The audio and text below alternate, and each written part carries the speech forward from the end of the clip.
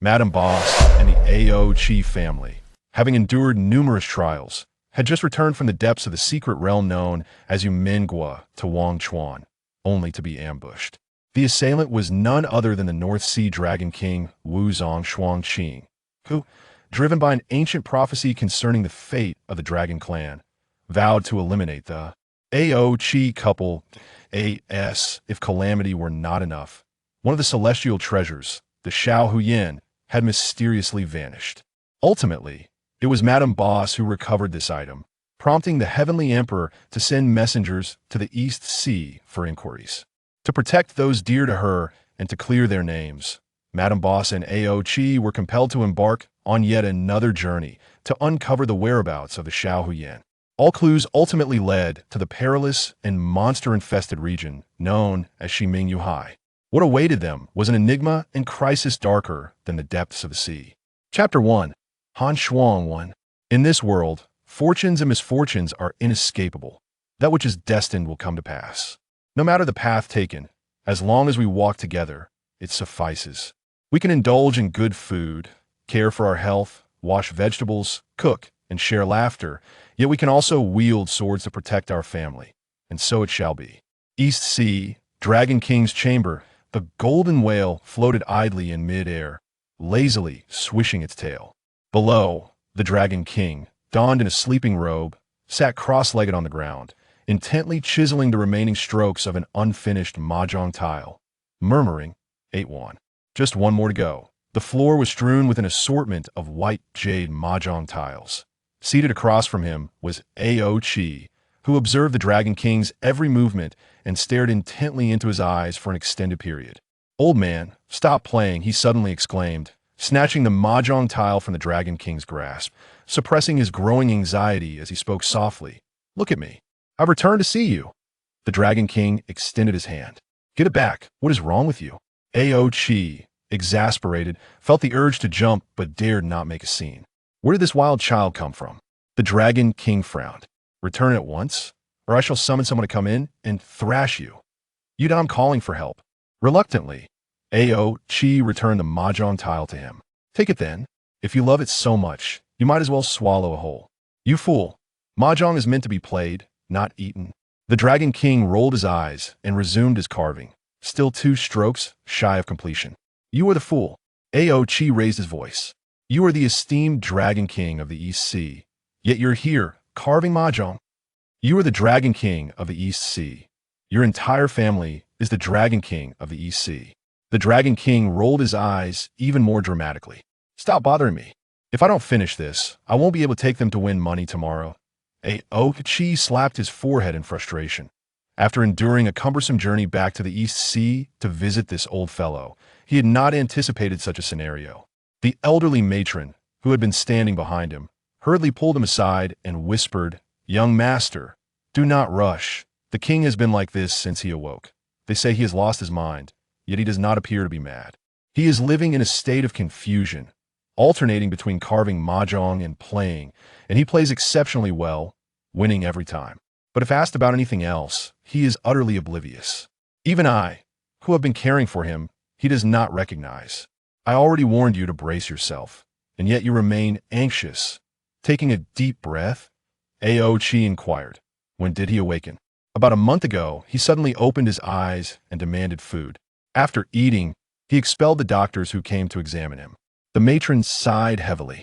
Then he rummaged around the chamber, finding tools from who knows where, and began chiseling the walls. The jade he removed has all been transformed into mahjong tiles. Once finished, he called people into play, enjoying himself immensely. He eats and sleeps on time, so that is no concern. But that he's the king of the East Sea Dragon Clan. What is this situation? Alas, have no doctors been called to examine him again? Ao Chi pressed further. "Many doctors have come while he sleeps," the matron replied. "But they all claim he is perfectly fine." "Which incompetent doctor said that? Give me their name." Ao Chi's anger flared. "He is in this state, and they say he is fine." "Calm down, young master." The matron quickly covered his mouth, glancing nervously toward the bedroom door. Once assured of silence, she continued, "Indeed, they could not find any root cause for his condition. Several doctors suggested it might be due to lingering demonic poison, eroding his bones and spirit. They prescribed calming and detoxifying medicine for the king to take daily, but there has been no noticeable effect. So he is allowed to live in this state of confusion. Aochi gazed at the Dragon King, engrossed in his mahjong tiles, and suddenly approached, kneeling to grasp his arm.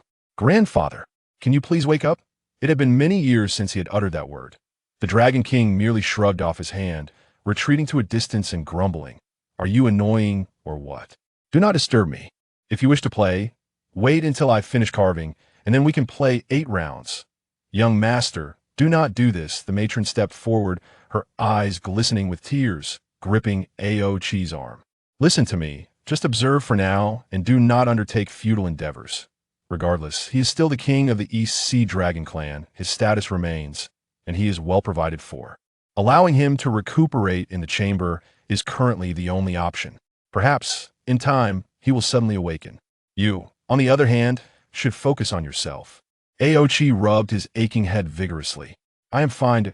If you were truly fine, you wouldn't have sneaked back to the EC to see your grandfather," the matron said, her gaze filled with concern. "Young master, I have watched you grow up. Though I know I am not worthy, I care for you as if you were my own child. You have taken a wife. While she may not be of our kind, I am genuinely happy for you. I see the affection she holds for you, and no matter what others say, I stand by you. I worry for her safety, but alas, I'm just an old woman who knows little but to manage daily affairs. You must help yourselves, young master. You cannot remain in the dragon realm any longer. It is best you return home." Aochi looked at her. "Bei Momo, did you hear something?" The matron's expression turned grave, and she instinctively glanced around before lowering her voice to a whisper. "Rumors have begun to circulate, claiming that you, young master, have entered Yumen Guo, disrupted its barrier, and disturbed the order of the dragon realm." Aochi frowned. Having uttered those words, the matron's face clouded with worry. "Putting everything aside, just the fact that you entered Yumen Guo means you will likely find no peace from now on. Alas, while the king has survived, in his current state, he cannot assist you. What shall we do? Who spread this news?" Aochi scoffed. "Wu Zongqing Shuang, isn't it?" The matron shook her head. "There is no clear indication of who first spread the word. The news simply traveled too swiftly that it seems no one in the dragon realm is unaware of it now. And wherever you go, you can hear whispers about you. However, no Dragon King has yet stepped forward to confirm this news, which is why the dragon realm remains relatively peaceful, with no reports of any specific actions. The North Sea Dragon King has only visited the East Sea once to see the king and played a few rounds of mahjong before disappearing again. The South Sea Dragon King occasionally comes to check in, bringing valuable medicinal herbs, but he speaks little, being the most gentle and considerate among the Dragon Kings. The West Sea Dragon King, however, has not been heard from at all. His whereabouts remain a mystery. After contemplating for a moment, Aochi remarked, "If that is the case, what is there to fear? You are still quite young," remarked Bei Mama, furrowing her brow. "Currently, the Longyu is akin to a storm that brews ominously, and although no one dares to openly criticize the young master, it is only a matter of time before someone emerges. Young master, you are the sole grandson of the East Sea Dragon King, the future heir to the throne. Your status is of utmost importance and nobility. With the recent events in Yumen Guo, do you comprehend the grave consequences that could arise in a realm that values bloodline above all else?" Upon hearing this, Aochi smiled. "Will they kill me?" Bei Mama clenched her teeth, grasping his hand earnestly. "In any case, to be on the safe side, young master, do not return until the situation is clear. You are the only kin of the king in this world. Even he, with his steadfast and proud nature, has lost his wife, his son, and your brother throughout his long life. Do you believe he could endure the loss of you as well? If he were as cold-blooded as Wu Zongqing Shuang, I would feel somewhat at ease. But he is not. Hence, young master, you must not be careless." Aochi chuckled, patting Bei Mama's hand. "I am the wayward dragon of the East Sea, and I fear no one. Just take care of the old man. I shall protect all that I hold dear." Wiping her eyes, Bei Mama nodded. "You, this child, have always been quite reckless. Yet, if even the ice prison cannot contain you, I suppose no one will be able to restrain you in the future. I may not be able to assist you, but rest assured, your grandfather is in my capable hands. Thank you. I will bring you new clothes from outside, bright red and green. They will suit you splendidly. Ao Chi grinned, embracing Bay Mama's neck like he did in his childhood. You still find cause to smile. Bay Mama chided, freeing herself from his grasp. You impudent rascal. Releasing her, Ao Chi turned to the Dragon King. I wish to stay a few more days. Ah, Bay Mama exclaimed. What if someone discovers you? They will not, Ao Chi replied, moving to pick up a mahjong tile from the floor. You said I have always been reckless. Although I grew up in the East Sea, I did not spend much time there, and even less with the old man. I did not even know he played mahjong. Let me stay a few days. His mind is muddled now, and I want to talk with him. He paused and added, once I leave, who knows when I will return. Bay Mama fell silent, then sighed. Very well, you may stay here for these few days. I will personally bring your meals, and the guards will remain outside to ensure no one disturbs the king. If any influential figures come to pay their respects, young master, you must use a dang to become invisible. She approached a dang and scratched its belly, saying, this clumsy whale is still somewhat useful. Agreed. Then, young master, stay here with him. I shall take my leave now. Bay Mama, he suddenly called out. What further instructions do you have, young master? He turned back. If it is true, as the rumors say, that I have entered Yumen Guo, would you truly not mind at all? I only mind that you have not returned to visit us for so long. Bay Mama replied without looking back. I only care whether you and your grandfather are well fed and housed. I do not concern myself with where you have been. With that, she quietly exited the room, closing the door behind her. Previously, he had not regarded the old maid with much thought. In his memory, she was merely an inconspicuous figure managing the meals from behind the crowd. In his youth, he would cling to her for stories, and when he was scolded by the Dragon King, she would not intervene, but would secretly provide him with treats afterward. However, as he matured, she gradually faded into the background like the others in the East Sea. For a long time, he was indifferent to who loved or hated him. He only cared about his own happiness. Born in the East Sea, he distanced himself from it, taking pride in being a dragon while disdainfully rejecting his heritage, preferring to wander in the human world as a misunderstood prodigy. He believed the denizens of the East Sea must have long since grown to despise him, including Bay Mama. He whispered a thank you into the air. In the vast palace, only he and the Dragon King remained. The Dragon King remained engrossed in his mahjong tiles, while Ao Chi sat across from him, arranging the scattered tiles on the floor, speaking as he did so. In the past, you loved to fight. Now, it seems you only play mahjong every day, winning more and more. If I'm not around in the future, you should not recover. Playing mahjong for a lifetime is far better than fighting for one, worry-free. The Dragon King shot him a glance, as if he were a fool, and continued to carve his mahjong tiles. What would you like to eat tomorrow? I seem to know nothing of your tastes. Playing mahjong, always thinking of food, you have no foresight at all. Even while playing mahjong, one must eat. Why are you so oblivious, old man? Why are you still here? If you do not leave, I shall. Go on, show me how you leave. Watch me. Hey, how can a grown man roll around on the floor? Get up. Outside the palace, the Long Yu remained as tranquil and orderly as ever. The waters of the East Sea gently swayed, illuminated by the starlight and moonlight, deep and tender. Meanwhile, Wu Changqing Shuang sat on his terrace, raising a flask of strong liquor to sip slowly. The turbulent waters beneath him roared like a ravenous beast, and after a prolonged gaze, one could only feel a chill creeping down their spine. The boundaries of the North Sea remained unchanged, devoid of any signs of life. Yet, he seemed to take pleasure in such scenery, or perhaps he had grown accustomed to it. King, someone approached from behind, that he narrowed his eyes. In my absence from the North Sea, you must ensure everything is secure. Yes, we are aware. The preparations you requested are complete. Then await my command. Understood.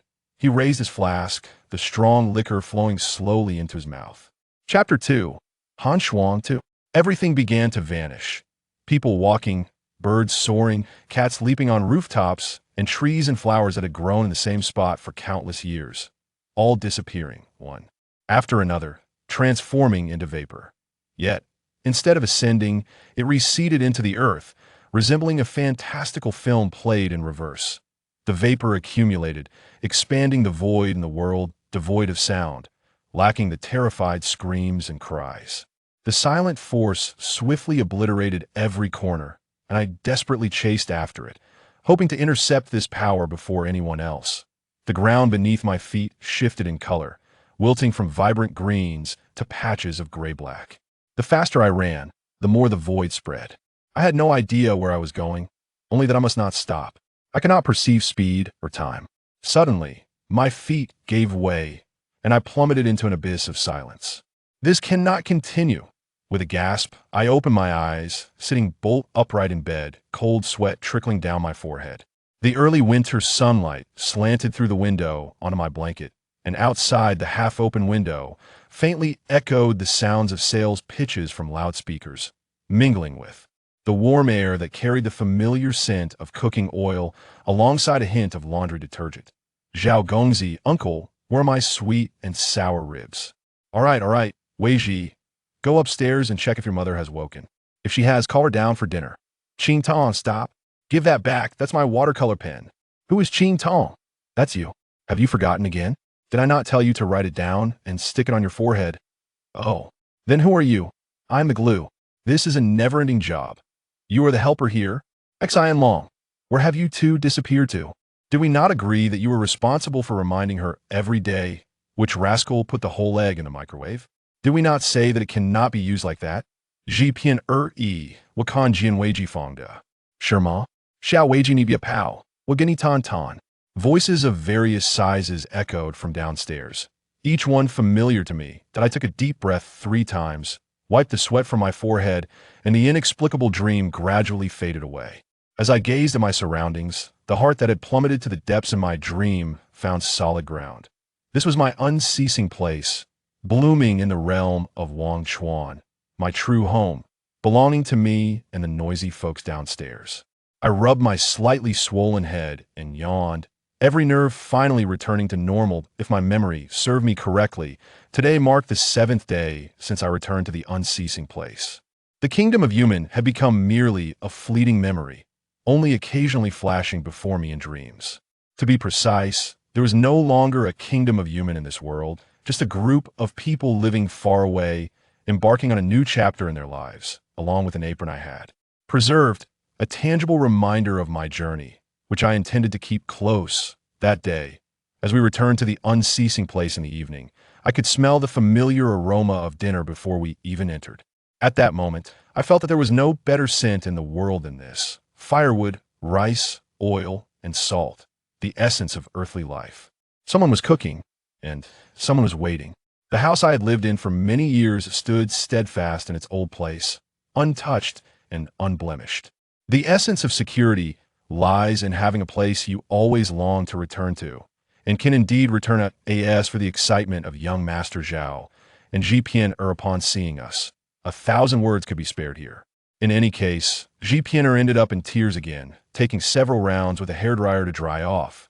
Young Master Zhao, forever at a loss for words, in a state of trembling excitement, managed to haul out all the edible ingredients from the unceasing place and prepared a bountiful feast. Regardless of whether we could finish it, he stood beside our family, holding back for a long time before finally uttering, "Leo Banyang, it seems you didn't eat well outside, so do enjoy your meal at home." "Sure," I replied with a smile. Even though I wasn't particularly hungry, I still stuffed a braised chicken leg into my mouth. At that moment, food transcended mere sustenance.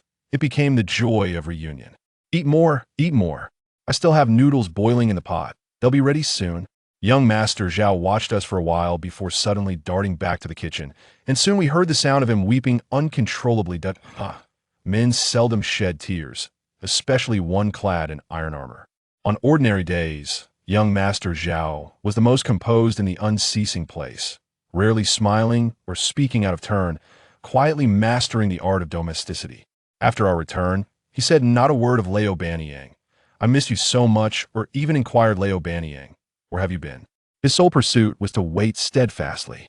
No matter how far we wandered, as long as we returned, he would be here, without extravagant words or unnecessary greetings. Only the warm tea and food he was always ready to serve. This time, it was perhaps a culmination of pent-up emotions. After all, during our entrapment in the kingdom of Yumen, we had severed all ties with the outside world.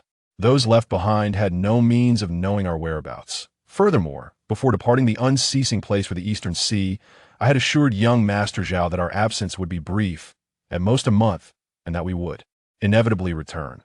Young Master Xiao was a man of great sincerity, well aware that I always kept my word. Seeing us delay our return, he must have sought every possible avenue to inquire about our situation. In the face of uncertainty, it was only natural for worry to accumulate. Today, his tears could be seen as a good thing. However, I did not follow him into the kitchen to comfort him tenderly. Instead, I instructed everyone present to act as if they hadn't heard anything, to refrain from advising, questioning, or laughing. Our only task was to consume the food young Master Xiao had prepared, and then continue living in our unceasing place as if nothing had happened. This was our truest form of love for one another. Silent, unobtrusive, forever conveyed in the most harmonious and tranquil manner. It was during that reunion meal that I formally introduced Xinlong, Deng, and Qingtong to them, announcing that these new companions we had brought back from afar would henceforth be the new help in the unceasing place. Xinlong and Deng were fine, a pair of blind brothers with exceptional hearing, accompanied by a whale that could fly, become invisible, and change forms. They posed no significant issues, and all that was needed was to find a place for them to settle down without any great expectations of their assistance. However, Qingtong was a girl of unique identity. She was a zombie, unafraid of light, talismans, or the need for blood or flesh, possessing no harmful attributes and exhibiting normal cognition. She was resilient, obedient, and tireless, though her memory was somewhat lacking. If she were to inscribe this as young Master Xiao, or this is Xipian on your face or clothes, please refrain from reacting violently. After all, she could hardly be classified as a living person anymore, and you could not harm her. Given that she had already endured much suffering in this world, I urged everyone to extend her a bit of understanding. Upon my conclusion, Qingtong, at my gesture, stood up obediently and bowed to everyone, saying, "I am Qingtong. From now on, the unceasing place will be my home, and you'll be my family. Please do not hesitate to assign any dirty or laborious tasks to me. I am quite strong, and I do not require food or water." Young Master Xiao and Xipian fell silent for a moment. Xipian approached Qingtong, scrutinizing the slender, delicate young woman before finally asking, "You truly do not bite?" "I'm not a dog. Why would I bite people?" Qingtong replied, puzzled. "Even dogs do not bite indiscriminately." Xipian whose gossiping energy was inversely proportional to her courage, let out a sigh of relief. "That's good. However, you are not human." Qingtong tilted her head at her. Xipian huffed. "Though I am merely a piece of paper, I theoretically possess blood, flesh, and a soul. Moreover, in terms of tenure, I arrive at the unceasing place before you. From now on, you may call me boss, and I will assign you household chores." Young Master Xiao smacked Xipian down onto the table. "You are so small. How can you be a boss?" "Qingtong, do not listen to this fellow's nonsense. We are all helpers in the unceasing place, with no distinctions of rank or seniority. Just settle in comfortably, and together we shall manage the household chores of the unceasing place. I am young Master Xiao, a suit of armor that has lived many years." Qingtong gazed at him in astonishment. "You are the young Master Xiao that the Lao Banying mentioned during the day. She said you are a great cook and easy to get along with, and that I should follow you closely." Young Master Xiao nodded. "Yes, I am not as fond of idle chatter as Xipian. I will instruct you on what needs to be done each day." Just as he finished speaking, he suddenly recalled something and asked Qingtong, who was about to sit down, "Qingtong, do you need to be refrigerated?" "Refrigerated?" Qingtong was puzzled. "I'm not hot. Why would I need refrigeration?" Young Master Xiao stuttered for a moment. "Aren't you a zombie? I've seen on television that zombie meat spoils. So I wondered if you needed to live in the refrigerator." I chuckled softly. "Young Master Xiao, you're overthinking it. Qingtong is the type that stays fresh on her own. The zombies on television are entirely different from her, rest assured." "Oh, that puts my mind at ease." Young Master Xiao patted his chest. "I was considering whether to buy another refrigerator." "Are you foolish?"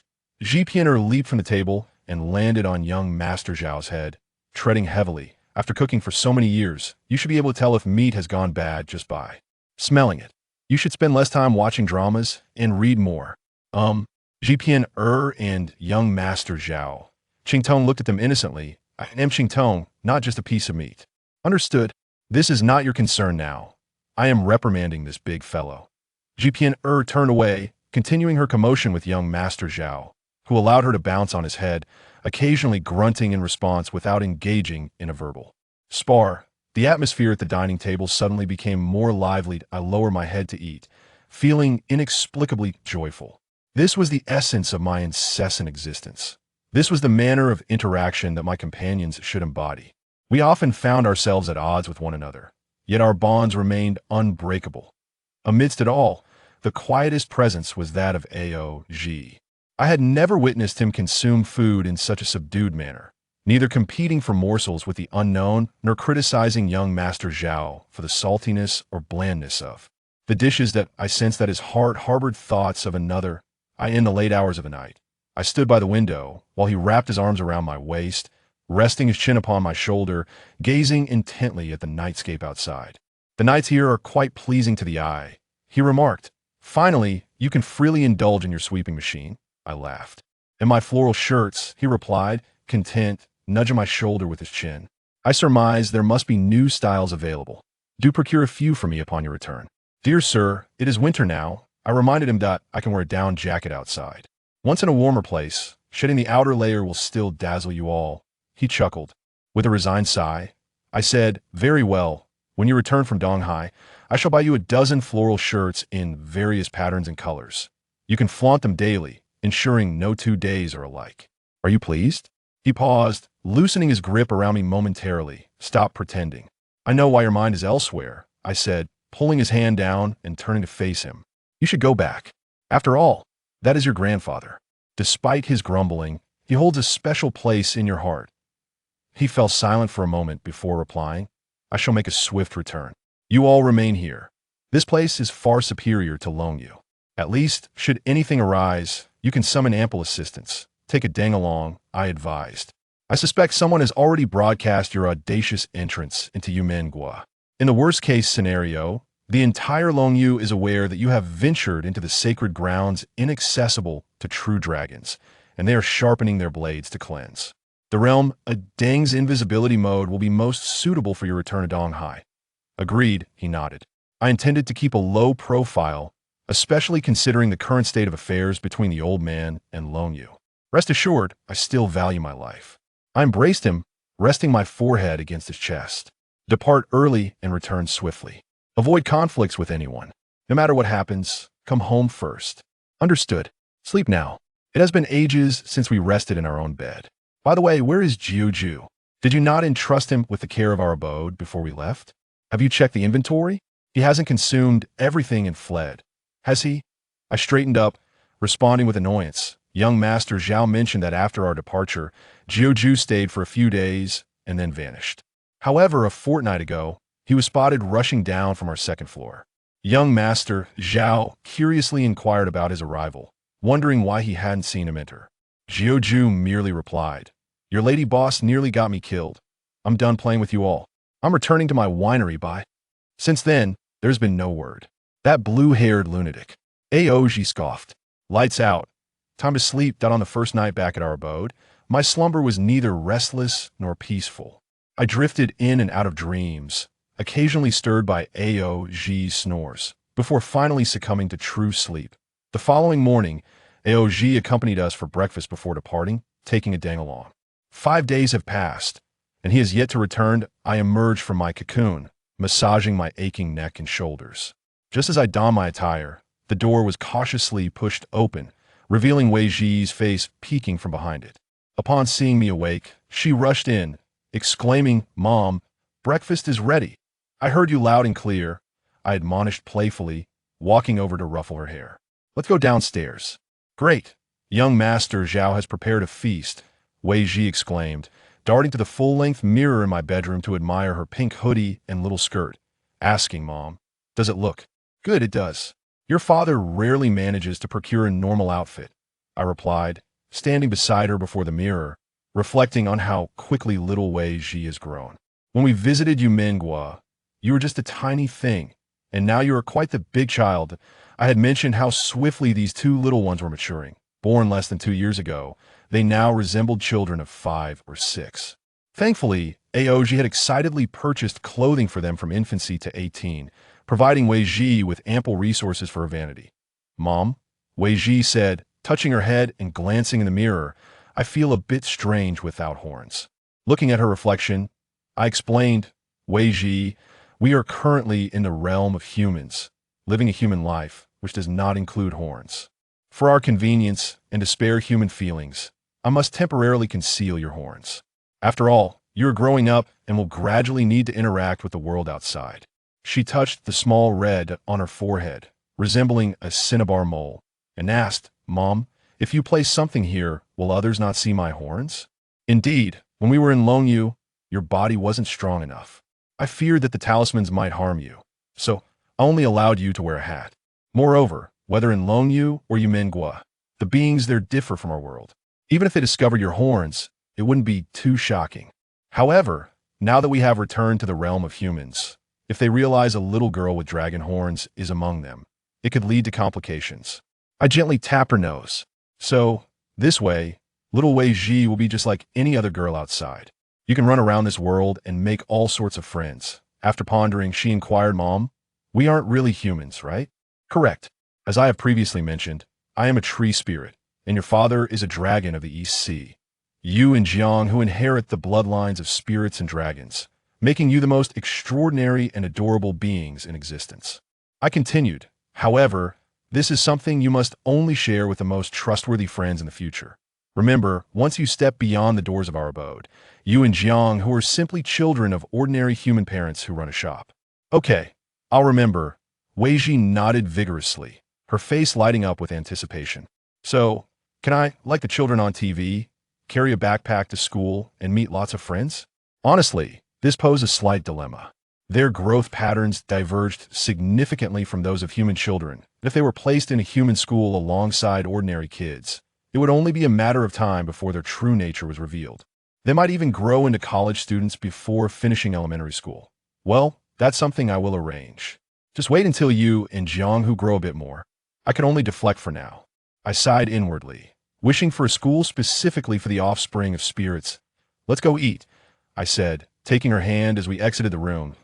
As children of non-human lineage, they might gain more than ordinary humans, yet what they stood to lose could be equally significant. Chapter 3. Han Shuang 3. For Wei Ji and Jianghu, this world was filled with novelty and excitement. In the bustling shopping mall approaching the year's end, it was teeming with customers vying for discounted goods, the sounds of haggling echoing throughout. This marked my first venture into the true marketplace with the two little ones, as their primary activities had remained confined to our abode. They had only ventured a couple of 100 meters beyond, and not long after, they were whisked away to the East Sea, followed by a lengthy sojourn in Yumen Guo. Thus, I resolved to swiftly fill in the gaps in their experiences, for this world is the place they are meant to inhabit. Two fellows, brimming with excitement, did not even spare. The condiment aisle, they peered row by row, incessantly pointing at the various bottles and jars above. This is soy sauce, and this is vinegar. What's that over there? Hu Shu Fun? It's called Hu Jiao Fun. How can you be so illiterate? Even if you can't read, you must have heard Zhao Gongzi mention it. Haha, and you still can't figure out that 100 minus 20 equals 81? I stood behind them with a smile, refraining from intervening. In the bustling shopping mall of a warm winter weekend, the air was infused with the fragrance of fruits and spices. I pushed the shopping cart, accompanied by the noisy children, selecting items without the need for intellectual sparring or conflict, solely focused on preparing for a dinner. Truly delightful burden. After purchasing the groceries, I steered the cart toward the checkout. Unknown clutched a jar of candies I had bought for her, her eyes wandering in search of something. When I inquired what she was looking for, she replied, Mom, I don't see any watermelons. Is there no watermelon in winter?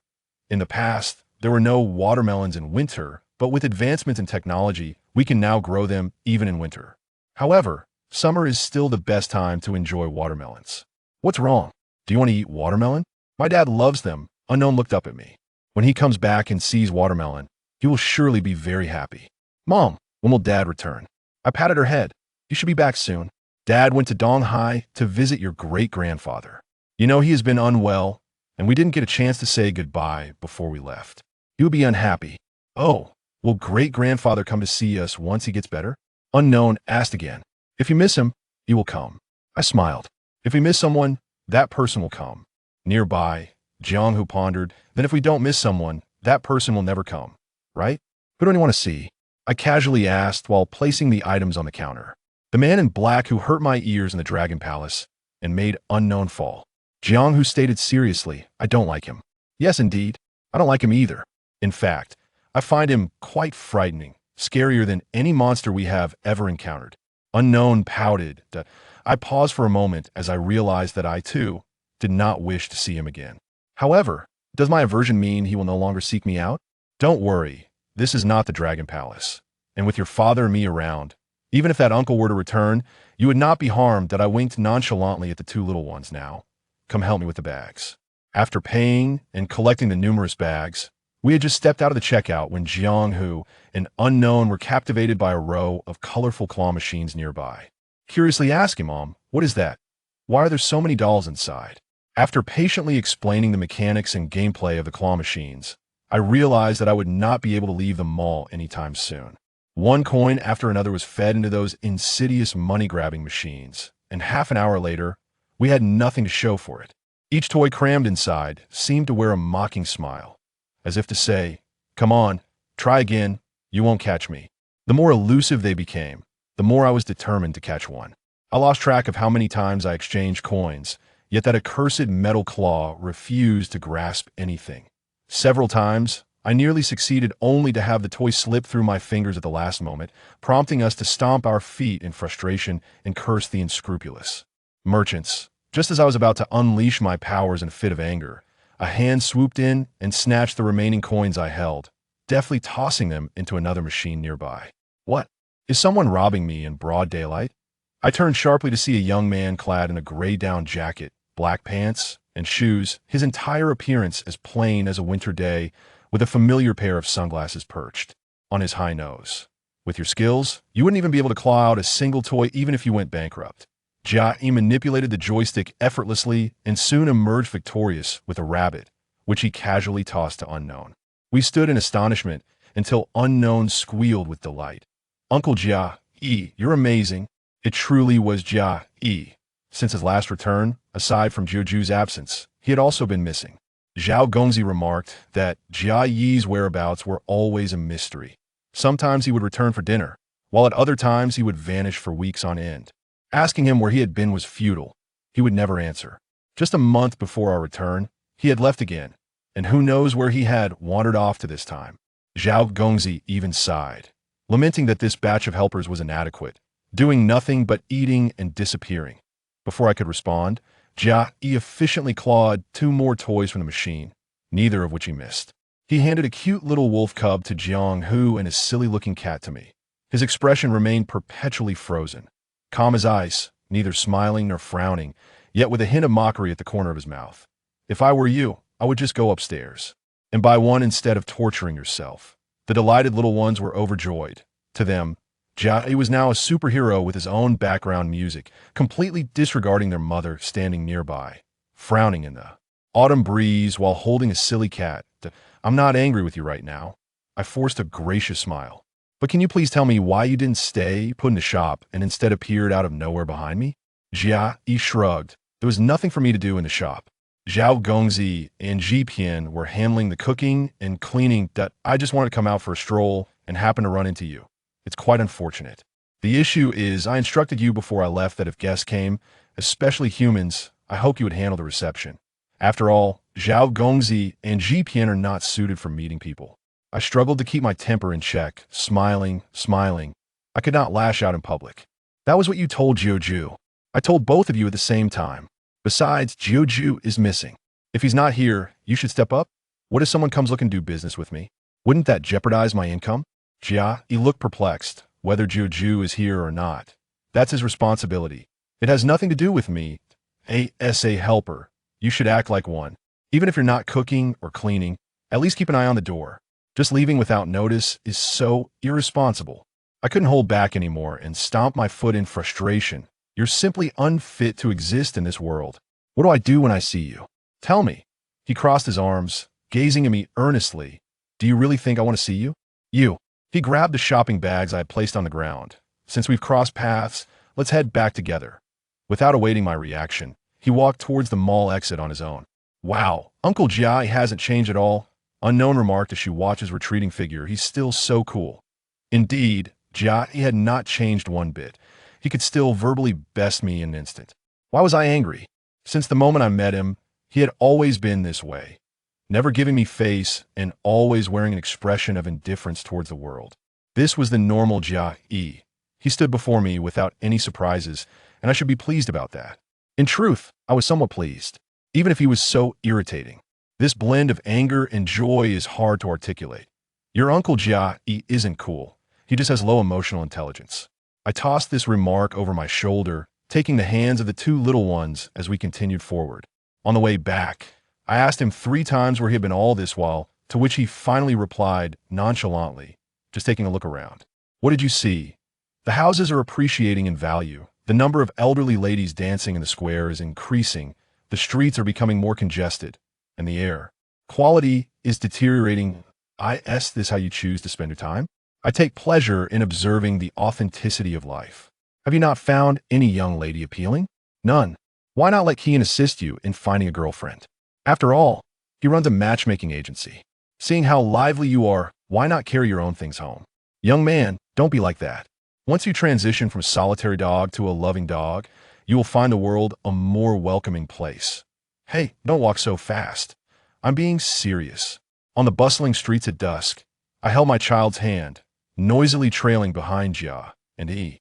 Like all those returning home, we blended seamlessly into our surroundings.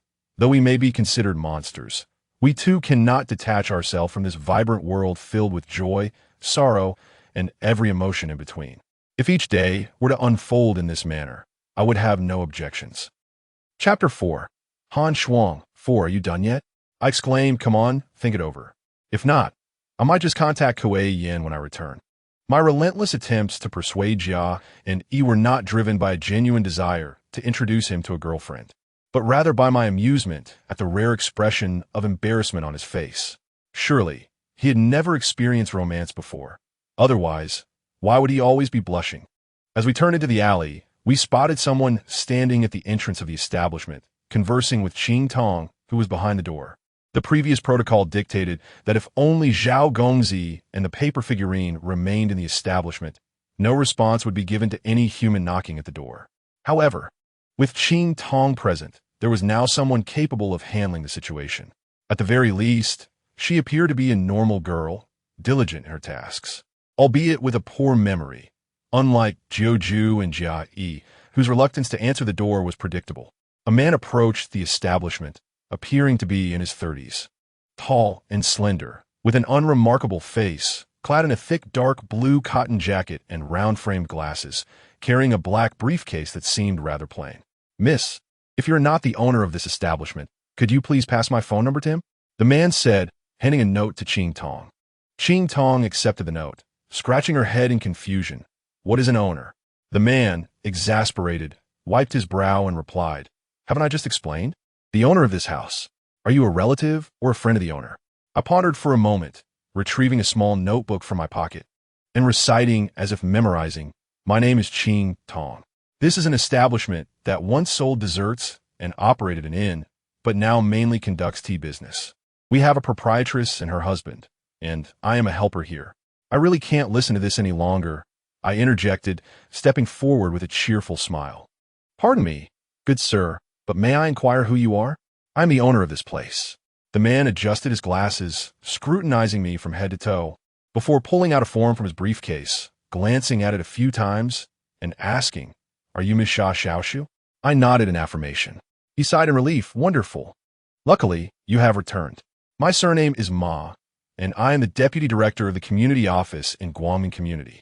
As I have just assumed this position, I am not yet familiar with the residents in our area. This area used to belong to the jurisdiction of Chongjin Community, but it has now been reallocated to Guangming Community. Upon hearing the term Guangming Community and Deputy Director, I, a mere newcomer from Yumen Kingdom, found it difficult to comprehend. It was all so grounded and relatable. I needed a moment to process, so the area I resided in was now Guangming Community. Aside from purchasing a house and registering under the alias Xiao Shu, I had not taken the time to familiarize myself with the surroundings of the establishment over the years, nor had I cared which community or street office governed it. Occasionally, staff would visit for fire and theft prevention promotions or to solicit donations for seriously ill patients. Today, this gentleman seemed to be of a similar nature. "Director Ma, is there something you need to discuss with me?" I inquired, turning to Jia and Yi. "You two should take the children inside." Jia and Yi remained silent, carrying their belongings and ushering the children through the door. Qing Tong, upon seeing them, immediately chased after and asked, "Who are you? Please tell me, I need to take notes." "You won't be able to remember anyway. I can write it down. Please, tell me. You are quite tall, with long legs, and you look very handsome. Are you drooling?"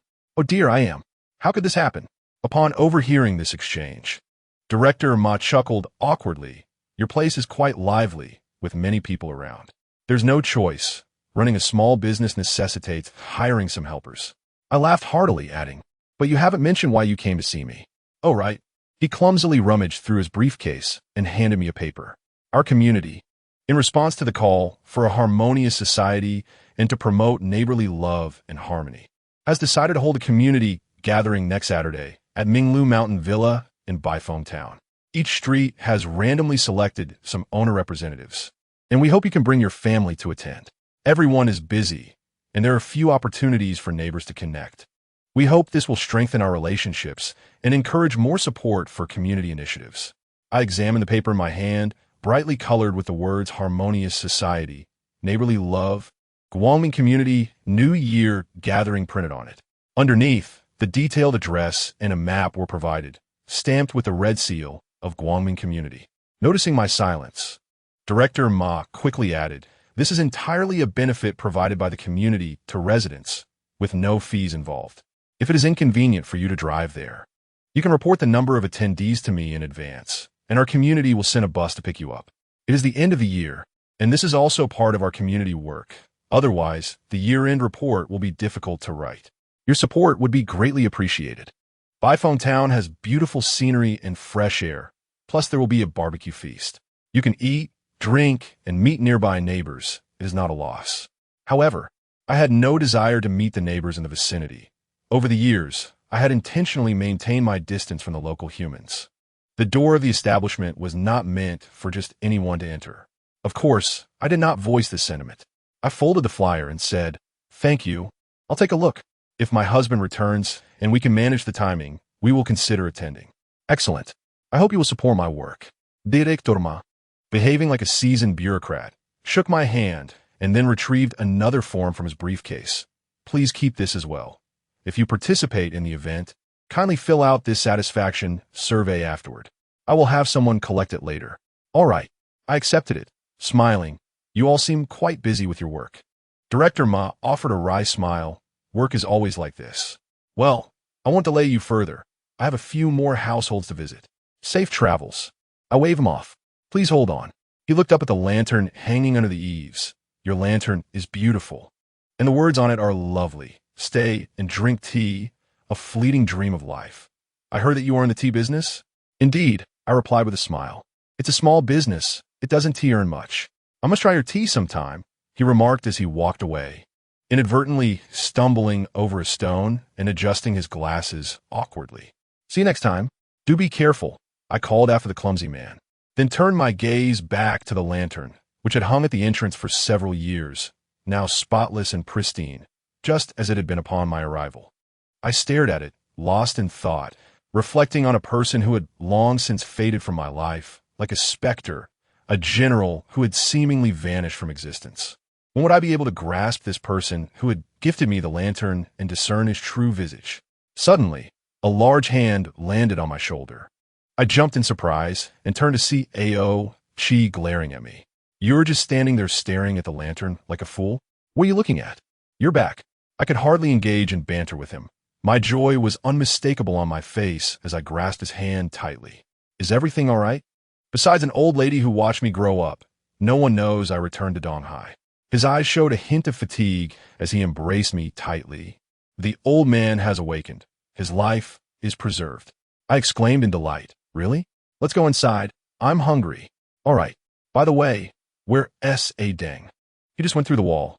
Why were you standing there like a fool staring at the lantern? I'll show you who S.A. fool. I brought you a gift. Then I want to be angry. What did you bring? First, let us eat. Chapter 5. Han Shuang. 5. Today, Zhao Gongzi was the happiest. For the dining table at the establishment had not been this lively in quite some time. Our family of 4 feasted until our bellies were round. And although Qing Tong did not partake in the meal, she sat at the table, clutching a pen and a notebook, diligently noting everything she heard. Curiously, I inquired, Qing Tong, what have you been writing? She replied without lifting her head, I am recording everything you say. But when you wake up tomorrow, you probably won't even remember this notebook. Ouchie interjected, rolling his eyes. Before I sleep, I will place on my heart, and when I wake up, I will be curious enough to open it. Qing Tong insisted earnestly, this method taught to me by Xin Long is quite effective. The young man in white beside her, sipping chicken soup, remarked, I always said this method suits you perfectly. It was my suggestion, not yours. Another voice, disdainful, emerged from within him. In truth, I was not entirely in favor of the Xinlong brothers taking human forms. Their original forms could easily fit into a single wardrobe, and they did not require sustenance, thus conserving space and resources. Yet they insisted on this transformation, claiming that since arriving in the human realm, they felt invigorated, and merging their strengths into human form was effortless. They resolved to maintain this white-clad appearance for their excursions, wanting to savor earthly delicacies and explore various places. However, despite their youthful guise, they remained blind. Did they truly find it convenient to venture out with a cane? Nonetheless, they were resolute in their desire to be joyful, blind individuals, embracing this world so distinct from the dragon domain, with pure hearts. What could I do? I could only prepare an additional room for these two, assigning them the task of reminding Qing Tong, as they were incapable of carrying or lifting anything, serving merely as a mobile memo. All your ideas are terrible, Ouchie said, burping contentedly as he retrieved a thumb-sized object from his pocket, shimmering under the light. Upon closer inspection, it was a small white seashell, smooth as jade, attached to an exquisite silver chain. He approached Qing Tong, placing the shell around her neck. Madam Boss, what is this? She asked, intrigued by the tiny trinket. This is called Sangyin, a delightful novelty from the East Sea. Once matched with you, it can record everything you say and do daily. As long as it remains alive, what it stores will be shared with its owner. Hence, although you may not retain memories, you now have an external device to ensure you won't forget yesterday's events. Ouchie beamed with pride, urging praise for his efforts in acquiring such a rare item. In the past, the doctors of the Dragon Palace used these to create medicines aimed at enhancing memory and curing forgetfulness. Is it truly that remarkable? Qing Tong exclaimed. Will it allow me to retain memories beyond just one day? Ouchie plucked a strand of her hair, delicately wrapping it around Sangyin, muttering a few incantations. The hair transformed into a red light that shimmered briefly before merging into the seashell. Done. Now it recognizes you as its sole master, Ouchie announced, clapping his hands. If there were as many as before, I could have devised a way to gather enough Sangyin to create a remedy for your ailment. But for now, you must take care of it. Do not remove it, for if it leaves your body or is shattered, your memories will vanish again. And I may not be able to find another for you. How wonderful! Qing Tong exclaimed, leaping with joy. Madam Boss, you truly are extraordinary. Call me Aide, he replied. All right, Aide, if I remember you when I wake up tomorrow, I will repay your kindness by washing your dirty clothes from now on. Be careful not to tear my garments with your strength. I suppressed a laugh as I observed them. Turning to Ouchie, you truly are crafty, returning with treasures. Many things left unused are merely wasted, he said, resuming his seat, his expression suddenly reflecting a depth of experience. Jia and Yi silently consumed their meal, as if they were the only ones dining. Meanwhile, the paper figure had been ranting atop Jia's head for half an hour, criticizing his lack of household chores and his aloof demeanor. Yet, all Jia offered in response was, oh, I'm full. I'm going back to sleep. This lad, I remarked, tapping the table, sit down, I have something to say. He glanced at me and complied. Today, we are at our fullest capacity. The deputy director of the community just informed me that there will be a gathering next Saturday to promote neighborly relations, with food and drink provided free of charge, at a farm inn in Baifeng Town. Those who wish to attend, raise your hands. If half agree, we shall go. I placed a notice on the table. Over the years, it seemed our group had never ventured out together. The paper figure was the first to leap up with excitement. Madam Boss, can I go too? I shot a glance. Haven't you snuck out to play enough already? But I've never attended a gathering openly. I often see people enjoying barbecues and bonfires in beautiful places on television. I adore that and long to partake in such merriment. The paper figure pleaded, landing on my shoulder. Madam Boss, please take me with you. Jia scoffed. Bringing a paper figure along would hardly foster neighborly relations. Why do you have so much to say now? The paper figure retorted, angrily tossing a fishbone at him, which he deftly avoided with a yawn. I'll go. Xingtong raised her hand. As long as I remember, I will definitely go. Xinlong pondered, then we shall join as well. Is it truly fun there? We want to go too. Jianghu and Weiji were already bubbling with excitement, shaking our hands vigorously. Mom and Dad, we're going together. Only young Master Zhao quietly tidied the dishes, seemingly detached from our conversation. I suddenly said, Young Master Zhao, you should come along too. He was taken aback. Me? How would I go? The paper figure could slide into a book, but how would he, clad in armor, step outside without startling everyone? Since Zhao's arrival, his entire world had been confined to this little courtyard, waiting for our return or hiding when human friends visited, often standing motionless in a corner, pretending to be furniture. He deserved to experience the wonders beyond these walls. Have you all been cooped up for too long, losing your wits? I scoffed. As an ancient creature, I cannot grant you even a single day of human form. Where would my dignity lie? Zhao seemed incredulous, stammering, I can go outside? I stood up. The paper figure and A Dang will remain to guard the house. The rest of us shall venture out next weekend. Thus, it was joyfully decided. The paper figure immediately cried in my ear, Why abandon me? I'm small and easy to carry. Why not take me along? I don't want to stay home and watch that silly whale in the bathtub blowing bubbles. You just said everyone should go out to have fun. I plucked it from my shoulder. You're not included in this outing. Someone must stay behind to watch the house. Besides, the wild outdoors can be quite windy, and you might get blown away. I'm doing this for your own good. The paper figure lay on the table, crying and wailing, Madam Boss, you have no heart. Even people take their dogs out for walks. I'm less than a dog. If you keep wailing, I will pin you to the bathroom wall with a thumbtack. I sever all ties with you. The paper figure yelled, flying up to the chandelier and refusing to come down.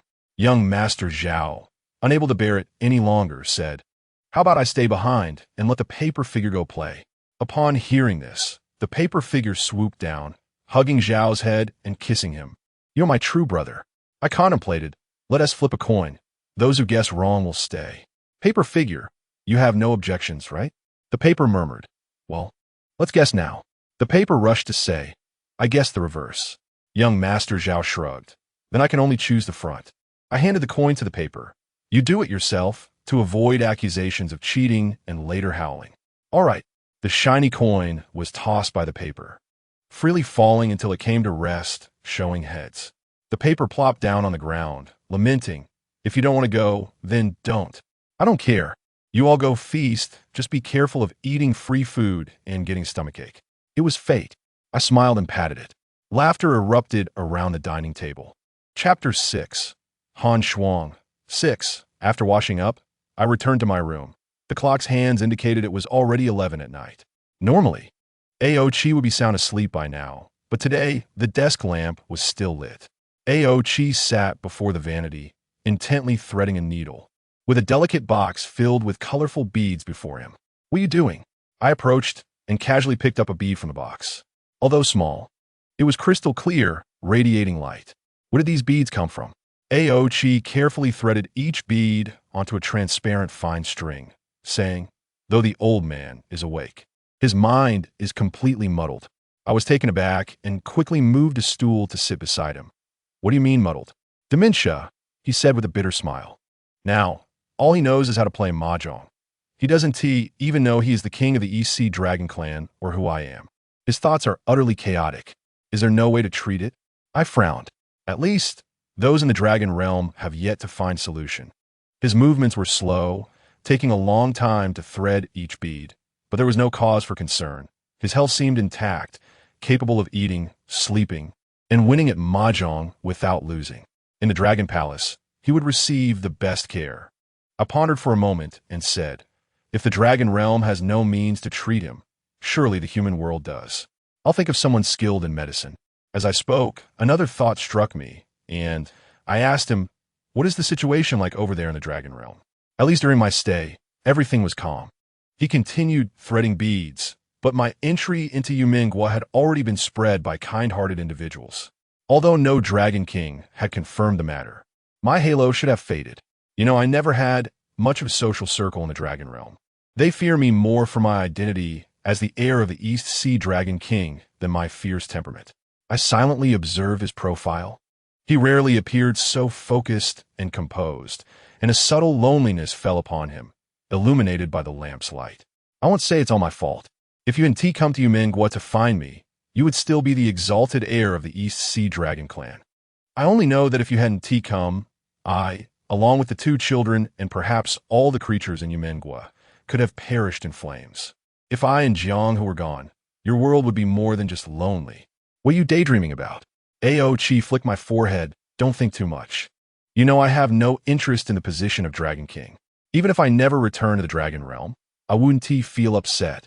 Since we are living here as humans, we should enjoy our simpler lives, and I will just be a handsome, wealthy, and tasteful Ao to ye. I rolled my eyes. Easier said than done. You promised to make me the Dragon King's wife. Now that can't happen. How will you compensate me? Am I not preparing spiritual compensation for you? He waved the half-threaded beads in front of me.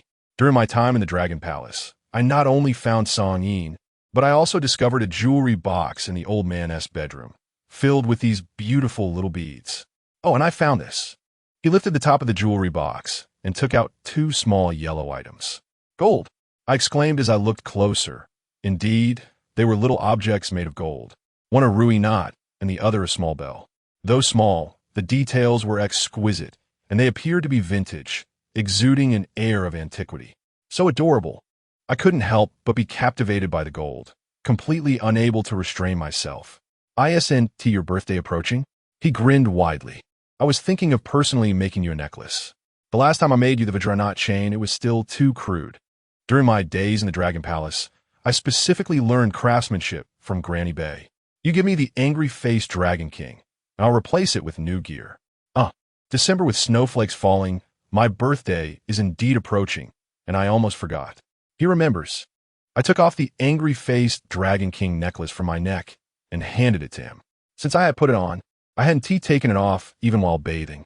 After saving my life, it had remained a quiet ornament, and I had once doubted whether the half-man, half-dragon figure emerging from the pendant had been a mere illusion. At 1 o'clock in the morning, Chi finally completed his handiwork. 108 beads strung together into a necklace, with the angry-faced Dragon King at the end. Chi's craftsmanship seemed to have improved. Not only did he connect the pendant and chain seamlessly, but he also braided a small tail on the pendant with fine string, attaching the golden ruby and the bell. Thus, with every step I took, the little tail with the ruby and bell would sway delightfully. However, it seemed the golden bell was defective, as it made no sound regardless of how much it moved. Chi personally placed the chain around my neck, saying, "Things given by the old man should be treasured. I won't lose it, nor will I sell it," I solemnly swore. Let us take a good rest for a while and see who is skilled in treating dementia. I will find a way to learn about the situation in the Dragon Realm, and once the storm passes and the situation stabilizes, we can look for an opportunity to visit the old man in the East Sea. He held my hand, saying, "If I can't be the Dragon King's wife, I'll just be content as the boss lady." All right then, considering the birthday gift you prepared for me is to my liking, I'll let go of the Dragon King's wife title. I caressed the smooth and delicate chain around my neck, smiling as I planted a kiss on his face. My dear, we both understand that waiting for the situation to stabilize is no easy task. The stakes involve not mere shrimp and crab soldiers, but the kings in the Dragon Realm, as well as you, this calamity dragon of the East Sea. At this moment, the tranquility of the Dragon Realm Is it genuine calm or the eerie silence before storm? I no longer wish to ponder, too weary to care. The fortunes and misfortunes of this world cannot be avoided. What is meant to come will come. No matter which path we take, as long as we walk together, it is sufficient. We can enjoy good food, take care of our health, and share laughter while cooking, as well as wield swords to protect our family. Just like that.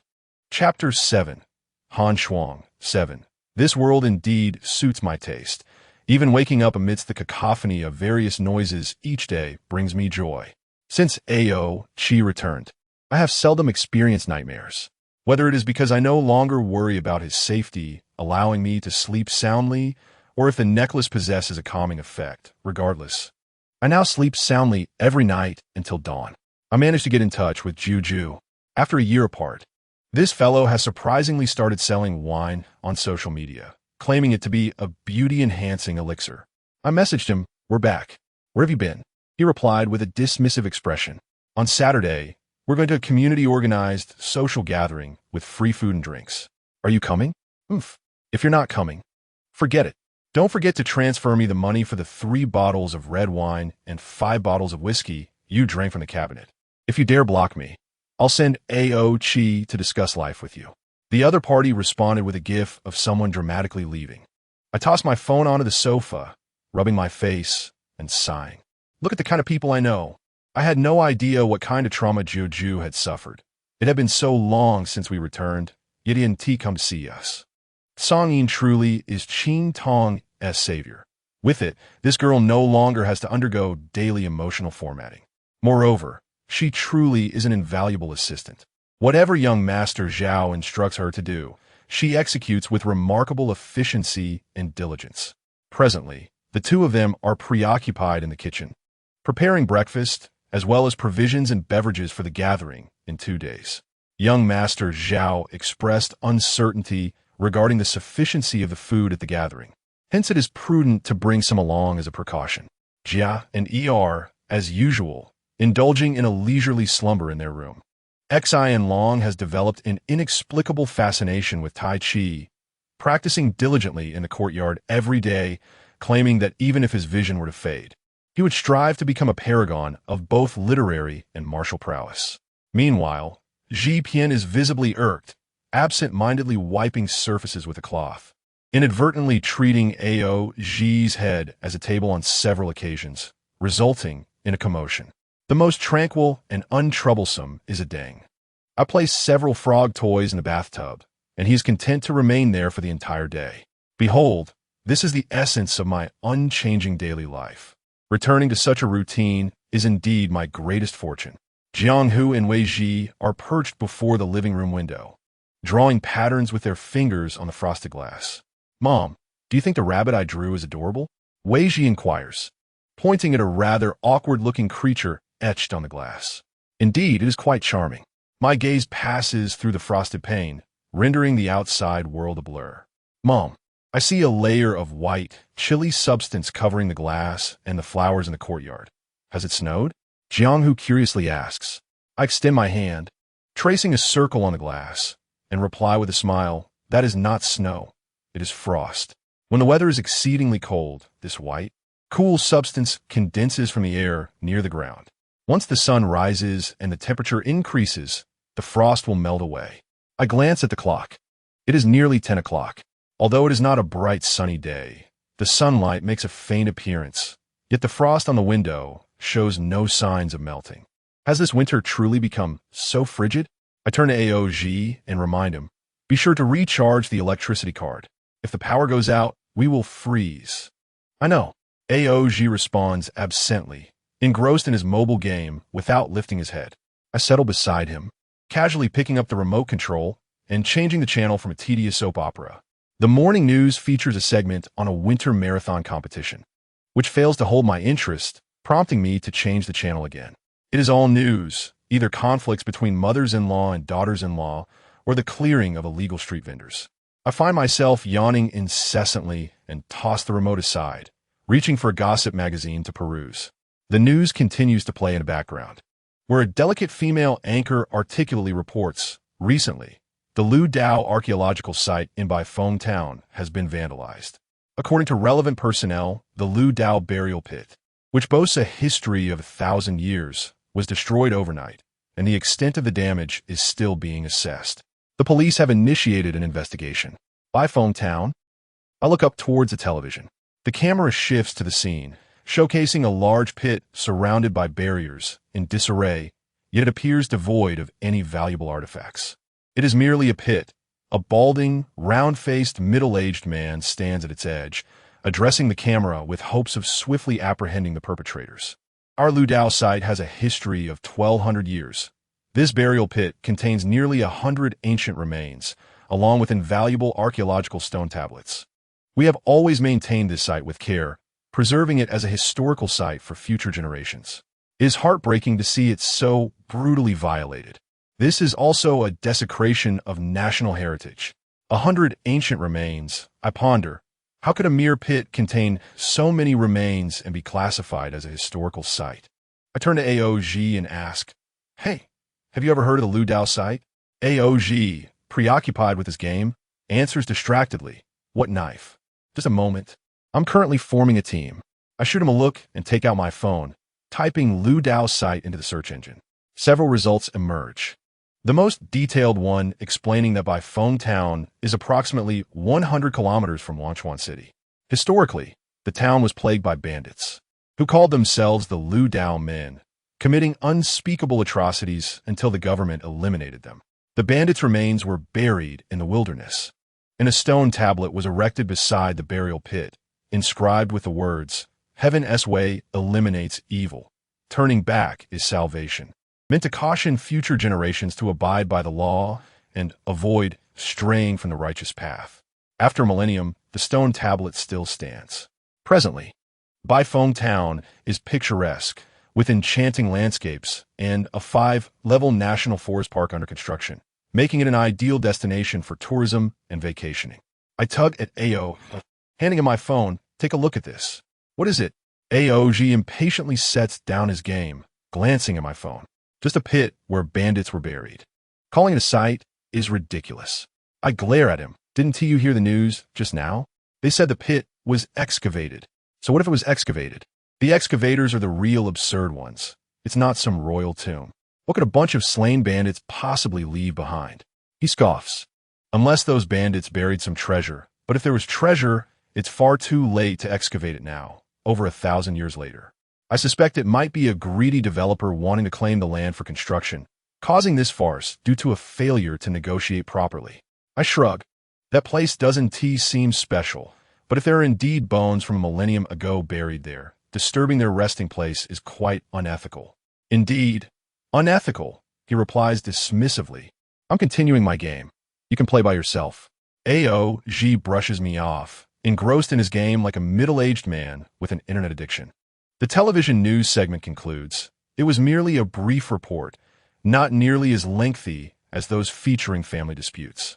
It appears that this incident lacks significance in the eyes of most, merely a hole that was dug. And only because it is a pit with a history of over 1,000 years did it manage to make it onto the news. I grimace and pick up the gossip magazine to continue my reading. The entire morning drifts by in a leisurely manner. I dedicate the afternoon to organizing the incessant inventory while contemplating potential business ventures for profit. Perhaps I could reopen the dessert shop or a guest house, or better yet, establish a tea house. This would allow me to continue the tea business. If a tea house were to be opened, the premises would need a complete redesign, and new tables, chairs, and tea sets would need to be purchased, which would certainly be costly. After pondering for an entire afternoon, I still have not reached a conclusion. I glance at the bustling individuals in the shop, reassuring myself that there is no need to rush. There is ample time. Reopening the shop is a significant undertaking, and I should gather everyone's opinions once more. Sitting on the lounge chair in the courtyard. The sun at 3 o'clock generously warms me as I sip tea while perusing my ledger, and life seems to settle into a comfortable rhythm. Yet, this winter truly is bitterly cold. I notice that the withered grass in the corner still bears a layer of unmelted frost. Frowning, I rise and call out to the house, "Young Master Zhao, let us have hot pot for dinner." Chapter 8, Cold Frost. 8. The sign for the Lu Dao Site Protection Committee hangs in front of an old 3-story building. In the damp office, a balding, round-faced man paces anxiously with a thermos cup in hand. Director Hu, your actions are complicating matters for me. A man seated on the sofa adjusts his glasses, his gaze following the pacing figure. I've already sent out the notifications. The time and place have been settled. The resident representatives have informed me in advance how many will be attending. The community has arranged the buses for transportation, and the funds have been allocated. Now you tell me the venue is unavailable. Didn't we agree that you would provide the venue and accommodation for free? We would handle inviting the media to cover this social gathering, in turn promoting your site and hopefully attracting visitors. With only a couple of days until the event, you cannot let me down like this. You are well aware that I have just started working in Guangming community. If this major event fails, my position will be in jeopardy. Director Xiaomai, your reasoning is flawed. The bald man halted, expressing his displeasure as he said, I am considering the safety and well-being of the populace. Minglu Shanzhuang is the closest to our archaeological site. If those individuals dare to destroy a millennium-old site, one cannot guarantee they will not perpetrate further misdeeds. The news frequently features human bombs targeting crowded areas. After such a significant incident here, how can you still hold a social gathering? That seems rather reckless. The man sighed. Director Hu, are you not being overly paranoid? Human bombs are an issue abroad. Our Wangchuan has always maintained good public order. Moreover, it was merely a pit that was excavated. It poses no significant societal danger. If the stone tablet broke, you could simply erect another one. If funding is an issue, I can rally the community to contribute.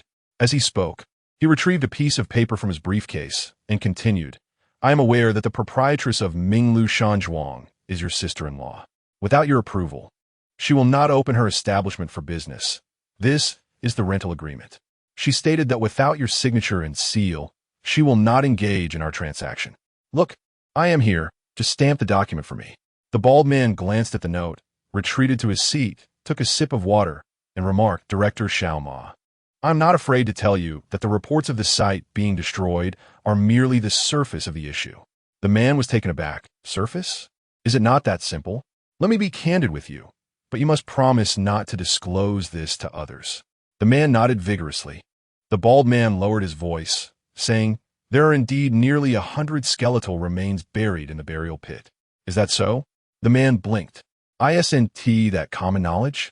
The bald man looked around and continued. Do you think the burial pit was merely excavated carelessly? Those remains vanished overnight. The day after the incident, we conducted our own inspection and discovered not a single bone remained. We thought we had merely excavated in the wrong location. When the police arrived and scanned the area, they confirmed it was just a pit, finding no remains whatsoever. Could it be that there were no remains to begin with? The man was skeptical. Who possesses the capability to remove 100 skeletons overnight? Besides, who would do such a thing? They're not treasures. Of course there are. Those bandits from 1,000 years ago have been buried here all along. We even unearthed some while preparing the site. The bald man insisted. This is precisely what is strange. Until we catch the perpetrator, how can I allow you to frolic nearby? I implore you, Director Xiaomai, consider relocating. It truly is not suitable here at present. The man pondered and inquired, Is there really no room for negotiation? The bald man resolutely shook his head. How can there be? The mere thought of this sends chills down my spine. I'm hoping for a swift resolution to the case. Please do not complicate matters further. The man, feeling helpless, stood and said, In that case, I shall seek alternative solutions. My apologies for troubling you. The bald man sighed in relief. I apologize for the inconvenience. I shall see you out. As they walked toward the office door, just before reaching it, the man suddenly halted and turned to the bald man. Director Hu, will you not reconsider? Just 2 days. That is sufficient. The bald man's expression darkened. I've already stated it is not possible. Why must you be so repetitive, young man? Very well. The man smiled, patting his shoulder. Then I shall not trouble you further. Suddenly, the bald man stood frozen, a layer of white frost rapidly enveloping him, transforming him into a figure of pure frost, as though his very essence had been extracted, leaving him breathless. The man returned to the desk, leisurely rummaging until he unearthed a seal from a drawer. He then took the paper, stamped it, and retrieved a few signed documents, mimicking the handwriting to sign the name of Director Hu. After completing this, he tidied up, adjusted his attire, and as he passed by the unfortunate man, he regarded him with a sense of pity. You humans, why not simply live your lives without complicating matters for me? After uttering this, he strolled out of the office, closing the door behind him. In an instant, the snow-white figure behind him melted away, vanishing like frost touched by sunlight, leaving only an inconspicuous puddle behind. Indeed, this winter is insufficiently warm. Chapter 9. Dragon Wounds 1. My fate has never been one meant for submission. Sitting in the living room, I squatted down, meticulously counting the items I would take to Baifeng Town the next day. A thermos, sausages, towels, a power bank, and pickles. I felt a sense of joy. After enduring tumultuous storms, rare moments of leisure and entertainment are something to look forward to. Young Master Zhao emerged, clutching a stack of towels. Glancing at the clock on the wall, he stated, "Madam, it is nearly 10 o'clock. Why are you not yet asleep?" "I am just doing a final check to see if I have forgotten anything." I turned to him, staring at the colorful assortment of old towels in his hands. "What do you need so many towels for?" Young Master Zhao replied, while placing the towels into the travel bag. "We are staying overnight, after all. I suspect the conditions there will not be particularly favorable. The two little ones have delicate skin. It is better for them to bathe with our own towels. The weather is cold. It is prudent to bring a few extras." I smiled. "You always think more thoroughly than anyone else." He zipped up the travel bag, sighing indeed. "There are not many dependable individuals among our lot. Am I included in that?" I glared at him. No, madam. You are one of the better ones." He replied earnestly. "Just one of the better ones?" I retorted, slightly displeased. "If it weren't for my reliability back in the day, you might still be wandering aimlessly." Young Master Zhao stood up, pondering. "True, without you and the others, I genuinely wonder what my situation would be now. Perhaps I would still be like a walking corpse in some remote forest. After all, given my current state, there are too few places in the human world where I can find refuge." I chuckled. "Do you still remember how you came to our establishment?" "One day, while wandering out from the mountains, I spotted a job advertisement on a telephone pole on a small street. It felt as if someone had issued a command in my mind, urging me to go. And so I did, arriving at our place and meeting you." He reminisced slowly. "At first, I did not like you at all. Neither did I like you." I shrugged. "I thought you were rather peculiar." "Oh no, you were just a heap of scrap metal. Where did your intelligence come from?" I recalled asking him his name, to which he replied, "I am Zhao Zilong." And I laughed so hard my dentures nearly fell out. "So you already had dentures then?" He reached out, gently pinching my chin. "Let me see which one is false." I pushed his hand away. "Go away. You have no right to mock me. Who would dare claim to be Changshan Zhao Zilong while looking like this?" Young Master Zhao pondered for a moment, saying, "During those days living in the mountains, I was always in a state of confusion, unable to recall many things, including who I was. But I distinctly remember Zhao Zilong and the various battles fought alongside him, recalling how I shielded him with my body from countless blades and arrows. I remember when he asked me who I was, I replied, 'You are me, and I am you.' Before Iquan arrived, Zhao Zilong was the only person of significance in my life. In truth, I still vividly recall the first encounter with young Master Zhao. His voice was as solid as his physique, each word resonating with strength, devoid of superfluous chatter. During my probationary period, I tasked him with guarding our premises, especially at night, and he diligently fulfilled his duty, capturing several mice that ventured into the kitchen, leaving no cockroaches unscathed. I had initially thought him illiterate, only to find he could read and possessed a fervent passion for all things related to the history of the Three Kingdoms. He often engaged me in discussions about historical perspectives and future prospects. When our conversations did not reach a harmonious atmosphere, he would candidly express that I was a most disagreeable woman, truly a blunt giant. The turning point in our relationship occurred one morning not long after he had joined us. I witnessed him dash out of the establishment with remarkable speed. Although he seemed quite urgent, he thankfully did not forget to conceal his form. Otherwise, it would have been quite a fright first thing in the morning. That was the road closest to the establishment, just as dawn was breaking, with few pedestrians and only the occasional vehicle speeding past. As the speeding van was about to collide with a 5- or 6-year-old boy, he lunged onto the road, enveloping the child with his own body. The result was that he was shattered into pieces, while the child remained unscathed. I hurriedly retrieved him and spent an entire day reassembling him. Fortunately, it was merely his body that was scattered. His consciousness remained intact. Once reassembled, he awoke. I inquired if he was unwell. He replied that he was not ill, but there were many things he could not recall. I asked if he remembered the child, why he knew the boy was in danger, and why he acted so selflessly. He explained that saving the child was an instinct, an almost mission-driven instinct. When I pressed further, he could not elucidate, only stating that he did what he felt was necessary. Even though many memories had slipped away, he felt a profound sense of satisfaction in his heart. As a busy proprietress, I had no intention of delving into his connection with the boy.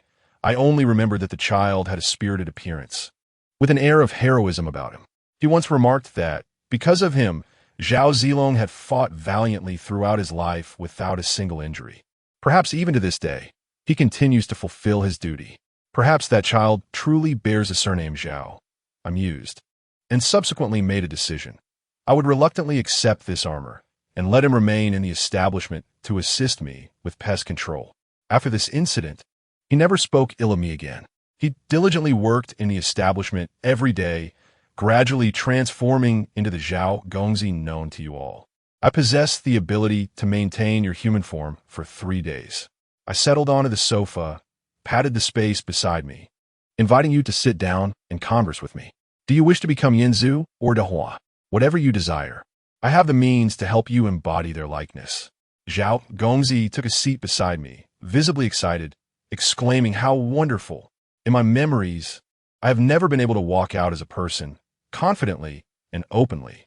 In the past, when I occasionally emerged from the mountains, I could not stay out for long, as concealing myself was quite exhausting." I smiled. "You have been human for a long time." He paused, slightly taken aback, and replied, "But that memory is forever lost to me since I became an armor." After a moment of silence, he added, "I do not mind what form I take. Even the appearance of a random passerby would suffice. The only thing I wish to know is what Zhu Qixi looks like." Tick-tock, tick-tock. The clock on the wall faithfully marked the passage of time, its sound particularly clear in the quiet of the late-night living room. I wish to know what she looked like when selling pork, how she appeared when secretly observing Zhao Zilong, how she smiled, how she cried, and what her visage was like as she departed this world cradled in my arms. He was entirely engulfed in a sense of loneliness that he had never exhibited before in my presence. I was somewhat taken aback, as such topics had never arisen between Zhao Gongzi and me. Each of us had grown accustomed to his loyal presence in the kitchen, safeguarding the daily lives of everyone in the establishment with unwavering dedication. In every storm we had weathered, he had not appeared, yet he had become a part of our routine. As long as I saw his robust figure, I felt at home. We often told him we would have hot pot for dinner, to clear the wild grass in the yard tomorrow, and to remember to do a thorough cleaning the day after. Always these mundane requests, yet neglecting to acknowledge that he too was a being with a soul. Even as mere armor, possessing a soul implies the capacity for emotion. Suddenly, I felt a pang of guilt. Over the past 2 years, I had drifted from place to place, never taking the time to sit down and truly listen to him share his thoughts. I had even deluded myself into thinking that the heart within this armor must be as unyielding as its exterior. Zhu Qixi, I mused, reclining on the sofa, resting my chin on my hand. She probably isn't particularly beautiful, certainly not as charming as I am, but she must be skilled at chopping vegetables. After all, she sells pork. He pondered seriously. Her temper is surely better than yours, and her singing must surpass yours as well. All right, she's better than me in everything. I rolled my eyes but felt no anger. I imagined her as a small wildflower by the roadside, not flamboyant, but resilient, inconspicuous yet kind-hearted, simply dressed and adept in her tasks. In summary, a likable child. He nodded vigorously. If I cannot recall her appearance, I shall remember her name, I stated earnestly. Boss lady, he sat up straight. Every time I think of that name, I want to cry. Even without that memory, my heart still aches. Yet, I have no tears. Sometimes I envy the pieces of paper that can cry until they need to dry off with a hairdryer. I was at a loss as to how to comfort him, silently reaching out to stroke his head. Such a late hour was not suitable for grand philosophies. All that was needed was sincere and quiet listening. But I am not often sad, he continued. These years in the establishment have been the most stable and happy days I can remember. I possess no great talents. I cannot lend a hand when you find yourselves in peril, unlike those capable individuals by your side. I can only steadfastly remain here. As long as I am here, the establishment will be well. I will not allow anyone to disrupt it. My nose tinged with a hint of sadness, but I smiled and replied, "Who says you lack talent? The noodles you cook remain unmatched to this day. Just this one skill is enough for us to consider you a treasure of the establishment." I heard him laugh, a rare occurrence. If you were to take human form, I imagine you would resemble Zhu Qixi, a slender, simply dressed individual, easily lost in a crowd. However, if you were to stay by our side, you would bring a solid sense of security. I leaned against him, resting my head on his shoulder, grasping his right hand. "Thank you for coming to the establishment, and thank you for loving us as we love you." A gentle warmth flowed from my hand to his, and a visage, reminiscent of someone, floated freely in my mind. Eyes, nose, hair. A moonlit glow emanated from his being, illuminating a tender and bright little world in the corner of the living room.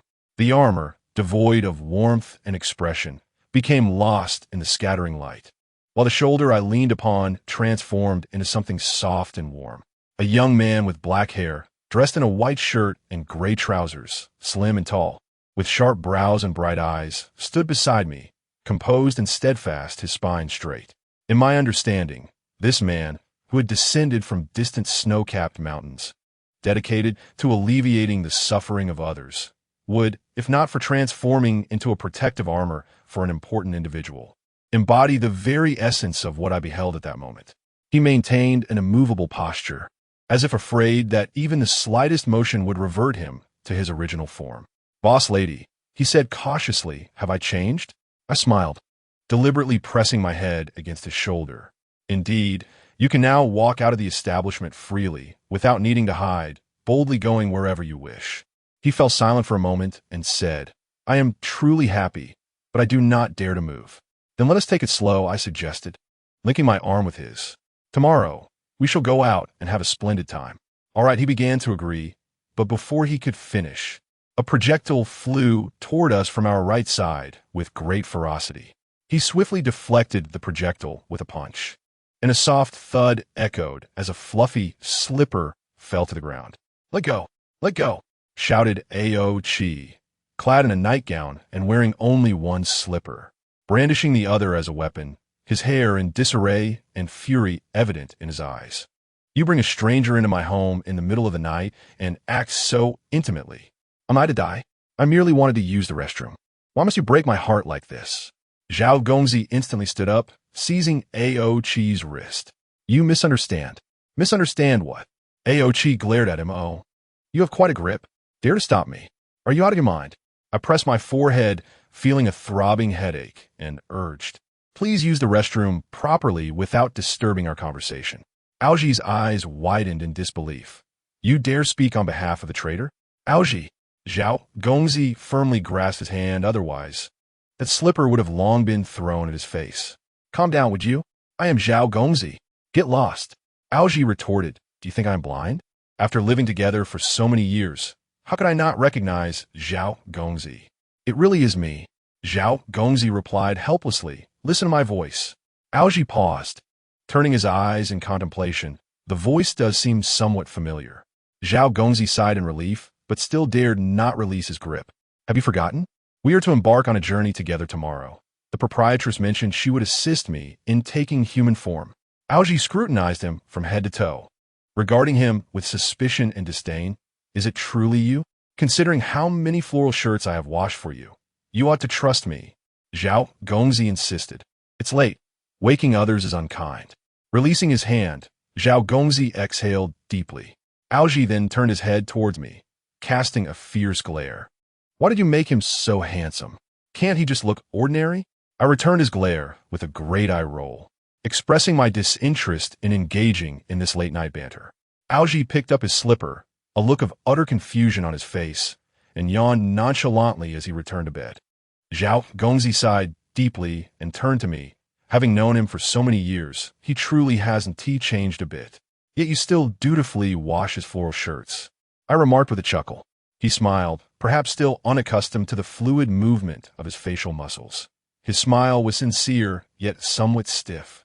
With him by your side, I feel at ease, so washing his floral shirts is no burden. Your happiness brings me joy. I stood up and embraced him tightly. Everyone should live joyfully, rest well, for we must rise early tomorrow.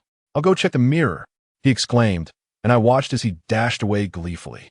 Having been away from human life for years, he should feel elated tonight. In the depths of winter's night, an inexplicable warmth enveloped us. Chapter 10, Dragons Wound 2. The rented 7-seater van gleamed as it parked at the end of the alley. Algie hurriedly exited the door, carrying a travel bag in each hand, impatiently urging, "Hurry up. We can't park at the alley. We'll get fined. You're all dawdling like old ladies." I bit into half a sesame pancake while putting on a hat, reminding Jianghu to wrap his scarf properly. The morning air was frigid, damp, and cold, with a thin mist drifting like smoke. The paper figure flitted around Xiao Gongzi, seemingly unable to get enough of him, making a clicking sound as it watched. Xiao Gongzi tossed his backpack over his shoulder and seized the paper figure. "You've been clicking away since you saw me this morning. Are you not tired?" The paper figure playfully whistled. "I didn't expect you to be rather handsome after taking human form. Why not strive to maintain this appearance forever?" Xiao Gongzi glanced down at his attire. The black sweater and white down jacket were Augie's, simple yet fitting, accentuating his clean and handsome appearance, exuding both elegance and a hint of valor. When he first donned them, I had sincerely praised him, while only Augie had scoffed, claiming it was his fashion sense. Given the row of similarly patterned floral shirts in the wardrobe, Xiao Gongzi and I had nothing further to say. This outfit was the most normal he could manage. "No," Xiao Gongzi laughed, shaking his head, his facial expressions now quite natural. "I differ from others. I don't care about looking human. This is a special circumstance, and I still prefer to wear armor. I am accustomed to it." He then fixed a serious gaze on the paper figure. "While I am away for these 2 days, you and Adang stay at home. I prepared a large box of potato fries. It should be enough for Adang. As for you, I won't bother. You don't need to eat, just don't make a mess of the house. Also, it's cold and damp. I just heated the hot water bag. So remember to unplug it later. Do not use the infrared heater. After all, you are flammable." The paper figure wriggled free from his grasp, landing on his shoulder as usual, exclaiming loudly, "Stop nagging."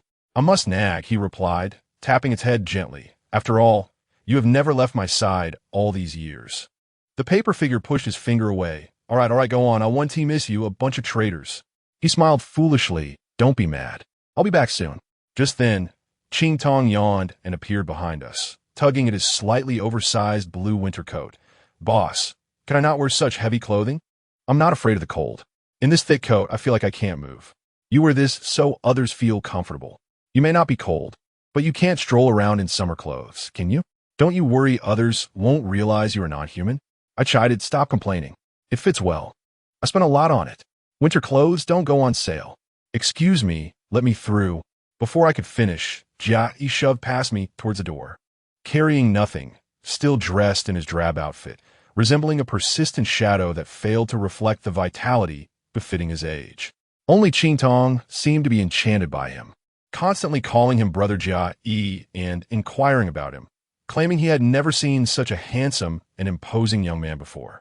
Perhaps the perspective of a zombie truly differs from ours. With all the members ready for the excursion, I pondered, what about Xinlong? They wouldn't be joining. I had never witnessed beings practicing Tai Chi in the coldest mornings and nights, clad only in shorts. Calling it harmony with nature and remaining unscathed by illness. What an injustice from the heavens. They must have channeled all their talents into hearing. Otherwise, their other faculties wouldn't be so thought-provoking. The most troublesome part was that I couldn't murmur about them. Though they claimed it was difficult to hear voices from those more skilled, I remained uneasy. What if they overheard me and secretly spat into my food? Before departing, I had procured some human cold medicine for them. After taking it, they could snuggle under blankets to sweat it out. Sigh. I reflected on what I had brought.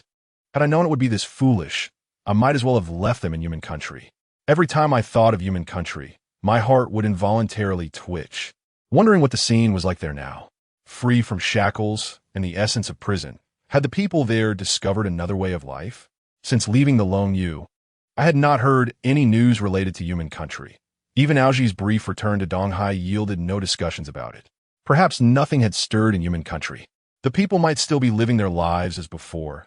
After all, there were still figures like Lady Tang and Bai Xinjie, as well as Ko Zheng, guarding it.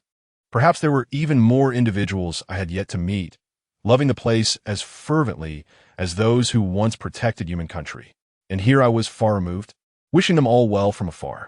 With everything in order, at the entrance, Zhao Gongzi addressed the paper figure behind the door. Return home. Next time we go out, we won't toss any coins. You shall go instead. I will wait for you all at home. The paper figure huffed in response. He smiled and closed the door. Regrettably, the weather is rather dismal, shrouded in gloom without a trace of sunlight. Although the mist is thin, it lingers stubbornly, meandering in a somber manner. I no longer harbor hopes for the sun to emerge. In such weather, it is fortunate if it does not rain. Ao Chi started the vehicle, and the robust roar of the off-road vehicle's engine filled the air. Fasten your seatbelts, I urged all passengers in the back. For our driver possesses a rather unconventional driving style, and we are about to embark on our journey. Safety first. Ao Chi scoffed. I adhere to traffic regulations. How many points do you have left on your license? Hurry up, fasten your seatbelts. I'm talking to you. Don't evade reality. We're off. On this winter morning, the off-road vehicle sliced through the fog, navigating through streets and traffic, steadily heading toward the outskirts.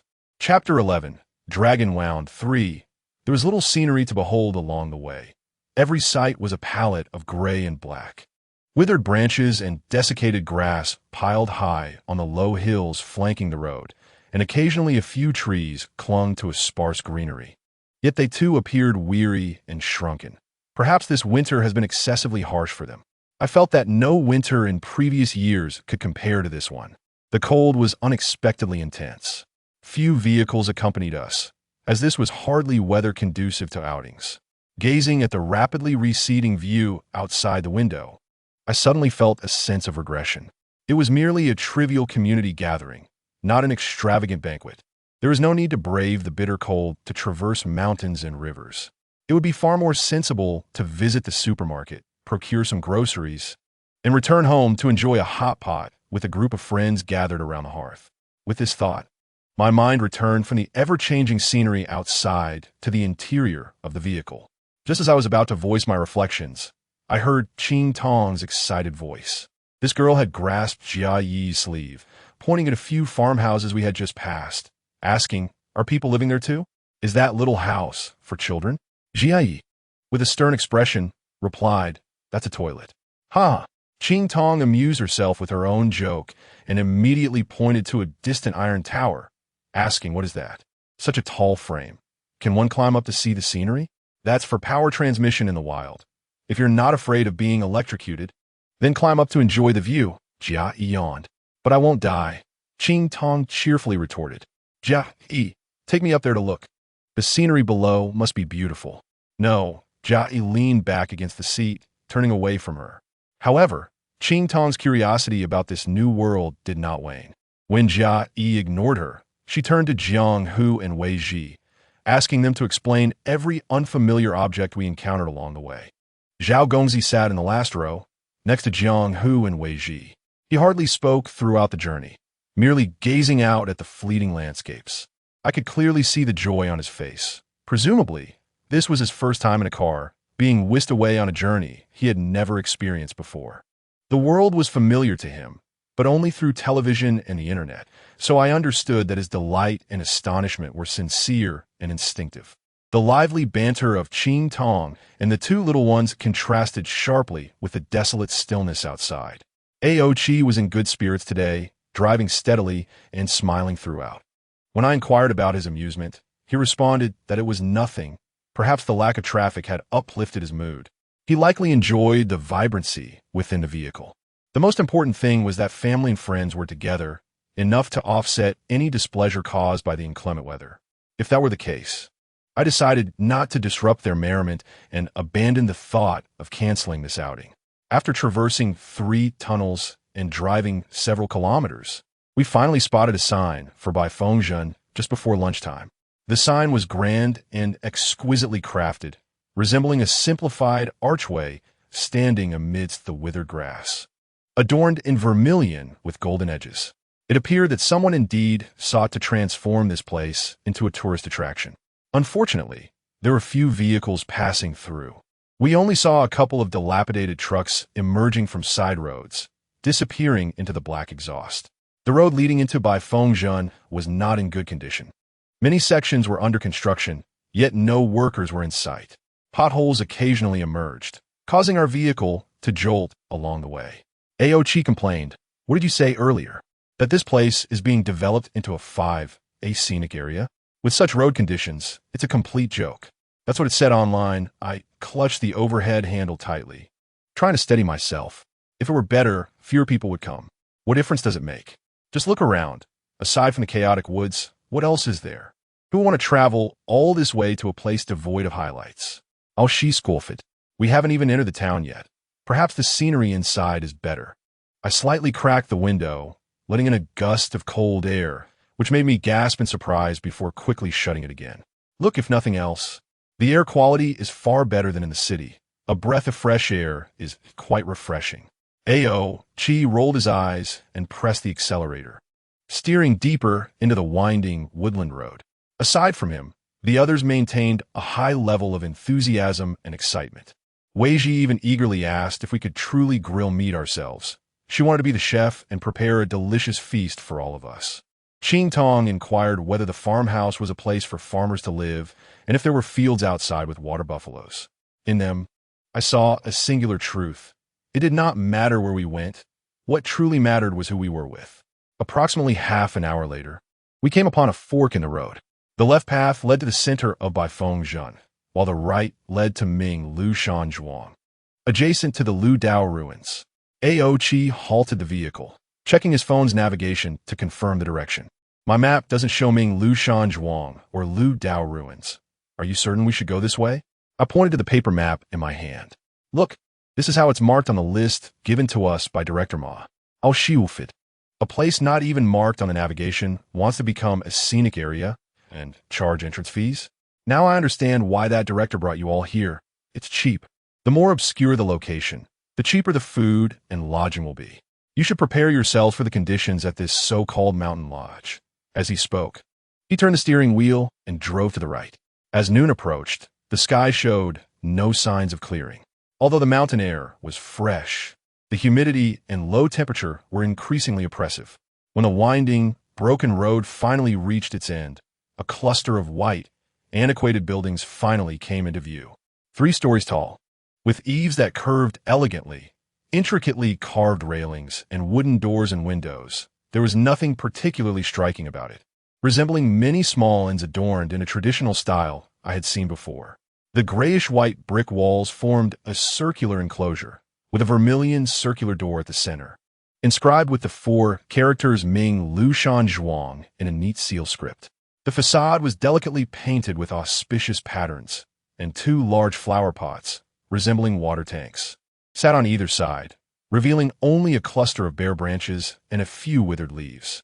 At a glance, it was not as dismal as I had imagined. A gray minibus was parked in the open space in front of the entrance, already turned off, with no passengers or driver in sight. Upon stopping the vehicle and disembarking, the first thing I did was wrap my coat tighter around myself. In this weather, even my self-heating qipao seemed ineffective. The cold was abnormal. The 2 little ones, along with Qing Tong, were undoubtedly unfazed by the chill as they leaped out of the vehicle like wildlings, everything before them a fresh marvel. Zhao Gongzi, neglecting to join their frolic, hurriedly assisted Aochi in retrieving our luggage from the trunk, while Jia Yi and Yi stood idly by the vehicle, surveying the surroundings. After several calls from Aochi, they reluctantly approached to help him carry a folding grill.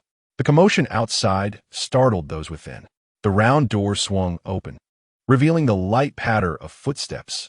A woman in her 30s, clad in a red down jacket and a grease-stained apron, approached. Her short, explosive hair, dyed golden, resembled a disheveled tuft of corn swaying in the wind.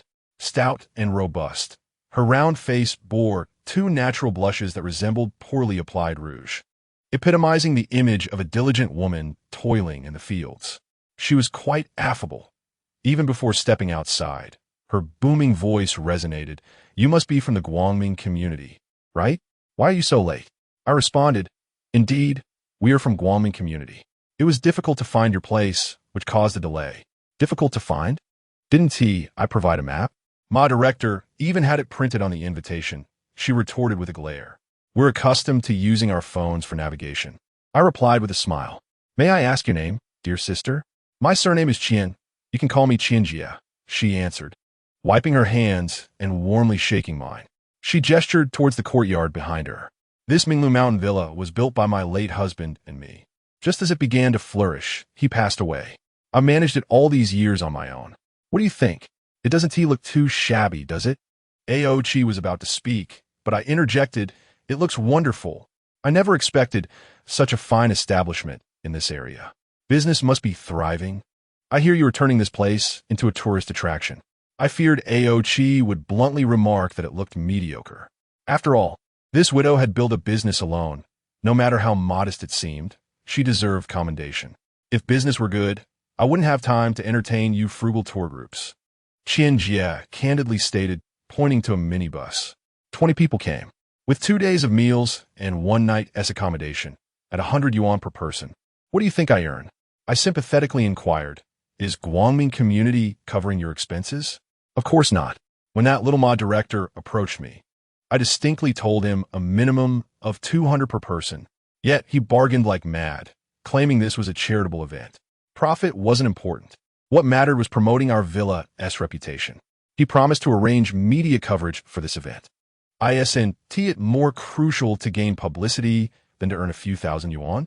Qianjia was quite the chatterbox. Once she began, she couldn't stop. I pondered this reasoning, but I remained displeased. A few thousand yuan is still a significant amount. I told him that if he wanted to use my venue for free, that was fine, and 100 yuan for meals and accommodation was acceptable too, but he needed to obtain a stamped approval from my brother-in-law. Otherwise, I wouldn't conduct business with him. "Your brother-in-law?" I awkwardly gazed at this overly familiar and voluble woman, wondering what her brother-in-law had to do with this. "Well, my brother-in-law is the director of the Ludao Ruins Protection Committee," she scoffed. "Initially, we were short on funds, and he provided some money, allowing Minglu Mountain Villa to be built. Thus, every year, we distribute dividends to him from our profits. He is timid and stingy, meticulously counting every penny. Last year, he wouldn't budge over 1,000 yuan. If I were to unilaterally accept this unprofitable deal from your community, who knows how he would cause a ruckus later. Hence, I insisted that my director seek his approval first. Only then would I open my doors for business to avoid future complications." "Ah, I see." I quickly took over the conversation. "Qianjia, why don't we step inside and continue our talk?" She smacked her forehead. "Oh dear, look at me. Too engrossed in conversation. Please come in." Her chatter was relentless, and everyone breathed a sigh of relief as they hurried inside through the grand entrance. Before entering, I glanced around. The land of Minglu Mountain Villa had clearly been cleared from a vast forest, although devoid of vibrant colors. The closely packed trees cast a chaotic interplay of light and shadow, shrouded in mist, rendering the area's true size indiscernible. Apart from the road we took to arrive, Minglu Mountain Villa seemed entirely enveloped by the sea of trees, exuding an eerie silence. Chapter 12, Dragon Wounds 4. Minglu Mountain Villa was not small. The open space in front of the main building was about the size of a basketball court. A temporary stage had been erected in front, with a microphone set up, and dozens of chairs arranged before it. A red banner with white lettering fluttered above, proclaiming the inaugural resident gathering of Guangming community. On the stage, a plastic vase of faux flowers and several plates of fruit adorned the space, giving the entire scene a rather rudimentary and rustic appearance. The rooms had been tidied up. Qianjia counted our numbers, fished 3 keys from her pocket, and handed them to us. The couple and their child were to stay in room 301. 2 young men in room 302, and the girl in room 303. "Gentlemen, please take your luggage upstairs first. After settling in, join us for dinner in the dining hall on the first floor, just over there." She adeptly organized everything, then led me, Qing Tong, and the 2 little ones to another area. In the dining hall on the first floor, I recognized none of the 20 or so individuals present. There were men and women of all ages, but few spoke. Only the clattering of dishes filled the air. In this unheated space, everyone had to eat and drink fervently to generate warmth. I whispered to Qing Tong, even though you don't need to eat, you could pretend to have a few bites, right? Qing Tong nodded in agreement. Sure, I could eat. I just don't experience hunger. So I can't appreciate the pleasure of dining as you do. That's why I'm willing to take you in. It saves on food. I winked at her. Come on. Lunch is only halfway through. You should sit down and eat since your meal has already been paid for. Qianjie enthusiastically guided us to an empty round table, then turned to fetch a large basin of hot soup for me. My nourishing red date and pork rib soup, meant to invigorate and warm the body. There are dishes and rice over there. Help yourselves. Before she could finish, the two famished little ones dashed over eagerly. The food here is delicious. Qianjie rubbed her hands together. Enjoy. I'll be back shortly. I called out to her, glancing around. Where's my director? He is the organizer, after all. He.S. here. He was just in the dining hall, Qianjie replied, scanning her surroundings. Perhaps he went to the restroom. Just then, my director entered through the door. Oh, Miss Xia, you've arrived. He hurried over, grasping my hand warmly. The roadwork made it difficult to navigate. I was worried you might get lost. His hand was as cold as ice, causing me to instinctively withdraw mine, a tingling sensation lingering in my palm. I smiled at him. My director, perhaps you should wear warmer clothing. Your hands are freezing. He looked taken aback, then awkwardly rubbed his hands together. I apologize. I just washed my hands, and there's no hot water in the restroom. He glanced around and inquired, your husband and 2 cousins have also arrived, right? I calculated the accommodation and meal fees based on your response. They went upstairs to drop off their luggage. I replied, you've been quite diligent for us, my director. Just worried about providing a proper welcome. When our community comes for a follow-up visit, make sure to speak well of me. Please, he gestured with a pleading expression. At 3 o'clock this afternoon, there will be a brief ceremony outside. I understand it's chilly, so I'll keep my remarks brief. Each of you can introduce yourselves.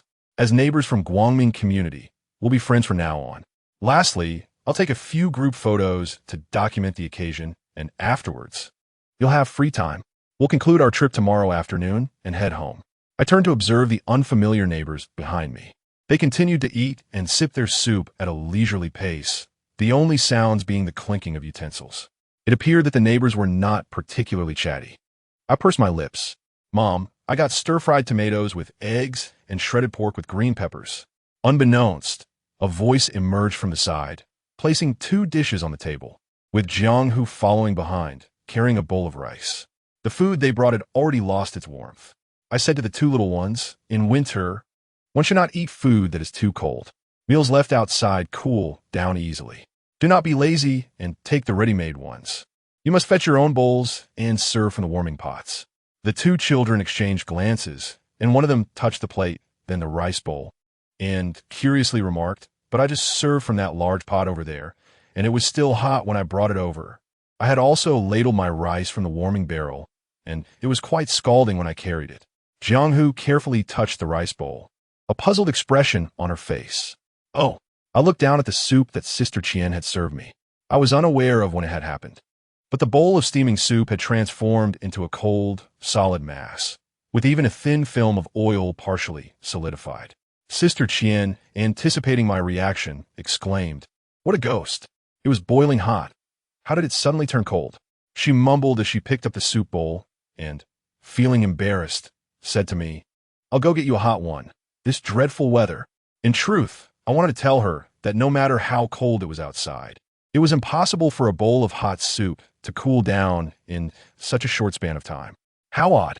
Could it be that the wind was too strong? Director Ma glanced at the inadequately closed windows and hurried over to shut them all tightly, saying, "You all eat first. I'll see if I can find a heater or something." As he turned to leave, he nearly collided with Ao Chi and quickly stepped aside, saying, "I'm sorry. Sorry. I was in a rush and didn't notice. You are Mrs. Sha's husband?" Ao Chi gave him a sidelong glance and replied, "You were that Director Ma?" Yes. I didn't see you last time." He adjusted his glasses, saying, "I'm very glad that your whole family is here. Thank you for your support of my work." Ao Chi's face darkened. "I'm not criticizing you. But if you're going to hold a social gathering, choose a better place. This shabby farmstay is far away and has poor conditions. The room reeks of mildew. Yes. This is my first time hosting such an event. I lack experience, and the organization has limited funds. Please bear with me. Next time I will definitely find a better place. I apologize. Director Ma kept explaining and apologizing. What next time? I'll she scolded, leaving him behind as he walked over to me. I'm starving. Is it time to eat? Ao Chi plopped down next to me, staring at the table. Why is there not a single hot dish? Following behind him, Jia Yi and young Master Zhao also took a seat. Young Master Zhao touched the plate, frowned, and said, "Everything is cold. What is going on with the host? How can they serve cold food in the dead of winter? It was hot, but it became cold as soon as we brought it over," Jiang Hu explained. "It can't cool down that quickly." Ao Chi twisted her nose, scolding, "Little one, you mustn't speak out of turn."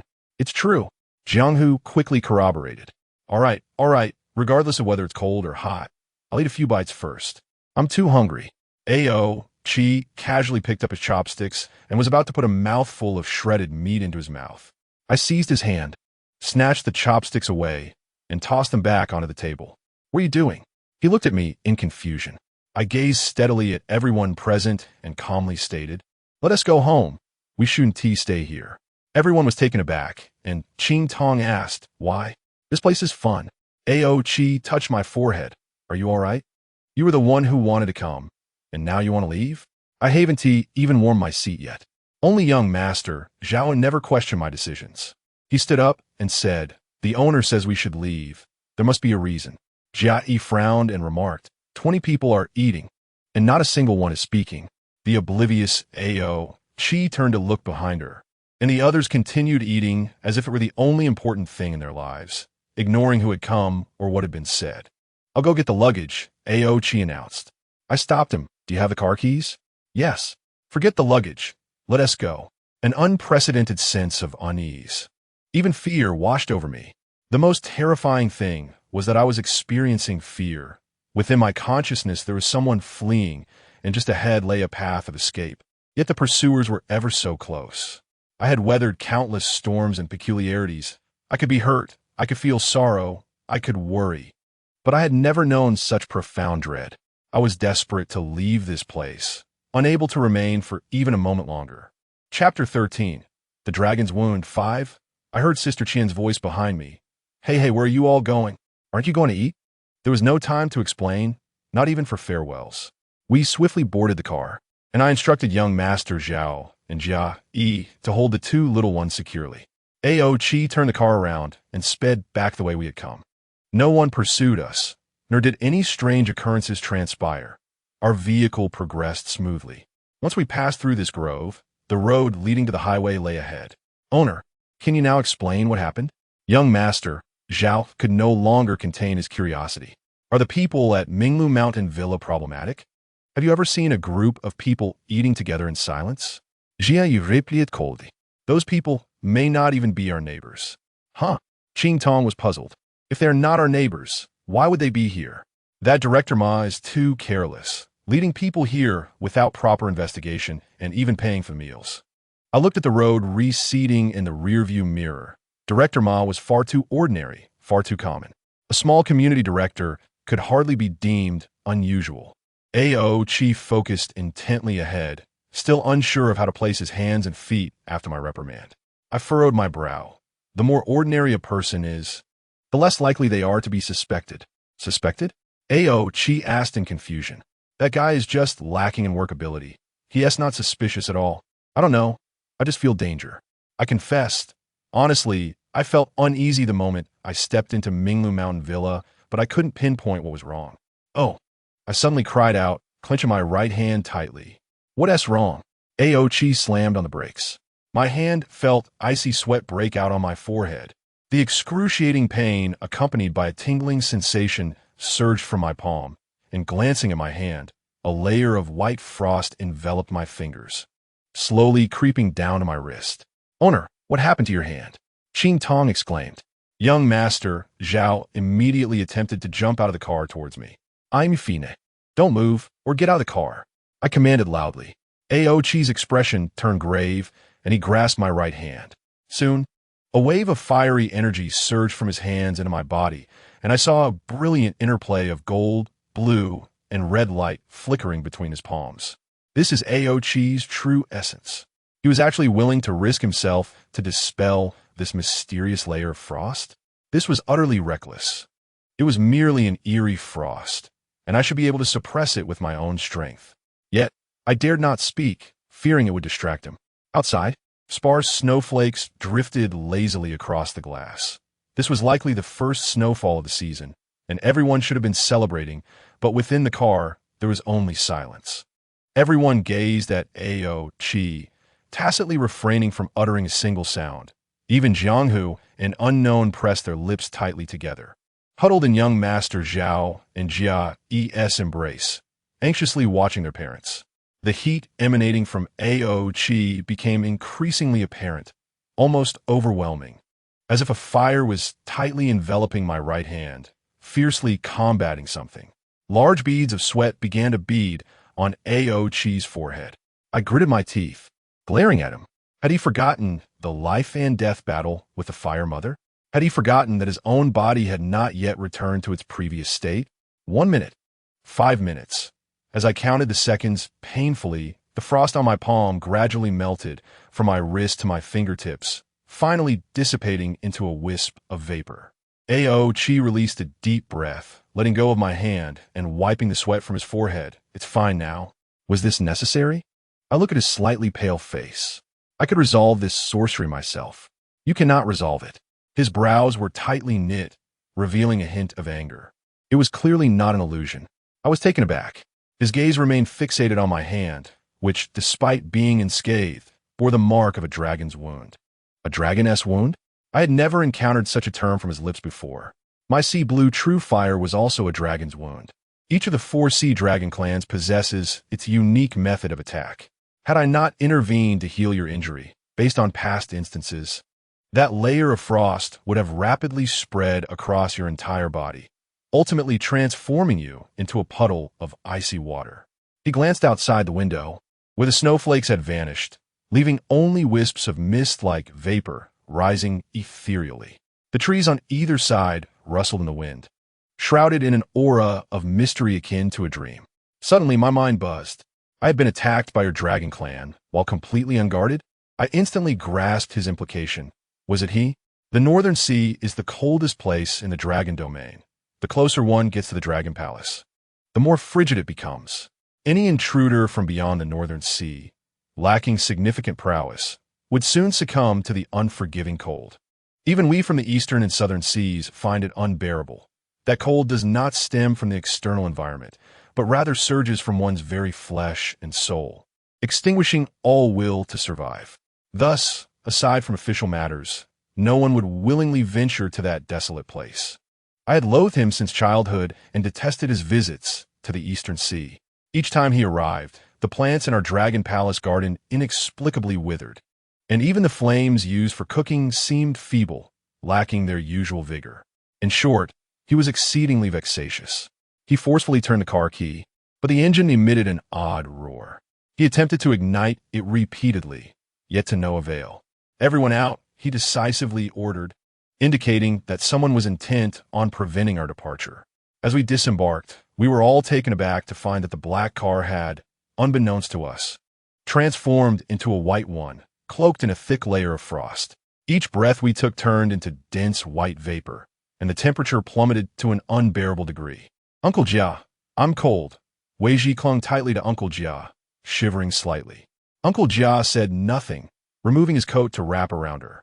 Jiang Gongzi, who had been about to offer his coat, straightened up and declared, I'm not cold. I don't need extra clothing. The only one who appeared unaffected was Qing Tong, her zombie nature rendering her impervious to cold, heat, pain, or hunger. Yet even she, with her coarse nerves, seemed to sense something amiss. Her smile faded as she fixated on the road ahead, stating, Madam Boss, this road's end appears precarious. A dense fog gathered at the road's terminus, swiftly advancing towards us, making it impossible to drive forward, even if the car could start. I grasped Ao Chi's arm. Wu Zhang Qing Shuang? Director Ma, your hands are so cold. I clench my fists. Ao Qi remained silent, suddenly transforming into his true form, loudly commanding, "We must leave." There was no time for further inquiries. Everyone quickly scrambled onto his back. He soared into the air, but less than 10 meters up, an accident occurred. Ao Qi, usually faultless in transport mode, plummeted heavily. Fortunately, he landed on the dry grass beside the road, and no one was injured. Restoring his human form, Ao Qi sat up with a pale face, cursing, "Who has gained weight? Do you have time for such nonsense?" I supported his arm. "Can we still move?" I was unaware of how much true essence he had expended on my behalf, but if he could not even take flight, the situation would become dire. He forced himself to stand, gazing at the encroaching white mist that threatened to obscure the sky. He asked near, "I'll handle him. You all leave immediately." Upon hearing this, I turned and sternly commanded, "You three, take Jiang Gongzi and Wei Ji away at once. Bring along the paper slips and inform Long. Let a Deng escort you to Jiuju South Wine Estate for refuge. I have noted the address on a takeaway card and placed it in the card holder in the hall. You can retrieve it yourselves." Madame Boss Qin Tong, realizing the gravity of the situation exceeded her expectations, nervously fidgeted with her clothing. "Leave at once." I glared, nearly scolding them with fierce urgency. Jiang Gongzi promptly picked up Jiang Zhu, and Uncle Jia tightened his hold on Wei Ji, turning to the others, "Follow me." It was rare for the two little ones to remain silent. Tears brimmed in Wei Ji's eyes, yet she held them back, silently watching her alarmed parents grow distant. The truth was, their cries would have been more bearable. It was their quiet resilience and understanding at such a young age that pierced my heart. "What are you staying for?" Ao Qi pushed me away, insisting, "You should come with them. You lack the strength to chase me away now." I stood beside him. Since he had traveled so far, I ought to at least exchange pleasantries with him. Gritting his teeth, Ao Qi begrudgingly said, "He is unlike any foe we have faced before." "Unlike?" I scoffed. "Does he sprout Christmas trees from his head?" A person driven by hatred and rage is terrifying. Yet there are those who kill not out of spite. That is the most frightening kind. Ao Qi surveyed the surroundings warily. Wu Cangqing Shuang belongs to the latter. Upon finishing his words, his body suddenly swayed, his legs buckled, and he collapsed to the ground, his lips and face as pale as paper. I feared nothing, but what I dreaded most was the sudden, irrevocable frailty that clung to Ao Qi. "I just need to rest for a moment." Ao Qi preemptively halted any concerns I might voice about him, asserting, "I will not allow anyone to destroy our lives, not a single soul." There was nothing more to say. I nodded, "All right." At that moment, the white mist had enveloped everything, obscuring the trees around us. The landscape transformed into a pure, blinding expanse of white. Suddenly, a clear sound of a bicycle bell rang out ahead, particularly eerie in such circumstances. A figure emerged, riding a bicycle, unhurriedly cutting through the fog, ringing the bell as he went. I simply sat cross-legged beside Ao Qi, both of us calmly observing the figure as it gradually became clearer. With a creak, the bicycle halted near us. Director Ma adjusted his glasses, looking at us curiously. "Miss Xia, I've been searching for you everywhere. Why have you come here on such a cold day?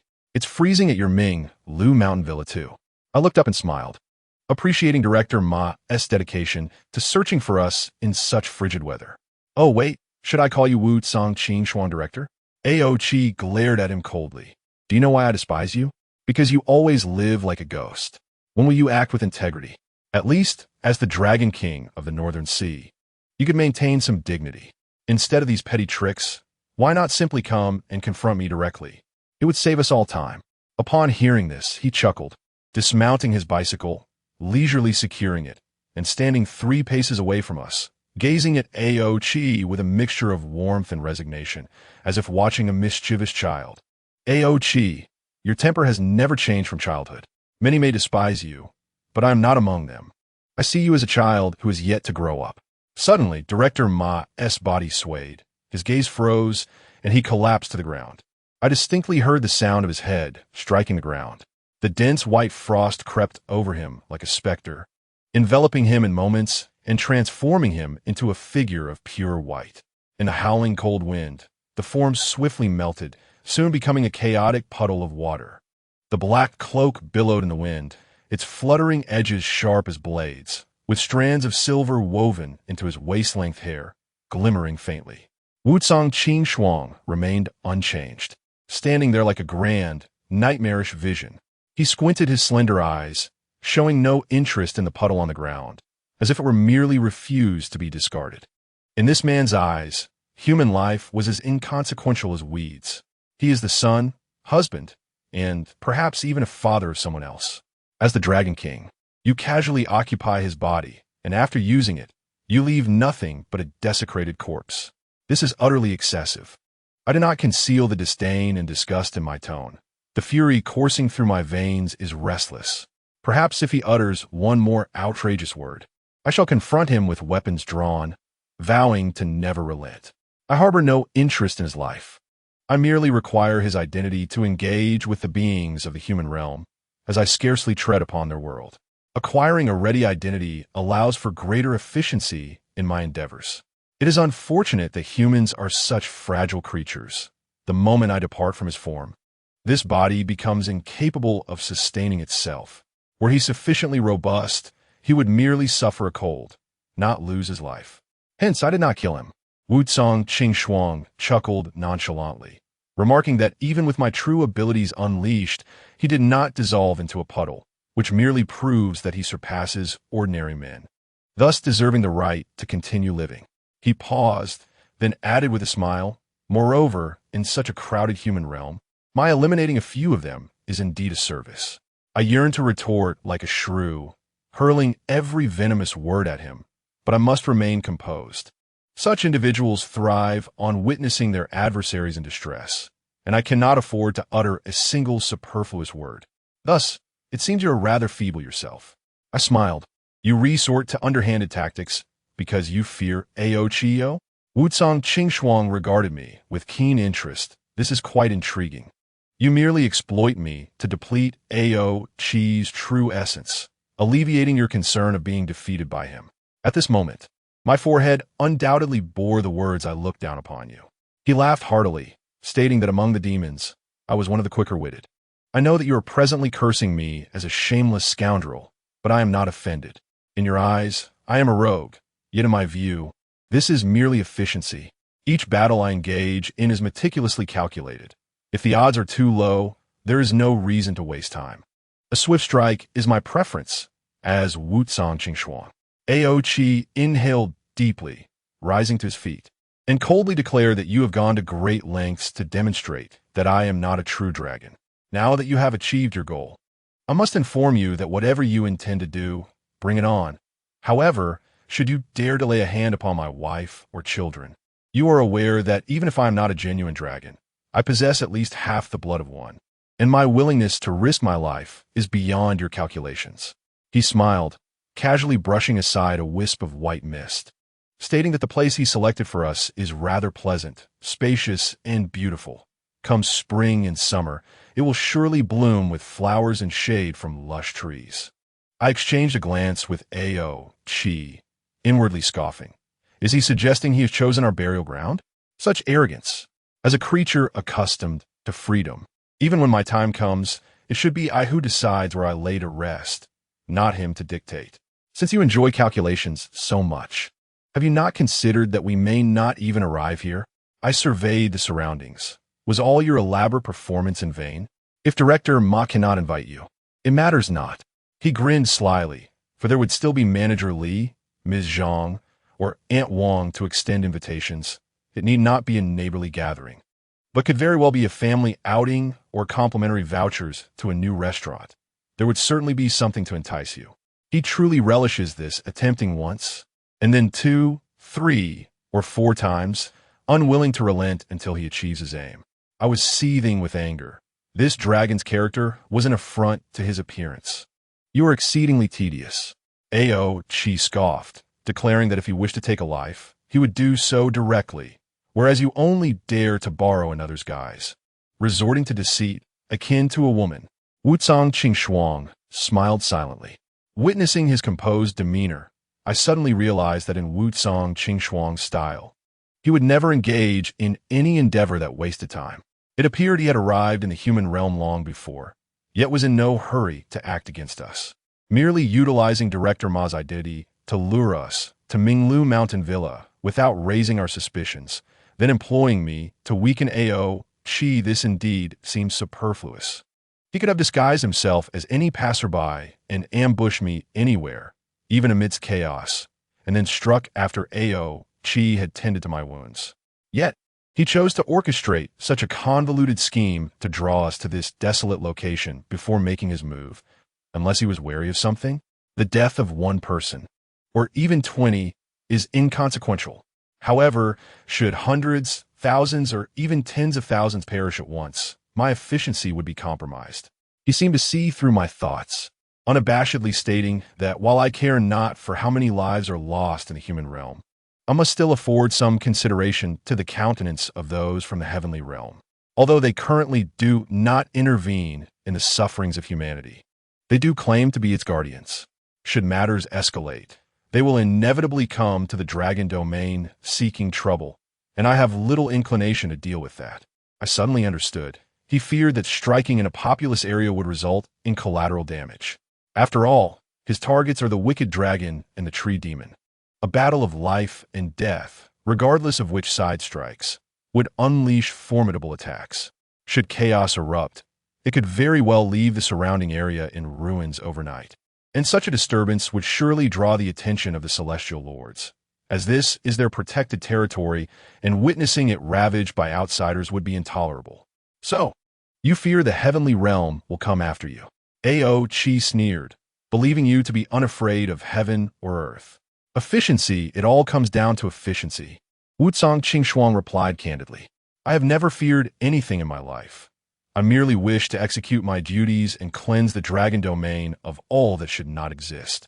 AO Chi raised an eyebrow, asserting that the garbage you speak of must certainly include me. Wangchuan's smile faltered, his expression turning icy as he coldly stated that you are a disgrace and a danger to the dragon clan, one who has brought shame upon your family. Such words would provoke AO Chi to kill without a second thought. I clutched him tightly, whispering for him to remain calm, for anger clouds judgment. Ao Ximeiyouhai silently. AO Chi, Wangchuan proclaimed with the authority of a true sovereign, today, I, representing the Four Seas Dragon Clan, shall execute you. The gravity of the word execute, laden with the finality of death, uttered from his lips, sent chills down my spine. A person who could push me toward the precipice of death with a mere handshake now stood as my true adversary. Execute? AO Chi seemed to find this notion ludicrous, demanding a tangible accusation, mixed bloodline, unruly nature, or perhaps my refusal to grant you respect. Wangchuan paused momentarily before responding. The Fishskin book states that the Dragon Clan perished due to the Garuda. What? AO Chi was utterly bewildered. The Garuda? The Dragon Clan fell victim to the Garuda in the Fishskin book? Is this the true reason behind his relentless desire to eliminate AO Chi? I have said before, I harbor no hatred toward you. However, my duty is to maintain the purity of the dragon domain. His gaze was as frigid as frost, and to meet it for more than a moment would spell doom. From the shadowy depths of the surrounding forest, ominous figures drew near, and their numbers were not few. It seemed there was no more time to continue discussing life with him. Chapter 14, Dragon Wounds 6. Although I had endured several cuts, I was still uncertain about the species that had attacked me. It appeared to be a skeleton, yet its strength was astonishing, and it moved with lightning speed.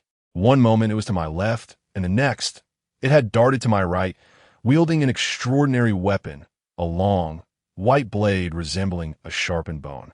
Each swing released a chilling aura, and even without touching my body, I could feel a searing pain as though my flesh were being sliced. In terms of speed, strength, and weaponry, I found myself at a distinct disadvantage. These skeleton soldiers that emerged from the forest were relentless. Each strike aimed at taking the lives of both AO Chi and me. My sole weapon is a slender cord fashioned from my hair. I cannot confront them head-on.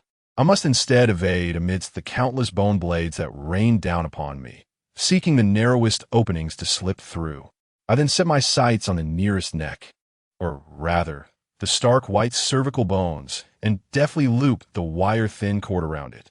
Summoning all my strength, I twist with all my might until I hear a sharp crack, and as the skull crashes to the ground, the entire skeletal structure crumbles, releasing a foul, black smoke that seeps from the mottled white bones. This is their only vulnerability. However, I am but one against hundreds of them. Initially, I attempted to conjure a multitude of ropes through magic to strangle them. But to no avail, the dispersed cords lacked the necessary force and were severed by their blades within moments. It seems I can only deal with them one by one through sheer brute strength, and for each skeleton I dismantle, I inevitably sustain a wound. I ponder that even if I were to survive this battle, my precious Qipao would be rendered unwearable. How unfortunate! Such a valuable and practical garment.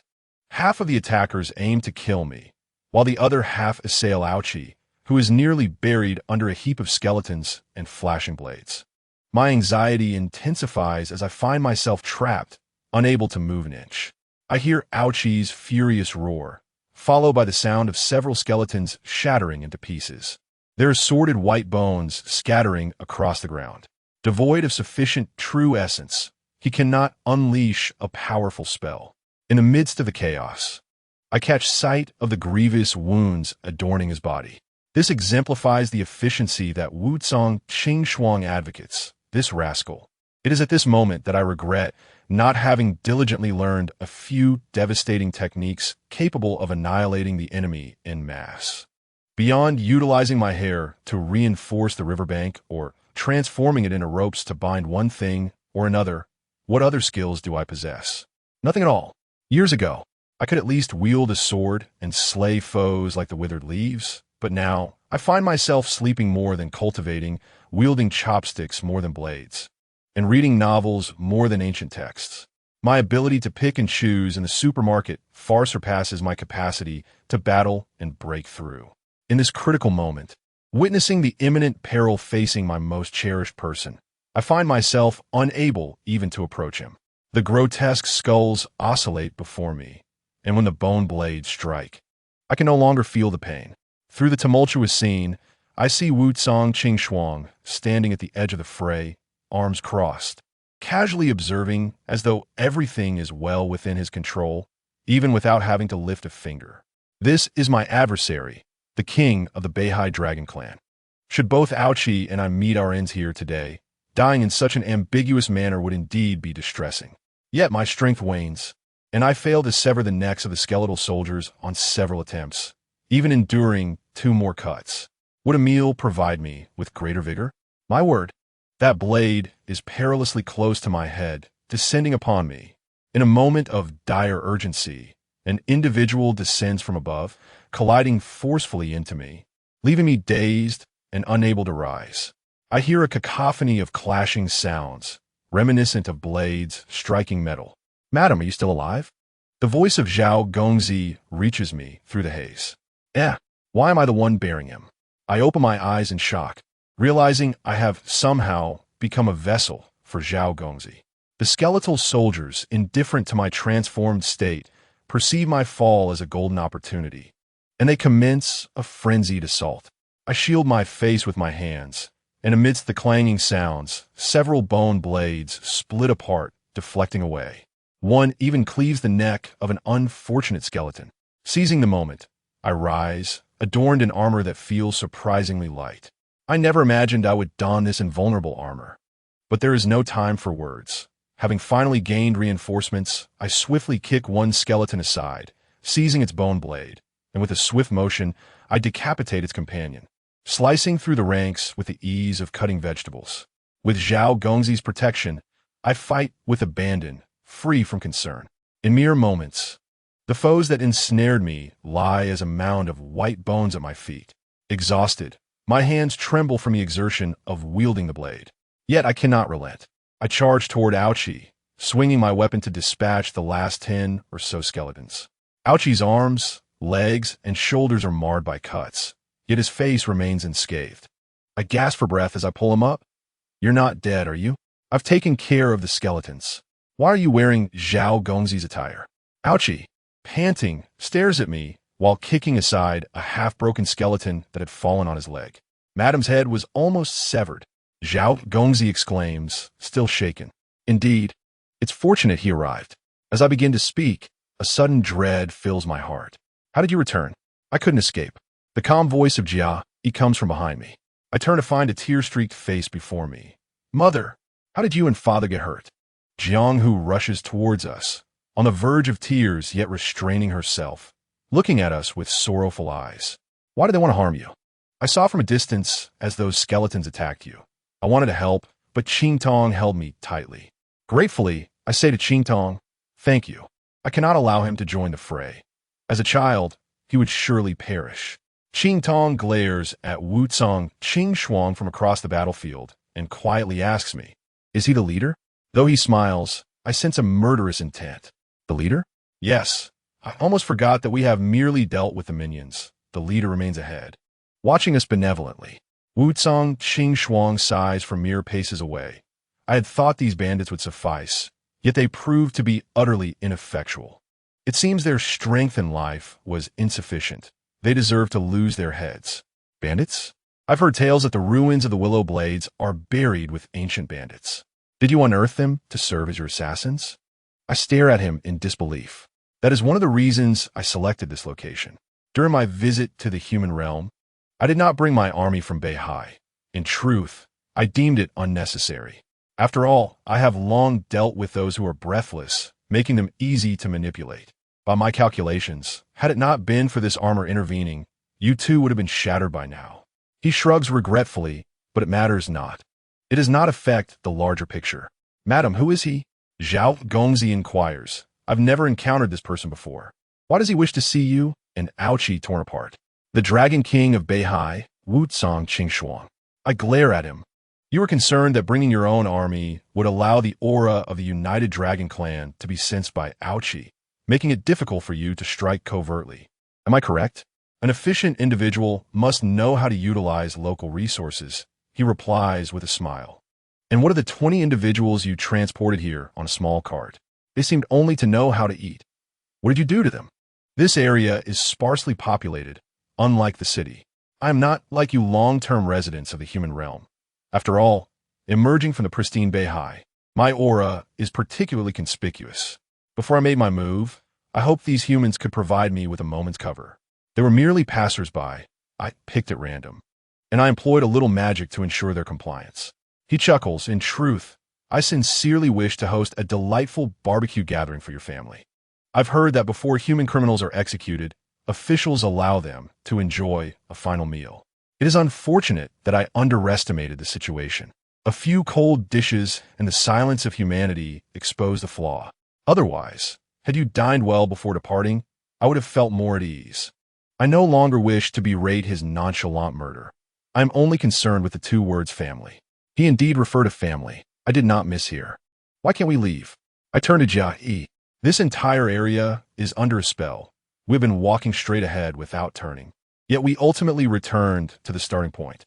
Jia gazes at Wuzong Qingshuang. As long as he remains, we cannot escape. Suddenly, Ouchi, who had been silent, erupts in a furious roar. Wuzong Qingshuang, if you dare lay a finger on my child, I will make the Beihai tremble and turn to a mountain of corpses. The Beihai has long since become a mountain of corpses. Wuzong Qingshuang smiles. Do you believe that when you clean up, you only remove the large trash and ignore the small? Shu Yao, surely you would not sweep the floor in such a manner? The lives of my family of 4 are but trivial matters to him, akin to the mere act of cleaning up refuse. I have never harbored such murderous thoughts towards a person as I do now. That family has caused me profound harm. I, along with Ao, Qi, have endured countless hardships and wounds. Yet the mere thought that the unknown and Jiang who have become his targets fills me with uncontrollable rage. How can he remain so unperturbed, declaring death so casually upon such innocent children? Beihai Long Wang, what manner of heart do you possess? What I desire is the lives of this family of 4. He surveyed everyone present, admonishing them to cease their foolishness. Once I conclude this matter, I shall naturally allow your departure. I do not even know you. By what right do you claim the prerogative to kill at will? Qingtong stepped boldly before me, arms outstretched in defiance. Should you dare lay a hand on the proprietress, I shall not hesitate to end you. Wu Cangqing Shuang let out a derisive laugh. Scoundrel! Ao Qi bellowed, charging ahead of us all. He struck with both palms, unleashing the azure true fire that surged toward Wu Cangqing Shuang. My heart sank.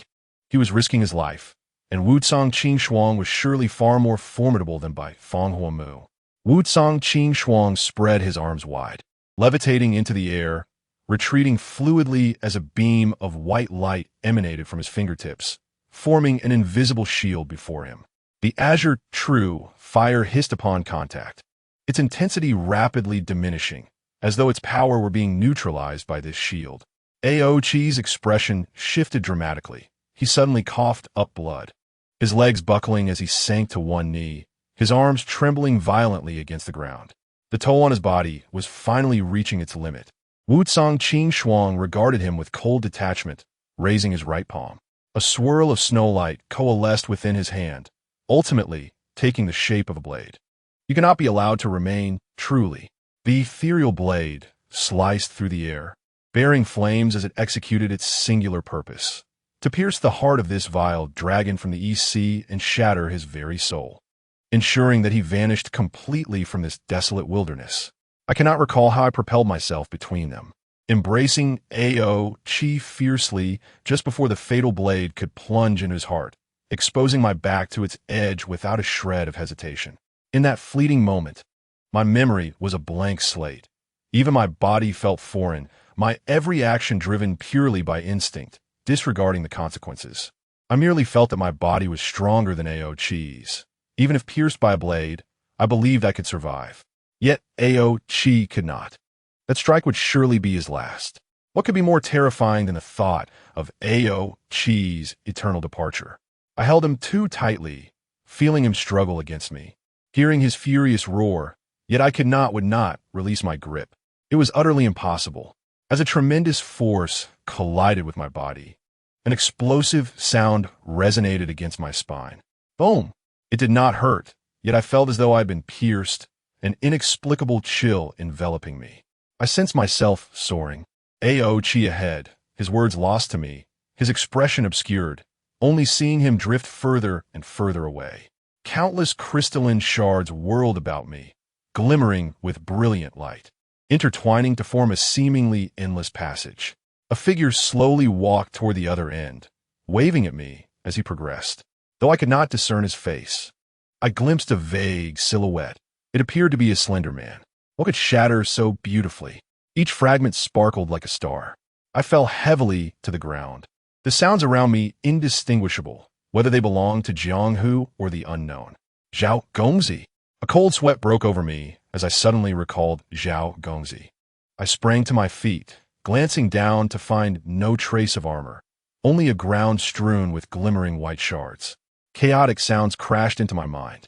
The only thing I wished to know was the appearance of Zhu Qi Shi. Are you hungry? I shall prepare noodles for you. As long as I remain here, everything will be fine. I will not permit anyone to disrupt it. How could I have forgotten that Xiao Gongzi was with me? I stared blankly at the scattered fragments. Someone embraced my shoulders. Ao Qi's urgent voice calling out, "Are you all right? Are you hurt?" I turned to face him, exhaling in relief. It is enough that you are alive. With that, I turned back, kneeling to gather the fragments, crying out, "Ao Qi, come help me. Xiao Gongzi has scattered everywhere. Quickly, let's piece him back together." It was the same last time. He was shattered, and I restored him. Yet, the shards continued to vanish one by one. I frantically scrambled to collect them, my fingertips pricked by the ground's sharp stones, but I felt no pain. No matter how swiftly I moved, I could not halt their departure. Ao Qi seized my arm. "Do not collect them any longer." His shout finally snapped me back to reality.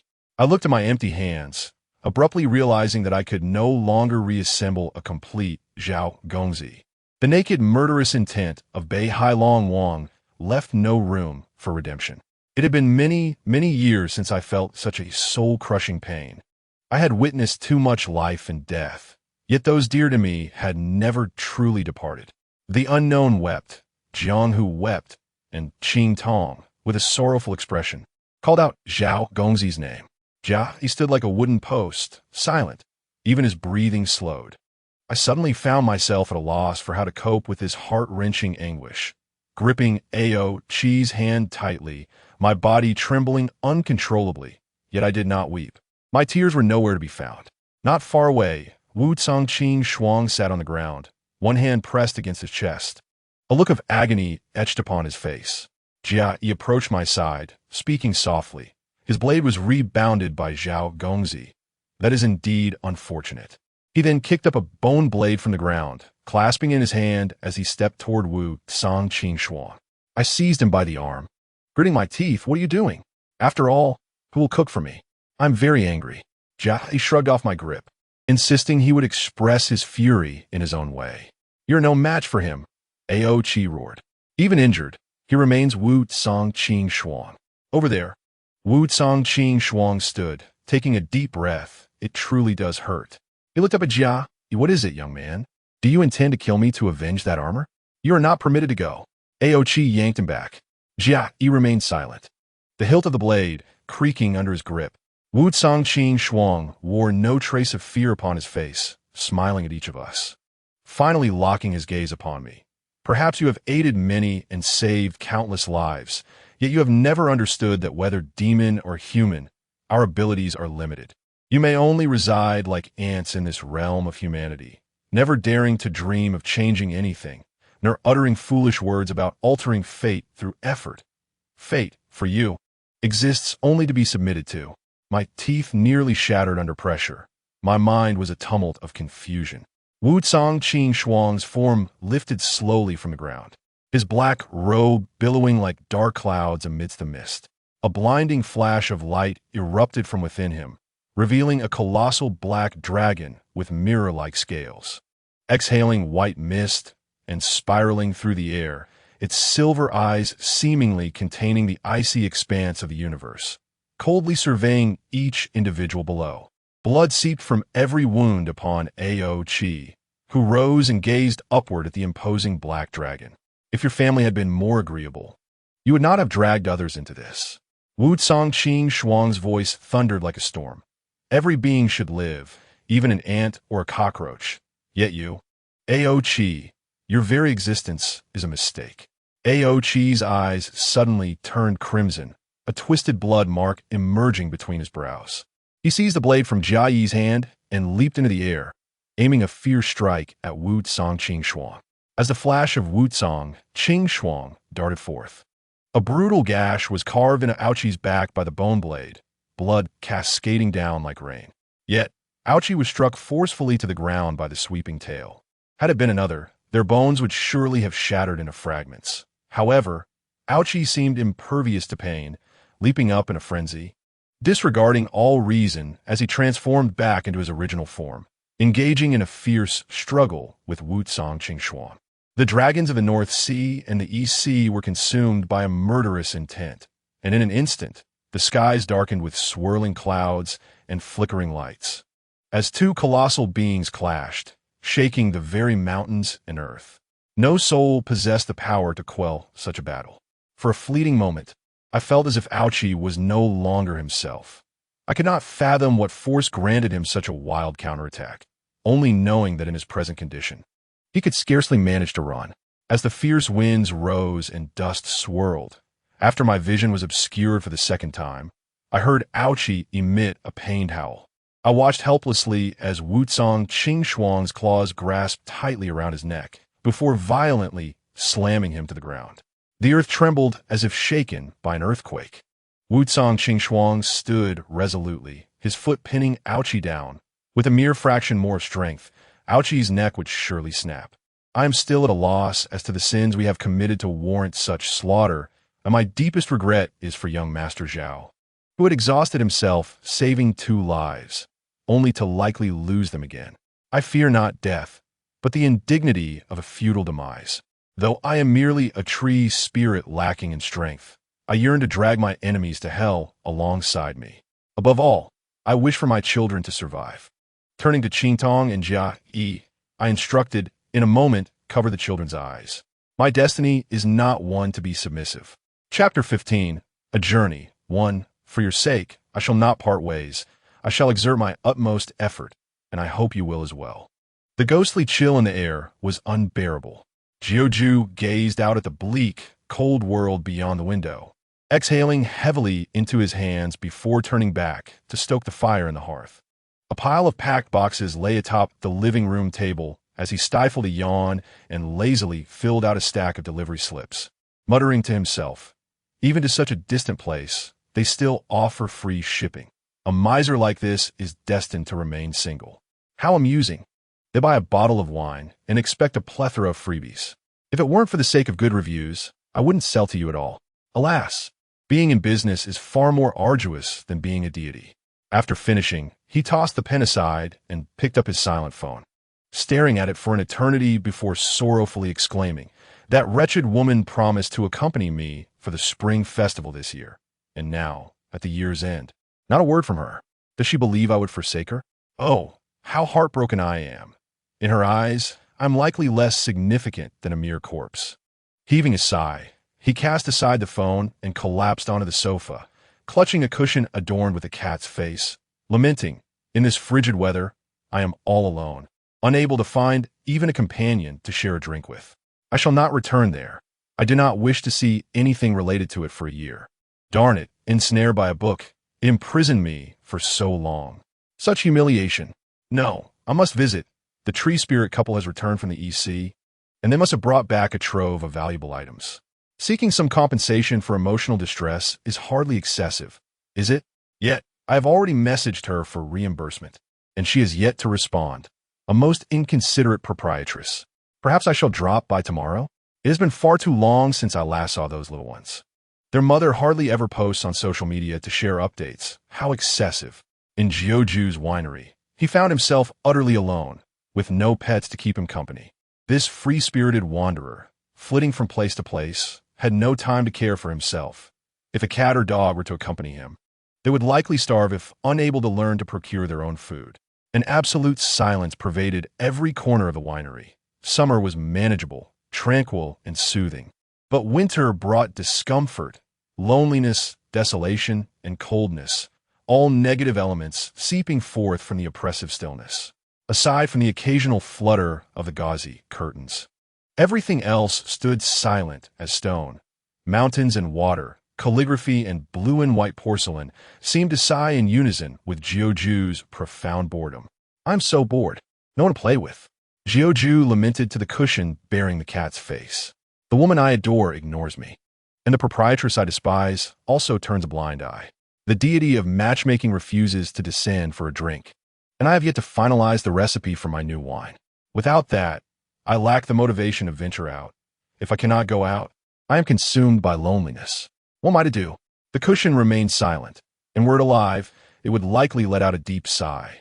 Who would have thought that the self-proclaimed, charming, and sociable Jiuju would find himself in such a predicament, unloved by parents, particularly in the sorrowful season of winter? Ding dong, ding dong. The doorbell rang. Jiuju sprang up, thinking it must be the delivery person come to collect a package. Finally, a living soul with whom he could converse.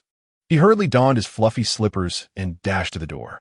Ah, they arrived quite early today, he mused, but his smile quickly faltered upon seeing that the visitor was not the delivery person.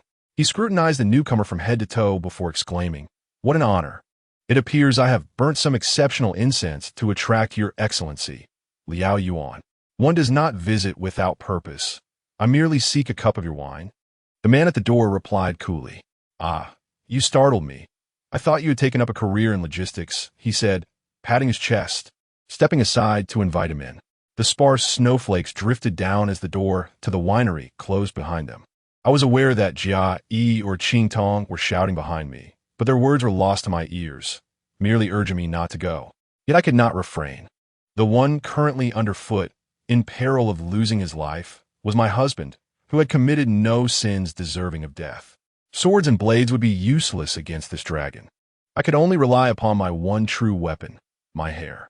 Though it lacked the ability to slice through iron, if it remained sufficiently resilient, it could offer Ouchie a chance to escape, even if for but a fleeting second. I had never faced such a formidable adversary. He was not just a dragon, but a dragon king. There was no time for preparation. All my strength had to be unleashed in a single strike. Should that strike fail, my chances of victory would vanish. My speed transformed me into a streak of green light, halting behind Wangchuan. My hair grew infinitely longer, finally expanding like the branches of an ancient tree. As they wrapped around Wangchuan's massive form, I was suddenly reminded of the birds and beasts that had perished in my hands on Fulong Mountain. In those days, I had ensnared them with branches until they ceased to breathe. I had thought I would never again engage in such actions. Yet as prey, Wangchuan's size was overwhelmingly vast. I harbored no intention of slaying him, for I knew all too well that I was incapable. However, it would not be beyond my ability to drag him aside, to subdue him for even a few seconds. Wangchuan was ensnared in the branches that covered much of his body. Had he been any other creature, he would have suffocated long ago. Yet he merely turned his head, regarding me with icy disdain. With a surge of determination, I leapt backwards, using sheer force to wrench the colossal dragon from Ouchi's side. Perhaps I exerted too much strength, for a sharp pain surged through my body, as if it were on the verge of shattering. The howling winds whipped up the dust, striking against my eyes, leaving me unable to discern the situation before me. Even without the dust obscuring my vision, clarity was unattainable, for the overwhelming sensation of being bound and constricted was enough to plunge me into darkness. Even clad in garments, I could still perceive the bone-chilling cold emanating from the scales of dark dragon hide, enveloping a formidable body and soul, transforming into unbreakable chains that ensnared me without mercy. Although Wangchuan could not sever my branches, the disparity in strength swiftly afforded him the opportunity to retaliate. I could only bind him for a fleeting moment, exhausting all my energy to drag him away from Aoj. Even if Wangchuan ceased to struggle, the branches around him gradually loosened, leaving me powerless as he gained the upper hand, constricting me with his formidable form. The slightest exertion from him would cause my essence to dissipate along with the shattering of this corporeal vessel. The myriad beings in the world are merely composed of tangible bodies and intangible souls. Devoid of body, one is but an illusion, and without soul, one is mere lifeless matter. Each component is indispensable. My method of attaining human form differs from that of other demons, who typically transform through sufficient cultivation. In contrast, Ximeiyouhai assisted me in achieving human form by directly extracting my soul from my true body, molding this formless essence into a human shape with his spiritual power. The corporeal form you now behold, resembling a flesh and blood human proprietor, is the manifestation of my soul, while my most precious essence resides within. All my spiritual power and life depend upon it. Should this body perish, my homeless essence would vanish like dew exposed to the scorching sun, and my true form far away on Fulong Shan would wither into ash. Nonetheless, as long as my true form remains intact and my essence survives, regardless of the severity of my wounds, returning to my true form in a timely manner would still offer a glimmer of hope for recovery, albeit the healing process may span many years.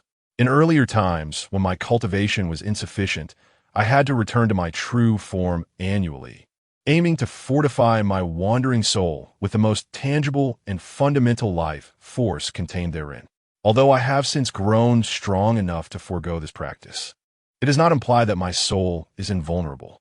In the presence of an adversary like Wangchuan, should he harbor murderous intent, I would not even have the chance to retreat to my true form. At this moment, I could no longer discern the nature of his intentions. I only knew that in a matter of seconds, I would lose consciousness from asphyxiation. Here, no one stands a chance against Wangchuan. If one cannot prevail, retreat is the only option. This was my unspoken final hope for the others. Just as my vision blurred and my breath quickened, a surge of frenzied power surged toward me. I barely comprehended what transpired, only sensing that I had collided with a solid stone wall.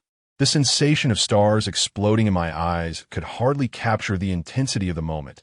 My body suddenly felt weightless, drifting down to the ground.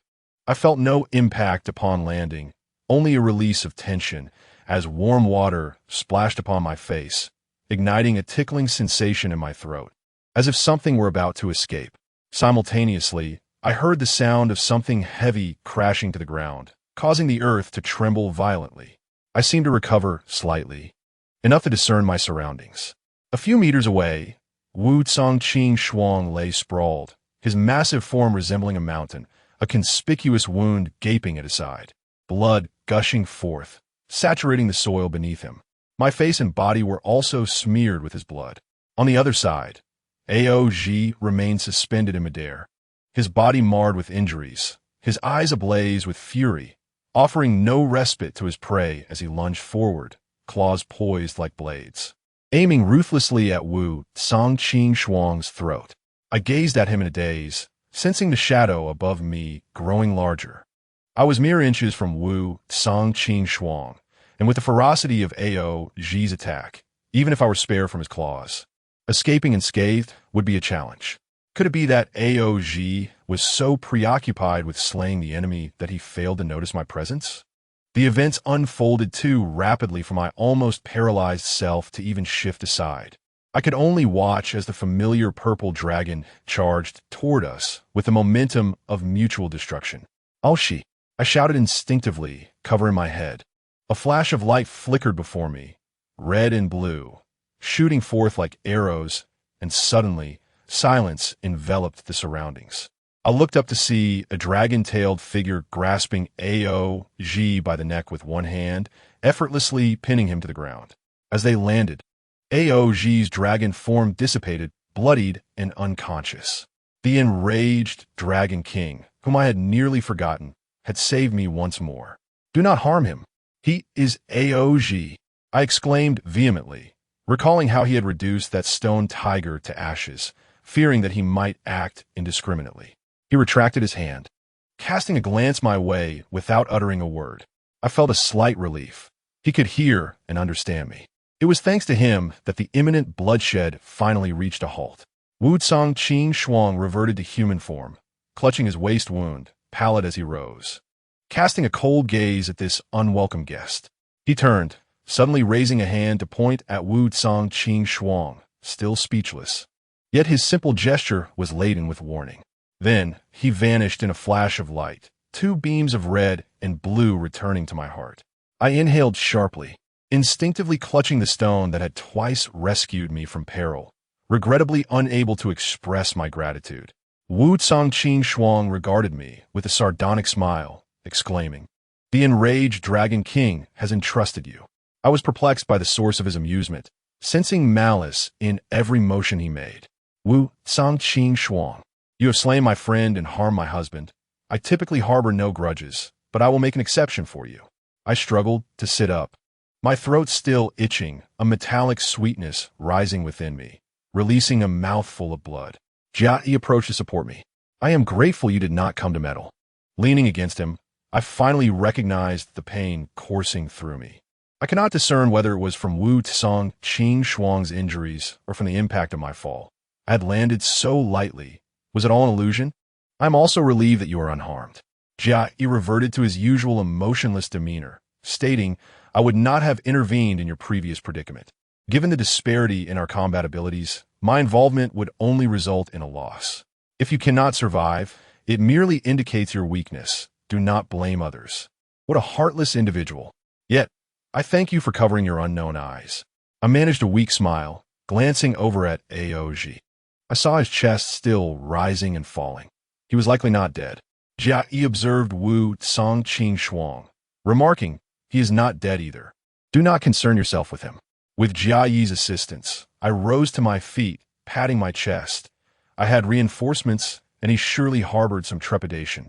As his gaze revealed, my overwhelming urgency dulled my pain, and I hastened my steps toward Aoj. He remained unconscious, breathing erratically, his body marred with numerous wounds, many still bleeding. The sticky substance tightly held by Qingtong, and the unknown finally broke free, wanted to cry but too afraid, longing to embrace me, yet hesitant. Standing before me like two frightened quails, the unknown carefully grasped my fingers, glancing at Aoj with red-rimmed eyes, say, Mom, let's wake Dad up and go home. Qingtong approached, cautiously eyeing Wangchuan Shuang, then turned to me, declaring, we cannot continue fighting. Your injuries are severe. This battle was not initiated by me. Thus I cannot conclude it. I addressed Qing Tong and Jia Yi. He is also gravely injured. You must quickly take the sticky substance and the unknown away. I will not leave. The sticky substance frowned, suddenly picking up a stone from the ground and hurling it fiercely at Wu Cangqing Shuang, striking him on the head. You bad guy. You big bad guy. When I grow up, I will fight you. You must not bully my parents. Wu Cangqing Shuang made no attempt to evade, a mysterious smile curling his lips as he slowly approached us. My heart tightened, and I swiftly pulled the sticky substance behind me, handing him to Jia Yi. Take them away. As the words left my lips, an inexplicable aroma of wine wafted through the air, rich and fragrant. I thought perhaps my injuries had rendered me delirious. For in this place, the scent of blood should reign supreme. Wu Cangqing Shuang had scarcely taken 10 steps when he suddenly halted. A fleeting moment of vigilance flickered across his brow before he collapsed to the ground with a thud, devoid of any sound. I too was in no better state. The strange fragrance infiltrated every part of my being, dulling my pain and clouding my consciousness. As the world before me shimmered and blurred, just as my eyelids grew heavy and threatened to close, I caught sight of a flash of lake blue, hurrying towards me from a distance. Was that someone's hair? I thought erratically, my eyes involuntarily shutting as I surrendered to the void. Chapter 16. A Journey to Madam. It's time for dinner. I made beef noodles. Young Master Zhao called out cautiously from beside the bed. The sunlight streaming through the window was blinding. I squinted and lazily inquired, "What time is it that we're having dinner? Does it matter what time it is? Aren't you hungry?" He held a steaming bowl, urging me, "Smell it. Isn't it fragrant? I've added my secret sauce, and the beef is tender and succulent."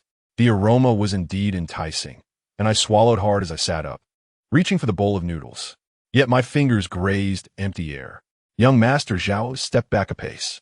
"Why are you retreating?" I asked, perplexed. "Where do you intend to take my noodles?" He remained silent, stepping back once more. Growing annoyed, I got out of bed to pull him closer. Just 2 steps stood between us, yet I could not bridge that distance as I watched him continue to retreat until he melted into the golden sunlight, his towering figure dissolving into a cascade of colorful specks. "You must eat on time, madam." His voice echoed from afar. "Xiao Gongzi," I shouted, my eyes flinging open, my heart racing like thunder. The soft, white canopy above me exuded a faint fragrance, and the elegantly carved wooden bed was certainly not mine.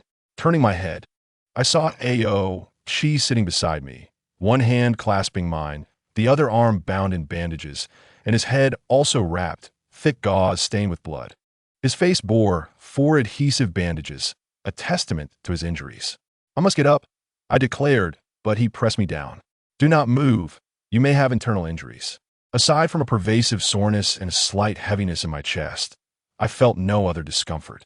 "I'm fine," I insisted, pushing his hand away as I sat up, furrowing my brows at him. "What happened to you?" "Do not worry. I am not dying. Everyone is fine." He touched my face, yet his usual bravado, the unyielding demeanor of the great master who laughed at fate, was absent, each word calm and steady.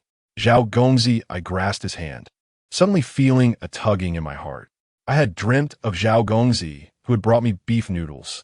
Ao Qi gritted his teeth. "I know you are grieving. But Xiao Gongzi cannot return. It is not just you. We all must come to terms with this reality." I was painfully aware that he could not return. I had witnessed him shield me from a blow I was meant to endure, only to be shattered to pieces, leaving no remnants behind, vanishing utterly. From now on, no one would cook noodles for us. I lowered my head. Tears that refused to fall dripped onto the silk quilt. With my shattered body, I wished for your unscathed existence, yet I never imagined it would be me who suffered. We always believed we had ample time together, that tomorrow was an endless promise. Yet who could foresee that tomorrow might never come? Uncontrollable sobs emerged from beneath the bed. Startled, I leaned to look, discovering a crumpled piece of paper at Ao Qi's feet, weeping inconsolably. How did it come to this? I stifled my sorrow and reached to stroke its head. Paper, it continued to cry, its small body soaked with tears. The coin was tossed wrong. If it had been me who had gone, Xiao Gongzi would have been safe. It rambled on. If I had gone, Madam would have perished. Why must there be such choices? Can you all just live? There are no what-ifs in life.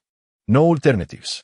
Had Zhao Gongzi not shielded me from Wuzong Qingshuang, perhaps both he and I would have emerged unscathed, for beside me loomed the wrathful Dragon King, who could appear at any moment.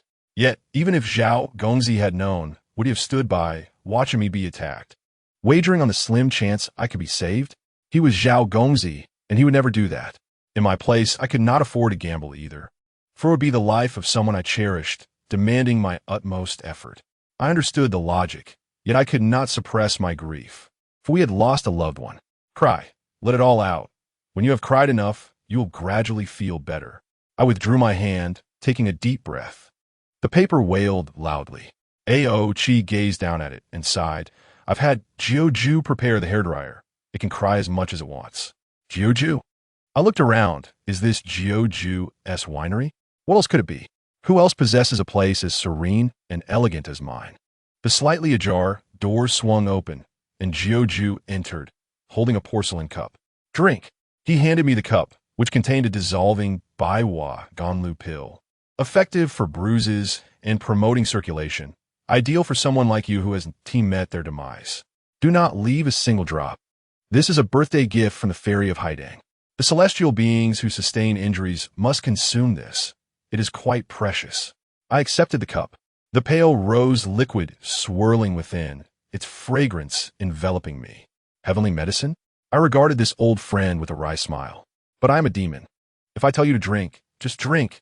Why all the questions? Jiu frowned. I downed the contents in one gulp, a refreshing sensation coursing through my body. Jiu reclaimed the cup, shaking his head. See? While I'm not around, you all end up in this state. I had numerous questions for him, yet he offered no opportunity, instead pressing me back onto the bed and tucking me in. You must not ask anything now, nor speak. His palm rested on my forehead.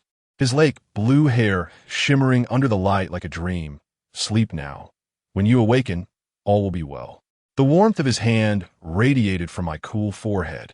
A comforting sensation. You should rest too. Your injuries are more severe than hers.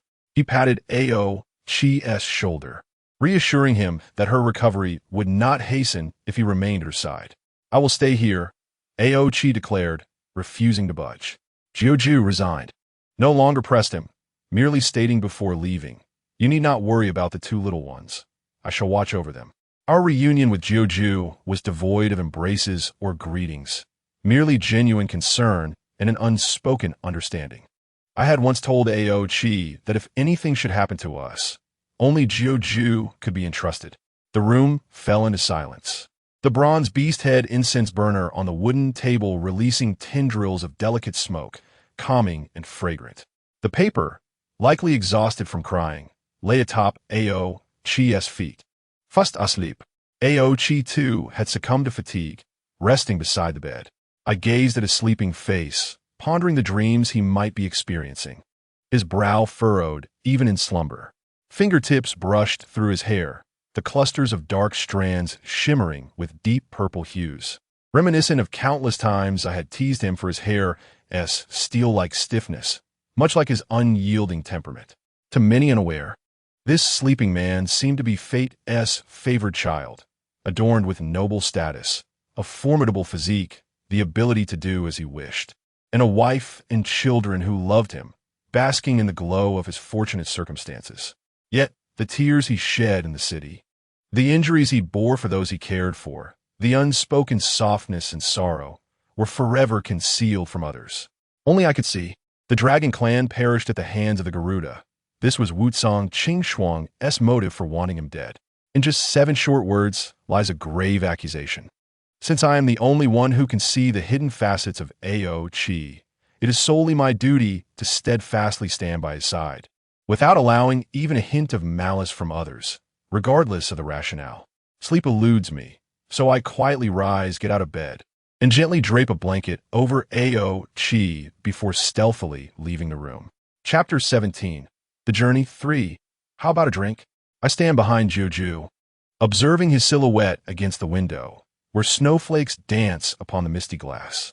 You do not care for alcohol, he responds without turning around, as the snowfall intensifies outside.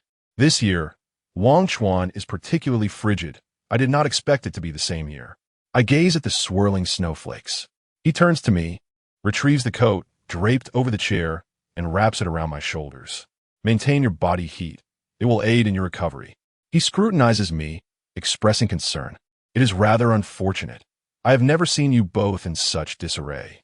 Wu Congqing Shuang intends to kill Ao Qi, I state plainly. He frowns, suggesting, perhaps you should stick to tea. I have some rose tea and can add a few red dates for you. Very well, let us see your tea-making skills. I pull out a chair and sit by the window, my emotions swirling as I gaze at the outside world. Moments latte. A pot of steaming rose and red date tea is placed before me. Jiuju pours into my cup. Drink up. Taking a small sip, I find it pleasantly sweet and warming, a perfect remedy against the biting cold of winter. The two little ones have eaten and fallen asleep, while Jia and Yi, along with your new helper, keep watch over them. Jiuju sits across from me, assuring, here, you can still sleep peacefully. Did you bring us back? I set down my cup, recalling that I seemed to see you before I lost consciousness. I was searching for you. The note said you went to Ming Lu Mountain Villa for a community gathering. I tried calling you, but the line was dead, so I came to find you. The note claimed it remembered the route, having secretly memorized the map, but you did not take it along for the adventure, so it insisted on guiding me. Before we reached Ming Lu Mountain Villa, we witnessed two dragons battling in the sky, surrounded by a barrier. I could not break the Dragon Clan's barrier until both dragons were gravely injured, causing the barrier's power to wane, allowing me to approach you. Jiuju sighed. You are rather reckless. Even in his weakened state, he is still one of the 4 Dragon Kings. Not just any street creature. The deities of the heavenly realm give the Dragon Clan their due respect. Even if he is injured, you stand no chance against him. Were it not for young Master Zhao and that creature that emerged from your heart, you would have faced dire consequences. You are well aware of the importance of your current body and the fate that awaits you should anything go awry. He fell silent for a moment, then added, I apologize. I could not save young Master Zhao, nor could I protect you, and Ao Qi, what is the point of discussing such foolishness? I forced a smile. You, a brewer, are not one for violence. I rubbed my eyes vigorously, striving to suppress my tears, inhaled deeply, and asked, why did you suddenly come searching for us? Did you not say you would not play with us anymore? What has transpired while we were in the dragon domain? Jiuju hesitated, torn between frustration and embarrassment, before exclaiming, is all your cursed compendium of all things? Compendium of all things? I blinked in disbelief, recalling the book I had placed in the storage room to prop up a table. Jiuju nodded despondently. That book is anything but ordinary. I stared at him, realizing the implication. I had been trapped. I confess, though it is humiliating, I cannot lie. He waved his hand dismissively. In any case, I fell into it and nearly perished. But I emerged unscathed, and that book remains propping up the table. I will tell you more about this later, when I have the chance and inclination. For now, do not ask. Fine. I had no intention of questioning that part, as long as you are well. The tree demon. He suddenly locked his gaze onto me with an unusual seriousness. On that day, a guest arrived at my winery. I felt a twinge of anxiety at his tone. What guest warrants such a look from you? Liao Yuan, he articulated clearly, ensuring I understood. I was taken aback. The current god of war in the heavenly realm.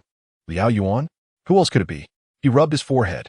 He is the highest-ranking guest I have ever hosted. But I thought you had little rapport with him. Why would he suddenly visit your winery? Jiuju met my gaze. Do you remember the 12 divine stones you sought tirelessly in your travels? How could I forget? Those stones were the culmination of my efforts. What are stones? I countered. There has been some trouble in the heavenly realm, Jiuju said, shedding his usual nonchalance. Of the 12 stones returned, only 11 are accounted for. I gasped, exclaiming, that is impossible. Ao Qi and I personally delivered 12 stones to the East Sea Dragon King, who then returned them to the heavenly realm. There were definitely 12. Liao Yuan's exact words were that the Ximeiyouhai is a forgery, Jiuju stated with grave seriousness. I was stunned. Ximeiyouhai? A forgery? Given Liao Yuan's status and demeanor, it seemed unlikely he would speak without basis. Jiuju grasped my cold hand. Think carefully. Was there any oversight at that time? No, that is impossible. I shook my head resolutely. I handed over all 12 stones in pristine condition to the EC Dragon King. Xiao frowned. This complicates matters.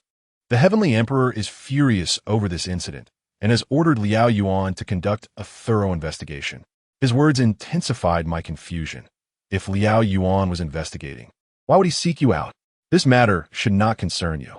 He stated that the Heavenly Emperor received the divine stones from the EC Dragon King. Thus, he will begin his inquiries with the Dragon Clan. If they can be recovered, that would be ideal. If not, he may resort to forceful measures. Xiaoju's expression turned grave. However, if it truly has nothing to do with the Dragon Clan, will he seek me out for retribution? I am incredulous. Liao Yuan already knows that I was the one who sought the divine stones. Thus, there lies the opportunity for deception. Aside from the Dragon Clan, I'm the only one left, correct? The logic was sound, yet Liao Yuan indicated he would feign ignorance regarding the Dragon Clan until their innocence was established. Xiaoju held my hand firmly. This matter is of utmost significance. The one you have angered is none other than the highest authority in the heavenly realm. Should he discover that the divine stones were originally in your possession, I shudder to think of the consequences. I have not committed any wrongdoing. My conscience is clear. I shrugged. If the Heavenly Emperor truly seeks to trouble me, there is little I can do. Having spent many years in the heavenly realm, I had only ever glimpsed the Heavenly Emperor a few times. This man governs the heavenly realm, wielding the power of life and death. To the humans and demons, I may be deemed a deity, yet to the Heavenly Emperor, I am but a lesser being. If it is he who has been provoked, what will you do? Xiaoju did not hide his concern.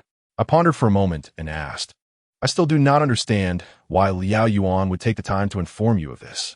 He is one of the great gods of the heavenly realm, while you are merely a lowly wine-making immortal, and you share little connection. Xiaoju regarded my empty teacup and refilled it. He said you shared a bond over tea. I was taken aback. Years ago, on a winter night, I had sheltered a shoemaker beneath my eaves. Because of that shoemaker, he had shared a drink of fleeting life with me, reminiscing about the past. I had almost forgotten. Liao Yuan remarked that since I possessed the ability to recover the 12 stones, I should also be capable of retrieving the genuine Ximeiyouhai. During his deliberations with the Dragon Clan, I would have time to act. The Heavenly Emperor holds great regard for this stone. If it cannot be recovered, both the Dragon Clan and I would face dire consequences. While the Heavenly Emperor may still harbor some trepidation toward the Dragon Clan, what of me? A mere tree demon, deemed insignificant in his eyes. Xiaoju gazed out at the chaotic sky. He means well and does not wish for you to fall into unnecessary troubles. I remained silent, retrieving a red date from my tea and slowly chewing it. In any case, you ought to have a plan in mind. Jujuet gazed at my face, frequently reminding others that living well is the essence of everything.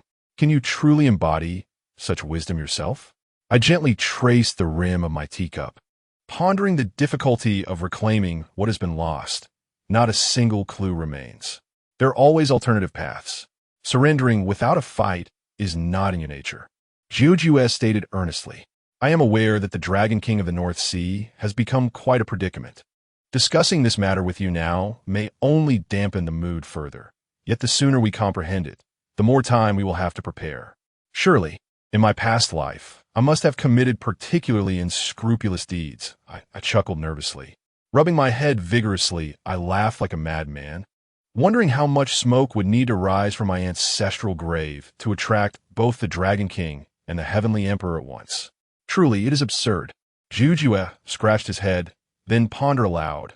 Why would the Dragon King of the North Sea harbor murderous intentions? By lineage, Aoji could be considered his grandnephew, could he not? After a moment of silence, I replied, the Dragon Clan perished at the hands of the Ximeiyouhai. Therein lies the crux of the matter. Wuzong Qingshuang claims Aoji is an erroneous existence. The Dragon Clan fell to the Ximeiyouhai? Jujue exclaimed in astonishment. What does he mean by that? I only know that this phrase originates from Indian mythology. The Ximeiyouhai, the Garuda, feeds on Naga, which represents the Dragon Clan.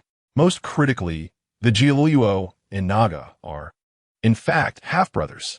I gave a bitter smile, interpreting Wuzong Qingshuang's understanding of this phrase as suggesting that despite blood ties, they are ultimately not of our kind. Their hearts must be different, Thus they must be eliminated. Juju contemplated for a moment. Then it dawned on him. Aoji has blood ties to the dragon clan, but is not entirely one of them. You see, his grandfather has always concealed his true lineage, claiming he is the son of a dragon maiden. In the warmth of the rose tea, I recounted various happenings within Yumen Guo, informing him that the Dragon King of the East Sea has transformed into an unrecognizable patient, and that prior to my journey to Yumen Guo, the Dragon King entrusted me with the furious-faced Dragon King, a symbol of Eastern Sea sovereignty. I also explained how Wuzong Qingshuang meticulously devised plans to ensnare me and Aoji, transforming him from a noble heir of the East Sea into an outcast despised by the entire dragon clan, all for the sake of establishing a reason to execute Aoji. After listening, Juju sighed deeply and said, "In the short term, I believe Wuzong Qingshuang will refrain from troubling you again. First, he is gravely injured. Second, you possess the furious-faced Dragon King, an extraordinary item that can save your life. If he were to act aggressively again, you might not fare well. Third, Liao Yuan is not to be trifled with. Even the mere act of deceiving the Heavenly Emperor with falsehoods is sufficient to keep the Four Seas Dragon Clan occupied for some time. Alas, I wonder if this counts as a blessing in disguise. Perhaps it does, as it has not driven me to a dead end." I chuckled. "But if Wuzong Qingshuang remains relentless and comes to your winery to cause trouble, breaking things and setting fire to the place, do not expect me to compensate you. I am merely a minor celestial official. I cannot break the Dragon Clan's barrier, and he may not be able to breach mine either. Rest assured, if he truly comes knocking, I shall have my methods to deal with him. Every being has their own weaknesses, and there are no absolute victors in this world." Juju asserted confidently. After such a discourse, my chaotic emotions found a semblance of peace. Having a reliable teammate who never falters in crucial moments is indeed a great fortune in this life. "Juju, thank you for returning," I said. "Not long ago, I truly believed I could not endure this ordeal." Juju fixed his gaze upon me. "The fearless matron, are you afraid?"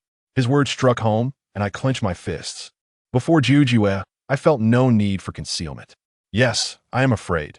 Death has never felt so close as it does now. I fear for Aoji's demise.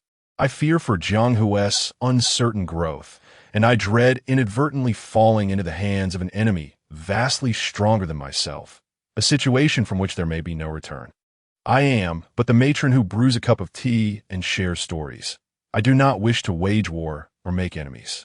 I long only for laughter and camaraderie with family and friends, to live in peace and joy. In this aspiration, I am no different from any ordinary human. I fear not for my own wounds and scars, but dread awakening from a nightmare to find myself utterly alone. Having expressed this, I confess I am not as unyielding as you might believe. At times, I too am a powerless self. In that moment, time seemed to stretch, with only the flames in the hearth dancing joyfully. "Yet, you are not alone," Juju remarked, casting his gaze out at the swirling snowflakes. "If you were truly alone, there would not have been so many monsters who banded together to help you vanquish Sui. Nor would there have been the valiant Xiao Gongzi who risked his life to protect you, or even Liao Yuan, who specially came to deliver crucial information. Having lived to this age, the things you have done and the people you have loved have never truly left you." He turned back, rising to embrace my shoulders firmly. "Thus, there is nothing for you to fear. We are all here." I dare not move, fearing that a mere shift would cause tears to spill forth. Crying in front of him would be quite unbecoming. However, I distinctly felt a reassuring strength flowing from his hands into my body, dispelling all negative emotions that threatened to weaken my resolve. Should trouble arise, be it from the Dragon King of the North Sea, or even the Heavenly Emperor, what of it? The snow continued to fall heavily, and the fire in the hearth blazed brighter. I took a deep breath and patted Juju's hand on my shoulder. "Please, do give me something to eat as well. There are a few steamed buns left. You can have them with pickles. Do not glare at me. The steamed fish and braised chicken legs were devoured by your 2 children and Jianghu. All that remains are the buns. Then at least make me an egg drop soup to supplement. That can be arranged. I cannot allow sorrow to ensnare me, nor can I succumb to despondency or neglect my own well-being, for that would be a disservice to Xiao Gongzi." Chapter 18. A long journey. 4. A month slipped by in the blink of an eye, with every scene on the television brimming with festive cheer, heralding the impending arrival of the Spring Festival. Juju's winery had never accommodated so many guests. As he had surmised, Wu Shuang had indeed not reappeared. It remains uncertain whether he retreated in the face of challenges or became entangled in other matters. This brief respite was ample for Mai and Aoji's bodies to return to their former states.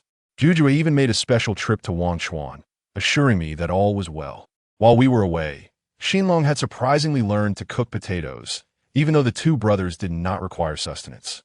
They could not let a dang starve. And while boiled potatoes may not compare to Zhao Gongzi's fried potato sticks, they would suffice to fill the stomach. Juju briefly informed Xinlong of our circumstances, and after a moment of silence, Xinlong declared that they would take responsibility for raising a dang as well as tending to all the plants in the garden. If any formidable adversaries were to attack, their Tai Chi skills combined with a dang might help protect you. Before Juju returned, I had instructed him to bring a dang and Xinlong back with him. The current state of Wubu is no longer a secluded paradise on the edge of the market, but rather a place beset by formidable foes, its safety compromised. Who knows whether Wu Qing might, in a fit of anger, set fire to my home. It is not uncommon for madmen to act in such ways.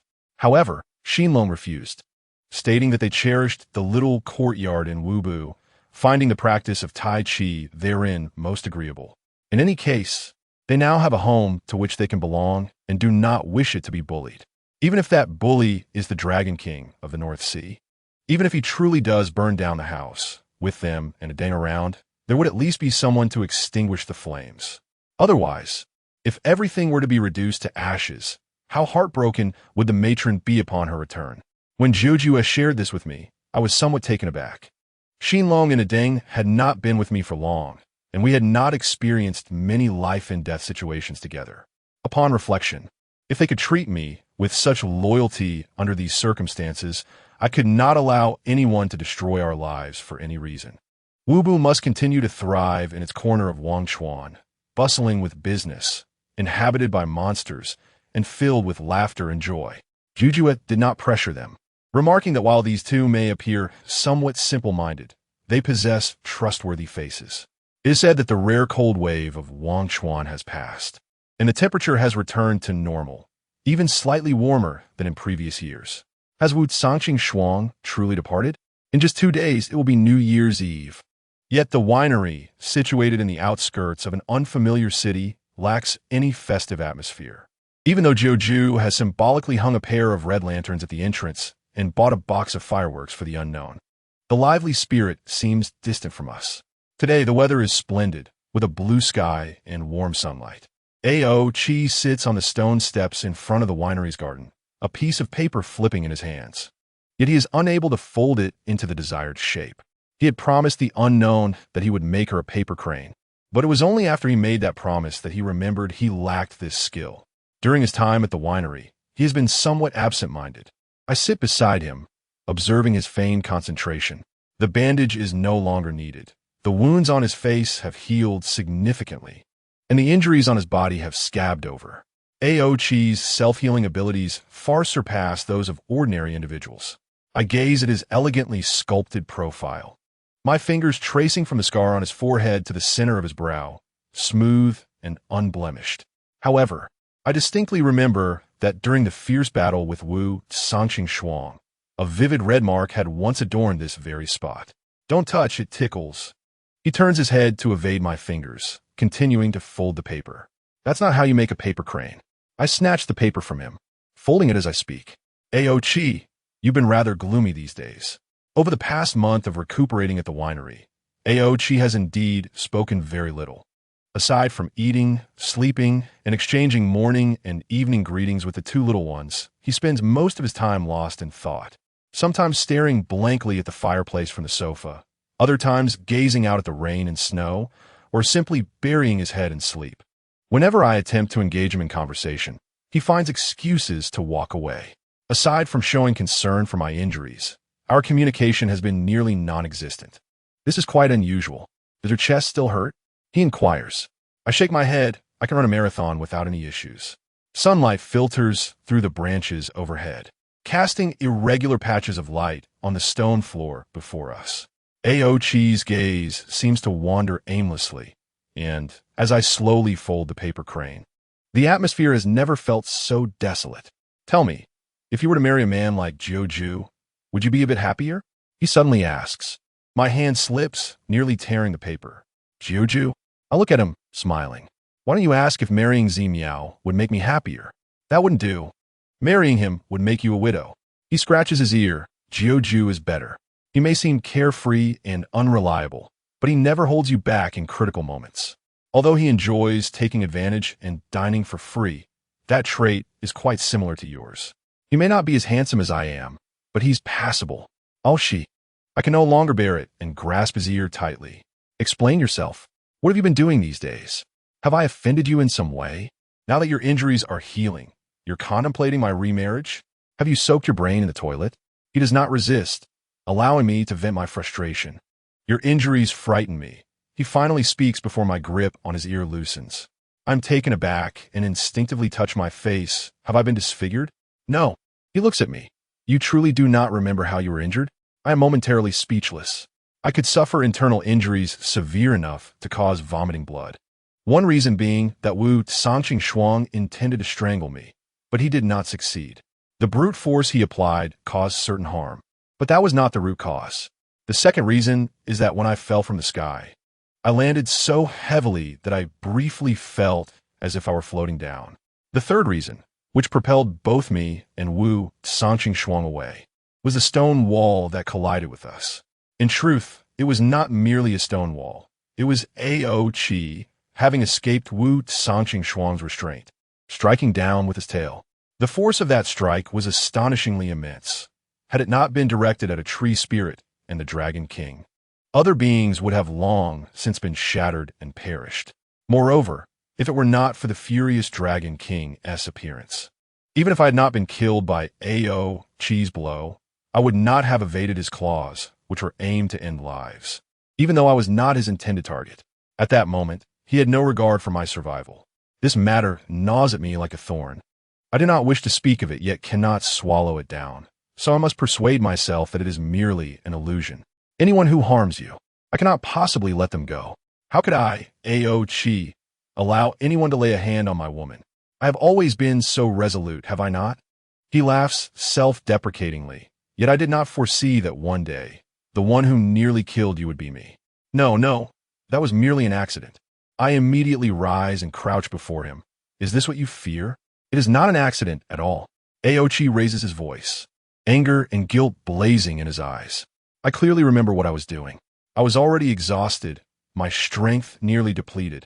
But when Wu Cangshuangqing said I was even less than a cockroach, something within me suddenly boiled over, hot enough to melt me. At that moment, all I could think about was killing Wu Cangshuangqing. I could see nothing else, including you. Do you understand what this means? If I were to encounter the same situation again, how many times do you think you could escape?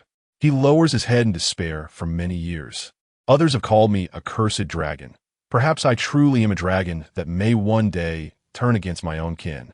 Your mother is a demon, and your father is the son of the East Sea Dragon King. Such a union is nearly unprecedented, at least in the history I know. Joju's voice comes from behind us, which makes it difficult to determine what hidden mechanisms lie within such bloodlines and when or under what circumstances they may be triggered. For all these years, aside from your volatile temper, there have been no other flaws, and this has led us to be negligent. Perhaps this was merely a one-time mistake, but it could also be far more serious than we imagine. Regardless, at least this battle has served as a warning. It is not too late to mend the folds after the sheep have been lost. Aochi turns back, frowning. Were you eavesdropping? This is my home, after all. I intended to water the plants in the garden, not to disturb you two lovebirds. Joju places the watering can on the ground and approaches us. Please, gather your spirits. We are in a crucial moment of both internal and external troubles. Previously, your wife was frightened. Now you are frightened as well. Are you both trying to drive me to my grave? I'm not getting any younger.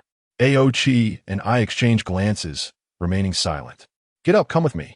Joju pulls me with one hand and Aochi with the other, unceremoniously dragging us both up and striding away from the garden. In front of a large dressing mirror, Ju pushes us both forward, pointing at the mirror. Take a good look. See if the people in the mirror are recognizable. We gaze at our reflections, neither overweight nor underweight.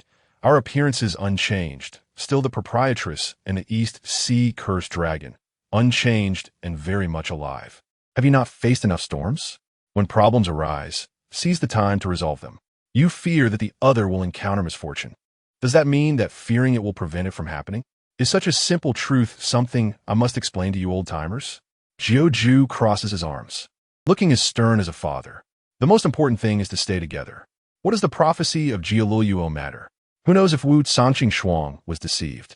If the eyes of the Xianhu are lost, they're lost. Finding them is all that matters.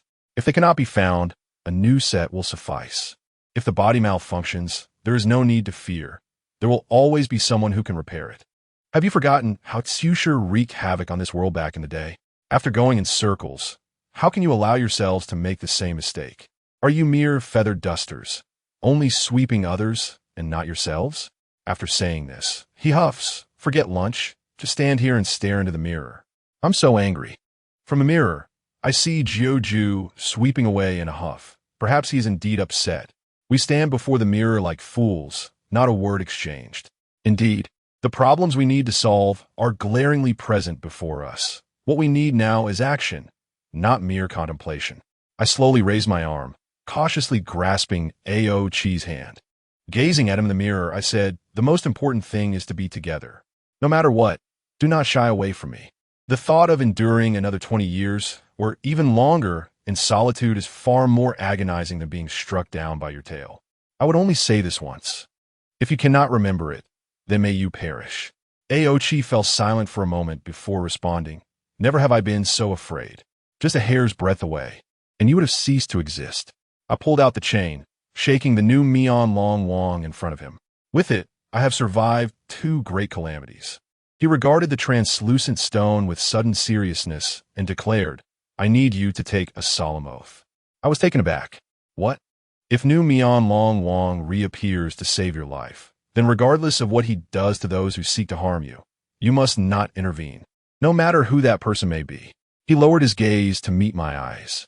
If you cannot abide by this, then do not remain with me, not ever. I bit my lip and nodded. I swear. He frowned, urging me to recite after him. Shu Yao Sha Luo shall never obstruct new Mian Long Wang from slaying the one who seeks to take my life. Seeing my hesitation, he squeezed my hand firmly. Speak. Shu Yao Sha Luo shall never obstruct new Mian Long Wang from slaying the one who seeks to take my life, I managed to say with great effort. Should this vow be broken, our bond shall be severed, and we shall be strangers in every lifetime.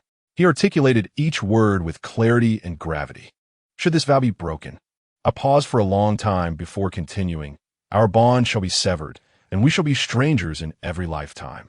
I knew not why. Even though it was merely a hypothetical that might never come to fruition, my heart ached painfully. He embraced me, whispering in my ear, even in the worst of outcomes, I will protect you. I hope you understand. I clenched my teeth, burying my face against his chest, so he cannot see my tears. For you, I will not part ways. I will do everything in my power, and I hope you will too. Chapter 19. A Journey. 5. This year on New Year's Eve, we relinquished the wine estate of Joju and returned to Buting. Before the New Year's dinner, we held a simple funeral for young Master Zhao. His favorite knife, the Three Kingdoms novel he loved to peruse, and the apron he wore were meticulously packed into a box. A jewelry box I had previously commissioned from a goldsmith, large, heavy, and exquisite, which I had never dared to use. I felt only this box was worthy of the person we held dear in our hearts. The box was buried in the courtyard of Buting, positioned to catch the first rays of sunlight, surrounded by no flowers or plants, but only green onions, tomatoes, and beans. I thought, compared to flowers, young Master Zhao would surely prefer these. The paper filled the first handful of soil, and now it had settled considerably as I choked out, Fool, you will stay here forever, watching over Buting. Don't come out to scare me. But if you do, I will be overjoyed. Weiji continued to cry, while Jiang, who comforted her like a man, saying, Stop crying. If it comes to that, I will cook for you. You can't make the beef noodles I want, she sobbed. I will learn. You need to add half red and half green chili. All right, just stop crying. If we live well, young Master Xiao will be happy. We adults stood behind the children, bowing deeply 3 times to this grave that was not a grave. Once again, thank you for lighting the lights at home every time I returned, for serving me steaming noodles, and for accompanying me with your silent warmth through every day of my long life. I truly do not know how long it will take to fill the void within my heart, but those who remain must do what the living ought to do. To wallow in despair is the greatest insult to the one who cared for you above all else. Ao Qi planted a large wooden plaque he had crafted into the soil, adorned with an armor drawn by Jiang Hu and Wei Ji, proclaiming, "Those who tread upon young Master Xiao's territory shall remain single for life." This phrase was written by Ao Qi. He said that writing the grave of so-and-so was too ordinary. For this past month, only this matter made me feel that my Ao Qi had returned. Today's New Year's dinner was somewhat troublesome, for we were all kitchen novices. Ao Qi could not discern tender from tough vegetables, and the pea shoots he stir-fried resembled pig fodder. My steamed ribs, albeit slightly salty, were still edible, while the self-proclaimed culinary genius, Juju, somehow turned a pot of chicken soup into dishwater. In the end, it was Qing Tong who managed to prepare 8 home-cooked dishes, all surprisingly delicious. She mentioned that although she had not spent much time with young Master Xiao, she had learned a bit from watching him cook every day. Was this a sign of a successor? Regardless, we managed to fill a table. Jiuju poured a glass of wine for everyone, sweet and fragrant, claiming it was newly brewed fruit wine, good for warming the body and beautifying the skin, and was the bestseller. We drank, feasted, and outside. Fireworks occasionally lit up the night sky, the sound of firecrackers echoing intermittently. I distributed red envelopes to everyone, the most valuable I had given in years, each containing a gold coin engraved with the words peace and joy. In previous years, such a coin would have sent them rolling with delight, but this year, everyone seemed less enthusiastic. Only Qing Tong bit the coin and asked in surprise, "Madam, is this real gold?" She could have considered anything fake, but gold must be true. Jia weighed the coin and remarked, "You are quite generous this year." I surveyed the gathering, Xian Long, Ji Pianair, Qing Tong, Jia Jiang Hu Wei Ji, and the little aide Deng who was nibbling on fries under the table. After exchanging a glance with Ao Qi, I straightened up, cleared my throat, and said, "This year is certainly not lively, but young Master Xiao has never left Buting, and he never will. In the past, when Ao Qi and I were away, it was he who looked after everything, so I hope that in the future, you all can do the same for him, watching over this home." Jia set down his wine cup and looked at us. "What, are you two leaving again?" Wei Ji, hearing this, quickly grabbed my arm. "Mom, where are you going?" "We're going to be away from Buting for a while," Ao Qi replied. "Do not ask where. Just know that we have very important matters to attend to." The group exchanged glances, unsure of what to say. I glanced at Jiuju again. "While we are gone, Jiuju will stay in Buting. You all must supervise each other. Do not forget to pay the electricity, water, and internet bills. Every brick and tile in Buting must remain intact. Anyone who comes seeking to take advantage will be swiftly dealt with. Not even our own can be spared. Qing Tong, remember to document all remaining alcohol, tea, and snacks in the shop. If anyone comes looking for me, let Jiuju attend to them. If he is not available, you will register the visitors and inform him later. He will handle it." "Oh," Qing Tong nodded, then added, "But madam, can I go with you? I really want to see what other places are like." "No," I firmly rejected. "None of you may come." "Why not?" Cipiana asked anxiously. "Are you going to abandon us? You are no longer children. You do not need me to look after you." I became serious. There was no room for negotiation on this matter. In regards to this world, you lack sufficient experience, especially the new helpers.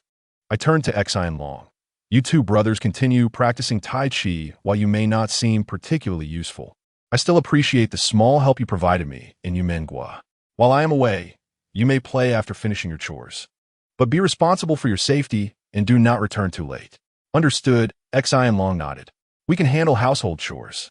The principles of Tai Chi can be applied to many tasks, such as mopping the floor and wiping the tables." "Oh, you are truly impressive.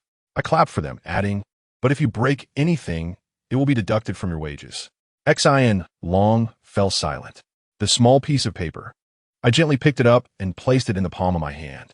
At this moment, among the helpers, you are the most seasoned, more familiar with the nuances of this place than anyone else. Thus, it is your duty to oversee them, guiding them on what to do and what not to do. Do not spend your days wandering aimlessly. I gazed at this little paper figure, which had lived here for several years, and spoke earnestly.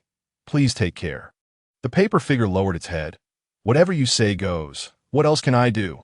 The fool may be gone, but there will always be someone waiting for your return. Take care of yourself." "Understanding." I nodded, promising to increase your salary upon my return. "Stop joking. Does this place even have salaries?"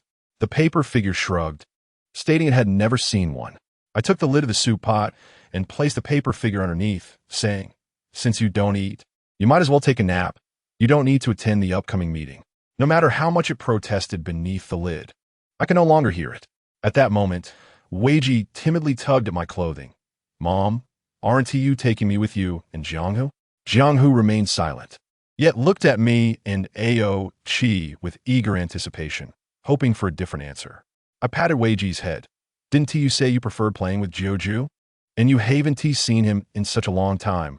Why not spend more time with him? After all, he has neither a wife nor children, and an old heartthrob can feel quite lonely." Jiuju shot me a fierce glare. "But aren't you lonely without us, just like we would be without you?" The little girl pouted. "Silly girl, your mother and I are going on a second honeymoon, so we cannot take you and Xianghu along." Ao Chi held her close, smiling. "If you come, you would become two enormous light bulbs, and that would be quite frightening. Must a honeymoon only be for two?" Weiji still seemed displeased. "I want to shine, so how could I become a light bulb? When you grow up and marry, you will travel the world with your husband, and then you will understand why Mom and Dad couldn't bring you along." Ao Chi pinched Weiji's nose. "Stay home with Jianghu, and we promise to bring you back many gifts you've never seen or tasted. How about that?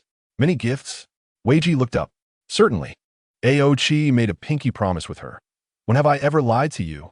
You lied about the watermelon, which you devoured, claiming Jianghu had eaten it." Weiji stared at him seriously. "Dad, I'm quite disappointed in you." "Hey, who taught you to say that? Was it Jiuju? It has nothing to do with me." The little one merely spoke the truth. Laughter erupted around the table, and the New Year's Eve dinner gradually took on the essence of a festive gathering. As the clock struck midnight, we all sat together, closed our eyes, and made our wishes amidst the countdown. My wish was to never be apart through all eternity. Chapter 20. The Journey. 6. In the kitchen, I was unusually diligent in washing the dishes, knowing I was about to leave. Before I departed, I wanted to do something for this place, even if it was just washing the dishes. Jianghu slipped into the kitchen, silently taking a towel to dry the dishes I had just washed, placing them neatly. I chuckled at him. What is wrong? Is the fireworks display dull? Or are the adults' conversations too tedious, making you want to join me in washing dishes? The little one said nothing, but while drying, he asked, "You will definitely come back, right?" I paused, of course. Adults cannot deceive children. His little face was exceptionally serious. "I am not your father. I will not lie to you." I smiled and ruffled his hair. He set down the cloth, suddenly walked over, and hugged my leg tightly, saying nothing, just holding on with all his might. "What is the matter?" I asked, reluctant to part with us. He neither shook his head nor nodded, just wouldn't let go. "If Weiji saw this, she would laugh at you. I would never wish to part with you, but it is a necessity. Are there still bad people outside?" He looked up, his eyes a bit red. "Will they harm you?" "No," I assured him, "for many kind-hearted people will protect your parents. Can't you see that we are doing well?" He pondered for a moment and asked again, "You will come back, right? If we do not return, who will supervise your homework?" I poked his forehead. "Don't think that just because your father and I are not here, you can slack off." I never slack off. I can recite Tang poems and song lyrics, but Weiji is still unable to count. She can't even manage the math. Jianghu pouted. "Don't say that. She is your sister. You can teach her." I suppressed a laugh. "Go out and play. I know you treasure Weiji more than anyone. You are the best brother in the world." Jianghu stuck out his tongue and turned to run outside. I resumed washing dishes, and, as I did, I suddenly felt someone watching me from behind. Turning around, I saw Jia Yi leaning against the kitchen door with his arms crossed, silently observing me. Children are more sensible than you. At least they know to come and help me instead of just standing by and watching. I turned back to my task. Are you planning to seek out the Xiaohuai? He suddenly asked. Did Jiuju tell you? I replied without looking back. I wasn't he asleep when you were chatting at the winery. Eavesdropping is not a good habit, but seems to suit you well. My hands submerged in the suds. It was clear that since Liao Yuan had found Jiuju, the Xiaohu I had indeed been swapped. If he discovers it has nothing to do with the Dragon Clan, then he will inevitably come seeking trouble with us. We must provide the Heavenly Emperor with an explanation, either the Dragon Clan or me. We are the only ones involved. Is the Heavenly Emperor not a problem? He scoffed. Perhaps he lost it himself, or found an excuse to deal with someone he has long disliked. Even so, I cannot give him that opportunity. The dishes clattered in my hands. The Dragon King of the EC is A.O. Chi's grandfather, and he has never wronged us. Now that his own safety is at stake, if anything happens to the Dragon Clan, how can A.O. Chi remain unscathed? Since we have the ability, it is best to act before the situation escalates. Where shall we search? He stated bluntly, you have no leads, not even knowing whose hands a stone is in. What if that piece of stone has already been destroyed? I paused, turning to stare at him. Speaking so pessimistically, it seems you know something. I wiped my hands and turned to assess him. I recall that after retrieving the Xiaohu from Chun Lu, you were reluctant to give it to me until I had collected the remaining 11 stones. Speaking of which, you were the first to come into contact with the Xiaohu. He smiled. If I were to admit that I hid the real Xiaohu and gave you a fake, what would you do? You would do that? I replied confidently with a smile. Why are you so sure? He looked at me. The human heart is inscrutable. You understand this better than anyone.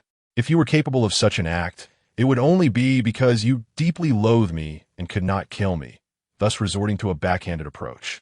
I scrutinized his face. So, do you harbor such hatred towards me? Who knows? He shrugged. After all, you have never paid me a salary. I casually grabbed a handful of suds and threw it at him. Get out if you want to help, then leave. Where exactly are you planning to go? He refused to budge, flitting about like a headless fly. Or will you spend a fortune hiring the insect man to gather intelligence?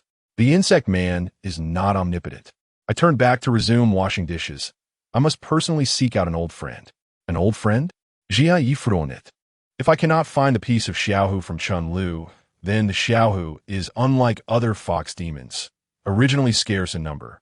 There may now not be a single one left in the world. He interrupted me bluntly. Do you believe you can find a new Xiaohu? The Xiaohu is formed from the eyes of a deceased Xiaohu. As stones, they do not decay or deteriorate, as long as they have once existed in this world. It is possible that other Xiaohu may exist. I paused. If there truly isn't even a single Xiaohu left in the world, then I'll have to venture to the Ximeiyouhai, the source of all demons, the homeland of the Xiaohu. Surely, it cannot be that even there is nothing left. In the depths of Ximeiyouhai, and he coldly remarked that this was not merely a street-side supermarket, and one could not expect to locate it by casually searching a map. Regardless of how elusive it may prove, we shall find it. I turned to him with a broad smile, pondering the possibility of encountering my ancestors in Ximeiyouhai, as it is the original birthplace of the monsters. And he ceased their conversation, and before exiting the kitchen, he glanced back and said, "This journey of yours is bound to be splendid. Thank you. As long as you take good care of me, our adventures will be even more extraordinary." I winked at him. He stepped out of the kitchen, and I could not discern his expression. It has been a while since this fellow has been by my side, yet I still find it challenging to fathom his thoughts. Though I may believe I am familiar with his appearance, upon reflection, I realize I have never even glimpsed his eyes, which hardly equates to knowing him entirely. He is always nearby, yet remains profoundly distant. One thing is certain. He harbors no ill will towards me. It is indeed a contradiction. After washing the dishes, I joined them to enjoy some fireworks before finally carrying the two sleepy little ones upstairs to bed. It was only then that A.O. Chi and I found the time to pack our belongings. In truth, there was little to prepare. The only thing needing arrangement was our emotional state. Before long, a knock echoed through the door. Upon opening it, I found Juju holding a silver, modern portable flask, which he waved before us. This is for you. I accepted it, giving it a shake, and was about to open it when Juju stopped me. This is for your escape. He grinned mischievously, but do not open it carelessly. It is quite expensive. Isn't it just a bottle of wine? I'll she scoffed. What could a freeloader like you possibly offer us? Haha, I shall not hold your shallow understanding against you, Juju replied. This exquisite concoction is brewed from 18 rare ingredients. Do you think I would present it merely for your mockery? It is thanks to this that I was able to subdue Wu Tsongqing Shuang and bring you to safety in time. At this, I vaguely recalled that before losing consciousness, I had seen Wu Tsongqing Shuang staggering towards us before collapsing. The aroma of this wine has miraculous effects on the wounded. Inhaling it sends one into slumber, and for an ordinary person, a few days of sleep would be considered brief. A figure like Wu Tsongqing Shuang would likely remain unconscious for 4 to 5 hours. You and Ao Chi also took half a day to awaken, he remarked, patting my shoulder. Take good care of it. It will surely prove useful, but remember, it only works on the injured. I scrutinized the flask in my hand. Is this wine akin to an anesthetic? I exerted considerable effort to procure this from the celestial medical officers. They utilize it for treating unfortunate souls, preventing pain from hindering their recovery. I brought back a bottle to enhance, merging its medicinal properties with the fragrance of the wine for more convenient use. No one else has such ingenuity, Jiuju boasted, then warned, just a whiff is sufficient. Do not drink it, or you may sleep until mushrooms sprout on you. Aochi regarded him with curiosity. I fail to understand why a respectable individual would carry such a soporific substance at all times. Because I am a deity who flees more than I fights. Jiuju made a peace sign. Unlike you, who often engages in battles, you are fortunate to have survived, or my dear mistress would have been widowed countless times. Aochi pretended to throw a punch, which Jiuju deftly blocked, stating seriously, I am being earnest. We all know the troubles you face. Jokes are one thing, but life is singular, and I hope you take care to preserve it. I do not wish for my beloved woman and children to be saddened. Aochi lowered his hand, raising an eyebrow. As long as I am alive, you can never claim to be their favorite. I smiled at Juju. You must repeat what you just said in front of your fiancée, or I shall cease to love you. Jiuju grimaced, and suddenly he stepped between us, wrapping an arm around each of us, his tone turning serious. The most arduous times may be upon us. Regardless of the outcome of this journey, we must return safely. Do not bear the weight of great matters alone. You have reinforcements at your back. Aochi and I remained silent, embracing in a resolute, shared moment. Though I may be but a deity from the heavens, I will vigilantly protect the two little ones. With me around, no one shall harm them. Juju took a deep breath, straightened to face us, and said, You must adhere to our agreement. Wherever you go, maintain communication with me. I do not care if you use a phone or any other means. If there is no word from you for over a week, I shall send the unknown Pays to the temple to become little monks or nuns. I rubbed my eyes, both amused and exasperated. What kind of threat is that? Denying you the chance to be grandparents. Does that not seem cruel enough? He scoffed. Sending you to the temple is also an option. They provide meals, and the bald heads save on shampoo. Indeed, it does not hinder education, and we will have fewer worries. Ao, Chi, and I whispered each other. What ensued was a scene of Jiu chasing us with slippers, followed by the omission of 500 words of chaotic commotion. However, every word he spoke resonated within me. After knowing him for so many years, our bond transcends mere friendship. Despite the absence of blood ties, we are akin to family. All the days spent supporting one another, enduring trials together, are not just memories of the past, but a promise for the future, sharing tea by the hearth, laughing and quarreling, witnessing the passage of time, journeying side by side. All that you hope for in relation to us shall surely manifest, as you desire, and I shall not falter in my promise. Chapter 21. The Journey, 7. When we departed, the sky remained dark, and Xianghu Jiwei was still nestled under the covers, peacefully asleep. I kissed their foreheads, wishing for them to be graced by sweet dreams at this moment. The doors of the others' rooms were tightly shut. It seemed no one anticipated our sudden departure on the morning of the Lunar New Year. Our baggage was minimal. A single suitcase sufficed for Aochi and me. At the entrance, Jiuju examined our luggage and inquired, "Did you bring enough money?" "Cash and bank cards are all accounted for." I patted my satchel. "Sufficient to purchase plane tickets. You need not worry about this." He scrutinized me closely. "Are you still wearing that outfit?" "Why not?" I glanced down at myself. Clad in a qipao with a black long down jacket over it, and merely swapped my heels for flats. I saw no issue. "You have worn that qipao for quite some time," he sighed. "At least it's the first day of the new year. You should consider wearing something new." "No, it's actually new," I laughed. "I am not blind." Jiuju glared at my attire, clearly recognizing the old dress. "You do not understand. I intend for it to accompany me to the ends of the earth." I refrained from revealing that the precious gift from Wu Yi had miraculously remained intact after the battle with the skeleton. Its wounds healed overnight, as vibrant as ever. How could I possibly abandon such a devoted garment? It has saved me a fortune on clothing. Stingy to the end. He shot me a glance, then wrapped a red scarf around my neck. On the first day of a new year, one should wear something festive. What about mine? Aochi reached out. "She is your most beloved woman. Do I not count as your most cherished man? I har både no affections for men I replit." Jiuju opened his hand. "Come on, let's go. Do not linger here and make me nauseous."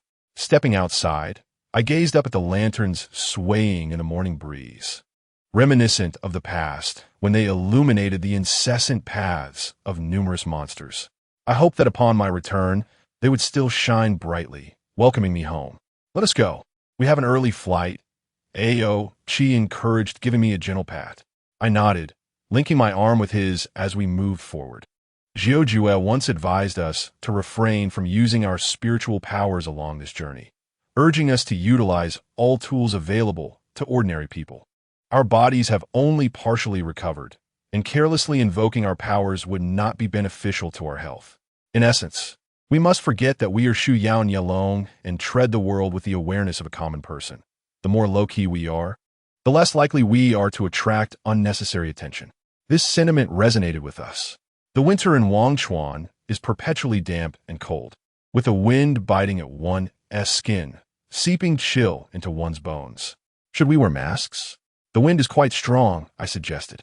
Aochi glanced at me and tucked one of my hands into his pocket. "No need." As I walked, a sense of unease washed over me.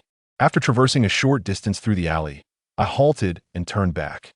In addition to Jiuju, there were many figures standing quietly at the entrance, varying in height, silently bidding us farewell.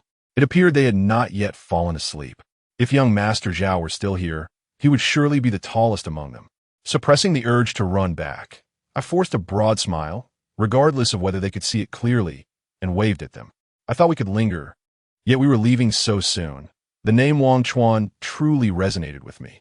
How I cherished this residence, every blade of grass and every tree within it. The visitors I shared a drink with, and the workers who, despite their quarrels with me, safeguarded this place with every ounce of their being. The most beautiful event of my life unfolded within Wangchuan. Thus, no one, not even myself, could be permitted to disrupt that harmony. Resolutely turning back, I continued onward. "Feeling sad?" Aochi inquired. "Not sad," I replied, shaking my head. "I simply wondered when we would return." Aochi took a deep breath and smiled. "Perhaps Mu Tsangqing Shuang will suffer food poisoning tomorrow and turn into a fool, while the old man's ailment suddenly resolves, restoring everything to normal. And I shall once again become the unapproachable young master of the East Sea." Such optimism. I chuckled. "And what of the Heavenly Emperor? Will he also suffer food poisoning?" No. That old fellow will likely soon discover that his stone was turned into a necklace by his wife. Then he will beat her and apologize to us, showering us with treasures from the heavenly realm. Aochi asserted with conviction. Would the Heavenly Emperor really strike his wife? Who knows? What if he has that peculiar inclination? He's the sort who makes a fuss and seeks vengeance whenever he loses something. Do you think his character is any better? He is the Heavenly Emperor, ruling over the entire heavenly realm. You better speak softly when you criticize him. Who knows if a thunderbolt might strike you? It must strike true, then. Stop talking nonsense. An empty taxi is coming. A taxi pulled up at the intersection. Before boarding, I glanced back one last time toward Wangchuan. I'm sorry. Even without the matter of the Xiao Hu Yan, Ouchi and I would still leave. We wish to prevent another young Master Zhao from arising. The farther we are from you, the safer you shall be. Until we meet again. Chapter 22. The Goldsmith 1. In our lives, we may encounter one or two individuals. Perhaps our time together is as fleeting as a thunderstorm or as brief as a spring. Yet, they reach out and rescue us from the abyss. Not for any reason other than their recognition of our despair and sorrow. Even if we never meet again, their presence lingers beside us eternally. Are you absolutely certain you want to use this name? Sitting in the waiting lounge, I gazed at the identification card in my hand, my headache intensifying as I disregarded the absurd photograph and focused solely on the words Aodaya, which were enough to blind me with their glaring absurdity. Ouchi snatched the ID back, exhaling on it lovingly to wipe it clean. This name is magnificent. Not only does it carry the auspicious connotation of a prosperous family, but everyone must refer to me as Sir upon seeing me. I racked my brains to come up with this name, and you have the audacity to criticize it? It's far superior to your name, which sounds like Sha Xiaoshu. It lacks any grandeur, and Sha you would be better. There are too many people here. I one T hit you. I sighed, acknowledging the plight of the unknown, burdened with a father like you. What good name could I possibly have? The name of the unknown was given by you. You bear half the blame. Ouchi rolled his eyes, carefully stowing the ID away. Have you taken care of your own ID? Mind your own business. Before today, we had never imagined that this little card would become the most crucial element of our lives. We need it for flying, for taking the train, and for staying at hotels. Without it, we have no right to navigate this world smoothly. A rather ironic joke for Shu Yao and in Yelong, don't you think? But such is the reality. From the moment we departed Wangchuan, leaving behind the tranquility, we resolved to refrain from utilizing any non-human powers. We must behave like genuine humans, arriving at our destination through human means. Jiujue was right. The more inconspicuous we are, the less likely we are to be discovered by those seeking us, whether they are dragons of the sea or gods of the heavens. In the vast sea of humanity, finding a monster may not be too challenging, but locating a low-key monster is much more difficult. Yet, I still cannot fathom why Ouchi insisted on adopting the grounded name Aodaya. Well, if he is happy, what can I say? I am rather desperate myself. Announcements regarding flight statuses echoed around us, while fellow travelers either played on their phones or stared vacantly.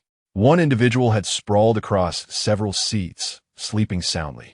It had been years since I had encountered such a scene. The check-in counter remained unstaffed, and we had long surpassed the expected boarding time. With our flight still unaccounted for, Ouchi, bored, fidgeted in his seat, alternating between playing on his phone and peering out the window, grumbling about the delayed arrival of the plane, stating he could have flown there himself by now. I pulled him back to his seat, warning him not to act like a hyperactive child. From now on, we must not think of transforming back into our original forms and activating our transport mode. We are now just an ordinary couple. Others are waiting, and we must wait as well. When was the last time we flew together? I inquired, seeking a conversation to break the silence. Ouchi frowned. It seems like several years ago, and it was a crash landing. I only survived because of my heroism, saving the other passengers. Ironically, we fell in Daizhou City, and it was also there that I encountered that troublesome Ximeiyouhai. He slapped his forehead. What a dreadful memory. No wonder I've always disliked flying. Surely, you're not referring to that last flight? I chided him. Why can't you say something pleasant? I'm merely stating the most memorable facts. Ouchi retorted, rolling his eyes. If the situation weren't so peculiar, I wouldn't have subjected myself to such a cramped seat for several hours. My long legs hardly fit in economy class, and you wouldn't even let me buy a first-class ticket. Be discreet. I couldn't help but pinch his thigh. The more ordinary our behavior, the more we can conceal our existence. At this point, I self-deprecatingly laughed. In our first year, we opened a dessert shop. In the second, a hotel. In the third, we became street vendors. And this year, we upgraded to fugitives. Life is indeed colorful. Stop talking nonsense. Fugitive sounds so harsh. She poked my forehead. We are merely kind-hearted individuals assisting the incapable old-timers of the heavenly realm while simultaneously enjoying a honeymoon trip. I just wonder how long we will remain kind-hearted, I mused, rubbing my eyes and resting my head on Ao Chi's shoulder. We will find what we seek, one Tiwi? Of course. Ao Chi nudged his head against mine. We navigated the entire world. Finding a fox is trivial. We'll play as we search. It's not a fox. It's its eyes, I corrected him. Whatever. He replied, exhibiting no concern.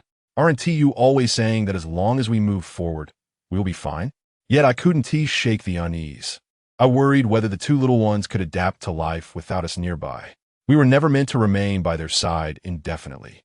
As we engaged in our incessant chatter, time somehow became less unbearable.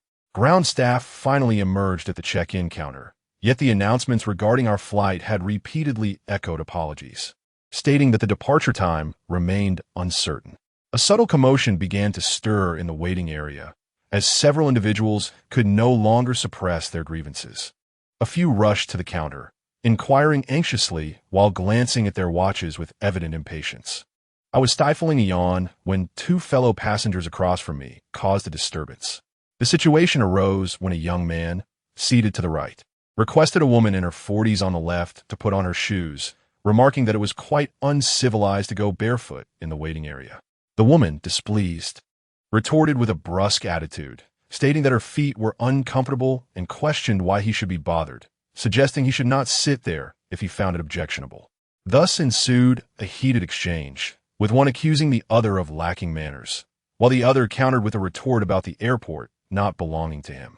Bystanders attempted to intercede, advising the young man to exercise restraint and to be more magnanimous, while others encouraged the woman to calm down, suggesting that being amiable in public leads to prosperity.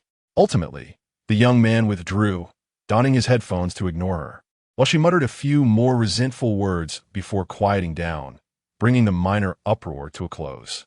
If she were to sit beside me and remove her shoes, I would surely retaliate, Algie whispered to me, exclaiming her lack of decorum. I shot him a glare, reminding him that he should be cautious, as he was no match for her in a verbal dispute. Why would I argue with her? A good punch would suffice, he huffed. Well, if you intend to beat her up, we might as well forget about boarding. Do you think airport security is lax? I nudged him lightly. Just then, our boarding announcement finally came over the loudspeaker. Meanwhile, the older lady hurriedly stood up, clutching her small bag as she rushed towards the restroom. The young man glanced at her departing figure and muttered, "People like that deserve to fall flat on their face." His voice was low, but both Algie and I heard it, exchanging a knowing smile. Young people often resort to such petty remarks to vent their frustrations, but surely they wouldn't engage in a physical altercation. Just as we began to head towards the counter, a loud exclamation echoed from the other side. We turned to see that unfortunate woman had plopped down onto the ground not far from the restroom, one of her high heels having mysteriously broken. She was now wailing in distress, while nearby staff rushed over to assist her, leaving us to wonder if she would make it onto the flight. Algie and I stood at the end of the line, witnessing this unfortunate lady being escorted away by an airport electric cart, evidently injured. What a jinx, Algie remarked quietly, nodding towards the young man in front of us, noting how swiftly his curse seemed to take effect. What curse? It's merely a coincidence. I shot him a look, suggesting he had never encountered a true practitioner of curses. What? Never mind, let us go. You still haven't told me what we're doing in that city of clouds. Meeting an old friend. Which old friend? I have friends all over the world. You wouldn't know them if I told you. Is a man? Handsome? It's your turn. Where's the boarding pass? A few hours later, our flight landed smoothly. The sky was a brilliant blue, almost unreal. The city of Yincheng is not large, perched at a slightly elevated altitude.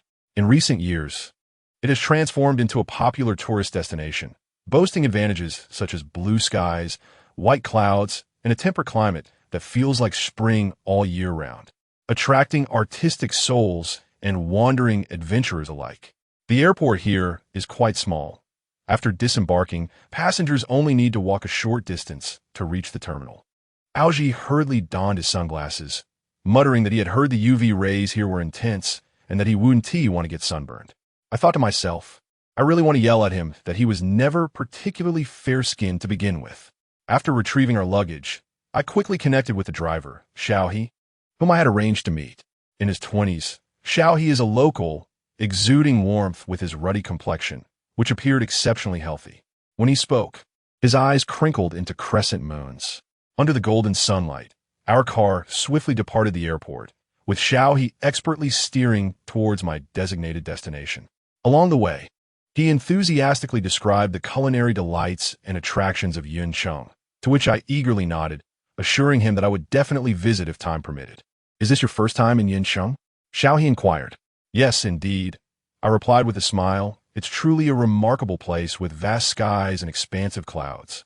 Living up to its name, Xiao Hu then asked, "Have you visited Qingluo Mountain or any other places?" I replied honestly, "Well, if I have the time, I will go. If not, then so be it."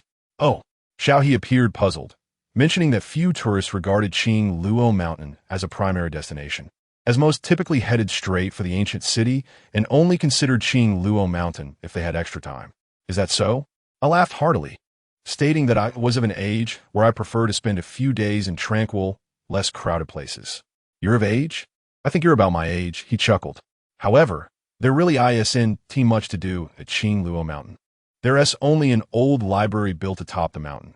Its exact year of establishment is uncertain, but it has been there for many years. It has seen couples bringing photographers to take wedding photos, as they claim the location has charm. However, very few people actually travel there for tourism. Would you like me to recommend some other interesting places? It seems unwise to come all this way just to look at a few old books, right?" "Haha, thank you. But I really want to visit that library," I smiled. Algie beside me remained silent, gazing out the window, occasionally turning to give me a look that suggested that the lad was quite chatty. Qingluo Mountain is remote, with rugged paths. As the sun set, we finally reached the town at the foot of the mountain. Before departing, Xiao Hu kindly advised us to wait until noon tomorrow to visit the library. As the top of Qingluo Mountain is shrouded in clouds and mist year-round, particularly thick during the early morning and late evening, making the mountain paths perilous. I thanked him again, though I had no intention of waiting until noon tomorrow. I was determined to go now. After casually finding a restaurant in town for dinner, we dragged our suitcases onto the winding path leading to the summit of Qingluo Mountain. As Xiao Hu had mentioned, this area was indeed much quieter than other parts of Yuncheng. Though there were few tourists, they were scarce. We encountered no more than 10 individuals along the way. Looking around, it was evident that this was not a particularly captivating destination. The town had no distinctive features, embodying the mundane routine of everyday life, lacking any ambition for tourism development. The gravel path underfoot was unevenly paved, with the risk of twisting an ankle if one were not careful. Fortunately, Qingluo Mountain is merely a small hill. The trek from the bottom to the top would take no more than 2 hours. At the expansive summit, dusk mingled with wispy fog, and a few pale yellow lights illuminated the entrance of the modest brick-red building behind which lay a vast expanse of mist.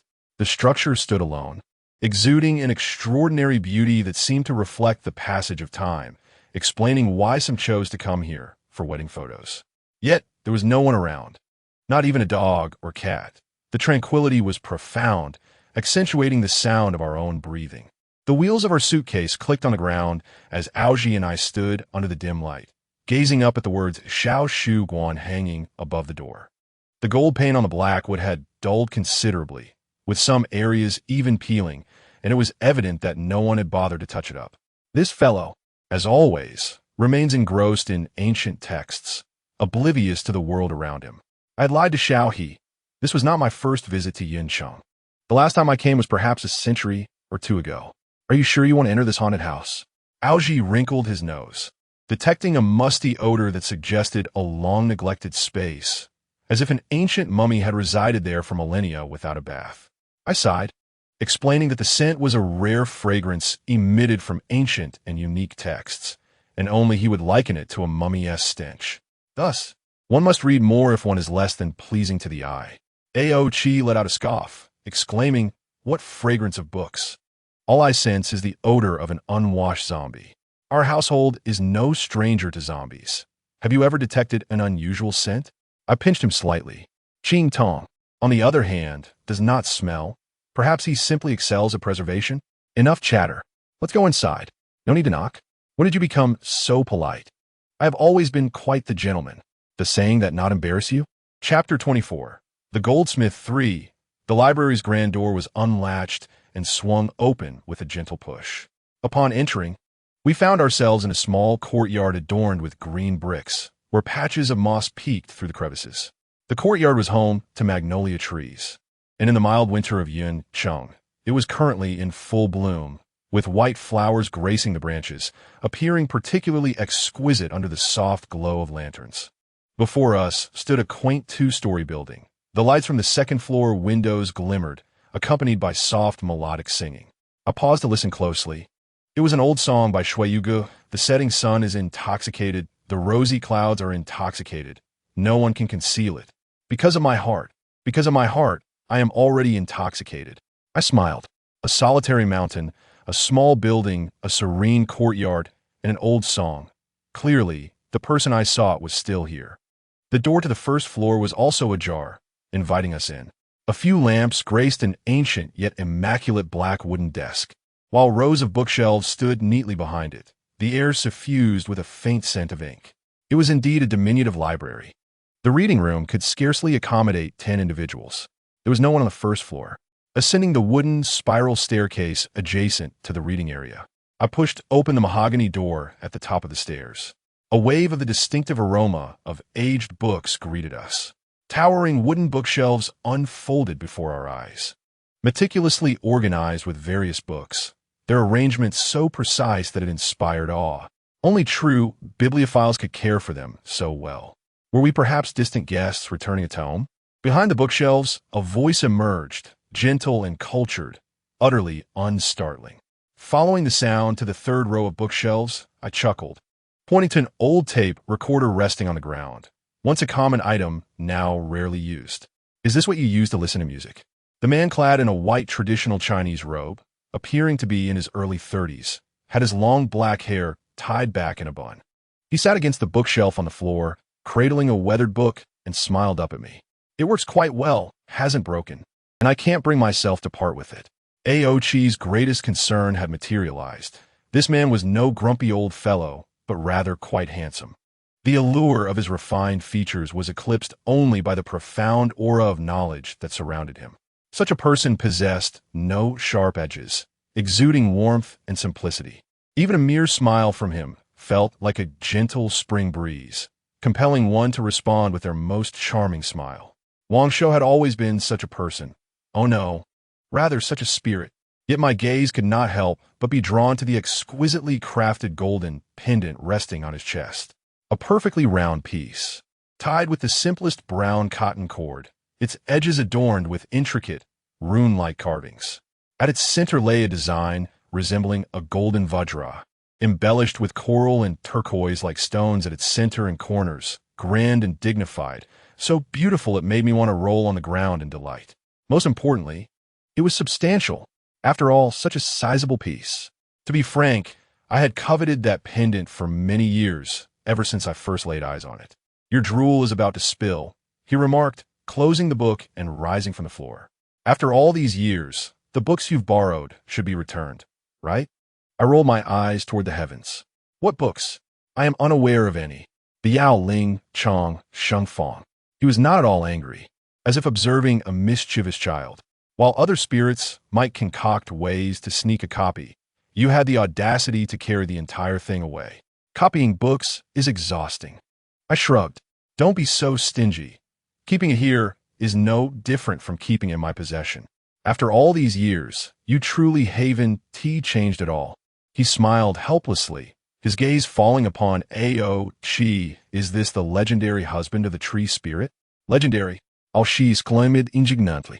I am her husband. Who are you? Can't you speak properly? He chuckled. The East Sea's calamity dragon. It seems your reputation precedes you. Aochi raised an eyebrow and asked, have you spoken to me to him? No need for her to mention it. He smiled, though I rarely leave my home. The spirits who have visited me over the years have brought tales from the outside world, such as the tree spirit opening a store, marrying an East Sea dragon, and becoming a mother. It would be hard not to know. He turned his gaze back to me. So, what book do you wish to borrow this time? If only I knew which book to steal, but alas, I do not even know where the item I seek resides. I approached him and whispered a few words. After a moment of contemplation, he replied, "The Ximeiyouhai is not a common artifact, and references to it throughout history are exceedingly rare. If it were something easily found, would I have traveled such a distance to seek your assistance?" I sighed. There is nothing to eat here, nothing to enjoy, apart from books. I have no desire to visit your place. Books are wonderful things. One day you'll come to love them. He seemed unconcerned by my disdain for his library. I vaguely recall a book mentioning that when a rather unattractive fox dies, its eyes turn to crystals. Is that what you refer to as the Ximeiyouhai? I nodded vigorously. That is it. Then, that is peculiar. He looked puzzled. It is merely a stone, not particularly valuable. Why go through such trouble to seek my help? This has nothing to do with money. I retorted, exasperated. My yearning for it is entirely different from my desire for your hefty golden pendant. He chuckled and nodded. I see. However, you could also seek assistance from the insect people. I believe that would be quicker and more effective. The insect people? I cannot suppress a disdainful snort. Those little rascals have become increasingly like bandits, or rather, worse than bandits, taking money and leaving no bones. Ha ha, in the end, you simply cannot part with your coins. He laughed. You who rarely visit the Sanbao Dian finally come to my place, and it's only to avoid spending money. You truly live up to your title as the boss lady. I grinned sheepishly. Business is hard. Saving any amount is a win. He shook his head, glancing at the time, muttering to himself, "Ah, it's already 9:30. With that, he led us to the desk by the window and added, "You know I don't have extra guest rooms, so you two shall have to endure one night here. Tomorrow, I shall help you find the book containing the information you seek." I looked at the simple table and chairs alongside a lamp, nodding. That sounds good. You go rest now. He smiled at me, wishing Ao-Chi good night as well, then departed on his own. What does that mean? Ao-Chi stared at me. Where is he going? Of course, he is going to sleep. I patted the cushion on the chair. We have no choice but to sit here all night. Thankfully, there is a cushion, so our behinds won't suffer too much. He's going to sleep? Ao-Chi's voice rose an octave. He just leaves us here? Sit down. I beckon him. Have you lost your mind? She glided. We came here for a book, and he could simply retrieve it for us. Why must we sit here all night like fools? What kind of person is he? His indignation grew, and he was ready to march off to confront that fellow about life. I hurriedly stood and restrained him, terrified to let him take another step forward. Ao-Chi was utterly perplexed by my demeanor, stopping to ask, "What is with that expression on your face that screams do not offend him?" I released my grip, ensuring that the man had indeed left before exhaling in relief. I can offend anyone, just not him. To him, sleep is of utmost importance, almost a ceremonial affair. He has set a strict rule for himself that he must sleep at the appointed time, and no one is allowed to disturb him. Ao-Chi gently touched my forehead and exclaimed, "Can you truly tolerate such a slovenly fellow treating us with such disdain?" Emotionally, I could not. I yearned for the clues concerning the Xiao Hu Yan to arrive swiftly.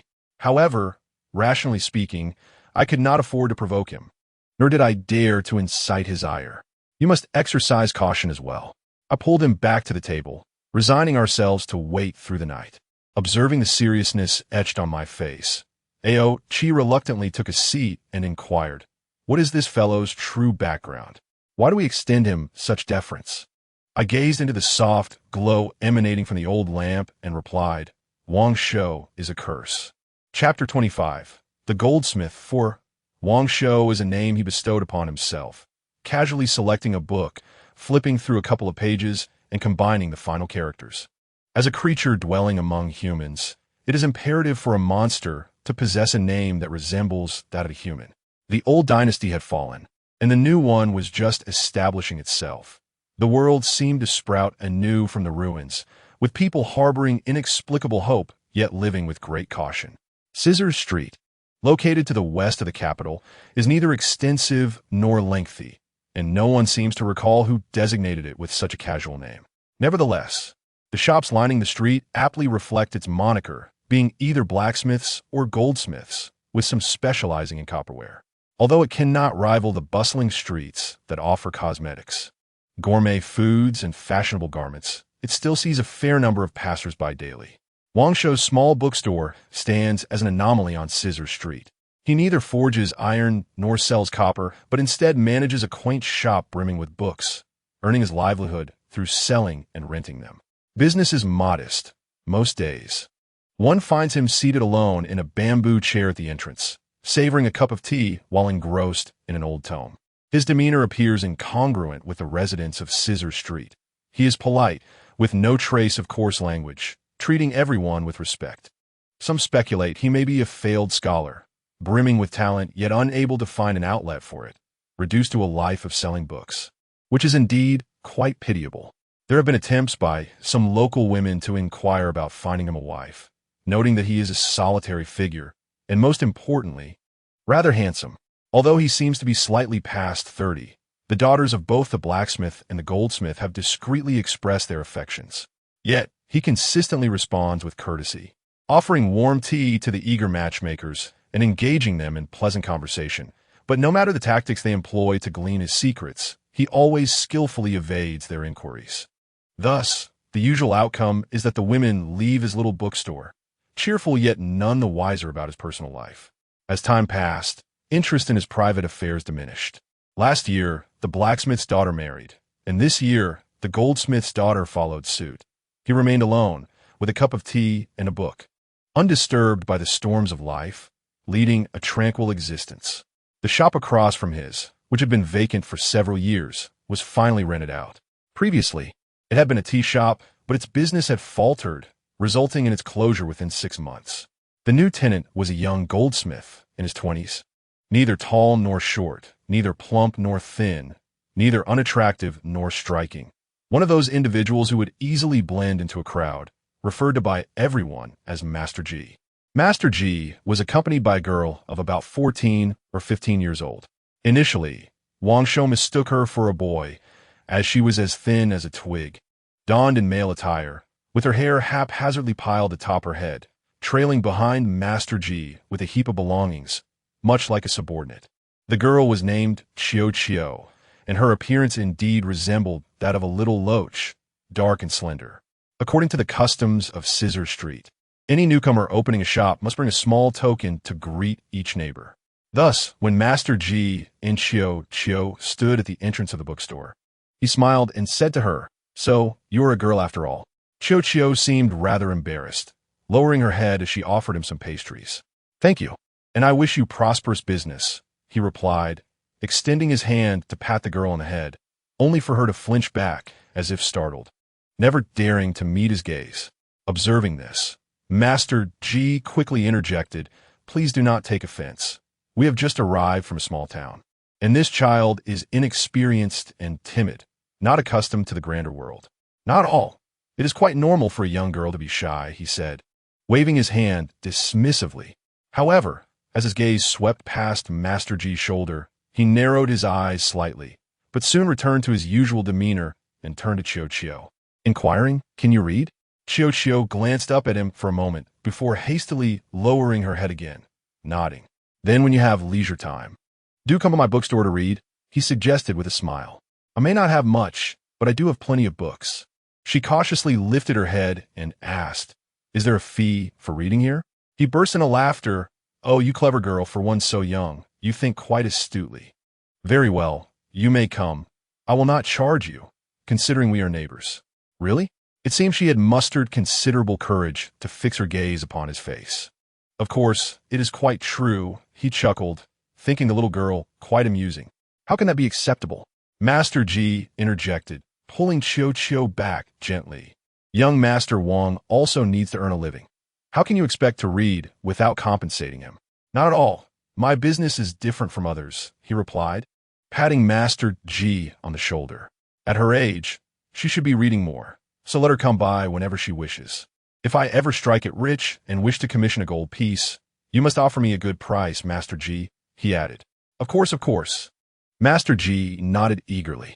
As they departed, Xiao glanced back at him a few steps down the street, noting he was watching her in return, prompting her to quickly turn away and dash back to her shop. Master G informed others that Xiao was his sister, and they had come to the capital to seek a livelihood, as well as to locate their father, who had left home 3 years prior. However, Xiao bore no resemblance to him. Although thin, her features were delicate, and with proper care, she would surely grow into a beautiful young woman, surpassing the daughters of the blacksmith and goldsmith, Wangchuan thought. Before long, Ji and Goldsmith shop was inaugurated. Initially, business was not particularly brisk, as there remained an old gold shop on the street, where old Yang had been in the trade for decades. And many customers still prefer to seek him out for their goldsmithing needs, lacking confidence in the new shop and its youthful proprietor. Therefore, during the first 6 months, aside from a few orders for earrings and rings, Master Ji's business was sparse. The lack of customers meant meager earnings, and frequently, passers-by would see the forlorn Master Ji trudging home with a pot of wine in hand. The lack of business did not greatly affect Xiao. She spent her days sweeping, watering, and washing clothes in the shop, remaining uninvolved in the business, especially when Master Ji was busy at the forge. She would keep her distance, sometimes sitting idly at the entrance. Wangchuan greeted her several times before she slowly made her way over. Upon her first entry into the small bookstore, she was taken aback by the vast array of books. "How do you possess so many books?"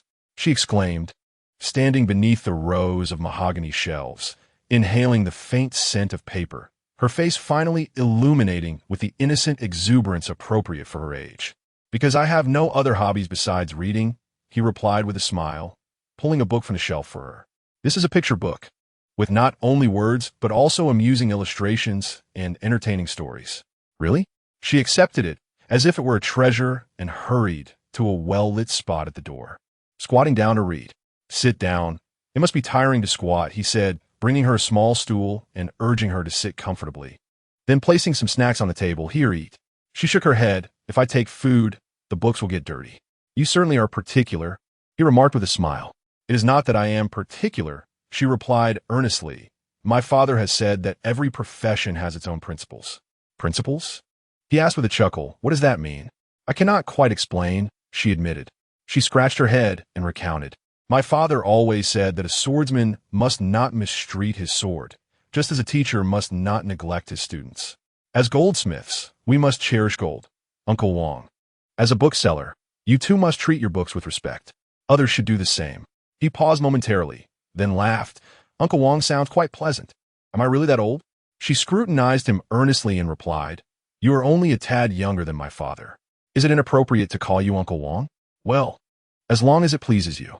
He feigned disappointment, saying, "I thought I was still young." "Your words truly pierce the heart.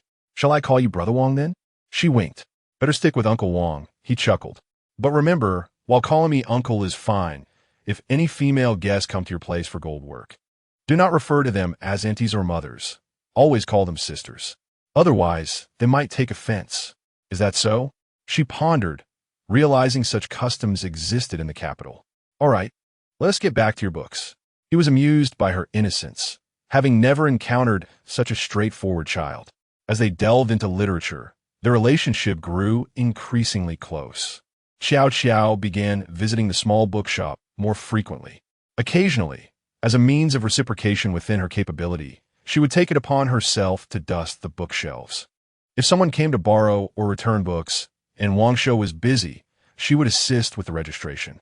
Although she could read, she often stumbled upon unfamiliar characters. Whenever this occurred, Wangchuan would patiently explain how to pronounce them, their meanings, and their usage, much like a diligent and somewhat talkative teacher. At times, he would share stories about his experiences, such as plants that consumed mosquitoes or fish that could fly, which would leave her enchanted, wishing to soar into his memories and witness them firsthand. As time passed, Xiao increasingly cherished her time at the small bookshop. Even when Master Ji called her back to work, she appeared reluctant, as if the bookshop were her true home. In her heart, Uncle Wang was truly a wonderful person. Though sometimes a bit verbose, he always wore a smile and had never been seen arguing or losing his temper. Even when confronted with those who carelessly damaged books, he merely reminded them kindly not to do so in the future, finding ways to mend the damage himself. Master Ji, on the other hand, was not like that. When business was slow, he would be in a foul mood, When business picked up but the prices were not satisfactory, he remained disgruntled, often cursing those who were too stingy to spend, while wielding his small hammer. He would sometimes argue with customers over the design of a piece of jewelry, and some patrons would criticize his taste, claiming it was outdated. He would retort without hesitation, suggesting they seek out the royal goldsmiths if they desired superior designs, fearing they could not afford the labor costs. In short, it was a constant cacophony. Xiao found it curious. Her brother, who usually presented himself quite composed, transformed into a particularly irritable person when it came to goldsmithing. Her father had always taught them that crafting gold required a calm mind. One must be steady in heart and hand, never hasty. Had her brother forgotten? Regardless, the gold shop's business continued in a mediocre manner. However, a year later, the business suddenly flourished. Each day, more customers sought out Master Ji for gold work, to the point where the shop's entrance became crowded. Even a veteran goldsmith, Old Yang, was taken aback. He had been in the trade for many years, and never had he seen such a peak in business. The reason was that Master Ji had recently crafted exquisite gold jewelry, unmatched by any ordinary goldsmith skills. The bracelet named Lianhua Ziyus, once worn by a lady, attracted countless admirers, all requesting an identical piece. They remarked that they had never seen such a design, resembling a flowering branch, elegant and lively. As word spread, the once obscure Master Ji gradually made a name for himself in the capital. Wangshuo's small bookshop remained unchanged. Yet witnessing Xiao's family's thriving business brought him genuine joy. With Master Ji earning money, Xiao's life would surely improve. However, it seemed both siblings had grown busy. Master Ji was occupied with his gold work, and Xiao must have been assisting him. Even with the two shops side by side, he seldom saw her anymore. On the eve of the new year, after a considerable absence from the bookshop, Xiao finally appeared at the door. "Have you finally found some leisure?" Wangshuo set aside his book, appraising her from head to toe, and asked with a smile, "Why haven't you worn a new outfit?" She paused, glancing down at her simple coarse cloth garment, and countered, "Why should I change? Is this not good enough? Your brother should have earned quite a bit by now. With the new year approaching, he hasn't bought you a new outfit?" He chuckled. "After all, you are a young lady. Dressing like a tomboy might deter potential suitors. I did not come to the capital to marry. I came to find my father." She plopped down on a stool, resting her chin on her hand. Her eyes filled with disappointment. It had been so long, and not a word from her father. She had searched everywhere possible. "Why did your father leave home?" he inquired. She hesitated for a moment before saying, "You promised not to tell anyone?" "Of course not," he replied, intrigued. "Is there something unspeakable behind it?" She remained silent for a moment before confessing, "My father came to the capital seeking medical help." "That's nothing to be ashamed of." He sat up straight. "Is your father ill?" "No, it is I who am unwell." Xiao smiled awkwardly. "The doctors back home could not diagnose me or provide medicine. So my father came to the capital the day after the Mid-Autumn Festival. He said there are many skilled healers in the capital who might be able to treat me." He looked her over. Aside from being a bit frail, she seemed capable of running and jumping, showing no signs of illness. "It is a peculiar affliction," she explained. "I cannot approach sources of fire, not even candles, at least 3 feet away. Otherwise, red spots of various sizes appear on my body, causing great pain. When I was young, my parents were unaware of my condition. They said that a few days after my birth, my mother was sewing by an oil lamp with my cradle nearby. By the end of the day, I was covered in red spots, barely breathing, on the verge of death. My father rushed me to the nearest Taoist temple, where a priest named Zhang was known for his knowledge of herbal medicine and often provided free treatment. He had previously cured my father's eye ailment.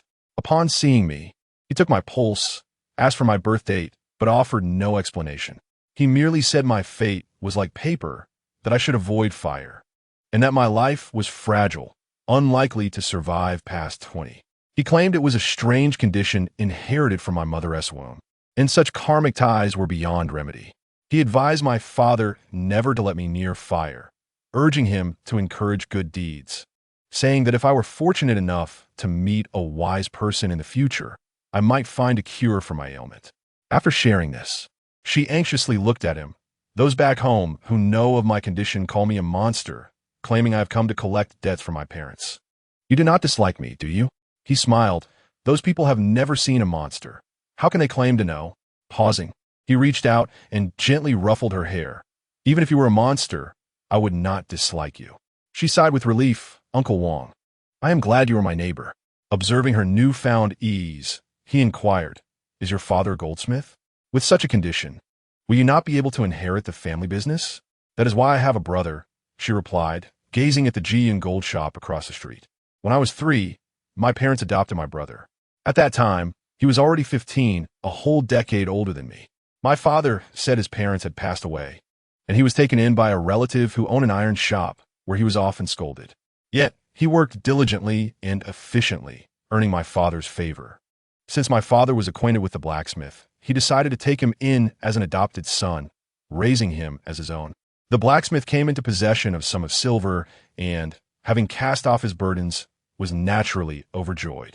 Henceforth, he became my elder brother, apprenticing under my father, who often praised his keen understanding and foresight, assuring us that our family legacy was secure in capable hands. Everything was well until a few years ago when my mother passed away, and now my father has gone missing, leaving us without any relatives in our hometown. Consequently, my brother brought me to the capital, where he juggles work while searching for our father. I remarked how dissimilar they were, but he swallowed my words and replied, then you should not be here. Your brother is busy, and the forge must be continuously lit for goldsmithing. You will be safe within 3 feet of me. She earnestly insisted that he could not manage alone, and she would contribute as much as she could. However, he gazed at her slightly darkened under-eye circles and inquired, you appear weary. Have you not slept well? She instinctively touched her dark circles and exclaimed, do I really have dark circles? I merely sketched a few designs last night. What designs? He asked. She covered her mouth, feeling awkward. What designs? He pressed. You know I would not share your secrets with others. After a moment of hesitation, she admitted, I drew new designs for gold ornaments for you, earrings and hairpins. He was momentarily taken aback. The popular gold ornaments in your family are all based on your designs? She nodded. I noticed my brother was often troubled, and his own designs went unappreciated. So I whimsically sketched some, and he ended up crafting them into gold ornaments, to my surprise. He observed her somewhat haggard face and said, you must also take care of yourself. I know, she replied, but this batch is urgently needed. Delaying it would affect our timeline. She continued, we must earn enough money to continue searching for our father. She paused, gazing into his eyes. You criticize me, yet you have not rested well yourself. Me? He laughed. How can I not rest well? Several times, I noticed the lights in the small library burning late into the night. I would fall asleep, yet your window remained illuminated. She curiously asked, is it that you do not sleep, or does your little library never extinguish its lights? Something in her words pricked him, yet he maintained his composure. Say, of course, I need sleep. However, as you know, the elderly do not feel drowsy as often, so I read late into the night. At that moment, he lamented his own age. She pouted and leapt into the house to rummage through books. Often, this was their routine. He would sit on his bamboo chair while she perched on her small stool, each engrossed in their reading. If she encountered something she did not understand, she would ask him, and he would gladly explain, allowing time to pass serenely. Today, she selected an ancient book adorned with intricate patterns, its contents discussing the significance of various designs since the creation of the world. Perhaps because she herself was involved in drawing, she read with great concentration. Before long, she moved beside him, holding the book and pointing to a page. Uncle Wang, what is this? Following her finger, he beheld a yellowed page depicting a perfect circle, its outer rim intricately carved with rune-like patterns. At its center lay 2 crossed vajras, adorned with gemstones at their intersections. Beside the illustration, someone had inscribed Feng Mo in clerical script. It appears to be an ancient design used to seal demons, he explained, gesturing toward the characters. How impressive, she exclaimed, her eyes suddenly brightening. If we could craft a Feng Mo in gold, it would surely subdue evil spirits. He chuckled. You have quite the vivid imagination, my dear. However, this is merely an idle book, and the designs may have been drawn at random. I do not believe it is just a random design. It may indeed hold significance. She insisted, but must be crafted in gold, and with each piece made, We shall utter fong imodu ensure its efficacy. Seeing her earnestness, he could not help but smile. Why must it be made of gold? My father said that gold, originating from heaven and earth, is indestructible and imperishable, maintaining its essence through countless forges. It shines brightly and stands tall. Objects crafted from gold inherently possess the power to dispel evil and intimidate malevolent spirits. Coupled with this design, it will surely seal away all that is sinister. She articulated each word with utmost seriousness, as though preparing to roll up her sleeves to undertake the task at any moment. Yet, he felt a pang of sympathy, thinking, but you will never be able to accomplish this. Uncle Wang, I will definitely gift you this, she said, her gaze fixated on the illustration. Very well, when you recover. You shall personally forge it for me, he replied, affectionately ruffling her hair. But why are you so intent on gifting me this? I have little interest in gold objects. She said nothing, only returned the book to its place. When she emerged again, her expression was complex as she hesitated for a moment before confessing. I see many malevolent entities. They linger around you. With a sharp sound, the book he held slipped from his grasp. There are men and women among them, some headless, others lacking not just heads, but limbs as well. I first saw them when I met you. I was frightened and dared not look your way. But later, I realized they are what they are, and you are you. You are not frightening at all. She candidly revealed, in truth, I have been able to see things that others cannot since childhood. They say those with light 8 characters experience such visions. I have grown accustomed to it. At that moment, the voice of Master G from the gold shop called for her. She quickly responded and dashed over. He silently picked up the fallen book, dusting it off with a bitter smile, realizing that she could see them. He had thought this was a secret he would carry alone throughout his life. Chapter 26. The Goldsmith 5. Sleep eluded him, for those entities would not allow it. Once he closed his eyes, they would descend upon him like ravenous beasts, gnawing at his flesh and disturbing his thoughts. Despite his exhaustion, he could not find rest. They were his living nightmares. Though he would not perish from lack of sleep, such days of unending wakefulness were a form of torment akin to murder without bloodshed. It must have been 2 centuries ago when he resided at Taibai Mountain, neighbor to a perpetually cheerful Taoist. The Taoist would often visit his dwelling to peruse books, for he was an avid reader, carrying volumes wherever he went, never discarding the old while new ones continuously joined his collection. The Taoist remarked, "Fortunately, you are a demon. Carrying so many books is effortless for you. You are a Taoist, and I am a demon. Do you not seek to confront me?" He replied. The Taoist laughed heartily. "I cannot contend with you. You know your own nature." He merely smiled in silence. The Taoist would often tell him that reading extensively was beneficial, as it would grant tranquility to the mind and broaden one's horizons. Even if one could not travel vast distances, one could still gain knowledge equivalent to 5,000 miles. Each time he descended the mountain, the Taoist would present him with various intriguing books he had gathered. They were not just neighbors. One could say they were friends in literature. The Taoist was quite amiable, though he held a certain disdain for the Taoist attendant, a young man named Cheng, who had accompanied the Taoist up the mountain years ago. The young man tended to his needs and assisted him daily while learning some Taoist techniques and swordplay. From the first time he laid eyes on the young man, he had taken an instant disliking to him, sensing an air of malevolence in his demeanor. He had subtly warned the Taoist to be cautious, but the Taoist reassured him. "Do not worry. Fate is predetermined. What is meant to happen will happen." On one occasion, he witnessed the young man kneeling, fervently bowing his head until his forehead bled. Yet the Taoist remained undisturbed, deep in meditation. Later, he asked the Taoist about it, and the Taoist casually replied. The young man merely sought to learn the art of transmutation. He had heard of this technique. It was said that with a mere flick of the finger, copper or even stone could be transformed into gold. "Did you teach him?" he inquired of the Taoist. "Gold is more precious the purer it is, and so is the human heart," the Taoist replied, "but I cannot impart such knowledge." Not long after, the young man received a letter from home, announcing a death in the family. He felt compelled to return and fulfill his filial duty, unable to remain by the side of the Taoist any longer. The Taoist made no attempt to retain him, and before parting, bestowed upon him 10 golden elixirs, remarking that these elixirs could transmute copper into gold, with one elixir capable of turning 10 pounds of copper into gold. In recognition of the young man's decade of service, he gifted him 100 pounds of gold, thus settling their accounts amicably. The young man was astounded, for when he tried it, the elixir truly worked. Delightfully, he bid farewell to the Taoist and journeyed home. Thereafter, their lives became quieter. The Taoist would occasionally visit to read, play chess, and enjoy tea with him. Until just before the Mid-Autumn Festival that year, the Taoist casually remarked that their fates were likely to part. The young man was puzzled by the Taoist's implication. The Taoist merely smiled and said, "Let it be." After that, the Taoist never returned.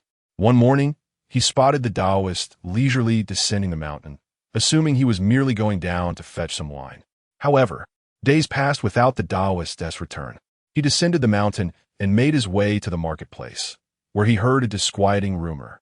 For days prior, a woodcutter had discovered a mangled corpse on a mountain path, with the head and limbs severed and lying nearby. The woodcutter, terrified, hurried to report it to the authorities. Ultimately, a jade token found on the corpse's waist revealed its identity as that of a Taoist, though the specific temple and name remained unknown. Under the cover of night, he entered the coroner's chamber and noticed a cloud-shaped birthmark on the back of the neck of the dismembered body. That evening, despite never drinking alcohol, he made an exception and ordered a pot of wine from a street stall, drinking cup after cup. With no neighbors left, he felt a profound sadness at the loss of someone who enjoyed reading and did not stir trouble. Perhaps this was the calamity the Taoist had spoken of, an inescapable fate, one he had not even contemplated evading. With his abilities, how could he have allowed such a fate to befall the Taoist? He found no answers. Perhaps, having met this calamity, the Taoist had ascended to immortality? It was a comforting thought that the Taoist should become an immortal. Yet, he could not let go of the one who had aided the Taoist's ascension. After many years of suppressing his anger, he found himself unable to contain it this time. By his own means, he located the young man's home. As he had suspected, the young man was finally reveling in his desires, clutching a bag full of golden elixirs, even too exhilarated to replace the blood-stained bag. That night, he stood beside the slumbering young man's bed and softly yet resolutely declared, "For your heinous actions, you shall one day feel the same suffering, with no place to rest your body." Having said this, he did nothing further and vanished into the night. Subsequently, the young man's life flourished, and whispers of his gold-making abilities reached even the emperor. Skeptical, the emperor summoned him to the palace to demonstrate his extraordinary skill, and he did indeed prove it. The emperor was overjoyed, bestowing upon him a 5th-rank official title, tasking him with the imperial gold smelting. From that point on, he ascended the ranks, enjoying immense wealth. However, the inevitable issue arose when the elixirs were exhausted. He found himself unable to produce gold for the emperor any longer, and he trembled as he resigned. The emperor permitted his resignation, but demanded he reveal the method for creating the elixirs. He claimed ignorance. The emperor, furious, ordered his hands to be severed and asked again. He still insisted he did not know. The emperor then ordered his feet to be cut off. In an unbearable agony, he recounted how he had coerced and killed the Taoist to acquire a bag of elixirs. The emperor, now even more enraged, beheaded him, declaring him a vile character unworthy of burial, leaving his corpse to rot in the wilderness. His curse never missed its mark, for he was a curse, a creature born from the pent-up rage and curses of countless souls millennia ago. The first time he opened his eyes to this world, he found himself in a magnificent hall, where a valiant man and a charming woman sat upon a throne adorned with jewels. Beneath the hall stood a copper pillar, red-hot from the coals, with someone bound to it. He felt his vision redden as he shouted at those on the throne, "Tyrant and seductress, you shall not meet a good end. You shall not meet a good end." These figures could not see him, for he was a newly born phantom, as insubstantial as a wisp of smoke. He did not recognize any of them, yet he understood that he was destined to exist in this world from then on. As he grew and gained strength, he realized the world harbored an abundance of unresolved anger. Those who sought to resist, yet felt powerless, could do little more than unleash their suffocating wrath through fervent curses. He wandered through the world, noticing his uniqueness among other supernatural beings. He seemed to have no kin. In the vastness of existence, he was alone. Over a lengthy span of time, he absorbed all knowledge of the world, gradually taking on a corporeal form, akin to a human male, capable of transforming into a human rather than anything else. Perhaps he had always wished to be a person. After all, humans were the most populous beings, ensuring that even in solitude, he would not feel entirely empty. He forged numerous friendships, though in hindsight, they were hardly true friends. Among them were commoners, noble lords, and Taoist practitioners. They both feared and cherished him, treating him with utmost caution, their sole aim being to exploit his gifts for their own ends, eliminating those they wished to see vanish without a trace. Those whom emperors despised, yet could not openly execute. Those who were envied or desired by others, yet could not be eliminated for various reasons. And those souls recorded in history, as well as those forgotten, ultimately transformed into nightmares that accompanied him. His curse claimed their lives. However, all who perished by his hand gathered around him in another form. They became invisible retribution, a curse bestowed upon him by the heavens. He lost count of how many followed him, knowing only that from long ago he could no longer find solace in sleep, for whenever he closed his eyes, those who had died by his actions would ravenously gnaw at his flesh, striking his head in grotesque manners, causing excruciating headaches. These injuries would leave tangible marks on his body, various bite marks and wounds that would quickly heal upon waking, yet the suffering endured would compel him to forsake sleep. Furthermore, he discovered that for each life taken by him, his appearance aged slightly. This realization tormented him for a considerable time, his temperament growing increasingly volatile, resulting in the untimely demise of several innocents, further worsening his plight. In a moment of desperation, he aimlessly wandered into a deep mountain during a thunderstorm, deliberately standing beneath a tree, contemplating that if there were indeed a deity of thunder, it would be merciful to strike him down. Yet, the lightning never struck him, instead drawing the mockery of a passing female demon. She wore a green dress, her black hair shimmering with an unusual green glow, and held an oiled paper umbrella. "Are you seeking death?" she inquired curiously. "What business is it of yours?" He frowned. "This is not heavenly thunder. It can strike humans, but not demons." She laughed heartily. "If you wish, I could introduce you to a more suitable place to meet your end." To his surprise, he found himself chuckling at her jest, realizing he had truly lost his mind. "I do not wish to die. I simply cannot sleep, which is quite bothersome." He wiped the rain from his face. Ximeiyouhai." She pondered seriously. "Why not find a construction site and help move bricks? You'll be so exhausted you'll surely sleep soundly." He retorted, "It's not that I cannot sleep. It's that I must not sleep." The female demon rolled her eyes.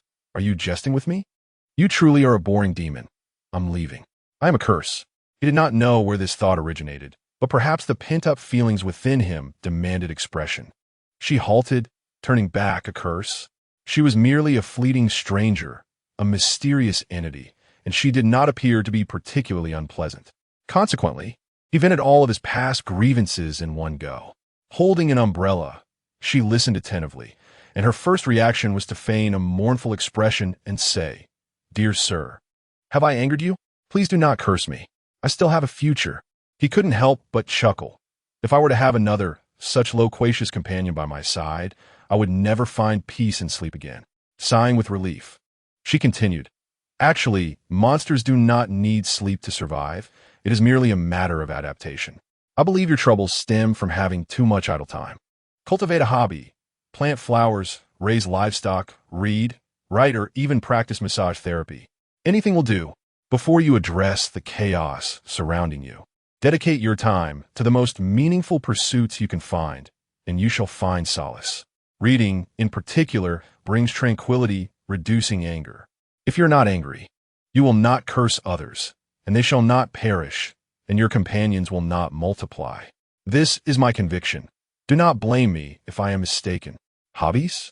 He pondered for a moment before responding, "I suppose reading could be worthwhile." "Then go read," she exclaimed. "Our nation boasts a profound history, with an abundance of ancient texts and classics. Within those pages lie treasures beyond measure. So much awaits you. As she spoke, she walked away, finally stopping at a distance to wave goodbye. Hurry and read, but do not dwell on me. No, do not think of me at all. And with that, she vanished without a trace. He shook his head, a bittersweet smile crossing his lips, still pondering what sort of creature she was. The summer rains arrive swiftly and depart just as quickly, and after a single downpour, he found himself on a different path. He felt no longer alone. He possessed books, an abundance of them. Initially struggling to focus, he eventually grew to love this newfound hobby. By the light of a solitary oil lamp, he immersed himself in literature, witnessing the changing seasons and listening to the rain falling from the eaves. It was indeed not as unbearable as before. Occasionally, he would suffer a pang of nostalgia during a moment's drowsiness, but he had grown indifferent to it. The Taoist on Tai Bai Mountain had become, aside from that female monster, the person he was most grateful for over the years. One had guided him, while the other had walked alongside him for a considerable distance. He had vowed never to wield his powers again, resolving to live solely as a scholar.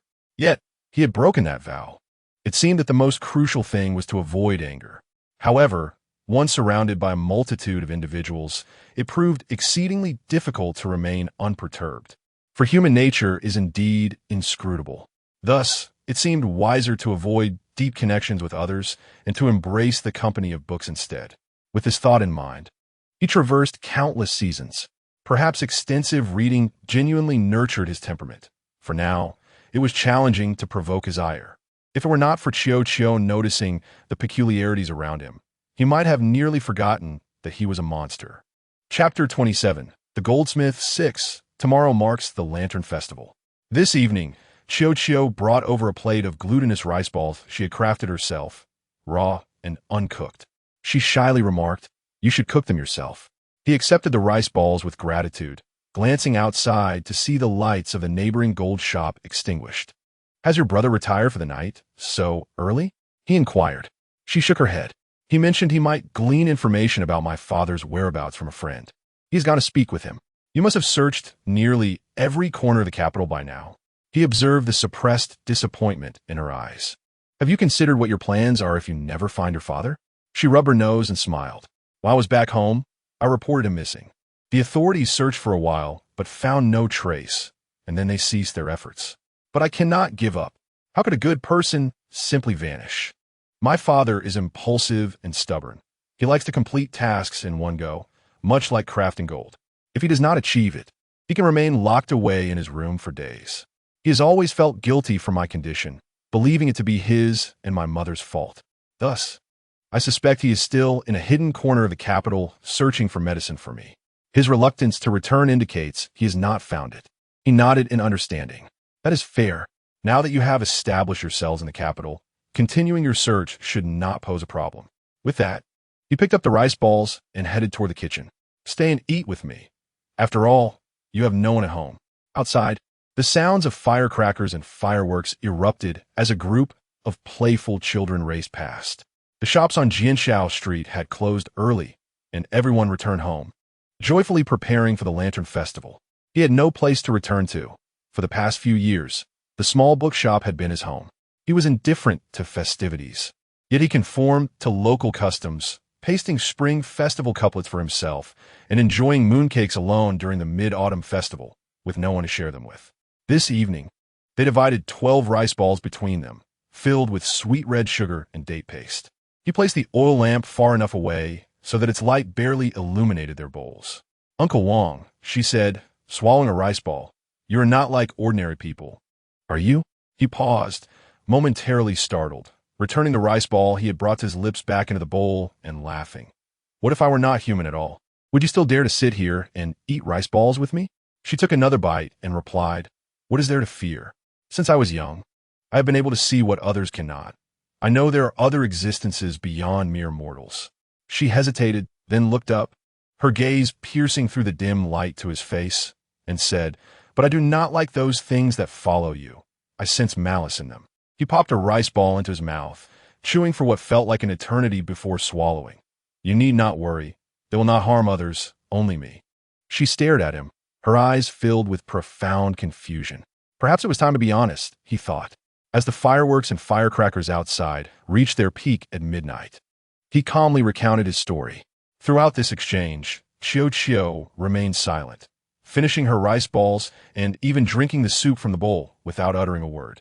After a long pause, as another firework illuminated the night sky outside, she lifted her head and said, "Uncle Wang, please do not kill again."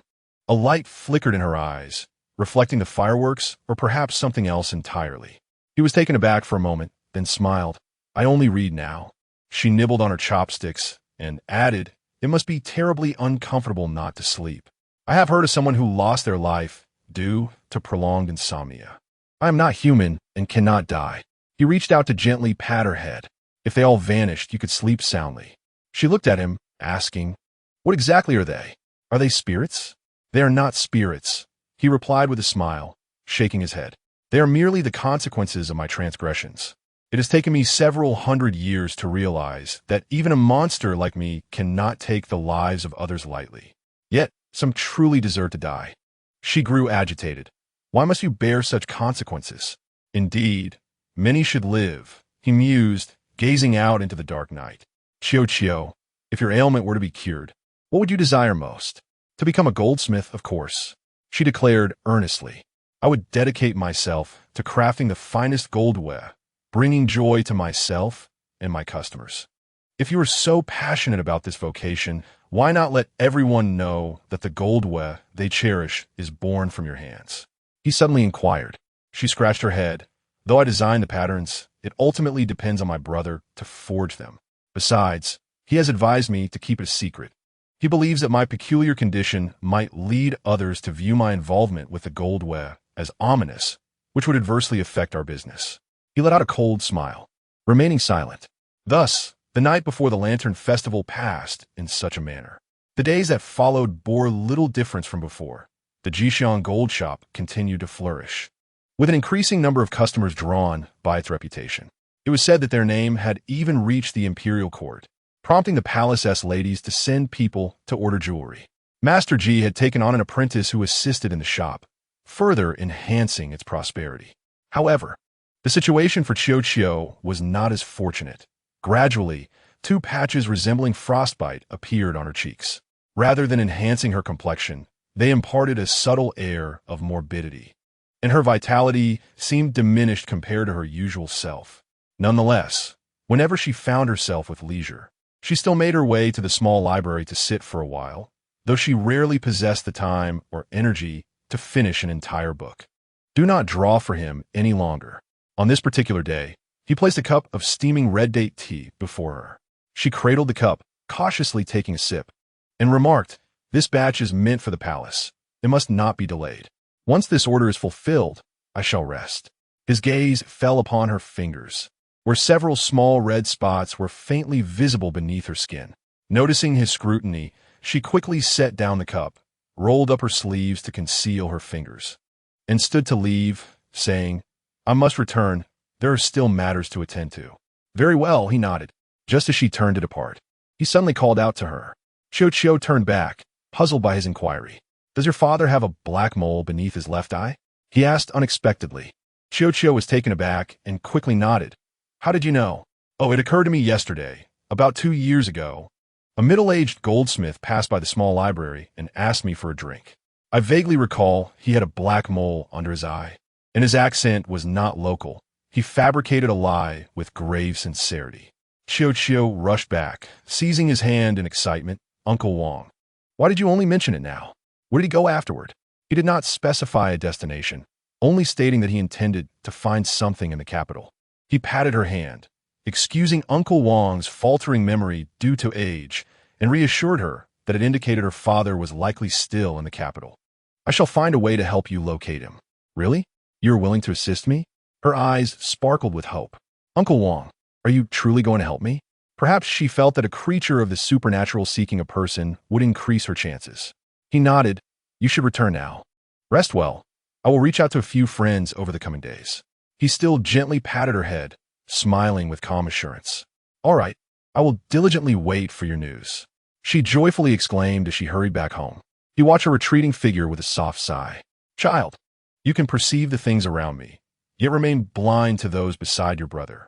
Chapter 28. The Goldsmith 7. In recent days, he had grown exceedingly busy.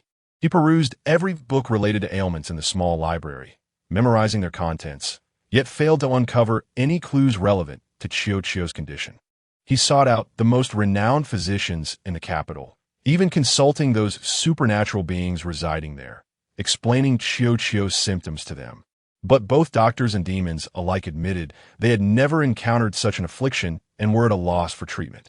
One demon suggested that if Xiao were indeed a creature of the supernatural, it would be simpler. It was rumored that there existed a doctor who specialized in treating demons, and if she could be summoned, it would be akin to reclaiming half a life. Unfortunately, Xiao was human. After much effort, he found himself empty-handed. Though he lacked the means to cure her, there was one endeavor he could undertake. The spring nights in the capital were always infused with the fragrances of cosmetics and wine. He stood in a narrow alley not far from Scissor Street, leaning against the weathered white wall, quietly observing an individual approaching from a distance. Master Ji, clad in an expensive silk robe and carrying a fine jug of wine, hummed a tune as he made his way toward him. Half drunk and half awake, Master Ji clearly did not notice him lurking in the shadows as they brushed past each other. He straightened up and called out, "Master Ji." Master Ji turned around, peering through his drunken haze. Upon recognizing him, he instantly grinned. "Ah, it is young Master Wang. Why aren't you keeping watch at your small library today? I am specifically waiting for you here," he replied with a smile. Master Ji pointed at his own nose and belched, "Waiting for me? Why? Are you here to commission some gold work? As a neighbor, I shall allow you to cut in. Speak, what do you desire? Only Xiao can provide the gold work I seek. You cannot," he chuckled. At these words, Master Ji sobered slightly, his demeanor shifting to one of caution. "What do you mean by that? Are you afraid to reveal to your patrons that those exquisite gold pieces do not originate from your skilled hands, but rather from the efforts of your sister, who has never even donned a fine garment?" He sneered. "What are you afraid of? You've had too much to drink. I do not comprehend your words." Master Ji retorted angrily, turning to leave. Yet, as he turned, he was startled. The figure had appeared before him in an instant, moving with a speed that was beyond human capability. Someone once told me that the higher the purity of gold, the more precious it is. The same can be said for the human heart. He coldly regarded Master Ji. "You wish to steal another's possessions to enhance your own reputation. Yet why must you also bring about the demise of the adoptive father who raised you?" Master Ji's complexion drained of color as he trembled uncontrollably. "Why, you're talking nonsense. Every unforgivable crime we commit will follow us like a ghost," he stated, glancing behind Master Ji. For years, he has lingered there, clad in a tattered dark blue robe, bearing a large wound on his forehead. And you, as if nothing has transpired, continue to feign the search for his daughter. No wonder his visage grows ever more terrifying. He smiled. "You likely haven't enjoyed a good night's sleep in quite some time, have you?" "You?" Master Ji pointed at him, looking at him as if he were a monster. "Who exactly are you?" "I do not wish to kill you," he replied calmly, "but you should surrender yourself to the authorities and confess everything." His gaze had never been so chilling. "You lunatic!" Master Ji collapsed to the ground, babbling incoherently. "I did not kill him. He fell on the rocks by himself. I merely pushed him slightly. It was his own fault for not being able to stand. He took his last breath on his own, and I had no choice but to push his body into the turbulent river." "Go turn yourself in," he stated evenly. "This is the only honorable action left for you." "No, I will not go." Master Ji shook his head vehemently. "They will execute me." His gaze fell upon the wine jug in Master Ji's hand. Merely looking at it, the jug exploded with a loud bang, shards of porcelain viciously cutting Master Ji's face, causing him to scream for mercy. "Before you go to the authorities, I will follow you relentlessly," he declared. "If you do not go today, your wine jug will shatter. If you do not go tomorrow, it will be your left hand. The day after, your right hand, and I can assure you, your eyes will meet a fate far more despairing than death." "No." Master Ji desperately covered his ears, pleading, "Spare me, I will go, I will go. Do not harm me." It had been a long time since he had engaged in such a severe act. The following day at dawn, he stood before the entrance of the magistrate's office, watching Master Ji scurry away in terror. This man, inherently so frail, had nonetheless committed such heinous acts. The human heart and human nature were truly difficult to comprehend. The case was quickly resolved. On that fateful night before the Mid-Autumn Festival, Master Ji had pursued his adoptive father on the road to the capital, believing that as the finest goldsmith in the region, his father possessed a miraculous ability to turn metal to gold. Fearing his father would journey to the capital and never return, he hurriedly chased after him, pleading for the secret of this arcane skill. However, his father adamantly refused to acknowledge any such talent, insisting he was merely an ordinary goldsmith. Yet Master Ji stubbornly believed his father considered him an outsider, wishing to impart his skills to his daughter, who suffered from a mysterious ailment and whose fate was uncertain. Harsh words were exchanged between the elder and the younger, escalating into a physical confrontation. He bore witness as the father who raised him fell upon a sharp rock, gasping his last breath. In a moment of desperation, he forced his father's body into the raging river and then feigned normalcy upon returning home. Bringing Xiao to the capital was not solely for the sake of concealing the truth, but also to ascertain whether the old man had secretly disclosed anything regarding the alchemical art to Xiao. Master Ji was sentenced to death, to be executed after autumn. Xiao was granted a chance to visit him in prison. He accompanied her. She brought Master Ji exquisite wine and delicacies, yet she uttered not a single word. In light of her father's vengeance, she did not even reprimand him. Just before leaving, she stood up and addressed Master Ji, who was confined within the cage. "Brother, our father once told us long ago that if one's conduct is not upright, it is difficult to be a goldsmith. Gold must be pure, and as a goldsmith, one must never be tainted. This is the principle of our trade." She observed his disheveled face with a calm gaze, declaring, "You can no longer be a goldsmith." After exiting the government office, he draped his cloak around her, as the spring wind was still quite fierce. She walked in silence for a long while, finally exhaling deeply and stating, "Uncle Wang, my heart has finally settled." He said nothing. "You promised to help me find my father, and you have not gone back on your word." She smiled. "Though I still do not know where my father's remains have been swept away, at least I can honor him with a proper tablet." As she spoke, she pulled out a red string from her collar, then produced a golden longevity lock. "My father crafted this for me." She asked him, "Isn't it beautiful?" "Indeed," he replied, examining it. "The craftsmanship is exquisite." Satisfied, she tucked the longevity lock back into place and patted it. The Jixiang goldsmith shop was now closed. The matter concerning Master Ji had become the talk of Jiandao Street. Xiao remained busy, ensuring the completed and incomplete gold items were accounted for. According to the landlord, the lease for the gold shop would end by the end of this month, and Xiao decided not to renew it. He did not seek her out, but sat quietly each day at the entrance of the small study, watching the shop across the street, observing her as she coughed while directing workers to dismantle the sign of Jixiang goldsmith shop. He noticed that although the shop was no longer in operation, she seemed to stay up late every night, the lights in her window glowing almost all night long. For 3 consecutive days, it was the same. What was she up to? That day at dawn, he stood at the door, wearing his clothes, seeing the light still seeping through the crack of her door. Master Ji's apprentice was still present, claiming he had received her wages and would work until the end of the month. Otherwise, without anyone to assist her, she would have no one to light her lamps. After pondering for a moment, he decided to dress properly and step outside. As he reached the door across the street, he heard a faint clinking sound. Who could be working so late? Could it be the apprentice practicing his craft? He knocked on the door, and after a considerable wait, the apprentice, still groggy, opened the door. Upon seeing him, he was taken aback. "You were sleeping?" The apprentice nodded. "What else is there to do if not sleep?" Suddenly, he felt a chill run down his spine, breaking into a cold sweat. He pushed past the apprentice and rushed inside. A screen divided the shop into 2. The front was for receiving customers and displaying samples, while the back was where the master worked. She sat at the workbench, gripping a small iron hammer, intently striking a gleaming piece of gold. Her hands, illuminated by the light, were marred with conspicuous red spots. He stood frozen, unable to approach or raise his voice in reprimand, suppressing his emotions as he softly asked, "Xiao, what are you doing?" She did not turn around but set down the hammer and picked up a polishing tool, carefully refining her work. Uncle Wang, your timing is impeccable. Her voice was low, almost fading away. Since you're here, I won't have to deliver it to you.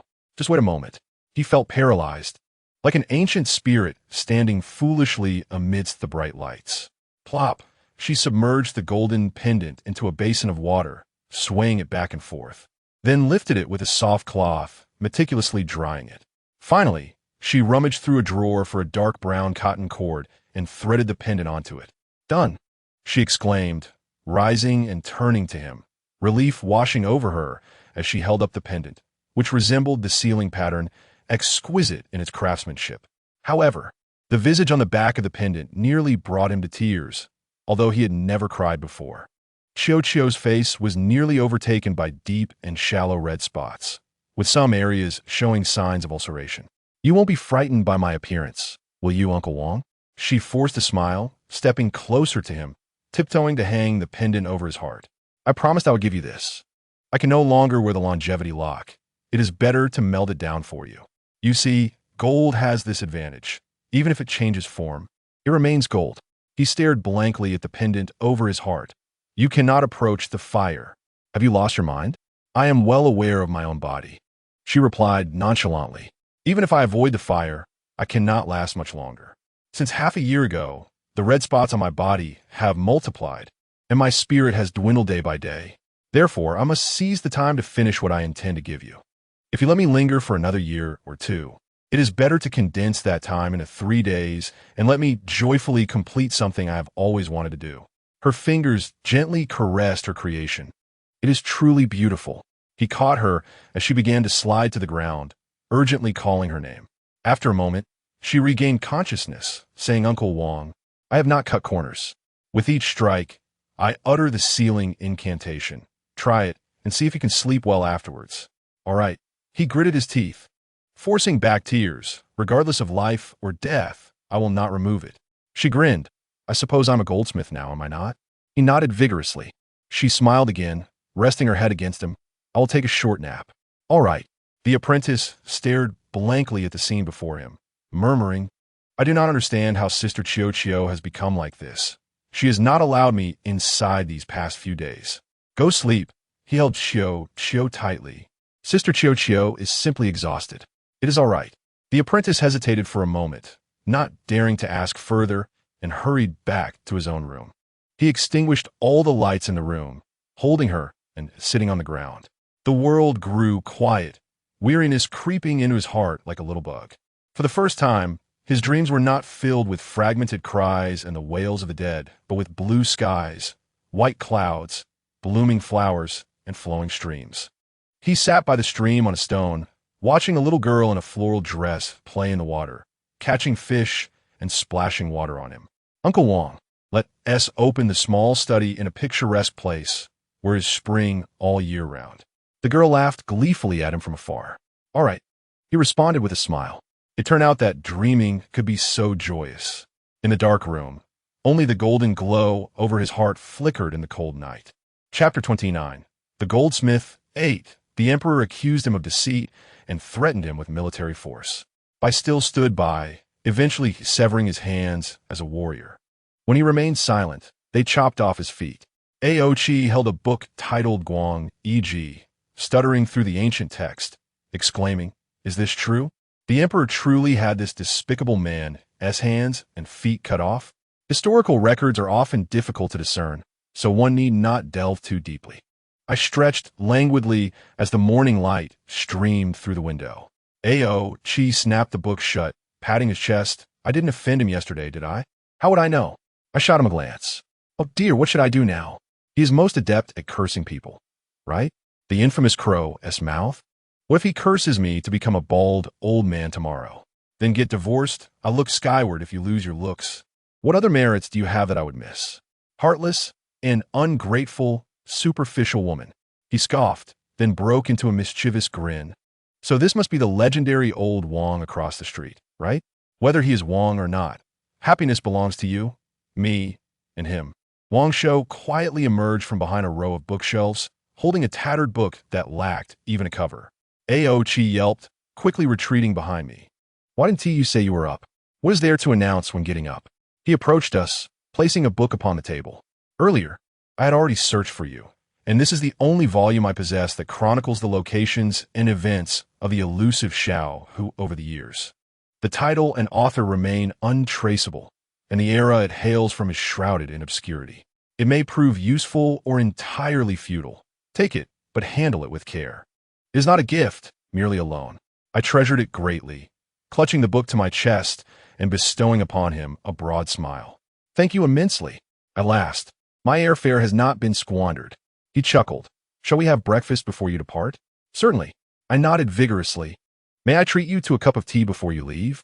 I carry my fusheng with me. No, your tea is too bitter. Let us enjoy my floral tea instead. At noon, the table was adorned with 3 steaming cups of fusheng.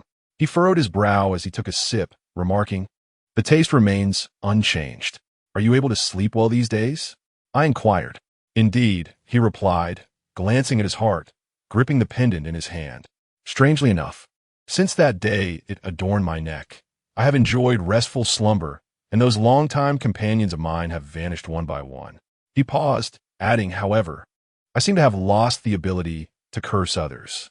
She refers to this pendant as a seal against magic, yet appears to have sealed me instead, haha. But you seem entirely unrepentant.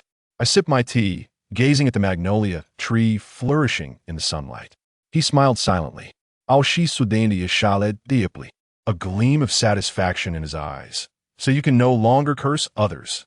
While it may not be possible to curse someone to death, one can still curse them to lose their wallet or become bald. He grinned at Ao Chi. Please do have some tea. You're truly a good person, no? A good yukai, allowing us to stay without charge. May you enjoy 1,000 years of happiness. Ao Chi's expression shifted rapidly. He laughed heartily, glancing at Ao Chi and then at me, saying, You truly share a marital bond. Your banter is equally amusing. I'm quite composed. I glared at him. Yet you once insisted on introducing me to a place where I might meet my demise, did you not? He teased. I awkwardly replied, You were the one who presented it as a means to end your life. After a considerable time, he ceased laughing, took a sip of tea, and remarked, In our lives, we may encounter 1 or 2 individuals, perhaps only during a thunderstorm or a fleeting spring, yet they extend their hands to pull us from the abyss, not for any reason, but simply because they perceive our despair and sorrow. Even if we never meet again, their presence lingers. He continued, You have a wide circle of friends. Although Xiao is no longer here, should you encounter anyone suffering from similar afflictions, please do make an effort. I nodded. I understand. The ability to take countless lives, yet remain powerless against a strange ailment, is a thorn that lingers in the heart. He raised his teacup and addressed both me and Ao Chi. Though I am unaware of your intentions in seeking the Xiao Hu, I wish you safe travels and smooth endeavors.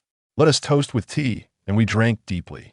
I had only met Wangchuan twice, once in the depths of a thunderstorm, and once a century ago in Yuncheng. I had heard tales of a book-loving yukai who collected wondrous tomes. I ventured into his mountaintop library and discovered a volume titled Yao Ling Chong Sheng Fong, only to realize that the man hidden behind the shelves was that ill-fated soul who wished to be struck by lightning. That day, we sat down to share a cup of tea. I had just received my first batch of fusheng from Guchun, carrying a bit with me at all times, inviting anyone who caught my fancy to join me for a drink, primarily to discern whether this tea would please others and yield me some silver. After tasting, Wang Shou simply remarked, Let us not rely on it for profit, shall we? It is far too bitter. You nearly terrified me. He is indeed a jinx. Fortunately, his jinx did not fully come to fruition, as I did earn some profit from my dessert shop, though that year, as a traveling tea vendor, was dismal. I hardly made a penny from selling tea. Nevertheless, he remains the only jinx I do not despise. Ao Chi and I departed the library at dusk. Wang Shou stood at the entrance, smiling and waving goodbye, holding a watering can, tending to the flowers as he bid us farewell. I gazed longingly at the large gold pendant hanging from his neck, realizing it was the only piece of gold I desired to seize, but would never claim as my own. For it was the sole creation of a true goldsmith in his fleeting life, yet it was not meant for me. It was for him. As we walked, Ao Chi turned back, The setting sun illuminated Wangchuan, who bent over, intently watering the soil from his can. The library remained his solitary domain, surrounded only by flowers and old buildings, the doorway framing a scene reminiscent of an old watercolor painting, while an old-fashioned record player repeatedly played the same song. Still that tune by Brother Jackie Chung, "The setting sun is drunk. Return to my heart. Please do not leave me alone. In search of this life, because of you, pursuing this fate that draws near." Ao Chi stood silently for a while, then suddenly said, "He is so lonely." I too surveyed that painted scene, replying, "Every person, every yukai, is born with different burdens to bear. He is cursed, and to find someone who loves and understands him, without provoking his ire, requires immense fortune. Perhaps it may come tomorrow, or perhaps he may never encounter it in his lifetime. Yet, thankfully, Xiao has left behind something that can accompany him for eternity. His current life is not too shabby." Ao Chi sighed and added, Xiao was merely an ordinary human, not even a sorceress. Can the gold piece she crafted truly possess the power to seal 1,000-year yukai? As a goldsmith, she forged only this one piece in her lifetime, expending her remaining essence simply to provide that gentleman across from her with a peaceful slumber. Such a thought is pure. I smiled, saying, "Is not the essence of a goldsmith simply purity? Perhaps Xiao attained enlightenment. Thus her creation possesses powers beyond our imagination. However, whether the sealing magic can find Wangchuan or he can find himself is difficult to ascertain." Upon reaching this point, I quickly underscored, "Regardless, let us not offend him." Yet, thinking of that grand gold pendant, I could not help but pound my chest, but I truly adore that pendant. Ao Chi, please get me an identical one. You already possess plenty of gold. Ao Chi poked my forehead. We are currently travelers relying on fare, so please exhibit some frugality. I demand an exact replica. I want an exact replica. Let us clarify where we are headed next. Have you gleaned any insights from that wretched book? Bring me gold. I desire a piece akin to Wangchuan's. I am famished. Let us eat first. Stop right there. On the way down a mountain, Ao Chi sprinted ahead, while I chased after him, indignantly chastising him for being stingy. Several tourists headed uphill cast bewildered glances our way. Enough, let us not draw attention. Let us simply enjoy our time reading.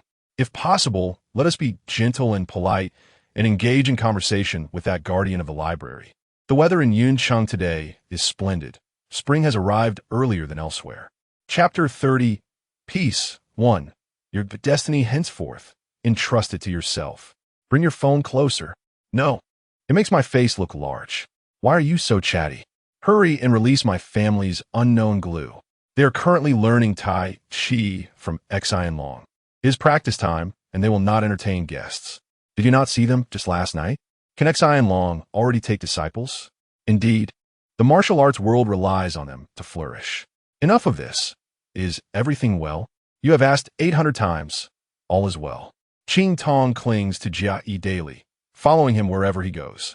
By the way, can zombies fall in love? Oh well, everything is just fine. The entire Wangchuan is thriving, with spring in full bloom, and I am here to safeguard it. How could it possibly falter? Regardless, you must keep a vigilant watch.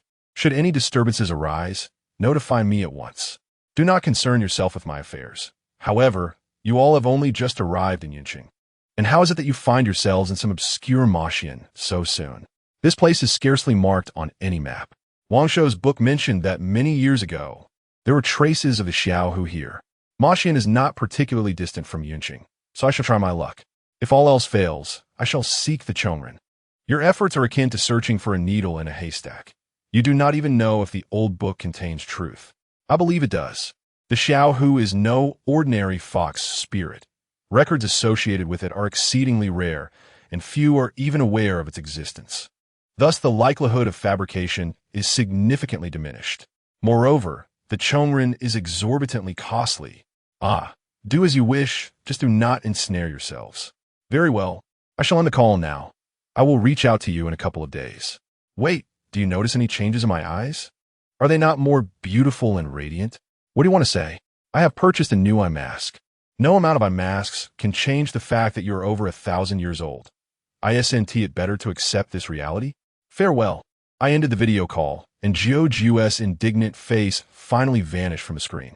As long as I remain safe and sound, and the river of oblivion flows steadily, my mood will reflect the clarity and gentleness of March's weather.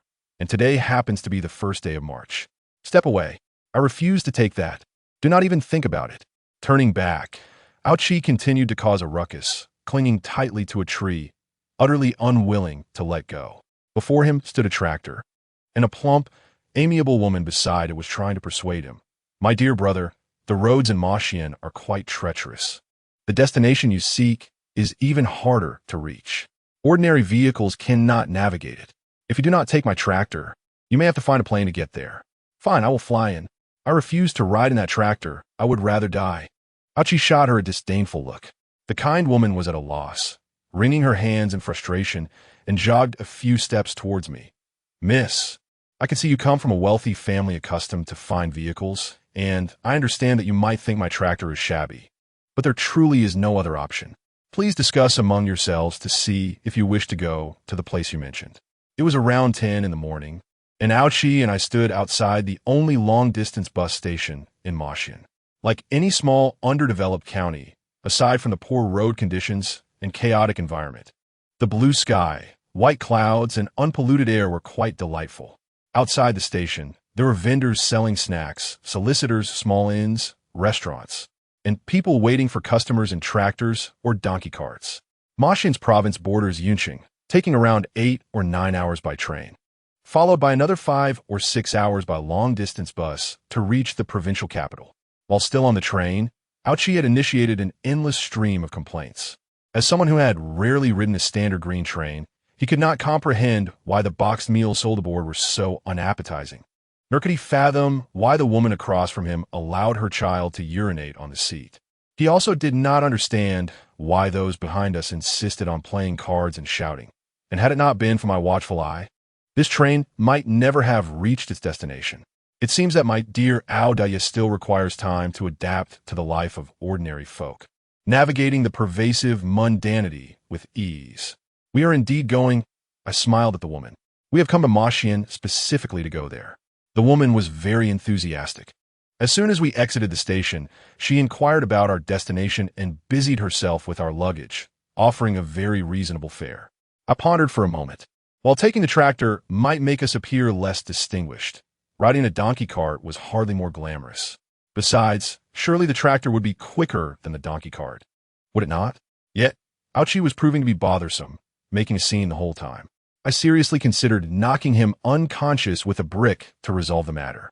However, my dear sister, look at your husband. The woman had a furrowed brow, having never seen a man of such age who looked presentable, clinging to a tree like a fool, utterly helpless. No worries, I will handle it. I turned and approached Aoqi, who coldly snorted, Do not try to persuade me. I absolutely will not ride in that tractor. Very well, then you can stay here and hug the tree. I will go alone. I turned and walked away. What a joke it would be to try to convince him.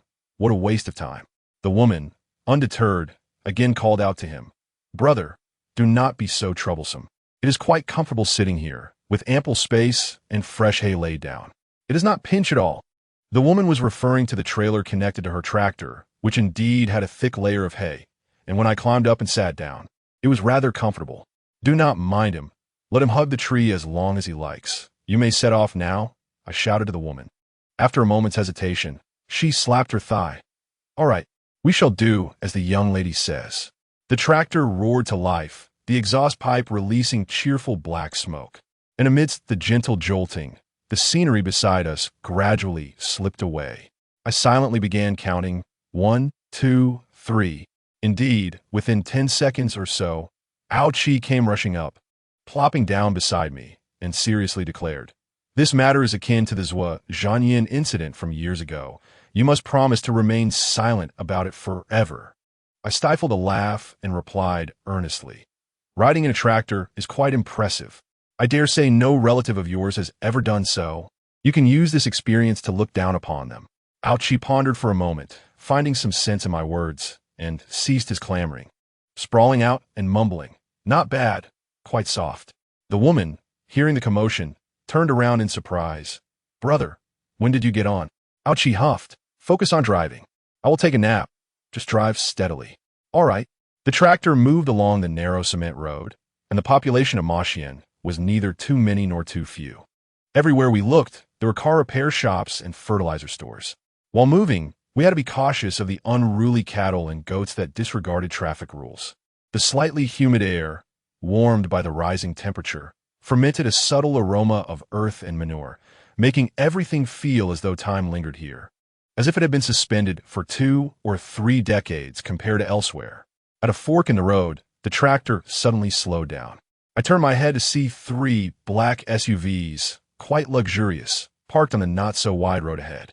They stood out amidst the surroundings like rockets in an ancient painting, with 7 or 8 individuals standing outside, seemingly engaged in some unknown activity.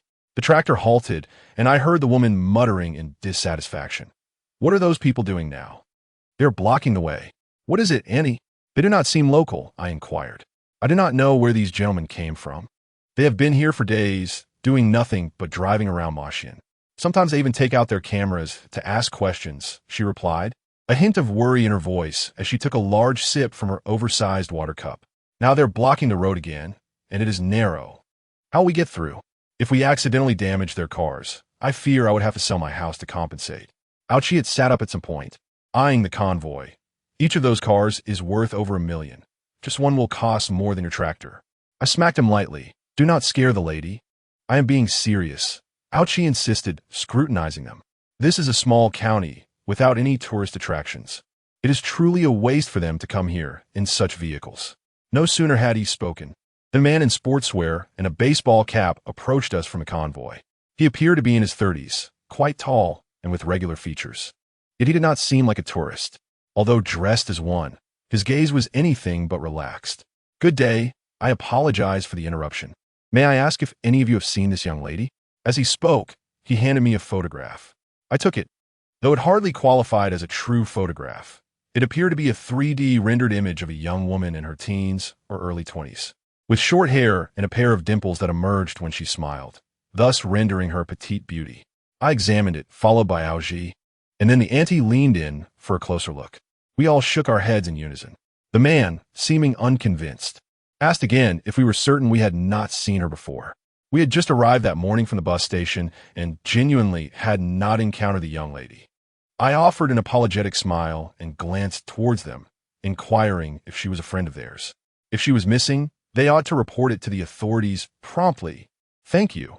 The man nodded at us, yet did not respond to my question before turning to leave. "Hey, wait." The auntie called out hastily. "Could you please move your vehicle aside? It's difficult for me to pass through here." He turned back, saying, "Sure.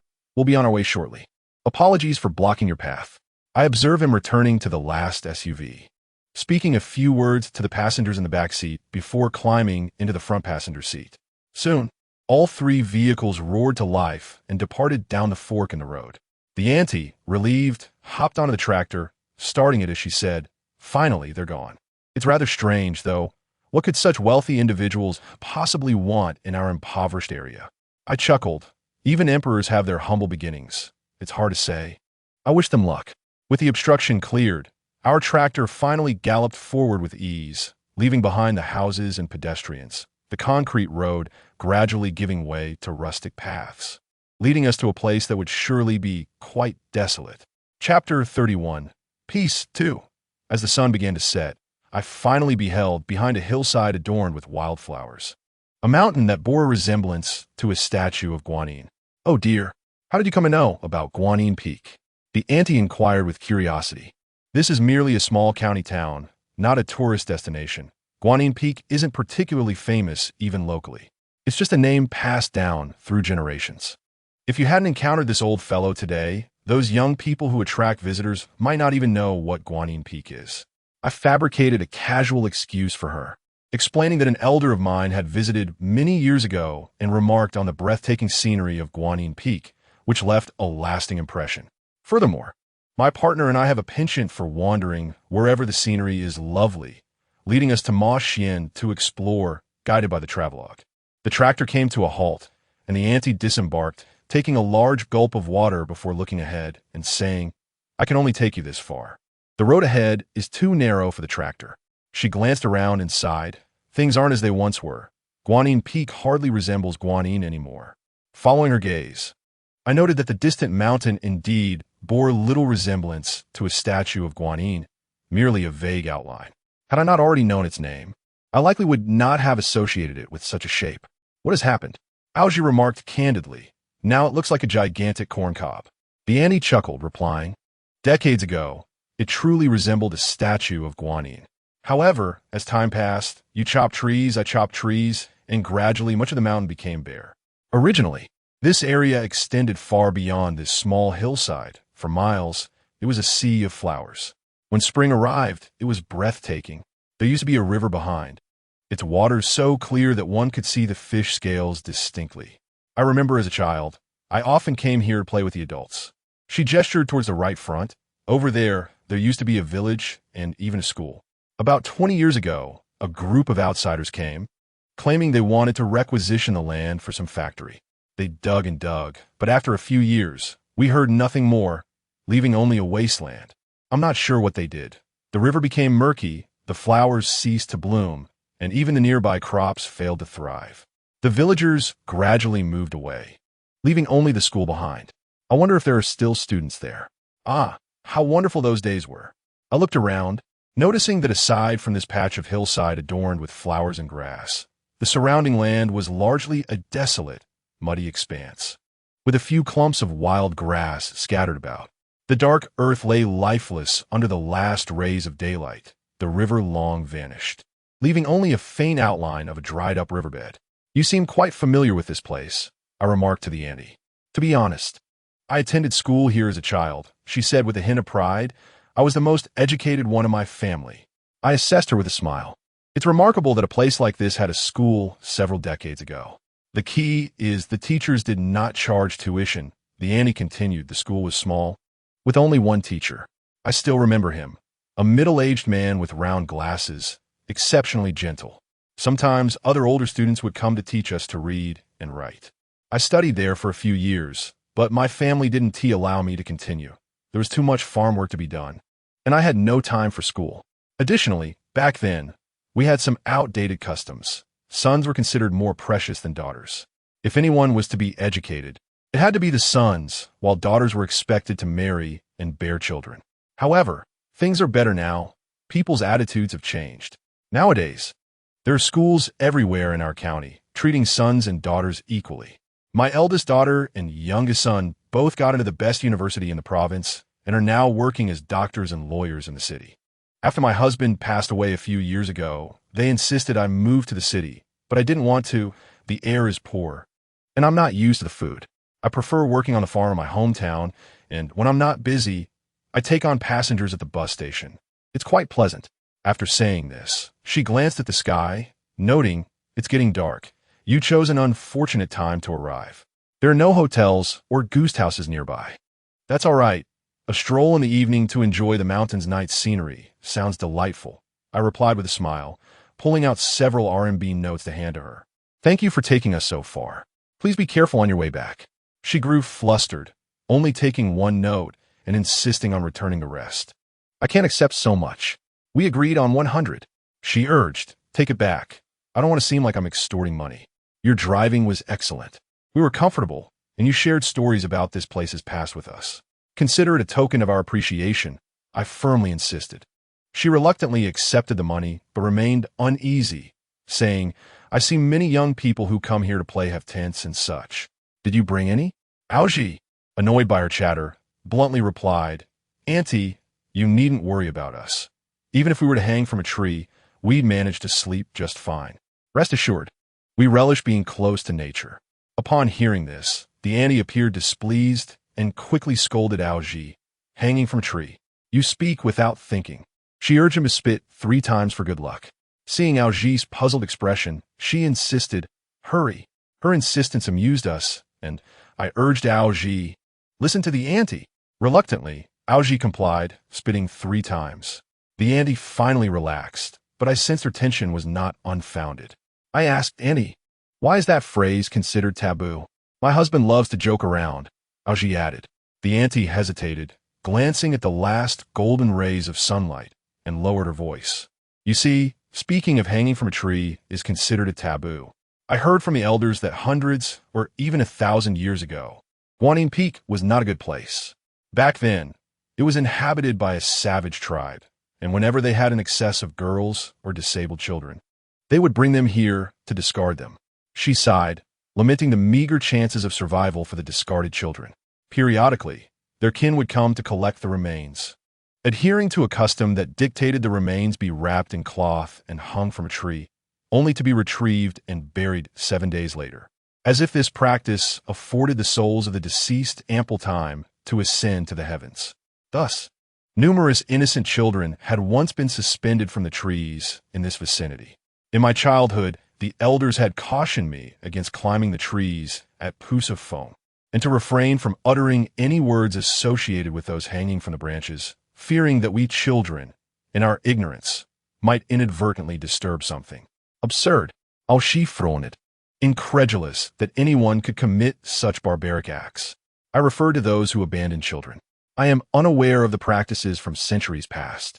I only know of the whispers that have persisted through time.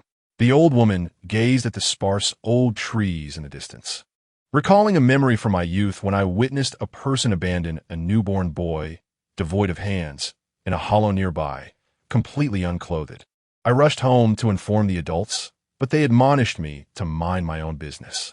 Helpless, I remembered sneaking several steam buns from home that night, running back to the spot, only to find the child had vanished, likely taken by wild beasts. Alas, the night had finally enveloped the land. The breeze neither warm nor cool, as the flowers, grass, and trees rustled softly, accompanied by the sporadic chirping of insects. The ancient trees, which may have once sheltered countless souls, stood resolutely, watching the distant travelers with an air of calm detachment. You have a kind heart, I remarked. What good is that? She replied, shaking her head. I am powerless to effect change. Fortunately, society has progressed, and the tragedies of Pusafong have gradually faded from collective memory. She rubbed her eyes and suggested, Shall I take you to the school for a visit? I am unsure who oversees it now, as I have not ventured this way in many years. If permissible, you may stay overnight at the school. Being a local, I can introduce you, which may facilitate matters. I pondered for a moment and nodded. That would be delightful. I apologize for the trouble. Not all, she replied. In my old age, I have encountered many people. Upon meeting you two today, I felt an immediate fondness, as if I were regarding my own children. Please do not find me bothersome. Her delight and my gratitude was evident as she retrieved her large water cup from the tractor and fetched a flashlight. Let us go. The path is treacherous, so be cautious of twisting an ankle. As we traversed the winding path, I continued to engage her in light conversation. Without those rumors and human-induced destruction, this truly would be an idyllic paradise. Indeed, the mountains are enchanting, and I have heard of practitioners of Taoism visiting here, she replied. Mystical mountains and waters harboring monsters. I wonder if there are legends of creatures here, perhaps a fox spirit or something similar.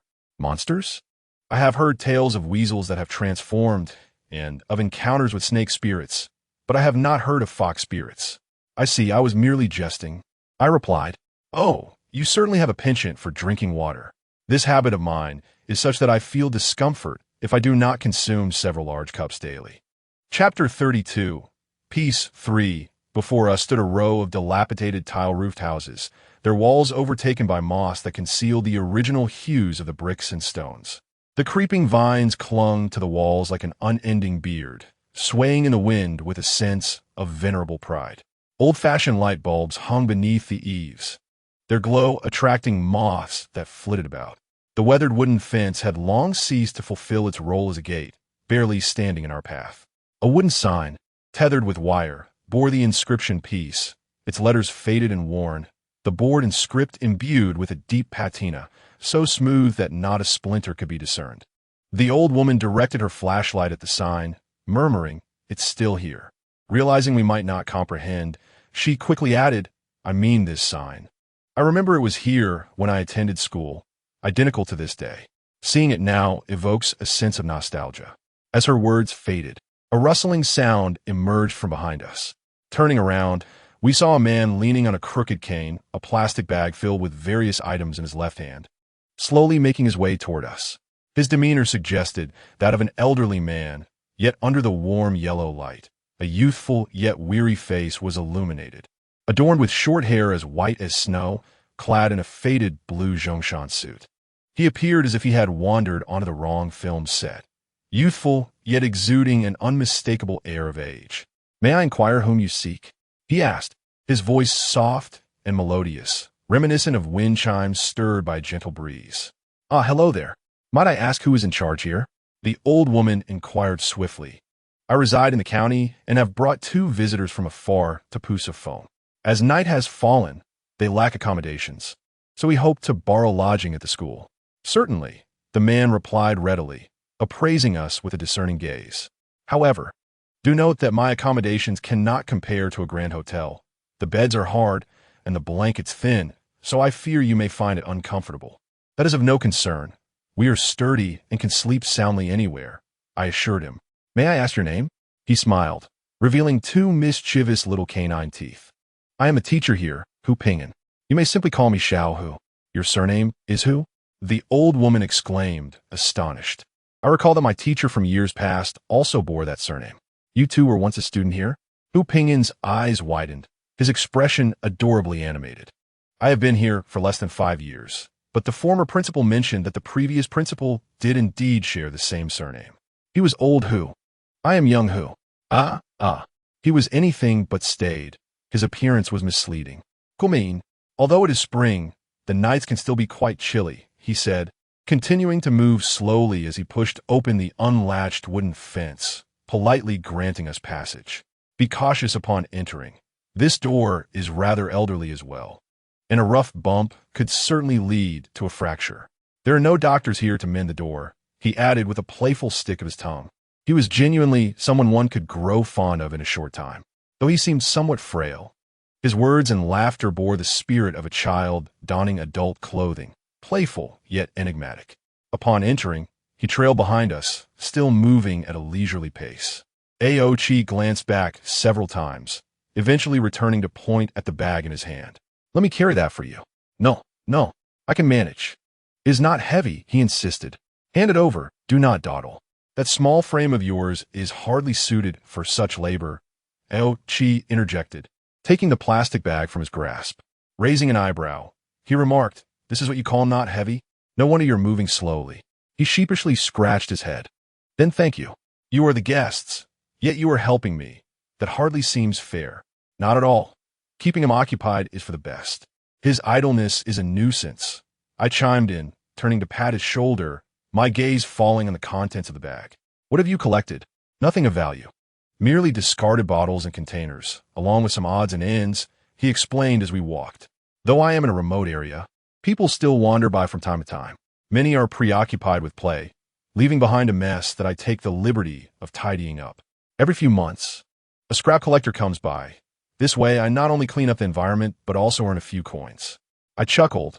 "Collecting what others discard does not embarrass you?" "Not at all. Some things are too good to waste. If they can be reused, why not? Have you noticed the lampshades here? I made those from tin I salvaged myself," he said, his eyes gleaming brighter than ever. "I have also salvaged tables, chairs, and even a toy train." "Your place sounds like a junkyard," Aochi scoffed. "At one time, it truly was," he admitted. "A few years back, some careless individuals secretly dumped garbage at the foot of Pusafone. They were reported by nearby villagers, and it has only improved in the past 2 years. Though it is no longer an illegal dump, there are still those who disregard the rules and litter." "So, are you a janitor or a teacher?" I teased. Aochi suddenly chuckled, implying something deeper. "Surely not." Hu Ping'an laughed heartily in response. "Then what should I be?" "A monster, haha." I too found myself laughing with great joy. Although both Aochi and I were in a state of spiritual standby, our innate sensitivity to non-human entities remained intact. This lazy creature, Aochi, would not have returned to assist a stranger with heavy burdens without good reason. When I saw him snatch the bag, I intentionally brushed against Hu Ping'an's hand. Physical contact is currently the most effective and simplest method of verification. even if we do not openly employ our own spiritual energy. As long as the other party is not human, once touched, unless they are a high-level being or have employed special means to conceal their identity, the unique aura of ordinary beings will still be transmitted, even if only faintly. When I patted Hu Pingin's shoulder, I realized he was indeed a monster. Although I could not discern his true form without activating my spiritual energy, it was strange that the weak, demonic aura he exuded was not the result of deliberate concealment, but rather, it was genuinely feeble. Was it possible he was a seriously ill creature? Amidst the laughter, he paused slightly, then burst into another hearty laugh. We are alike. Ouchie and I exchanged glances. When you touched me, I touched you as well. He maintained his composure while looking at us. And I understood. You are far stronger than I. The revelation of our identities came too swiftly, leaving us three only able to laugh without any more suitable response. The ant who had long since dismissed us finally reached the door and, noticing we had not followed, turned back to see us three laughing heartily. Curiosity seeped in her voice. What amusing thing are you discussing? Come on over. Hu Pingin placed a finger to his lips. Sure, let us keep our secrets. The ant is innocent. For us, encountering a monster in the wilderness was not a surprise. It was merely a rare delight to meet one so weak yet still able to laugh so vivaciously. Come, let me show you where I live. He quickened his pace slightly, adding, you are the first guest this year, moving forward under the glow of the lights. His silhouette resembled that of an elderly man nearing the end of his life. Chapter 33.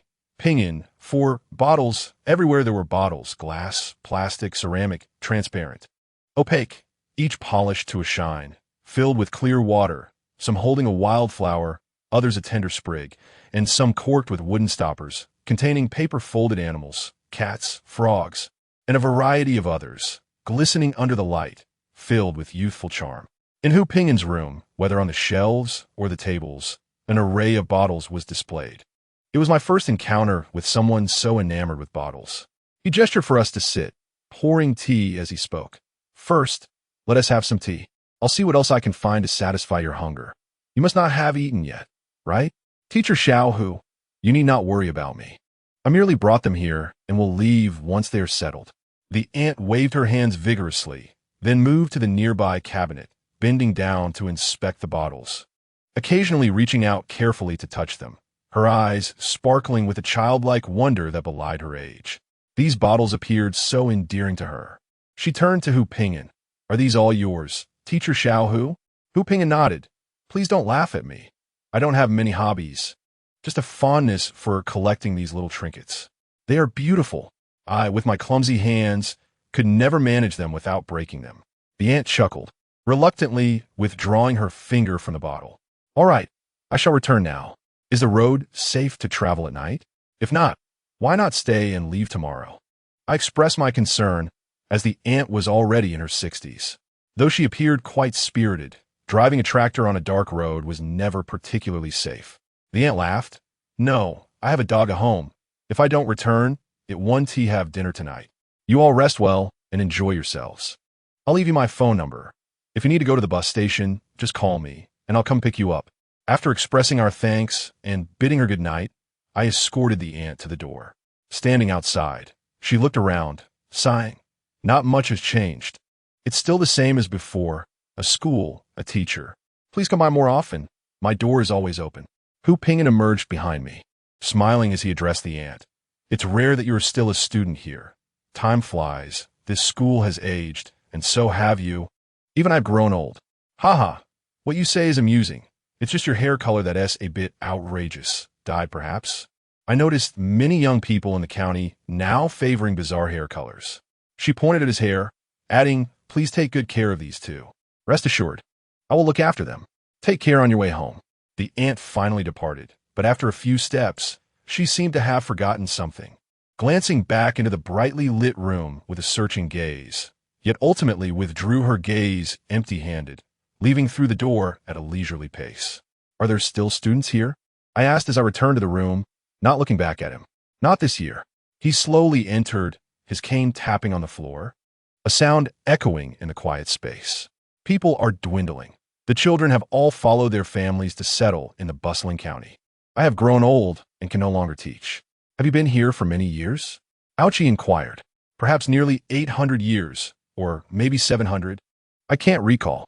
He leaned his cane against the wall, opened a low wooden cabinet beside him, and took out several bags of cookies sitting before us. This is all there is to eat. You'll have to make do. But you won't starve, will you? Ouchi snatched the cookies from him, tearing open the package as he said, "Eating is a pleasure, and pleasure does not always correlate with survival." That makes sense. Hu Pingyan nodded in agreement, then suddenly asked, "What species are you two? It feels quite strange to meet kindred spirits so far from home. Don't get too familiar. We are hardly true kindred."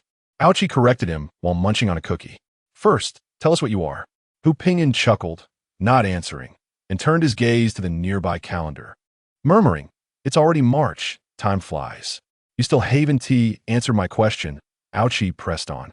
"At least let us know whose cookies we are eating. Otherwise, we want to know whom to thank in the future." I shot Ouchi a glare, but he remained unfazed. "I'm just stating the truth." "Do you think he looks like he'll live to 100? We're all monsters, so no need for pleasantries," he added. Hu Pingyan looked at me, helplessly amused, and leaned closer, whispering, "Has your husband's childhood suffered some trauma?" "His words are quite unkind." I sighed. "He has endured many hardships. Whenever he is in a bad mood, it feels as though the world owes him money. Please bear with him. I want to be angry. I'm just happy you both came today," he smiled, adding, "As for me, I am hardly a notable monster." "Oh, by the way, are you leaving tomorrow?" "Perhaps we will depart a few days later," I replied. "We plan to visit the summit of Pusafong tomorrow. Is there a fox spirit cave there?" His eyes widened. "The fox spirit cave? That place has been gone for hundreds of years." "How did you know?" "You know of it?" My eyes sparkled with interest. "Are you foolish? Did he not just mention he has been here for 700 or 800 years? Ouchi remarked, finishing a bag of cookies. He took a large sip of tea and burped, saying, "Stop rambling and just ask him if he has seen the Xiao Hu." Hearing this, he turned to me. "You know of the Xiao Hu? They are not commonly seen among fox demons. So, have you seen them or not?" Suppressing the excitement within my heart, I recalled a tattered book that spoke of a Xiao Hu, which once resided at Pusafong, transforming into human form to practice medicine and chant for the world, with its dwelling referred to as the Huxian Cave perpetually honored. The book even contained a map, and upon studying it, I discovered that Pusafong is situated in the southwest of Emosian. To my surprise, I encountered you as soon as I set foot here. How fortuitous, for who else could possess such intimate knowledge of this place? Xiao Hu, you're indeed that fox, right? Ao Chi fiercely glared at Hu Ping, and Hu Ping, in distress, retorted, "Xiao Hu is an exceedingly ugly fox spirit, even in human form. It would merely resemble an inconspicuous passerby, perhaps even less than that. Do you grasp my meaning? Compared to me, you appear as an ordinary individual. Ao Ximeiyouhai asidus demianor." Hu Ping turned to me, inquiring, "Have you ever thought about throwing him to the ground and trampling him twice?" Often I shrugged. "It's best to get used to it. Of course, I am not Xiao Hu," he replied helplessly. "When I decided to settle here, the Huxian Cave already had a modest reputation, frequently attracting those seeking medical aid to Pusafong. I even visited it myself." He paused, as if his thoughts had been interrupted, but quickly resumed. "I suppose Xiao Hu and I are like neighbors. He residing atop Pusafong, while I dwell at the foot of the mountain. He's an old man, and I am but a youth. Occasionally, we would cross paths, sharing a drink by the riverbank. However, over a decade later, Xiao Hu passed away, and when he did, his body disintegrated into a wisp of smoke, leaving behind a transparent stone. I pondered that it must be his remains, which I buried myself. My hand trembled, nearly spilling my teacup. "You mean you buried Xiao Hu yourself?" He nodded. "The old fox had no kin. As a neighbor, it would be improper to let him rot in the wilderness." "Where did you bury him?" I pressed. "I intended to inter him in the Huxian Cave, but the ground there was particularly hard. I found it troublesome, so I buried him by the river instead." He looked at me, puzzled. "Why do you ask such things? Are you planning to pay respects to the old fox?" "Tomorrow morning, at the first light, take us to the grave of Xiao Hu," I implored, clutching his shoulder. "Please, that's all," he replied. "1 year There was a torrential rainstorm that washed away the riverbank. The old fox's grave was lost. That was hundreds of years ago. If you hadn't asked, I would have nearly forgotten. Lost. My heart plummeted as if it had fallen into a pit. The transition from hope to despair was too swift, leaving me profoundly unsettled. A.O. Chi smacked his forehead in frustration, pointing at Hu Pingyan. How could you bury someone by the river? You think it's like planting crops that require a good water source? Why are you all so angry? He questioned, bewildered. Whether human or spirit, what matters most is being alive. Once dead, it's of no significance no matter how well one is buried. I longed to weep but restrained myself, asking again, did it really wash away? Not a single hair left. He nodded indeed. I remember that year's storm was terrifying, a mere river transformed into a vast ocean. I fled to the summit of Pu Sa Foam to hide for several days. A.O. Chi sighed deeply, lowering his eyelids as he asked me, what do you think? Will you stay? I contemplated. I will stay. Tomorrow, I must search the riverbank thoroughly. What if something was stuck? Very well. I know you will not be at peace until you search it yourself. A.O. Chi commanded, but remember, if we find nothing, we leave immediately. There is nothing enjoyable or delectable here. I weakly nodded. Hu Pingyan looked at us in confusion. So, you traveled all this way just for the old fox's remains? I need the stone that transformed from him to save my life. I lowered my head, thinking it futile to explain. Ah, that is truly unfortunate. I had no idea that stone was of such importance to you. Hu Pingyan shrugged. If you had come a few hundred years earlier, I would have preserved it for you. I shot him a glare. Had I known of the troubles I would encounter today, I would have surely avoided them. Perhaps not. He suddenly laughed. Maybe you knew it was a pit but still decided to leap into it? I'm not that foolish, I retorted. Tomorrow, at dawn, you'll take us to the riverbank and share with us the approximate location of the fox's grave. Certainly, he rose. In that case, rest early. I will offer you my room. The sheets and pillowcases were changed just the day before, so they are clean. However, my current predicament was that even if provided with a high bed and warm pillows, I could not sleep. Anger surged within me at the thought of something so nearly attained slipping away. The only solace being the confirmation that the information recorded in that coverless tattered book was indeed true. If tomorrow yielded no results, at least I could pursue other leads based on the records.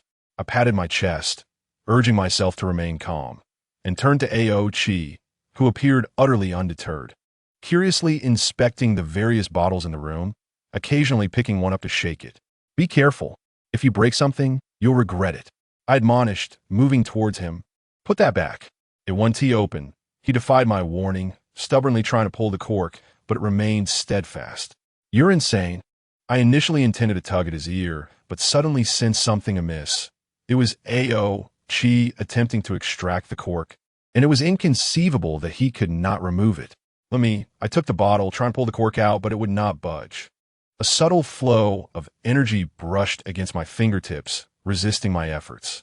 A.O. Chi grimaced. It's sealed. I released my grip, holding the bottle before me. It was an unremarkable white glass vessel, polished to perfection, containing a blue paper crane. No matter how I scrutinized it, there was nothing unusual, resembling an ordinary message bottle. Yet why was it sealed? Moreover, this was not the only bottle restrained in such a manner. I lifted my gaze around the room, noticing numerous bottles of various sizes, all sparkling under the bright light, exuding a beauty that left no room for unsavory thoughts. Sleep eluded me once more, compounded by yet another mystery.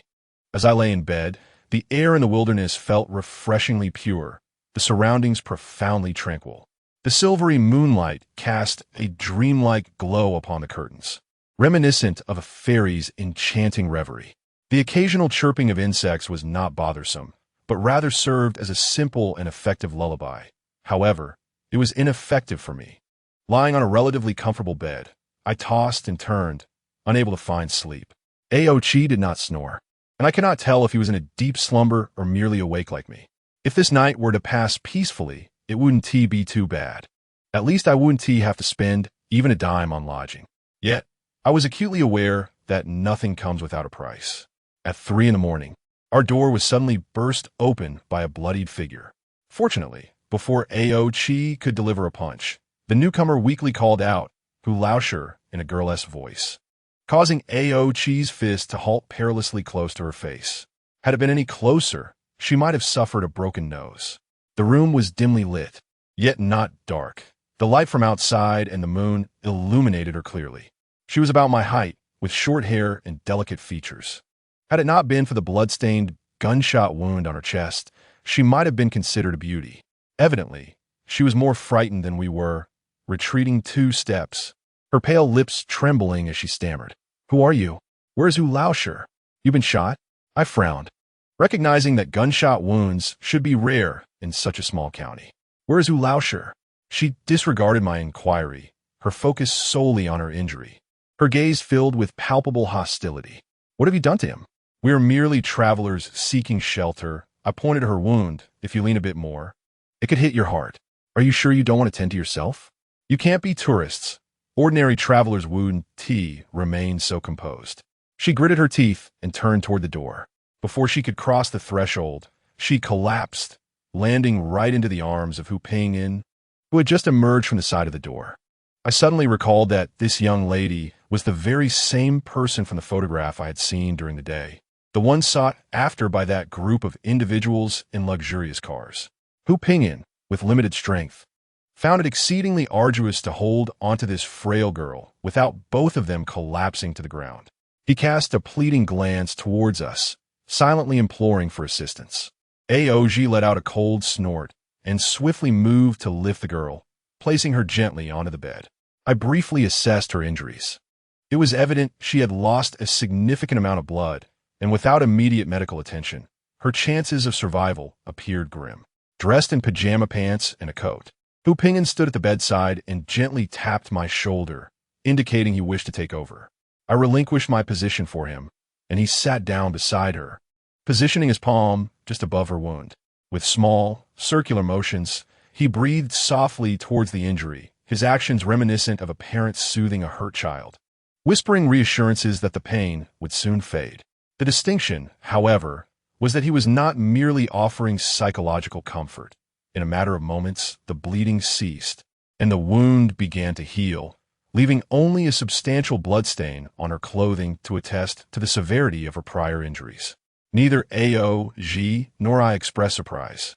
This was not an act of professional medicine, but rather a basic method employed by a creature of the supernatural when saving another's life, sacrificing its own vitality in a bid to defy fate. The outcome depended on the severity of the injuries and whether the healer could endure the toll it took on their own body. The problem was, Hu Pinyin was far from robust. Indeed, his complexion grew alarmingly pale, almost translucent, embodying every term one might use to describe an individual on the brink of death, haggard, drained, and fading. Must we witness his demise so soon after having only known him for a few hours, without even sharing a proper meal together? Tomorrow, he was supposed to guide us to the riverside to find the tomb of the Xiao Hu. We could not possibly be tasked with burying him as well. "Are you afraid I might die?" He slowly turned his head, grinning at us. "It is not yet my time. This young lady and the sealed bottle you have. What secret are you guarding?" Aoj furrowed his brow. "If it weren't for your frail condition, I would have bound you up and subjected you to severe interrogation long ago." "There is nothing particularly special," he replied, still smiling. "I am merely fulfilling the course of my life." "Spare me the platitudes," I retorted patiently. "My spouse and I have recently encountered a streak of misfortune. Nothing seems to go smoothly. We had hoped to trace the Xiao Hu, only to see that hope evaporate in your presence. Since we are all creatures of the extraordinary, and, to speak frankly, your time appears to be limited, let us focus on something more practical, such as your story. Perhaps we can assist you in some manner, especially since you graciously took us in and even provided Aoj with 2 bags of cookies." "Ah, so your name is Aoj. And what do they call you?" This fellow was utterly disregarding my rhythm. "Salaw," I almost said Xiao Shu, but upon seeing his innocent and sincere expression, I suddenly felt disinclined to fabricate a lie. He silently repeated our names, pulled the blanket over the girl, and then stood up with a smile. "Let me show you my diary." This was entirely unexpected. Aoj and I exchanged bewildered glances. He approached the bookshelf filled with bottles, rummaging through the bottom drawer for quite some time until he finally extracted a yellowed, bound notebook from a thick stack. He opened the tattered journal, and, as his gaze settled on a particular page, he handed it to us. Take a look. I accepted it, and Ao-ji leaned in to see. On a spring night in March, two individuals arrived beneath the moonlight. The woman, wise and composed, was as steady as wood, while the man, wild and unruly, possessed the fierceness of a dragon. They were both not of this world and shared a fleeting connection over 3 days. They are my burial. This page contained only these words, accompanied by a simple line drawing of a man and a woman. The woman had long hair, cascading past her waist, while the man was tall and robust, dragging along something resembling a travel trunk, traversing a rural path toward a house adorned with a ping and plaque. Though it was merely a simplistic line drawing, lacking detailed facial features, I felt an uncanny resemblance to Ao-ji and myself. And the scene mirrored our very arrival at this place. Is it portraying us? Even Ao-ji, who possessed no artistic sensibilities, discerned the implications. When my gaze fell upon the date in the diary, both Ao-ji and I were taken aback, for if the author of the diary had not erred, this illustrated entry was completed 20 years prior. Time was indeed unerring. Hu Ping'an perceived our skepticism and stated, I have seen you both many years ago. What an invigorating statement. Ao-ji scrutinized him from head to toe. So, you possess the ability to manipulate time or foresee the future. I lack such capabilities, he replied, sticking out his tongue. I am merely a biao.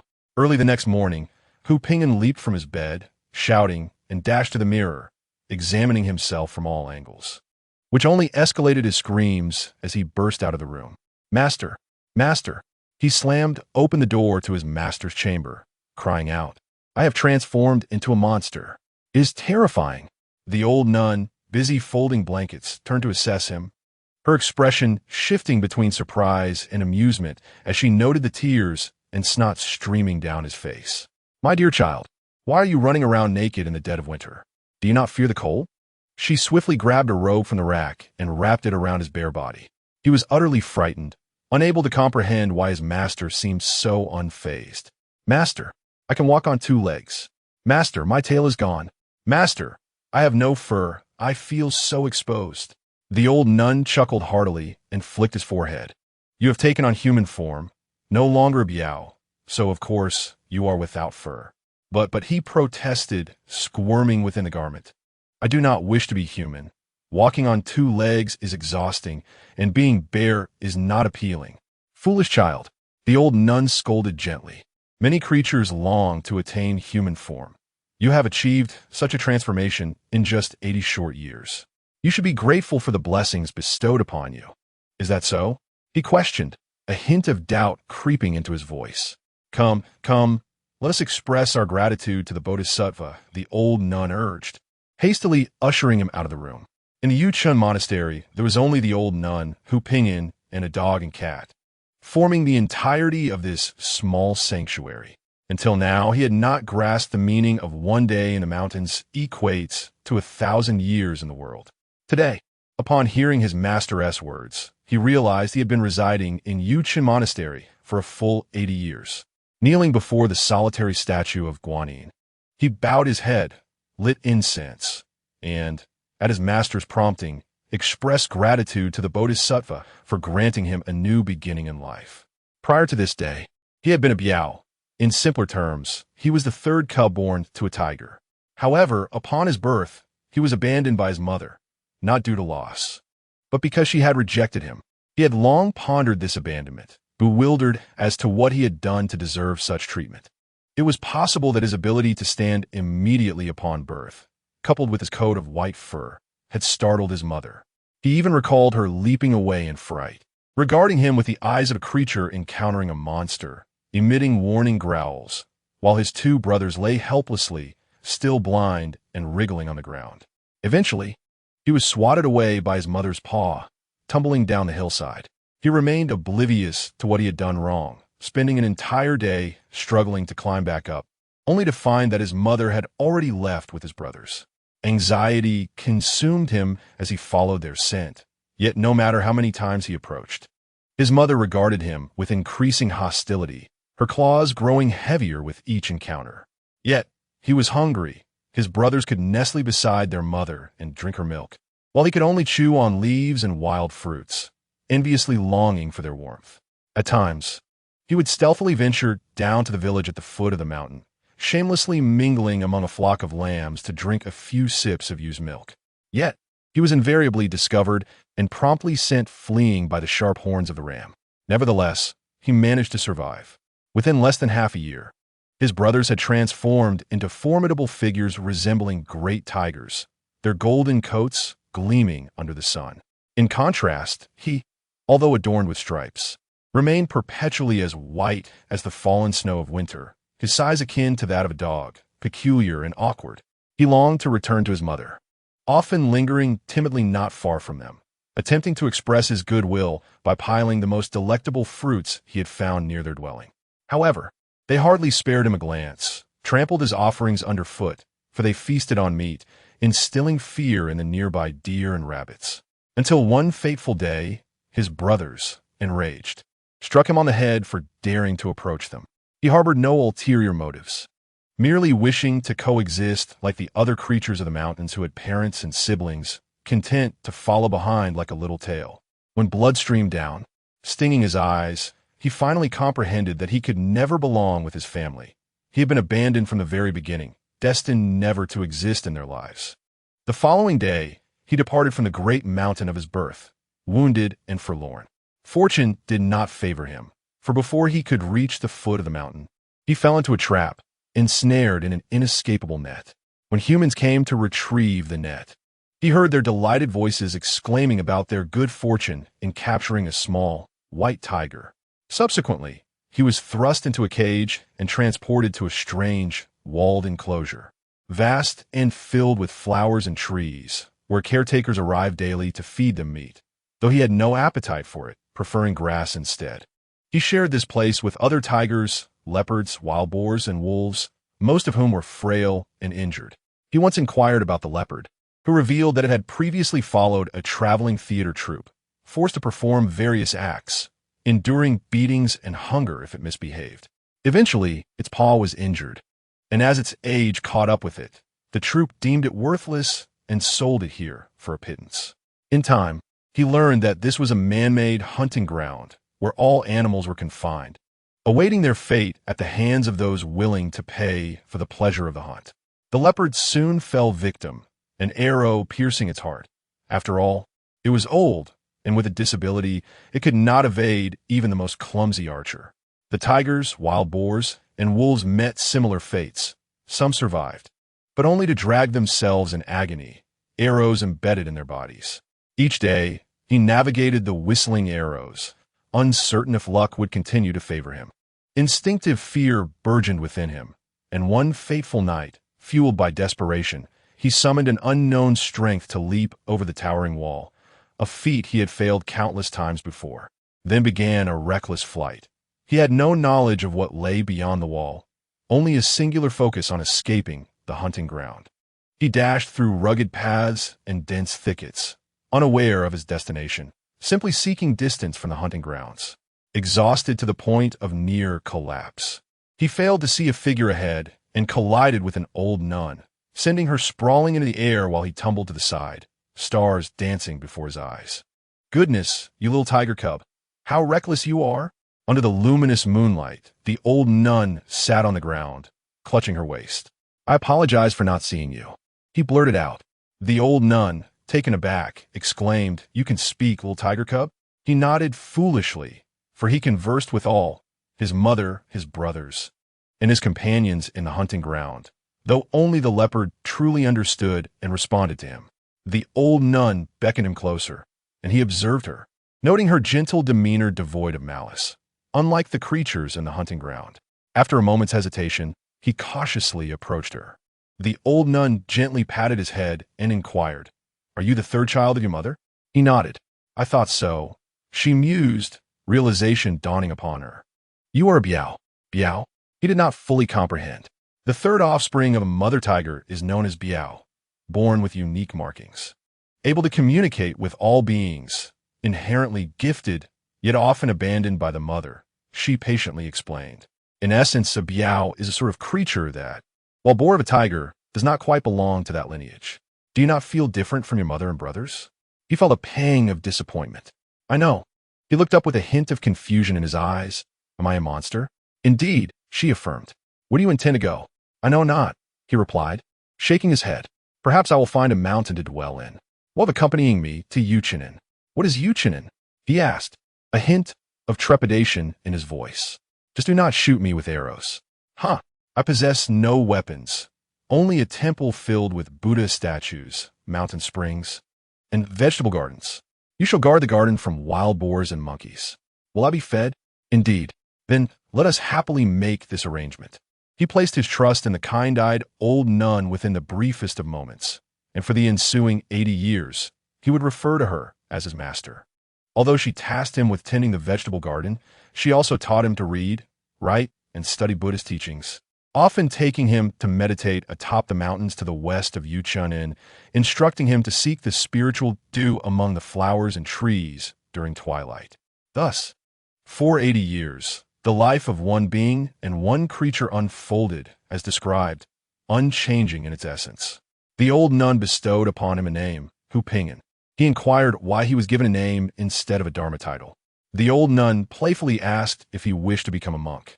He replied, Master, did you not say that monks are closest to the divine and most likely to reach the blissful shores of enlightenment?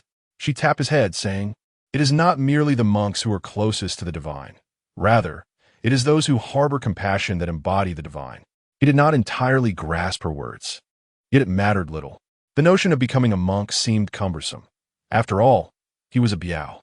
Would he not have to shave off all his fur? Wouldn't he that look unseemly? And surely, winter would be cold. Yet, that day eventually arrived, not in the form of shaving, but rather he suddenly transformed from a biao into a human, appearing as a youth, his features handsome by human standards, though it was enough to terrify him. After bowing and lighting incense, he felt a modicum of calm and asked his master why such a transformation had occurred. She simply replied, Your appearance reflects the heart. He scratched his head, pondering what had transpired within his heart. He had no inkling. For the past 80 years, he had merely been a creature living honestly within Yuchen and committing no extraordinary acts or harboring peculiar thoughts. Finding contentment in the simple necessities of life and the companionship of his master, along with the various creatures of the mountains. He felt satisfied, wishing only to live in such a manner. Besides these, he was like his master. Whenever he encountered abandoned young animals or injured creatures, he would rescue them, generally releasing them once healed, but keeping those unable to fend for themselves, such as the current blind cat and the dog with a missing leg. They were neither monsters nor extraordinary beings, simply ordinary animals who had resided in Yuchen and for many years. Not only animals, but he had also rescued several creatures. Yuchen lay deep within these mountains, where his master claimed the depths of the mountains and waters were rich with spirits. Even a single flower or leaf could become a creature of magic given the right opportunity. Over the years, he had encountered stone spirits, bird spirits, hedgehog creatures, and even a spirit formed from a single drop of dew. Each could speak, some even possessing minor magical abilities. The bird spirits were the most worldly, informing him of the vast world beyond the mountains, where various people experienced remarkably intriguing events daily. Yet, he never felt envious. Life in Yuchen and was already splendid. In the days that followed, he gradually adapted to life as a human, continuing to guard the vegetable garden of Yuchen and tending to his master's needs. While he remained unchanged, his master seemed to age more noticeably with each passing year. When he first met her, she had already become an elderly nun, and nearly a century has passed since then, as if time had traversed her existence at an unusually slow pace. The limping old dog has recently been particularly unwell, showing little appetite and lethargy. The master has indicated that its end is drawing near. This thought unsettles him, as he feels a pang of sorrow whenever he witnesses animals that cannot be saved, akin to seeing apparitions. As evening approached, thunder rumbled ominously in the sky. He brought kanji to his master and then hurried to check on the old dog, only to discover that it had already passed away. He felt a profound sadness for a while and rose, intending to find a garment to wrap the dog in for burial.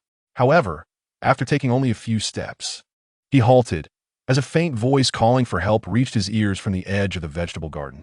He rushed towards the sound and discovered a frog in the garden, its forelimb inexplicably broken, and he could not fathom how it had come to be there.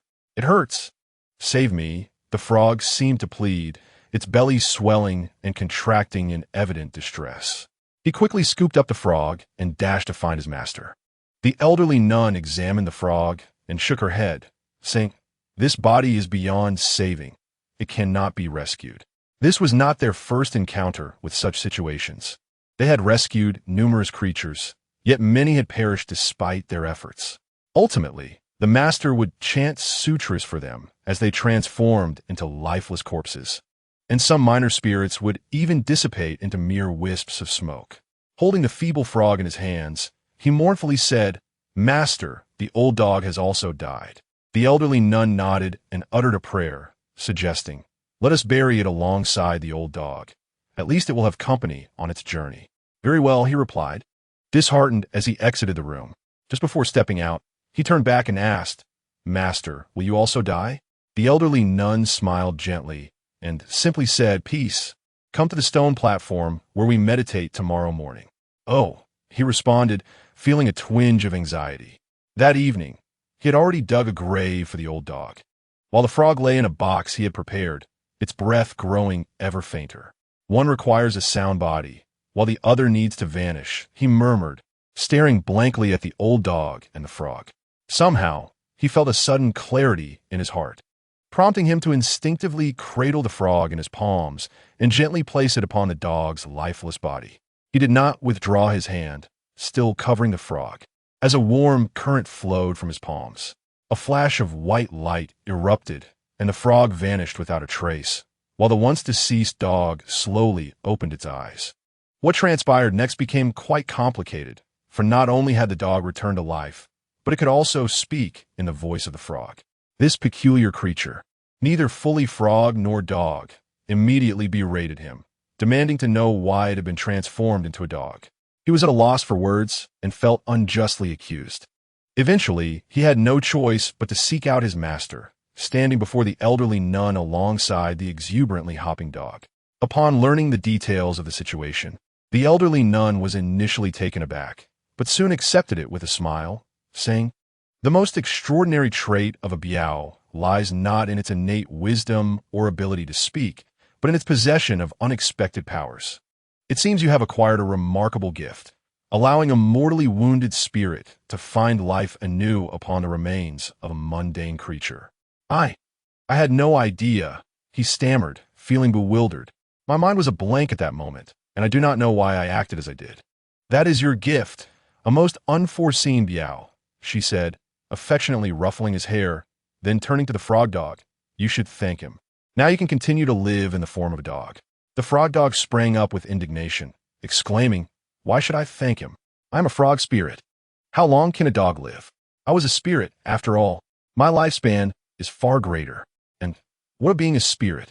If not for him placing you in the dog's form, you would have no life left," the elderly nun replied with a chuckle. "Few can achieve such a feat. To live an extra 10 years is a rare blessing indeed, so why complain?" The frog dog could not refute her and huffed in annoyance, asserting, "I don't care. You all turn me into this. I want delicious food. You must catch me the finest bugs, every day." His antics made him laugh. Two beings that should have long been buried in the earth continued their existence in a different manner, and this strange occurrence was entirely his doing. The following morning, he went as promised to the hill west of Yuchen, where his master loved to meditate on a stone platform behind a small waterfall. His master had arrived earlier, maintaining her meditative posture with her eyes closed. "Master," he called out. After a moment, she finally spoke, pinging like her old dog, "My time is approaching." His heart sank. "Come, sit beside me. Let us see who can remain still the longest, as we used to," she said with a smile. He remained silent, slowly moving to sit cross-legged beside her. "Pinyin, how many years have we known each other?" she inquired. 121 years. Such a long time. I must give you a gift." "Master, please don't speak. Quiet your mind and listen to the sound of the water behind you." He closed his mouth and obeyed her command, striving to let his world consist only of the rushing waterfall. The sound of water flowed, sometimes distant, sometimes near. He envisioned his birthplace, seeing his mother and brother, even the goat from the village below that he had once surreptitiously nursed. Is this a dream? Surely. He had merely fallen asleep while meditating. Such occurrences were not new to him. The sound of water continued to fill his ears, at times resembling whispered human voices, indistinct yet possessing a magical allure that tugged at his soul, making him feel as if he were seeing many things with his eyes closed, scenes both familiar and unfamiliar, leisurely imprinting themselves in his mind. Regardless of how much content there was, he could remember it all. Pinyin, his master called. Where am I? You see, don't you? Yes, I see it all. Your future destiny, I entrust to you. Master, where will you go? Without you, Yuchen will no longer be Yuchen. Silly child. The Buddha remains. Master. He suddenly opened his eyes, gasping in shock. Looking over to where his master had sat, he found the elderly nun peacefully at rest. He bowed deeply 3 times, reminiscent of their unexpected meeting years ago. Today, as separation was both anticipated and unforeseen. There was no overwhelming sorrow, just a sense that Yu Chanan would now exist in name only, devoid of its master, leaving only a clay statue of the Buddha and him, a spirit who had lived a life of calm indifference. On the first day, without his master, he carried on as usual, offering incense and chanting in the temple, tidying up and attending to the vegetable garden, while also listening to the incessant chatter and complaints of the frog dog. In the solitude of his existence, time flowed like a gentle stream. Years later, the Ximeiyouhai Go breathed its last. In its final moments, it refrained from cursing him for transforming it into a dog. It recounted how it had originally been captured by a farmer and gifted as a plaything to a child. After a few days of novelty had worn off, the child, having accidentally broken its forelimb, cast it into the river before their home. It was merely a lowly Qinghua monster, yet to hone its skills, unable to save itself, let alone teach the careless child a lesson. In the depths of the river, it endured the most harrowing moments of its existence, where death and pain gripped it tightly. To make matters worse, a bird swooped down and snatched it from the water. Fortuitously, just as the bird returned to its nest for a feast, the heavens roared with thunder, startling the creature and causing it to release its grip, allowing the Ximeiyouhai Go to fall into a patch of vegetable fields, barely clinging to life. Its last words to him were that being a dog was indeed more enjoyable than being a frog, having savored delectable insects for over a decade, napping in the winter sun and frolicking in summer mud, deeming it worthwhile. As the old nun had said, this extra time was a gift for which it was grateful. He stood momentarily stunned, his eyes glistening with unshed tears, uncertain whether it was the sincerity of gratitude that stirred him, or the realization that the last companion in his dusty abode was departing. Half a year after the Ximeiyouhai Go's demise, Yuchen was consumed by flames, not by his hand, but by clashing factions. Occasionally venturing outside the mountains for supplies, he heard whispers of turmoil. The emperor was embroiled in conflict with those seeking to usurp him. The chaos of the human realm had returned, as the fires of desire and power spread, ensnaring even the secluded Yuchen, let alone those closer to the battlegrounds. Carnage and plague ravaged the once thriving world, leaving it in shambles. If given the chance, he aspired to emulate his master, not as a nun, but to alleviate the anguish and despair abandoned in the world, to offer solace to the forsaken. Without the need to gather his belongings, he departed from the charred remnants of Yuchen utterly alone, under the soft glow of the lanterns. I scrutinized Hu Ping anew. You ought not to have withered to such a state. My gaze lingered on his silvery hair. It is said that a tiger's offspring must possess one fierce cub, though this adage is not entirely accurate. The fierce one is invariably the third offspring of a tiger's litter. Yet not every third child is fierce. Creatures such as you are rare, naturally robust, endowed with diverse talents. In simpler terms, you are monsters who begin the race ahead of others, while others may toil for 5 centuries without catching up to you. Having existed for over 8 centuries, under normal circumstances, you should be a formidable figure among monsters, effortlessly soaring through the skies and parting seas. What on earth have you done to reduce yourself to this? Is he truly that formidable? Aochi expressed skepticism regarding my words, pondering if this lad, had he followed a conventional path, could have rivaled me. Of course, he could not match you. In fact, even you would not stand a chance against him. I candidly revealed the truth. Such heavy words. Hu Pingyan quickly interjected, I cannot claim to possess the ability to soar through the clouds. Yet you possess the capacity to lend your body to monsters for renewal. I stated plainly, a feat that even many great monsters cannot achieve. Locking my gaze with his, I suddenly inquired, you have not merely inhabited the body of an animal, have you? As Hu Pingyan was about to respond, the girl on the bed furrowed her brow and sleepily called out, Teacher Hu. Hu Pingyan hastened to her side, grasping her hand gently. I am here. Hu Xiaoma, can you hear me? Why do the names of the people here seem so casual? The girl slowly opened her eyes, and upon seeing Hu Pingyan, her gaze sparkled. She abruptly sat up, seizing Hu Pingyan's hand. Teacher Hu, why are you still here? Hu Pingyan chuckled. If I weren't here, where else would I be? Underneath a vehicle? You still have the presence of mind to jest. The girl grew frantic. It has been 3 months. Though I'm unaware of why you were shot, when we arrived, an entire convoy was searching for you. I could not resist interjecting.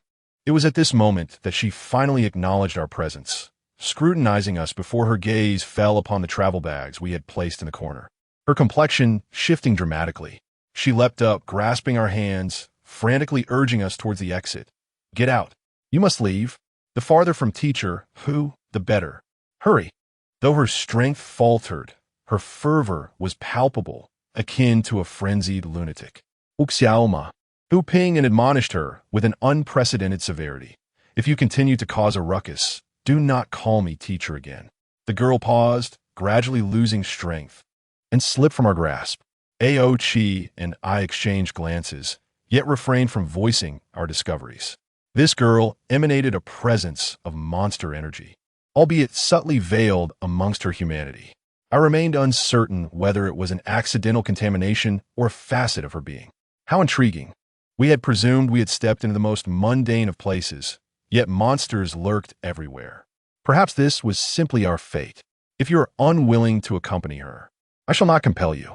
Hu Pingyan approached her, his gaze softening once more, yet he inquired, what has led to this? How did you sustain such a gunshot wound? They sought to end my life. The girl's eyes blazed with anger. They were unlike those who had come seeking me before. Upon discovering my whereabouts, I fled to the wilderness, pursued relentlessly. Just then, a passerby in a tractor noticed my plight and hastily offered me a ride. However, when they caught up, they opened fire without hesitation. That woman was instantly. My heart sank as I grasped her shoulders. You mentioned a woman in a tractor came to your aid?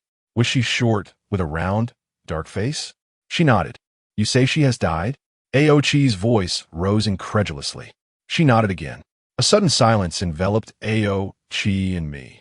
Mere hours ago, we had laughed and conversed with the woman who had escorted us from the station to Pu Sa Fong, and now she was gone without a trace. Though our time together had been brief, the rapidity with which a life vanished in a place that should not have harbored such violence left us deeply unsettled.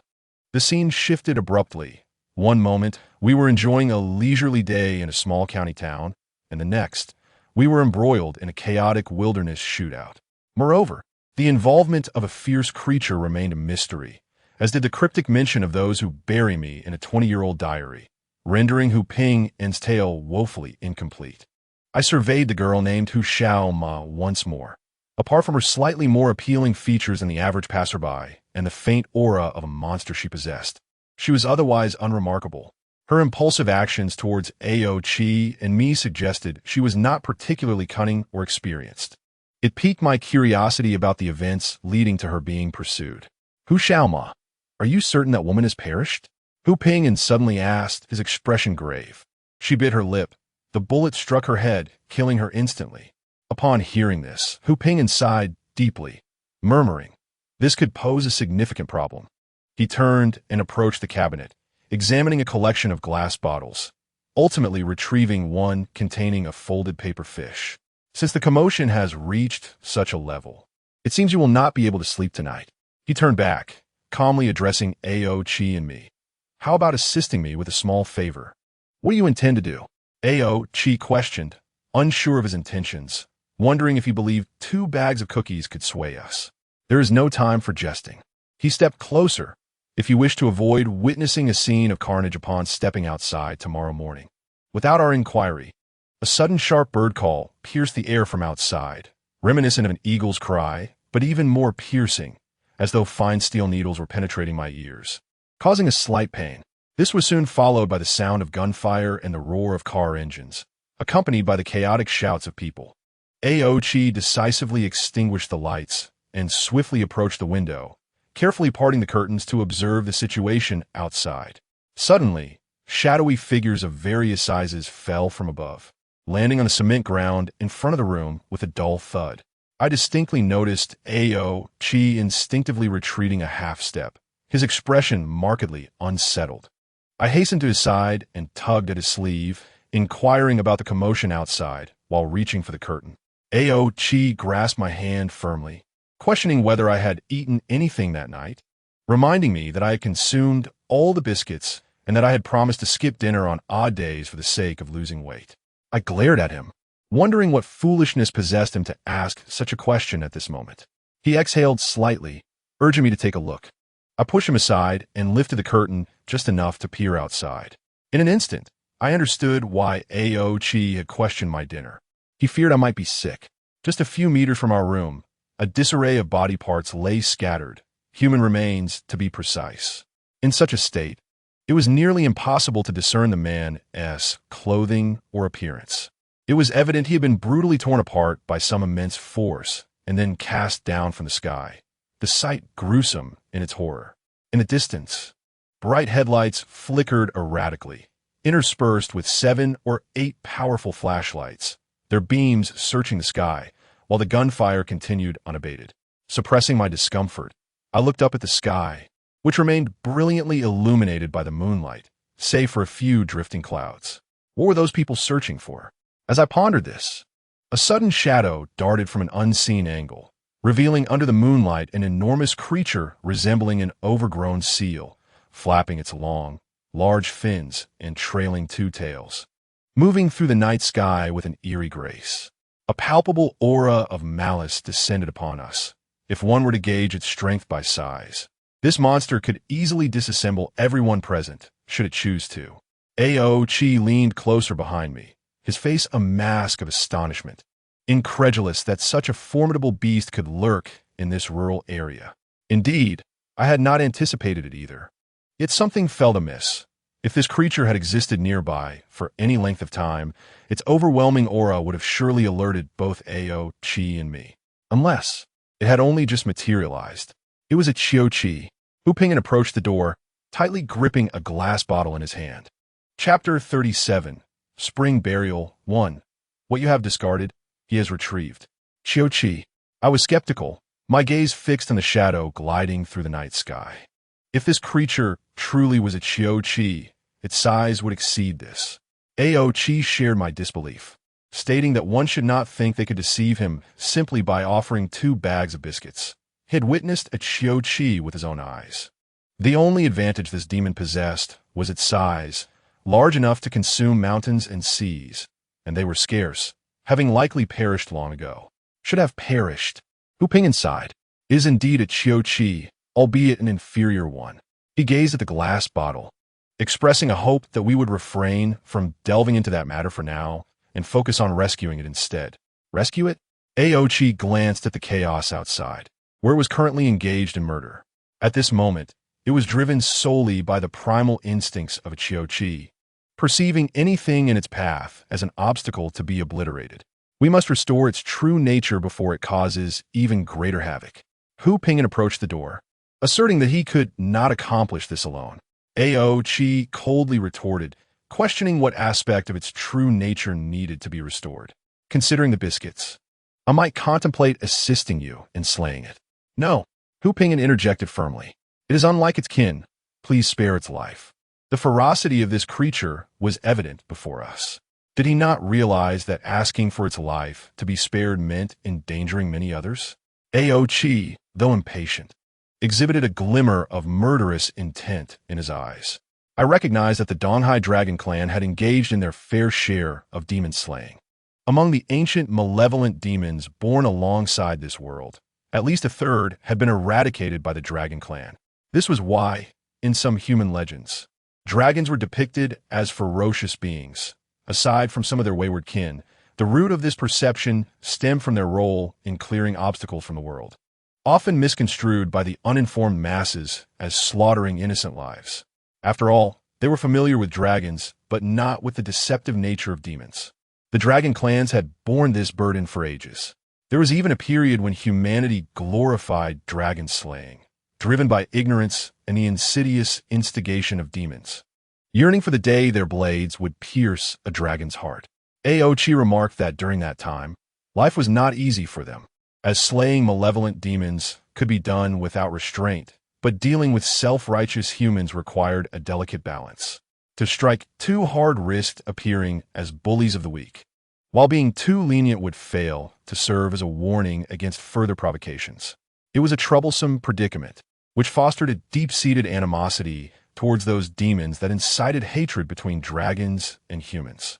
In Aochi's eyes, as long as the creature exhibited a bloodthirsty nature, it was a thorn in their side that must be eliminated, for he was a staunch advocate of resolving violence with violence. Hu Ping'an, clearly aware of Aochi's unwillingness to compromise, sighed, "You owed a debt of gratitude. Will you not repay it?" Aochi and I exchanged bewildered glances, astonished by the notion that we owed it anything. His hand gripped the doorknob. "You arrived here on its tractor." Aochi and I shared a moment of disbelief, struggling to connect the kind-hearted, down-to-earth woman with the flying Xiaoqi that was now tearing apart lives. After all, even the faintest trace of demonic energy from Hu Xiaoma had failed our scrutiny. If that woman were truly a demon of such magnitude, how could we have traversed this journey without any inkling? "Help me," he urged, pulling the door open, shaking the glass bottle. "Deliver this to its mouth and ensure it does not spit it out within the hour." He then turned to Hu Xiaoma, who had remained silent, her worried gaze fixed upon him. "You stay inside. Do not follow." Hu Xiaoma bit her lip, withholding her words. It seemed impossible to refuse assistance. Considering Hu Ping'an's near-death state, he could hardly deliver the glass bottle to the Qiuqi. After a brief moment of hesitation, I nodded. Aochi stomped his foot in frustration. All this trouble for a biscuit.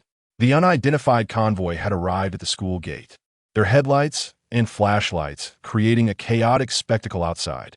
The occupants of the vehicles continued to fire at the Qiuqi in the sky, oblivious to the fate that had befallen their comrades, and whether they would persist in their reckless pursuit. The sky has been monopolized by the mythical creature known as Qiuqi. Although it is significantly smaller than the typical Qiuqi, it remains a colossal entity in the eyes of ordinary humans. At this moment, it is slowly circling above the school. I cannot discern its expression or fathom its thoughts. Based on my understanding of such formidable beings, despite being classified among the ancient malevolent spirits, Qiuqi is not inherently wicked. Compared to cunning entities like Yan, it is merely a mindless brute with a substantial physique. Qiuqi is inherently lethargic, feeding on the elements of nature, and spends most of its time drifting through the skies. However, its laziness manifests in its approach to obstacles, rather than circumventing them. It bulldozes through with its massive form or rends them apart with its sharp teeth.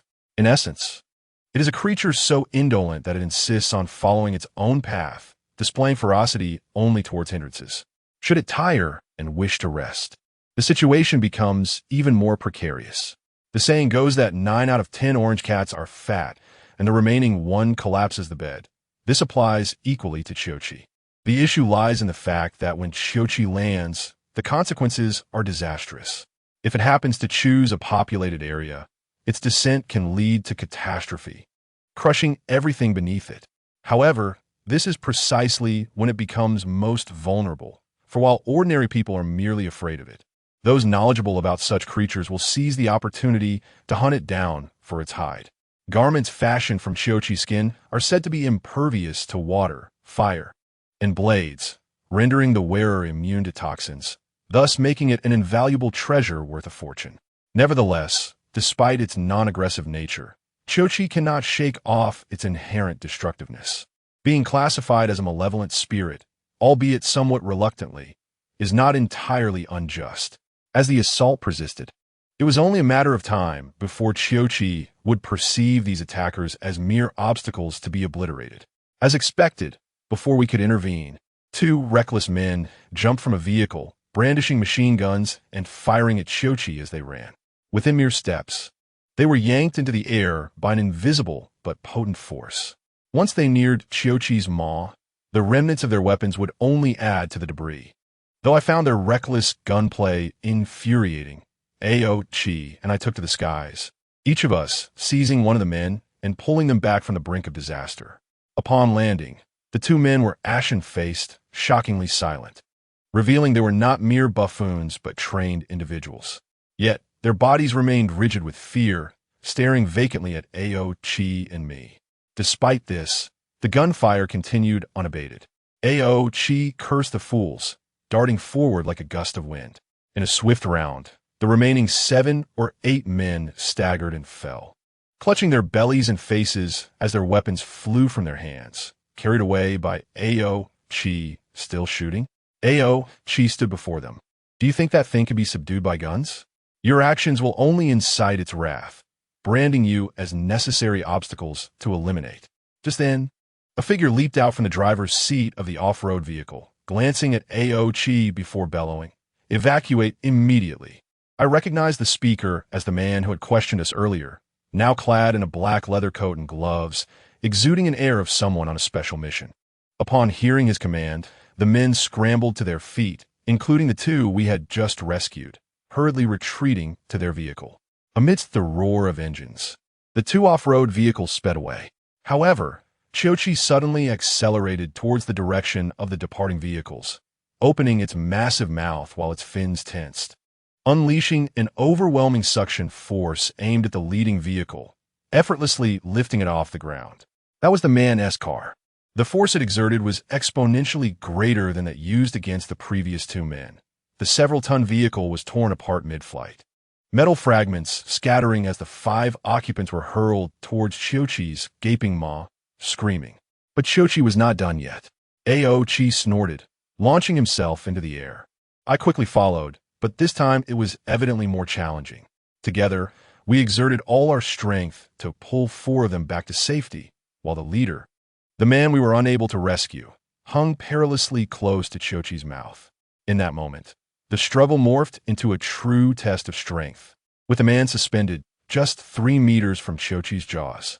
Ao Qi and I, one gripping his waist and the other his legs, sensed our impending defeat. If this stalemate persisted, we might soon join him as mere fragments to be consumed by the beast. Suddenly, Hu Ping'an's voice echoed below. A sparkling object was hurled upwards, and I barely caught the glass bottle containing a paper fish. Within the bottle, strange glimmers danced in the night. As I released one hand to catch the bottle, Xiaoqi seized the advantage, dragging the man closer to its mouth and severing one of his arms in a single bite. Ao Qi, witnessing this, quickly pulled the man back. Seeing Xiaoqi's maw still open, I leapt onto Ao Qi's shoulder and precisely tossed the glass bottle into its mouth. Then, I slid down and delivered a powerful punch to its jaw, forcing it to close. Xiaoqi, stung by the pain, emitted a muffled grunt and twisted to retaliate against me. But its body became ensnared by countless branches, particularly around its mouth, which I had bound multiple times. With Xiaoqi's mouth shut, it could no longer exert its sucking force. Seizing this moment, Ao Qi rescued the injured man, bringing him to the ground, and handed him over to Hu Ping'an before swiftly returning to my side. Together, we controlled hundreds of branches while I held Xiaoqi's massive jaws shut, preventing it from escaping as it thrashed in the air. Recognizing its inability to flee, Xiaoqi plummeted towards the ground. Yet, Ao Qi and I grasped the branches firmly, pulling upwards to cushion its fall. After all, we had once effortlessly handled an aircraft. What was a mere Xiaoqi? Not only that, but just before landing, Ao Qi delivered a kick that altered its trajectory, ensuring it landed in an open area outside the school. It appeared utterly drained, lying obediently on the ground, panting heavily through its nostrils amidst the dense web of branches. Observing this, the uninjured men finally allowed their fears to erupt, each hastily leaping back into their vehicles. disregarding the fate of their leader as they sped away without a backward glance. Aochi surveyed the retreating vehicles with a frown, remarking, "They should have silenced us after seeing us fly. Thankfully, you restrained yourself from revealing your true form, or they would have been terrified to death without needing to be silenced." I shot him a glance. "Do you think they would believe anything we said?" We agreed to refrain from excessive displays of our powers. "Still, I believe they should be silenced," he huffed. "Then you go do it," I replied. "I'll handle it after I've eaten. I'm starving." Just then, Hu Pingyan approached briskly, followed by the worried Hu Xiaoma. "I've stabilized that man. He has lost quite a bit of blood, but he will survive." His eyes carried the weight of exhaustion, and he was spattered with blood. I pointed towards Qiuqi. "The bottle is in its mouth. We can only assist you to this extent. We cannot let our guard down," he replied gravely. "We must remain cautious for the next hour." "An hour?" Aochi interjected impatiently. "You expect us to wait here for 2 hours? Perhaps even longer," he nodded. "Fortunately, this place is remote with few passers-by, so we won't be disturbed. However, I do not wish to linger in this desolate place, staring vacantly at a monstrous creature." Aochi gripped him firmly, demanding to know what he had done. "Calm down, take a seat and rest," he urged. Releasing Aochi's hand, he plopped down onto the earthen embankment, directly meeting the gaze of the Qiuqi. With a deep sigh, he began to count on his fingers, murmuring to it, "Has it been 60 years? Surely I must have gained something." Hu Xiaoma stood beside him, hesitant to intrude. Her profound concern transformed into unshed tears swirling in her eyes. Chapter 38, Spring Burial, 2. "Hey, I am in great pain. It itches terribly." He carried a basket of wild fruits, walking past a muddy patch once ravaged by a mountain flood, feigning ignorance. "Hey, I'm going to die," he continued on, steadfastly avoiding any glance. "I know you can hear and see me. You are heartless, heartless, heartless." Finally, he halted and turned to the source of the voice. Beneath the mud lay a pair of gleaming black eyes, nearly blending into the earth. "Ah, you finally deigned to listen to me." Its eyes sparkled brighter than before. "I have been calling for you for 3 days." Indeed, he had been traversing the outskirts of this small county for 3 days, searching for a medicinal fruit. He turned to it and said, "What good does your calling me do? I cannot save you. I do not require your salvation." It blinked. "I simply want you to scratch my itchy body." He was at a loss for words. "You are buried in the mud. How can I scratch you? You can jump up and stomp on me." Reluctantly, he set down the basket and cautiously approached the muddy ground. "Lower a bit, then to the left. Now to the right. Yes, just there," it directed. Then he began to leap around frantically in one spot, stopping only when he was out of breath. "Oh, how delightful!" It sighed contentedly, resting before resuming its stomping. Exhausted, he sat down and asked, "What manner of creature are you? Why have you buried yourself here?" "I see that when people die, they are buried. So, I, too, shall bury myself before I die. This patch of earth is quite suitable," it replied earnestly. "Oh, I'm a Qiuqi." "Nonsense," he declared after surveying the size of the muddy patch. "A Qiuqi is an ancient ferocious beast, said to devour the heavens and earth. With your size, you're scarcely a fraction of a Qiuqi's wing. Besides, they have long been extinct. My mother once thought as you do, believing I could not possibly be a Qiuqi, even though I am indeed her offspring." It spoke seriously. "I differ greatly in stature from my siblings. When I flew with them in the sky, a mere gust of wind would blow me away. After my mother retrieved me several times, she grew weary and one day simply flew away with my siblings. I exerted all my effort to chase after them, but could never catch up. Thus, I was left all alone." He furrowed his brow slightly. "Yet you are still a Qiuqi. How did you end up in such a predicament?" He could not discern whether the Qiuqi sighed, but he felt the earth beneath him tremble slightly. A fine drizzle began to fall from the sky as he sat in the desolate wilderness, quietly listening to the creature beneath the mud recount its past. It claimed to be nearly 1,000 years old, having spent considerable time coming to terms with its abandonment. It was not overly sorrowful. Rather, it felt a void within, akin to the emptiness of the sky. Its existence mainly revolved around drifting in the heavens, much like all Qiuqis, without any destination or deliberate path. When utterly fatigued, It would seek out an uninhabited wilderness to land, rest briefly, and then return to the skies. However, it lacked the ability to cleave mountains or fill seas. The destructive power of Qiuqis was solely directed at obstacles, whether mountains or living beings. They typically adhered stubbornly to their routes, progressing in a straight line without deviation. Yet, it could not do so. Encountering a small hill forced it to circumvent, often suffering a painful peck from a large black eagle before retreating in disarray. Fortunately, sustenance was plentiful. With wind, frost, rain, and snow ever present, it could easily find nourishment. Occasionally, it contemplated the significance of its existence as a Qiuqi, but after much reflection, it found no extraordinary meaning. Most of its life was spent gliding above the clouds, occasionally glimpsed by humans below, often mistaken for a dark cloud. It had few natural enemies, indulging in eating and aimlessly wandering or napping. In its years of floating above, humanity had experienced countless dynastic changes and upheavals. Yet it remained untouched, only occasionally witnessing the flames of war and smoke rising from scarred lands. Fortunately, it was not afraid of fire. The skin of a Qiuqi was impervious to water and flame. Life could have continued in such a tranquil and mundane manner. But everything shifted during that summer when wildfires raged. That era marked the last dynasty of the empire, a time of chaos with warlords vying for power amidst internal strife. It was of no concern to it. On that day, it lay by a waterhole deep within the mountains, which had long since dried up, and the land was drier than elsewhere. It relished the sensation of warm air enveloping its belly, preparing to sleep for 3 days before departing. Yet a fire broke out. The area was too dry, and wildfires were a common occurrence. The flames and smoke posed no threat to it. Even the fiercest fire could do nothing against it.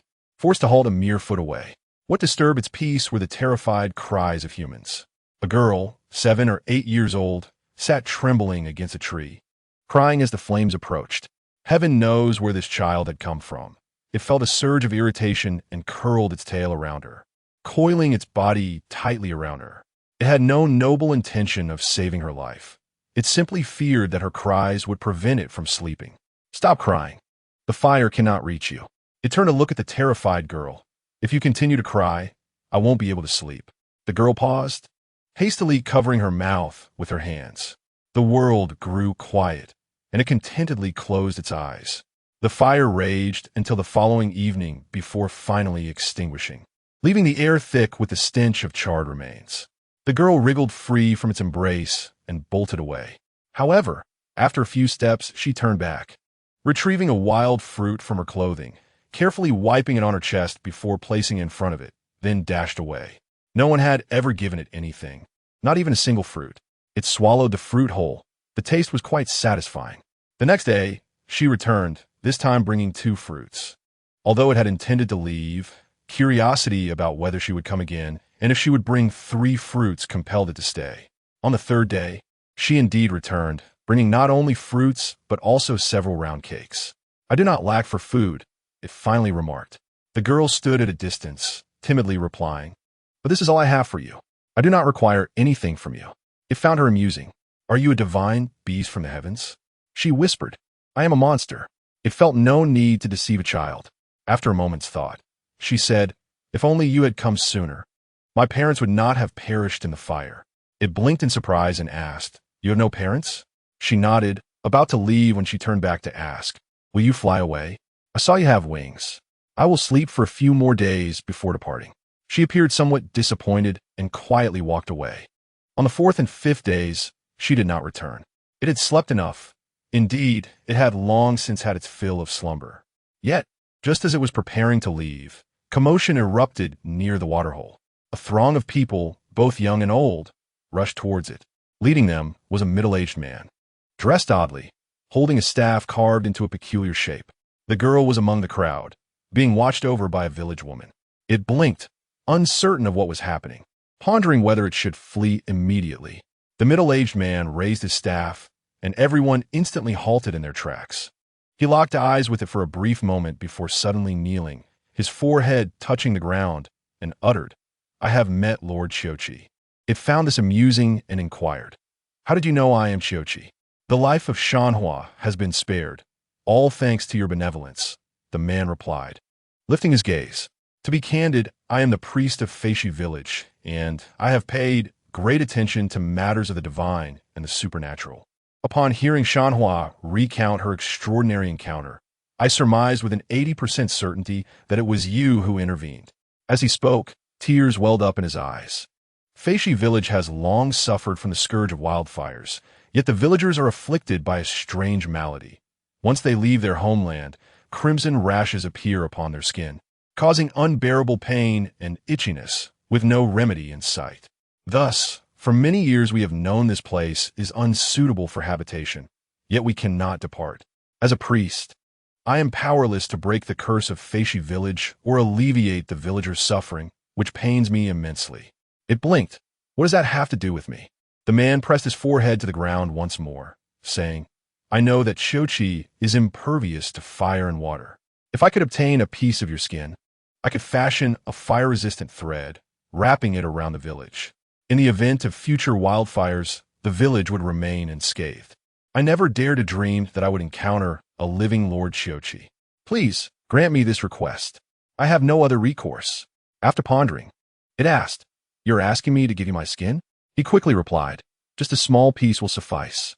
A mere fragment can protect so many of you." Though it was skeptical, not of the man's ability to create the fire-resistant thread, but of itself, for it considered itself an inadequate Xiaoqi. Indeed, the man persisted, nearly banging his head against the ground in desperation. "Please grant me this." Under his influence, everyone bowed to it, including her, creating a cacophony of thuds in the deep mountains. It noticed her forehead had turned red from the repeated bowing. Oh well, let them have it. After all, it's just a small piece of skin. That night, the priest arrived with several men, wielding a gleaming silver knife and a vial of medicine. It said, "Let's take the skin from the tail." The priest expressed boundless gratitude, moving behind it and holding the vial aloft, saying, "This is a pain-relieving potion. Apply it before cutting, and you'll feel nothing." Indeed, there was no sensation, only a slight numbness. As they jubilantly departed with a 3-foot square piece of skin, it felt an overwhelming fatigue and longed for slumber. Glancing at its tail, the area where the skin had been removed revealed flesh the color of cherry blossoms, without any blood. Surely it would regrow soon, it thought as it drifted into a deep sleep. Upon awakening, it would be free, and they would no longer fear wildfires, nor would she need to weep bitterly. However, it seemed unable to awaken, losing the ability to distinguish day from night. Unable to discern whether it was reality or a dream, everything around it blurred and swayed. Faintly, it heard voices. Had it perished? No, it was alive. Why not kill instead? Taking the skin would be easier. As long as it lived, the severed skin would continue to grow back. At that point, they could obtain even more. Just by coming to administer my unique sedative daily, it would pose no resistance. The priest was indeed quite astute. Yet, it was unexpected that such a creature existed in the world, and even more so, that it was so foolish. Creatures were not as formidable as the legend suggested. Enough chatter, let's proceed. A chill crept down its spine, accompanied by pain, yet it was immobile, its body as pliable as mud. Who knows how much time passed? Thunder rumbled overhead, mingled with familiar cries. Someone forcefully shoved strange leaves into its mouth, weeping as they did. "Wake up! Do not sleep any longer." The grass tasted bitter, with a muddy scent, and consuming it made it want to retch. And then it truly did vomit. After expelling its stomach's contents, it felt relief enough to barely open its eyes. Her eyes were swollen from crying as she knelt on the ground, pleading, "You must leave. The priest does not intend to help us. I saw him hand your skin to someone to take out of the village, and I overheard him discussing how much it could be sold for." Taking a deep breath, it slowly turned to examine its body. Wow, nearly everything below the waist has been stripped away. It will take quite some time to regrow. "Please just go," she cried. "Do not cry. It is quite noisy," it said. "I do not feel pain." Yet she continued to weep. At that moment, someone approached wielding a torch. The chaotic flames in the night were particularly bothersome. The priest led the way, followed by his men, who held sturdy nets. Although it felt unwell, it could still fly. What was a net upon its body? It bit down, and the net shattered. What was a priest who knew of monsters and could concoct sedatives? It merely inhaled, soaring into the sky, having done nothing to him, neither biting nor tearing. It simply transported him high enough to see him fall heavily to the ground. Perhaps he would not die, but would be gravely injured. It saw him collapse like a lump of mud, blood streaming from his 7 orifices. It flew higher and higher. Thunder could not deter it, nor could lightning. It saw her figure shrink until it disappeared into the disordered night. Feeling somewhat discontented, such a wonderful encounter had been marred. After this incident, it finally gained a basic understanding of humanity, realizing that some would go to great lengths for a piece of skin, while others would protect the most simple and pure bonds of friendship with fruits and tears, regardless of gender or age. Nevertheless, it felt it would be better not to dwell on the ground. Floating in the sky seemed far simpler. Yet the question remained, why had the stolen skin shown no signs of regrowth even after so long? Decades had passed, and not a single bit had returned. Meanwhile, its exhaustion deepened with each passing day. Finally, it could no longer fly and fell. It only knew that Xiaoqi was large in stature, but its intellect was inversely proportional to its size. It sighed deeply. Who would agree to have their own skin flayed? Say what you will. It was not angry. Rather, each time it contemplated this matter, it felt a strange sense of joy. What is there to be happy about? If your life is spent wandering aimlessly, devoid of love, hate, joy, or anger, would you not feel that this experience has enriched your existence, allowing you to accomplish something tangible while alive? Regardless of this event, I would still meet my end, just perhaps a bit later. It replied nonchalantly, but I am fortunate to have met you. You are aware that we, the unrefined monsters, become increasingly frail as death approaches, and ordinary people can barely perceive us. I dread the thought of having no one to bid farewell to in my final moments. You wish to bid me farewell? He laughed helplessly. We have only just met. Because only you can see me, and you embody the ideals I have only just come to grasp, it said earnestly. He was puzzled. Ideals? My greatest regret is not having diligently cultivated over the long years. Unlike many creatures in the world who possess magical abilities, assume human forms, and experience all the joys and sorrows of life. Perhaps I might even have a family, with children of my own. And even if my offspring were to be unsightly, I would still cherish them. It smiled, but I squander my time. Is this your dying wish? He inquired. Indeed. Very well. Then, as a monster, you may take this opportunity to bid farewell to yourself here. He stood up. I must return. My home is quite far from here, in a place called Pusifeng. Oh, then farewell. Farewell. The night wind rose abruptly as he walked away, basket in hand, the sound of the wind accompanying him. Yet the direction was not home. 7 days later, a train moved leisurely along the winding tracks. He sat by the window, cradling an infant wrapped in a floral cloth, her large eyes wide open. Be good. Do not speak, or you might be thrown out, he said, playfully teasing the child, who frowned and turned her face away. The woman seated opposite remarked casually, Is this your daughter? He smiled and nodded. Oh my, who would have thought? Such a young father. The woman laughed heartily. Where are you taking the child? He chuckled. Going back to my hometown. After speaking, he gently scratched the child's small face with his finger and affectionately said, From now on, we will lead a good life in our hometown. However, the child's brow furrowed even more tightly, showing no sign of yielding. Let's take a nap. When you wake up, we will be home. He softly patted the child's back, humming a lullaby in a semblance of comfort. On the path to Pusifeng, he carried luggage in one hand and the child on his back, strolling leisurely towards home. Why did you confine me to this body? The child protested in a babyish voice from his back. I am Xiaoqi, and I believe I am male. Why must I become a girl? He replied nonchalantly. Do you think the world is filled with corpses for me to choose from at will? To find one like you is already a stroke of immense fortune. But I do not want to be a girl. You will get used to it. He chuckled. Forget that you are Xiaoqi from now on. You will be just an ordinary human child among the masses. You took me without my consent, so just consider a whim. He interrupted. Anyway, my surname is Hu. Over the years, he had traversed many places and encountered numerous creatures, strong, weak, kind, cruel, and those on the brink of death. Despite having reminded himself countless times that every being has its own fate and that life and death are merely commonplace events, he still found it difficult to accept. There were always certain creatures whose lonely beginnings and lonely endings he could not bear to witness. They were not inherently evil, yet their lives had received little kindness. And even death was a solitary affair. Since he possessed the innate talent of a mighty beast, he was willing to do something for these beings.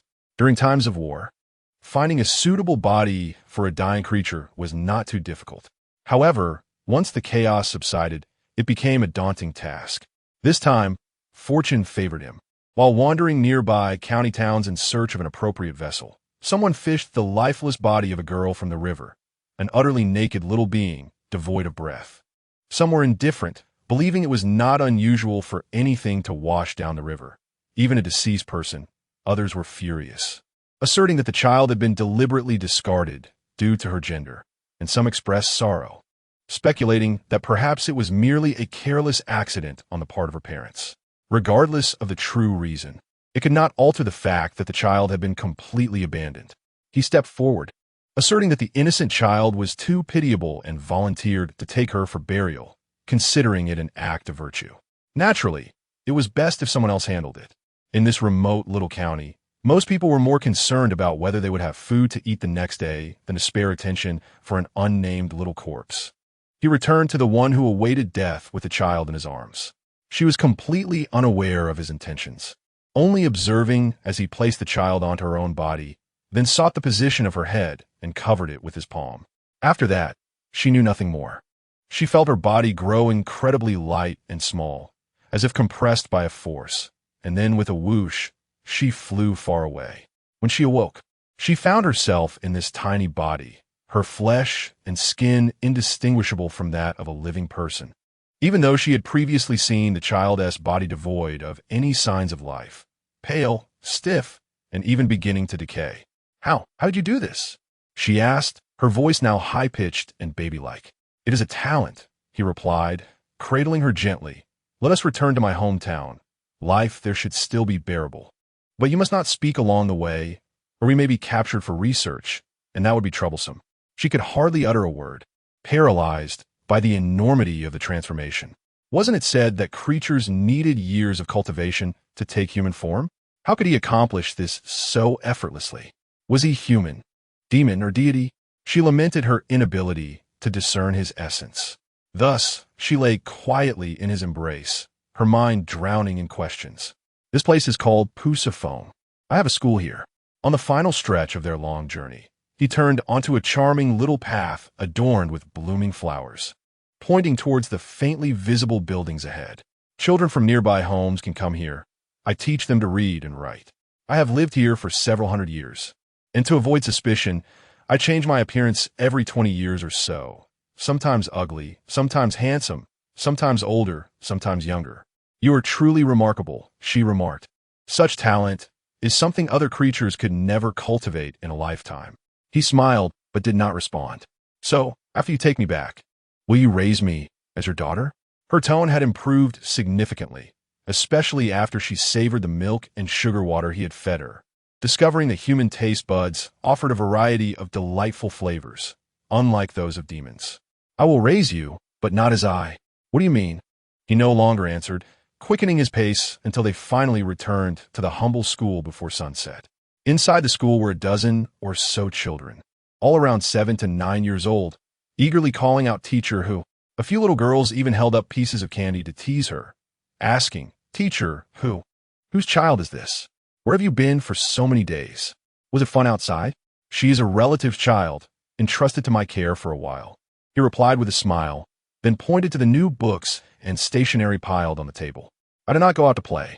I went to procure medicines and supplies for you." The children cheered and rushed to grab the books and pens, eager to read and write.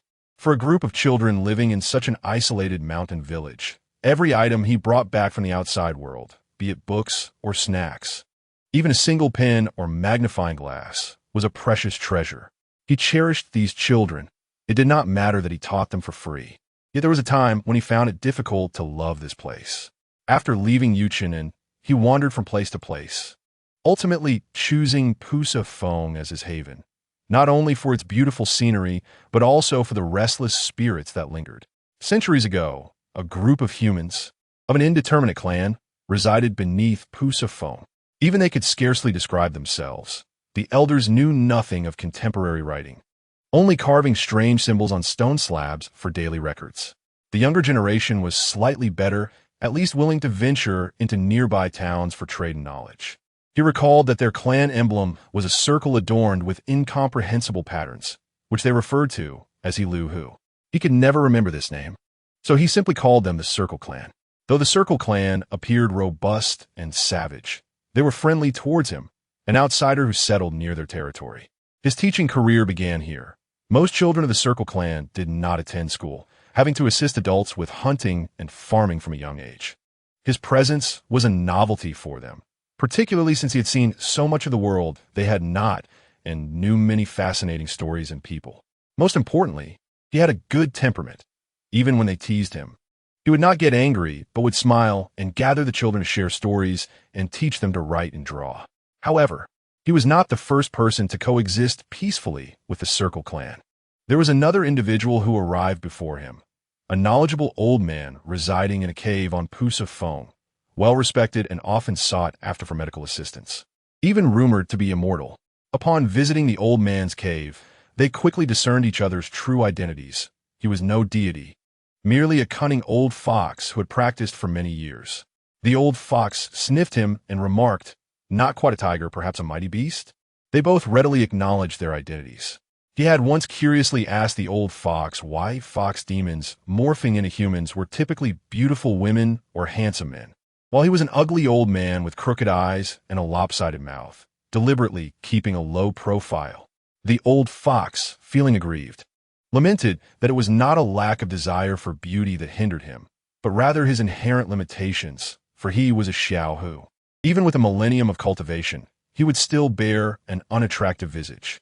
However, he deemed it inconsequential, as appearance does not impede the joys of life. In his advanced years, as long as there was a gentle breeze and a bright moon, accompanied by a modest feast and drink, his heart would be content. He expressed agreement, noting that Xiao Hu were renowned for their generous and kind hearts. Though their looks may be unappealing, they are considered gentlemen among fox spirits, and interactions with such creatures tend to be rather pleasant.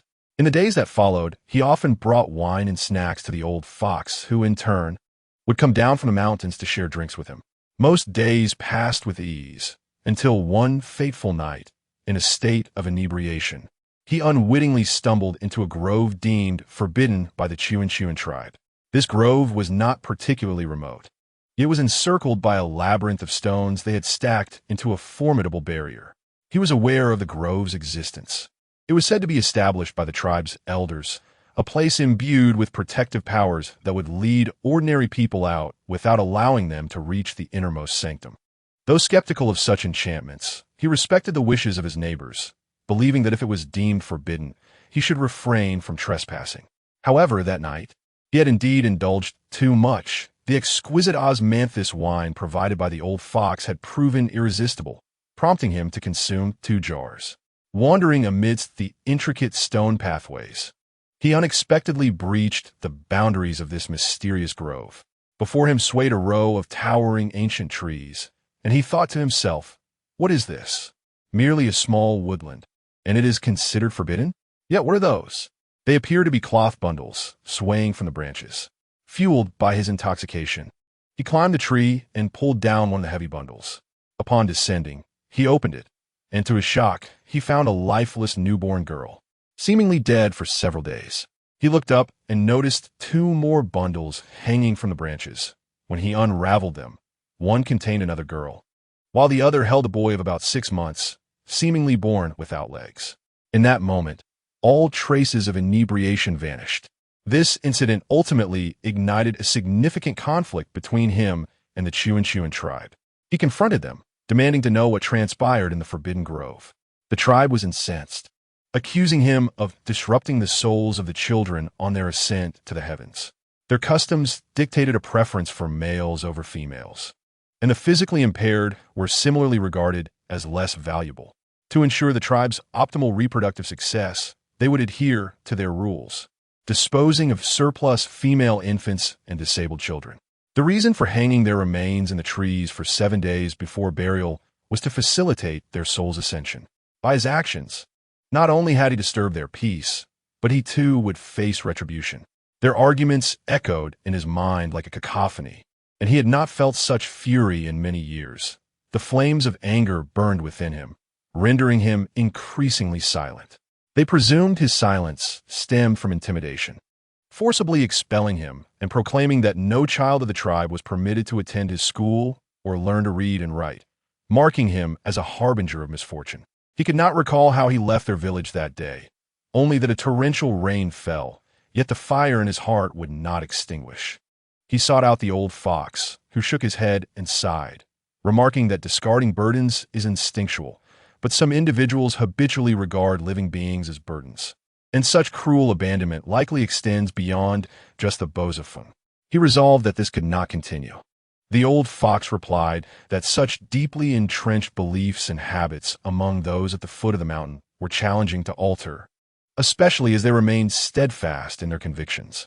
After some contemplation, he suggested they approach the matter through an alternative method. Thus, on a fateful night, chaos erupted within the Chuan village, intertwined with terrified screams. Dozens of skeletal remains, alongside those not yet fully decayed, emerged from the forbidden grove. Returning to confront the kin who had once dictated their fates, their hollow eyes gazing at the mourners kneeling in despair. Even the usually unflappable elders turned pale, scribbling futile incantations in the air while uttering warnings to keep their distance. One skeletal figure spoke. "Those who took my life shall know no peace in this existence." Fear rippled through the crowd, including the armed young men, who exchanged anxious glances, hesitant to advance. "You bold wretches!" Suddenly, the old fox descended from above, scattering talismans and demanding their swift retreat. The skeletal remains, deprived of their foundation, collapsed into a heap. The villagers, seeing a glimmer of hope, cried out for the old deity's salvation. The old fox approached the elders with solemnity, whispering, "Such deeds must not recur. Otherwise, the vengeful spirits shall not rest, and the disturbances shall only escalate. I sensed your plight today, and for the sake of our long-standing neighborly ties, I intervened on your behalf. Should you repeat these transgressions, even celestial beings shall be unable to aid you." The elders stood in stunned silence. "Take heed," the old fox said, patting one elder on the shoulder before departing. The villagers stared vacantly at the scatter of bones, some numb, others weeping. On the hillside, he caught his breath, seated upon a blue stone, pondering the effort expended. Was it truly so arduous? The old fox chuckled behind him. The art of puppetry is among the simplest of sorcery. Given your years, one would expect you to have engaged in cultivation. He offered a wry smile. "I have yet to cultivate this form. It was merely a fleeting opportunity. I have never deliberately studied sorcery. To attain a form that others toil for years to achieve in a single night, your kin must envy you greatly." The old fox settled beside him, the mountain breeze tousling his white whiskers. "May your method prove fruitful." He gazed down at the flickering lights of the village, slowly articulating, "To glimpse this world only to have the future denied is indeed a pity." The old fox, upon hearing this, patted his shoulder. "Let us indulge in some wine." In the ensuing decade, the Bozafeng witnessed no more vengeful spirits. For certain individuals or customs, fear often proves more effective than counsel. A decade later, the old fox passed away, not from illness, but simply from old age. Though the lifespans of spirits exceed those of humans, they are not infinite. Before his demise, the old fox advised him, "Death is but death. Never allow my talents to become yours." When asked why, he noted, "If you wished, you could still live for several decades." The old fox replied, "In this life, I have been fortunate with no regrets. Your gifts should be bestowed upon others." Thus, the old fox departed contentedly, his form transforming into a transparent stone. After burying the old fox, years flowed by unnoticed. The inhabitants beneath Bozafeng dwindled. The once thriving Chuan tribe became increasingly sparse, ultimately migrating away, leaving the former forbidden grove to devolve into an ordinary woodland. He remained, safeguarding the school and the changing seasons, along with the sporadic influx of students from nearby villages. Over time, he developed a habit of returning with one or several glass jars filled with various trinkets crafted from colorful paper. All jars were neatly arranged in his bedroom, sparkling and delightful to behold. Within his school, everything was available for touch and play, except for those jars. When children inquired about the purpose of placing origami within the jars, he explained that it was a form of protection. Chapter 40 Spring Burial 4. Why do you share these tales with me? Has the Chuan tribe truly ceased their former practices? The child lay beneath a floral quilt. You asked for a story to help you sleep. Remember? I know not if they resumed their past deeds, for they subsequently moved away. He chuckled, patting the child gently. It's late. You should rest now. It turned its head to gaze at the gleaming bottles atop the cabinet, exclaiming, "Those bottles are beautiful. I'll like to play with them tomorrow. You will have ample time to play in the future." He chuckled, "Now rest." The antiquated clock ticked rhythmically beside them, while the world outside succumbed to the stillness of the night. Eventually, it drifted into a deep slumber. He observed the small, human visage before him, smiled softly, and extended his hand to rest gently on its forehead, closing his eyes to silently recite an incantation. A swirl of colorful light gradually illuminated beneath his palm, spiraling like flowing water, until he grasped it firmly, revealing only a paper-folded fish when he opened his hand. He sighed deeply, his complexion paler than before, and after a brief respite, he rose to retrieve an empty bottle from the cabinet, placing the paper fish inside. With a few strokes of his finger on the bottle's surface and a gentle breath, he finally set the bottle back on the cabinet. After completing these tasks, he poured himself a cup of hot water, savoring it slowly until his complexion improved slightly. A white butterfly fluttered out from an inconspicuous corner of the room, landing softly on his shoulder. "What are you hiding for?" he inquired with a smile, lightly tapping its wing. The butterfly gently flapped its wings, remaining perched on him. "I wonder if everything is well at home. I have been away for a while," he pondered aloud. "Everything is fine," the butterfly replied in a soft, delicate voice, reminiscent of a young girl. "That's good to hear," he remarked, noticing the butterfly's gaze directed towards the bed, adding, "It is a chiochi." "Oh," the butterfly said, "you must be tired too. Rest now." With that, it flew out the window, extinguishing every light in its path. It seemed that this was the only skill it possessed, for it was merely a butterfly demon at the beginning of its journey. Beneath the foot of Pusa Peak, few souls wandered, yet small demons and creatures always lingered. The butterfly had been rescued from a spider's web under the eaves 2 years prior. It had foolishly believed that after absorbing the essence of heaven and earth for over a decade at Pusa Peak, it had acquired boundless strength. Little did it know, it couldn't even escape a spider's web. When rescued, it had expressed indignation, feeling insulted, exclaiming, "You might as well let the spider eat me. After over a decade of cultivation, I can't even handle a spider." Hearing its tiny voice, he burst into laughter, suggesting that a butterfly should embrace the company of flowers and spring breezes, rather than forcing itself into conflict with spiders. Startled, it asked, "You can hear me? Are you a demon?" He chuckled, replying, "I am a demon who has neglected my cultivation. If you wish, you may come here often to play." Thus, the butterfly became a frequent visitor to his home, eventually choosing to stay, spending its days either cultivating or watching him teach the children. Late at night, it enjoyed resting before his desk, observing him as he wrote and sketched in a notebook. "What are these?" it inquired, landing on an open page filled with words and illustrations. He pointed out each drawing, saying, "This is where I used to live, called Yuchen. This bald figure is my master. She is an elderly nun. What do you do with these?" It asked, puzzled.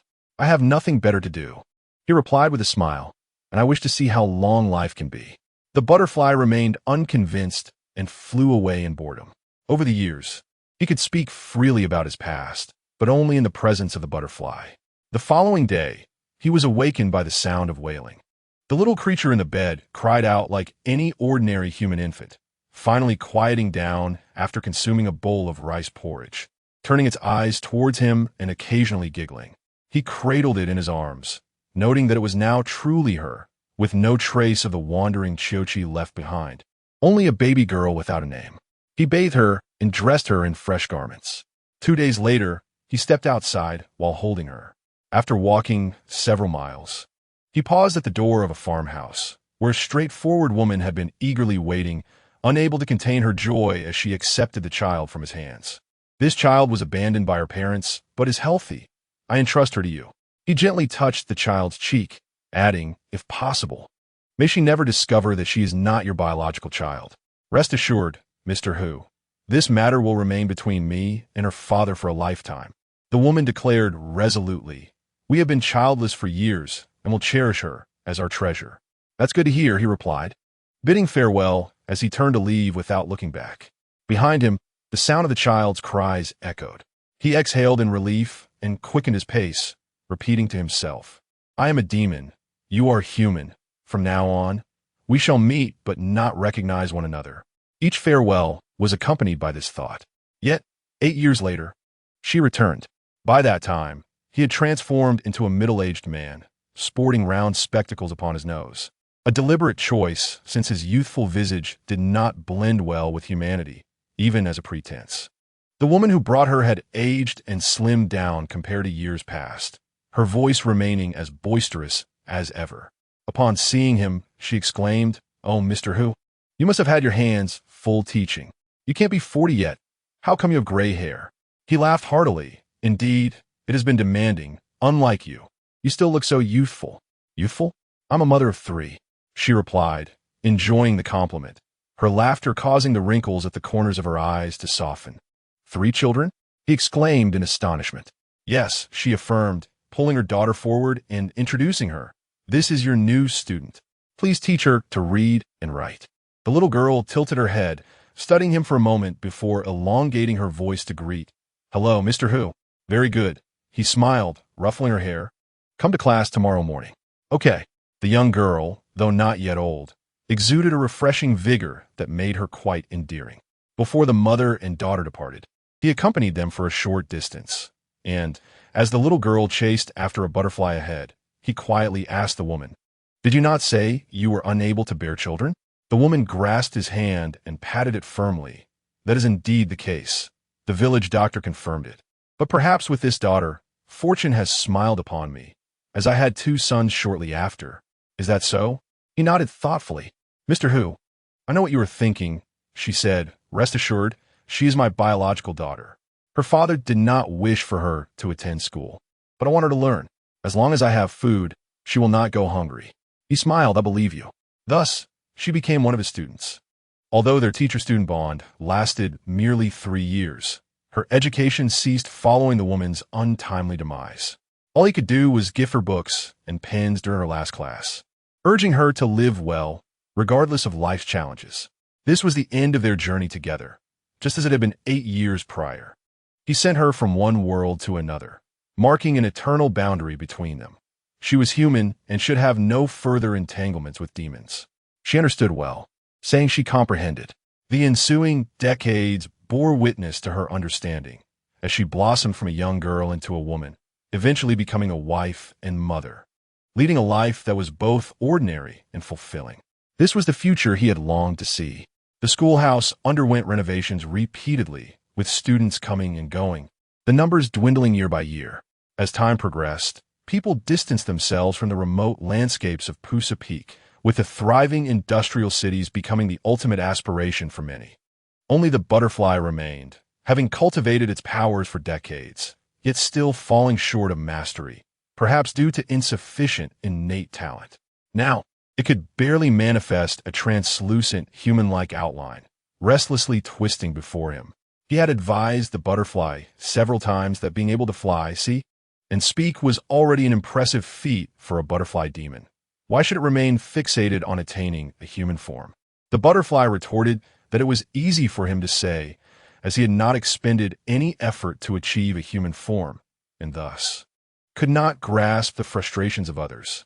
He chuckled, remarking on its eloquence, declaring that he would no longer speak of it, allowing it to flail about in the expanse of the heavens and earth, expending great effort to absorb even a modicum of spiritual essence.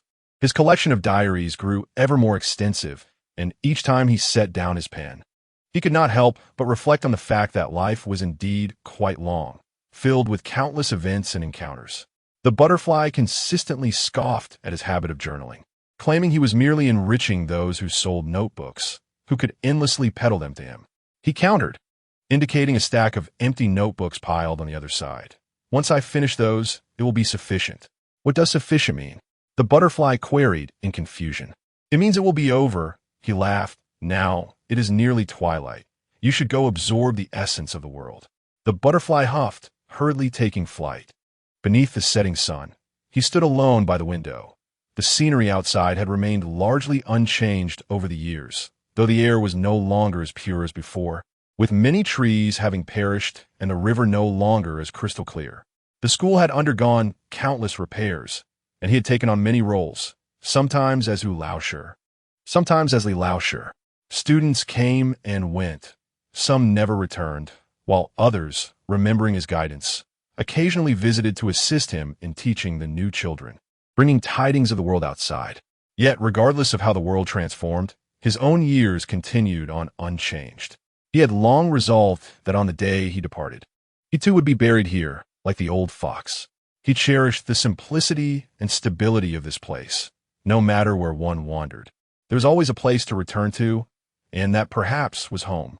However, recently, Baizifeng had become rather noisy, as a group of unknown origin had begun excavating foundations nearby, fervently wielding tools in the hundreds.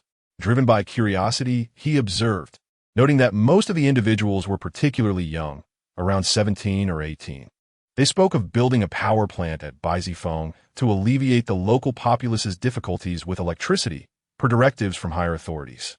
Although it was somewhat disruptive, he considered it a positive development. At least it meant fewer power outages in the future. Unfortunately, the power plant ultimately remained unconstructed, and the excavated land and felled trees were left unattended, transforming what had once been a beautiful expanse of nature into a forsaken world. The outsiders departed in waves, until eventually they were all gone. Yet one day, she returned, carrying a simple bag, attempting to remain inconspicuous as she settled into a modest worker's hut. He recognized her among the youthful crowd, for she was the most delicate and beautiful, her fair skin impervious to tanning. He heard others call her Xiao Shui, a name befitting her. One day, she came to borrow a candle, explaining that the light bulb in the hut was broken and she did not know how to fix it. He handed her the candle and casually inquired, "Have your friends all left? Why have you returned?" She nodded shyly, offering little in explanation. As the weather grew colder, he would sometimes see her by the nearly dry riverbank, struggling to draw water from a puddle with a bucket. He soon noticed her belly was swelling day by day. On the coldest day, heavy snow fell upon Baizifeng, and he grew concerned, sending the butterfly to check on the hut. The butterfly returned, reporting that the girl was lying in bed, flushed and rambling incoherently. He hurried over, carrying the feverish girl from the drafty hut back to the school, administering herbal remedies to reduce her fever, and carefully tending to her for 2 days and nights until she regained consciousness. "You are in a dangerous situation," he admonished, feeding her porridge spoonful by spoonful. "You can no longer stay in that hut. Losing both mother and child is not something to be taken lightly." She silently consumed the food, her gaze fixated on the snowflakes outside the window. "Why do you persist in this?" he asked, puzzled. "In times like these, you should be with your husband or family." "I am not married." She finally spoke. "He said he would come for me once he convinces my family. However, from summer to winter, that person never returned. If he does not return, you should go back home," he suggested. "Why endure this silence?" She wrapped herself tighter in her blanket and shook her head. "I cannot return, at least not now. My parents are traditional people, strict in their upbringing. If I return like this, it would drive them to despair." He pondered for a moment before asking, "What are your plans then? If you need assistance in locating someone, I can help." "No need," she replied with a bitter smile. "If I wanted to return, I would have done so already." "Very well. Then stay in the school for now. We can discuss the future later." "Thank you." Xiao Hu Laosher. All he could offer her was a place to shelter. When another heavy snowfall arrived, Xiao Shui gave birth to a daughter. He assisted in the delivery, as there was no one else to help. The snow had blocked the mountain paths, making it impossible to reach the nearest village. Fortunately, both mother and child were safe. As he cradled the tiny infant, smaller than a kitten, he felt as though she might dissolve in his embrace. Strangely, he found more joy in the child than even Xiao Shui did, who merely cast a cursory glance at the baby before turning away, seeming distant even while nursing. He utilized all the provisions stored at the school to prepare meals for Xiao Shui, insisting that a healthy mother would ensure a healthy child. Whenever the baby cried, he was more effective than Xiao Shui. Sometimes the butterfly would sneak over, landing atop the child's head, curiously observing. He would tell Xiao Shui, "The child is remarkably beautiful, just like you." Xiao Shui smiled faintly, yet her gaze remained fixed on the sporadic snowflakes outside. After the child's first month, Xiao Shui bid him farewell, stating she must return to another city 1,000 miles away, hoping to gain her parents' understanding. He affirmed that this was indeed the right course, giving her all the money he had on him, and as a parting gesture, he tied a red string around the child's wrist, wishing her safety. "I am grateful for all your help during these days." Xiao Shui bowed deeply. "You have yet to name the child," he remarked, playfully scratching the baby's perpetually smiling face. "I do not know what to name her," she replied blankly. "How about calling her Xiaoma? I have heard that children's names should not be too grand. The more ordinary, the better for raising." He chuckled and pinched the child's cheek, asking, "What do you think?" "Xiaoma?" The baby giggled in response. "Very well, she shall be called Xiaoma," she agreed, looking at him before bowing once more. "Do not see us off. I shall walk my own path from here." "Understood." He stood at the school's entrance, watching as their figures gradually faded from view, feeling as though a stone had dropped in his heart, accompanied by an inexplicable sense of attachment. After all, he was the first person that little life had seen upon entering the world. The butterfly perched atop his head, quipping, "You could also have a child, but you first need to find a wife." He smiled. "Would you help me care for the child?" "Of course." The butterfly exclaimed joyfully. "Go, go. Why aren't you off to cultivate? It is not yet time." Had the butterfly not temporarily changed its place of cultivation, their days would have continued in the serene tranquility of the past. The day after Xiao Shui and her child departed, he was cleaning the desks in the classroom when the butterfly hurriedly flew in, exclaiming, "Xiaoma has died." The cloth in his hands fell to the ground as he rushed out, inadvertently knocking over the water bucket. In the remote hollow, only barren trees and scattered stones remained, the floral fabric swaddling unmistakably visible beneath a dead tree, stark against the snow-laden ground. Initially, he reassured himself that it could not be true. It was merely a piece of fabric, until he spotted the tiny hand, purple and bound with a red string. That day, the butterfly experienced the greatest fright of its life. The typically gentle and unperturbed Hu Laosher transformed, revealing his true form, a white tiger. Frenziedly striking the dead tree in two with a single paw, even smashing large stones with his head in a fit of uncontrollable rage. He unleashed his fury in the most brutal and extreme manner. Eventually, exhausted, he collapsed on the ground, panting heavily, slowly reverting to human form. Fortunately, no one witnessed it. The butterfly sighed in relief as it alighted upon his shoulder, yet found itself at a loss for words to offer him comfort. It understood his fondness for the doll. "Discarding me is inconsequential, as is casting aside the Qioqi, but they're still so young, incapable of even walking." He gazed at the sky, seemingly addressing an unseen companion, questioning whether it was permissible to abandon them. "They are not refuse. Can we not endure together, no matter how arduous life becomes?" No one answered him. Only the whispering wind filled the silence. He sat there, his ashen hair spreading uncontrollably, a reflection of his despair. As evening fell, the butterfly suddenly spoke. "I can help her survive." "Surely, you can manage that, cannot you?" He slowly raised his head to regard the butterfly. "Are you mad? You are not a dying creature. You possess a long life ahead. Are you aware of the consequences?" The butterfly took flight, twirling indifferently in the air, transforming into a hazy human form. "I am aware it merely means living a few more decades, perhaps even less. But I do not mind.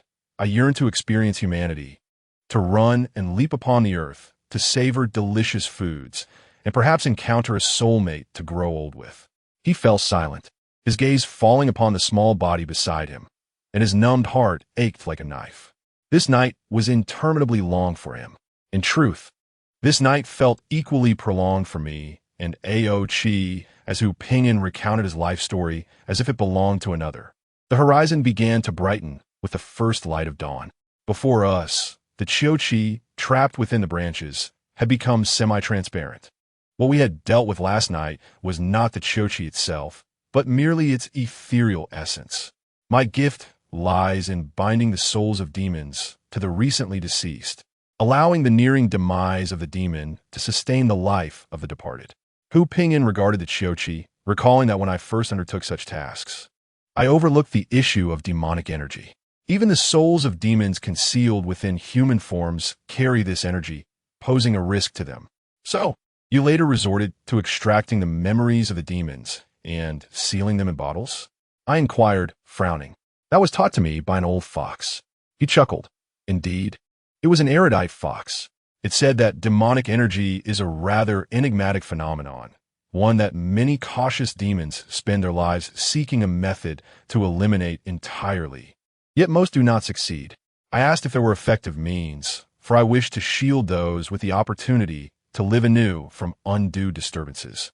The old fox advised that if a demon completely forgets its nature, then the energy will dissipate. This is the most effective method. Thus, I exchanged a jug of wine and a bowl of braised meat as tuition to learn the art of memory extraction. Ao Qi scoffed. And you return the memories to the Qiuqi? You are aware that human lifespans do not extend beyond a century, and any body coexisting with a demon soul will inevitably follow this rule to its last day. Their only mode of death is through aging, some at 70, others at 90, but none exceeding 100. When this body reaches its end, the demon's soul perishes alongside it. This mirrors the time I first placed the frog demon within an old dog.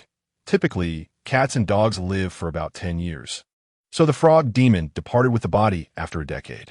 In truth, there is no distinction between demons and humans in this matter. They are simply living beings.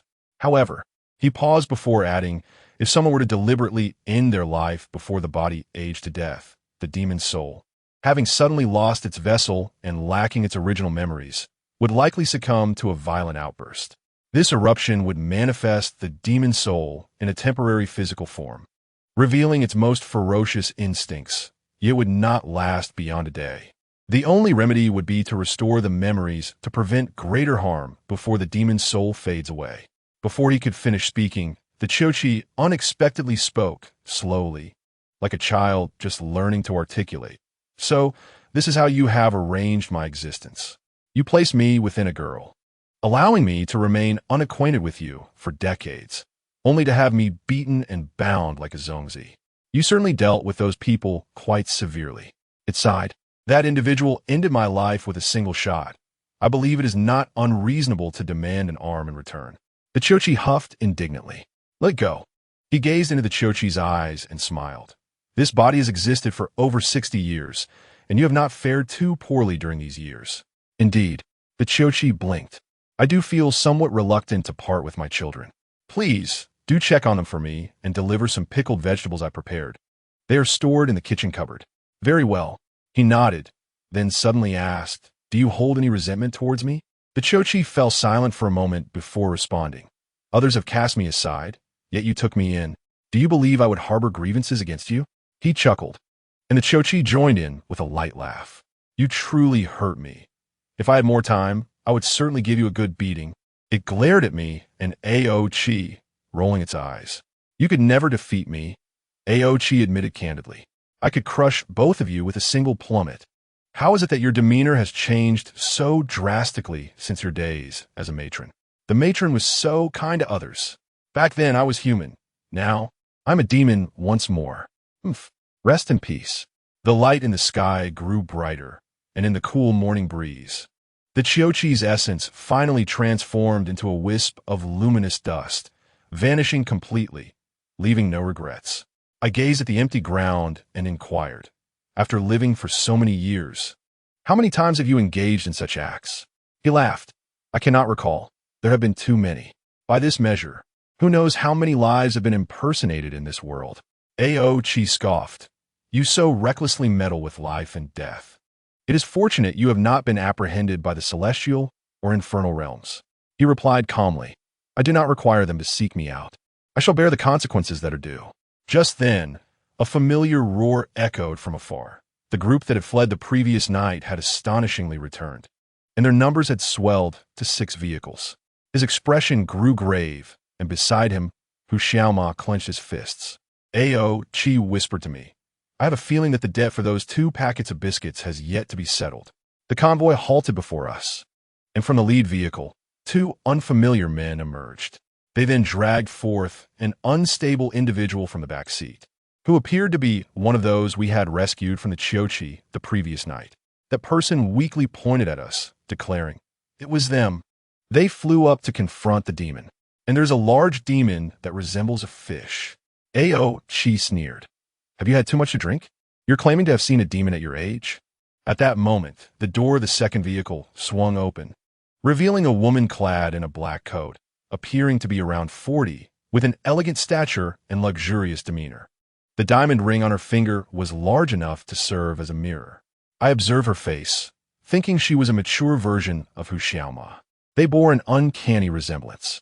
The woman's gaze remained fixed on Hu Xiaoma, her eyes a mixture of joy and sorrow, struggling to maintain composure, longing to rush forward but constrained by some unspoken propriety. Hu Pingyan regarded the woman with extreme indifference. Finally, the woman shifted her attention to Hu Pingyan, a flicker of surprise crossing her features, yet she retained the composure befitting her elegant attire, saying, Teacher Xiao Hu, all these years you have not aged a day. Since that long night, he has not altered his appearance. He remains the same boy who once dashed from Yuchen, the only difference being the silver in his hair. Hu Pingyan smiled gently. My heart has aged. The woman took a step forward, addressing Hu Xiaoma. I mean no other harm. I merely wish to reclaim my daughter. I have told you I am not your daughter, and I do not know you. Hu Xiaoma exclaimed, her face flushed with urgency. You have been causing a ruckus here for over half a month. Must you continue to harass us?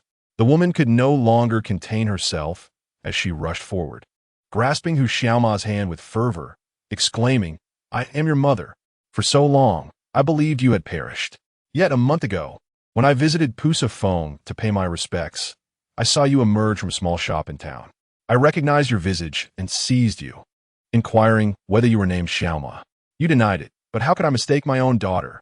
You are undeniably my Xiaoma. You broke free from my grasp and vanished in an instant. Hence, I took a photograph resembling you and came in person to search for you. 20 years have elapsed, and I have regretted it for 2 decades. Hu Xiaoma forcefully withdrew her hand, responding coldly, What kind of mother sends armed men to seek her daughter? It was my impatience. The woman hastily replied, Xiaoma, they're my subordinates. Perhaps you are unaware of the position I now hold. I have grown accustomed to employing the most secure methods to achieve my aims, fearing you might refuse to accompany me. Should I decline to follow you? Do you intend to have these men forcefully abduct me at gunpoint? Is it acceptable for you to harm the innocent in this process? Is this the privilege bestowed by your so-called status? I realize that whatever I say now is futile. Xiaoma, will you forgive your mother? Will you return home with me? The woman implored with a tone of desperation. I know the heavens are punishing me, leaving me childless after you. I acknowledge my wrongs. Now, I live alone abroad, managing a vast conglomerate. I need you by my side. Hu Xiaoma retreated several steps, shaking her head. If you truly felt remorse, you should return to the place where you abandoned your daughter and offer incense and prayers. That is what you ought to do. Xiaoma, the woman suddenly shouted, disappointment and pride intertwining, shattering her composure. In that moment, her eyes reflected a reckless determination. Having found you, I will never let you go. Even in death, you shall remain beside me. With that, she commanded her subordinates, What are you waiting for? Take her to the car. Yes, madam. The crowd surged forward.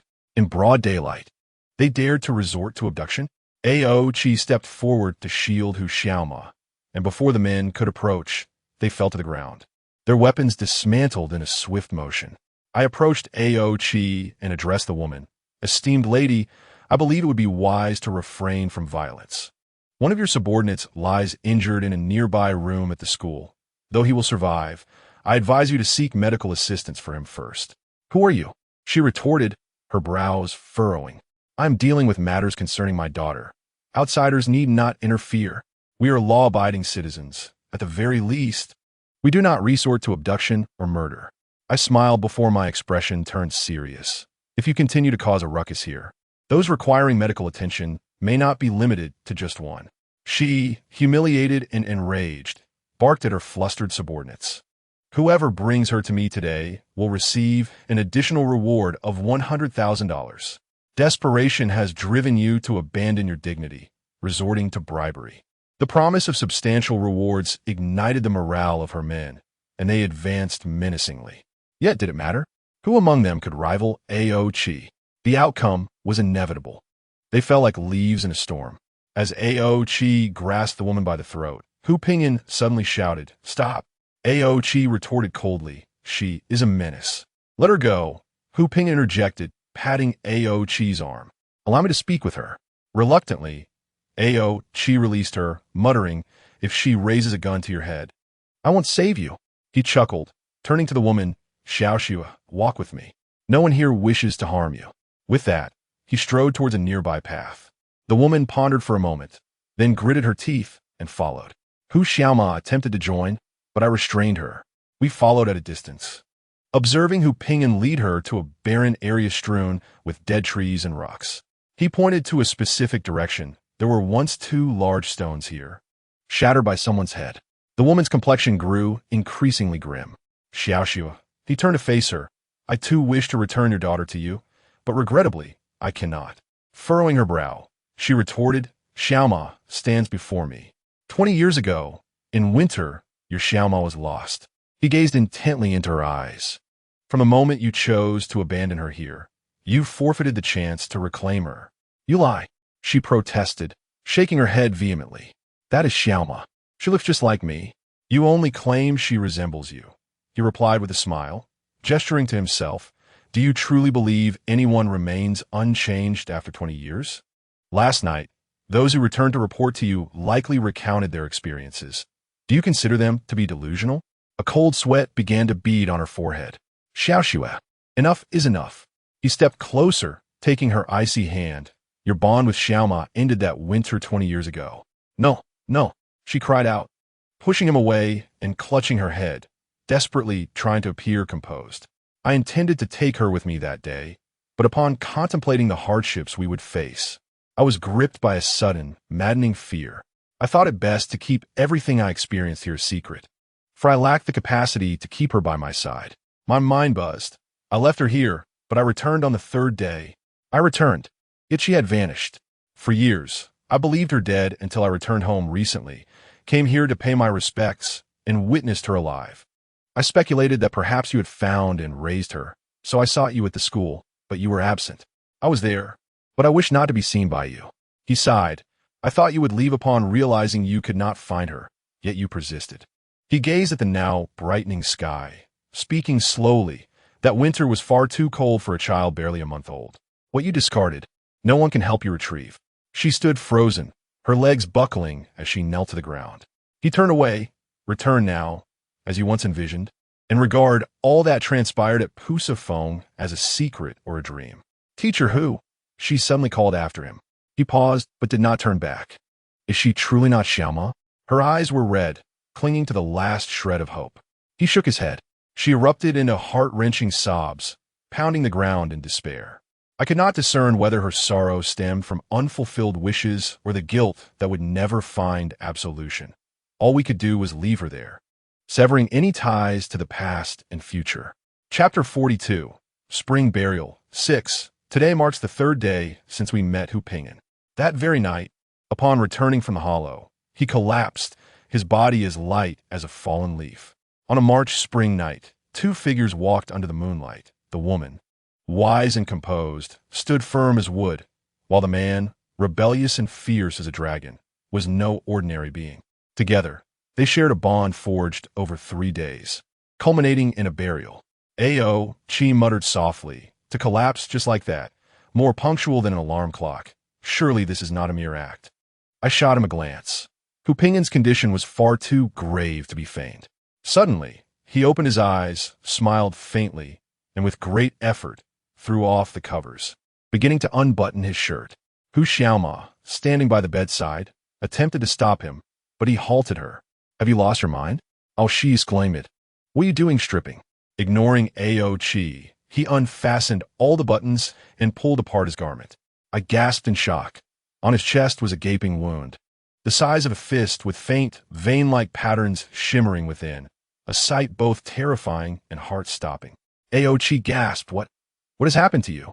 With each use of my gift, this wound expands. He spoke slowly, initially feeling indifferent, but with each similar occurrence, a piercing pain began to ache within his heart. I cannot recall when it started, but a shallow little hole had formed in my heart. I chose to ignore it, and now it has grown considerably. He chuckled self-deprecatingly, saying, Look, such a large hole in my heart. How can I possibly endure? Hu Xiaoma suddenly burst into tears, hastily covering him with a blanket. Did you know this would happen all along? I inquired. He nodded. Do you remember I mentioned that my master, before transcending, allowed me to witness many things? You said you saw countless images, and every one of them remains etched in your memory. I too vividly recall every fragment of his stories from that night. Though the images are fragmented, they are quite clear. He continued, I saw myself repeatedly utilizing my talents, witnessing those who came back to life. And I also saw the ever-expanding hole in my heart, as well as the two of you arriving under the cover of night. Time passed, and after 3 days he paused, the corners of his mouth lifting slightly. Then you both wielded shovels and built a grave for me. It is peculiar. I cannot discern the faces of others, but you too stand out. Perhaps it is because you are the last individuals I encountered in my life, which makes it special. Ao Qi glanced at me, then frowned at him. Knowing that your heart would be pierced, why did you continue to engage in such troublesome actions, leading us to bury you? You only consumed 2 packs of biscuits. Hu Xiaoma shot him a fierce glare. Did you truly know all of this would come to pass? I asked him, did you know that ultimately this would be your fate? Even knowing, I did not alter my course. He smiled, having advised himself against having another chance, believing that his life and death were none of my concern. Yet he could not help but relent when faced with it. I inhaled deeply, striving to appear more at ease. Your master is a remarkable being. She had long provided you with the opportunity to choose. I am convinced she is not of this world, but a deity. He even stuck out his tongue at me. Then, I found myself a loss for words. Here was a creature who had long comprehended the cycle of life and death, arriving at the end of existence with more composure than we, the living. It seemed that profound farewells were inappropriate. Even tears were unwarranted, for bidding farewell to such a creature should be done with ease and grace. After all, his life had never been filled with grandiose events. The series of encounters he experienced could be encapsulated within a silent glass bottle, containing both beginnings and endings. I could only speculate what thoughts lingered in Ao Qi's mind, knowing that when he was discontented, he spoke very little. Until dawn broke, he merely sat silently by the window, glancing toward the bed intermittently. Meanwhile, I continued conversing with him, discussing the mischievousness of the unknown and the unreliability of my incessant assistance. He listened with a smile, occasionally interjecting, I completely forgot something. I suddenly sprang up, rummaging through my suitcase to retrieve the tea leaves I had brought, quickly boiling water and brewing a cup of tea, presenting it to him in the shortest possible time. Hu Xiaoma helped him sit up. He gazed at the steaming cup in my hand. Tea? Indeed, I replied with a smile. This is called Fu Sheng, and my family is the only one in the world to possess this cup of tea. I must taste it, he declared. He took the cup, blew on it, sipped a small amount, smacked his lips. It's delightful, as pure as spring water. Very good. I hesitated slightly. Is it truly good? Not bitter? He took another sip. Not bitter at all. I pondered for a moment and smiled. That's good. The flavor of Fu Sheng would never change. The most likely explanation is that his sense of taste had, like his life, reached its curtain call. And this was a normal occurrence for a creature nearing its end. Yet, I still hoped, perhaps he truly did not perceive bitterness. After drinking the tea, he lay down again. Gradually, whatever we spoke of, he ceased to respond. With the dawn, The blanket no longer concealed the youth with flowing white hair, but instead a white tiger, scarcely larger than a dog. As he had stated, Aochi and I personally buried him at the most picturesque location beneath Pusafone, where the land was flat and open, adorned with blooming spring flowers. Should we erect a tombstone? Aochi set down his shovel, wiping the sweat from his brow. Let it be. I shook my head. He had never sought the limelight in life, and now that he is gone, there is even less need. Hu Xiaoma knelt before the grave, burning his diary page by page, murmuring, "What he wrote shall remain with him forever."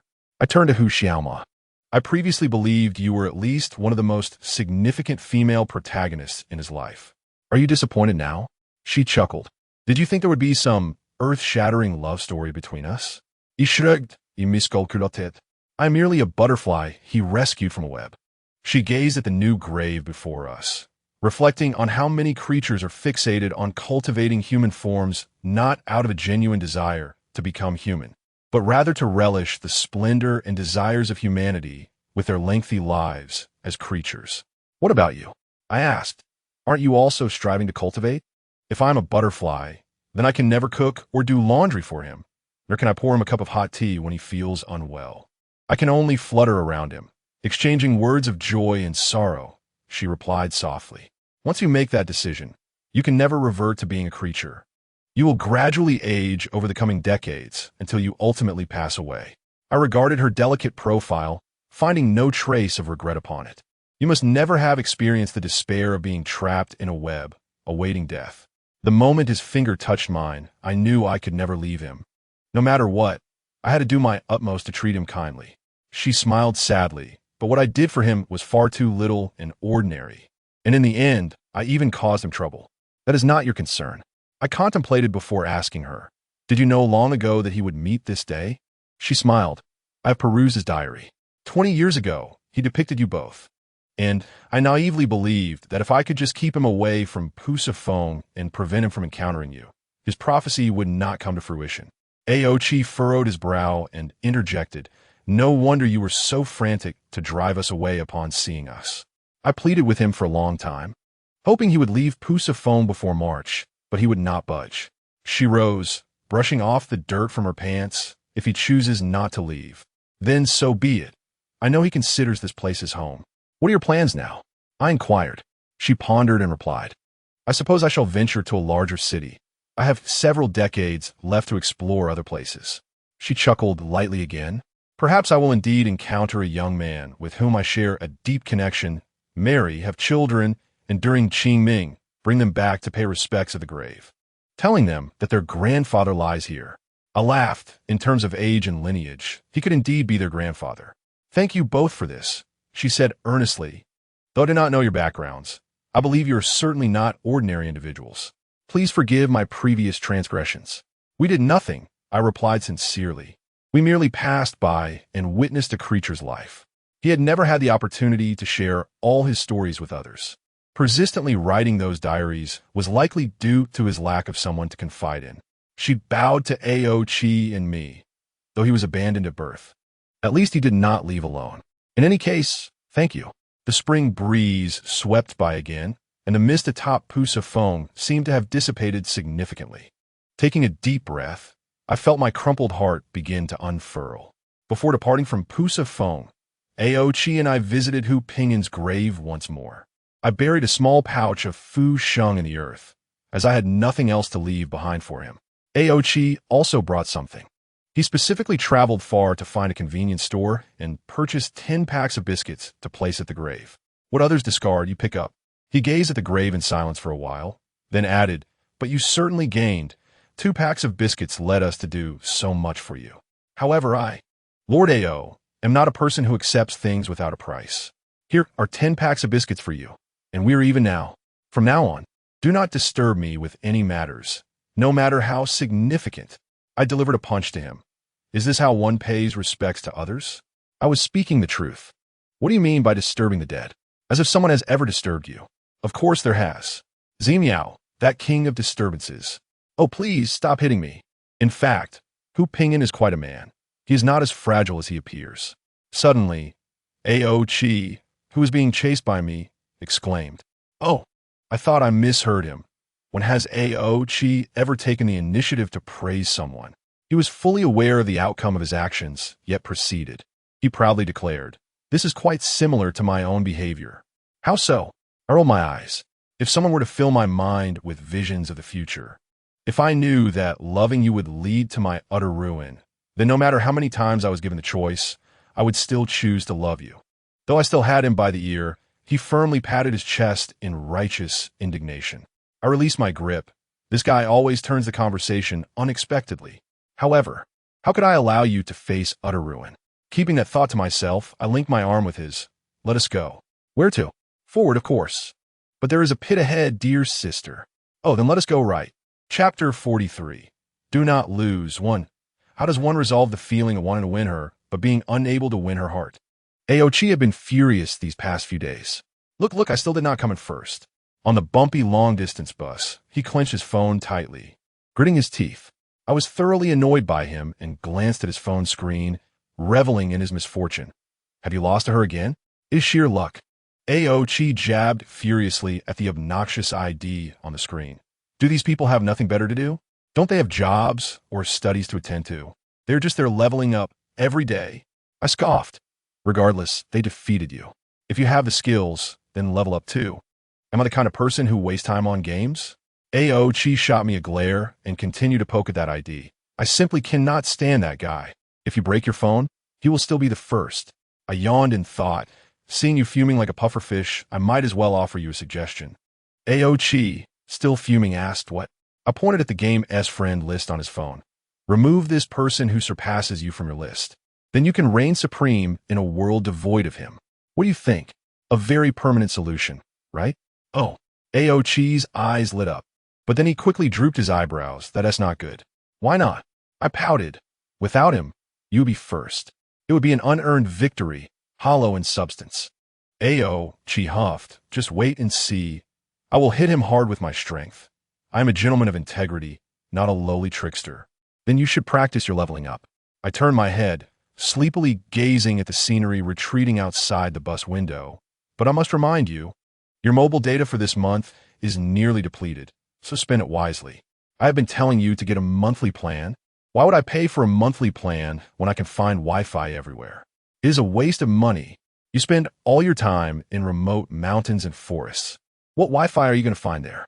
Watch your words. You know our route is quite desolate. You might just stumble upon some ghostly Wi-Fi. I fear no ghost. As long as there is Wi-Fi, I do not care if it is human or ghost. Fine. I'll get you a monthly plan next month. Hurry and level up so we can talk. I am very sleepy. The dilapidated long-distance bus was headed to Song County, another remote and small place easily overlooked on the map. However, the book mentioned that a century ago, Song County experienced a fox plague. The description suggested that a creature resembling a fox had caused a stir, ultimately being subdued by a sorcerer beneath the Teeming Tower in Song County. Before going, I did some research, but after combing through the search engines, I found no substantial information. A nameless county and an equally insignificant tower held little value for description. Eventually, I found an old, yellowed county chronicle at a stall selling expired calendars next to the bus station, and I purchased it as if it were a treasure. After flipping through it for quite a while, I found a brief mention of Teeming Tower being destroyed during the war, now reduced to mere ruins. At that moment, Aochi hesitated, questioning whether we should still go, as it had been reduced to rubble. I replied that having traveled thousands of miles from the Bodhisattva Peak to here, we should at least take a look if someone truly did seal a fox beneath the tower back then, even if the tower itself was destroyed. Perhaps something remained deep underground. Thus, we boarded the bus to Song County in a light drizzle. Apart from the two of us, there were 7 or 8 other passengers, most seats unoccupied. The driver waited for a long time before departing, unable to attract more passengers, and reluctantly pressed the accelerator. Aochi and I sat directly behind the driver, occasionally hearing him sigh, lamenting the difficulties of his business, stating that the trip would not even cover the fuel costs. Yet he had no choice but to continue. He contemplated changing careers. I offered a few words of comfort, suggesting that perhaps on the return journey, the bus would be filled. The driver shook his head, asserting that it was impossible. You do not understand how small Song County is, how sparse the population is. Besides the influx of returning visitors during the new year, there are hardly any people traveling there at any other time. Previously, there were plans to develop a tourist area there, but then it was dropped.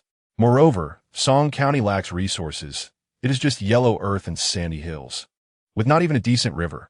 So how could they develop a tourist area? Will they bring people there to eat dirt? Thus, he planned to stop running the bus in the second half of the year and sell this old vehicle to pursue another livelihood. I felt a degree of sympathy for him. Making money is indeed not easy anywhere. I had already decided that if he successfully delivered us to Song County, I would give him an extra 100 as a tip. But considering our journey was still long, I thought it better to give 50. As the driver had mentioned, the climate here was indeed dry, with insufficient rainfall and water sources. Dust was constantly being kicked up outside the window, and the road conditions were poor, riddled with potholes. Every time the bus rolled over one, the jolt felt like it could make yesterday's meal resurface, and the vehicle rattled ominously, making me fear it might fall apart if the bumps continued. After another severe jolt, a painful groan emanated from the seat beside us. Sitting, there was an elderly couple over 60, also from another province, dressed neatly and meticulously, exuding an air quite different from ordinary old folks. They resembled university professors. The elderly lady seemed unwell, still wearing a thick sweater and down vest in March, clutching a string of smooth prayer beads. Upon boarding, Aochi had helped them place their suitcase in the overhead compartment, and the elderly gentleman had expressed his gratitude hurriedly. Throughout the journey, he attentively cared for his wife, asking her if she needed water or something to eat, and occasionally checking her forehead. The elderly lady would always smile and say it was nothing, not to worry. This is what companionship in old age should look like. I felt an inexplicable fondness for the couple. Is your stomach hurting again? The elderly gentleman gently touched his wife's abdomen, anxiously addressing the driver. Sir, could you please pull over? My wife needs to take some medicine. It is too bumpy to even drink water. No need. Please continue driving. We don't want to waste everyone's time. The elderly lady hurriedly interjected, turning to her husband. Old Sue, do not rush. I have said I am fine. It is probably just indigestion from lunch. The pain has already passed. She must take her medicine. The elderly gentleman was adamant. Driver, please stop. The other passengers remained silent, some displaying impatience. Please stop, driver, I chimed in. We are not short on a few minutes. The health of the elderly is paramount. The driver had no objections and pulled over to the side. The elderly man retrieved a pill from his pocket and carefully poured hot water from a thermos for his wife, assisting her in taking the medication. He gently patted her back, ensuring her well-being before feeling relieved. As the vehicle restarted, the old man turned to express his gratitude to us and the driver, saying, Thank you for your help. I apologize for the trouble. While traveling, it is essential to look out for one another, and there is no need for formality. I smiled at the old man and casually inquired, Are you two heading to Songshan for a trip? The old man's expression briefly faltered, but soon returned to normal as he retorted, What natural beauty or cultural sites does Songshan have? There is nothing but vast stretches of yellow earth, perpetually parched throughout the year. In summer, the sun bakes everything dry, turning people into jerky. Have you seen an old movie called Ximeiyouhai? It resembles that, just with more houses and people and a few scattered trees around, rendering it slightly less desolate. The driver interjected, No one fancies going there. If you had come a few decades ago, you might have seen the Ximeiyouhai before it was destroyed. At least, that was an ancient tower worth a glance. Unfortunately, now there is nothing left. Going there only means enduring the harsh wind and sand. Is it really that dreadful? The old man adjusted his glasses. But I have heard many artists and photographers enjoy going there. The driver pondered for a moment and replied, Now that you mention it, I do recall some students visiting for sketching. I have driven several groups there in recent years, mostly young boys and girls carrying easels.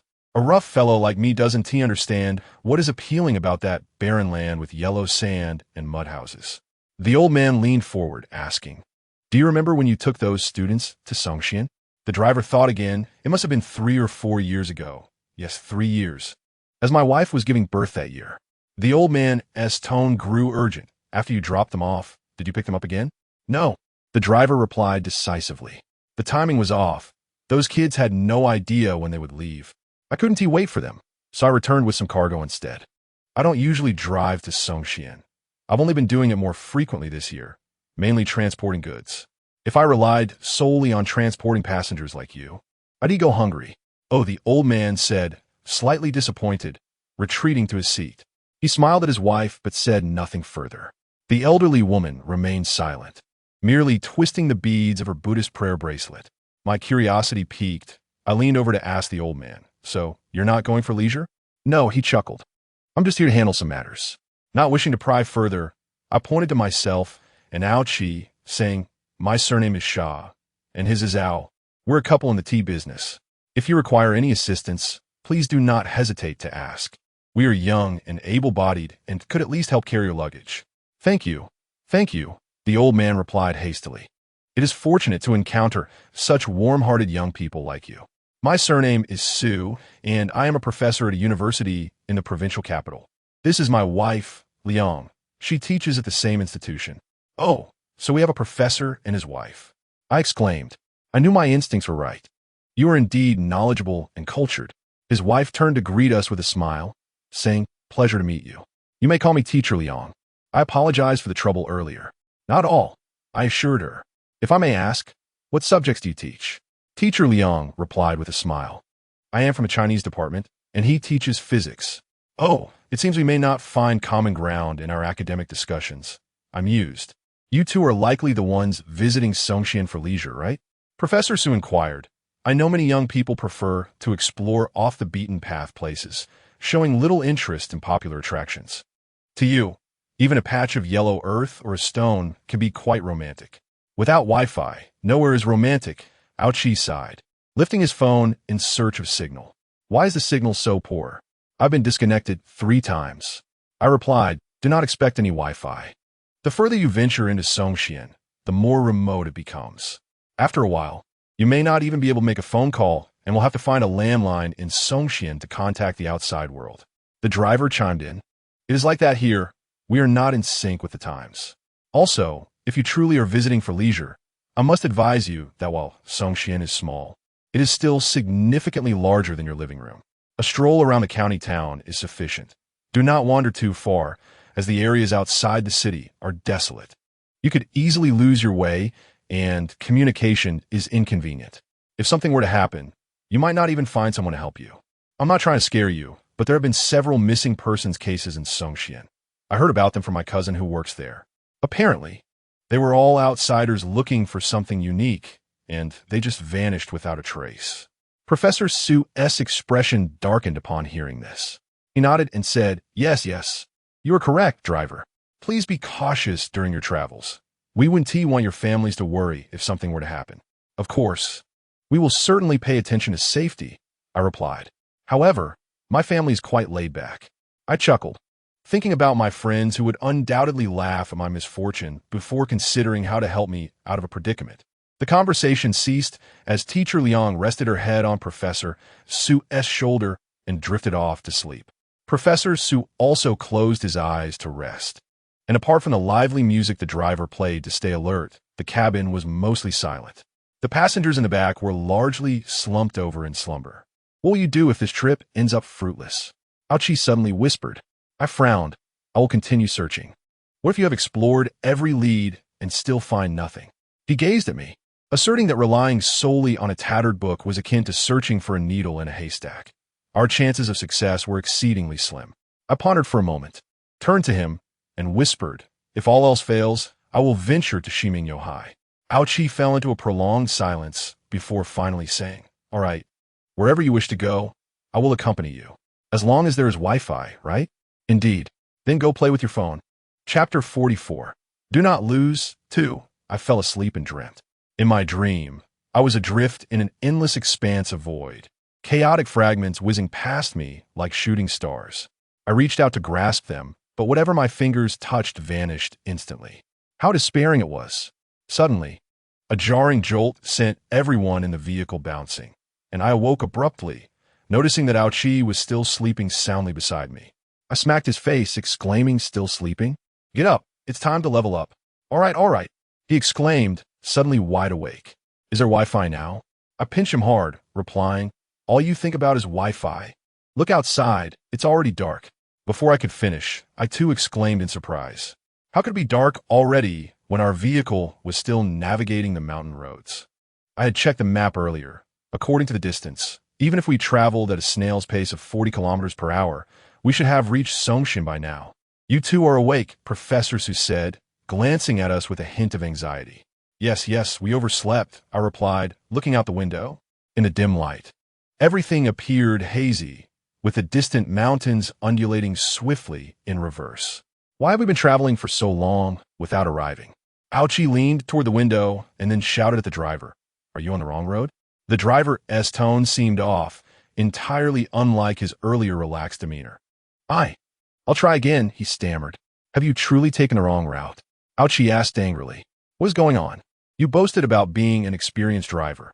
How can you make a mistake? He added, if I miss dinner, I will be furious. Be quiet.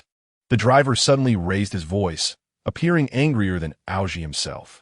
I exclaimed that I would try again, to which he retorted, what are you trying for? The navigation. Ouchie immediately shouted back. The driver abruptly slammed on the brakes, nearly sending Ouchie flying out of his seat, only for me to catch him in time. The car erupted into chaos, with some passengers inquiring about the situation while others cursed the driver's incompetence. The calmest among us were Professor Su and his wife, who neither asked questions nor complained. Professor Su tightly embraced his wife's shoulders, while Teacher Liang clutched his prayer beads, mumbling incessantly. I rose and approached the driver, asking what had transpired and why he had suddenly stopped. As I peered out through the windshield, the limited light from the headlights revealed a concrete road extending into darkness, accompanied by a gray stone wall not far to the right, emblazoned with the words Xuanmin Fajan, Chiban Xiaokong, in bold red paint, beneath which a row of vibrant red flowers was illustrated. The driver remained silent for a moment, his expression grim as he fumbled for a pack of cigarettes, lit one, and took a deep drag before saying, it's turned back again. Pardon? I gazed at his face, obscured by smoke, puzzled by his meaning. He took another drag, holding the smoke in his lungs as if to calm himself before exhaling. I've passed this wall for the 4th time. I was taken aback, but quickly composed myself.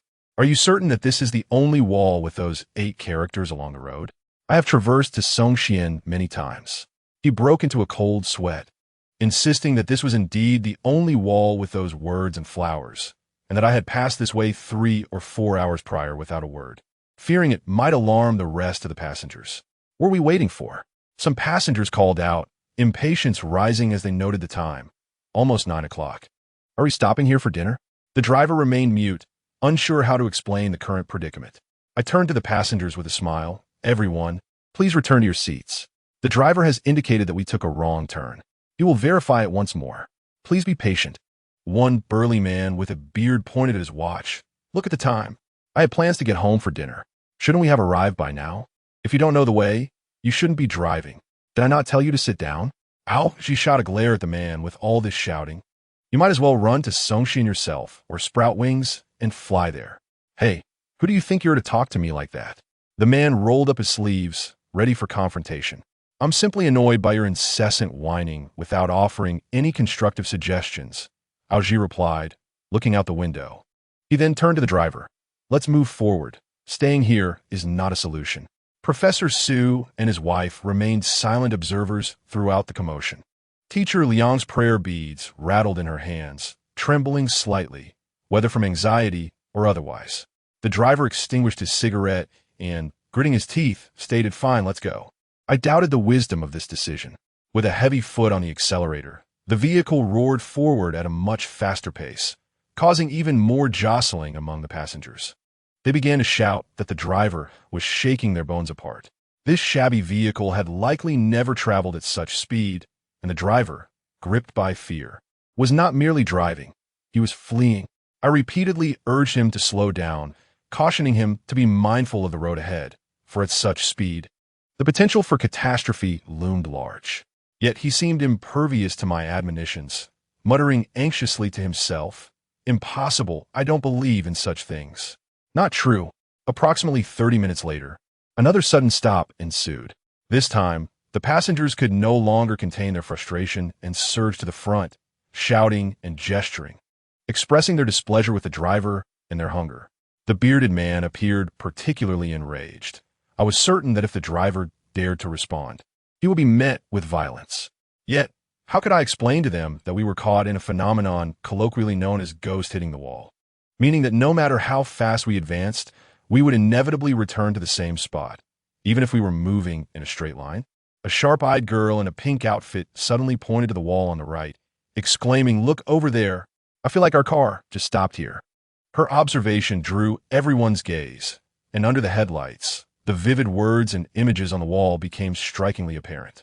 After a brief silence, the car erupted into unprecedented commotion. What is happening? Didn't we just pass this place? We have been driving straight. How could we have returned here? This is the ghost hitting the wall. With that, an even greater uproar ensued, some passengers turning pale with fear while others pounded on the doors, demanding to exit. Professor Su held his wife tightly, fearing that the panicked crowd might act irrationally. Teacher Liang, eyes tightly shut, continued to twist her prayer beads faster than before. Judging by her lip movements, she was likely reciting Amitabha.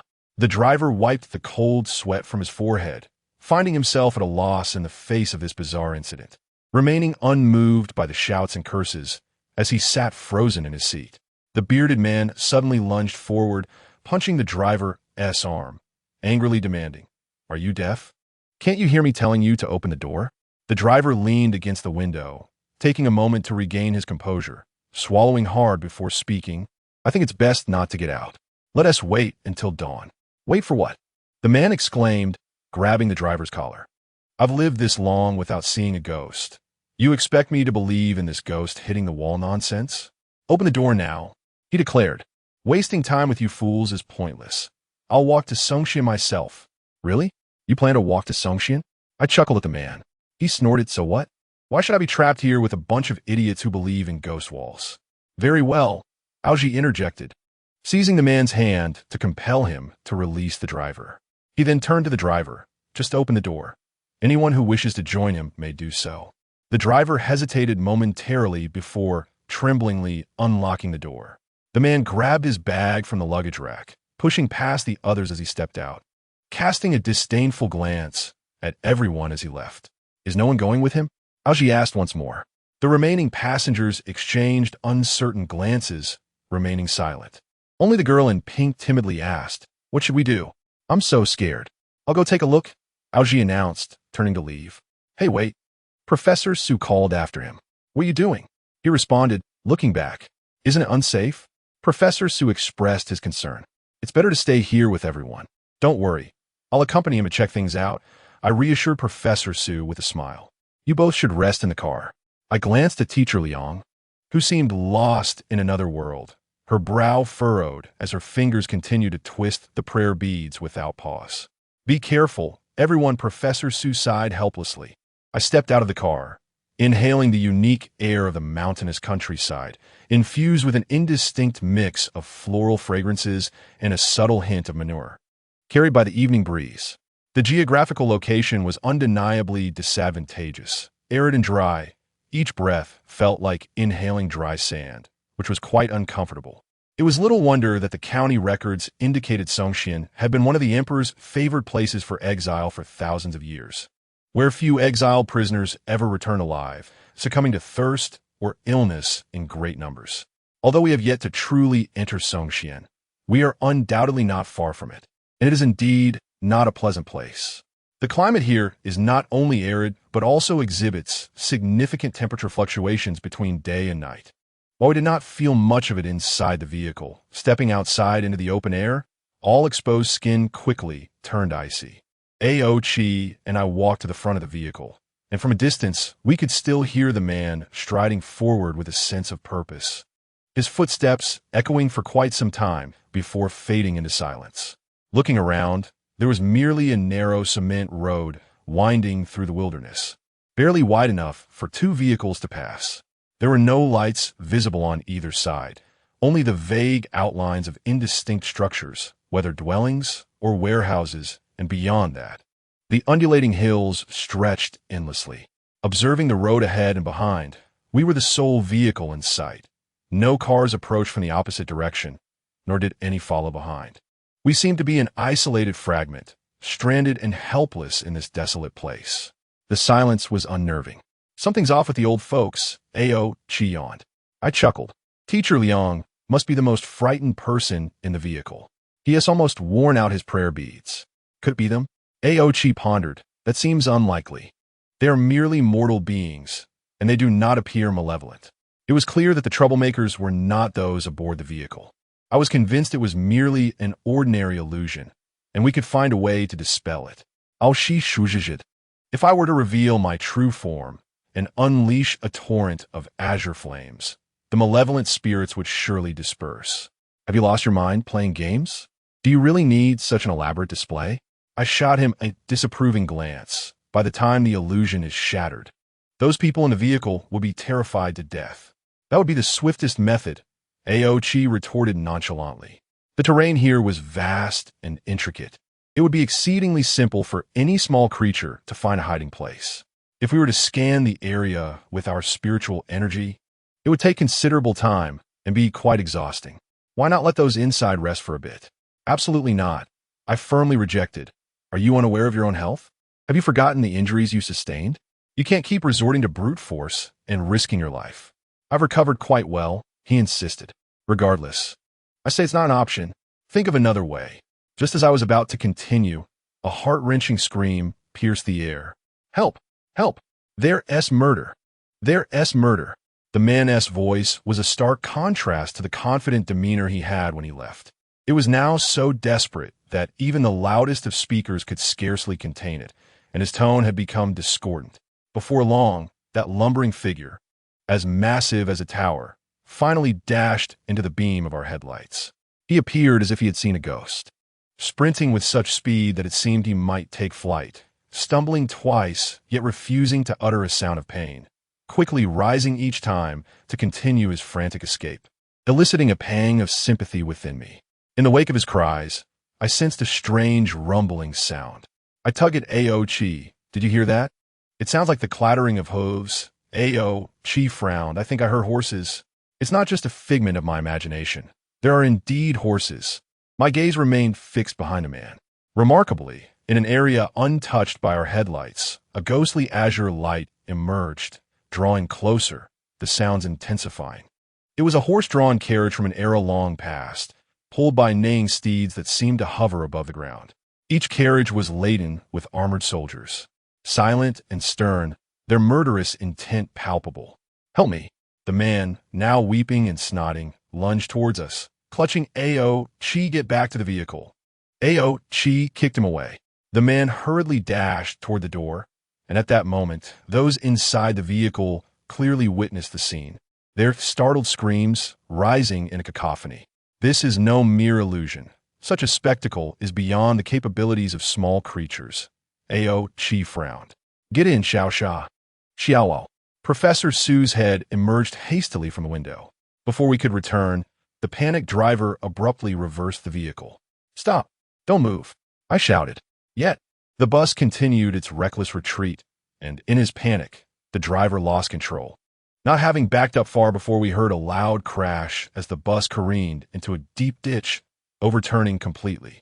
Simultaneously, I felt a chill sweep through my hair and clothes, and a flash of white light engulfed my vision as the soldiers and horses surged through Ao Chi and me, the sound of rushing wind filling my ears. The grand procession thundered past, vanishing into the darkness behind us. There was no sense of discomfort, merely the sensation of a breeze. Ao Chi released me from his embrace, turning in anger, exclaiming, "Which rascal dares to toy with me? Ao? Such frivolous tricks are merely for scaring children." I rushed to inspect the group, shards of glass littering the floor. The occupants sprawled unnaturally, motionless. I crawled inside to check each one. They all still breathed, though they remained unconscious. Everyone is fine. They merely fainted. I emerged and shouted to Ao Chi. Come help me get them out. Ao Chi remained unmoved, snorting in response, and suddenly revealed his true form, engulfing us in a blaze of azure flames. This fool has unleashed his full power. I was both infuriated and helpless, the only silver lining being that everyone was unconscious. Suddenly, A shrill scream pierced through the flames. High-pitched like a child's. "Get out here." Aochi's tail darted towards the sound, sweeping out a small entity from the fire, which tumbled to the ground. It was a white Godstone, lying there with several cracks, trembling in the wind. Aochi extinguished the flames and reverted to human form. Panting slightly, he scoffed. "Even a tiny creature dares to show off in front of me." I approached, observing the small object, crouching down to poke it with my finger. Just then, a white shadow slipped through the cracks of the stone, darting between Aochi and me before vanishing into thin air. It's not a demon. There's no trace of malevolence, and its speed was astonishing, too fast for me to identify its nature. Aochi was poised to pursue, but I restrained him. "Leave it. There's still a bus full of people here." "What was that? It ran away so quickly." Aochi grumbled. "I almost caught it." "I don't know. The likelihood of it being a demon is quite low," I replied. At that moment, Aochi pointed ahead. "Look over there." I lifted my gaze to see a scattering of lights twinkling in the night, faint outlines of buildings visible. Just moments ago, we had circled this place 5 times without encountering such a sight. "Is that Songxian?" "She speculated." Just a stone's throw away, yet obscured from view. It seems someone does not wish for us to reach Songxian. We should rescue the people first. There must be a hospital nearby. How do we do that? You could run over and call for a vehicle, or what? Carry them all on your back. What would we say when asked? We could say the driver fell asleep at the wheel and crashed. What else could we say? Should we claim that demons frightened the vehicle into overturning? The following day, at the Songxian County Hospital, the doctors and nurses were overwhelmed, having not encountered such a surge of emergency patients in many years. The small hospital was nearly filled to capacity with the injured. After preliminary examinations, it appeared that the occupants of the vehicle suffered no significant injuries. Aside from some scrapes and bruises, they were largely fine, save for a few who seemed mentally disturbed, especially the burly man with a beard. Upon regaining consciousness, he seized a nurse, exclaiming about a horde of horse-drawn carriages with ancient soldiers aboard, exuding a terrifying aura. His fervent recounting frightened the young nurse considerably, prompting her to summon several security guards to pry him away. The doctor was compelled to administer a sedative to stabilize him. Although no lives were lost, it was nonetheless a significant incident for such a small locale, and the hospital dutifully notified the authorities, with each individual subjected to questioning. The responses of everyone varied greatly. The driver attributed the incident to his own reversing error, while Professor Su and his wife could hardly recall the specifics of the collision, only remembering a vehicle seemingly hurtling towards them from the opposite direction. Others corroborated that they too had witnessed a car approaching. They could only shout for the driver to reverse, unaware that the vehicle would overturn. When the police inquired about the make and color of the offending vehicle, everyone shook their heads, insisting that the situation was too urgent to discern any details, as it all transpired in a flash. I am certain that each of them remembered what they had seen last night, but they were likely reluctant to become the next unfortunate soul subjected to tranquilizers. In a worst-case scenario, they could even find themselves confined to a mental institution. I echoed their sentiments, not wishing to be sedated either. After the police departed, we exchanged glances in the ward, still somewhat shaken. A young lady in a pink dress cautiously asked, "What we saw last night, it was indeed an ancient carriage, right?" The others fell silent for a moment, then cautiously nodded in agreement. I had heard that Songxian had historically been a place of exile, where many banished criminals perished. The young lady clutched her blanket tightly and wondered aloud, could it be that we encountered the legendary spirit soldiers passing through? "Nonsense!" exclaimed a plump middle-aged woman, spitting in disbelief. "What era are you living in to still believe in such superstitions? I assure you, ghosts do not exist." The young lady, feeling wronged, asked, "Then what did we see last night?" "Perhaps it was merely a dream," Professor Su suddenly suggested, adjusting his glasses and offering a smile to the young lady. "You're still young. Focus on happy thoughts and don't frighten yourself. Besides, what happened last night is now behind us." "Indeed, the elder is correct," the middle-aged woman chimed in, clapping her hands in agreement. "Treat the ominous events as a dream. Do you understand? Don't dwell on them, or you might continue to face misfortune." "Really?" the young lady asked, her face drawn with concern. Do we all have the same dream? Yes, we must be fated to meet, I laughed, finding humor in the notion that even our dreams were synchronized. The young lady pouted, falling silent thereafter. The turmoil seemed to end here, the resolution being merely an unforgettable dream, which in time could evolve into an intriguing tale of the supernatural to share with others. Throughout the ordeal, only teacher Liang remained silent, her hands clutching her prayer beads, not releasing them even when the vehicle overturned and she lost consciousness. I wondered what faith lay hidden within those unremarkable Zetan beads. I thought that Aochi and I would be the first to leave the hospital, but to my surprise, Professor Su and his wife were quicker. Shortly after the police departed, they expressed their desire to be discharged. I urged them to stay for a couple more days for observation, considering teacher Liang's health was not optimal, and it would be safer to ensure everything was all right before leaving. However, teacher Liang firmly declined my good intentions, stating her first words upon entering the hospital, "I am fine, I want to leave." Professor Su explained that they had come to Songxian to visit a relative, and since there were no issues, they did not wish to waste any more time. Given this, I saw no reason to impede their departure. As we left the hospital, Professor Su stood at the ward's entrance and bowed to all of us, saying, "I apologize for the trouble caused." To others, this may have seemed a mere act of politeness, but I sensed a genuine apology.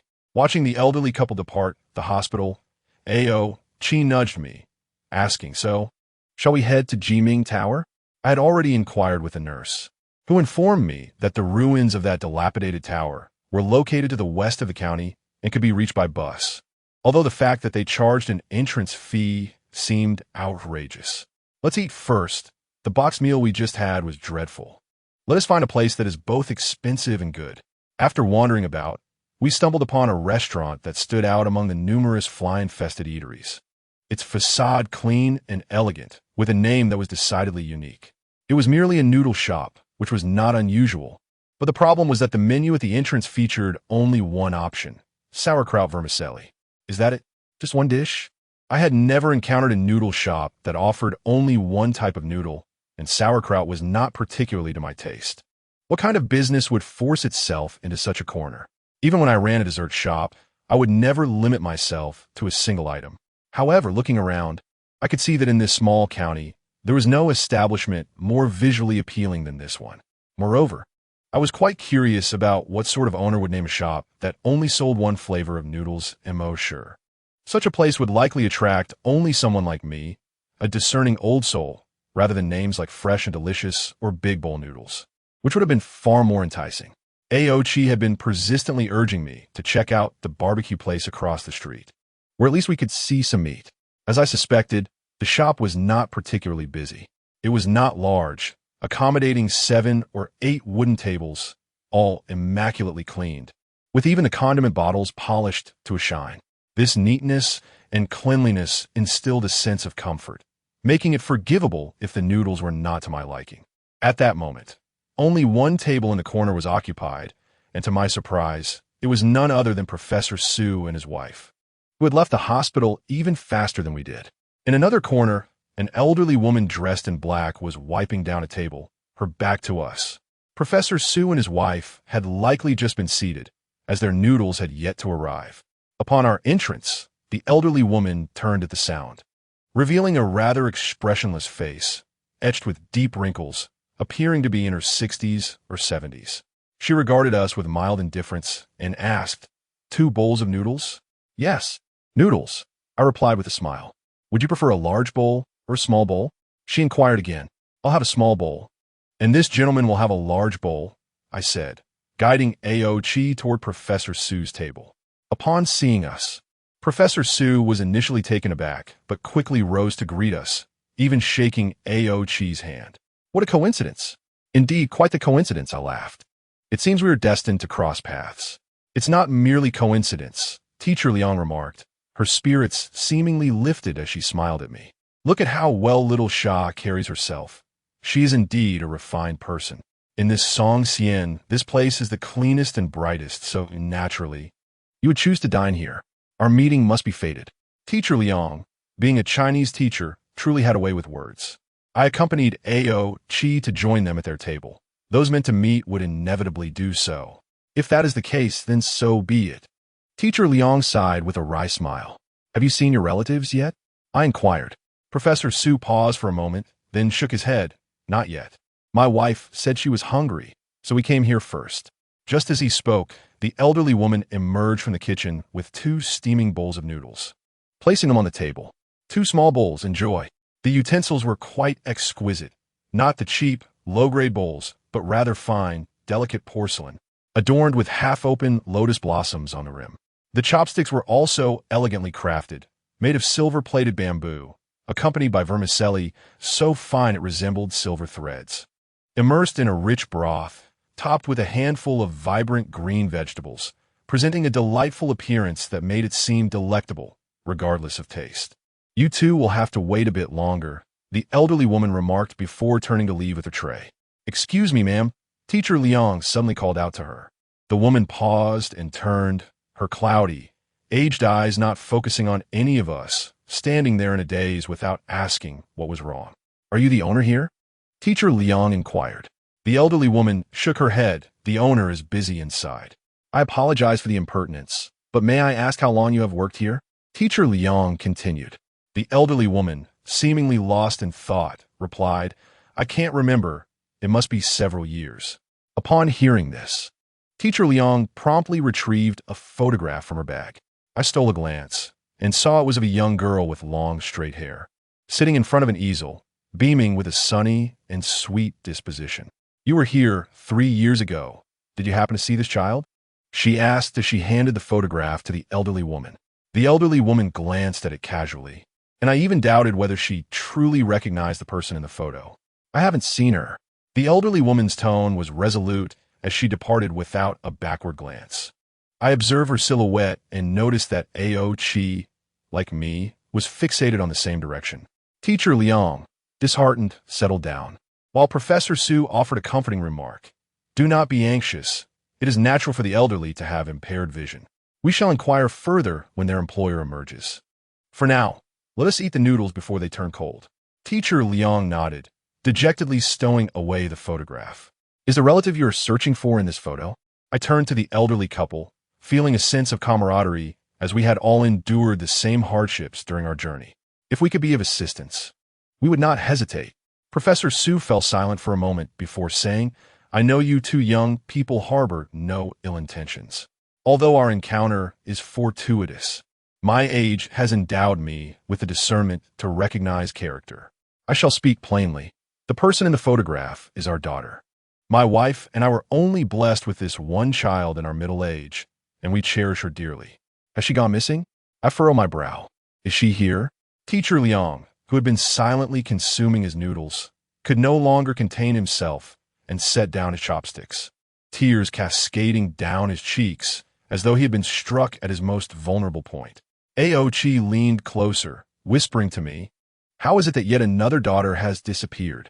The last one we encountered caused us considerable trouble. This time, you must refrain from meddling. I nudged him aside, signaling for him to be silent. What exactly is happening? I inquired of Professor Su. I had overheard Teacher Liang mention 3 years prior. Could it be that your daughter has been missing for 3 years? Professor Su sighed and nodded. 3 years ago in Song County, Haimin was only 17. During that winter break, she came to Song County with her classmates to sketch. After that, she never returned. Has there been any news from the police? I asked. Everyone has done their utmost, both the police and the school. All available resources were utilized, yet Haimin seemed to have vanished from the face of the earth, leaving no traces behind. The last remnants of her presence were a few photographs taken by her classmates, depicting her enjoying a meal in this very noodle shop. I provided this lead to the police, who reported that they had inquired with the shop owner, who confirmed that the children had dined there, but left afterward without returning. Ao Chi frowned and asked, Since you inquired 3 years ago, why have you returned here? This is our first visit to Song County. Teacher Liang suddenly interjected. I was taken aback. Your first visit? You did not come here when your daughter went missing? That seems implausible. The elderly couple exchanged glances, hesitant to speak. After a considerable pause, Professor Su finally patted Teacher Liang's hand and said, How could we not have come? But we simply could not reach Song County. I was perplexed. could not reach? Upon learning that Min had gone missing, we took the train from Sheng City that very night. When local students learned of our arrival, they generously drove to the station to pick us up and took us to Song County overnight. Professor Su's expression grew complex. However, as we neared Song County, something strange occurred. Our vehicle kept circling in place. None of us had ever encountered such bizarre circumstances. My student became flustered and unintentionally drove off the main road into the nearby fields. Before long, we were in a car accident colliding with a truck. At that moment, all three of us lost consciousness and awoke in a hospital in Roan County. The nurse informed me that those who brought us and told her that our car had been traveling in the wrong direction on the highway, which was incredibly dangerous. Yet, I distinctly remember we were heading into the fields. Roan County? I thought I misheard. Roan County is a different place, approximately 70 or 80 kilometers from Song County. How could they have taken you to Roan County? Shouldn't patient rescue adhere to proximity principles? Professor Suchake. It is our predicament. It seems that regardless of which vehicle we were in, we could not enter Song County. Later, I contacted the ambulance driver, an experienced man of considerable age. He appeared reluctant to discuss what had transpired that day, merely stating that he encountered odd occurrences while driving.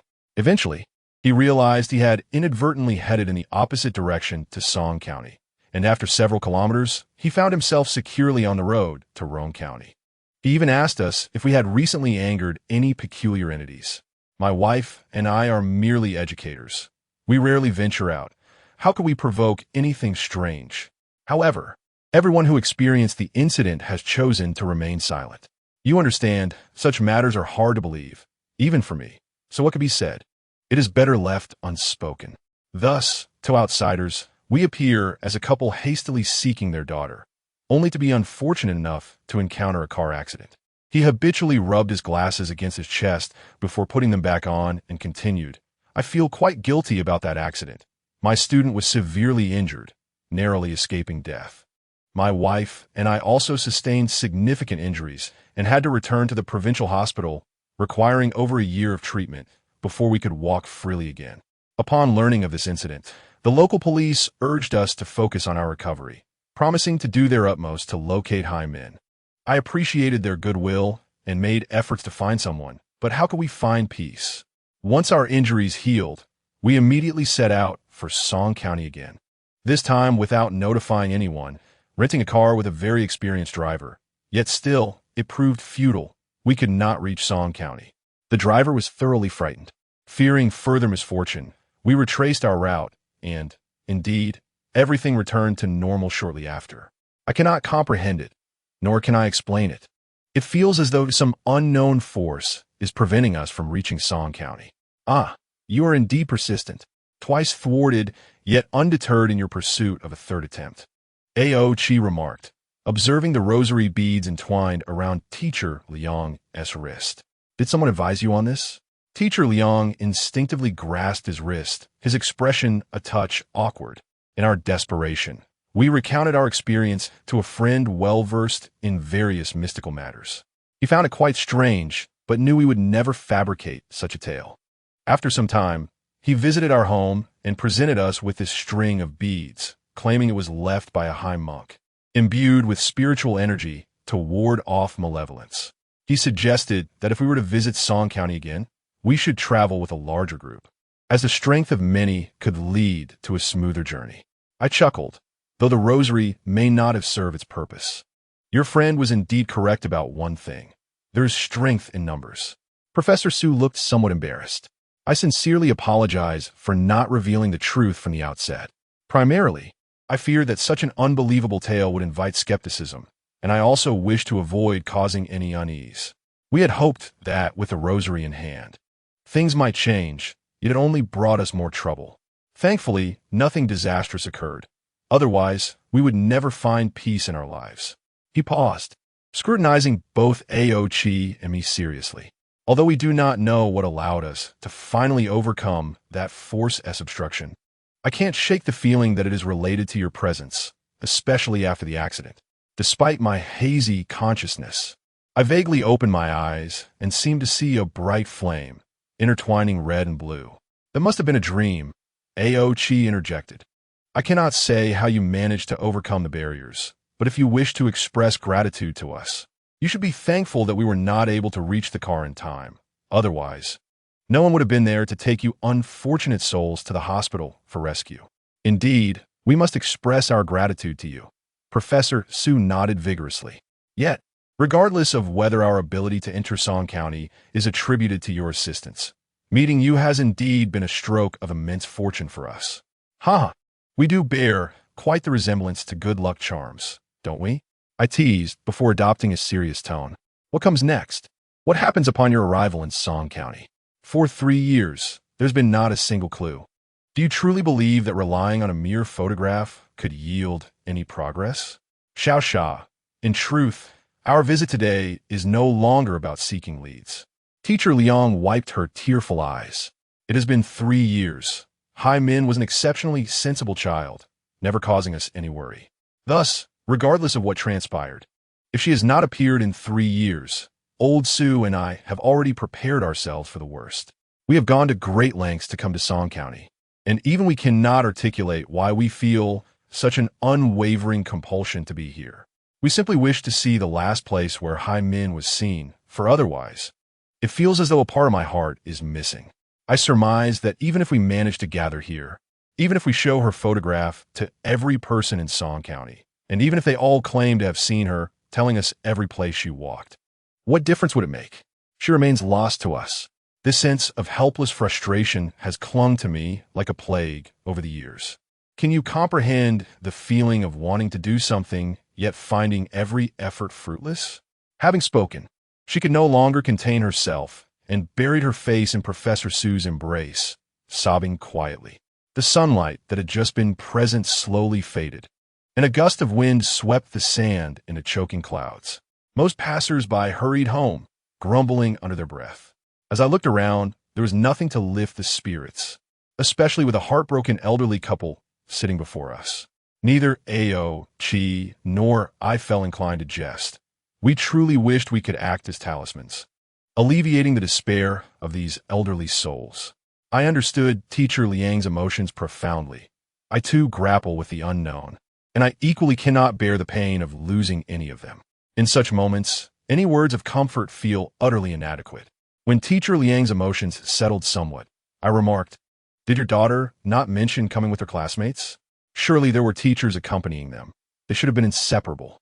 How could she possibly vanish under the very noses of her classmates and teachers?" Professor Su responded, "There were about 10 classmates, along with an art teacher, supervising them." Hai Min was thrilled to participate, and before departing, she assured us she would take good care of herself. On the very day she arrived in Song County, she called us using a local landline to report her safety, mentioning that the area was rather remote, with no mobile signal, yet she adored the scenery, the vast yellow sands and grandeur of the desert. She also said she was always with Xiao Cheng, sharing a room together, feeling quite secure. Hearing this, I felt relieved. Their original plan was to stay for 10 days, but on the 9th day, I received a call from the police. They informed me that Hai Min's classmates and teacher claimed to have seen her returning to their room with Xiao Cheng that night at the county's guest house. The teacher confirmed that he had received good news about a prize that evening and specifically went to their room to inform Hai Min. At that time, the two of them were indeed safe and sound. Xiao Cheng corroborated this, stating that after the teacher left, they proceeded to wash up and go to bed. However, upon waking in the morning, she discovered Hai Min's bed was empty. All her belongings remained. Even her beloved paintbrushes and camera were neatly placed on the table. Yet she was nowhere to be found. Xiao Cheng insisted she had been in the room all night without hearing anything unusual. It was always quiet, and being a light sleeper, she would have woken if Hai Min had been abducted or had left the room. Yet, nothing occurred. She conveyed this to the police, who reiterated the same to me over the phone. Ultimately, they suspected that Hai Min had quietly left the guest house at night, but they could never find any compelling evidence. Teacher Liang choked back tears, saying, "If Hai Min truly is gone, then my heart is also dead. Yet, life and death remain uncertain, and it pains me immensely. If she is still alive, I wonder if she is eating well, if she has been mistreated, if she is warm enough." She adored cats, so every sweater I knitted for her had a pair of cat ears on the back. The new sweater I made for her still lies at home, but I shall never know when she will be able to wear it. Her sweater has a pair of cat ears? I inquired thoughtfully, smiling. Girls who love cat ears are quite adorable. It is rare to find a mother who still hand-knits sweaters. She was wearing one you knitted for her when she came to Song County, right? Indeed, I distinctly remember the crimson long sweater coat. She loved red, saying that wearing red made her feel like Santa Claus, which made her happy. Only when reminiscing about these fragments did a fleeting smile grace Teacher Liang's face. Aochi glanced at me without uttering a word. At that moment, an elderly woman emerged carrying 2 bowls of noodles, one large and one small, placing them before Aochi and me. 2 bowls of noodles, one of each size. Enjoy. Thank you. I picked up my chopsticks, and before even tasting, was met with the fragrant aroma mingled with green onions. The noodles, no thicker than a delicate embroidery needle, resembled strands of silver thread, perfectly cooked, soft yet resilient. Aochi had already taken a large bite and chewed a few times, his eyes widening in surprise. This tastes quite good, although I am not particularly fond of pickled vegetables. Given that even Aochi remarked on the flavor, I felt compelled to try a bite. To my delight, it was indeed delicious. An indescribable sweetness permeated each noodle, and the chewy texture paired with the perfectly pickled vegetable shreds was utterly appetizing. I was not only hungry, but could easily consume 2 bowls. Though the noodles were unexpectedly delightful, I did not lose myself entirely in the meal. Excuse me. That elderly woman, I called out to the woman retreating towards the kitchen, still chewing on my noodles. She retained her usual stoic demeanor, turning her head without looking at anyone. Did you cook the noodles? I inquired, licking my lips. They're quite delicious. I did not cook them. Her tone was as aged as she appeared. The owner did. Oh, is that so? It is rare for an owner to cook personally. I blinked.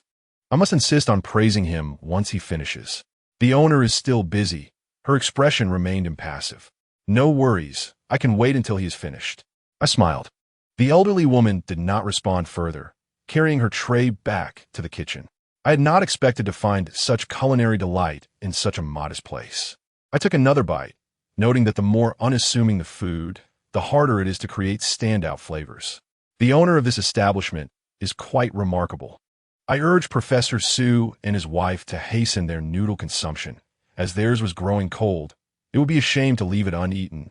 At this moment, I could only converse with the elderly couple about the delicious noodles. I certainly could not mention that just behind the elderly woman was a long-haired girl clad in a red sweater coat, with a pair of particularly adorable cat ears knitted into the back. I had seen her from the very beginning, and Aochi and I had exchanged knowing glances about this matter several times. That girl, who could not be seen by Professor Su and his wife, bore no scent, making it difficult for Aochi and me to ascertain what she truly was, neither human nor spirit, nor a soul lingering in this realm. The only certainty was that she was Professor Su's daughter, the one named Haimin, or at the very least, she was an entity directly connected to her. In truth, we could have easily disregarded this matter, which bore no relation to us, finished our noodles, and departed to seek our fox at the Ximeiyouhai Tower. Yet, upon seeing the white hair atop Professor Su and his wife, and the anguish they were desperately trying to suppress, I found myself unable to move. Sigh, with my disposition, it is no wonder I lead a life of toil. At that moment, Teacher Liang, who had lost her appetite, set down her chopsticks and said to Professor Su, I need to visit the restroom. My stomach is feeling a bit uneasy. I will accompany you. It would be inconvenient for you to go alone to the women's restroom. I offered, having just finished my last sip of broth and letting out a satisfied burp. No need. No need. I am not weak to that extent. Teacher Liang quickly waved her hand. It's fine. I've had plenty of water today, and I need to go too. I stuck out my tongue. Reluctantly, Teacher Liang had no choice but to walk with me toward the restroom. It is best not to let the elderly lady venture alone, given the uncertainty surrounding the matter at hand. The restroom in this establishment is particularly diminutive, featuring merely 2 squat toilets, one of which is occupied, the door firmly locked. I invited Teacher Liang to go first, while I awaited her outside. Even with a door separating us, I discerned that the occupant was an elderly woman, as a young girl stood outside, head bowed, silently waiting. I feigned ignorance, positioning myself in front of the mirror and humming a soft tune as I arranged my hair. When I lifted my gaze once more, I caught sight of the girl now, standing behind me, her head lowered, obscuring her face, embodying the quintessential pose found in numerous horror films. Fortunately, I was somewhat aware of the circumstances, and with a content heart after a satisfying meal, I thought that had anyone dared to loom behind me in such a manner, regardless of their background, they would undoubtedly have faced my wrath, followed by a lengthy reflective essay on the theme of societal harmony being frightful. I had no intention of making any sudden movements, fearing the noise might startle Teacher Liang, who remained inside. Regardless of who you are, why not to show courtesy towards me? I smiled at my reflection, remarking, a guest should not conceal their face. Such behavior is rather unbecoming. No sooner had I spoken than the girl abruptly raised her hand and grasped my shoulder. A prickling sensation akin to a small needle pierced my skin, the cool, numbing feeling swiftly radiating throughout my body, even rendering my eyes chilled. The round mirror before me warped into an odd geometric shape, emanating a shimmering light that oscillated between reality and illusion. Chapter 46. Emo sure for the sun blazed fiercely, and the incessant sound of cicadas filled the air. Before the long willow-lined embankment, two high school girls in uniforms ambled along, clutching a stack of books. The girl with long hair, tall, and possessing delicate, fair features, was accompanied by her slightly shorter, darker-skinned friend, who, while not conventionally beautiful, exuded a youthful charm. In the vibrant summer sun, these two blossoming young women strolled together, presenting a delightful spectacle. Xiaoqing, the long-haired girl, suddenly halted. "What is it?" the short-haired girl inquired, puzzled. "Perhaps I should inform Teacher He that I will not attend that competition, and you should go in my stead," she said earnestly. The girl named Xiaoqing was taken aback for a moment before breaking into a smile. "Did you eat something unsavory in the cafeteria at noon?" "So I mean, what nonsense are you speaking? Your artistic talent rivals mine, and I know you have prepared diligently for this competition. If you do not attend, you will surely be disappointed." She stepped closer to Xiaoqing. "We have grown up together in the same courtyard, from kindergarten through high school, and aside from lacking blood ties, we are like sisters. I simply do not wish to see you unhappy." Xiaoqing paused, then playfully ruffled her hair. "You're being silly. I am not unhappy. You're overthinking it." There were initially 2 spots available, but it was later reduced to 1. When Teacher He asked us to submit a new piece, I already considered withdrawing. "You know, I dislike competition." She frowned, her lips pressed tightly together. Teacher He is right to encourage fair competition. Xiaoqing stuck out her tongue. "In terms of skill, only the 2 of us are qualified to compete. You winning is a fact, so you should participate without issue." "You truly aren't angry?" She remained skeptical. Teacher He had mentioned that winning might offer extra points for the upcoming major exam. "Let us go." Xiaoqing interlaced her arm with hers, cheerfully stating, "I have no energy to be angry. Excessive anger would harm my complexion." Her friend burst into laughter. This was the girl she had grown up with, her best friend.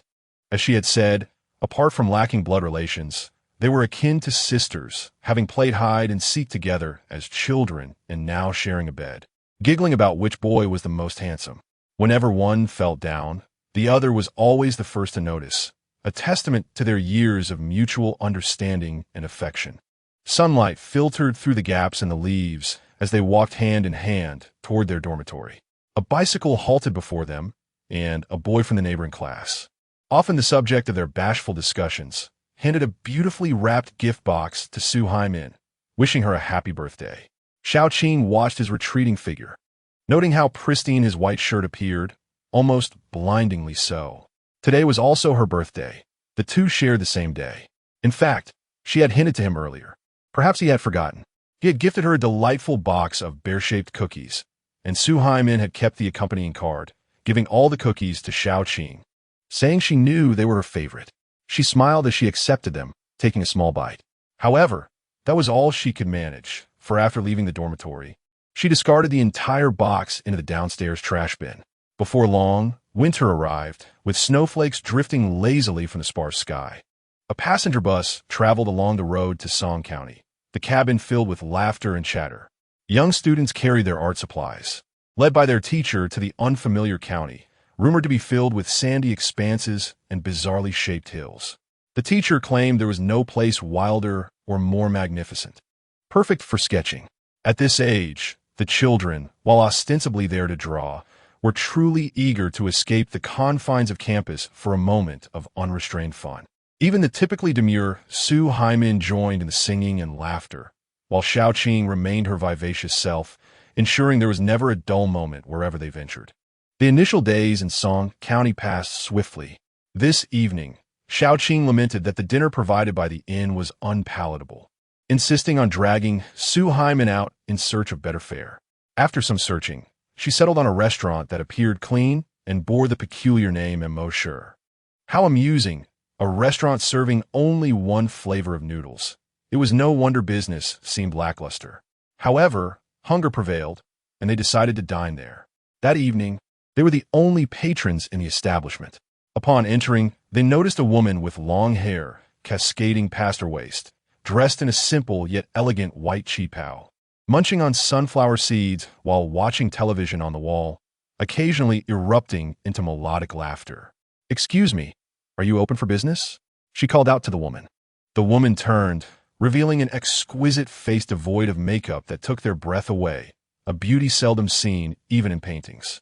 "Oh dear, I apologize for neglecting the customer while engrossed in the television," she exclaimed, rising to greet them.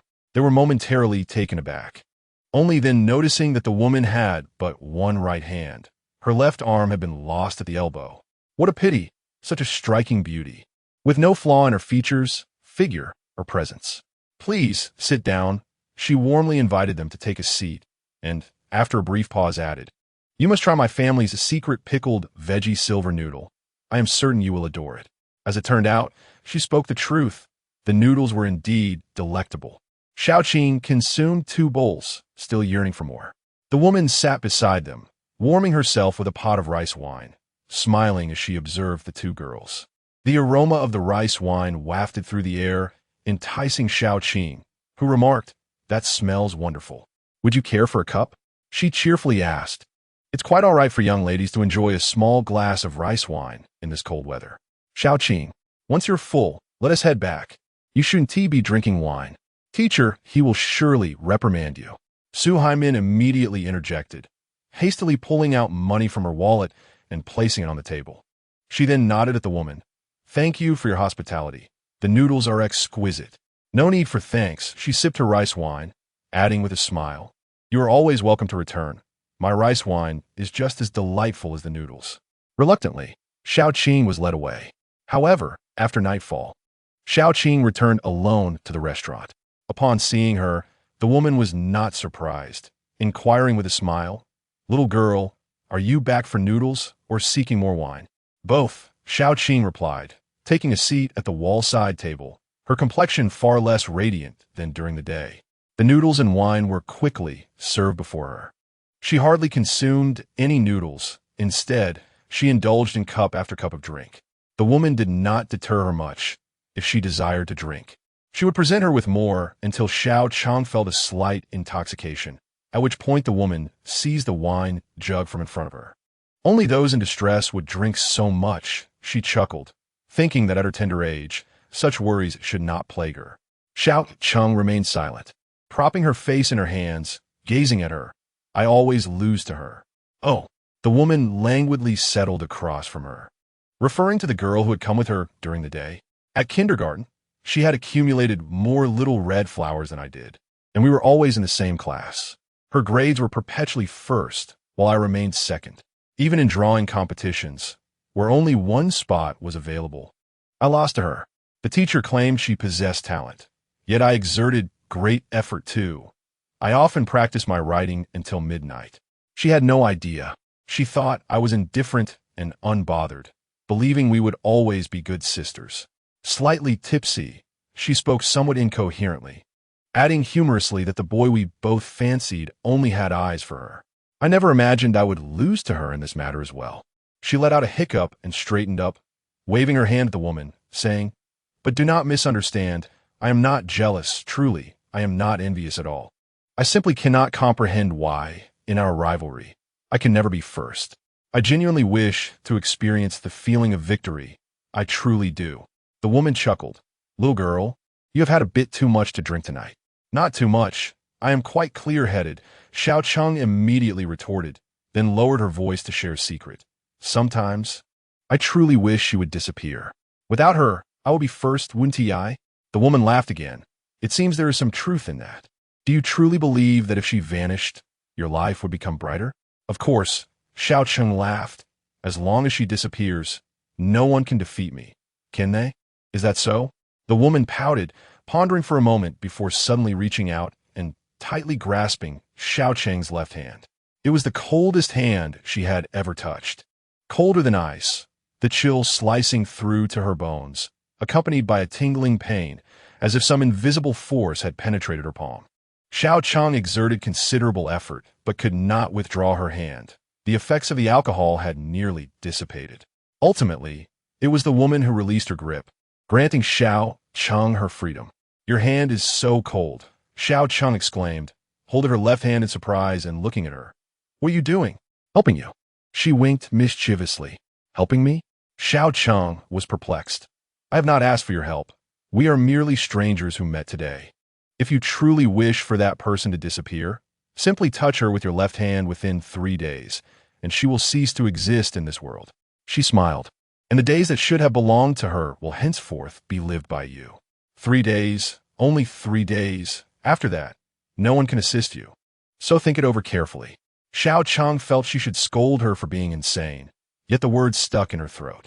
Each word she uttered felt like a spell, inexplicably making her cast aside all doubts. It was terrifying.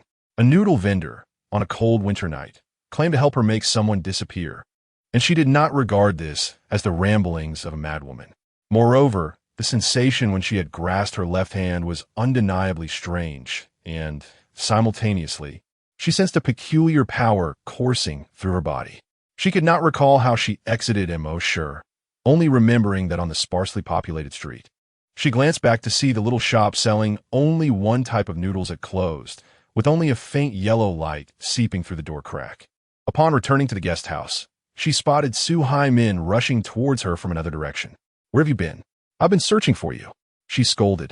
Soon, teacher, he will come to check the rooms. If you return so late, you will surely be reprimanded. Upon seeing her, Xiao Cheng instinctively hid her left hand behind her back, fearing contact. Su Haimin leaned closer and sniffed. Have you been drinking? Just a bit of rice wine. She forced a smile. Let's go back. You too? I'm grown up. Nothing will happen to me. I merely went for a stroll and will return naturally after. However, Su Haimin persisted, earnestly advising her along the way that it was dangerous for girls to walk alone at night, that drinking outside was perilous, and that not returning home on time was risky, continuing even after they had entered the room. Annoyed, she exclaimed, All right, I want to sleep now. Can you stop talking? Su Haimin sighed. I worry about you. After a moment of silence, she finally managed to smile. Look, I have returned safely. Let us organize the photos taken during the day and then rest early. Good. Su Haimin nodded happily, taking out the digital camera. The photos from earlier were quite good, but why did you take a picture of me eating noodles? I look so silly. She laughed. You have never been silly. You are much smarter than I am. Before long, someone knocked on the door. It was their teacher. He entered with a beaming expression, immediately telling Su Haimin, Good news, good news. Your painting has won first place. I just received the news. The hearts of the two girls both skipped a beat. One filled with joy while the other felt an indescribable sense of melancholy. Really? Su Haimin could hardly believe it. I just painted it casually. What you think is casual, to me, appears to be talent. Moreover, you are typically quite diligent. Teacher, he was more excited than anyone else. Our school hasn't had anyone win this award in years. You have brought us glory. Once you receive the award, the school will hold a celebration for you, and there will surely be media coverage, so be prepared. Oh, great, Su Haimin nodded. Wonderful, wonderful. Having a student like you makes me very proud. Teacher, he patted her shoulder firmly. Rest well. In a few days, when we return, you will be met with flowers and cameras. Ha. She stood to the side, awkwardly smiling to compliment the premature celebration. From the moment he arrived until he left, he did not say a single word to her. Even a simple compliment like, you did well and should continue to work hard in the future, would have eased her heart a little. Ximeiyouhai, because of your presence, you have eclipsed all my brilliance. In the stillness of the night, she lay in bed, tossing and turning, unable to sleep. Finally, she sat up, quietly listening to the steady breaths emanating from the adjacent bed. Tonight, the moonlight outside was exceptionally bright, illuminating that fair and delicate face, casting a dreamlike glow. For 18 years, her life had been intertwined with this beautiful visage. She wished to end such days. As in each battle, she was always utterly defeated. Yet she could not express her displeasure, vulnerability, or anger, for they were good sisters born on the same day and month, a pair deemed the most splendid combination by all, possessing the most enviable friendship. However, how could she resolve the feeling of wanting to win, yet never being able to? If you truly disappeared, she slowly rose, sitting barefoot at the edge of Ximeiyouhai's bed, carefully scrutinizing that familiar face. "Haimin, you are truly beautiful," she murmured.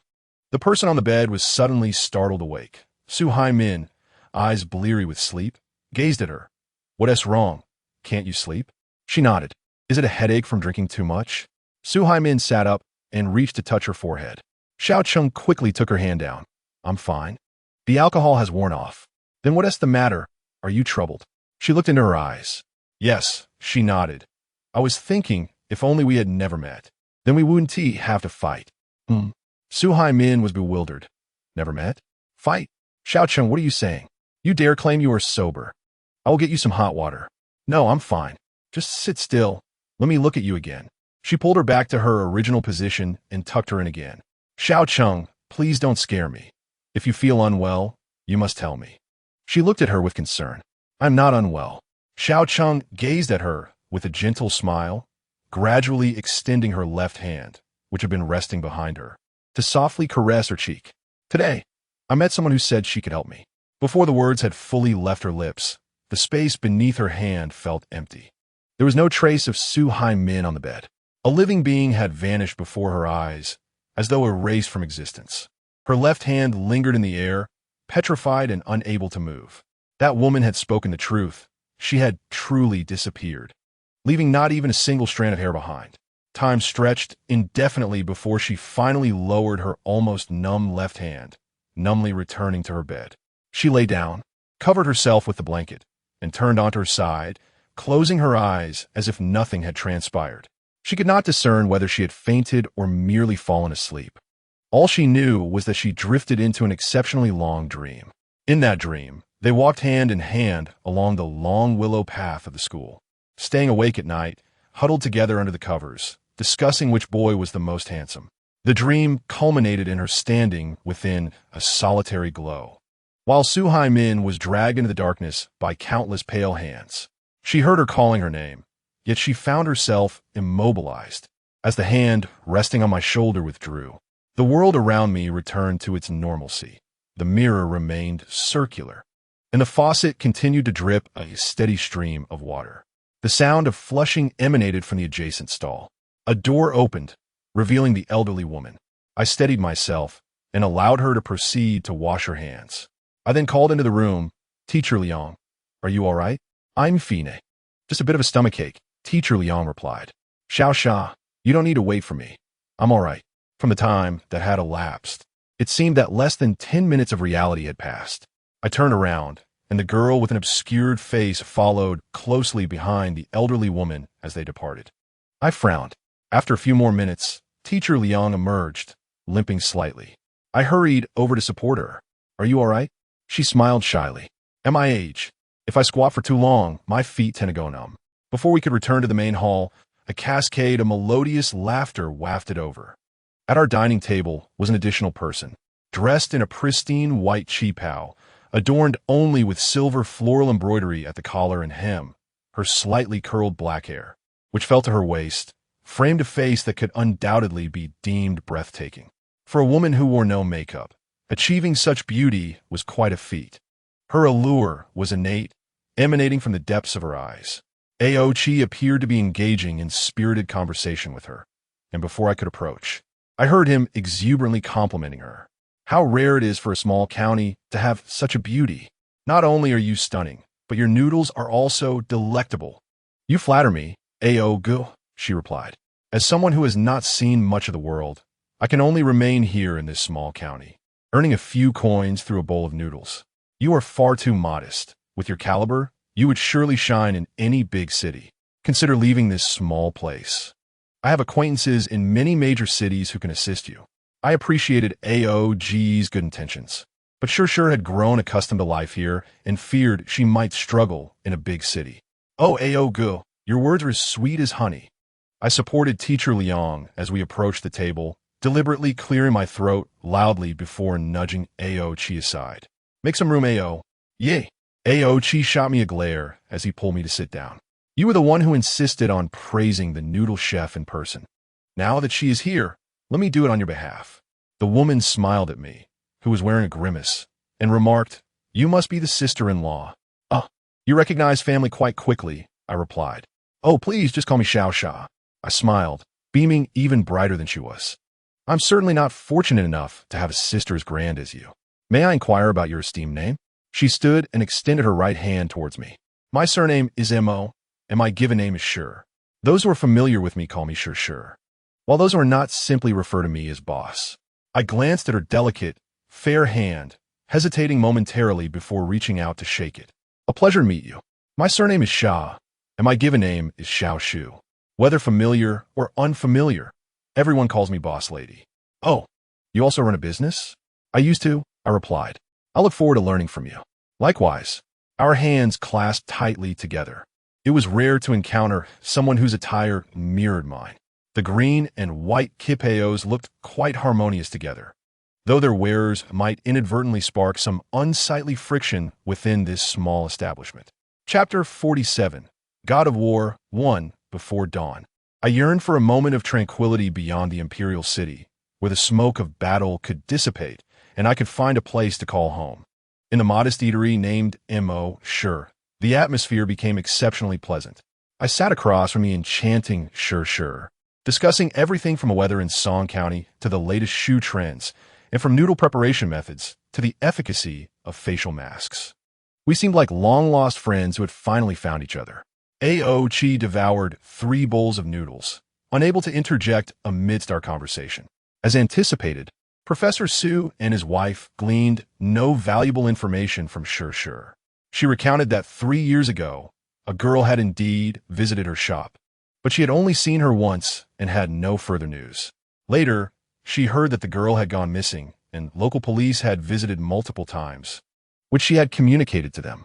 She then refused to accept payment for the noodles from Professor Su and his wife, stating that their journey had been arduous, and this meal would be her treat. She also encouraged them to remain at ease. Although separation was undoubtedly painful, everything had its cause and effect. What had transpired could not be altered, and if it was truly for their daughter's well-being, they should take care of themselves and live out their remaining years with composure. Given that their daughter was both obedient and filial, this was likely the outcome she would wish to see, no matter where she was at present. Though her words were merely ordinary comforts, when spoken by Sure, they exuded an abundance of warmth and thoughtfulness, each syllable softening the sorrow in one's heart. Evoking no resentment, Professor Su and his wife departed from Mo Sure with gratitude and inevitable regret. As they stepped into the night, I perceived that they appeared even older than when they had arrived. Who says one cannot discern age from a silhouette? Before they left, I casually inquired, by the way, have you kept in touch with the girl who shared a room with Hai Min? After such an incident, she must be feeling quite distressed. You mean Xiao Cheng? Professor Susaif. It's unfortunate. I heard that she withdrew from school shortly thereafter, apparently even missing the college entrance examination. We lost touch over the years. I wonder how she has been. Xiao Cheng is Hai Min's close friend, isn't she? I asked. This time, it was Teacher Liang who responded. Yes. They were born on the same day and have been classmates since childhood. She often came to our home to play. Her parents passed away early, and she was raised by her grandmother. She and Hai Min were like sisters, and we regarded her as half a daughter ourselves. After all, it's rare for 2 young girls to share such a bond. As she spoke, she rubbed her still reddened eyes. Hai Min is gone now. I hope Xiao Cheng will be safe. Over the years, my husband and I have been exhausted. We truly lack the energy to look after her, Teacher Liang added. I smiled reassuringly. It has been 3 years, Xiao Cheng is now a young woman and should be able to take care of herself. You needn't worry. Just focus on living your own lives. Yes. Teacher Liang held my hand and gave a gentle pat. Thank you, Xiao Sha. She nodded to Ao Qi. And thank you too, Xiao Ao. We are grateful for your care along the way. Ao Shi Shu Kle Di Chi. No need for thanks. Those who are more beautiful have greater responsibilities. It is only right to look after you.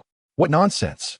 I shot him a fierce glare, only to find Sure suppressing a smile behind him. This woman truly loved to laugh. Professor Su mentioned that they would take a stroll around Songxian before returning to the provincial capital, leaving behind their contact number. They expressed a desire for us to visit their home should we find ourselves in the provincial city, as they wished to prepare a meal for us as a gesture of gratitude. I saved the number, assuring them that I would certainly pay them a visit when the opportunity arose. Just before their departure, I called out to them, glancing at my phone as I delicately inquired, Professor Su, Teacher Liang, if there is any definitive news regarding Haimin, you understand what I mean, right? It would be no trouble to inform you, would it? This is only proper, after all. Teacher Liang responded candidly with a wry smile, indicating that I was concerned about the emotional resilience of the two elderly individuals in facing the worst possible outcome. In truth, these past 3 years have already been the most arduous of our lives. If there could be a conclusion, it would bring some solace to our hearts. I understood well. While I could not bring back someone who is no longer among us, should she truly be gone, I at least wished to comprehend the reasons behind her absence, even though such reasons would hold little significance for parents mourning the loss of their daughter. Nevertheless, having a resolution to matters is always preferable. I watched the elderly couple's figures vanish around the street corner. As night descended upon Songxian, coupled with inclement weather, the streets were nearly deserted, save for the sound of the cold wind rustling through the air.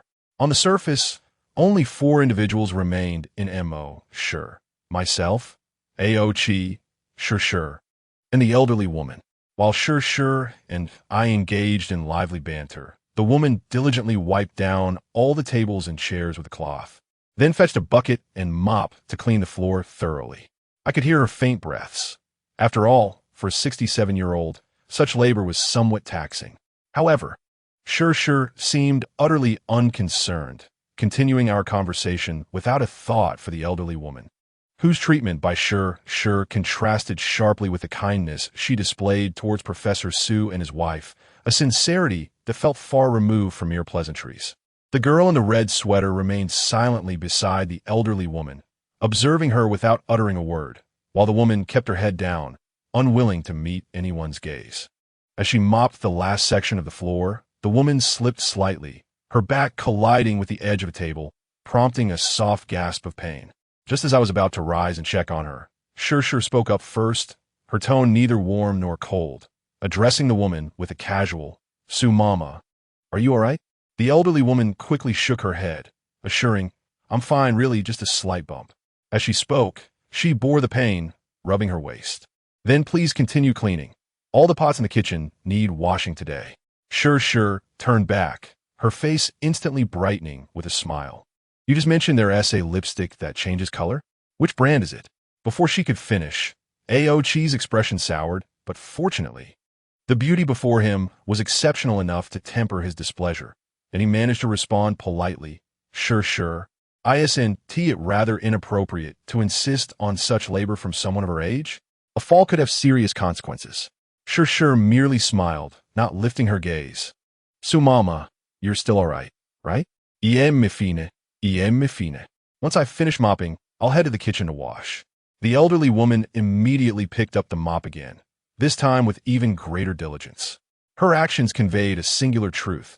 She feared Sure, even if Sure's seemingly light-hearted inquiry held no malice.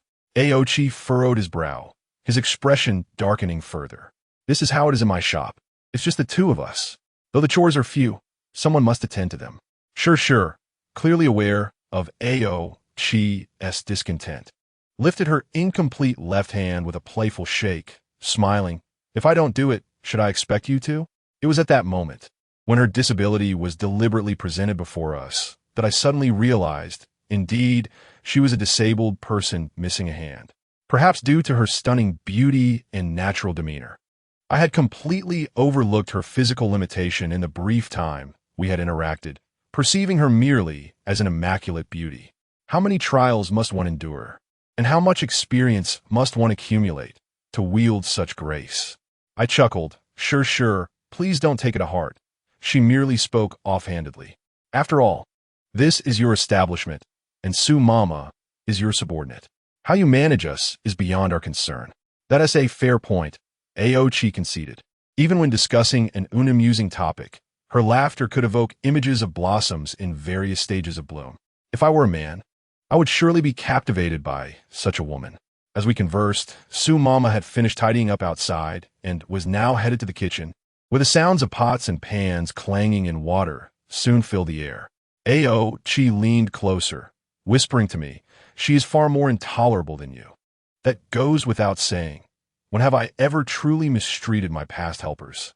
In my establishment, everyone is well-fed, well-housed, and occasionally I might delay a wage, but that hardly tarnishes my overall treatment. Yet, she is fundamentally different from me. Let it be, a woman managing everything and missing a hand at that deserves compassion. Please refrain from speaking harshly." I gently tugged at his ear. Observing our hushed conversation, Sure smiled as she poured hot tea into our cups, saying, "You two are quite amusing. Even if you were discussing my lack of compassion or malice, you need not whisper. I wouldn't be upset." Setting down the teapot, she rested her chin on her hand, gazing intently at Aochi and me. "To be honest, from the moment you both crossed my threshold, I took a liking to you. If only you had arrived earlier." As she spoke, her eyes sparkled brighter than ever, as if our presence truly brought her joy. Indeed, she was a woman difficult to decipher. Had I divulged the events I witnessed in the restroom just hours prior to Aochi, his demeanor would likely have soured further. It might even lead to Sure losing her other hand. I had to remain composed. Sure, your words are quite entertaining." I laughed. "With your appearance, no one could ever accuse you of having a wicked heart." The reason for our whispered exchanges was merely a desire to argue without disturbing others. "Oh, I see you two are quite affectionate, yet you argue?" she inquired with a laugh. "If there comes a day when we cease to argue, it might signal we are on the brink of divorce," I retorted, smirking, then added with an inquisitive tone, "You are so beautiful. How could your husband allow you to toil alone out here?" "I've never been married," she replied candidly, as if the light in her starry eyes dimmed for a moment, but her smile quickly returned. "So, I have no husband.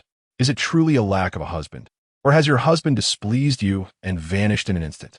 The thought lodged in my throat, though I stifled the urge to voice it. I widened my eyes. "That can't be.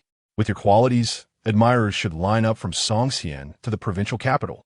Appearance and fortune are sometimes entirely unrelated," she chuckled. "Just as your assumptions may bear no resemblance to reality." "You make a valid point," I responded with a smile. A subtle tension began to simmer between Sure and me, concealed within our seemingly innocuous dialogue. Both of us aware of each other's uniqueness, while still holding onto our unspoken understanding. At that moment, Su Mama emerged from the kitchen, drying her hands.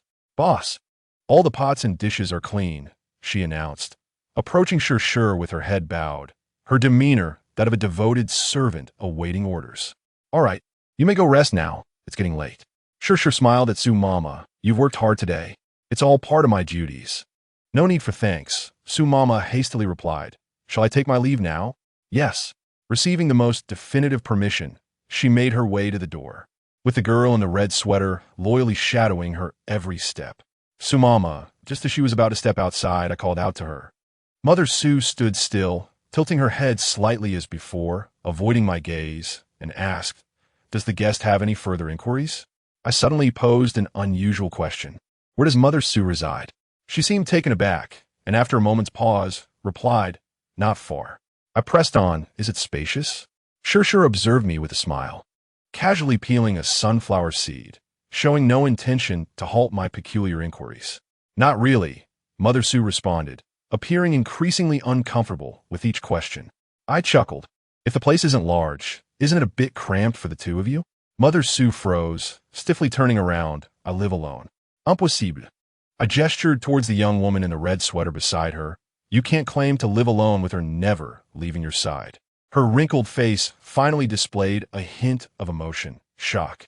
After several seconds, she anxiously rubbed her hands together, then turned away, avoiding any further eye contact, muttering, "You must be mistaken. I'm leaving." "Wait, Mother Su," I interjected, raising 2 fingers to mimic a closing door gesture. The heavy door of Mo Sure immediately swung shut with a loud bang, and Mother Su should be grateful for her slow departure. Or else her head might have been caught in the closing door. "Wow, impressive," Sure exclaimed, spitting out a sunflower seed shell and giving me a thumbs up, surprised by my unexpected prowess. Sure, you are no less impressive," I replied, returning the gesture, facing the elderly couple who lost their only daughter. "You can lie without flinching, truly remarkable." I paused, gazing into her enchanting eyes. "Or perhaps you are not human." Aochi's fingers drummed idly on the table, stating, Sure.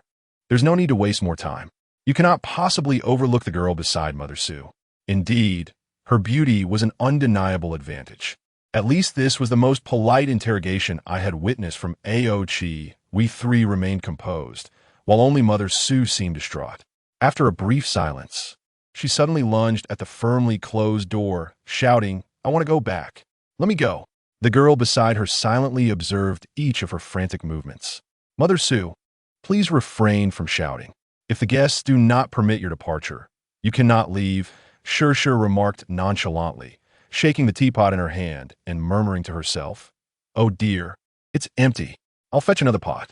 No one desired tea. I held her back, urging her to sit and continue our conversation. Sure, without resistance, gracefully returned to her seat and addressed me. "Since you have witnessed it firsthand, why ask further? Do you wish for me to inform her elderly parents that they should give up hope, for their daughter is no longer in this world?" She furrowed her delicate brows, speaking in a faux pout. "How cruel! Why bother?" At that moment, Mother Su suddenly knelt before Sure, banging her head against the ground, begging incoherently, "Boss, please let me go. I do not wish to stay here. I knew something would happen today. I feel uncomfortable the moment I see them. I want to leave." The stark contrast between Mother Su's demeanor now and earlier was striking. The tension in her mind, taut for who knows how long, finally snapped. "Mother Su, I have never detained you. Surely, you are not losing your senses," Sure replied innocently, watching the elderly woman desperately knocking her head. She leaned down, placing her hand on Mother Su's shoulder. "Did we not agree? You would be free when you can no longer see the girl beside you. Thus, the issue lies not with me, but within yourself." Mother Su ceased her frantic motions, slowly lifting her head, tears streaming down her aged face uncontrollably. "But I can still see her.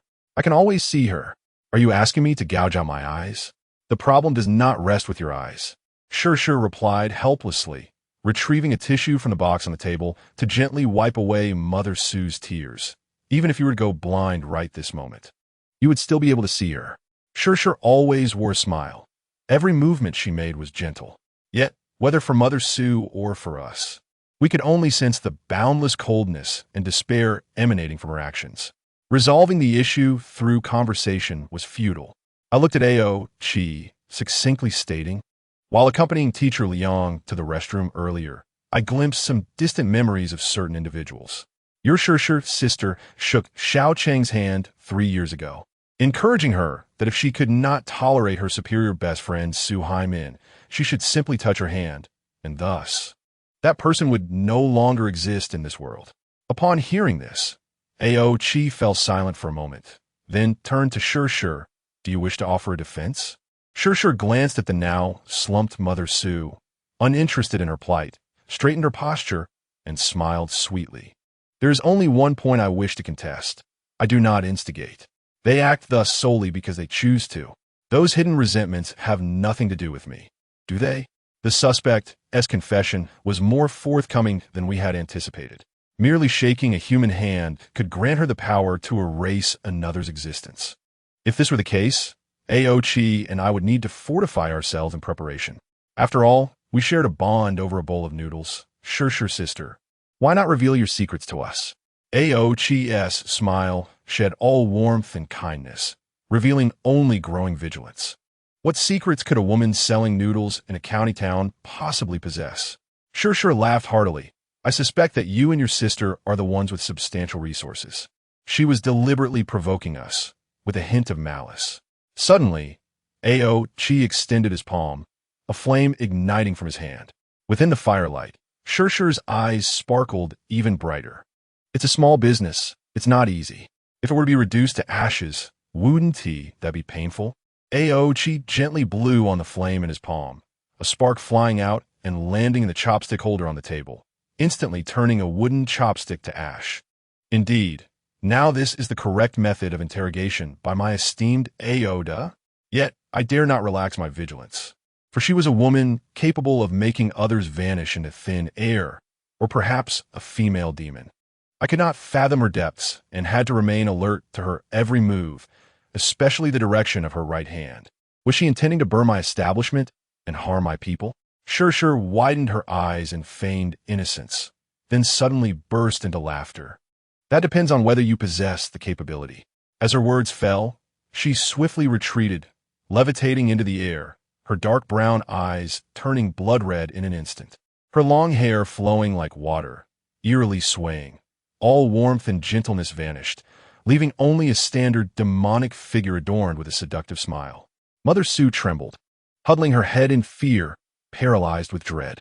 This provocation was precisely what Chi thrived upon. Regardless of her beauty, he would not show mercy where discipline was due. I prepared to assist, a single hairpin already gripped in my hand, as binding would make the ensuing skirmish easier. As the tension reached its zenith, someone knocked on the door. Knock, knock, knock. The rhythm was deliberate and unhurried. An untimely interruption, yet it was essential to dismiss the innocent bystanders before engaging in conflict. I frowned. Who is it? I'm hungry. I'd like a bowl of noodles. A man's voice resonated through the door, heavy and deliberate. Opening the door would scare you to death, and you still want noodles. I shouted. You are not the owner. You cannot dictate when we close, the man replied, his tone unwaveringly calm. A regular? At that moment, I noticed Sure, suspended in midair, momentarily stunned. In any case, we are not open for business. Leave. She impaciently yelled. With a sharp crack, the antiquated door latch snapped in two, and the heavy door of Sure swung open, allowing a chilling breeze to sweep in, carrying with it withered grasses and leaves.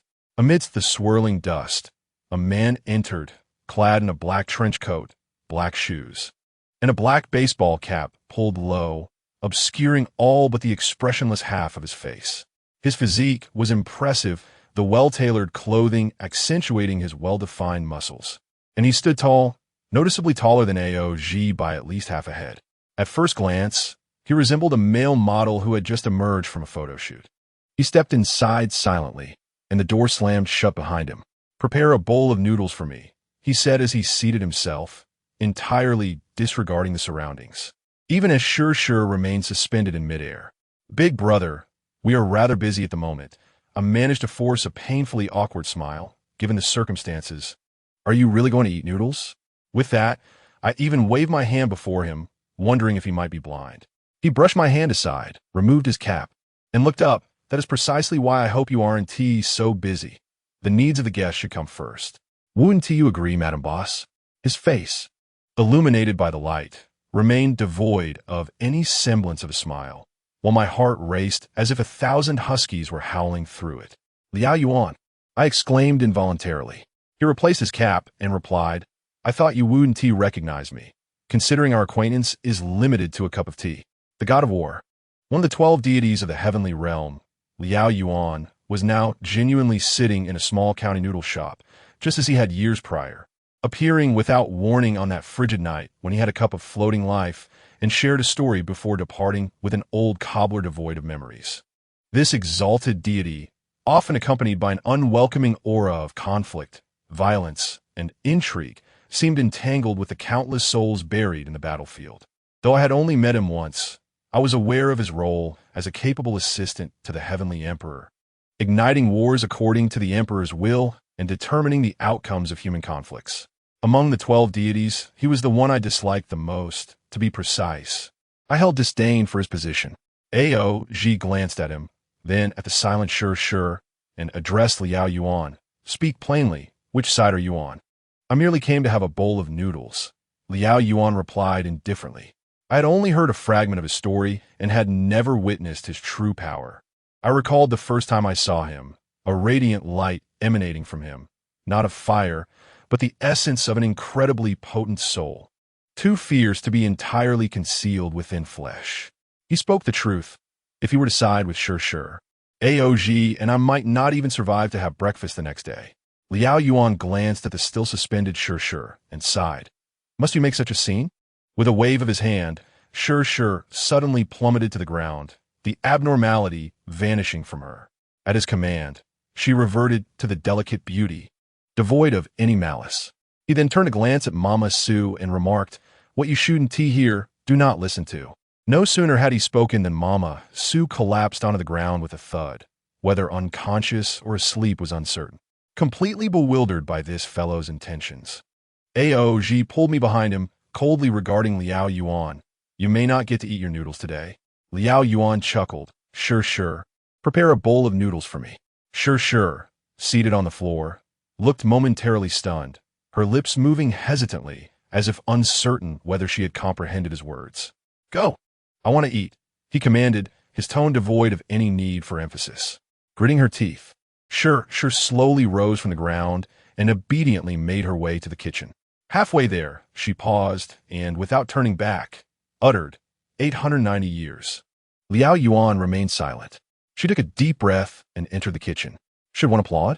Had a fierce battle been resolved by a mere bowl of noodles? "None of us came here to fight," Liao Yuan stated, casting a glance at AOG and me. Neither did she. "Surely, if you had arrived any later, no one would have been left to prepare your noodles." I jested.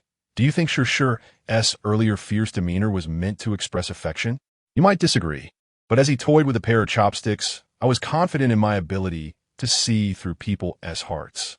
"Your greatest talent lies in scheming, not in perception," I retorted, taking a seat without a hint of submission. "As for you, the most important aspect is the game you hold in your hands." He smiled without responding. The atmosphere became slightly more relaxed. At least I felt the likelihood of conflict had diminished, yet the genuine male deity before me still couldn't be labeled as harmless.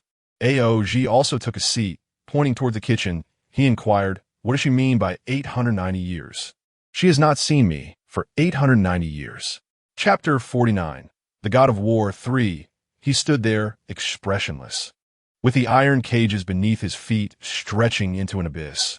Countless creatures of different forms struggled or pleaded within their confines, the heavy aura of malevolence and stench permeating this vast prison.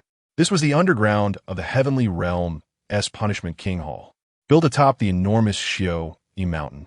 The entire mountain served as the prison for the punishment king, who presided over all forms of punishment. Each of the 12 deities resided in their respective halls, with the most opulent being the palaces of the heavenly emperor and empress, while the most modest were the Tian and Dean halls. Despite being among the 12 deities, their roles were not highly regarded. One conveyed divine decrees to the mortal realm, while the other reported human affairs back to the heavenly realm. Compared to their peers, such unremarkable duties held little significance. The most beloved and perpetually bustling was the Yulao Hall, home to the charming and entertaining Qing Wanling Shi, and a rotund, good-natured Yulao, who governed the affairs of love across the realm. Heavenly maidens and immortals yearning for romance longed to dwell within the Yulao Hall until he would assist them in finding a suitable match, while the other divine halls, despite lacking unique features, were still enveloped in an ethereal aura. The Punishment King Hall was inextricably linked to a prison. There was no beauty here, only the cold palace and treacherous solitary mountains, a place everyone detested yet could not afford to provoke. After all, the Punishment King not only governed human punishment, but also that of the heavenly realm. Except for the heavenly emperor and empress, once a crime was established, the Punishment King could arbitrarily deal with the wrongdoer, even possessing the authority to execute before reporting. Successive Punishment Kings had little interest in socializing, their discourse limited to decrees of punishment, rendering them difficult to approach and even less desirable to connect with. Perhaps he was the one closest to the Punishment King Han Huang, as both the God of War Hall and the Punishment King Hall consistently ranked low in popularity within the heavenly realm. He lifted his foot, slowly traversing the cold cages. And upon his arrival, the prisoners, regardless of whether they recognized him, scrambled upward, only to be violently thrust back down by the curses within the cages, howling in agony. These offenders were imprisoned indefinitely, awaiting not freedom, but an endless sentence and an uncertain death. Each year, the celestial officials responsible for the calendar would select an ominous day when the heavens and earth were shrouded in darkness to drag the creatures from Ximeiyouhai mountain onto the demon-devouring platform for execution, a means to dispel the malevolent aura and restore clarity to the world. To demonstrate the compassion of the heavenly realm, only 9 of the most vicious demons were executed each year, while the rest were indefinitely detained, awaiting the next ominous day to determine their fate. Within Ximeiyouhai Mountain, no one held any privilege, except for him, Liao Yuan. Han Gong permitted him to borrow prisoners, as long as they were not classified as extremely dangerous beings. He could take any creature from Ximeiyouhai Mountain at any time. Upon completion of their use, if the creature still lived, it must be returned intact. Over the years, he had predominantly borrowed fox demons, as determining the outcome of a battle required minimal effort on his part. Merely unleashing a fox demon to sow discord was sufficient for him to maintain control over victory or defeat. To him, the wars of the world were akin to a chess game, where anything that could simplify his tasks and achieve his goals could be manipulated as a pawn. Initially, the creatures he borrowed were delighted, believing that by fulfilling his commands, they would no longer have to return to the lightless confines of their cells, a promise he had made to them. However, none of the creatures returned alive, and he casually remarked to Han Huang that since they were destined to die regardless, it mattered little whether he dealt with them or not. Han Huang expressed some hesitation, noting that the number and types of creatures were recorded, and discrepancies could lead to future complications. He dismissively patted her shoulder, asserting that the records were her responsibility, and she would find a way. Ultimately, Han Huang acquiesced. In his presence, she seemed to lack the resolve to categorically refuse, displaying a side of her that was unlike her usual self. Though she was the king of punishment, she remained a woman at heart, capable of being unyielding towards the world, even speaking candidly to the emperor and empress. Yet when it came to him, it seemed as though she were under a spell, unable to utter a negative word for fear that he might treat her with the same disdain as others, leading to a distance between them.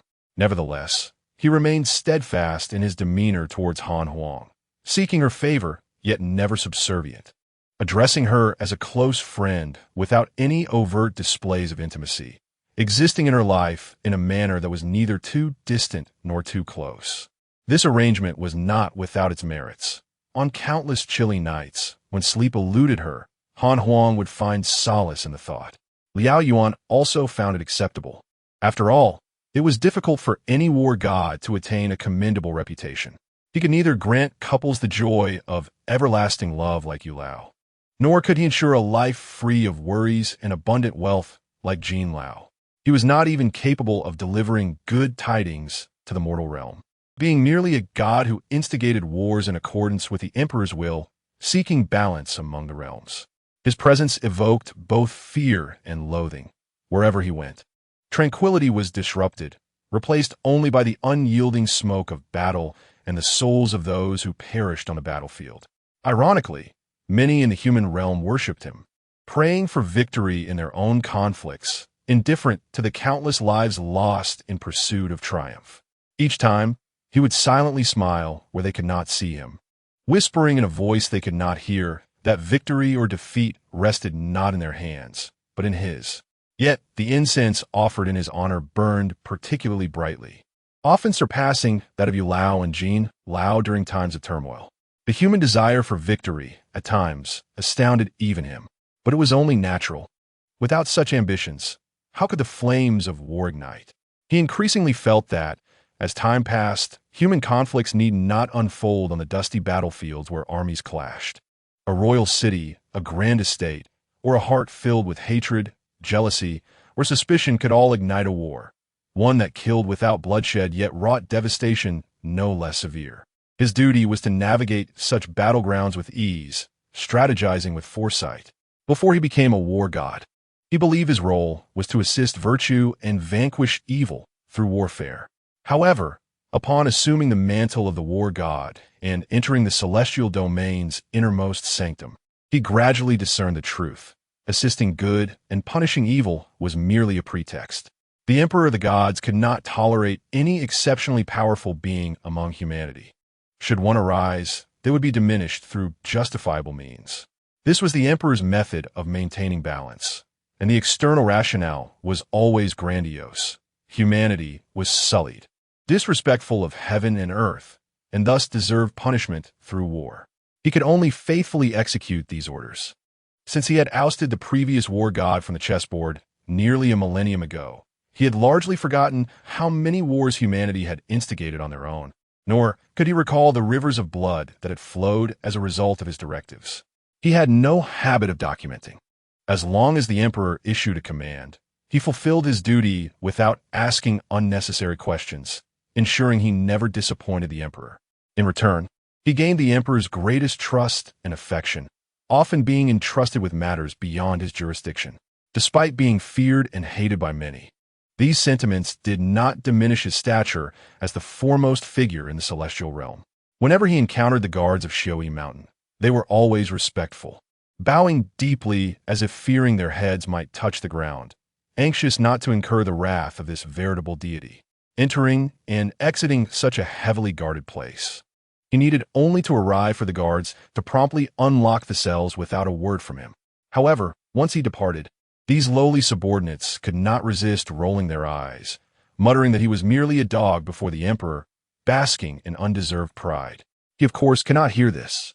But even if he did, it would not affect him, for often he felt the same way, neither discerning nor questioning, merely obeying orders. Was he anything but a dog, albeit one draped in luxury? He did not mind. Having exerted great effort to dethrone the former war god, he would remain steadfast in his position, allowing no one a chance to unseat him. His own life was, after all, a protracted war. With each step he took, the cages beneath him creaked ominously, as if they might break, though in reality they could never be shattered. Pleas and rage, despair and hope surged from each cage, the cries and wails of various beings intertwining into a bizarre symphony within the dimly expansive space. Yet, one cage remained eerily silent. He paused, gazing down at the cage adorned with crimson runes. Inside was not a grotesque monster, but a young human girl with cascading black hair, her features exquisite yet marred by dirt upon her simple white garment. She looked up at him, and he met her gaze, whereupon she smiled and inquired if he was a new celestial officer. He maintained his position, typically inclined to pass by coldly, yet this time, fate compelled him to stop and retort. "I have never seen you before. Are you a new demon?" She nodded, stating she had been there for almost a year. He scrutinized her, puzzled, and asked, "All beings confined to Xiaoyi Mountain are bound by curses and reveal their true forms. Why do you still appear human?" His gaze shifted to the blood-red runes on the cage. All cages in Xiaoyi Mountain were forged with spells to prevent escape and suppress the creature's powers. In this particular cage's runes were set by the king of punishment, Han Huang, specifically to contain the most malevolent beings, those who had previously occupied such cages. Like nine-headed serpents and blood-winged poisonous dragons, had ultimately been dispatched to the execution platform, where they met their demise through celestial laws, reduced to ash with no hope of rebirth. She, however, was the least malevolent creature he had encountered among those confined there. Of course, she might merely be pretending, for demons were known to feign vulnerability to deceive others. "This is my true form," she stated, glancing at herself before looking back at him. "You still haven't told me who you are. I've heard that those with red runes in their cages are soon to be executed. This matter does not fall under my jurisdiction. I cannot answer your questions," he replied coldly. "I can never leave here, can I?" she asked anxiously. "Are you afraid of death?" He chuckled. "If you fear death, you should not have committed so many evils in the mortal realm. Regretting now is probably too late." "I'm not afraid of death," she said, twirling a strand of her long hair. "I only fear that before my end, no one will be able to send a message for me." "A message?" "Yes, to tell a group of people that I am well, that I have married, and not to worry about me." He suspected that this creature, which bore an uncanny resemblance to a human, had been startled into uttering such bizarre words due to immense pressure. Those confined within such cages were invariably vicious demons, each one having wreaked havoc upon the mortal realm and caused untold suffering. When captured, they typically exhibited one of two behaviors. Either they defiantly provoked divine wrath, hurling contemptuous words at humanity, or they groveled in submission, pleading for a chance at survival, willing to endure a lifetime of imprisonment as long as they could continue to exist. Yet she was an anomaly.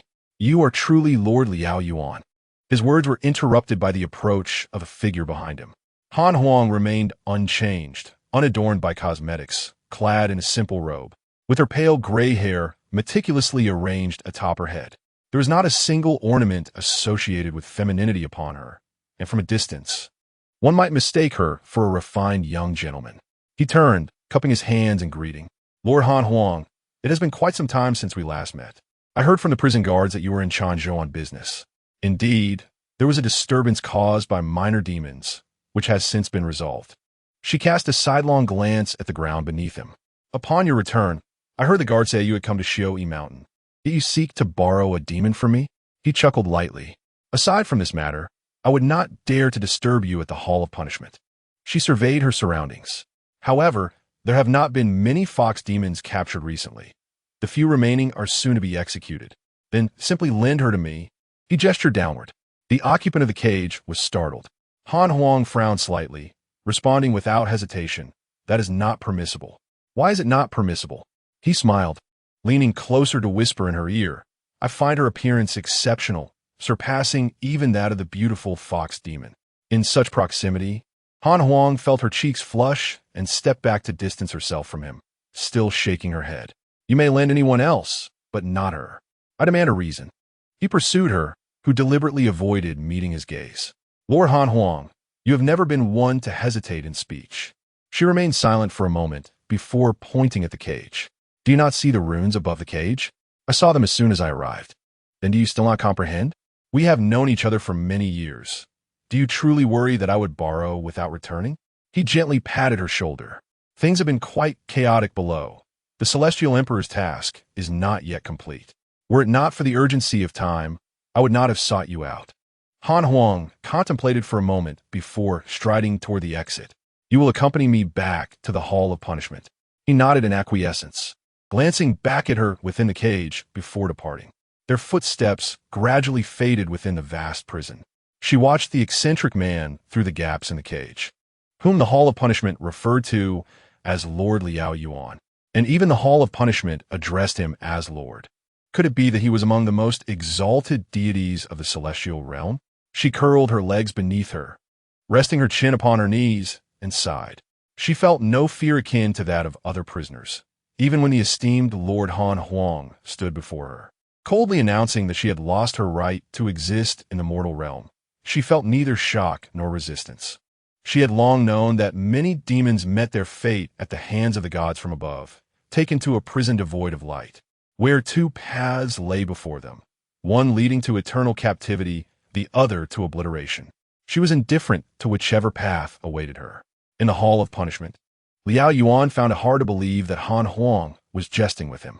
Han Huang closed the ledger in her hands. "In all the years you have known me, have you ever heard me tell a joke?" Liao Yuan remained skeptical. Sure is a legendary ancient demon. Its power is said to cause anything that touches it to vanish without a trace. However, this is merely a legend, and the existing records contain no accounts of Sure harming anyone. He paused before adding, "If she is indeed Sure, then with her abilities, you should have vanished before you even managed to capture her. Even if you succeeded in capturing her, if she can cause everything she touches to disappear, then your seals and iron cage cannot possibly prevent her escape." She placed the ledger back in its place, asserting she has never resisted from the very beginning. "My duty as the Lord of Punishment is to penalize those who have erred and whose very existence constitutes a mistake. The prerequisite for punishing them is first locating them and ensuring I possess the means to deal with them. Thus, in handling demons, I should be more adept than Lord Liao Yuan." She paused before confidently stating, "I can assure you that Sure is indeed her. She is a rare demon in the demon realm, indistinguishable from human in appearance, seemingly inconspicuous, yet her bloodline flows with the power to threaten heaven, earth, and gods alike. She has not vanished over time, nor has she ever existed solely in legend. When I sought her out, she readily acknowledged her identity. Ximeiyouhai picked up the last remaining celestial fruit from the plate on the table and began to chew thoughtfully. I am aware that Lord Ximeiyouhai is meticulous and possesses profound magical abilities, but this demon is taboo, one to be avoided. She sat across from him, earnestly attempting to persuade him. Ximeiyouhai swallowed the last bite of the fruit and stood to take his leave. Then I shall take my leave for today.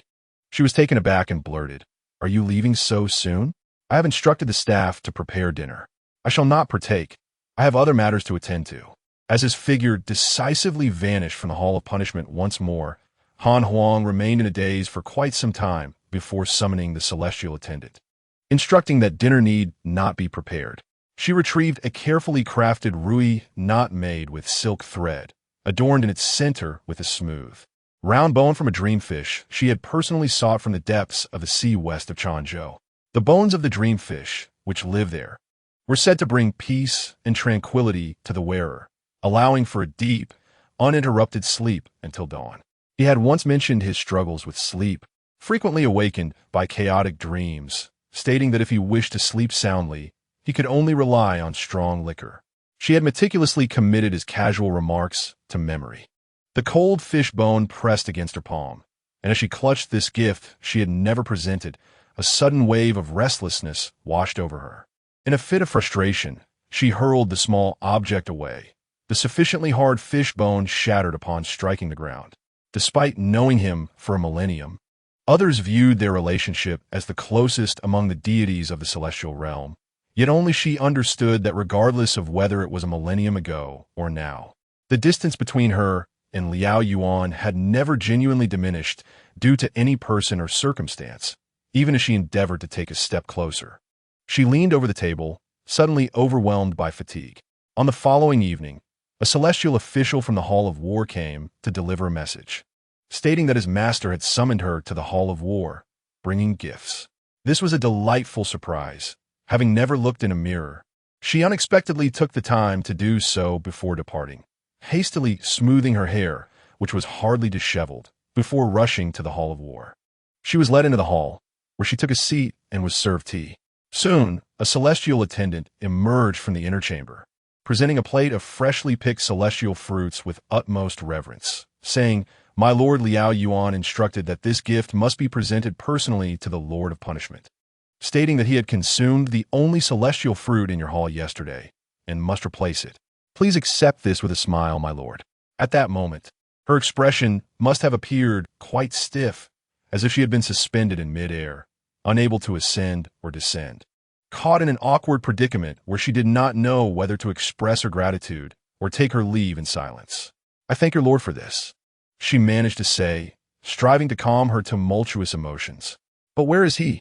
Why do I not see him?" Returning to the Hall of Punishment, Lord Ximeiyouhai had his lunch and then departed. "I do not know where he went," replied the celestial attendant. "Would you like to wait for a moment? Perhaps he will return shortly. He left right after lunch," she retorted. "Indeed." She hastily sipped her tea, suddenly feeling uneasy, and with a sharp sound, she placed the cup down and hurriedly exited the Hall of War. Among the deities of the celestial realm, the position of the war god was the most frequently contested and the simplest to usurp. As the war god, every battle initiated under his command must yield outcomes in accordance with his will. If one could defeat the current war god and manipulate the game he controlled to dictate victory or defeat, one would become the new war god. The throne of the Hall of War never belonged to the vanquished. Not even a single defeat was tolerated. Years ago, she witnessed with her own eyes how Ximeiyouhai, through a pivotal war that altered the balance between realms, successfully vanquished the aging former god of war, who clung to his position by any means necessary. Regarding all that Ximeiyouhai had done in the mortal realm to secure victory, her understanding was limited. She had only overheard him, inebriated after a celebration in the heavenly realm, slurring the name Sanyu. Was Sanyu a measure of time, or perhaps a name? Her curiosity burned. Yet she never dared to inquire further, fearing she would either receive no answer or broach a topic he might find distasteful. The steadfast and unyielding king of punishment, Han Huang, who instilled terror in the hearts of countless wrongdoers, exhibited a vulnerability she had never seen in him before. Only when he was in her presence did she fleetingly remember her own femininity. Aware of his adeptness at reading human hearts, she nonetheless entertained the fanciful notion that she might be an exception. An array of chaotic and delicate emotions accompanied her until she returned to Ximeiyouhai Mountain and beheld the empty prison cage. The jailer, anxiety evident, stood behind her and cautiously stated, "Is Lord Liao Yuan?" She waved her hand dismissively. "No need to elaborate, I am aware. You may leave." The jailer exhaled in relief and hurried away. She felt a tempest of frustration, unsure of whom to direct it towards. Liao Yuan had led her to the god of war palace in such a mocking manner, while he brazenly came to take away a dangerously potent creature, without a thought to the troubles it might bring her. "Liao Yuan, how little do you truly regard me?"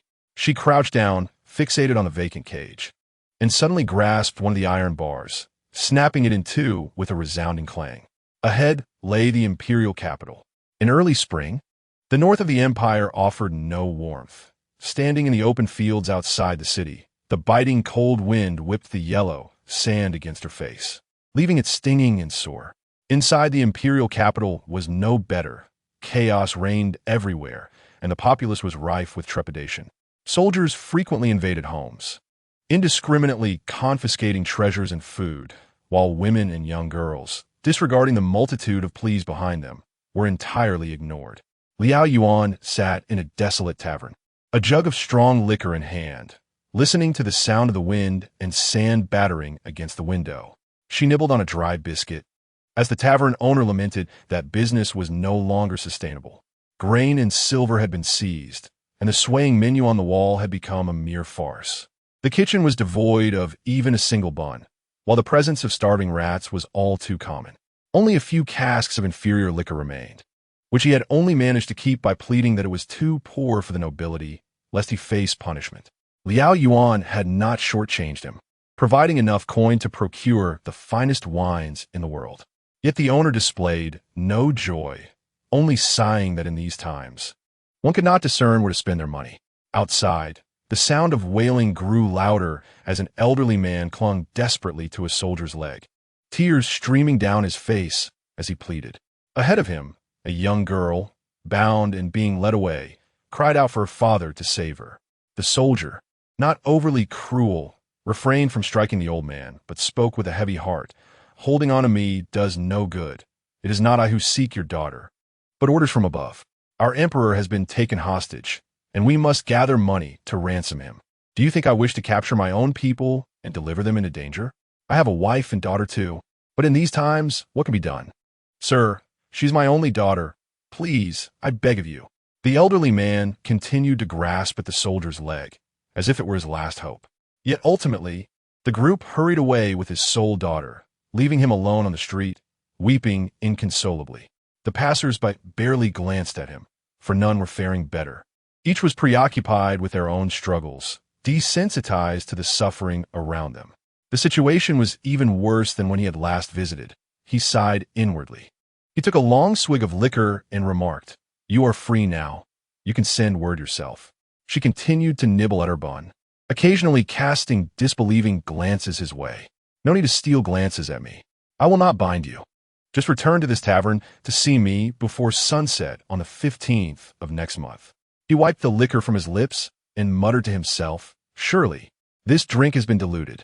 She set down half her bun, hardly able to believe her ears.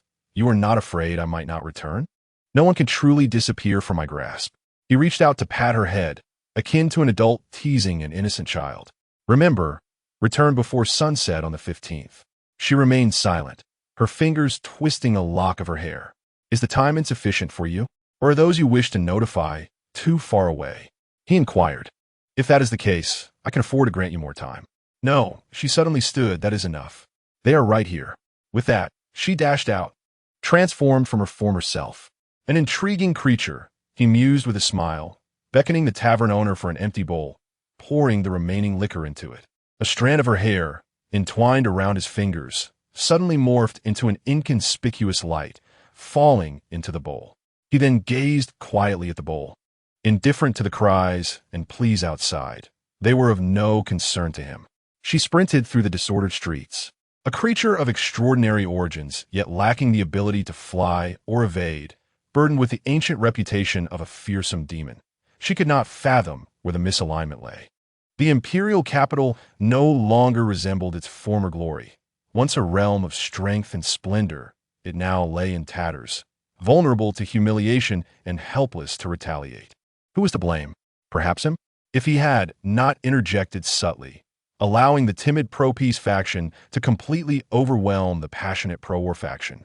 Perhaps the vast lands could have been salvaged, and the reigning emperor would not have endured such indignities, stripped of his royal garments, reduced to commoner status, alongside the citizens who had become mere pawns on the chessboard. Yet this was the outcome desired by the celestial emperor, who declared that this dynasty had endured long enough and must meet its end. A foolish ruler deserved to be taught a lesson. Indeed, as the god of war, this was the phrase he had uttered most frequently since assuming his position. It was not the first time he had witnessed such brutality. He had seen countless scenes more harrowing than this. As she dashed through familiar marketplaces, she finally halted before a dilapidated residence. The plaque on the ground, shattered in two, read Ximeiyouhai House. The ajar door revealed an unsettling silence. She pushed the door open and rushed inside, where the shattered dye vats bestowed an unprecedented vibrancy upon the floor, the colors of red, orange, yellow, and green intertwining into bizarre patterns. The fabrics that should have swayed in the gentle breeze were nowhere to be found. Only crooked bamboo frames remained, resembling countless wronged souls standing impotently. Filled with fury, yet unable to act. Desperately, she traversed the courtyard, entering every room, hoping to encounter even a single living soul, but there was none. She stared blankly at the birdcage hanging by the window, the little bird within having long since perished. Xiao Yan, Fei Yan, where have you all gone? Her fingers fell helplessly from the cage as she took it down and wandered into the yard, lost in despair. A passerby outside spotted her and stopped to peer in. It was an elderly man, over 60. Is this truly sure, my dear girl? His failing eyesight made him uncertain, and he tentatively called out from outside. She was startled and quickly rushed towards him as if he were a long-lost family member. Yes, it is I. Uncle Son, is that you? It truly is you. The old man, seeing his old acquaintance, was more anxious than joyful, disregarding pleasantries and pulling her aside. But you must not call out so loudly. Sure. Where have you been? If you have gone, do not return. It is far too dangerous. She supported the old man and urgently asked, what has happened? Where is Xiao? What Xiao Yan and Fei Yan? Where have all the people from the Dai house gone? Have you just returned to this place? You do not know that the emperor has been taken hostage by the enemy? Regardless of whether it is the national treasury or the wealth of the common folk, all has been seized as ransom. Those individuals demand not only money, but also our people. How many young maidens have been abducted? What reason do you have to return? He urged anxiously. Listen to your uncle, quickly change into men's attire, dirty your face a bit, and escape the city. Otherwise, a girl is striking as you cannot hope to evade capture. Uncle Son, I only wish to know where Xiao Jie and the others are now. Have they been taken? She asked anxiously. Uncle Son hesitated for a moment, shaking his head. What does shaking your head mean? Do you not know their whereabouts? She pressed. They are gone. All gone. Uncle Son sighed deeply. They resisted too fiercely and were executed on the spot. You are fortunate to have survived. She was taken aback. Do not dawdle. Leave here quickly. Head south. The farther the better. I cannot remain here any longer. Uncle Son patted her hand, sighing heavily as he departed. Yet, she did not leave, instead sitting down on the threshold. The threshold felt even colder than the prison of Ximeiyouhai Mountain, but she wanted to sit, her feet refusing to obey her commands. Upon arriving in the imperial capital, without any support, it was Xiaonyang who took her in, and Xiao Yan and Fei Yan regarded her as a sister. The four women managed to sustain a small dyeing workshop. Xiaonyang was skilled in dyeing techniques, adept at extracting rare colors from various plants. Xiao Yan excelled in the art of knotting, producing fabrics as beautiful as paintings, while Fei Yan was a remarkable painter, her patterns vivid and lifelike. She, on the other hand, was the most ordinary, clumsy, and unskilled, merely assisting them in preparing bowls of steaming noodles when they were too busy to eat. Even in cooking, her expertise was limited to boiling noodles, at most adding some homemade pickled vegetables and shredded meat. Xiao Jie had escaped from an arranged marriage in the countryside, where her family was poor and wanted her to marry a wealthy man over 60 as a concubine. She declared that her life was hers to govern. The embroidery and dyeing workshop was established solely by her efforts. Though modest, it thrived. While it may not lead to great wealth, at least it allowed her to support herself. She had heard Xiao Jie express her greatest wish numerous times, to expand the embroidery workshop far and wide, transforming one into two into countless others. She sought to prove that women could thrive in this world through their own capabilities. She also said, sure, when our business flourishes, I will prepare a generous dowry for both you and Fei Yin and Xiao Hu Yan, so you may all marry splendidly. She playfully teased Xiao Jie about her desire for independence, wondering how it so quickly turned to thoughts of marriage. Xiao Jie laughed, saying, as long as you marry your true love, I will be at ease. Do you expect to spend your entire life guarding this dyeing workshop? She embraced Xiao Jie's arm, cheerfully declaring that she would remain there forever. However, no one could guard anyone anymore. The embroidery workshop was destined to remain an unfulfilled dream. With this thought, she broke down in tears. Leaving silently back, then was meant to ensure their safety. Yet why did it culminate in the same tragic outcome? Yet she should not cry so loudly. The soldiers patrolling the city passed by and, upon seeing her, were immediately captivated. With beauty surpassing the heavens and tears streaming down her face, she appeared ethereal. Capturing this maiden and delivering her to the enemy camp would yield a fortune. They rushed towards her, seizing her arms, with a few brazenly taking the opportunity to touch her delicate face. Let go of me, you rascals! She struggled and shouted, but that was all. She had no other means of escape. She attempted to bite those unruly hands, but was seized by the chin, her legs flailing, only to be tightly bound by ropes. In broad daylight, she screamed for help, but only drew laughter in response. However, before the laughter could subside, they were suddenly sent flying like sandbags, landing lifelessly. Liao Yuan steadied the breathless girl, jesting, so you are an ancient demon? He untied her, and as she rubbed her sore wrists, she chose not to respond. Turning to re-enter the dyeing workshop, he grasped her arm, asking, what do you intend to do? She brushed her disheveled hair and replied, I want to bury Yuan Bao. Yuan Bao? The sparrow Xiao Jie had raised. In the garden of the workshop, she formed a small mound for a grave. She dismantled the birdcage and tossed it into the fire. Yuan Bao had been found by Xiao Jie, nursing its injured wing back to health. When it was released, it circled the sky before returning. She gazed at the crackling flames, recalling how she had personally witnessed that the sparrow was neither a demon nor a monster, simply unwilling to leave. Thus, Xiao Jie cherished it, even naming it. He stood behind her, arms crossed, saying, a sparrow can at least fly. You cannot even do that. Humans were never meant to fly. She replied without turning, here, I am the most ordinary person. Han Huang stated that you are a rather dangerous demon. He bluntly asked, what have you done to yourself? You are also a renowned god of war, cold-blooded and ruthless, full of schemes. She simply sat on the ground. Turning to look at him, you brought me out, provided for me, and saved me. What have you done for yourself? Are you not the lost one? He too sat before the fire, the only light in the desolate house, extending his hands for warmth. If I grow weary of relying on schemes to influence outcomes, and as long as you are by my side, I could make the predetermined loser disappear directly. Wouldn't that be easier? She suddenly laughed. If you truly think that way, it shows you're not as clever as the legends claim. Oh, I can make thousands of soldiers vanish. Can I take you along as well? Her smile faded, intentionally revealing a sinister expression. I am the ancient demon, sure. So you admit it? He scrutinized her eyes. Yes. She turned back, unknowingly returning to the ordinary girl who possessed nothing but beauty. No matter how fierce her expression, it appeared false. True ferocity was not like this. If I had not intervened, could you have dealt with those men? He inquired. No, she confessed. I cannot overpower them. But you're a demon. The conversation circled back to where it began. Thank you, Lord Liao Yuan, for intervening.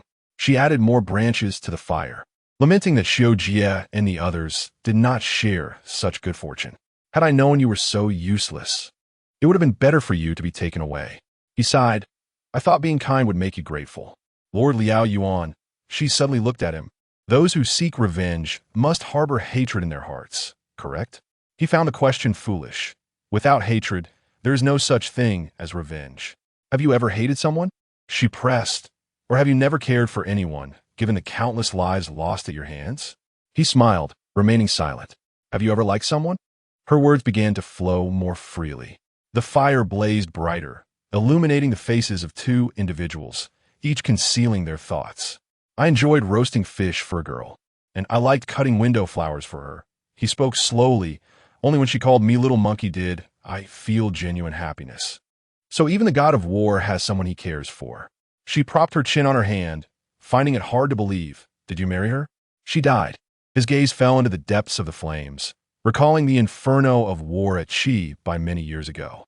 Her name was Sanyu, a celestial being who traded her life for a favorable wind. He paused, smiling. I personally delivered her to that fate. For only then could I ascend to the role of the god of war. She furrowed her brow, remaining silent for some time, before saying, You must be very sorrowful. I have obtained what I desired. He pointed to his face. Can you see any sadness on it? The most sorrowful matters reside in the heart, not on the face. She rose, gazing at the pitch-black sky. I wish to avenge Xiao Jie. He shook his head with a smile. Are you planning to spit on the perpetrators? Ignoring him, she walked straight into the room on the west side of the courtyard. He recalled the past, watching her patiently rummaging through a dilapidated wardrobe, half of which had fallen off its hinges. Finally, from the chaotic pile of miscellaneous items at the bottom, she retrieved a doll fashioned from straw, a few inches long and grimy. Leaning against the doorframe, he observed her cradling the straw doll in her hands. The expression of relief on her face only made him chuckle further. Are you planning to use that straw figure to cast a spell and pierce them with needles from afar? He teased. It has been with me for many years. She replied, bringing the straw doll to her lips and gently inhaling. A swirling, translucent mass of ink-like substance floated out from the doll's body, spiraling and drifting like ink diffusing into clear water. The inky cloud entered her mouth. Taking a deep breath, she dropped the straw doll to the ground. Feeling discomfort as she pressed her hand against her chest, her body swaying unsteadily. He stepped forward, enveloping her in his arms, frowning. What did you eat? Perhaps it was an illusion, but he sensed a flash of dark crimson light darting through her starry eyes. Her left hand exhibited strange, dark veins pulsating beneath her fair skin. Without hatred, I am not a monster, she declared, her eyes suddenly brighter than before as she broke free from his embrace, smiling. In that moment, she was extraordinarily enchanting. Chapter 51. The God of War, 5. He stood beside her, silently counting. 17, 18, 25. These were the number of individuals who had vanished at her hands from morning till dusk. They were all ruffians indifferent to others, solely focused on plundering money, food, and lives. Unlike most demons, she could not fly, perform illusions, or wield great strength. Her method was simply to touch her enemies with her left hand. Each person she touched disappeared without a chance to scream. Those she saved looked at her with confusion, though they were spared. They were startled by the abruptness of their fright, trembling at a distance without daring to utter a word of thanks. She did not mind understanding their fear, and thus kept her distance, softly advising, flee for your lives. Today, he had been a complete bystander and confirmed that she had spoken the truth. Han Huang had not misidentified his target. As evening fell, she stood in the street, watching the citizens of the imperial city scatter in panic. The city gates loomed nearby, and just beyond them lay the enemy's camp. Had it not been for their wolfish ambitions and their own weaknesses, Xuanyang's desire might have been realized. Rubbing her eyes, she walked toward the city gates. Liao Yuan furrowed his brow and suddenly blocked her path. After a day of chaos, it's time to rest. I'm not tired, she replied, sidestepping him to continue forward. What are you leaving the city for? He obstructed her again. To end this war. She halted, pointing towards the city gates. Before dawn, I want peace beyond the imperial city, the smoke of war to dissipate, and a home to return to. At that moment, she appeared less like a demon and more like a deity. Yet he could not grant her wish. Sure, is that what you're called? He showed no intention of yielding. You should know that determining when this war ends, who wins and who loses, is the duty of the god of war, not yours. Do you intend to stop me? She retorted. Do you believe those who have vanished are mere illusions? Are you not afraid of me? Before she could finish, Liao Yuan grasped her left hand. Her hand felt colder than winter, causing him to gasp. Gritting his teeth, your hand is too cold. Let us seek shelter from the cold first. She was startled, instinctively attempting to pull her hand away, but his grip was too strong. She had no choice but to follow his lead against the biting wind, being dragged in a direction she did not wish to go. It was not until they returned to Xionyang's dye shop that he released her. She rubbed her reddened and heated left hand, remaining silent. How fortunate, he said, waving his hands in front of himself, that I still exist and have not vanished. She bit her lip and replied, You freed me from my prison and brought me here from afar. What exactly do you intend to do? I initially sought a fox demon, as per usual, but there were none available in Xioi Mountain, so I came to you, he said with a smile, tucking a stray lock of her hair behind her ear. Your beauty surpasses that of a fox demon. Her brows knitted in anger as she swatted his hand away. Just a jest, he chuckled, ruffling her hair. You are not as lovely as a fox spirit. She seemed even more incensed as the god of war. Why do you speak like a street rogue? When I was merely a minor celestial official in the Hall of War, I lived among mortals, leading the life of a street thug. I even once set up a grilled fish stall, he said, laughing, deliberately provoking the anger of a demon capable of making others disappear, a feat only he dared pursue. She turned her head away, ignoring him. You have not answered my question. He scratched his nose and said, There's still a couple of troublemakers in the main faction, impervious to wealth and beauty. Although the overall situation is determined, it's best they disappear just in case. That way, the throne can truly change its surname. She frowned. You are aiding tyranny. The Heavenly Emperor has decided the outcome. He shrugged. She fell silent and then said, I am not his subordinate and need not obey his whims. I will not allow anyone to disrupt my game. He pointed to the sky, even if this game was set up for others. Suddenly, he grasped her sleeve, his expression pleading. Did you not say you could cook some sauerkraut noodles? After accompanying you through all this, I'm quite hungry. Please help me prepare a bowl. This man's thoughts shifted too quickly, cunning as a wolf masquerading as a rabbit, sometimes gentle and considerate, other times ruthless and unfeeling, leaving her unable to grasp his rhythm.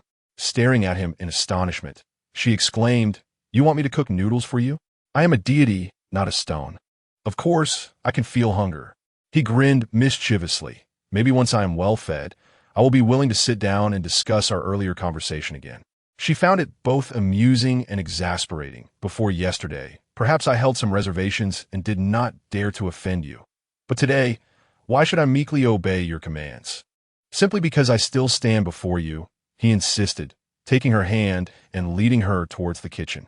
No matter what you say, I will not let those who harmed Sister Xiao escape, she exclaimed, struggling against him, her teeth clenched. He only smiled in silence, allowing her to fume. Alas, she ultimately did not resemble a demon at all. In the kitchen, she stood amidst a mess of broken bowls and plates, glaring at him irritably. There is no firewood, no rice, and no noodles.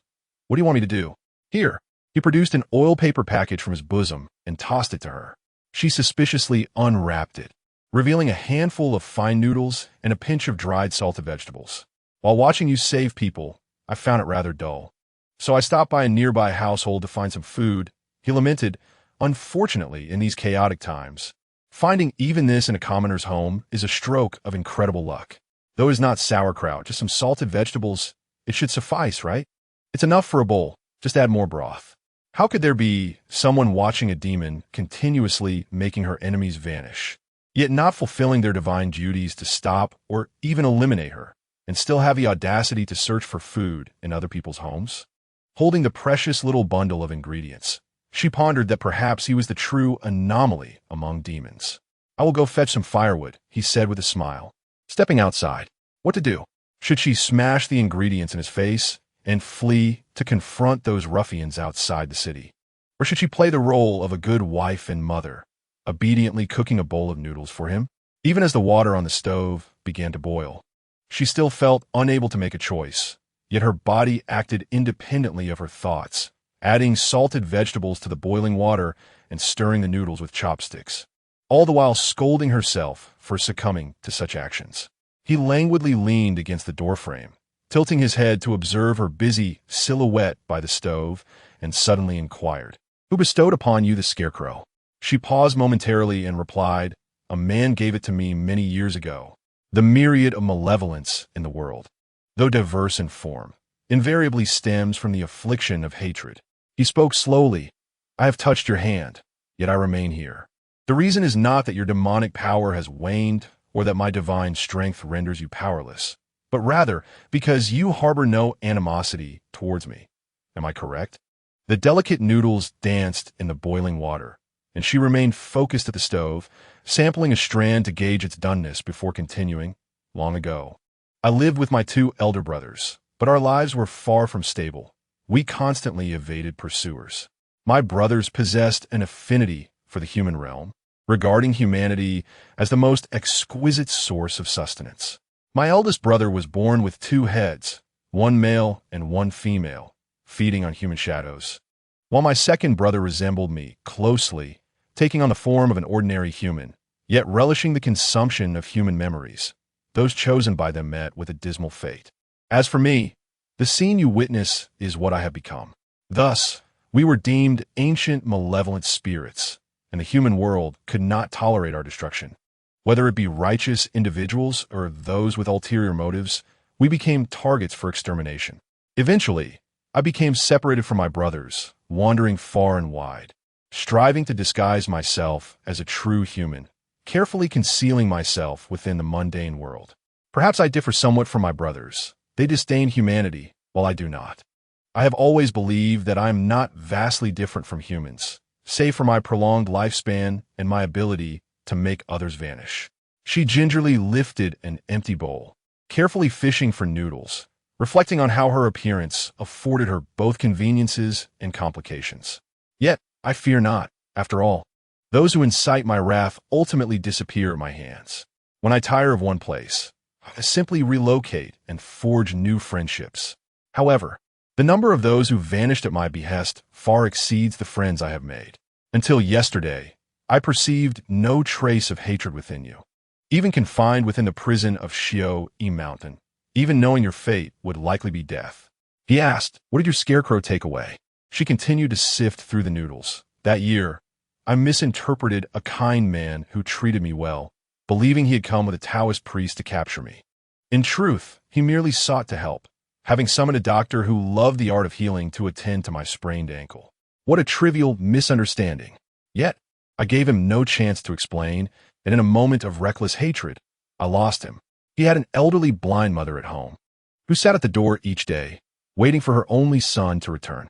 The most absurd part was that when I visited her, she would offer me fruits and candies she could scarcely bear to eat, then comfort me by saying that unfilial son would return one day, for he had always been a wayward child who rarely engaged in his studies.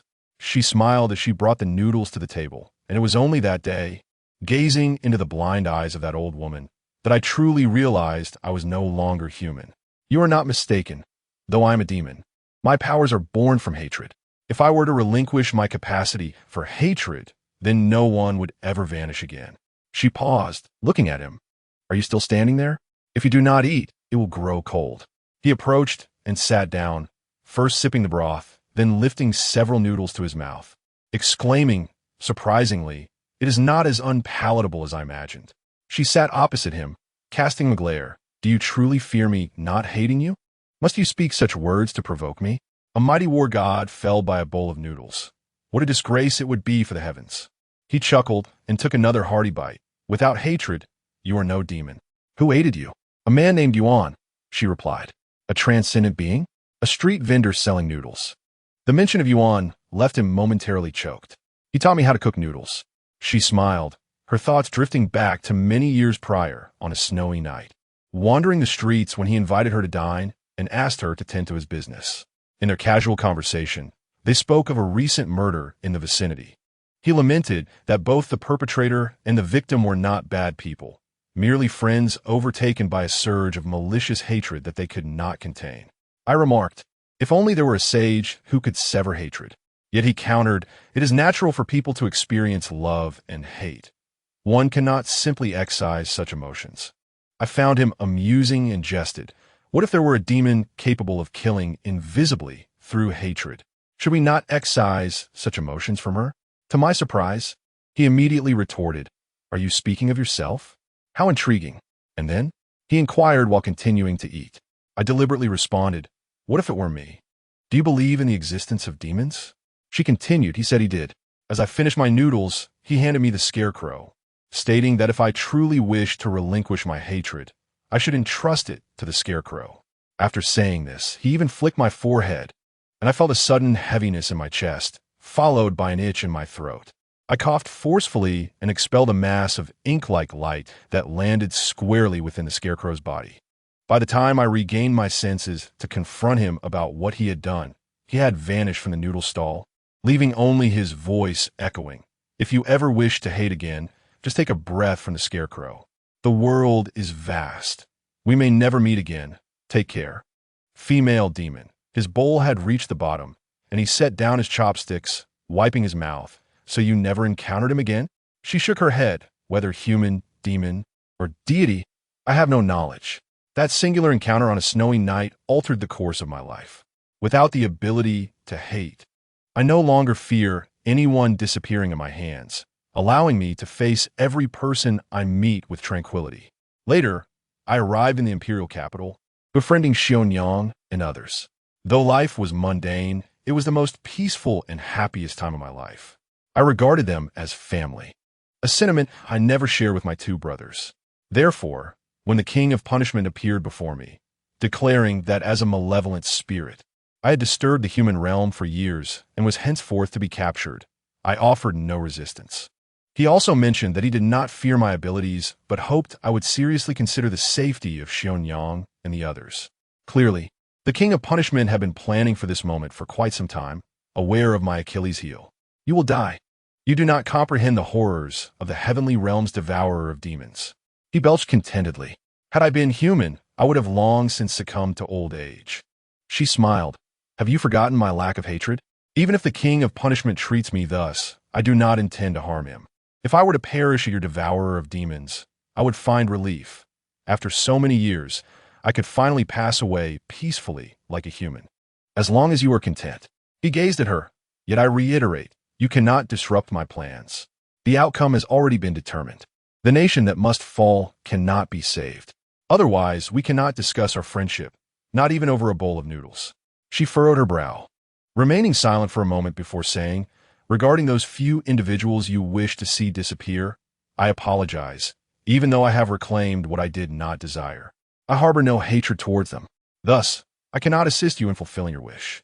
Since I am of no use to you, it would be better to return me to Xioi Mountain. The value of a pawn is determined by me. He glanced at the sky. It is getting late. Rest now, Lord Liao Yuan. She called out as he walked toward the door. Why would you rather offend the king of punishment than comply with his wishes and release me? He paused, not gazing at the dusk outside, extending his hand. It seems to be snowing. Spring and winter are indistinguishable. Turning back, she was fixated on him, sensing that if he did not provide her with an answer soon, she might genuinely wish for him to vanish. He turned back, saying, I can scarcely recall what March looks like. I only remember that her eyes resemble yours. You two are the least demon-like demons. After saying this, he chuckled self-deprecatingly, shook his head, and vanished into the night. March will not return. You still have a chance to salvage things. This thought remained unspoken. In the kitchen, she found herself alone, frowning at the empty bowl left by him, murmuring to herself, the most unremarkable monster, Sanyu. Outside, it has truly begun to snow. In the heavenly realm, within the Tiandi Hall, Han Huang knelt on one knee. Behind the flowing drapes, flickering lights illuminated the indistinct profile of a man. Why has he vanished? Came the languid voice of the man. Reporting to the emperor, it was she who, with gritted teeth, finally spoke. It was the Lord of War who deliberately diverted his subordinates to abduct this demoness. After a moment of silence from behind the drapery, the voice replied, Liao Yuan is not the sort to act recklessly. I would never dare to deceive the emperor. A light laugh emanated from within. Han Huang, you have always been so straightforward in your speech. I beseech the emperor to make a decision.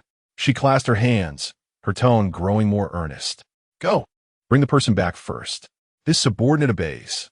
She hesitated, then expressed her concern. What if there is resistance? A command token was tossed forth, clattering as it landed before her. If it proves overly challenging, you may deploy the heavenly troops at your discretion, no matter their rank. Those who resist shall face no mercy.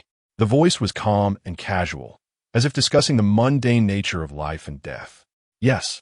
She picked up the token and swiftly departed from the Tiandi hall. The token felt tightly gripped in her hand, as if it might sink into her flesh. Yet she felt no pain. Liao Yuan, when we meet again, I wonder if we can still be friends. Chapter 52. The Fierce Demon. 1. What difficulty lies in death? It is living that poses the true challenge. Yet, to accomplish more, one must simply endure. The situation worsened. The imperial capital lay in desolation, the nation shattered, families torn apart. In the stillness of night, those fortunate enough to escape ran with all their might, while those unable to flee could only gaze skyward in tears within this forsaken city, utterly helpless. Liao Yuan stood atop a rooftop, the cold crescent moon above him. Beneath his feet, the remnants of walls. Once, this had been a most vibrant place in the imperial capital, adorned with gold, silver, and jewels, bustling with the fragrance of fine garments, where scholars brewed wine and debated heroes, and ordinary lovers shared simple moments under the moonlight. But now there was nothing left. The power struggles of the past held no meaning. Defeat had been confirmed. The kingdom had changed hands. He had once more fulfilled the duties of the Lord of War, while the emperor, with grandiose justifications, balanced the powers of the mortal realm. In his heart, he knew that no individual, no nation, nor any era could remain dominant for long. When it is time to weaken, one must not show leniency, lest future troubles arise. He understood the emperor's style all too well. The highest deity required ample security. It was time to return to the heavenly realm and report back, to accept the praise of the emperor and his followers, and then indulge in the celebratory feasts, ultimately waking up in an unknown place once again. It was always the same. Yet now, he felt no urgency to return, even deliberately prolonging his time. Sure beside him remained calm as still water, her eyes devoid of joy or hatred, only the emptiness that comes from profound exhaustion. You truly no longer need me. She gazed into the distance. Your game has already unfolded as you planned. There is no need for anyone else to vanish. He smiled lightly. At this moment, I indeed do not require you. But you must remain by my side. To cook noodles for you? She retorted with earnest sarcasm. I have lived long enough to fear your demon-eating platform. Pieces on a chessboard, whether used or unused, must ultimately return to the box. There is no reason to discard them. The silver-white moonlight cast a cold hue upon his face, staining every word he spoke with a chill. If you do not follow me, what else could you do? March boldly to the demon-eating platform? Or perhaps resign yourself, embracing the demon powers you have regained, to become a fierce demon ruling over mortals? She pondered for a long while before finally uttering, I am a prisoner of the heavenly realm. If you do not return me, what else is there? What else is there? This question caught him off guard. It seemed that since he had taken her away, he had not considered this aspect. Since when had he resolved to keep her with no intention of return? It is late. Let us go.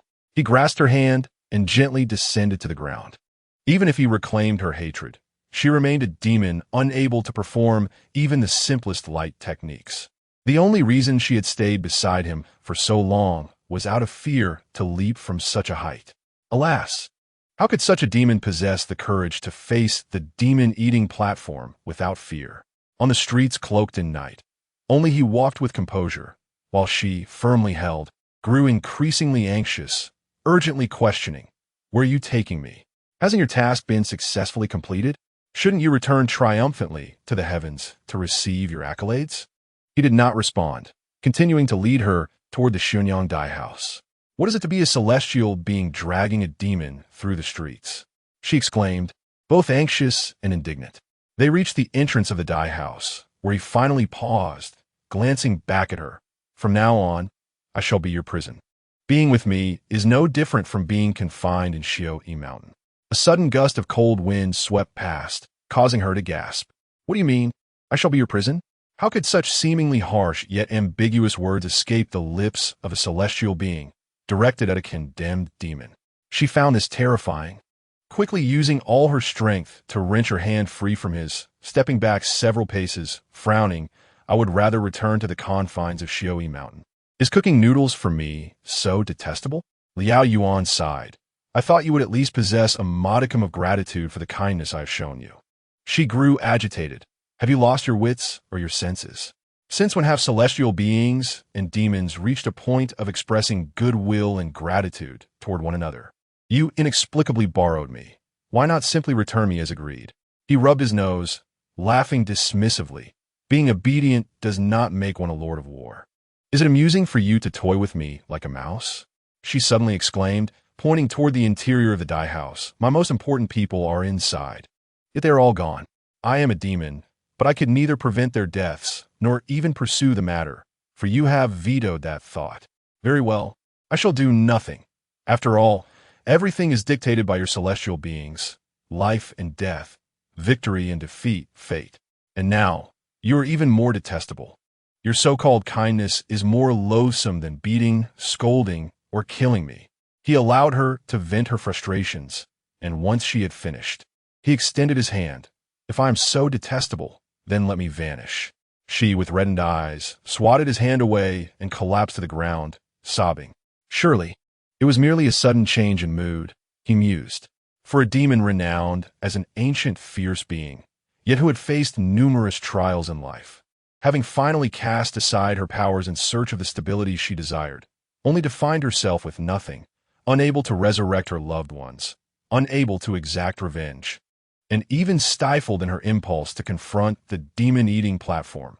Indeed, it was worth shedding tears over such a fate. Yet, no matter how she cried, he remained her prison. Many years ago, he had meticulously plotted to lead a demon to her demise, and now, he sought to ensure her survival. What difficulty lies in death? It is living that poses the true challenge. Yet, to accomplish more, one must simply endure. Once you have cried enough, you should rest inside. He leaned against the wall, speaking with great patience. If you still feel the need, you may continue to weep. She, of course, ignored him, remaining squatted there, her tears flowing freely. He let her be, neither persuading nor stopping her, merely casting a glance toward the Dai house, muttering to himself. It seems I must trouble the guests inside to wait a little longer. As soon as the words left his lips, faint footsteps echoed from behind the door, and someone politely opened the slightly ajar door. Liao Yuan had been engrossed in conversation with the demon and did not wish to interrupt. Han Huang appeared behind the half-open door, impeccably dressed and standing straight, showing no signs of fatigue despite whatever had transpired earlier. Upon hearing her voice, Sure abruptly lifted her head in surprise and, without a moment's thought, hurried to stand behind Liao Yuan. Weren't you just clamoring to return to Xiaoyu Mountain? Why hide behind me? Liao Yuan chuckled. Sure was momentarily taken aback, suddenly realizing her lapse in composure. Embarrassed, she rubbed her swollen eyes and, in a fit of petulance, began to walk toward Han Huang, only to be promptly blocked by Liao Yuan's outstretched arm. I did not permit you to go, he said as he lowered his hand. However, this matter does not concern you. Perhaps you should find another place to continue your tears? Han Huang interrupted them with an impassive expression, addressing Liao Yuan. You are mistaken. My lord Liao Yuan, everywhere here is her concern. Liao Yuan smiled at her, whose face bore an unyielding demeanor. Are you here as a friend, or as the king of punishment? I bear the decree of the heavenly emperor, she candidly replied, casting a piercing gaze at Sure. Bring her back with me. Liao Yuan exhaled deeply, scratching his head. It is true that I've borrowed this demon, but I cannot return her to you. How about I owe you a favor instead? Han Huang chuckled coldly. Liao Yuan, we are both divine beings, not mortals. How could there be debts of affection between us? Any conditions will suffice, as long as I am able to fulfill them. He replied with a grin. Han Huang clenched his teeth in silence. I lack for nothing. Can we not even remain friends? He lamented. Han Huang shook his head. Do you regard me as a friend or merely a pawn in the hands of the god of war? Liao Yuan shrugged helplessly. I'm just this sort of fellow. You have known me long enough. Expecting at least a semblance of defense from him, Han Huang paused, took a deep breath, and smiled. In the task entrusted to me by the Heavenly Emperor, the nature of our relationship is utterly irrelevant. Lord of the God of War, I hereby formally command you, in the name of the King of Punishment and the Heavenly Emperor, to return this demon that you have stolen from Xiaoyi Mountain to me. If you comply, you may yet preserve your position as the God of War. He sighed, stating that it seems we must settle this with a fight. If you win, you may take her. Liao Yuan, Han Huang rebuked. Have you lost your senses? Why specifically? He replied nonchalantly, because she is beautiful, known for her steadfastness. Even the usually composed King of Punishment, Han Huang, flipped his right hand, summoning a silver whip from thin air. Since assuming her role, she had claimed countless lives of demons under this whip, which was as unadorned as she was, devoid of flamboyant colors or unnecessary embellishments, stark white as silver, and ruthless in execution. Named Liran, it had left innumerable demons battered and bruised over the years, and even the deities of the heavenly realm were not exempt. Few could withstand more than 10 lashes. Liao Yuan had even jested that offending anyone was better than crossing Han Huang, for her Liran was too ferocious. The pain would not only rend flesh, but, even after healing, would leave scars that no celestial herb or technique could mend. If it struck the face, how would one live thereafter? Yet, this was the punishment from the King of Punishment. Even if it did not take one's life, it would leave an indelible mark of guilt for eternity. However, it was Han Huang's first time wielding Liran without having handed down a sentence. Upon witnessing this, Liao Yuan discreetly positioned himself in front of Shi, smiling at her weapon. If you truly wish to fight me, let us find another venue. It is too cramped here for a proper bout. Hearing this, Shi hastily interjected. Why go through this? Just let me go with her. When gods brawl, mortals suffer. This place was already in disarray. Why add to the suffering? He seemed not to hear her, continuing to lock eyes with Han Huang, the air thick with tension.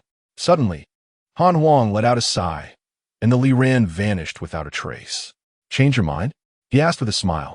Han Huang also smiled, the god of war and the king of punishment engaging in a deadly struggle over a contemptible, vile demon. If others were to learn of this, what face would we have left in the celestial realm? I do not wish to bear this sin. Shi anxiously watched the two, fearing she might miss any word. Liao Yuan breathed a sigh of relief. Then please take your leave. Han Huang fixed a serious gaze upon his face. Liao Yuan, our bond ends here. He nodded. Very well. With that, Han Huang's form flickered, and he vanished without a trace.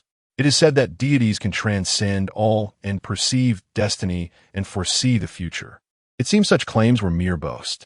She, for one, had not anticipated that her relationship with Liao Yuan would culminate in this manner. It was almost laughable. For years, regardless of his inner thoughts, they had at least been able to call each other friends. Yet in a single day, they turned against one another over a demon that should have been delivered to the demon-devouring platform. Retrieving Liran was not about sparing that demon, but rather liberating herself from the delusion of her own affections. He was willing to relinquish the demon, and she would hold no grudge. Certainly, the Heavenly Emperor would absolve him. What of breaking heavenly law? What of being the iron-faced king of punishment? As long as he still valued their friendship, there was no need for this trivial demon to cause her distress. She would ensure his safety and well-being. Yet, he remained ungrateful. As the king of punishment, she had repeatedly made exceptions for him, consistently relenting.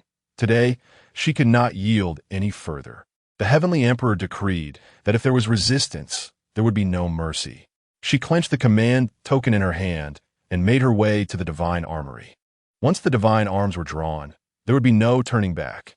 Chapter 53. The fierce demon, too. He somehow procured a horse and galloped south with her. The horse ran so swiftly that it nearly jostled her bones apart, causing considerable discomfort. A demon's body, after all, bore little difference from that of a human, save for living longer and aging less. No other advantages were apparent. On the third day, he finally halted before a remote town blanketed in yellow sands. "This shall suffice," he said, dismounting and surveying the surroundings, murmuring that it was desolate and devoid of life. She was perplexed, urgently asking, "Why bring me here?" "The king of punishment will not relent. You are likely to be implicated by me, perhaps even losing your position as the god of war." He seemed not to hear her, striding directly into the town, glancing around, yet there was little to behold. Even the grand imperial capital bore such a visage, let alone this forlorn settlement. "You may leave. I shall not go anywhere," he replied briskly, causing her to have to jog to keep pace. "I will remain here, waiting for the celestial beings to find me." "Do you harbor hatred for them?" he suddenly inquired. She was taken aback, unable to respond. "Without seething hatred, one cannot protect oneself," he sighed. "Yet hatred, like love, is not something one can simply declare. It is not so easily defined." He tucked a stray lock of her hair behind her ear. "What I can ascertain is that even if you reclaim your hatred, you wield it clumsily." She frowned and stated, "I do not comprehend your notions of love and hatred. I am a demon. You are a deity. Were it not for you, I would have completed my already excessively prolonged life in no time." She clenched her teeth, standing before him, fiercely pointing at herself. "Do you see the monster before you?" She could erase what she loathed, yet she could not vanish herself, no matter how much she despised her existence. Countless days and nights, she pondered a singular question. Why did the heavens give birth to a creature like her? She had even attempted various methods of self-destruction, jumping into rivers, hanging herself, ingesting poison. No matter how agonizing the suffocation or the torment of her insides, pain itself was all that remained, and she still lived on. When the king of punishment captured her at the dye house, her submission was not merely for the sake of the one she cared for. Do you understand? Aside from deities, likely no one could enter life. He listened quietly and patiently as she poured forth all the words buried in her heart before circling around her and continuing into the town. Inquiring, "What do you think of this place?" She lingered behind him, her face flushed from intense emotions, chilled by the cold wind, finding it difficult to muster any expression in response to his bland inquiry. He turned back. "I ask you, compared to the cage of Xioi Mountain, this should be much better, right?" She managed to temper her emotions slightly and replied, "For me, it is all the same." He approached her, ruffling her hair. "Why be so despondent? At least you have 2 brothers. Do you not wish to reunite with them?" She evaded his hand, offering a bitter smile. "They will not leave you with many fond memories. Why the separation? They see me as a burden, lacking the prowess they possess. To harbor no hatred is to be a waste, only inviting the pursuit and slaughter of enemies. It is better for us to part ways, with fate determining our lives and deaths." She became ensnared in distant memories, reminiscing about the time spent with her 3 siblings, particularly the fleeting moments of tranquility and even minor joys experienced in the depths of Ximeiyouhai. She recalled the enchanting landscapes, the vast skies, and the myriad of peculiar creatures, each possessing unique abilities, yet conflicts among them were rare.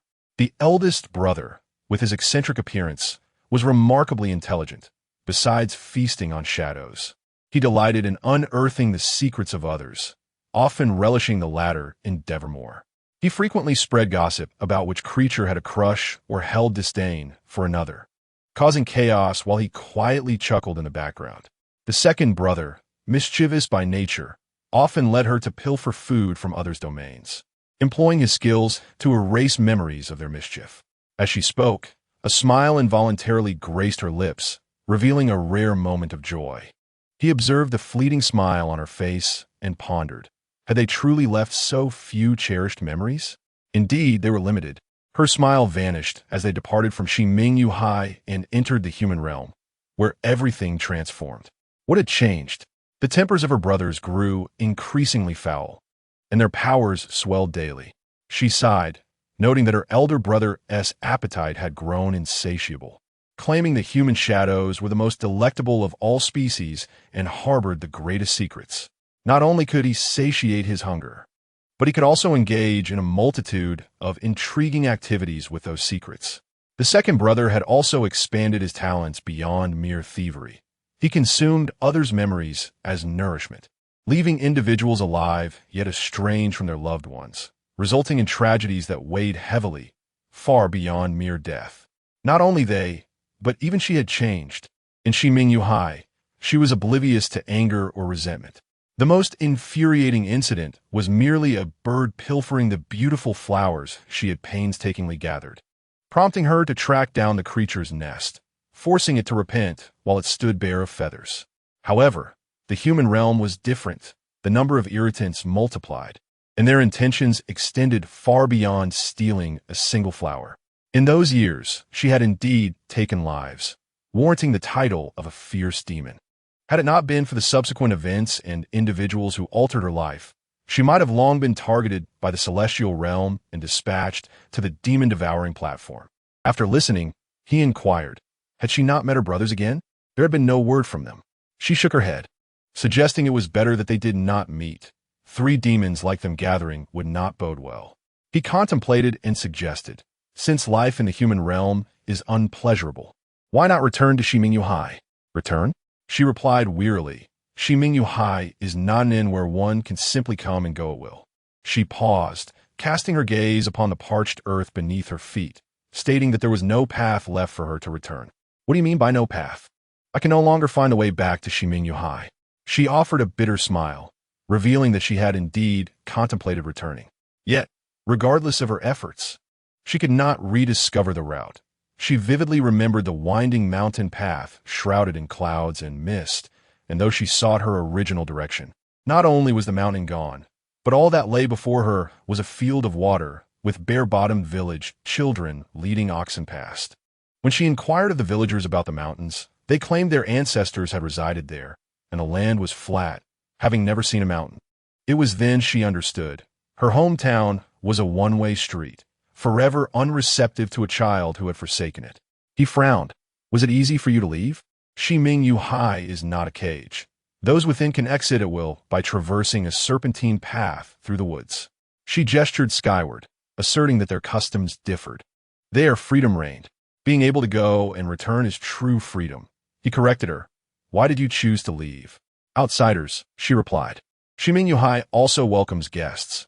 Occasionally, creatures or humans appear before them, though it is a rare occurrence. I surmise their entry is not so simple. Nonetheless, their presence brought tidings from another world. Not all children prefer to remain in their homes. Some, driven by ambition and insatiable curiosity, must venture forth. Moreover, according to the outsiders, the beauty beyond surpassed everything in Ximeiyouhai. It was a realm not only inhabited by demons but also by humans, where gods resided in the heavens and dragons in the seas, a place resplendent and captivating. Those who could enter Ximeiyouhai were anything but ordinary. He probed further. What inspired your brothers to abandon their homeland? Had you seen that outsider? She recalled seeing him from a distance, draped in a grand robe, his features indistinct, only remembering her 2 brothers conversing amiably with him. Shortly after his departure, they too left Ximeiyouhai. Do you regret it? He scrutinized her downcast eyes. Yes, she confessed. Over the years, I have only returned to my hometown in dreams, where every blade of grass and tree remains unchanged, while I have become more fearsome than before. Ximeiyouhai, the origin of all demons, he murmured. At this moment, what purpose does your inquiry serve? She frowned. Ximeiyouhai bears no connection to you. Your king of punishment and the heavenly emperor are the true threats before you. She bit her lip and cautiously asked, does the king of punishment harbor feelings for you? At that time, were you not preoccupied with weeping, having the leisure to observe others? He teased. She grasped her fingers, mustering courage to assert, goddesses and female demons are both women. She shot him a glance. She would not harbor resentment towards someone who treated her without compassion. I have seen her eyes. Han Huang has always worn a solemn expression, as though everyone owes her money. He scoffed. I'm unfamiliar with her usual demeanor, but when she becomes earnest, her gaze is intimidating. And I have heard her proclaim that she was sent by the heavenly emperor. You fear I might perish at her hands? He laughed. unable to suppress the urge to ruffle her hair. What on earth occupies your mind? Noodles? You are not as dreadful as they claim, she exclaimed. Though I may disagree with some of your actions, I certainly do not wish for your demise. She represents the Heavenly Emperor. How will you account for your actions to the heavenly realm? Was it not difficult to ascend to the position of war god? His hand withdrew from her head, but his fingers traced down her exquisite visage. Ximeiyouhai is indeed an elusive and intangible place, giving rise to such a beautiful and unique creature, so easily trusting of others. Sure, he softly called her name. Do you believe I treat you well? This question seemed rather peculiar. She replied instinctively, You freed me, saved me, and you even intend to resist the heavenly realm for my sake. Each act is a testament to your genuine care. Should I scorn you for these deeds? He regarded her earnest expression, finding it utterly charming. Listen to me, he said, naturally taking her left hand. You may be captivated by another's beauty or enticed by their wealth and power, but never let your heart be swayed by their kindness, for the less it costs, the greater the unpredictability. His words perplexed her. Kindness is kindness. What costs are you referring to? I do not understand your words. You will understand, he replied, his gaze abruptly turning icy, all warmth and mirth shattering like fallen masks. In his eyes, her terror was reflected. On the yellow sands, blood flowed like paint. Indeed, it was a grave misunderstanding.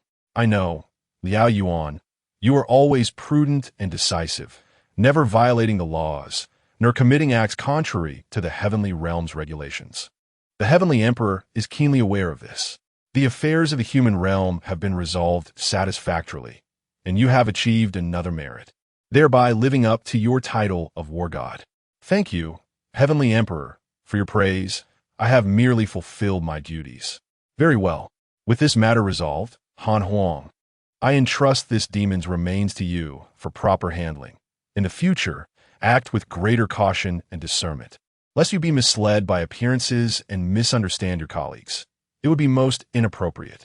Yes, I shall heed the teachings of the Heavenly Emperor. Apologize to Liao Yuan, I believe. Given his magnanimity, he will not hold past grievances against you, and you both can continue to collaborate diligently for the stability of the heavenly realm. Returning to the Heavenly Emperor, there was truly no need for an apology. It was not a significant matter. It was my failure to clarify beforehand that led to the misunderstanding by Lord Han Huang regarding my alleged release of the demon. I bear part of the blame in this matter. Lord Han Huang was merely fulfilling her duty, so I implore the Heavenly Emperor not to hold her accountable. Enough of this. I am aware of your long-standing friendship. I did not wish for a minor misunderstanding to tarnish your bond. Upon witnessing your magnanimity, I find relief. Let us descend and share a toast, extending a hand in reconciliation. Indeed, upon exiting the Heavenly Emperor's hall, Liao Yuan led the way with Han Huang following, while two celestial officials carefully carried a coffin, placing it down gently at the rear. First, return this to the Hall of the King of Punishments. I shall return shortly. Han Huang instructed the officials. Yes, Lord of Punishments, they replied, hastily departing with the coffin. Liao Yuan observed their retreating figures, stretched languidly, and smiled at Han Huang. I apologize for making you run to the divine armory. Half a day prior, he had taken a coffin to the heavenly realm while she had led a troop to the mortal realm. Their paths had crossed. The divine armory, directly under the command of the Heavenly Emperor, was mobilized for significant matters, causing great concern and speculation among all in the heavenly realm regarding Liao Yuan's position as the god of war.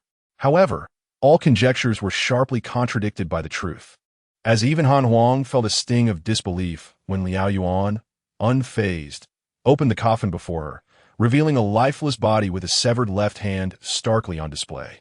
She was taken aback, her eyes reflecting surprise and doubt, unable to fathom that Liao Yuan could have changed his mind so swiftly. Yet he was Liao Yuan, who in the heavenly realm could decipher his thoughts. Were you not reluctant? She approached him, gazing intently into his eyes. Did you not vow never to return this demon to me? I am merely protecting my peace on the board, he replied with a smile. Yet once she loses her qualification to be my peace, my need to protect her vanishes. What can she do for you? Naturally, She can ensure the disappearance of anyone who might sway the outcome of my game. Are you not afraid she might cause your own disappearance? She is fond of me. Hence, her demonic powers are ineffective against me. He plucked a leaf that had landed on her shoulder, stating, rather than confront a demon with force, it is better to secure her unwavering loyalty, ensuring a permanent resolution. What do you think? Her gaze towards him became extraordinarily complex, as if she were meeting this man for the first time. To effortlessly exploit everything around him and perceive the world as mere pieces on a chessboard was perhaps the only way to endure as a flawless god of war. The temperature within the Heavenly Emperor's hall was the most comfortable of all divine abodes, perpetually warm and gentle, like a spring breeze caressing the face. Yet at that moment, she felt a chill, as if the wind had swept through her heart. Nonetheless, a flicker of indescribable relief oscillated within her. After all, he had indeed killed her, and without mercy, severed her left hand. For a loss, the absence of a left hand rendered her a mere shadow of her former self, incapable of stirring any tempest. The demonic aura that belonged to her was palpable even before the coffin was opened. Before today, she felt she had endured the greatest humiliation of her life. Thankfully, she managed to salvage a shred of dignity and was not utterly defeated. The god of war Ximeiyouhai had never altered for anyone. After a prolonged silence, she lowered her head, something she rarely did, and said, "We have known each other for many years, yet remain as strangers." He smiled slightly. "The doors of the god of war's hall shall never be closed to you. You may visit whenever you please, and I shall reserve the finest delicacies and entertainments for you." How could he so naturally utter such words at a time like this? Even a dismissive scoff from him would have sufficed. She clenched her fists, enduring her emotions, but ultimately struck him squarely in the face. He could have easily evaded it, yet chose to take the blow. Her body trembled slightly from anger, her reddened fist lingering in the air for a while before lowering. "Would you like to receive a hit on your left cheek as well?" He teased while rubbing his right cheek, glancing around to ensure no one was watching. Otherwise, if news of divine beings resorting to personal grievances were to spread, the Heavenly Emperor would surely be displeased. She gritted her teeth and turned away. The battle between them had never favored her. Even if she struck him 10 times, she would still be the loser. Although he had slain that demon, she would never forget the fervor with which he had previously fought to protect it. She could not discern whether it was feigned sentiment or an instinctive response. Regardless, she felt a pang of jealousy. In his regard, even insincerity was beneath him. Acknowledge it. This is jealousy, a jealousy that springs forth from the depths of her soul. She walked away swiftly, suppressing her emotions. Before returning to the hall of the King of Punishments, she must remain as resolute and devoid of sorrow as the king himself. Never had a day been as dreadful as this one. Ximeiyouhai rubbed the slightly swollen corner of his mouth, expressionless as he walked in the opposite direction. Apologies, but he was unable to accept any goodwill, once capable of embracing all the beautiful emotions of the world. The being known as Xiao Hu had perished the moment the eastern wind blew at Chibi, leaving no trace behind. Chapter 54. The Fearsome Demon 3. She lay in bed, her incomplete left arm wrapped in white cloth soaked in medicinal liquid. An elderly woman, both deaf and mute, brought in a basin of water, wrung out a cloth, and skillfully tended to her face and body, then changed her bandages. She allowed the woman to assist her, staring blankly at the rafters above, where 17 cracks marred the wood. Over the past few days, 22 flies had buzzed by, and 3 mice, perhaps the same one, had scurried back and forth.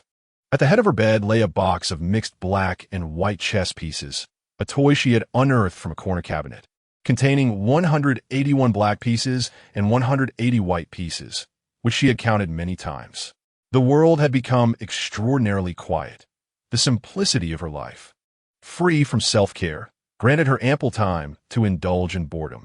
The wound no longer pained her. The celestial medicine he had left worked wonders. Yet each night, she continued to suffer the same nightmare, in which he smiled as he shattered her body into countless fragments. She finally comprehended his words.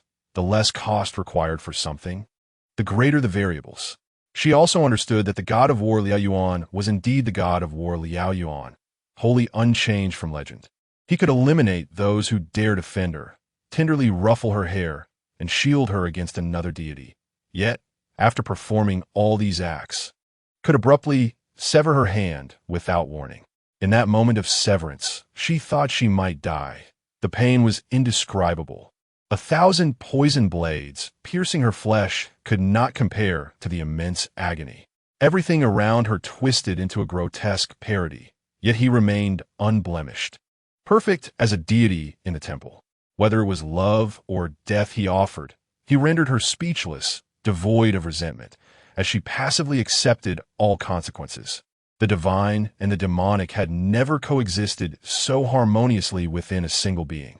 When she awoke, she found herself lying here, the elderly woman beside her babbling and gesturing in an attempt to be friendly. Why had the heavens granted her such a shameless body? Should not the loss of her left hand render her as lifeless as a headless tiger, swiftly meeting her demise? Now, she was uncertain of her own identity. A being without a left hand, essentially rendered useless, could do little more than squander the last benefits of her demonic heritage, languishing through an interminable existence, living on in a protracted wait for death. And all of this was brought upon her by him. From now on, I shall be your prison. It turned out he was neither jesting nor ambiguous. He genuinely intended to confine her within the cage he had fashioned for her. The day after she awoke, she seized the opportunity to flee the dwelling located in the western part of the town when the old servant was absent. Despite her injuries, they did not hinder her from sprinting at an unprecedented speed, driven solely by fear, fear unlike any she had ever experienced before. She thought she had glimpsed him, yet it turned out to be an illusion. The frustration of her self-deception intertwined with the utter helplessness of her situation left her in turmoil, compelling her to escape. She quickly dashed out of the town, racing southward, indifferent to the tumble she took, rising to continue her flight. On that day, many must have witnessed a young and beautiful yet disabled madwoman darting past them like the wind, the swirling dust infused with her terror and despair, along with a hint of self-mockery for her past foolishness. As the moonlight replaced the sunset, she stumbled along the indistinct mountain paths, occasionally glancing back to find the town vanished from sight, leaving only the silhouettes of trees and a misty haze. Estimating that she had run quite a distance, she began to feel a dull ache in her wounds and slowed her pace, gasping as she sat beside the road. Although it was early spring, the chill still lingered, and she wrapped her arms around herself, curling into a ball, reflecting on her past with a surge of sorrow. Born as an ancient demon, she had failed to instill fear in the world through her existence, had not slain her enemies in a balanced battle, nor met her demise with pride. Regardless of whether she regained her hatred, she remained powerless over the lives of those she cared for. Even her own life she could not command. In the end, she found herself fleeing like a lost dog to a desolate wilderness, devoid of hope ahead and retreat behind. Was this her retribution for all the lives that had slipped through her fingers? Lost in thought, a chilling roar suddenly echoed nearby, the approach of an unknown beast. Initially reluctant to run, she thought that whatever it was could consume her without concern. Yet ultimately, she dragged her fatigued body to flee. The pain from her severed hand was already excruciating. To be bitten piece by piece would only prolong her suffering and leave her in torment without death. The path grew increasingly treacherous as night fell. Yet after what felt like an eternity, she finally spotted a flicker of light ahead. This frail body was indeed pitiable. Though not human, it bore all the weaknesses of humanity. Starving and thirsty, she followed the glimmering light. However, when the illumination met her eyes, she stood frozen in place. The cold wind and yellow dust revealed that she had merely circled back to the very town she had desperately sought to escape. Standing a mere step away, she felt as if a dying person believed they had reached the shore, only to discover another abyss. Gritting her teeth, she turned and ran in another direction, traversing thorns and mist, disregarding the roars of beasts. In that moment, her only focus was on her relentless flight, her mind a blank slate. The night persisted until dawn, and when she once again beheld the large stone resembling a water buffalo, her strength had finally waned. She collapsed in exhaustion before the mist-shrouded town, drenched in sweat. It was not until a woodcutter passed by that she began to regain her senses. He kindly approached to inquire about her plight. Struggling to rise, she managed to say she was fine, then vacantly made her way back. The old servant, upon seeing her return, was both anxious and relieved, grasping her hand and chattering incessantly, conveying her worry throughout the night. "I was just feeling cooped up and went for a walk," she offered as an explanation, feeling embarrassed even to herself. The servant understood her lips and gestured, warning her of wolves and tigers in the wilderness, advising her never to wander aimlessly again, and pointed to her wound, emphasizing the importance of recuperation. She sat down and drank greedily from a pot of tea, accidentally choking and shedding tears. The old woman gently patted her back before turning to heat up some food. "I am so hungry," she thought, devouring her meal while despising herself for her weakness, wishing she could simply refrain from eating and drinking, seeing if she could starve herself. Yet, she ultimately could not resist. Besides, her body would endure, even if deprived of sustenance for centuries, merely suffering from hunger. What thoughts lay within the mind of the war god Liao Yuan, manipulating her in such a manner? "Who summoned you here?" she abruptly asked the old servant in the midst of her meal. The servant raised a hand high, indicating a very tall person, then pointed to her own face with a thumbs up, beaming as she gestured that this person had given her a substantial amount of money, making her very happy and ensuring she would take good care of her. She smiled bitterly, realizing it was a redundant question. Who else could be tall, handsome, and wealthy? Only he would choose this deaf and mute woman as her caretaker. "What about that man? Where is he?" she inquired again. The old woman shook her head.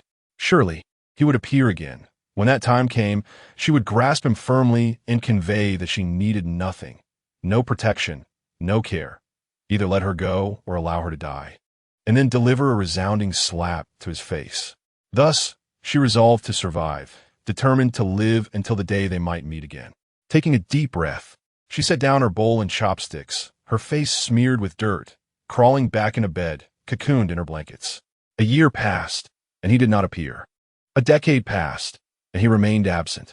When she had spent 21 years in this place, the old woman was laid to rest, and she personally buried her, burning paper money for the childless and kinless woman who had accompanied her for 2 decades. Her wounds had long since healed, and sometimes she would gaze at her bare left arm, pondering if everything she had experienced was merely a chaotic dream. The Western Sea, her 2 brothers, the joys and sorrows of the human realm, they were all dreams. She was not a demon, just an ordinary woman with a severed hand, residing in a town that was oddly tranquil to the point of tedium. However, perhaps residing was not quite accurate. Confined would be more fitting. In the endless stretch of time devoid of purpose, aside from eating and drinking, her solitary pastime became studying how to escape this prison she would inevitably circle back to. Unlike her, others came and went freely. Those passing through, moving away, dying, or newcomers. Faces in the town changed constantly, their joys and sorrows intertwined with the tides of circumstance. In troubled times, everyone was restless, unable to remain in one place for long, smiling less and crying more. The air itself carried the scent of unease. The world remained fragmented. Those capable of establishing a realm aspired to possess even greater power, yearning to swallow all neighbors whole, reducing the vast lands to a single surname. It seemed he did not appear because he was too busy. In this tumultuous landscape, his strategies must be at their most fervent. Although the town was remote, it could not remain an eternal paradise. Even if the flames of war had not reached here, in chaotic times, one could not escape the presence of bandits and thieves, who routinely plundered for people and riches. Yet she was safe. In her 3rd year of residing here, she realized that her caretaker was not solely the old woman. A band of mountain bandits, ruthless and depraved, sought to profit from the chaos, burning, killing, and looting as they arrived in the town, following their customary path of destruction. When they stumbled upon her dwelling, she was outside with the old woman, hanging laundry. Upon seeing her, the bandits' eyes widened in astonishment, even more so than if they had discovered gold and jewels. The old woman could not protect her, and she had made no progress in terms of combat skills. In a moment of peril, two youths suddenly appeared, one clad in black, the other in white, swiftly dispatching the bandits, causing the remaining ruffians to scatter in terror, leaving behind their spoils. She could hardly discern where the two youths had emerged. It was as if they had materialized from thin air. The old woman fainted from fright, and she helped her inside. By the time she returned, the two youths had vanished without a trace. After that incident, years of peace ensued. Decades later, when the incident occurred, the mute old woman had long since become a skeleton. The one appointed to care for her was a sister-in-law proficient in culinary arts.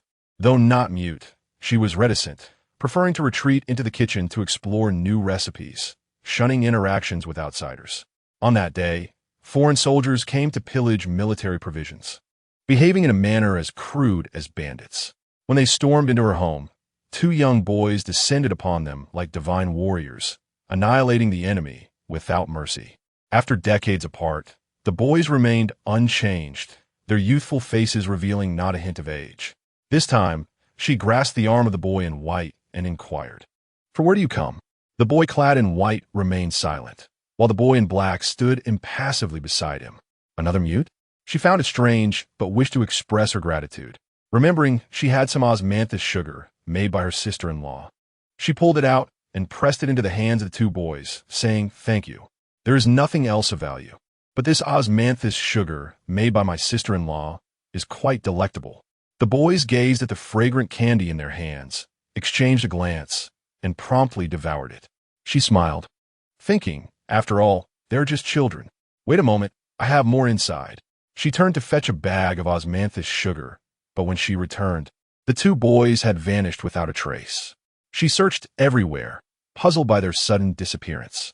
That night, as she lay in bed tossing and turning, thoughts of the two boys occupied her mind.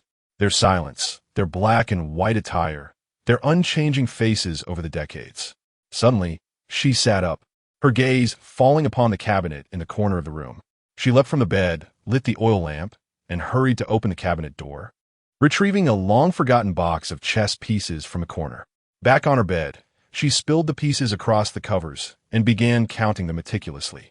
She distinctly remembered counting these pieces countless times during her early days in this place. 181 black pieces, 180 white pieces. After counting them once more, she paused, furrowed her brow, and recounted, only to find discrepancies. She counted again and again, 7 or 8 times, until she finally confirmed that the black and white pieces were each missing 2. Black pieces, black-clad, white-clad. She was stunned for a long moment, then abruptly grabbed a handful of pieces and strode to the window, declaring to the night sky, "You have been watching me all along. Haven to you?" Silence reigned except for the chirping of insects. "You are the most despicable deity I have ever encountered. The most despicable." Her anger escalated, and she could not help but weep. "You are more cruel than the king of punishment, denying me even a path to death. What purpose does it serve to keep a worthless being like me alive?" Naturally, no response came. Her sister-in-law was awakened by her outburst and came to check on her. After years of service, she had never witnessed such hysteria from her. The chess pieces slipped through her fingers, scattering across the bed. To him, all in the world were mere pieces on a chessboard, but what kind of game was he orchestrating? She reassured her sister-in-law that everything was fine and urged her to return to sleep. The sister-in-law nodded and departed. At that moment, she finally understood the virtue of silence. No wonder he only surrounded himself with such individuals. She knelt down, gathering the scattered chess pieces one by one back into the box. They were merely pieces. Why take out her frustrations on her own kind? As she collected them, she found herself laughing, realizing for the first time that the life of an ancient demon was quite amusing. Gradually, she became more open-minded, no longer secluding herself, since someone was watching over her. She felt liberated to squander her time freely. She made friends to wander the marketplace with, garnered attention from a host of suitors, learned to navigate social interactions with charm and wit, and discovered ways to earn money through cunning and strategy. She transformed into a beloved butterfly, flitting gracefully among the flowers, each day filled with praise and envy. Another decade passed, and he had not yet appeared. Her sister-in-law passed away, followed by her successor, and then the successor's successor. Centuries slipped by, yet the man named Liao Yuan remained a specter haunting her nightmares. The world changed wildly with the passage of time. Those who had once relinquished half their territory ultimately lost everything. The vast landscapes were rewritten time and again. Even the small town transformed. Its population grew denser. Houses became more clustered, and the reach of existence expanded. It was once called Songjin, but later became Songxian. The title of emperor had long since faded into obscurity, and no troops or bandits roamed the roads to Songxian. Only automobiles filled with men, women, and children, along with the mundane existence of daily life. She had long shed the habit of weeping uncontrollably. A century ago, she opened a noodle shop, where she was the chef, serving only one flavor of noodles. 6 months before opening, she dismissed the sister-in-law who had cared for her, providing her with a generous retirement package. Standing in her empty courtyard, she spoke to the sky. From now on, let me be alone. After that, no one came to serve her. The numbers in her mind had remained clear. 850 years. For gods or demons, a millennium might be but a fleeting moment, but for her, it was an eternity, for she never knew on which day he might appear. Her wait had no deadline, yet he seemed to have vanished, never once gracing her life with his presence. Could it be that he had forgotten the prisoner he once patted on the head, locked away in a corner of the human realm? Time could not continue to be wasted. There must be a better way to end this hopeless waiting. That morning, she sat by the window of M'Oshur, observing the diverse array of men and women outside. Business at her noodle shop was mediocre, often seeing no customers for long stretches, yet she was indifferent. For running the shop was merely a way to pass the time. Profit mattered little. It was not until evening that a customer entered, a middle-aged woman in her 40s, wearing only a thin sweater on a cold day, who stumbled through the door, visibly lost. She ordered 3 bowls of noodles, but, while eating, began to speak nervously to herself, declaring that she needed to fill her belly to gather the strength to kill him. As she spoke, she broke into tears, noodles spilling from her mouth, creating a rather awkward scene. "Eat slowly, don't choke," she said, approaching the woman and offering her a napkin. The woman took it, wiping her mouth hastily. "I'm sorry. How embarrassing." Over the years, although she had never left this confined space, she had encountered countless faces. Though this woman was currently in a state of distress, her demeanor suggested she was typically composed and clean, implying she had suffered a significant shock. As long as she was willing, few would mind conversing with someone like her. This woman was no exception. Unable to eat anymore, she poured the woman a cup of hot water. Amidst the rising steam, she patiently listened to a story she had heard in various forms throughout the years. One that recounted how the woman had sacrificed a privileged urban life for her husband, only to find herself abandoned in favor of a younger, more beautiful woman as she aged. She was not the first woman to weep over such matters, nor would she be the last. Let it go, she could only advise. The woman's eyes had swollen to the size of peaches, yet the tears continued to flow. "How can I let go? I've been with him since I was 17, 30 years. How can I let go?" In her distress, she produced a divorce certificate from her bag. Trembling as she showed it, "We just came from the Civil Affairs Bureau this morning. 30 years, and this is what we exchanged." She patted the woman's shoulder and gently took the divorce certificate, returning it to her bag. "Don't dwell on unhappy things." "Listen," the woman said, wiping her eyes fiercely. "I bought a knife, and it's in my bag. In this day and age, murder is illegal." She sighed. "Why resort to such foolishness? But aside from buying a knife, I can't think of anything else to do." The woman wept once more, striking her own face with a resounding slap. "No amount of knives could remedy my situation. I cannot even bring myself to kill a chicken." Just as he said, "I am utterly useless." Her fingers dug fiercely into the edge of the table, producing a sharp clicking sound, while a profound resentment churned within me, as if my very insides were about to burst. My parents severed ties with me early on, and my friends have always regarded me as a fortunate, wealthy woman, envying and resenting me.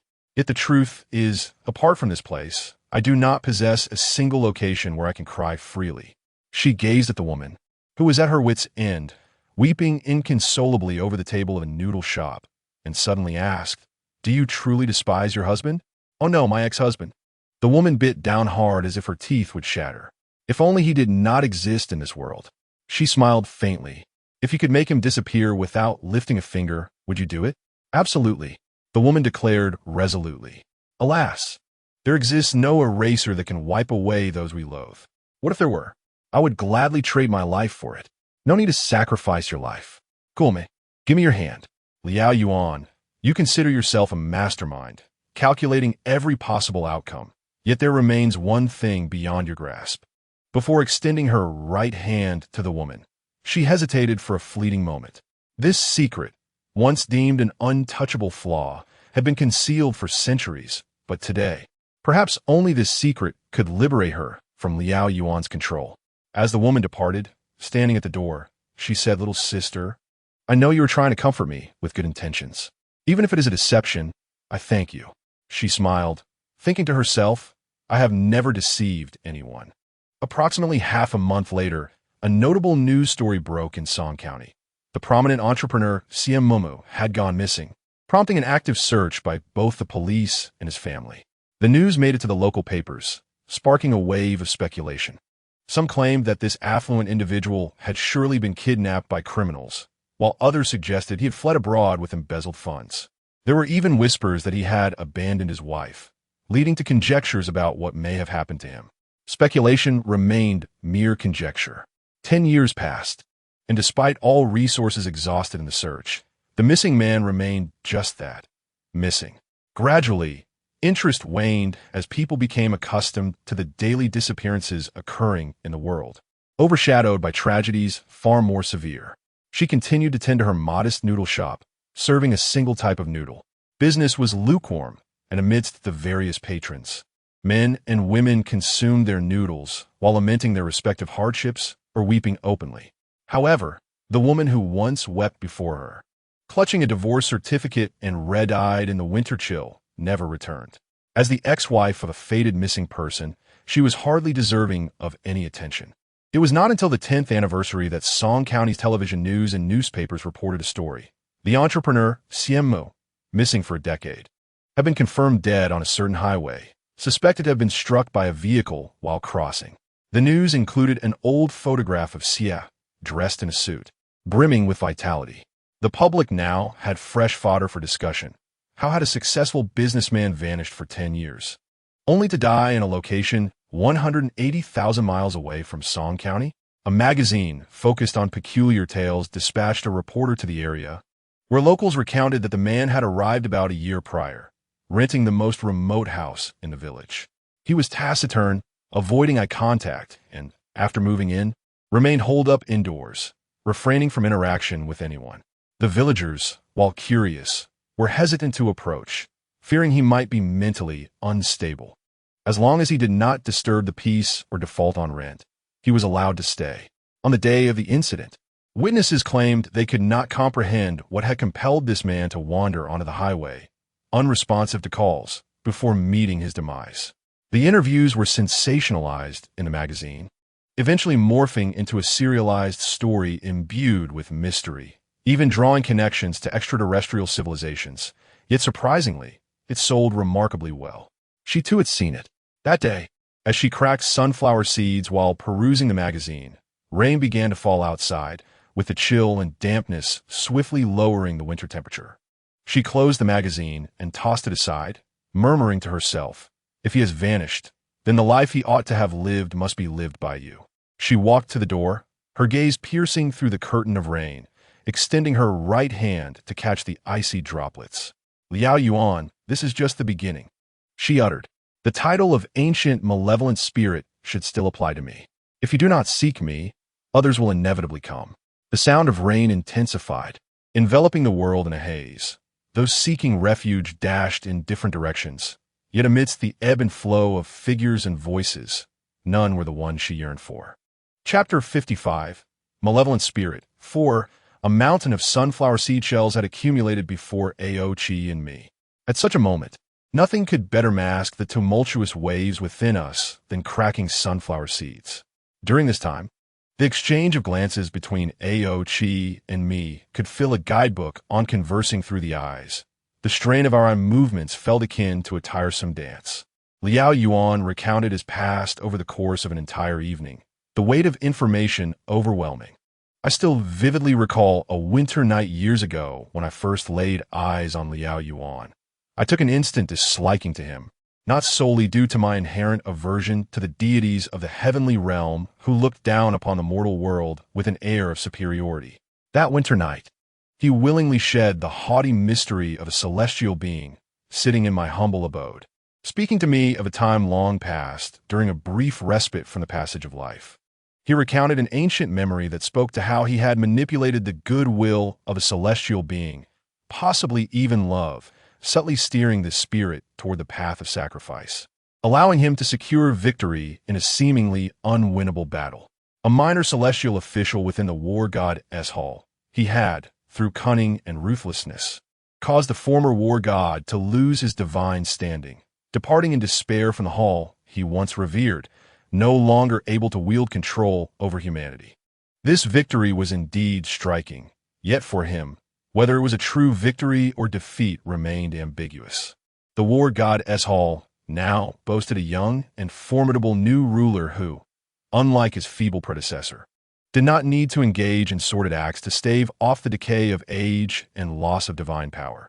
Yet for humanity, regardless of who held the title of war god, the result was an unending cycle of conflict, with rivers of blood and countless casualties.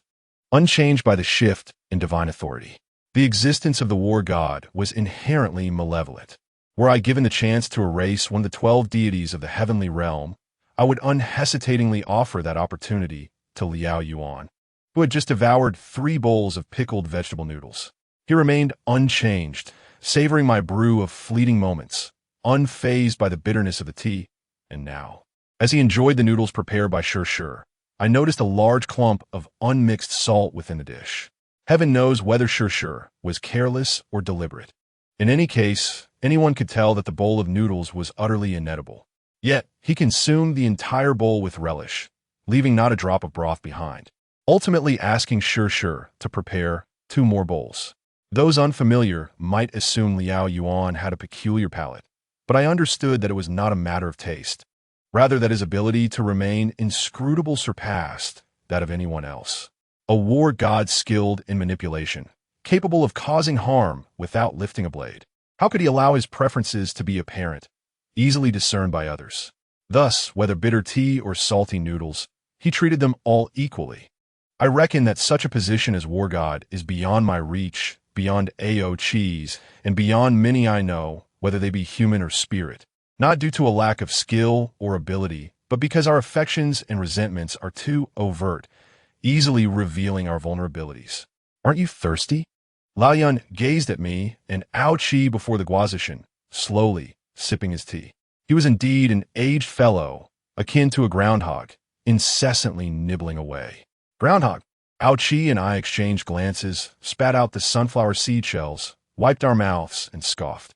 Mighty war god, perhaps you should choose your words more carefully. Surely, you do not believe that we were oblivious to your earlier reflections on your life, reminiscent of a neighborhood Annie reminiscing? He chuckled, you little tree demon, so pedantic in your scrutiny. Should we truly engage in a contest of wits, it is you who would find yourself in grave peril. Besides, privately releasing death row inmates and deceiving the celestial emperor, these 2 heinous crimes render you unworthy of even a moment's indulgence in sunflower seeds. As he spoke, he cast a glance at Ximeiyouhai, who sat silently behind Liao Yuan, her sharp tongue transformed into an echo of silence. Moreover, the confinement of a vile demon for centuries while allowing it to wreak havoc upon innocent lives is no trivial matter. Although you frequently bring about death, this Songxian is not your battlefield. You possess no authority to take mortal lives outside of warfare. If this were reported to your superior, who in the heavens could possibly shield you? Ao Qi's assertions were undeniably accurate. Even now, I struggled to comprehend how the meticulous Liao Yuan, who was renowned for his discretion, could casually divulge his dark history while simultaneously indulging in noodles before 2 mere acquaintances. Such behavior was akin to presenting damning evidence on a silver platter. Liao Yuan scrutinized Ao Qi, grinning. The last time I beheld you, you were but a chubby little dragon, barely the height of a table, ill-tempered and foolish. Look at you now, grown and clever, very commendable. I hastily shifted the plate of unfinished sunflower seeds closer, as it was the only thing within reach, perfect for hurling at his face. Though I felt a pang of regret for the delectable seeds, so fragrant and crisp. Surprisingly, Ao Qi neither reacted violently nor displayed agitation. Instead, he calmly poured hot tea for both of us, remarking, "The origins of many wars stem not solely from the pursuit of profit, but from provocation and anger. Why should I lose my composure over your juvenile remarks?" He then gazed at the seeds I guarded, adding, "Moreover, I too have a fondness for these seeds. Where might one procure them?" I knew all too well that Ao Qi's temperament had not suddenly softened. Rather, it was a strategic decision to defy the expectations of the war god, who relished treating others as mere pawns. In the company of such a being, even a simple meal concealed a battlefield, where a moment's inattention could lead to utter defeat. Liao Yuan smiled and turned to Shi, inquiring, "Where did you purchase these sunflower seeds?" The moment her gaze met his, she instinctively averted her eyes. The once radiant and confident Demonis, now reduced to a state of nervousness and constraint, akin to a mischievous child caught by a parent after playing outside too long. Yet, a flicker of joy lingered in her heart, for she was not forgotten. From the old 8th Street fried goods shop, she answered candidly, "Do not always buy sunflower seeds. Occasionally, one should try something different, like fried peanuts," Liao Yuan queried with a smile. "I have them," she replied, her gaze lowered, "but they are not as delicious as the sunflower seeds." Liao Yuan chuckled, naturally reaching out to ruffle her hair. "However, I could hardly bear to witness this, dear Demonis. The hand you caress him with was severed by him, and the 8 centuries of confinement were his doing. How could you, upon this rare reunion, discuss peanuts and sunflower seeds with him instead of rising to deliver a swift slap across his face with your remaining hand?" In Liao Yuan's lengthy recounting, there had been no romance or tender feelings, only tales of nations fallen and lives taken. Those who had endured such years should not trivialize their experiences with peanuts and sunflower seeds as the subject of conversation. Sure, it has been 890 years. Has it not? I could no longer restrain myself, looking at her. You truly waited all these years just to discuss peanuts and sunflower seeds with him? Shi remained silent for a long while, finally lifting her gaze to Liao Yuan, yet found herself unable to articulate a single word. Centuries of questions and grievances, repression and madness, were trapped within her beautiful eyes, unable to transform into even a single inquiry. Compared to the shedding of blood, discussing peanuts and sunflower seeds is far more pleasurable, Liao Yuan said with a smile. Do you think that by employing sorcery to prevent the victim's kin from entering Songxian, your pawns will remain untroubled? Well, she could not speak, but I could. Even if Ao Qi refrained from smashing the plate in his face, I would have done so, not out of mockery, but in response to his deliberate ignorance of the havoc he had wrought. Not just them, but all who could potentially bring her trouble, including gods and demons, should not be allowed entry into Songxian. Liao Yuan nonchalantly stated, "That is my decree. Are these pawns you have bewitched? They may employ various tricks, effective against others, yet futile against us." I observed the extreme calm in his eyes, leaning in slightly. She was deliberately provoking us, clearly seeking her demise. Had you not feared that she might truly perish at our hands, you would not have shown yourself. He chuckled. Indeed, you are far more troublesome than others. The pawns I placed here have blocked all who should not appear in Songxian, but before the East Sea's malevolent dragon, they are utterly ineffective. Furthermore, with you, a 1,000-year tree demon, regardless of whether you pose a threat to her, I must make an appearance. It is not us you ought to meet. Ao Qi raised an eyebrow. Had you dealt with the calamity you created centuries ago, today would not be so troublesome. What exactly are you plotting? I frowned. Hiding in the shadows for 890 years, neither killing nor releasing. Was the food unpalatable or the phone unentertaining? Liao Yuan merely smiled, remaining unresponsive to our confusion and urgency. In the thick silence, Sure, suddenly spoke, not directing her gaze at any of us, as if conversing with herself. From the moment I chose to become a demon, 7 individuals have vanished over the decades. Some made mistakes, while others were entirely innocent. My greatest talent as a demon is granting ordinary people the ability to become demons. Humans often say, I did not kill Boren, yet Boren died because of me. You may lay these 7 lives at my feet. Do not leave me in this world unless you wish to witness more disappearances. This was a new level of foolishness. After 890 years of struggle, a demon with no malice towards the world had indeed succumbed to it. Yet, the ultimate aim of making others disappear was to ensure her own vanishing. The question of whether she deserved to be killed or spared had suddenly become a complex dilemma. But to disappear, I suddenly recalled something. Shure's 2 brothers. Although Liao Yuan had not mentioned the names of these 2 demons, one of the descriptions sounded eerily familiar. A 2-headed creature that fed on human shadows and delighted in uncovering secrets. It once stirred chaos in Yumen Guo and ultimately vanished from beneath our noses, now lying in wait as the true ancient malevolent demon. I vividly remembered proclaiming with arrogance that it could never be exterminated as long as humans harbored secrets they dared not reveal. The rule of demon extermination is to eliminate their source. Various demons, such as fox and snake demons, require the destruction of their human forms. But there exist rare demons born from human emotions. As long as humanity persists with love and hatred, their vitality remains unending. To entirely eradicate such demons is exceedingly challenging. If An was born from humanity's hidden secrets, then as its sister, Sure likely emerged from hatred, desiring her disappearance. Unless human nature is devoid of resentment, which is evidently impossible, could it be that Liao Yuan has refrained from acting against Sure all these years because he has already grasped this truth? Liao Yuan rose and approached Sure, crouching down to gently lift her chin. Is disappearing your greatest desire? He inquired. She gazed into his eyes, momentarily taken aback. Yes. Very well.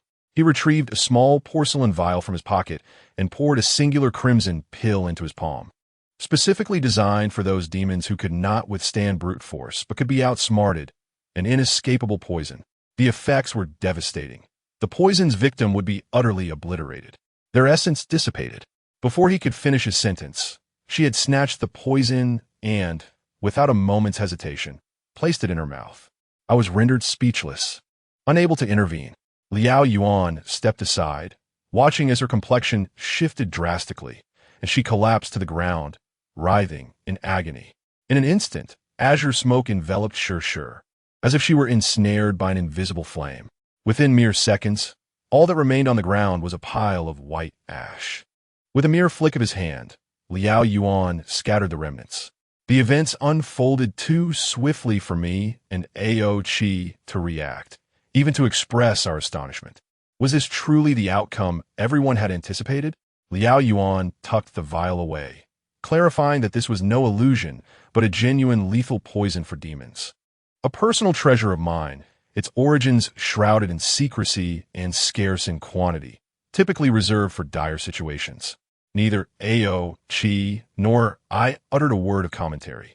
Regardless of who it was, no one could truly fathom his intentions. Liao Yuan surveyed the barren ground, smiling. If her disappearance could resolve all issues, matters would be quite simple. As he spoke, a translucent outline emerged where Sure had vanished, quickly gaining clarity.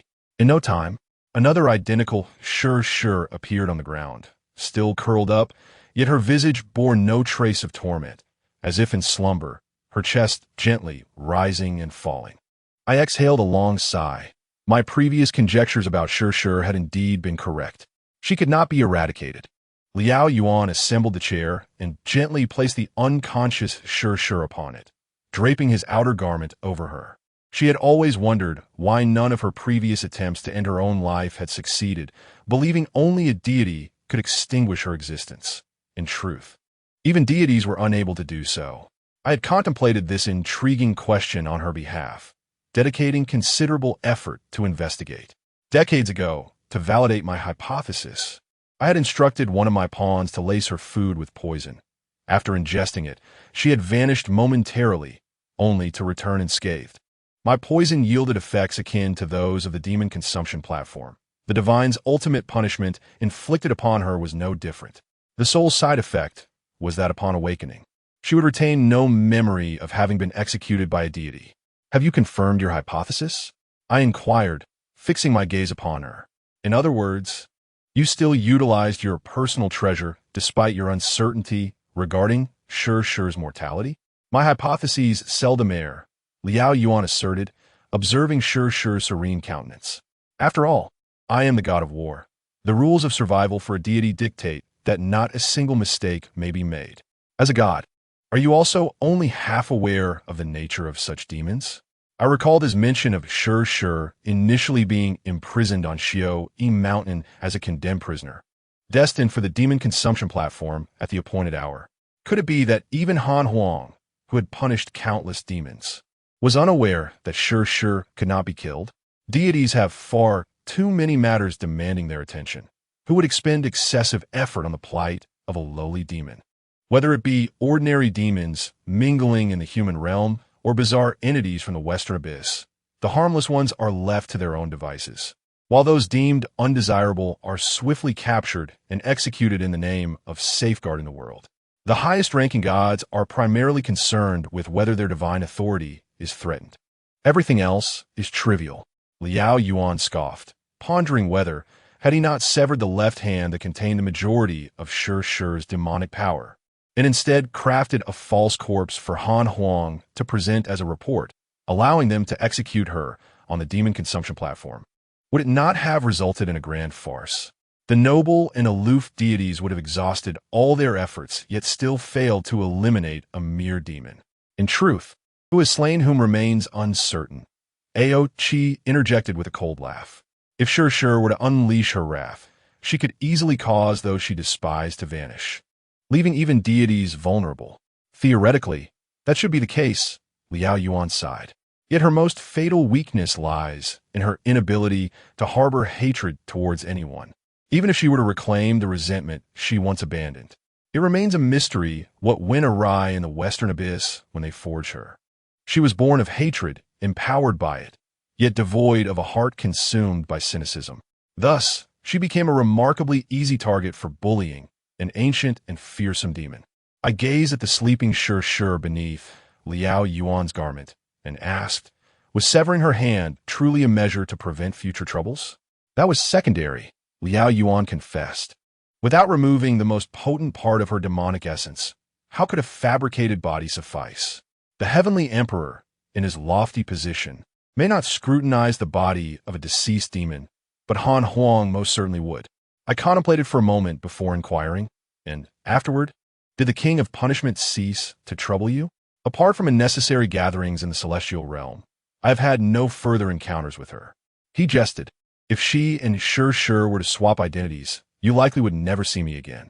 You are merciless towards Han Huang, I remarked. Although I found little amusement in the drab demeanor of the king of punishment, from a female perspective, I could empathize with her grievances and indignation. The unloved are destined to lose regardless of their efforts.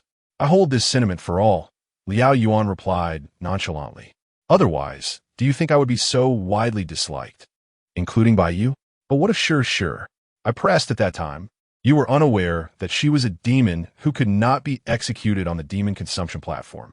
Thus, your act of severing her hand was not to harm her, but to protect her. You cared for her, yet did not see her for 8 centuries, even knowing she committed acts of violence through humans. You turned a blind eye and cleared obstacles from her path. Ximeiyouhai, you claim she is a contradictory creature crafted by the Western Abyss. Yet you yourself embody an existence even more monstrous than any demon. She committed acts of violence through humans? Ximeiyouhai chuckled, raising a finger to shake his head in disagreement. I cannot concur with that notion. Aochi sneered, is that not the case? Had she not possessed her delayed malice? The daughter of the Su family would likely be attending classes at some university in good health. She offered them a choice. Ximeiyouhai stated unabashedly, meeting Aochi's gaze. 3 days. Yet those individuals ultimately chose to become fearsome demons rather than remain human. While his reasoning may have carried a hint of sophistry, it was not entirely unfounded. So you chose to remain a bystander? I interjected. After all, it concerns human lives, and the Su family's daughter was an innocent victim. He may indulge in his self-righteous logic, but I cannot. Isn't it popular among humans to say, "You must walk the path you have chosen, even if on your knees?" He retorted, exasperated. Aside from my duties, I cannot afford to intervene in the lives and deaths of humans. I pointed at Sure. And what of her? After all this time, you still refuse to divulge the reason for not seeing her for 8 centuries. For 8 centuries, my pawn has been safeguarding Song County in my stead, watching over her. He finally admitted. The closer I drew to her, the greater the chance she would be discovered by my colleagues. The celestial realm is hardly a sanctuary for secrets. Far too many eyes lurk in the shadows, monitoring my every move. I cannot afford to give them even the slightest opportunity. If I resolved to keep her alive, then no one must threaten her existence. All merely to evade being followed? I exclaimed, my eyes wide. You have 100 ways to explain to her that avoiding her is for her protection. Why let her harbor hatred instead? Liao Yuan tucked Sure's limp hand back beneath his garment, ensuring she retained some semblance of resistance, preventing her from being utterly maltreated. She cannot die, I blurted out, a demon that even deities cannot kill. Your efforts are entirely superfluous. It is not that she cannot die, but rather that we have yet to discover her weakness. Liao Yuan replied, glancing between me and Ao Qi. I constantly endeavor to scrutinize and identify the weaknesses of my pieces on the board. Once discovered, the outcome lies within my grasp. He paused momentarily. Have you all forgotten the reason the celestial deities fell from grace into sinners millennia ago? I was momentarily taken aback, as the convoluted journey of searching for the 12 divine stones vividly resurfaced in my memory. I could not help but ask, are you aware that those stones seal your ancient colleagues? If I were truly interested in knowing, I would not simply sit idly and wait for others to enlighten me. His gaze suddenly turned icy. I discreetly sought out Jiu, urging him to inform you all about the deception surrounding the Ximeiyouhai Yan, hoping that you would take the initiative to recover the mysteriously missing stone. Take the initiative? Ao Qi furrowed his brow. Whose initiative are we seizing? Our objective is to retrieve the stone to deliver it to you, the Heavenly Emperor, and that should suffice. I hope you refrain from troubling us with these wretched stones in the future. We are seizing the Heavenly Emperor's initiative, Liao Yuan interjected. I hope that you are the ones who ultimately acquire the Ximeiyouhai Yan. This statement sounded rather alarming. He was referring to the Heavenly Emperor, not just any petty thug off the street, but the most exalted and powerful existence above all gods.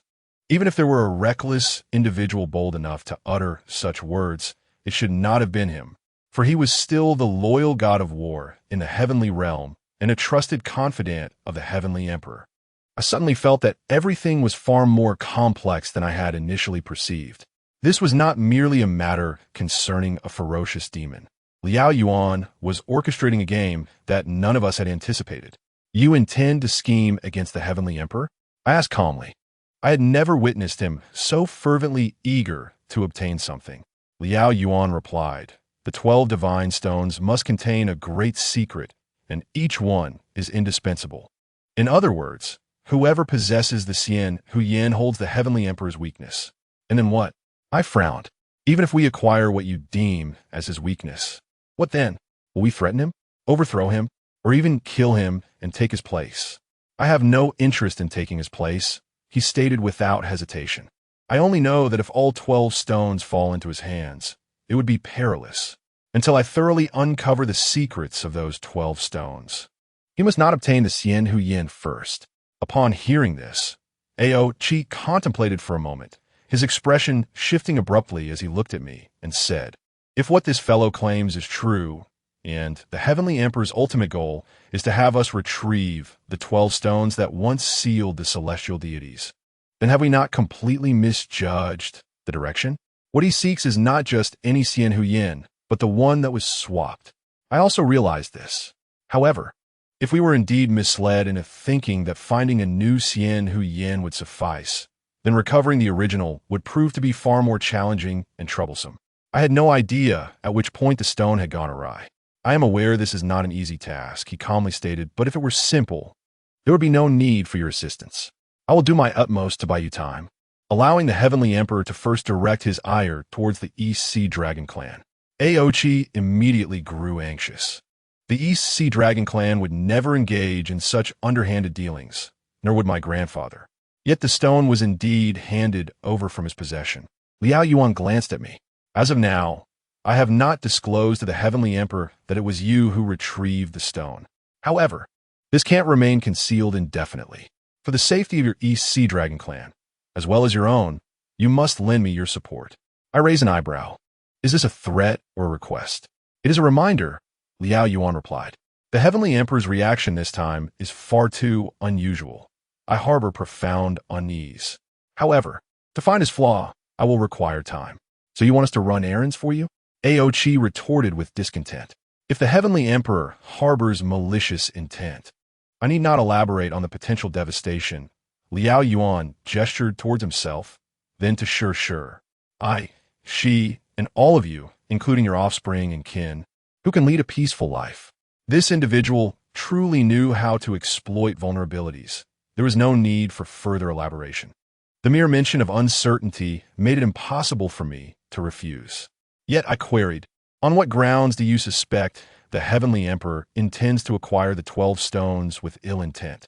What if he merely suffers from obsessive-compulsive disorder and cannot sleep until he has gathered all 12 authentic stones? Trust me, he is far more complex than you imagine, Liao Yuan stated.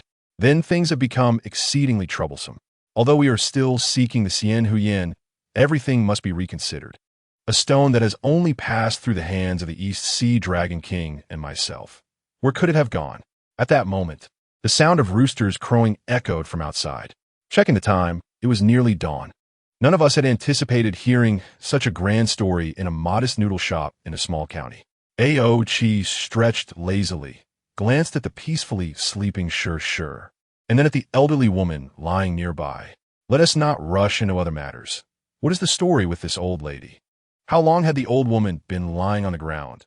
And how long had the girl in the red sweater stood beside her? You saw it too, didn't you? I fixed my gaze on Liao Yuan. This is the consequence of choosing to become a monster. Liao Yuan shot a glance at the old woman. You must allow the person you erased to live out their life. Aochi and I exchanged puzzled glances, momentarily unable to comprehend his meaning. Just as I was about to inquire further, my phone rang. The caller was Juju. Aside from our regular video calls with family, Juju rarely initiated contact. I hurriedly moved aside to answer the call. As soon as I picked up, a jarring static filled the line. Hello. The static persisted. Hello. Is this Juju? I raised my voice, but the noise only grew louder until a familiar cry broke through. Mom. Weiji. My mouth nearly touched the phone as I exclaimed. Weiji, is that you? What happened? However, the call had already disconnected. I quickly attempted to redial, but it was impossible to connect. Only busy tones filled my ears. Noticing my changed expression, Aochi hurried over to inquire what was wrong. I set the phone down, steadied myself, and said, We may need to return to Wangchuan immediately. Chapter 56. Return. 1. All of us, the sole reason for our actions is not for any reward, but simply because we believe it to be the right thing to do. Calm. After mentally repeating calm countless times, I refrained from rushing out the door. Are you certain it was Wei Ji's voice?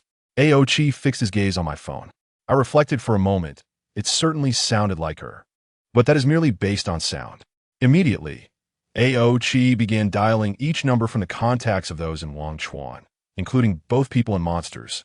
But all calls went unanswered. This cannot be a coincidence. I took my phone back. We must return. Wu Zhang Qing Shuang.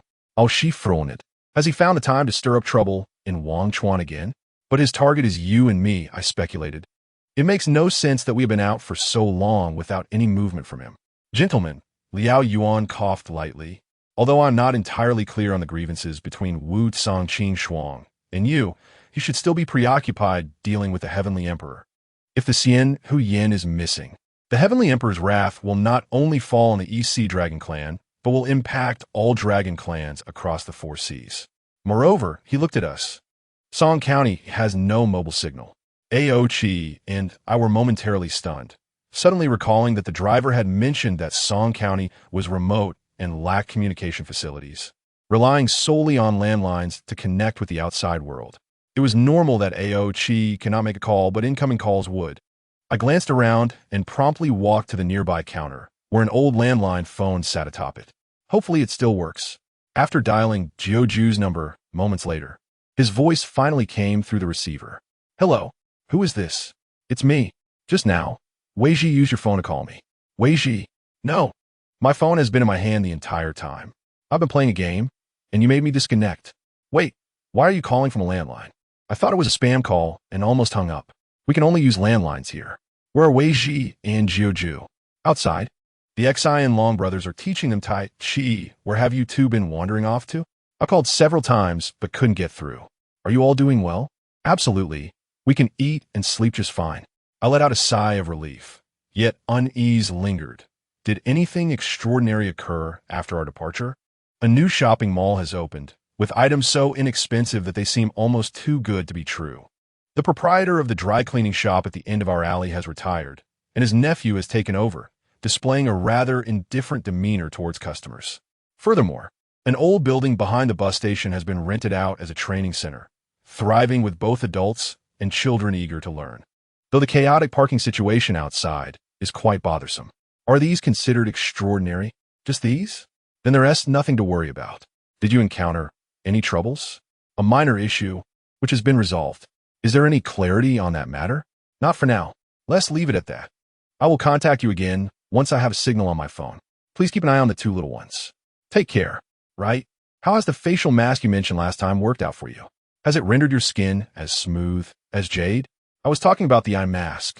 I'm still borrowing your facial masks, and haven't you noticed any results yet? You're using my facial masks? They're quite expensive. What? What did you say?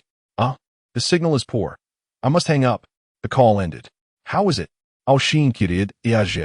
All is well.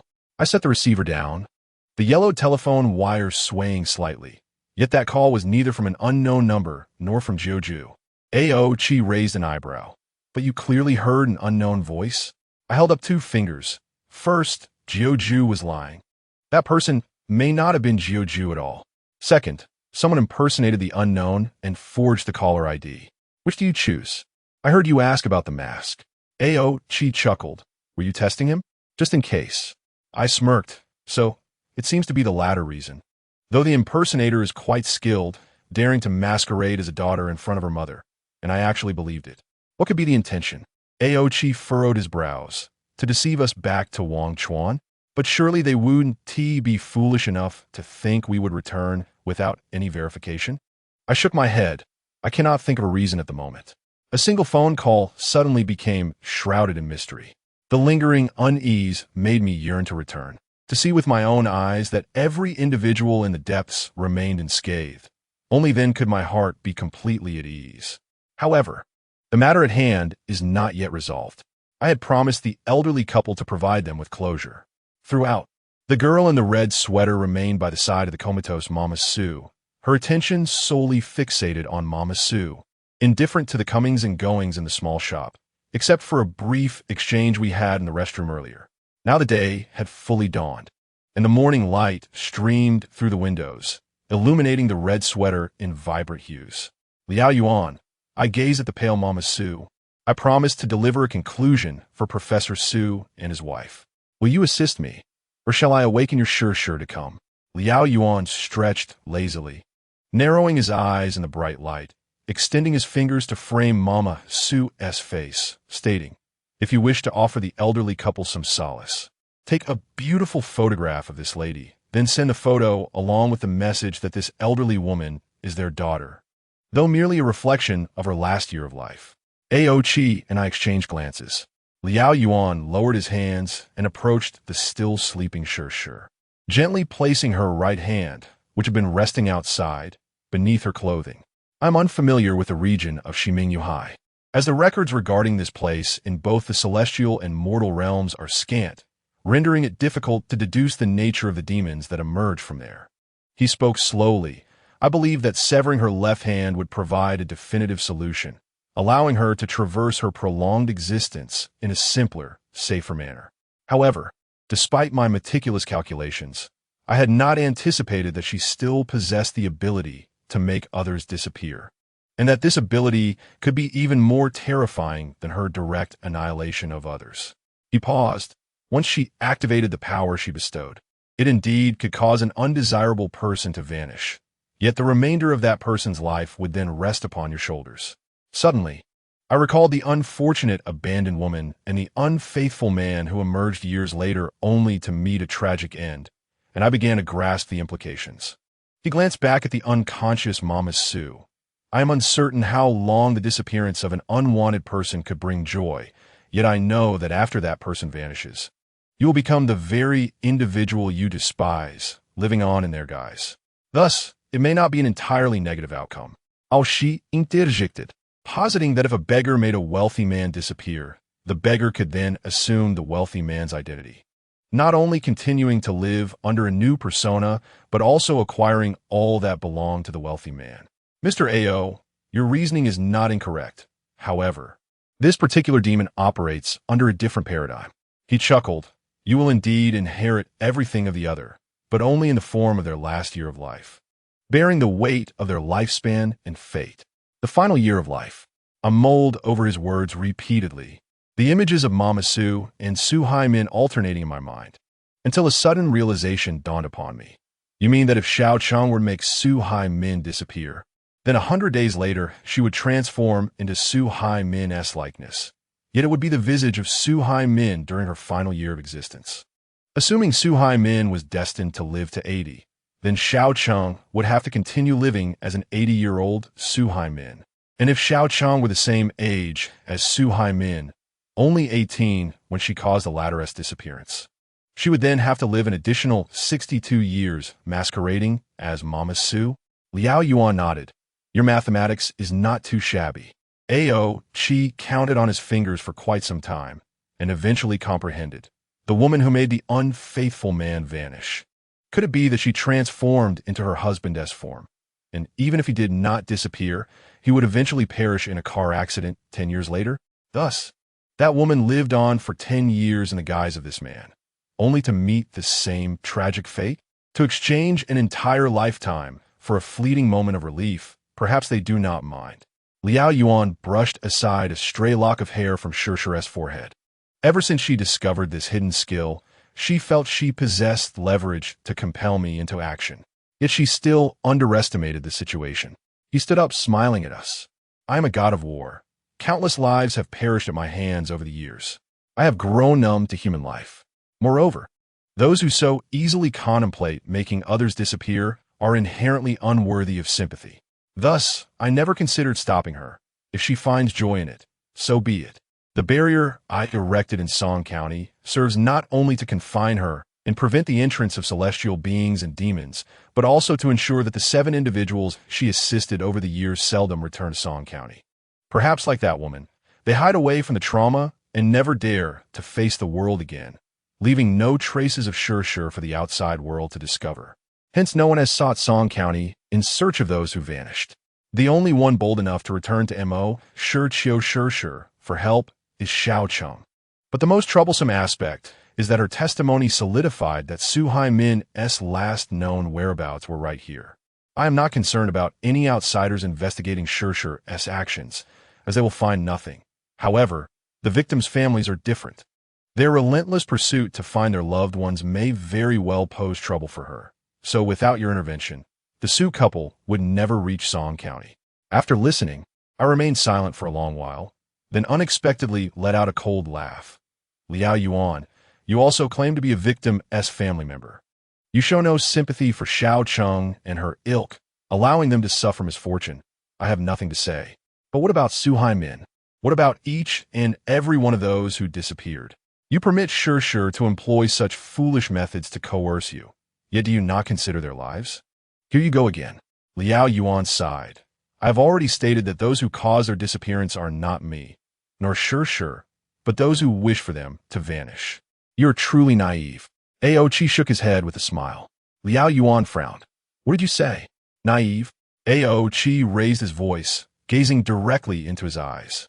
Have you become so naive as to view everything around you as a battlefield, including your relationship with Shi? She is using lies to compel you to reveal yourself and even hopes to attract external attention, calling upon masters to end her existence. It is not that you cannot meet her, nor is it true that you would rather have her despise you. Ultimately, you simply feel that appearing before her for this reason would signify your defeat. You would rather act as her accomplice, removing all potential troubles for her, while continuing your childish insistence. In your strategy, you must always win.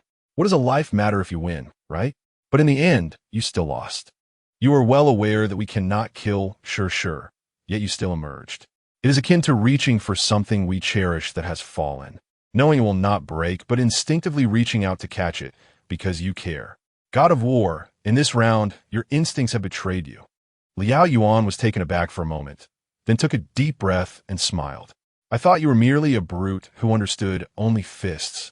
It seems that fatherhood has elevated your ability to perceive the hearts of others. Were you not a dragon of Donghai? I would truly wish to invite you to join our Hall of War. The words in my heart were spoken by Xiao Qi. The mighty god of war also possesses a vulnerability. Whether his feelings for Shi stem from guilt over Sanyu, or if he has genuinely encountered his destined one, he is treading a perilous path for it. The weather today should be splendid. When the sunlight fell upon Shi's face, her eyelashes fluttered slightly. Chapter 57, Return 2. The consistently punctual Mo Shi had hung a sign indicating a temporary closure. Behind the tightly shut door, Xiao Qi and I stood with crossed arms, facing Ximeiyouhai and Shi. Between us lay Su Mama, or rather, Xiao Cheng, still unconscious. The girl in the red sweater stood motionless beside her, coldly observing. She has come to question you, then plead for your assistance in restoring her to her original form? I stared at Shi, incredulous that you would detain her as a helper. I lack the ability to assist her in returning to her former self, Shi confessed. She stated that she had escaped from home, and, beginning from the second month after Su Haimin's disappearance, she realized her body was undergoing changes, her hair turning white day by day. The most terrifying aspect was that she discovered Su Haimin had returned, day and night. Whenever she opened her eyes, she would see her standing beside her in a red sweater. Until that fateful morning when she found herself transformed into an old woman, she collapsed, seizing every penny she could find and fleeing when her family was out. She did not understand why this had happened to her. Aimlessly hiding in the provincial city for a time, ultimately finding her way to me, expressing her suffering and desperation, pleading for my help. All I could offer was a refuge. I shrugged. But you have not treated her well. Why should I treat her well? Shi retorted. I pointed at Su Haimin, who had been following her, and asked, What is that? It is neither a demon nor a spirit. Shi glanced at Su Haimin and replied, If not for the appearance of this girl in the red sweater, I would have disposed of her on the very day she found me. After all, I am accustomed to living alone and detest her kind. Why spare her life? I am genuinely curious. Because her guilt has manifested so deeply that it has created a Su Haimin, Shi explained. Few humans possess this kind of constitution. It would be a waste to kill her. Better to keep her around to help me wash dishes and sweep the floor. Xiao Qi and I exchanged glances. If this Su Haimin truly came into being due to Xiao Cheng's profound guilt, such a phenomenon is indeed rare among humans. However, rather than saying that it was Xiao Cheng's existence that spared a life, it would be more accurate to say that Shi did not wish to commit further acts of killing. It is rather amusing. A creature that easily relinquishes the power to make others disappear, yet resists the act of killing itself. I pondered for a moment and then inquired, How did you explain this to her? I told her this is Su Haimin's final attachment to the world. She will always be by her side, and she should grow accustomed to it. Xiao Qi shook his head. You are quite ruthless. Speaking such words is far more severe than stabbing her with a knife. But this is the future she has chosen, Shi replied earnestly, while accompanying the professor's wife to the restroom. This Su Haimin found me and revealed to me all her past with Xiao Cheng. I recall that scene. Those who harbor profound guilt subconsciously yearn to confess their transgressions as a means of atonement. I gazed at the calamity that Xiao Chang had caused and sighed. Is there truly no solution? Sure, shook her head. Judging by her current state, it is still far from Ximeiyouhai Min's demise. She can only live in the guise of Su Mama until that day arrives. There is no turning back. We could kill her right now, Liao Yuan suggested, so she would not have to endure living in an aged body until her death. I cannot be bothered to respond to such a poor idea and turn my attention to Ao Chi. Do not look at me. If she is possessed or something, I have ways to help her rid that, but this is her own issue. As long as she does not let herself go, the girl in the red sweater will never disappear. Ximeiyouhai. Is it not normal to be punished for wrongdoing? Why burden yourself with her concerns? He then shifted his gaze to Liao Yuan's face, adding, moreover, with the deity from the heavenly realm present, if he cannot think of a solution, what can we do? There is no need for modesty, Liao Yuan smiled. You of the Donghai Dragon Clan have always prided yourselves on your status being rivaled only by the divine. If I were in a good mood, I would be quite pleased to watch two different kinds of egotists fight. Yet my mood is far from pleasant at this moment. Sure. I stepped in front of her, solemnly calling her name. Xiao Cheng's fate is her own doing. Does Su Haimin also face an unending absence? The one who endowed Xiao Cheng with this capability is you. Are you truly powerless, or do you wish to continue provoking anger in hopes of swift demise? Sure rose, her gaze unwavering. Once gone, one cannot return. I'm deeply sorry for the girl from the Su family. She took a deep breath. I have always been a fierce demon. Allowing me to live is inherently dangerous. Although I wish more than anything that she is lying, I know she is not. If Su Haimin were dead, at least there would be a corpse. Yet she has suffered a fate more complete than death. Neither I nor Ao Chi, nor even the deities of the heavenly realm, can do anything about this fate. The previous darkness, though we could escape together, now in this loss. Even after severing an arm, one can still destroy others. Besides this, there is the unspeakable fear of what might occur if these three siblings gathered together, united against the world. What kind of monstrosity has Ximeiyouhai conjured for us? My fists clenched, making cracking sounds. Liao Yuan naturally took a step forward, positioning himself between Sure and me. The distance and angle were just right, allowing my punch to land with satisfying force. Liao Yuan rubbed his right cheek and asked, "Another punch?" I coldly regarded him and Sure, pointing at Xiao Cheng. This is the seventh. Should there be an eighth, I swear by all that I am. Even if the god of war Liao Yuan stands behind her, I will erase her from existence. Liao Yuan smiled. Ao Chi remained far more composed than I, gently patting Liao Yuan's shoulder with earnestness, and gestured towards Sure. Since you have taken on this female demon, any further mistakes she makes shall be counted against you. Take care. Liao Yuan brushed off his hand, smiling. Her matters need not concern others. However, you two are left vulnerable. Should you fail to retrieve the Xiao Hu Yan, your enemies will extend beyond Wu Songqing Shuang. He surveyed the surroundings and added, I had no intention of confronting you. I merely intended to patiently await your search for the Xiao Hu Yan. Who would have thought that in this vast world, you would collide with me here? Since we can still sit at the same table to enjoy tea and noodles, I shall do my utmost to hold back the others, including Wu Songqing Shuang, lest you perish at the hands of the Dragon King of the North before you have fully utilized your potential. However, I can only strive to do my best, for no one knows what tomorrow holds.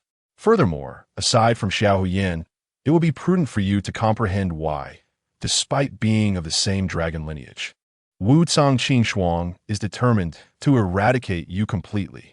The phrase utilize resources to their fullest is best reserved for your pawns. I cast a cold glance at him, for his tone suggested that he had rendered us considerable assistance. Liao Yuan, we are not even ordinary friends, and I find your actions quite displeasing. You should understand that my purpose, along with Ao Chi, in seeking Xiao Hu Yan is not for you. I have no interest in your sentiments towards your leader. Your only concern should be the women around you. Sure glanced at Liao Yuan, biting her lip in silence. Liao Yuan smiled nonchalantly. I await your good news. Ao Chi looked at Xiao Cheng and asked me, are we taking her away? Wasn't there a need to provide Professor Su with an explanation? I pondered for a moment and said to Liao Yuan and Sure, I intend to take her with me. You have no objections, do you? You plan to hand her over to Suhai Min's parents? Sure asked, puzzled. How do you intend to explain that to them? Liao Yuan candidly replied. You can take her without issue. How you explain it to the elderly couple is up to you. However, I hope you are aware of the parts that must remain undisclosed, for otherwise, we will all find ourselves in a predicament. I let out a cold snort, instructing Ao Qi to carry Xiao Cheng as we turned to leave. Before exiting, I glanced back at the god of war and the female demon beside him, initially intending to say something, but realized that no words would suffice. Should I wish them joy in their reunion and a century of harmony? Or should I scold them for their reckless actions that will inevitably lead to retribution? The god of war, capable of manipulating life and death, and the ancient demon, able to make someone vanish with a mere hand, seem omnipotent, yet they cannot even attain a moment of peaceful coexistence. I silently walked out of the doors of Mo, sure, leaving behind the pair of lovers who had not seen each other for 890 years, momentarily suspended in the morning light. In that instant, there were no gods nor demons, only Liao Yuan and Sure. The small shop, forever serving but one flavor of noodles, along with its associated right and wrong, gradually faded into the distance. The future remains uncertain. Take care of yourselves. Chapter 58. Return 3. Ao Qi and I stood at the entrance of Cangshuangqing, where the small temple-esque doors were tightly shut under the moonlight. As it was time for evening prayers, with melodious bell chimes resonating from within, Xiao Cheng was left inside, residing there as a layperson. This temple was the closest one we could find to Song County, with modest incense offerings in a secluded location. I contributed a generous sum for incense, startling the abbot. I explained that a relative of mine had suffered from chronic neurosis and could no longer adapt to life in the bustling city, hoping the abbot would graciously accept her for recuperation, as the ancient Buddha and flickering lamps might help her resolve her inner turmoil. After a moment's contemplation, the abbot agreed. Xiao Cheng showed no objection to our arrangements. Sure had lied to her, and so had we. I informed her that we were aware of the deeds she had committed against Suhai Min, and to rid herself of the haunting specter that accompanied her day and night, she must embrace vegetarianism and chant sutras, sincerely repenting. Perhaps after 10 years, her fate might change. The 10 years I mentioned were mere fabrications. Perhaps when the day of her demise arrives, her guilt will still shadow her, reminding her of the unforgivable sins she had committed. Initially, she had harbored considerable fear towards us, trembling as she asked why, knowing what she had done. We did not consider her a viper and eliminate her, but instead brought her from Mo Shur to the temple. I replied that Suhai Min needed not her corpse, but her remorse. The temple was far more suitable for the remainder of her life than Mo Shur. As we prepared to exit, my final words to her were, after all, we are sisters who grew up together. Just as we were about to step out of the temple, I distinctly heard a resounding slap, followed by a sound of tears finally being shed after being suppressed by fear and despair for so long. Regardless of what thoughts occupied her mind at that moment, whether she was berating herself or reminiscing about her deep sisterly bond with Suhai Min, I had no desire to know. All I understood was that the two once innocent girls could no longer return. Blame Sure, or blame the human heart. Stop looking. Let S go, Ao Qi urged, pulling my hand. This was the only way to handle the situation. Are you certain there will be no issues on the Song County side? I inquired. You can rest assured about my work, Ao Qi assured me, thumping his chest. How difficult could it be to fabricate a corpse? It should have been discovered by now. It won't be long before the police notify Professor Su and the others. Soon, the media will report on a missing female student who perished in the wilderness, suspected of having fallen off a cliff. What about the DNA? I suddenly remembered this concern. Ao Qi shot me a glance and pointed at the temple door. Have you forgotten that I created a substitute using her hair and nails? She has completely transformed into Suhai Min. Although this substitute is not particularly professional, it is more than sufficient to deceive ordinary people. Quite impressive, I remarked, reassessing Ao Qi, but I genuinely cannot recall you possessing such skills in crafting substitutes. TCH, when I was younger, there were specialists in the Dragon Palace who taught various escape techniques. My brother and I, along with other cousins, had to learn them.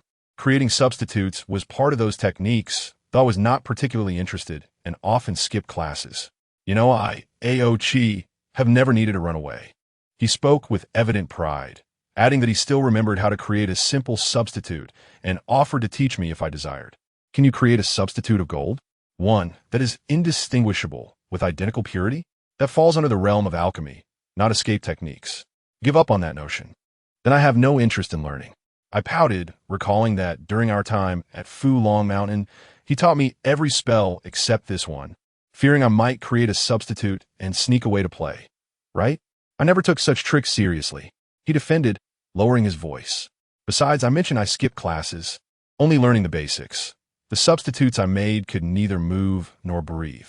Had I taught you this, I would have surely been ridiculed. At least you haven't forgotten it. I now felt not only no intention of ridiculing him, but also relief that Aochi and I could easily alter our appearances using spiritual power. Transforming into a cat was also not difficult, but creating a perfectly identical substitute of a person was indeed a challenge. Even the demon Wu Xiang from back then only excelled at transforming into others rather than creating a true substitute outside of themselves. I see admiration and reverence in your eyes, Aochi declared with pride. After all, your husband has always been a concealed expert. If you were truly an expert, how could you have suffered from oxygen deprivation in a fish pond? His arrogant expression made it hard for me not to want to stab him. That incident was from thousands of years ago. Why bring it up again? I just suddenly thought of it. All right. You are indeed a master who suffers from oxygen deprivation. Is that satisfactory? I clapped for him while pulling out my phone and flipping through my contacts. What are you doing with your phone? He asked. There's no signal here. I deleted Professor Su's number. I promised to provide them with a conclusion, and I have fulfilled that promise. The corpse is fake, but the farewell is genuine. The endless worry and waiting can conclude here. The night breeze rustled through the wild grass, creating a cacophony around us, reminiscent of a person's chaotic emotions. I put away my phone and turned to look at Cangshuangqing in the moonlight, sighing. The wrongdoers continue to exist while the innocent are lost forever, and the bystanders remain powerless. Aochi embraced me, patting my back. I understand you are feeling low. The human heart is the most difficult to fathom. Even gods cannot reverse such matters, yet we have at least done our best to clean up afterward. I felt lost, burying my face against his chest, having emerged from such a long period with nothing to show for it. Initially, we believed that our only adversary was Wu Sanqing, but it has now become evident that our potential enemies are far more formidable. I am at a loss, uncertain how to retrieve the Xiao Hu Yan before the Tiandi does. I feel somewhat fatigued. Aochi fell silent for a moment, tightening his embrace around me. If it cannot be found, then we shall not search for it. Let us wander through the mountains and rivers. I smiled. Are you not the least bit curious about what Liao Yuan said? What did he say? The Tiandi's obsession with the 12 divine stones. What is there to be curious about?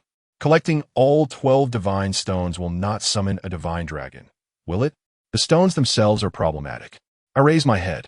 Someone had once sealed the malfunctioning Tian Shun with these stones, yet later, an additional layer of amber enveloped them. When we discovered the Zhu Li Hua and the Xiao Hu Yan, the two stones were still encased in amber, and the entity sealed within was still malevolent. The others, when discovered, had their amber cracked, and the Tian Shun within had largely regained their true nature. At the time, I did not ponder this deeply, but according to this phenomenon, it can be inferred that the amber and the power of the divine stones are mutually exclusive.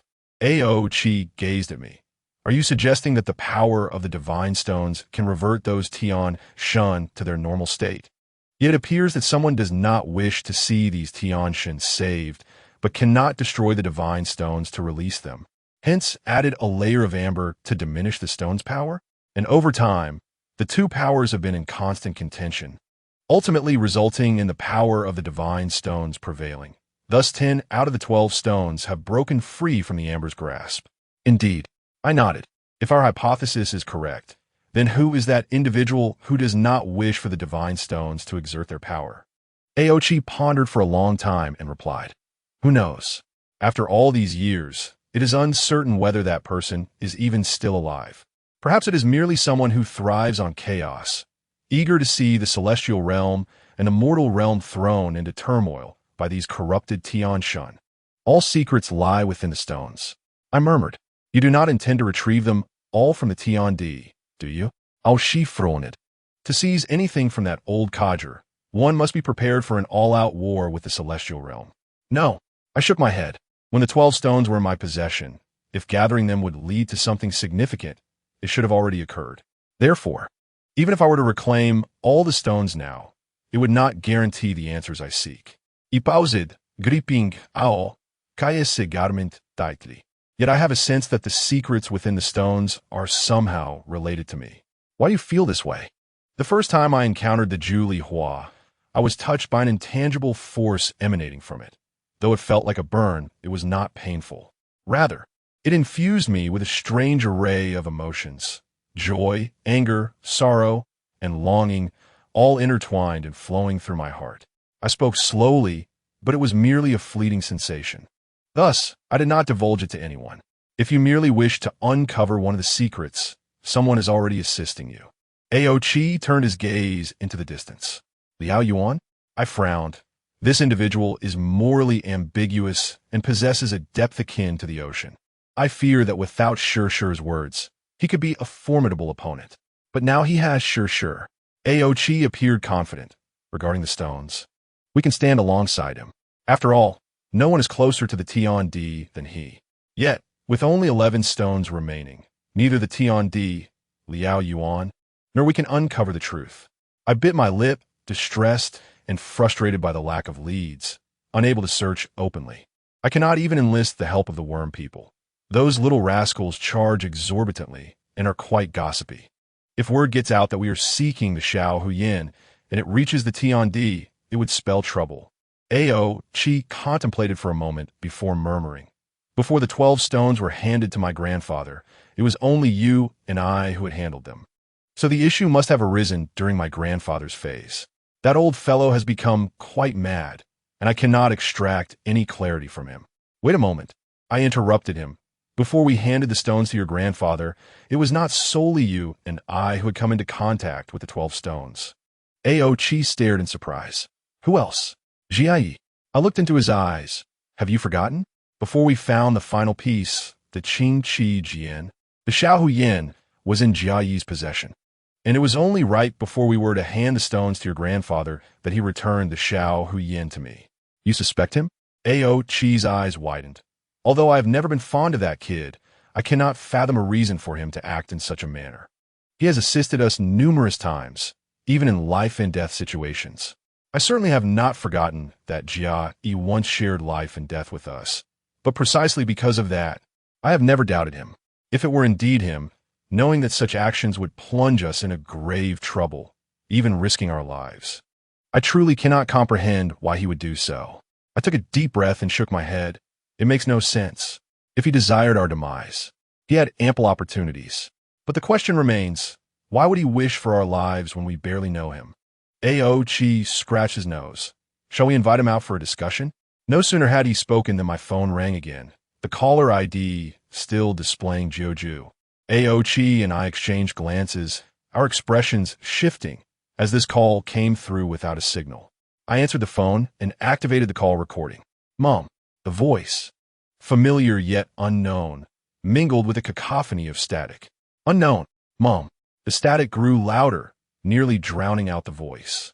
Unknown, raise your voice. Where are you? No response, only the persistent buzzing. Hello, speak. Hello, hello. I nearly shouted. The call ended, leaving only a busy tone.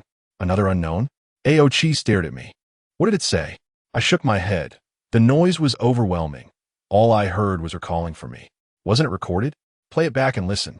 Ao Qi snatched the phone, pulled up the recording, and turned the volume to its maximum.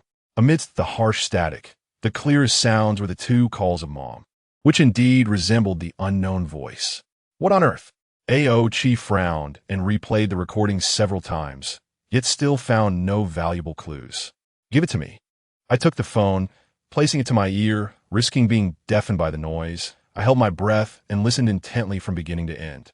Suddenly, a second before the recording concluded, I seemed to hear a voice distinct from the static. Listen closely to the last second. I pressed the phone to Ao Qi's ear. After listening, he rubbed his ear and hesitantly said, "There was a faint voice, like a man's calling out boss lady." I seized his hand. "You heard that too, right?" It was calling out boss lady, correct? Very similar. Although the voice was faint, it sounded somewhat familiar. "It seems like Juju." We exchanged glances, and there was no need for further discussion. We must return to Wangchuan. The moonlight faded behind the clouds, and in the fields outside the Qingshan temple, a colossal dragon soared into the sky, racing towards Wangchuan at breakneck speed. Chapter 59, Return 4. Our return was as silent as our departure. All the inhabitants were startled by our sudden appearance. Ji Pian was cleaning. Upon tossing aside her rag, she rushed to me, crying and laughing at once. Qing Tong had completely taken over Zhao Gongzi's duties. This zombie girl, who neither eats nor drinks and cannot experience the joys of food, dashed out of the smoke-filled kitchen, and after her initial surprise, immediately asked if we had eaten breakfast. Xian Long, while practicing Tai Chi, remarked how we returned without a word of greeting. A dang flew out of the bathtub, splashing water all over me before contentedly returning to his bath to continue playing with his various toys. It had been a long time since Ping Ping had such a lively morning. When the sleepy Ji and the unknown rushed out in their pajamas and leapt into our arms, holding those two soft and warm little bodies, Aochi, and I finally felt a sense of relief. Thankfully, everything was as it should be. Back already? The last to appear was Jiuju, her face smeared with green mud, fanning her face as she approached. So soon? Ultra regarded him with a look akin to that of a monster. "It is now 7 in the morning, and you are applying a facial mask?" "Masks should be applied both morning and night," Jujue replied earnestly. "Genuine deep mountain fairy mud. Whitening and anti-wrinkle, buy one get two free. Is selling facial masks now more profitable than selling alcohol?" I turned away from him in disdain and entered the inner room, clutching the unknown. Soon enough, a flurry of inquiries ensued. Everyone here seemed eager to discover where I had been with her and what I had done, as well as whether I had brought back any gifts. Gifts were certainly absent, but I did distribute a red envelope containing 8 yuan and 88 cents to each of them, after which they immediately lost interest in conversing with me. While I dealt with them, I scanned my surroundings and felt that someone was missing. Just as I was about to voice my concern, I heard footsteps approaching from behind. Turning around, I saw Jia and E carrying an eco-friendly bag from which a section of green vegetables and scallions peeked out. They cast a fleeting glance at us and remarked, "Did you think you would be gone for long?" With that, they casually tossed the bag to Qing Tong, saying, "Here are the ingredients you requested." "Received," Qing Tong exclaimed, cradling the scallions and vegetables as if embracing the entire world, a look of satisfaction and joy gracing her features. "I will prepare scallion braised ribs for you at noon." I looked at Jia and E, then pointed to the jubilant Qing Tong who had dashed into the kitchen. "Help her? Buy groceries?" Jia wiped his hands. "This person always miscalculates. If we let her keep buying, we will end up eating dirt." Ultra scrutinized him from head to toe. "You, a wanderer who disappears every few days, would stay behind to become a house husband because of this? After all, I am the most intelligent one in this room. I agreed to watch over you all, and doing something for the fools is unavoidable." Jia and E settled into a chair by the window, picked up today's newspaper, and discarded the advertisement page, engrossing themselves in the news. How exasperating. Will he ever learn to say something nice? With a sudden whoosh, flames erupted from the paper in his hands, and with a flick of his wrist, fragments drifted down to the floor. Given my lingering fatigue from the long journey, I decided to let slide today. Ultra pretended to blow on his fingers. Jia brushed off the ashes that had settled on the table and remarked, "Since you possess such abilities, why not go to the kitchen and start a fire? With you around, we could save on gas expenses." Laughter erupted around the room. Infuriated, Ultra hurled a slipper at the paper remnants, exclaiming, "Laugh, laugh, laugh. What is so amusing? You have all been led astray by this rascal. Instead of learning good habits, you have taken to arguing with people." The paper remnants innocently perched on the chandelier replied, "Although Jia and Yi's words may be harsh, they are often truthful. Do you believe I will blow you away with a hairdryer? All right then." A grown man arguing with a child. "Do you believe I will stuff that hairdryer in your mouth?" I lightly smacked at her and added to the pace beside him, Remember, do not emulate your father. Arguing is the most futile endeavor. Only a fool would waste time on it. Oh, but you often argue with Dad, the pace said earnestly, while the unknown nodded in agreement. Upon hearing this, Jojuan nearly laughed her facial mask off. Mom, did I say something wrong? The pace scratched his head. Stop talking. Do you not want your bottom anymore? Your mother can be quite stingy. Alcher hastily shielded the two little ones and gestured toward Jujua. Whoever laughs gets a good beating. I support you. I shot a fierce glare at Alcher. You just indulge them. The three of them huddled together on the sofa, sticking their tongues out at me, before swiftly dashing into the kitchen in search of food. As they walked, Alcher instructed the two children when faced with an angry woman. There are two solutions. One is to keep her distance, and the other is to prepare her something delicious. All right, Dad, the sweet potato pancakes that Qingtong made are delectable. She is a genius in cooking. Is that so? As long as she did not blow up the kitchen, I will be quite pleased. In that moment, my heart suddenly felt devoid of the Ximeiyouhais and anyone associated with it. My life ought to be like this, noisy and filled with the trifles of daily life. If returning to the past could restore such a life, I would gladly exchange everything for it. As I snapped out of my brief reverie, I seated myself across from Jia and scrutinizing his face. No change, still sharp and flawless, the morning sunlight glimmering on his sunglasses. Yet it could never reveal the eyes behind them. Are you not leaving for now? He suddenly inquired. While we were away, everything remained well. I countered. No one seeks revenge. No one demands debts, he stated earnestly, unless we consider the troubles caused daily by the peculiar ones you left behind. I would say everything is fine. As long as the house remains intact, it is within acceptable limits. If you stay a bit longer, you will get used to it. I smiled. What about your stone? He turned his gaze out the window, where the sunlight reflected blindingly off his sunglasses. Have you found it? No, I said, fixating on his perfectly sculpted profile. I checked several places, all to no avail. Before you left, were you not so adamant, vowing not to return without finding the stone? He maintained his pose, resembling a flawless sculpture. I pouted because a minor incident occurred along the way, reminding me that I may have been searching for the wrong target all along. Oh, he finally turned back to look at me. I thought any Xianhu I would suffice. I sighed, but now it appears that the heavenly emperor desires only the one that can be given from my hand. I see. Jia shook his head.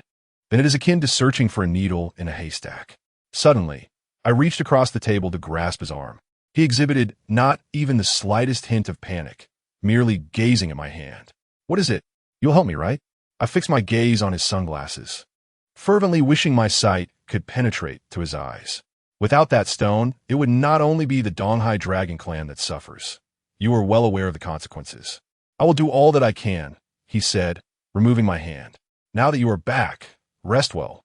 Who knows when the next bout of violence will occur? He rose, about to depart, but then seemed to recall something. He retrieved a paper box from a corner of the living room, which I had previously used for holding business cards, rummaged through it, and finally extracted a card, tossing it before me. This person has come to seek you out several times. Looking for me? I questioned, perplexed as I picked up the card. The pale blue paper bore the neatly printed name of Anli, an instructor from the Insai Education Center's pottery department. After reading it multiple times, I puzzled. What does he want with me? I do not know this person. What are you still rambling on about? I hope he is not speaking ill of me again.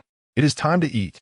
As Alcher ambled over, munching on a sweet potato pancake, he casually snatched the card from my hand and stuffed another pancake into my palm, declaring, "This pancake is quite delicious." What is this, Hanli? Who is he?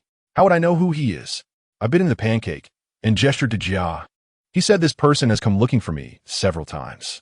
Jia nonchalantly extracted a flyer from the discarded advertisement and placed it before me. He is probably one of the instructors from here. The colorful pages were filled with praise for the Insai Education Center, appearing to be an ordinary training institution, divided into sections for children and adults, each offering various classes. The children's section included English, piano, painting, and mathematics classes, while the adult section offered flower arrangement, tea art, cooking, and pottery classes, accompanied by various photographs and certificates of award-winning students. Upon checking the address, it was nearby. I turned to Jujua, who had just emerged from washing her face. Hey, When I called back earlier, you mentioned that an old building nearby had opened a training center. Is this Insai Education Center the one? Jiujue pondered for a moment. It seems to have that name. Why do you ask? You're not considering sending the paste and the unknown there, are you? If the fees are reasonable, it is worth considering. I said earnestly, learning new skills outside is far better than causing mischief at home. As I spoke, I shifted my gaze back to the business card and asked Jia, what is the situation?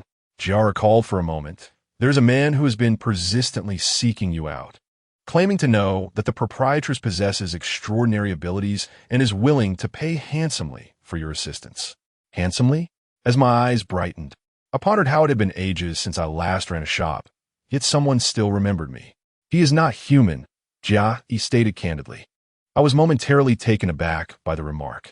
During his first visit, he had straightforwardly admitted his non-human nature. Otherwise, he would not have sought assistance from the proprietress. Jia, he recalled that I had informed him the proprietress was away on a journey with an uncertain return date, which seemed to leave him skeptical, prompting him to visit 2 more times. Such persistence. Aochi wiped his greasy hands and inquired about the species. I did not ask, Jia, he replied. Would you like to meet him? He never mentioned what assistance he required from me. I expressed my curiosity. Jia shook his head, I asked, and he insisted on making his request in person. Does he appear affluent? Just an ordinary person. Is he handsome? What does that have to do with whether you wish to meet him? I asked casually. There's a phone number on the business card. If you wish to meet him, you can arrange it yourself. Why must I take the initiative in this matter? You are my assistant. You have not paid me for an eternity. Since you have returned, I no longer need to stay here. Farewell. With that, Jia left without a backward glance, casually taking a sweet potato pie with him. One oddball, I sighed. Managing this team was proving to be quite challenging. Aochi, watching Jia Yi's retreating figure, suddenly grew serious and asked, could it be him? After all, he is the most rebellious among us. I had just tested the waters. I furrowed my brow in conflict, torn between the undeniable connection and my instinct to dismiss it, as I could not fathom his motives. After a moment of silence, Aochi remarked, I can only hope, as you suggested, that this fellow harbors no ill intentions towards us. Indeed, I replied, picking up the business card. Hanli, do you wish to meet him? Eskich. We have only just returned. It would be unwise to attract attention. It is best to avoid meeting unessential individuals. True, I reflected. However, given his urgency in seeking me, it would be inappropriate not to meet him. Besides, we have not earned any income in quite some time. Were it not for those troublesome matters, I would have intended to reopen the establishment, not as a dessert shop or an inn, but to resume our ventures in Yumen Guo, assisting others in finding treasures. Such a profitable endeavor. Wake up, dear. Aochi gently tapped my head and whispered, we have just been out and cannot even reclaim our own belongings. Yet we have not earned anything in ages, and I feel desolate. I felt a pang of frustration. I had done nothing wrong, yet my life had become a chaotic mess. Do not despair. Now that we have returned, let us take a moment to settle down. I will devise a plan to return to Donghai and investigate what transpired before the old man handed over the stone. She snorted. Perhaps it is the doing of Wu Song Qing Shuang. This matter might indeed be unrelated to him, I mused, although he has been quite malicious towards us. He is genuinely concerned about the safety of Longyu. I paused, otherwise he would not have gone to such extremes over just 7 words. Such a person would not provoke the heavenly emperor, endangering the entire Longyu. Aochi scoffed. Let us hope it is not him. Regardless, now that we are back, we should rest for a few days. As long as I know that the unknown is safe, I shall find peace.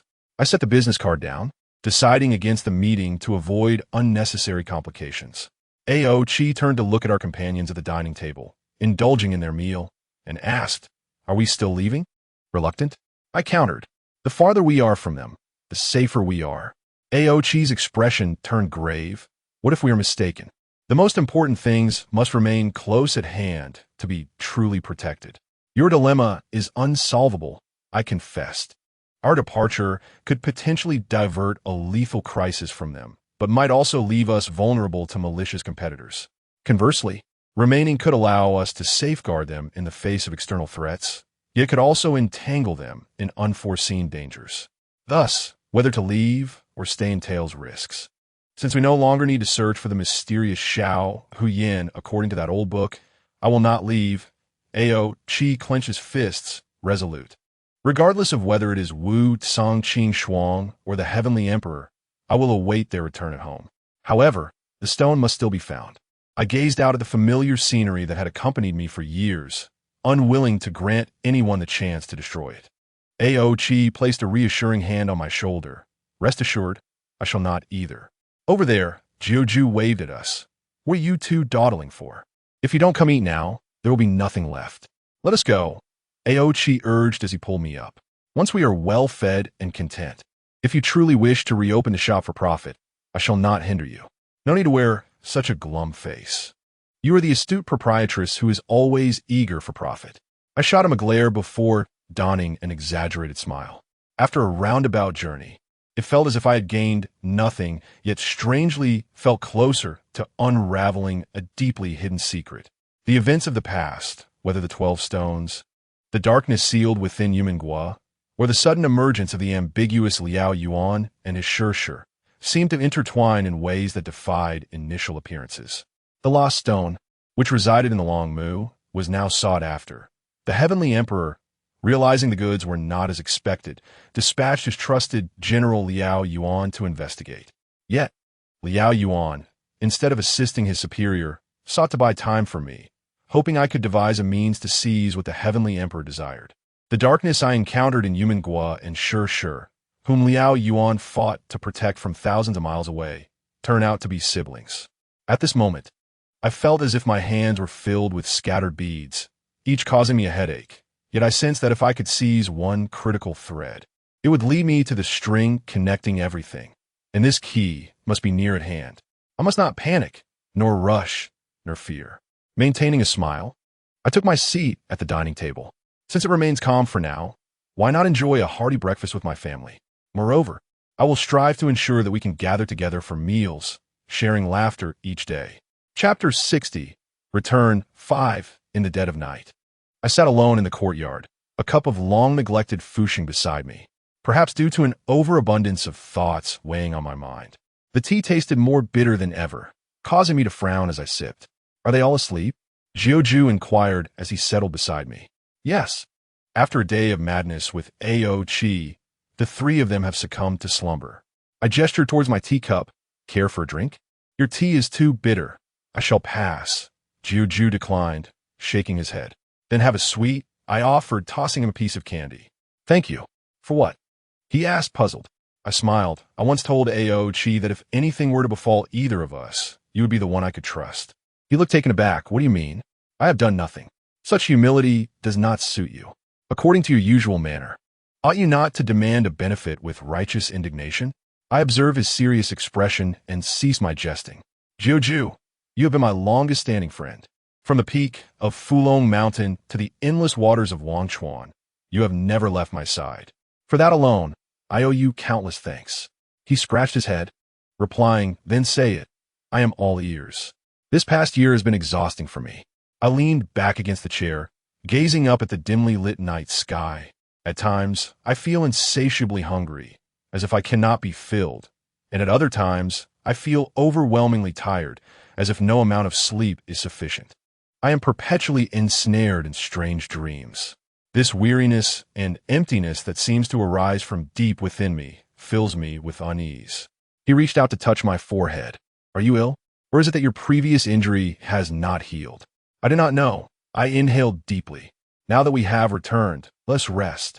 Jiuju rose. The tea is nearly cold. Would you like me to fetch you a fresh, hot cup? I stared blankly at the clouds drifting across the sky, lost in thought.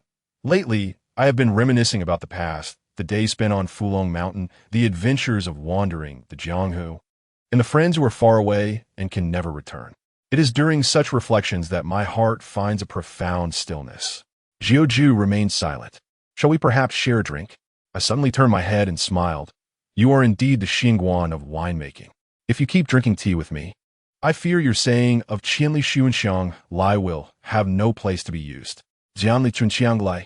He blurted out, yet wore a confused expression. What's wrong? I wondered at his demeanor. Isn't it your poem? Have you forgotten? He scratched his head, somewhat embarrassed. Perhaps I've truly aged. It dawned on me that we have both grown old. I shook my head helplessly. Forget the wine. You should rest early. All right, he replied and turned to leave. Wait a moment. I almost forgot something. I called after him. This time we were away. We encountered Su Qiuqi and Li Juan. They asked me to send their regards and inquired when you might visit them. He turned his face slightly, stammering, I understand. I will go when I have time. I'm going to sleep now, and you shouldn't be out in the wind. If I had felt a bit weary earlier, now I was suddenly invigorated. Even if Zhou were to age 1,000 years, he would not forget Xianli Shu and Xianglai, nor could he possibly forget the two souls from Chang'an with whom he shared life and death. He might even forget me, but those two names would remain etched in his soul for eternity. I stepped in front of him. He was startled. What is this for?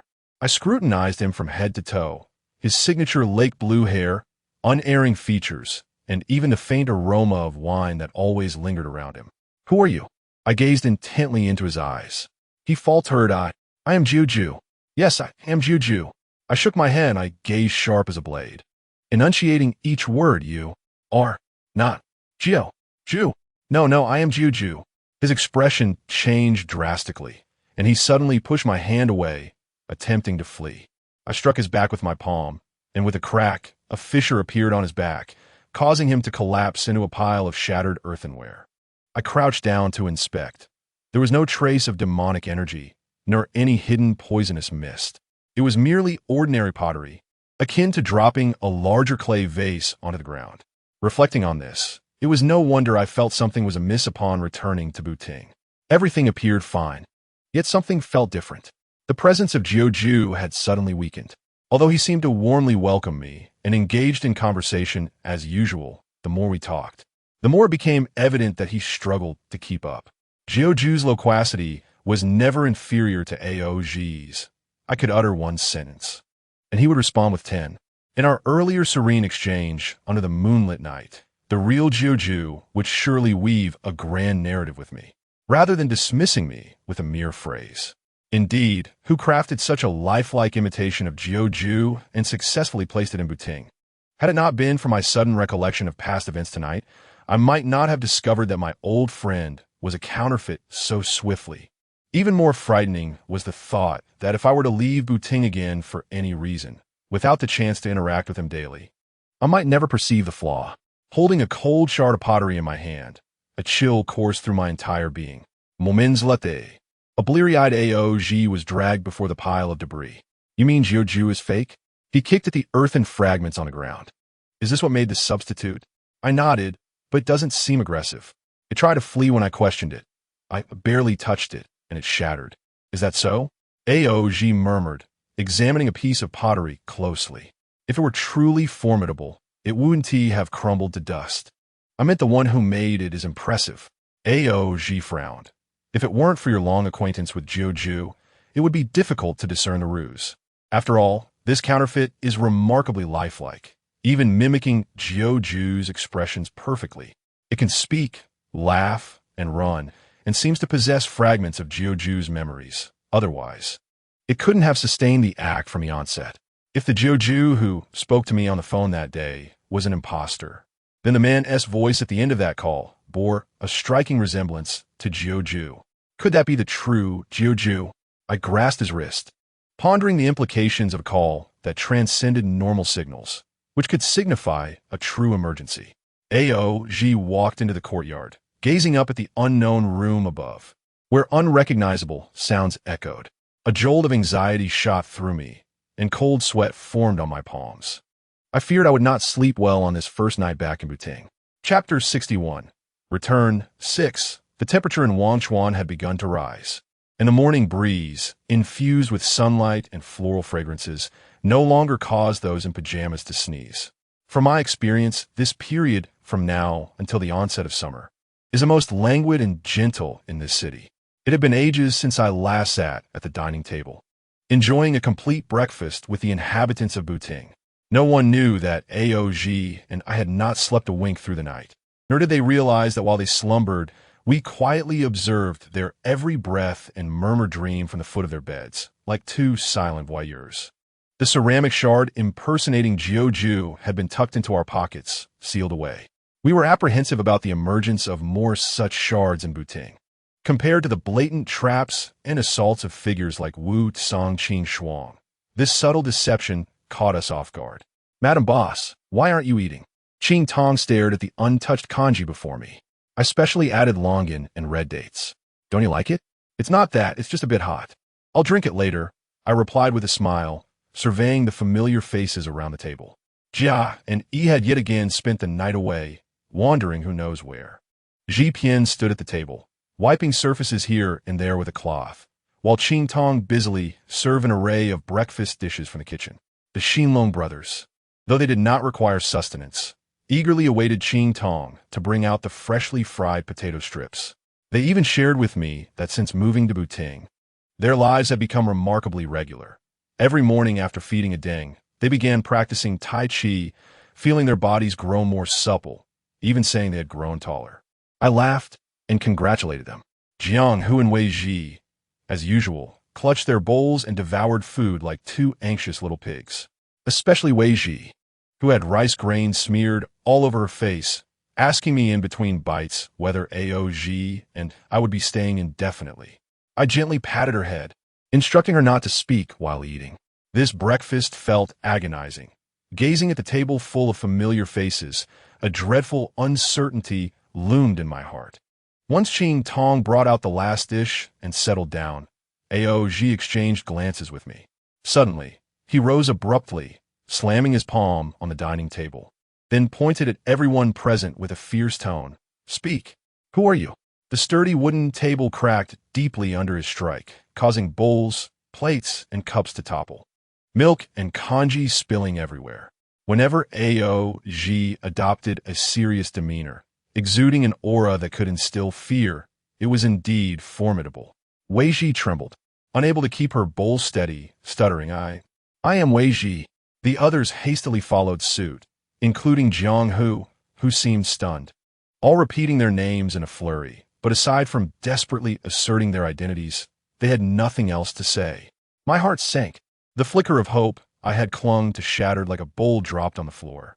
If my Jiang Hu and Wei Ji were truly themselves, they would have taken turns to touch AOG's forehead, then asked, "Dad, did you take the wrong medicine?" Before coming over to me, calmly asking, "Mom, did you refuse to give him money for watermelon again?" Watching the two children tremble like leaves in a storm, I gritted my teeth, raised both hands, and struck their shoulders. With a few cracks, two piles of earthen shards shattered beside the dining table. Seeing this, the others bolted, and AOG blocked their path, leaving no one unscathed. In the blink of an eye, the dining area was in disarray. An observer might mistakenly believe that I had engaged in a quarrel with AOG, shattering the exquisite pottery displayed throughout the house. The porridge, lovingly prepared by Qing Tong, still emanated warmth, while Ximeiyouhai had only managed to fill half a bowl with the potato strips for a ding. Both desperately attempting to assert that merely a minute prior, this space had been bustling with the normalcy of a lively breakfast. I turned and dashed towards the bathroom. Upon AOG's discovery of the bathtub filled with shards of pottery, he exhaled deeply and pulled me back. It wasn't until I beheld the scattered fragments that I felt my legs weaken, and it was only AOG's firm embrace that prevented me from collapsing onto the floor. The shock was overwhelming, too astonishing to comprehend. AOG, I grasped his hand, striving to maintain a semblance of a smile. Could this be a prelude to April Fool's Day, with these mischievous children playing tricks on us? AOG clenched his teeth, stating if this were a prank, the true culprits should be jubilantly emerging to celebrate. Indeed, who would dare to jest with us if they valued their lives? My conjecture seemed absurd. The paste and the unknown have vanished? I instinctively grasped my chest. Merely contemplating this notion sent a wave of excruciating pain through my heart, as if countless boulders were relentlessly crashing upon me. Nonsense. Aochi tightened his embrace. What has vanished? My child, Aochi's child, cannot so easily disappear. Do not panic. Perhaps the situation is not as dire as we perceive. I wished to remain calm, but my composure was slipping. I gritted my teeth as the realization hit me. The entire household had seemingly vanished without a trace. I clutched him tightly, my words tumbling out incoherently. Could someone have cast a spell on them, transforming them into pottery and compelling us to slay them? If someone truly employed deception against us, the ground would be strewn with corpses, not shards of pottery. Ao Chi grasped my shoulders and shook me firmly. Calm down. You are not acting like the matron of the house. Calm? It was a daunting task. Someone had struck at my most vulnerable point. Not only the paste and the unknown, but even Joju, this seasoned veteran, had not been spared, and that terrified me the most. If all of this were a ruse, then where were the real ones now? My mind was in turmoil. Cold sweat trickling down my forehead as everything before my eyes seemed to shatter and distort. Quickly, find Jai. Ao Chi slapped my face gently, his voice rising. Hurry. I regained my focus and immediately retrieved my phone to call Jia, but it was powered off. I dialed repeatedly, to no avail. After 3 deep breaths, my mind began to clear, and I said, it's possible that Jia has also been replaced. Regardless, we had to locate him.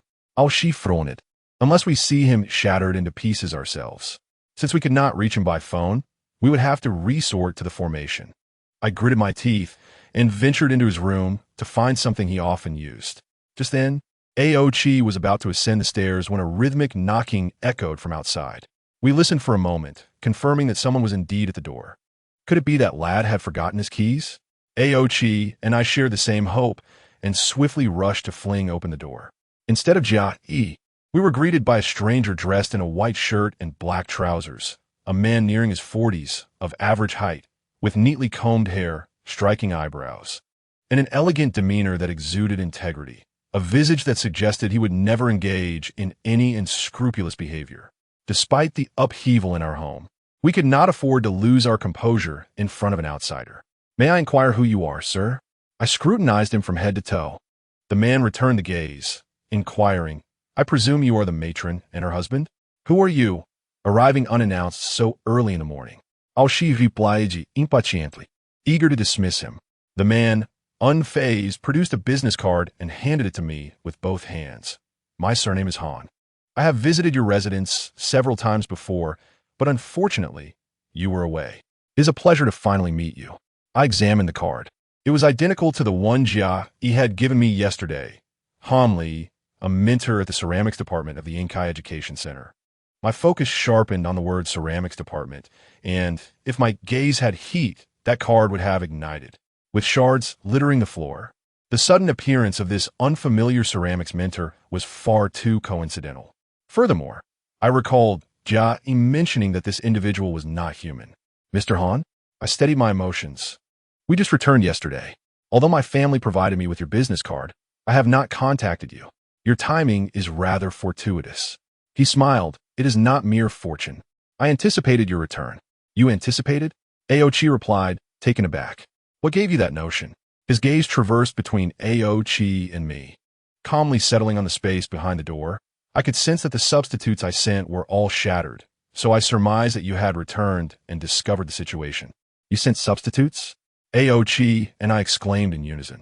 Indeed, Han Li replied with an apologetic smile. If it is not too much trouble, could we discuss this further inside? Without uttering a word, Ao Chi seized his arm and pulled him inside, while I swiftly shut the door behind us with a resounding thud.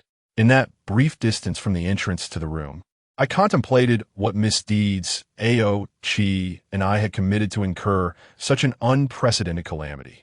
Just moments ago, we were desperately seeking solutions amidst the wreckage, and now someone had arrived uninvited to declare their responsibility. Regardless, since he was here, he might as well stay. Chapter 62, Return 7. Han Li squatted beside the dining table, picking up a shard of pottery, sighing at last. It has shattered. It is indeed a pity. He then looked up at us. Do you have any larger cardboard boxes? If not, a plastic bag will suffice. I wish to gather these pieces and bury them. Ao Chi and I were at a loss for words. A perpetrator had boldly returned to the scene of the crime, nonchalantly asking if he could find something to conceal his incriminating evidence. Such a deviation from the norm was challenging to navigate. Bury them? Ao Chi regarded him as if he were a naive child unaware of his perilous situation. Shouldn't you be more concerned that we might bury you along with them? He calmly gathered the shards, saying, if you bury me, who will inform you of the whereabouts of everyone in this room. His tone was alarmingly casual. Normally, we would seize him by the collar, force him to the ground, and pummel his seemingly unperturbed face until he divulged the whereabouts of our kin. Yet we both understood that physical force would be ineffective against this individual. As portrayed in many films, the strongest among them often appear the most unassuming, even devoid of any temper. This fellow merely possessed the appearance of an ordinary person. I composed myself and turned to the storage room to retrieve several sufficiently large bags to offer him. "Is this enough?" "Quite sufficient," he replied gratefully, reiterating his thanks. A.O. Chi glared at me, and I shook my head in response, signaling him to refrain from acting impulsively. With deft movements, he swiftly collected the debris, and as he tied the bags, he expressed regret. There are always flaws. Once questioned, one becomes flustered and reveals their true nature. "Are you referring to your substitutes?" I scoffed. "Indeed, you lack courage. A mere scare sends them scattering. Perhaps your craftsmanship is not yet refined. In terms of creating substitutes, few could surpass me." He rose, placing the heavy bags against the wall. "You are too familiar with your family. A brief interaction may suffice, but over time, it becomes impossible to conceal." He smiled again. If one could truly deceive for a lifetime, then the substitute would not be a substitute at all. When the false appears true, does the true also become false? A.O. Chi glared at him fiercely. "I care not for your origins. You should not bring your tricks into our home." He stepped closer to us, gazing steadily. "I'm not playing, I'm serious." He gestured towards a nearby sofa, asking, "Shall we sit and converse?" "Of course, please." I guided him over, exercising patience, for he was a guest, and offered him a cup of tea. To my relief, he accepted without hesitation, elegantly taking a seat to savor the brew. I had long heard of the proprietress' renowned tea, yet fate had kept me from experiencing it until now. Today, however, destiny had finally smiled upon me. I turned to leave. In the kitchen, A.O. Chi stood behind me, gazing at the water heating on the stove. "I wish I could pour this pot of water over his head," he muttered, shaking his head with a self-deprecating smile. "That person outside has taken our child and friend, yet here we are, dutifully preparing tea for him." The dragon of Donghai and the tree demon of Fulong Mountain were being led around like puppets. His audacity in confronting us suggested he had a trump card. The milky steam wafted from the kettle, and I turned off the flame, lifting the lid to let it release more steam. As Jia and Yi had mentioned, this man sought something from us, and thus, he would not be foolish enough to harm his leverage before achieving his goal. We steadied our hearts and awaited his next move. A.O. Chi slammed his fist against the wall. He dares to kidnap our people while still expecting our cooperation? If he understands our disdain, wouldn't it be more prudent to offer gold instead? This only indicated that he had anticipated our refusal to comply with his request, regardless of how much gold he offered. I waved my hand to disperse the steam rising from the kettle, hoping it would cool to the desired temperature more quickly. A.O. Chi stroked his chin, frowning. Can anything be more terrifying than Liao Yuan's demands? To steal from the most powerful figure in the heavenly realm? I glanced back at him. You have never regarded anyone from the heavenly realm as significant, and that remains true. A.O. Chi studied my face, but now we both have vulnerabilities. Our actions are no longer as carefree as they once were. He gestured outside. Even 5 years ago, that man would have likely left without a trace. I smiled and squeezed his hand. Only absolute solitude breeds absolute strength, but I have no desire for such strength. A.O. Chi took a deep breath. The water is nearly ready. Let us brew the tea. Moments later, I placed the steaming brew of floating life before Han Li. Please. He lifted the cup, examining it carefully for a while before exclaiming, "The fragrance of the tea is intoxicating, and the water is as jade. Merely gazing at it is a delight. No wonder so many demons speak of your floating life with reverence, considering it an honor to have tasted your tea." I took a seat opposite him and chuckled. "You flatter me. Besides, I have not operated this establishment for quite some time, preferring to embrace the life of a homemaker, nurturing my family. The realm of demons feels increasingly distant from me. The proprietor's tales linger in the realm, regardless of her presence," he teased, gently blowing away the leaves floating on the surface of the tea. "Your son is named Jiang Hu. and you two seem destined to remain intertwined with this world. That was hardly amusing. A.O. Chi, with his arms crossed over the armrest, could barely contain his fury. You have been served tea. Do you still wish to engage us in idle chatter? Hanli remained silent, his focus solely on the cup of tea in his hands. After blowing on it for some time, he finally took a sip, only to furrow his brow in discontent, murmuring, "Bitter indeed." He drank again, repeating this process several times before reluctantly placing the cup down, smacking his lips, and smiling at me. Yet the hint of sweetness at the end makes all the bitterness worthwhile. This is truly an intriguing tea, since Mr. Han finds satisfaction in his drink.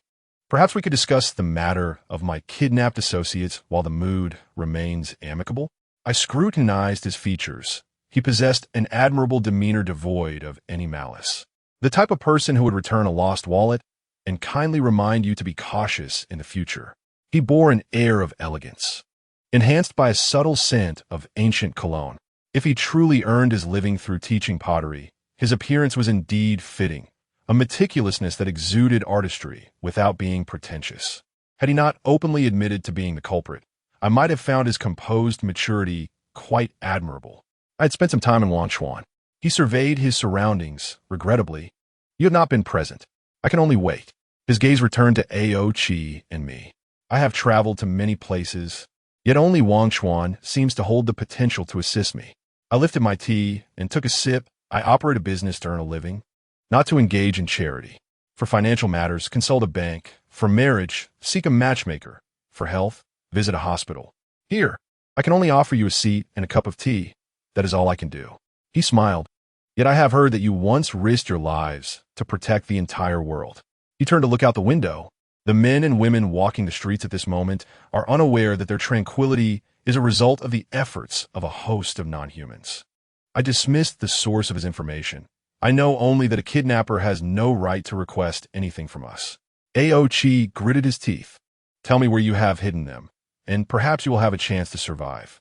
He regarded A.O. Chi with a smile for quite some time before shaking his head. A.O. Chi, you are just as you were as a child. Your temper remains unchanged. A.O. Chi and I exchanged bewildered glances, and he nearly slipped from the armrest in shock. What nonsense are you spouting? A.O. Chi pointed at him. I do not even know you. You do not recognize me, but I often saw you outside the Chungwen Hall of the East Sea Dragon Palace during your childhood. He replied calmly. At that time, a teacher was specifically brought in to instruct you noble dragon heirs in various escape techniques.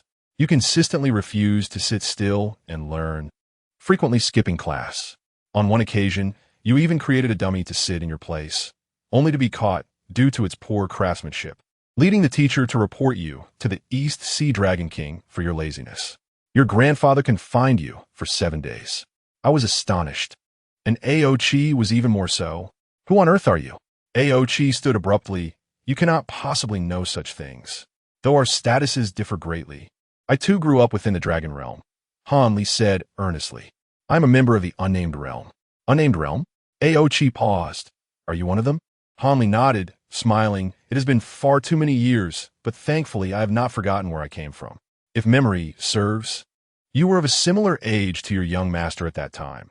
A delicate, exquisite child, yet with a temper to rival that of a tyrant in the East Sea.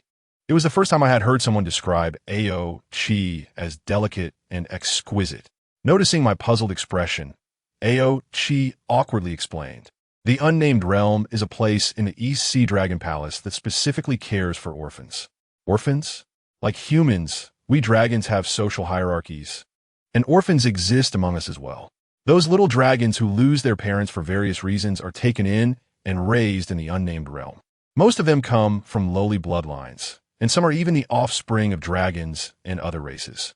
According to the rules of the dragon realm, they are gathered in a place called the unnamed realm, where they are cared for until they are assigned to various duties throughout the realm.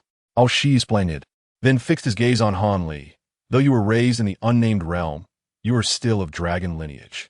Why do you now lack any trace of dragon essence? Hanli smiled, pointing to his heart. Many years ago, blood flowed from here, nearly draining me. Someone prevented my death. I survived, but what sustains my life is no longer the blood of dragons. The steam rising from the teacup wafted gently. and his face remained serene amidst the mist. If he were merely an unconnected guest, I would have relished hearing this man recount his lengthy tale, but at this moment, my patience was wearing thin. Mr. Han, given your meticulous scheming against us, it is unwise to squander any more time. I fixed my gaze on his eyes. Very well. He nodded, the smile fading from his face. I hope you can assist me in finding someone. Whom? Xing Vang, Han Huang. Ao Qi and I were both taken aback. Mr. Han, you must have mistaken us for someone else. I said, since you were seeking a celestial being, you ought to venture into the heavenly realm to devise a plan. As for me, I am merely an inconsequential demon. Ao Qi remarked, are you out of your mind? Coming to the territory of demons to find a celestial being? Besides, when has a dignified celestial ever needed to be sought after? They reside comfortably in the heavens. Han Li rose and gazed out the window, saying, follow me to a place. Noticing our silence, he added, rest assured, there is no ulterior motive. The fury in Ao Qi's eyes nearly ignited, yet he managed to restrain it, replying coldly, after all this talk, you still have not addressed the matter directly. To coerce others, you must at least ensure they believe you possess leverage. Although you have filled a room with substitutes, I doubt whether their true forms are indeed in your possession. He chuckled. For quite some time, I have engaged in the task of concealing others for their safety. Those I have hidden are quite secure. Furthermore, Ao Qi, you are versed in the art of substitution as well. He approached and lifted the bag containing the fragments, stating that although he did not master the craft, he should at least understand that such substitutes, from creation to completion, are intrinsically linked to the life of their true forms. To put it simply, their existence relies on their originals, so at least until you unravel them, your children and loved ones will remain safe. He turned to us, adding, beyond this, I cannot provide further proof. Whether you choose to believe, it is up to you. In any case, should you agree to my request, I will disclose their whereabouts at an appropriate time. Ao Qi clenched his fists, remaining silent. Whether we believed or not, we had no alternative. Let us go, I said. Are you not taking us to a place? At the First People's Hospital of Wangchuan City, on the 8th floor, in a patient room, rhythmic beeping from various monitoring devices filled the air. On the hospital bed lay an elderly woman with a head full of gray hair, her eyes gently closed, resting under a snow-white blanket, her face devoid of any sign of pain, as serene as if she were lost in a beautiful dream. You brought us here just to see her? Ao Qi frowned. I scrutinized the patient on the bed, noting the wrinkles on her face. She was likely in her 80s, if not 90. Yet from her bone structure and features, she must have been a beauty in her youth. At this moment, the old woman had bandages wrapped around her head and showed signs of bruising and abrasions on her face. Han Li sat by the bed, carefully tucking in the blanket, then gently brushed his hand against her face, murmuring to himself, at last, the fever has broken. I speculated on their relationship. Was she his grandmother? Great-grandmother? Apart from these, I could not conceive of anyone who could elicit such tender care from a man like him. He sighed deeply, saying she is Han Huang, the king of punishment of the heavenly realm. Han Huang, the king of punishment. Now that we were at the hospital, either Ao Qi and I should check our ears, or Han Li ought to visit a psychiatrist. How could I convince myself that this frail, injured elderly woman connected to various monitoring devices, possibly on the brink of becoming a vegetable, was indeed a celestial being? Mr. Han, I maintained the last vestige of decorum. Whether a celestial being could ever find themselves in such a state is one matter. But even if there were one unfortunate enough to end up like this, a human hospital cannot heal a deity. I hope you can be as sincere as possible during our discourse. He smiled slightly. I know you do not believe me. However, not a single word I have spoken is false. The person on this hospital bed is indeed the king of punishment, Han Huang. Impossible. Ao Qi approached the bed, examining her closely. Although I had little recollection of the king of punishment, I had heard tales of her fierce reputation. A deity tasked with punishing evil. The number of demons and even humans who had perished at her hands was countless. Few dared to touch a hair on her head. Moreover, the patient before us bore no trace of divine essence, resembling any ordinary patient in a ward, and she was so old. While deities may age, Han Huang was the latest king of punishment, and her years could not have been many. She should appear as a youthful woman, or at the very least, a wise matron. Han Li sighed. That is why I implored you to help me bring her back. I found myself increasingly perplexed, asking, what exactly do you mean? He did not respond immediately, but after a pause, countered, do you know why she lies here? At her age, I doubt anyone would dare strike her, Ao Chi retorted. Did she slip while going to the bathroom in the middle of the night? She was helping a blind person cross the street when an out-of-control car struck her. She pushed the blind person aside and flew out herself. He chuckled. Not at all extraordinary, perhaps even a cliché, right? I wish it were merely a cliché. But this indeed transpired. The formidable king of punishment, known for her impartiality and lack of sentiment, not only transformed into an old woman, but also took it upon herself to ensure a blind stranger could cross the road safely. Having once vanquished demons and monsters with ease, she could not even evade a vehicle, and like all those she once looked down upon, she was flung aside like a sack of sand, sustaining fractures and internal bleeding, suffering every injury imaginable. That she remains alive is a miracle. He gazed intently at the woman on the bed, his expression grave, as if she could never have anticipated that one day. The king of punishment herself would endure the greatest punishment with no retreat. His tone was calm, yet each word struck like stone, irrevocable and impervious to doubt. Is she truly Han Huang? I struggled to utter the name I had only heard, attempting to believe while cautioning myself against blind faith.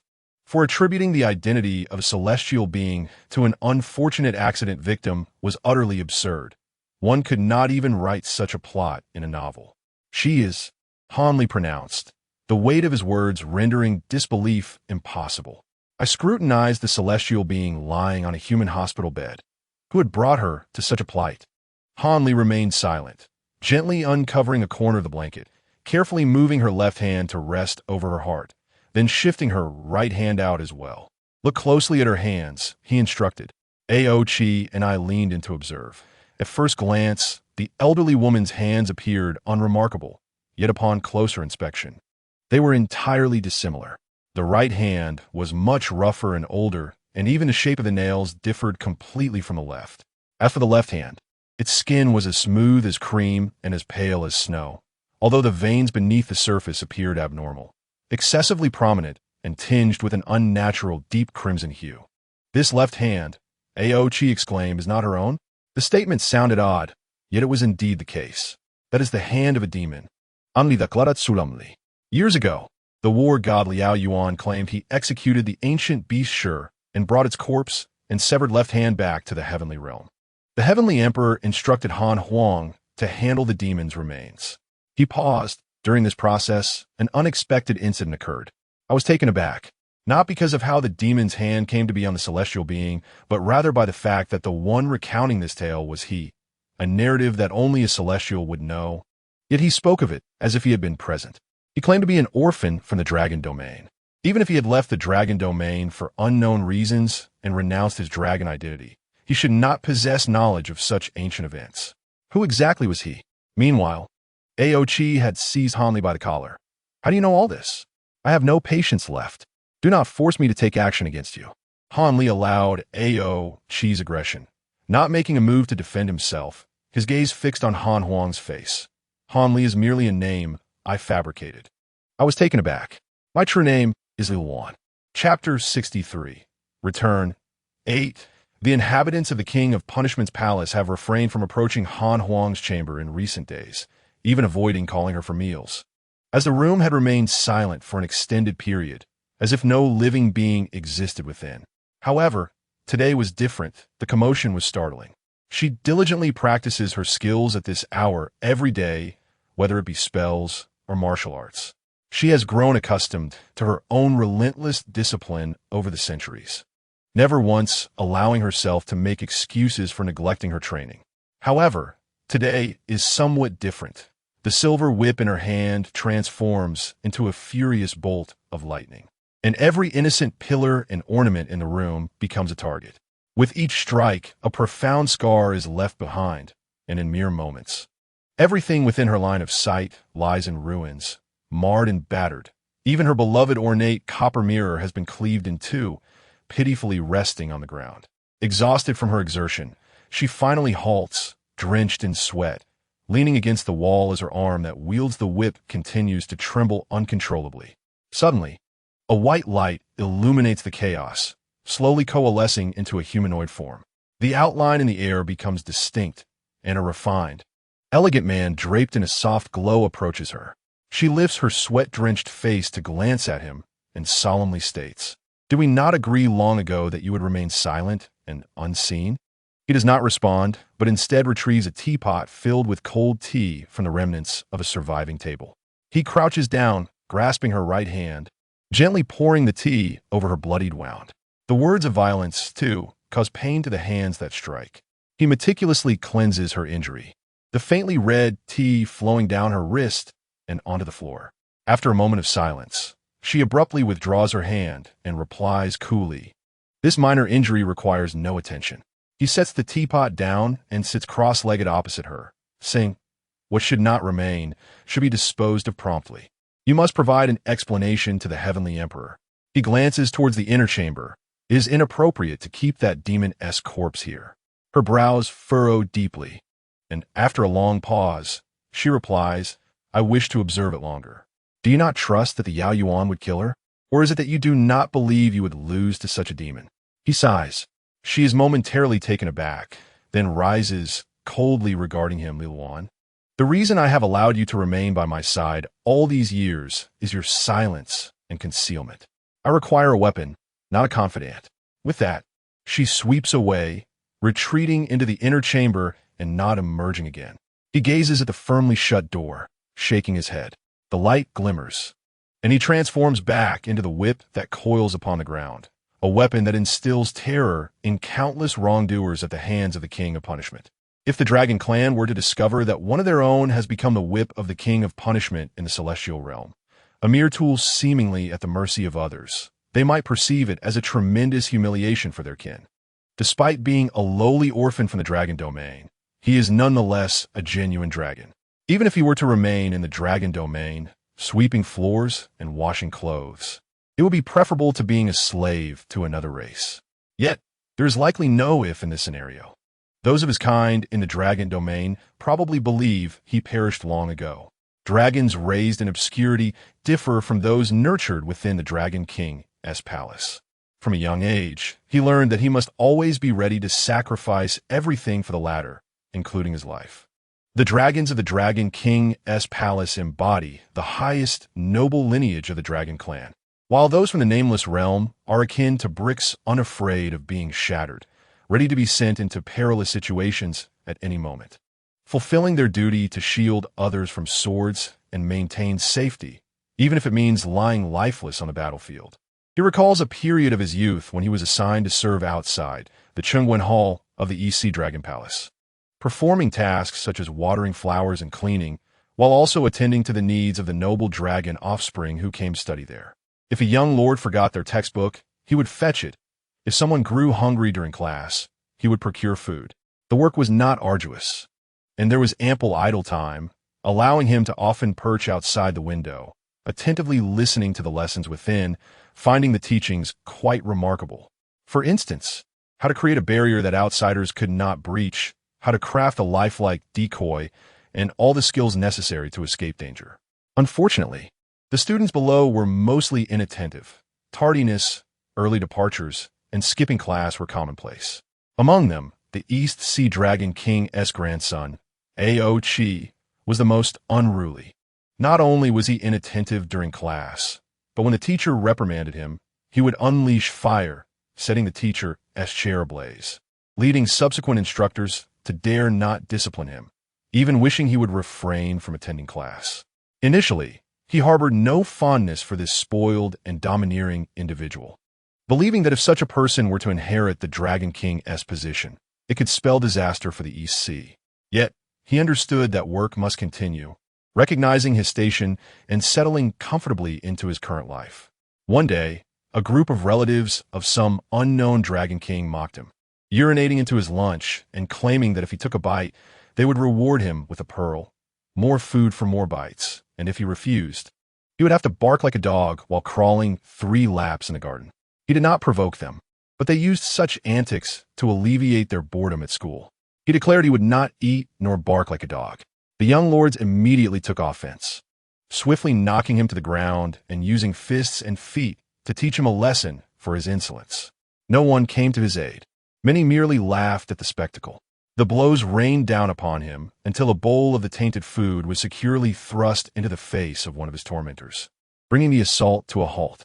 Aochi disdainfully regarded his classmates. For against one, do you not feel ashamed? If you wish to fight, come at me. He then glanced at the crumpled figure on the ground and coldly scoffed. If you cannot win, then run, you fool. Upon seeing it was Aochi, the group's bravado evaporated. Although they still felt resentment, they dared not challenge the notorious young tyrant of the dragon domain. They dispersed, disheartened. He clutched his swollen face, not having the chance to utter a word before Aochi had already walked away. Thus, this encounter marked the only exchange between him and Aochi. From that day forth, he retracted his previous thoughts. Perhaps having such a dragon king in the East Sea would not be such a terrible fate after all. In the days that followed, he continued to diligently serve outside the Chengwen Hall, becoming a remarkably competent student. The knowledge and skills that the noble young lords dismissed were etched into his memory. Even the teachers took notice of him as an auditor, curiously inquiring what he had learned. To their surprise, he answered fluently, his knowledge far surpassing that of their students. The teachers, astonished, admired him, disregarding his lowly status and making time to explain more to him after class. When he created his first decoy using the skills he had acquired, both he and the teacher were astonished. He fashioned a decoy that looked exactly like himself, capable of laughing, running, and speaking. Overwhelmed with joy, the teacher cautioned him not to disclose this, as such techniques were traditionally reserved for those of noble bloodlines, enabling them to save themselves in times of danger. Years later, he was reassigned from the Chengwen Hall, and after a period of training, he was incorporated into the East Sea's Vanguard Army. Though the Dragon Clan usually resides peacefully within the Dragon Domain, not entangled with the outside world, conflicts frequently erupt at the borders. There are always those with ulterior motives among foreign races eager to cause trouble, even harboring ambitions to breach the Dragon Domain's barriers. Whenever such situations arise, battles to defend the sanctity of the Dragon Domain are inevitable. The Vanguard Army is the first to engage in combat. This unit comprises not of esteemed royal relatives, but mainly orphans selected from the nameless realm. For them, there are no special expectations from above, only that they bravely forge a path, creating openings for the subsequent troops. Typically, those in the Vanguard Army venture forth with little hope of return, a fact everyone accepts as the norm. After all, a porcelain vessel is singular, while a clay pot can shatter endlessly. He has fought on the battlefield several times, fortunate enough to retain his life. Yet fortune does not always favor the brave. His last battle, etched in his memory, was a fierce confrontation between the Vanguard Army and the Nine-Headed Serpent Legion. These malevolent serpentine demons, emerging from the depths of the earth, harbored a mad jealousy of dragons, fantasizing about one day breaching the Dragon Domain and usurping their place among the divine. He recalls that it was an extraordinarily brutal confrontation. When the subsequent army arrived, the corpses of dragons and serpents nearly filled the entire battlefield, their blood mingling on the ground, a vivid and enchanting red that stung the eyes. The notion of collecting the dead was unheard of. The only method for the fallen dragons was to burn them on the spot. However, before incineration, those tasked with checking for any survivors were always perfunctory in their duties. After all, those lying here were nameless beings of no worth, and even if some were gravely injured yet alive, their condition was so dire that death would have been a mercy. The dragons from the nameless realm possessed but a single, disregarded life. Awakening in agony, he felt the flames licking at his feet, an indescribably intense odor assaulting his senses, almost provoking him to retch. He struggled to push aside the corpses that pinned him down and, with his body riddled with wounds, stumbled out of the inferno of the battlefield, heedless of direction, simply running forward. The nauseating scent lingered in his body until he finally collapsed in a forest, utterly exhausted, with the wounds inflicted by the serpent demon festering and emitting a similarly foul stench. Realizing he had run the wrong way, he surmised he must be in the human realm. his consciousness gradually fading amidst the distant sounds of footsteps. Chapter 64. Return 9. An old monk saved him. In the monk's quarters of the temple, his body was covered in medicinal herbs. The old monk remarked that he was fortunate to possess a robust physique. Otherwise, the serpent bites would have either caused him excruciating pain or poisoned him. It turned out that human medicine was effective for him as well. In a short span of time, the wounds on his body transformed into mere superficial marks. The old monk spent his days reciting scriptures and imparting teachings to the young monks, occasionally inviting him to listen in the meditation room, yet never inquiring about his origins. At that time, he was still unfamiliar with the human realm and the actions of this group of bald-headed monks. He thought it rather astonishing that cultivation could be so effortless, merely requiring one to sit before a so-called Buddha statue and chant incomprehensible phrases. Moreover, he found it perplexing what they were actually cultivating, as even the monks struggled to fetch water, let alone possess the ability to fly or kill unseen. He had asked the old monk why he saved him, wondering if he were a venomous serpent or a fierce beast, would saving him not endanger his own life. The old monk smiled and said, "But you have not bitten me." He further inquired, "Do humans believe in the saying that good deeds are rewarded?" The old monk chuckled. "Then, my benefactor, what can you offer me in return?" He was taken aback. Should he not give him money? Yet he possessed nothing, not even the clothes on his back, which had been provided by the old monk. Seeing his embarrassed expression, the old monk laughed, saying, "Bringing you back was to save your life. Now that you are alive and well, I have received my reward." Although he did not fully comprehend, after much contemplation, he still felt it inadequate. Ultimately, he ran outside and chopped all the firewood that had yet to be split in the temple. After all, he had the strength, and it was no trouble to prepare enough wood for an entire year. Consequently, that day, the pile of firewood in the temple yard resembled a small mountain, leaving the old monk both amused and exasperated. He settled in the temple, assisting with fetching water and cultivating vegetables, while also driving away any wild beast that attempted to steal food. The old monk provided him with numerous books and Buddhist scriptures, encouraging him to read them if he wished, merely to pass the time. Countless nights passed as he read through one book after another, gaining a fragmented understanding of the human world. He had heard much about it during his time in the Longyu, yet nothing compared to witnessing it firsthand. In this secluded mountain temple, there were no distinctions of nobility or lowliness, nor were there strict rules to adhere to. As long as he refrained from eating meat or drinking alcohol in front of the monks, he could coexist peacefully with them. Rising with the sun and resting with its setting, the monk's chants gradually became soothing to his ears, and the incense surrounding the Buddha statue ceased to be pungent. Gazing at the vegetables he had personally planted, he found himself genuinely filled with joy. Perhaps he would not return to the Longyu after all. The Longyu did not lack for his presence, but if he were to leave the temple, who would chop wood and fetch water for these monks? Years passed. He remembered that spring when several pilgrims, both young and old, arrived at the temple. The person accompanying them exchanged a few words with the old monk, who appeared grave and uttered, "Amitba," instructing the pilgrims to feel at ease and stay. The newcomers expressed immense gratitude, nearly kneeling before the old monk.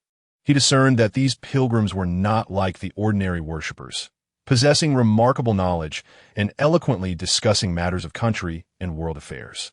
Even the child, not yet 10, displayed impressive martial skills and could recite poetry and songs with remarkable fluency. Occasionally, they would set out refreshments and engage in conversation and chess with the old monk, their words laden with wisdom, distinctly not those of ordinary country folk. Just as his curiosity about these individuals was beginning to fade, disaster struck the temple. On an evening painted with blood-red sunset, a fierce group of soldiers surrounded the temple, claiming to be on a mission to capture traitors. The old monk concealed the old and young, including him, in a secret passage behind the meditation room. He sensed the palpable aura of danger and urged the old monk to flee with him. The old monk refused, explaining that the passage merely led to the back mountain. The longer he delayed, the farther they could escape.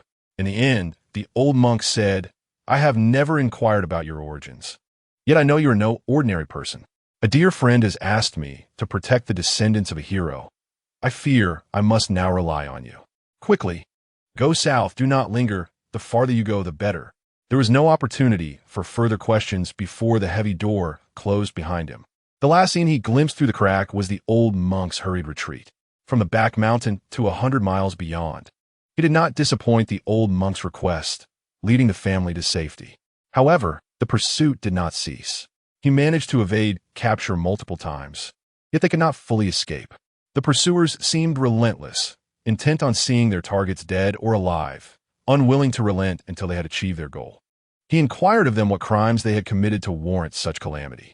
One elder pondered for a moment before replying, "Young man, there are some things it's better for you not to know. It's merely an old tale of the bird is hunted and the bough is hidden. The rabbit is dead and the hound is cooked." Thus, he began to grasp the situation, recalling the recent news of a new emperor ascending to the throne. The principle of a new ruler means new ministers was not lost on him. Some individuals had to be eliminated entirely for the emperor's peace of mind. However, to continue fleeing was not a sustainable solution. That night, he rendered them unconscious, taking their hair, nails, and a small piece of flesh. The method for creating a substitute still vividly imprinted in his mind, despite years of disuse. The next day, the pursuers finally discovered the bodies of the targets in a rural inn, the entire family lying on the ground, a bottle of poison toppled nearby. The leading officer meticulously examined the corpses, confirming beyond doubt that they were the fugitives. Only after the pursuers departed with the bodies did he breathe a sigh of relief and guide the family southward, away from the inn. From then on, they traveled safely without further pursuit. Upon reaching a remote southern town, he bid them farewell, urging them to live discreetly and cautiously from then on. As he left, the child tugged at his sleeve and asked, "Big brother, can you perform magic?" Puzzled, he inquired why. The child replied that night, "I seem to see you transform into another me." He ruffled the child's hair, saying, "You were dreaming. I cannot perform magic." Fearing further questions, he swiftly vanished from their sight. Journeying day and night back to his temple, he discovered that only charred ruins awaited him. Before the fragmented Buddha statue lay a row of decapitated bodies, the old monk's robe still draped across one. A passing woodcutter remarked that the authorities claimed the temple had sheltered traitors, leaving neither temple nor people, with all inside condemned to death, their bodies left to rot in the wilderness. Everyone knew the old monk was a living bodhisattva, having performed countless good deeds, yet none could have anticipated such an end. He remained silent, yet his mind was consumed with thoughts of why he had heeded the old monk's advice to flee. Ultimately, these individuals merely sought a corpse, and he could provide them with one, however many they desired. Alas, it was all too late. That night, he buried them all. He had intended to follow the example of others by erecting a gravestone, but he abandoned the idea, leveling the pointed mounds and instead planting a few wildflowers and grasses atop the earth. Then, emulating the old monk's demeanor, he sat cross-legged before the graves, earnestly chanting scriptures for a long while. The old monk was a good man, yet he met a tragic end. What fate awaited those who took the lives of good men? He pondered this for a long time, but found no answers. The temple was gone, and he still did not wish to return to Longyu. He desired to comprehend the matter before his return. Chapter 65. The Return. 20 years passed swiftly. The emperor had died a few years prior, afflicted by a strange illness that left his body covered in sores, with nary a piece of healthy flesh. Everything else remained unchanged. The vast empire persisted as it always had. The common folk paid little heed to who ascended the throne, for they would rather spend their time tending to their fields than concern themselves with matters of royalty. The only notable difference was the emergence of a figure known as Wuming, a bodyguard whose peculiar reputation preceded him. He did not kill nor engage in fights, and it was said that he was not even adept with swords and blades. Yet, anyone under his protection could escape even the wrath of the highest powers. It was rumored that he was elusive, rarely seen, and those seeking his assistance were compelled to seek intermediaries in taverns that specialized in circulating information about the martial world. Success depended solely on fate. In these years, he had grown accustomed to gazing into the mirror. 2 decades had elapsed, and the reflection that stared back was undeniably that of a true middle-aged man. Contemplating the Dragon Kings and their bloodlines in Longyu, who, despite being thousands of years old, retained their youthful human forms. He realized he could not compare. The human form, like that of an ordinary mortal, was susceptible to the ravages of time. A girl of 11 or 12 peeked her head through the door, grinning as she playfully remarked about her own reflection. How embarrassing. Only girls like to look in mirrors. He turned around in mock indignation, seizing the child into his embrace and teasing. The older you get, the more unruly you become. Who says mirrors are only for women? The girl giggled and pleaded for mercy. Uncle, I was wrong. Please stop. I came to call you for dinner. I learned to make braised vegetarian meat from Aunt Lee next door. Braised vegetarian meat? He paused, realizing that was more than acceptable. Indeed, over the years, he had adopted a vegetarian diet, a habit cultivated during his time in the monk's temple, consuming only plant-based meats made from beans. Miao was a business he had taken on. She had been nearly 3 years old when she arrived at his side, clad in peculiar, colorful garments, with a runny nose and a voice as soft as a cat's. Her father, a member of an underground gang, had grown weary of the violent lifestyle and sought to retreat from the martial world. Unfortunately, the gang leader insisted he knew too many secrets. His options were to remain and serve or sacrifice himself and his family to escape. He had considered retaliating, but he could not bear the thought of his only daughter being harmed, so he sought out the man, hoping to place the girl in his care for 3 years. If she survived, they could reunite. He declined, feeling that keeping someone by his side for 3 years was far too long. He was accustomed to solitude and freedom. The man knelt before him, weeping, yet he remained resolute in his refusal. Seeing this, the little girl approached, tugging at her father's sleeve, her childish voice reassuring, "Daddy, don't cry. Miao is not afraid of death." The man was taken aback, stroking his daughter's head and wiping away his tears. "All right, let us go." "Stop," he called out to them. At merely 3 years of age, she did not even comprehend what death meant, yet she dared to claim she was unafraid. Were all human children so thoughtless? Never mind. A little girl should not be too difficult to care for. However, he soon discovered that raising a child was significantly more challenging than caring for a cat or dog, especially when her father had a complex background and numerous enemies. For an entire year, he and Miao resided within a barrier, observing a steady stream of sword-wielding individuals, filled with murderous intent, entering and exiting their home, rummaging through their belongings. Had he not feared that Miao's father would return after 3 years and find his daughter missing, he would have moved long ago.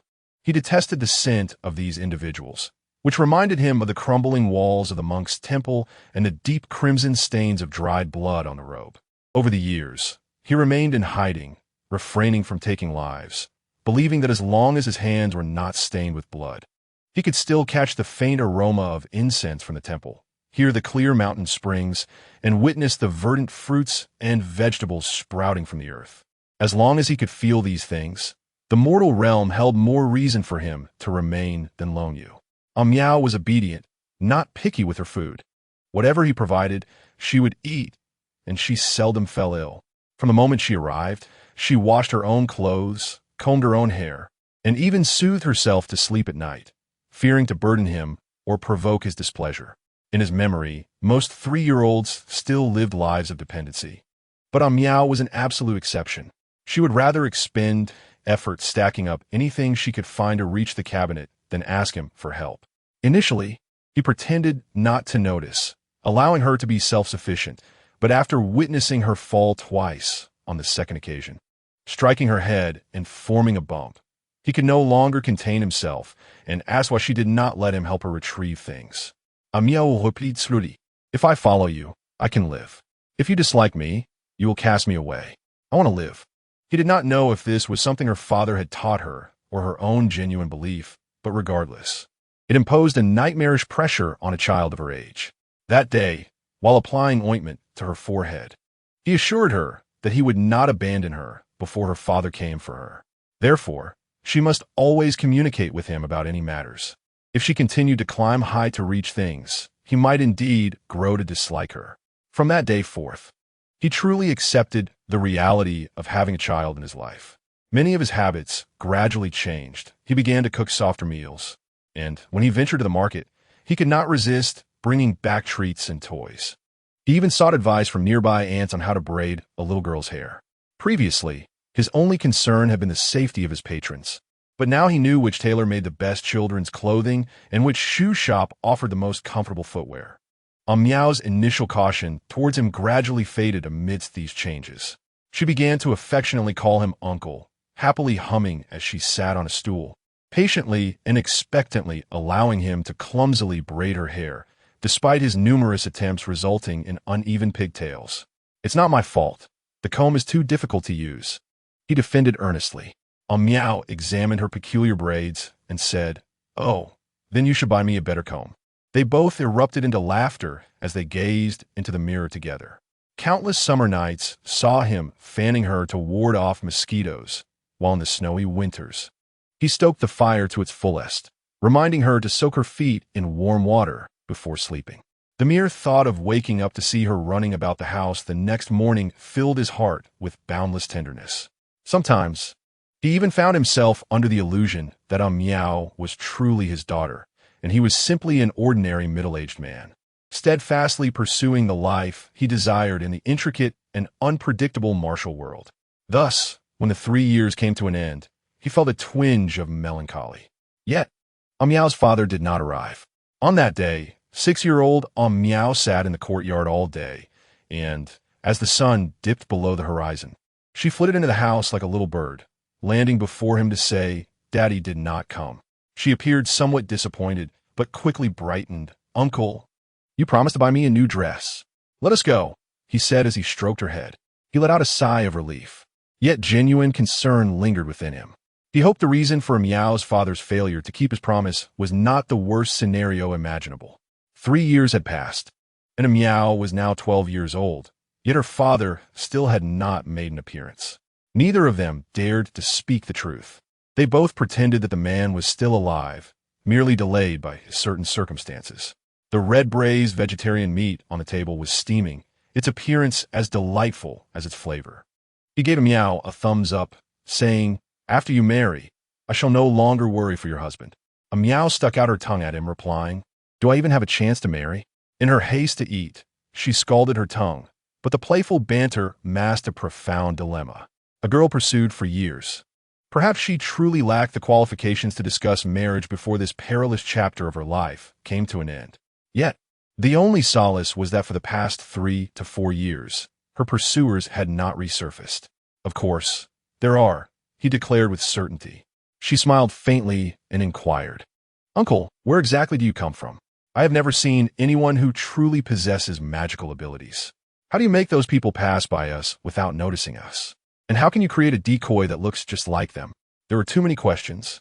As he continued to eat, he replied, "Everyone has their means of making a living. When you grow a little older, you might just become an exceptional chef." "Really?" she exclaimed, her eyes wide. "Am I really that talented at cooking?" "Indeed. Now, help me with another bowl of rice." "Sure." "Oh, you still haven't told me where you are from?" "My home is far away by the sea." "The sea? How marvelous. I have never seen the ocean. Don't you miss home?" "My home is right here now, silly child." Each day, they lived through these utterly mundane scenes. A dragon far from the Longyu and a human girl ensnared in danger. Both forgetting their true identities amidst such serene and blissful moments, sincerely wishing for this tranquility to last indefinitely. In truth, it could have continued this way if Miao's father had not unexpectedly appeared that fateful day. The man had not changed much. Aside from a few strands of white hair at his temples, he bore none of the desperation he once had. His eyes and demeanor exuded an aura that warned others to keep their distance. He was not alone. 2 obedient subordinates accompanied him, each calling him master. The master pulled Miao's father aside and pondered for a while before finally uttering, "Have you struck it rich?" The man chuckled, gestured, and 2 subordinates immediately brought forth a heavy wooden chest, opening it to reveal countless jewels and gold bars. "Thank you for your assistance over the years." The man complimented him. "Mr. Wuming is indeed the most reliable bodyguard in the world." His attention was not on the treasure, but on one singular question. "Are you prepared to take her back?" "Yes," the man nodded. "Times have changed. No one dares to threaten us father and daughter anymore. Given time, I fear the world may bow before me." He was unconcerned with that. His only wish was to ensure Miao's safety in the future. Their reunion felt somewhat distant, yet Miao was still overjoyed, knowing she could no longer stay. Under her father's urging, she swiftly packed her belongings, 9 years condensed into a small bundle. As she prepared to leave, she told him there was still some of the vegetarian meat she had cooked today in the kitchen, which might be cold and needed reheating. He acknowledged her message. As she stepped out the door, she turned back, grinning and calling, "Uncle, hurry and find a wife and have a child while you're still not too old." He rolled his eyes at her. "Understood. Don't move away. I will write to you." "Got it." In the evening glow, she mounted a valuable steed with her father, and the 3 horses galloped away. He leaned against the door frame for a long time, until darkness enveloped the sky, before he slowly made his way to the kitchen, stoked the fire, prepared the dishes, and then sat at the table, savoring each bite. As he ate, he inadvertently remarked that today's dish was a bit salty, only to realize that a Miao was no longer there opposite him. He chuckled and continued eating. However, dining alone was certainly not as delightful as sharing a meal with another. Half a year later, a Miao indeed wrote back. In terms of reading and writing, she had made no progress whatsoever, with half of her words misspelled. Fortunately, the content was still coherent, stating that her father treated her very well and that he was now the leader of the Ximeiyouhai sect, greatly respected, with countless followers under him. Not only her father, but everyone treated her well, even calling her Mississippi. However, perhaps due to living with him for too long, she had grown to dislike meat and preferred vegetarian dishes, which her father joked about, saying she bore little resemblance to him. Additionally, the maid who now combed her hair was far more skilled than he was, whether as a hunted little girl or as a lady of high status. As long as he saw her safe and joyful, his heart felt at ease. This was perhaps the sentiment of a father marrying off his daughter. Even though he himself had no wife, he smiled as he placed the letter into a box, carefully storing it in what he deemed the safest place. Subsequently, a Miao continued to send several letters, merely describing how happy she was in her current life, what she had eaten, what she had played, and which handsome young man was courting her. Each letter brought him amusement. Along with her letters came frequent news circulating in the markets, mostly about the Ximeiyouhai sect rising against the tyrannical king to save the common people. Currently, the emperor's army and the Ximeiyouhai sect's forces were in fierce conflict, with smoke rising in various regions. While he paid little mind to who would seize the throne, genuine worries crept in the chaos of battle. There would inevitably be casualties. Given her father's strength, it was uncertain whether he would ultimately prevail. If he lost, it would surely be a grave act of rebellion. Months passed, and the flames of war raged on, with no victor in sight. He heard that the Ximeiyouhai sect fought valiantly, breaking through several of the imperial army's defenses and pressing toward the imperial capital. Yet, during this time, a Miao's letters ceased. He patiently waited for several months, speculating that the tense situation made communication difficult. However, by the arrival of spring the following year, there was still no word from Miao. After much contemplation, he decided to journey to the imperial capital. Chapter 66. Return. He once again caught the scent of the most deeply ingrained and detested memories. The imperial capital before him was no longer the prosperous city he had seen years ago. The wealth and grandeur beneath the emperor's feet had long since succumbed to the encroaching smoke of war. The land, marred by scars, was filled with bewildered and wounded citizens. The emperor's banners had been torn and cast to the ground, trampled without a second thought by passers-by. The Ximeiyouhai sect's black banners proudly dominated the most conspicuous parts of the city, with the imperial palace within arm's reach. Soldiers clad in black armor brandished their blades and spears, forcefully pushing through the crowds, causing every citizen who encountered them to tremble in fear.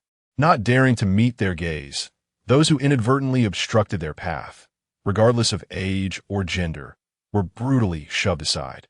The assailants bore an air of utter disdain, trampling over the powerless and declaring, "What of the Emperor's realm? This will all be our spoils, including you." Where was the promised salvation of the common people? Everywhere he looked, there was no sign of aid. It resembled an invasion by brigands, filled with arson, murder, and plunder. What had the once timid man, incapable of even protecting his daughter, experienced in the past 9 years to ascend to such a ruthless and domineering position? He neither knew nor wished to delve into the details. He merely wanted to see Miao as soon as possible to confirm that she was well. If possible, he longed to sit down with her for a long overdue dinner. In his arms, he clutched a gift for Miao, a comb crafted from tortoise shell, adorned with beautiful and precious gemstones. This had been custom-made by a craftsman, meant for her daily use or as part of her future dowry. As long as he could hand the comb to her safely, it felt as though he would be able to rest easy about her future. However, how can one meet her now? The imperial capital has become a veritable hell, with the wails of the devastated populace echoing everywhere, mourning the destruction of their homes. He inquired with several individuals about the whereabouts of the Ximeiyouhai's leader, but upon hearing the name, they recoiled in fear as if confronted by a ghost, distancing themselves as though fleeing from a plague. The only man bold enough to speak up was a middle-aged individual who warned him that everyone had been deceived by the Ximeiyouhai. They proclaimed to be working for the welfare of the people, yet engaged in treacherous plots to usurp the throne, their cruelty and violence deserving of condemnation. Particularly notorious was the leader of the Ximeiyouhai, who claimed to be a celestial being destined to replace the emperor, promising a united realm and everlasting prosperity. It sounded like a jest. How could a celestial being possess such a dismal past? He asked the man where this leader was located. The man replied that the main camp of the Ximeiyouhai was stationed at the general's residence, less than a mile from the royal palace. The once great general, it seemed, had succumbed to some dark sorcery and had become a defeated pawn, executed publicly, with the general's residence now serving as their stronghold. Reports indicated that the palace was on the brink of collapse, with the emperor's most elite troops forming a final line of defense. Though in the face of the overwhelming might of the Ximeiyouhai, it was feared they would not hold out for long. He asked for the quickest route to the general's residence. The man, filled with dread, cautioned him that he was merely illustrating the perilous situation. That leader was a demon-like figure, accompanied by an impervious sorcerer. Rumor had it that, in pursuit of an invincible formation, the leader had even sacrificed his own daughter. He halted, turning back to ask, "What about his daughter?" The man lowered his voice. "It is the leader's own flesh and blood." This information came from within their ranks, revealing that the sorcerer required a personal sacrifice to activate the formation to ensure their ultimate victory. In that moment, he felt as though he had received a crushing blow to the chest, but quickly reassured himself that it was surely just a rumor. The hatred and fear of the Ximeiyouhai could turn anyone into a master of fabricating tales. He dismissed the man and sprinted towards the general's residence. "You really shouldn't go," the man pleaded. "He is truly a demon-like person, accompanied by an invulnerable sorcerer. It is said that in pursuit of a guaranteed victory, the leader even killed his own daughter." He stopped in his tracks, turning back. "What did you say about his daughter?" The man whispered, "It is the leader's own daughter."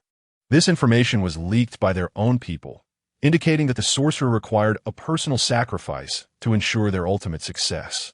In an instant, he felt as if a multitude of tiny needles had pierced his mind, rendering him incapable of processing any thoughts. He stood frozen for a long while before finally finding the strength to speak. "Where did she go?" "She has gone to the river of eternity, a place devoid of pain and filled with ultimate happiness." The leader gazed skyward. Under normal circumstances, he would find every word and action of this man laughable, akin to that of a jester, but now he could not muster a smile, fixating intently on the leader's face. "You did this?" "Necessary sacrifices are inevitable for the ultimate victory." The figure in the cloak stepped forward to aid a father in seizing the world, even at the cost of life. "Is the honor of a daughter. The young lady's sacrifice has also demonstrated our determination and strength to all our soldiers." It felt as though the needles in his mind multiplied, each pulse causing his veins to convulse painfully. "Where is she?" He grasped the leader's collar, demanding. "Where is Miao?" The leader calmly replied, "The flames have taken her to where she belongs, but I know she is everywhere. Her spirit will forever protect our army until victory is achieved." He paused, slowly releasing his grip. The leader bowed politely, regardless. "I must thank you for protecting her for 9 years." He glanced at him, exhaled deeply, said nothing, and turned to leave. Once outside the general's residence, he walked briskly, everything around him twisting and spiraling. Unable to discern any sounds, heedless of any obstacles ahead. He quickened his pace until he was running wildly. With a sudden thud, he collided with someone. The impact was so great that both fell to the ground. It was only then that he regained a semblance of clarity, the surrounding sights and sounds slowly returning to normal. It's dangerous not to watch where you're going, especially with such strength. The person before him appeared to be a young woman, unadorned with makeup, yet possessing delicate features framed by an unusual head of gray hair styled in a masculine fashion. Clad in a gray-black robe, as she brushed off the dust and stood up, he remained seated on the ground, somewhat bewildered. Despite having weathered countless storms and possessing the strength to shield others from perilous situations, he found himself lacking the energy to rise from this trivial encounter. The young woman regarded him, her brow slightly furrowed. "You wouldn't have broken a bone, would you?" He seemed to ignore her, suddenly lifting his head to ask, "How should one be treated for committing a grievous error?" She replied without hesitation, "Those at fault must be punished." "And for the most heinous of crimes?" He inquired again. "Death." She looked ahead, as another assault by the Ximeiyouhai on the palace commenced, dust and smoke rising, cries of battle filling the air. He slowly got to his feet, staggering forward. The young woman watched his retreating figure, shaking her head coldly. In the dead of night, within a deserted temple once inhabited by monks, he sat alone on a dusty mat. The gilded statue behind him long lost its luster. The incense burner on the altar filled only with thick ash, the candles gnawed at by mice, rendered unrecognizable. He clutched the comb he could never offer, examining it repeatedly, wiping it with his sleeve over and over. For years, he had never resorted to violence, let alone taken a life. He had only aided those seeking to survive, helping them evade danger. Though he had stayed in the temple, he was not a monk, thus was not bound by the precepts against killing. Faced with foes that posed a threat, he was not incapable of addressing them through other means, yet he always subconsciously resisted, choosing to flee or hide rather than kill. At times he pondered why he had transformed into this state, until he beheld the mountains of corpses both within and outside the imperial capital, clearly sensing the scent of blood and decay that permeated the air. It was then he understood that from the moment he escaped the dragon realm as cataclysm, he had developed an inherent aversion to the stench of death. This was the reason for his unwavering flight from the dragon realm and the rationale for his voluntary stay in the monk's temple in the human realm. To remain untainted by blood, to cultivate crops and live as a human, rather than as a nameless entity destined to be cast away to face death. The old monk often said that the joy of saving lives surpassed that of taking them.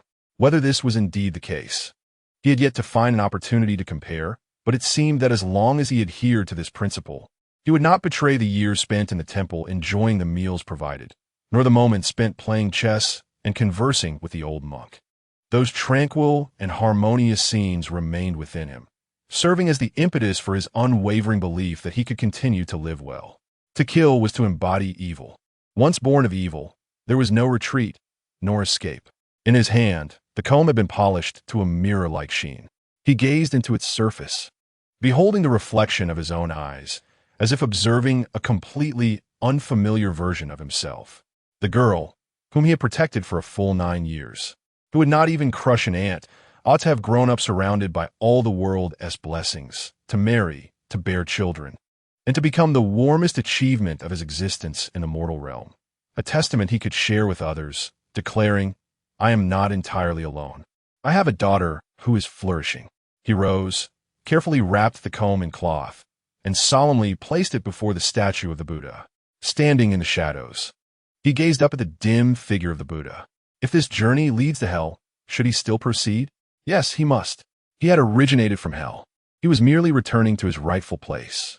In the headquarters of the Ximeiyouhai, chaos erupted, blood flowed like rivers, and the cries of the damned filled the air. The silver-gray dragon was the most terrifying demon they had ever encountered, with a mouth as vast as a basin and claws sharp as blades, leaving destruction in its wake.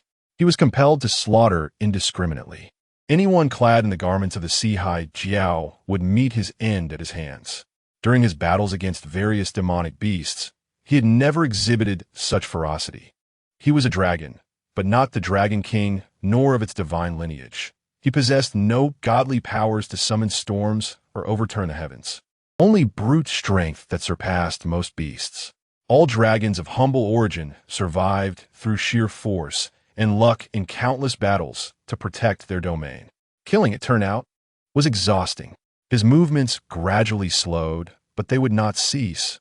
He would continue until the last one lay dead. Suddenly, a red light shot forth from beneath the eaves, exploding into a crimson mist before him. A pungent, bizarre scent invaded his body, and the searing pain, combined with extreme fatigue, finally robbed him of his ability to fly, causing him to crash heavily to the ground. A crimson cord, thick as a finger and adorned with sharp needles, coiled around his body, tightening and stabbing viciously into his flesh. It should have been excruciating, but he felt nothing. Every vein and bone had succumbed to complete numbness. The cacophony of sounds around him faded, his vision blurred into a white haze, barely discernible figures approaching. One small, clutching a glimmering dagger. Sure, this is no ordinary beast. A familiar male voice echoed from a distance, reminiscent of a Miao's father. Let it kill.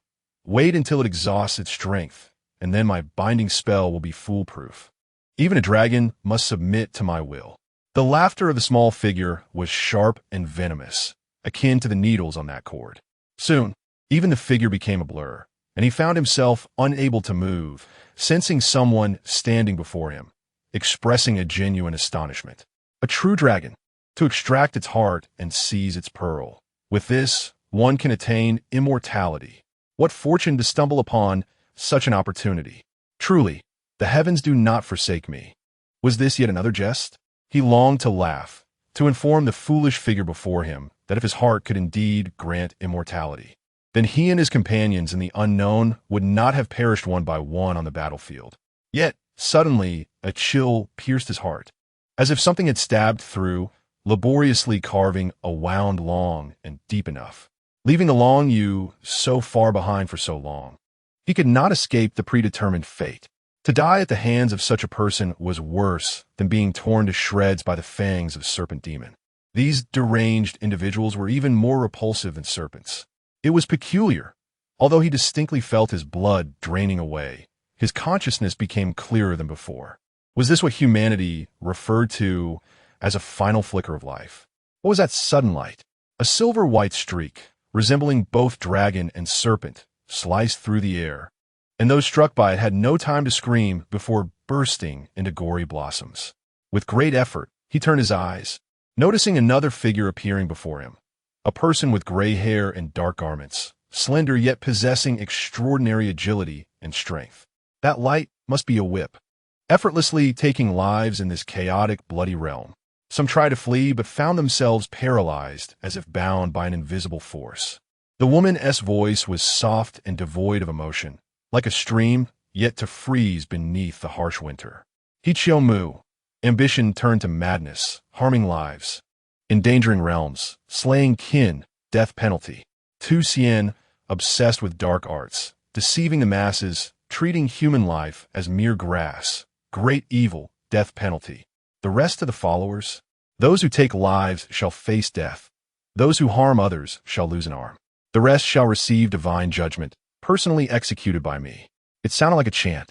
He could hardly comprehend it, except for that phrase about slaying kin, death penalty. Who are you? Let me go. I am the grand sorcerer of the Ximeiyouhai Jiao. Protected by a celestial body, you cannot harm me. The panicked voice cried out in desperation. Celestial punisseur, Han Huang. Silver flashed, and two heads fell, bouncing before him. Punisher, Han Huang. He wished to see this figure, now shrouded in mist, but the blood flowed too profusely, and the pain he had previously felt surged forth, signaling his impending demise. He truly hoped he had the strength to thank his assailant. The world dimmed to a close, and just before everything faded into darkness, an inexplicable warmth swept into his body, sweeping away weakness and pain in an instant. The stench of blood transformed into the fresh scent of grass after rain, and he felt lighter, as if he could soar to any place he desired. Upon awakening, he found himself gazing at the face of the Buddha, though marred and incomplete. The eyes still radiated compassion. Was he dead? No. Only if the old monk were dead could one see the Buddha. If he were dead, he would see nothing. Thus, he was still alive. The buzzing in his head quieted after a while. He attempted to rise, only to discover that his body bore no wounds, as if the fierce battle had merely been a distant dream. Your current state is better than ever, a voice devoid of emotion remarked nearby. She had built a fire in the dilapidated temple he had once occupied, staring vacantly at the flickering flames. He abruptly sat up, astonished as he surveyed his unscathed form. I breathed life into you, she stated plainly. A breath from celestial being is enough to spare a mere dragon like you. He paused, contemplating her words, then addressed her back. I heard you call yourself the celestial punisher. You oversee punishments. I have killed many, yet you do not execute me, but instead save me. Is this not negligence? She remained silent, merely tossing a severed whip towards him.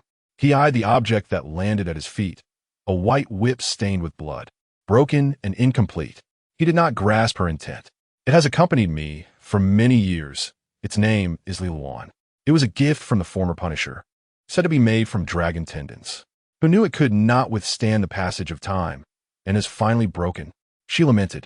Had there not been so many to punish this time, it might have lasted longer. How does this relate to you saving me? He queried, frowning. You carry a breath of mine within you. As long as I exist, so shall you, she replied, the flames crackling before her. If you do not object, you shall become my Liluan henceforth. A living weapon is far more useful than a dead one.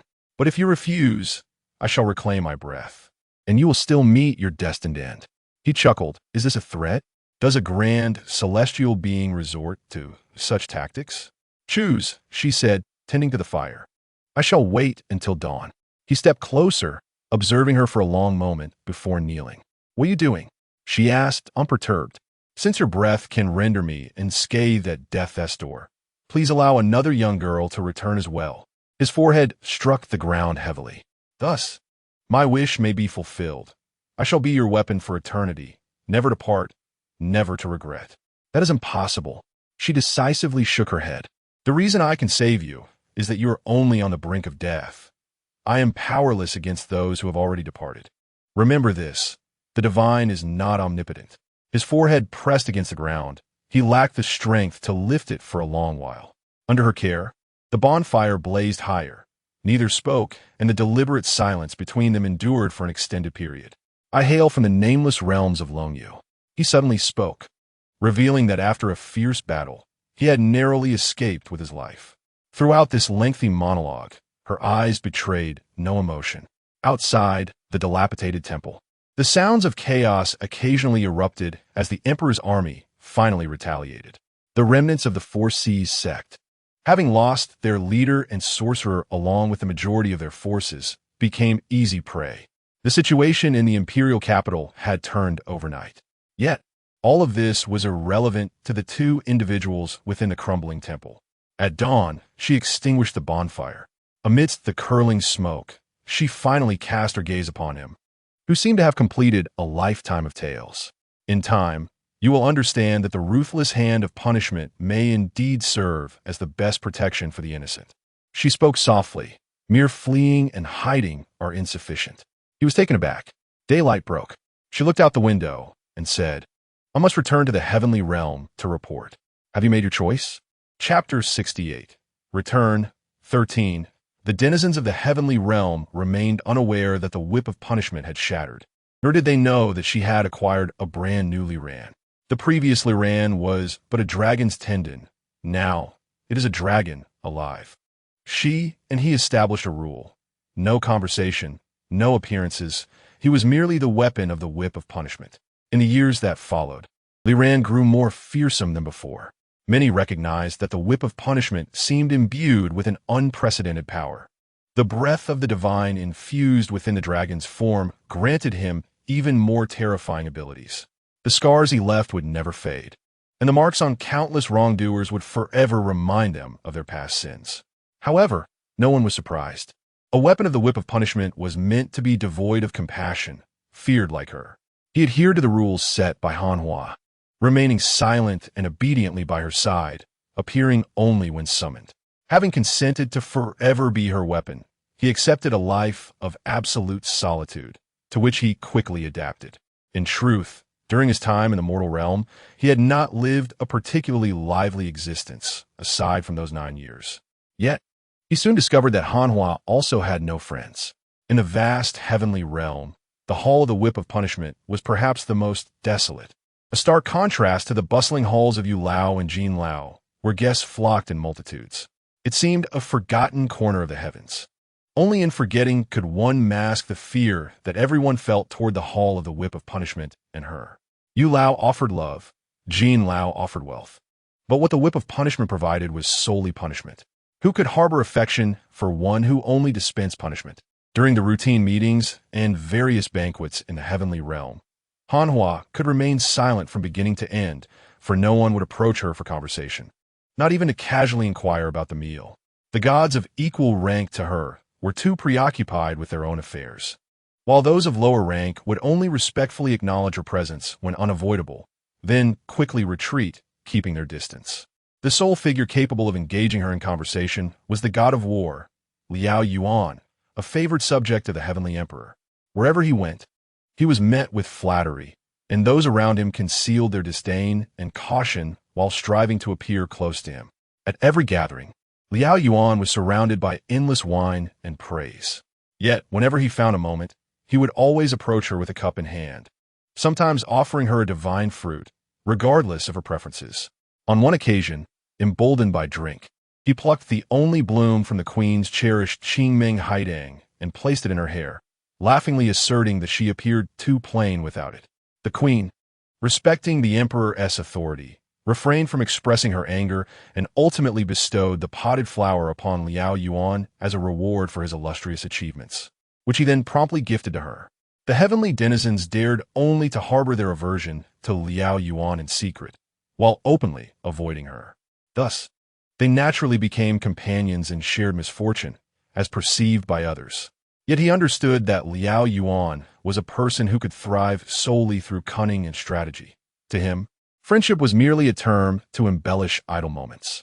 However, she genuinely held Ximeiyouhai close to her heart. No one in the heavenly realm comprehended this reality more than he did. The seemingly androgynous Hanhua would awkwardly tend to the potted Qingming haidang, never delegating the task to another. She was not skilled in nurturing flora, since its arrival at the Hall of the Whip of Punishment. The plant had not blossomed again and eventually withered away. She could not bear to discard even the dead branches, carefully placing them in a wooden box and storing it beneath her bed. Each time she had the chance to meet Ximeiyouhai, she would glance at herself in the mirror before stepping out. Yet, no one knew what Ximeiyouhai truly thought. He always seemed close, but it was merely an illusion. The distance between them had long been defined by Ximeiyouhai, too far for her to bridge. The greatest contribution she could make to this friendship was merely to lend him the monsters from Xiao Hu Mountain. He had once cautioned her that allowing Ximeiyouhai to exploit such connections to fulfill his own plans might lead to trouble over time. Yet she responded that it made her feel important to him. That day, she was inebriated. The usually disciplined her would never allow herself such moments of abandon. Had she not been drunk, she would not have uttered such words. That night, he made an exception and took human form, carrying her back to bed and tucking her in, only to act as if nothing had happened the next day. The Hall of the Whip of Punishment lacked any form of entertainment. Even her subordinates, the celestial officials and children, were more cautious and solemn than elsewhere, completing their duties before retreating to cultivate or read. On days when she found herself idle within the hall, aside from sleeping, meditating, or reading, she would sit by the fence on the westernmost edge of the hall, beyond which lay endless clouds. When the winds blew and the clouds stirred, she could faintly glimpse the outlines of the mortal realm. Once seated, she could remain there for a long time, silently gazing at the unreachable scenery below. After accompanying her to observe the mortal realm numerous times, he could not help but inquire, "Is this a shortcut from the heavenly realm to the mortal realm?" She replied that it was not. The proper passage from the heavenly realm to the mortal realm exists only at the four directions heavenly gate. Other places may be seen, but not traversed due to barriers. Of course, one could attempt to commit a grave sin and be cast into the cycle of rebirth. and with good fortune, one might reach the mortal realm. He then asked, if that is the case, why do you always gaze at this place? She said it was nothing, merely observing. If the mortal realm is unsettled, its colors differ from the usual. In her eyes, he saw boundless weariness, which she never concealed in such moments. Over the years, following her through heaven and earth, traversing east and west, he had witnessed countless individuals she had punished. Yet he remained puzzled. Can a mere whip of punishment truly address all the sins of the world? With no one around, he manifested his human form and gazed at the limitless world beneath the clouds, suddenly asking, "Do you know every sinner?" The crimes recorded in the Hall of the Whip of Punishment likely represent no more than a fraction of the total. She candidly admitted the world is vast, and the multitude of living beings is immense. The events that transpire therein cannot all be known to the deities. Moreover, our role in the mortal realm is, for the most part, merely a form of spiritual solace. Although the celestial beings are exalted, surveying the mortal world, the realm has developed its own means of existence through millennia of trials. Humanity is no longer as fragile and ignorant as when it first came into being, solely relying on divine guidance and protection. They continue to grow and strengthen. The era in which the divine dictated human fate has gradually passed. He was taken aback, saying, "Such words should not reach the ears of the heavenly emperor or other great deities. This transformation is understood by all. In reverence to the divine dignity, we remain silent, concealing our increasing impotence as we wield the remnants of our divine power to continue influencing the world, hoping that those beneath us will forever maintain their awe." Remarkably, she seldom smiled, yet the principle of retribution, good rewarded with good and evil met with evil, was one of her favorite phrases to console humanity. Wishing to diminish malevolence and amplify benevolence in the world, thereby lessening turmoil in the heavenly realm. As for the task of retribution, it remains my eternal duty. Yet I am incapable of ensuring that every wicked deed is punished. There is but one king of punishment, while humanity and demons are too numerous to count. After a moment of silence, he inquired, "Do you toil so diligently for the sake of punishment itself, or to uphold the majesty of the celestial being and retain humanity's reverence?" She pondered, refrained from answering directly, and merely remarked, "There are many who harbor hatred towards me, including those I have punished and those beyond humanity. They may continue to hate me, for as long as I exist, punishment shall not wane. In the eyes of many, I am perceived as cold and heartless, devoid of compassion for all living beings. Where I appear, only death and injury ensue. I am the demon that bears the name of a celestial being, and retribution will inevitably follow." He found himself at a loss for words, for she seldom spoke so much to him. Long ago, before the 12 deities took their respective duties, the responsibility of administering punishment fell upon a sightless deity. She glanced at him, indicating her own eyes. The sightless deity had no eyes, as it was said he had gouged them out himself. In order to avoid bias from what he might see, he treated all beings equally in his heart, with no distinctions of kinship or status, only right and wrong, guilt and innocence. Despite this, many creatures feared and loathed him, and ultimately, he was wounded by humanity, fading away in solitude in the corners of the celestial realm. Ironically, the principle of retribution seemed absent in the life of the deity himself. After a long contemplation, he said, "Fortunately, you have not gouged out your own eyes." She smiled faintly and replied, "Return now. You have disrupted our customs today." He wisely concealed his presence, never to mention that preceding conversation to anyone again. Occasionally, he would reminisce about the days spent in the monk's temple, recalling his inquiry to the old monk about whether the act of saving him was motivated by the belief in good retribution. The old monk had responded that the very fact he was alive, capable of running and jumping, was his reward. Such a benevolent person ultimately met a fate of public execution. When does the idea of good retribution truly begin? He pondered this question for an extended period, yet found no answer, ultimately choosing to dismiss it. Since it was the weapon of the king of punishment, good retribution should not concern him. He needed only to fulfill the duty of a weapon, assisting Han Huang in delivering harsh penalties to each sinner. Yet, a sense of unease would occasionally surface. If the infallible Han Huang were to falter one day, it would surely be due to Liao Yuan. Han Huang is both the king of punishment and a woman. Chapter 69, Return, 14. How many years had he remained by her side? He sighed, continuing to tidy her room. The fragments strewn about would take considerable time to clean. Hearing such commotion, no one in the hall of the king of punishment dared to approach. After a lengthy interval, the inner chamber door reopened, and she emerged, not sparing him a glance as she strode out of the room. Soon after, he heard her command, "At noon tomorrow, incinerate the demon's remains." He exhaled silently in relief. During the confrontation with Liao Yuan, he had countless times wished to reveal his true form and deliver a thorough beating, even knowing he was no match. And that even if he killed him, Han Huang would never regard him with affection. Since all efforts seemed futile, it was best to burn it completely, leaving no remnants behind. She was known for her decisiveness. The following noon, upon the execution platform on Ximeiyouhai, the coffin of the demon was reduced to ashes in crimson flames. She stood closest to the platform, only turning to leave after witnessing the coffin become dust. However, after taking a few steps, she suddenly drew her whip and viciously struck the ashes, scattering them until no trace remained, inhaling deeply before exiting Ximeiyouhai. Deep down, perhaps she still harbored resentment, he mused. In the months that followed, everything returned to normal. The once humiliated heart seemed to vanish with the ashes of that day. And to all, she remained the iron-faced, unyielding lady of punishment. The day he sensed something amiss was during the mid-autumn festival in the mortal realm.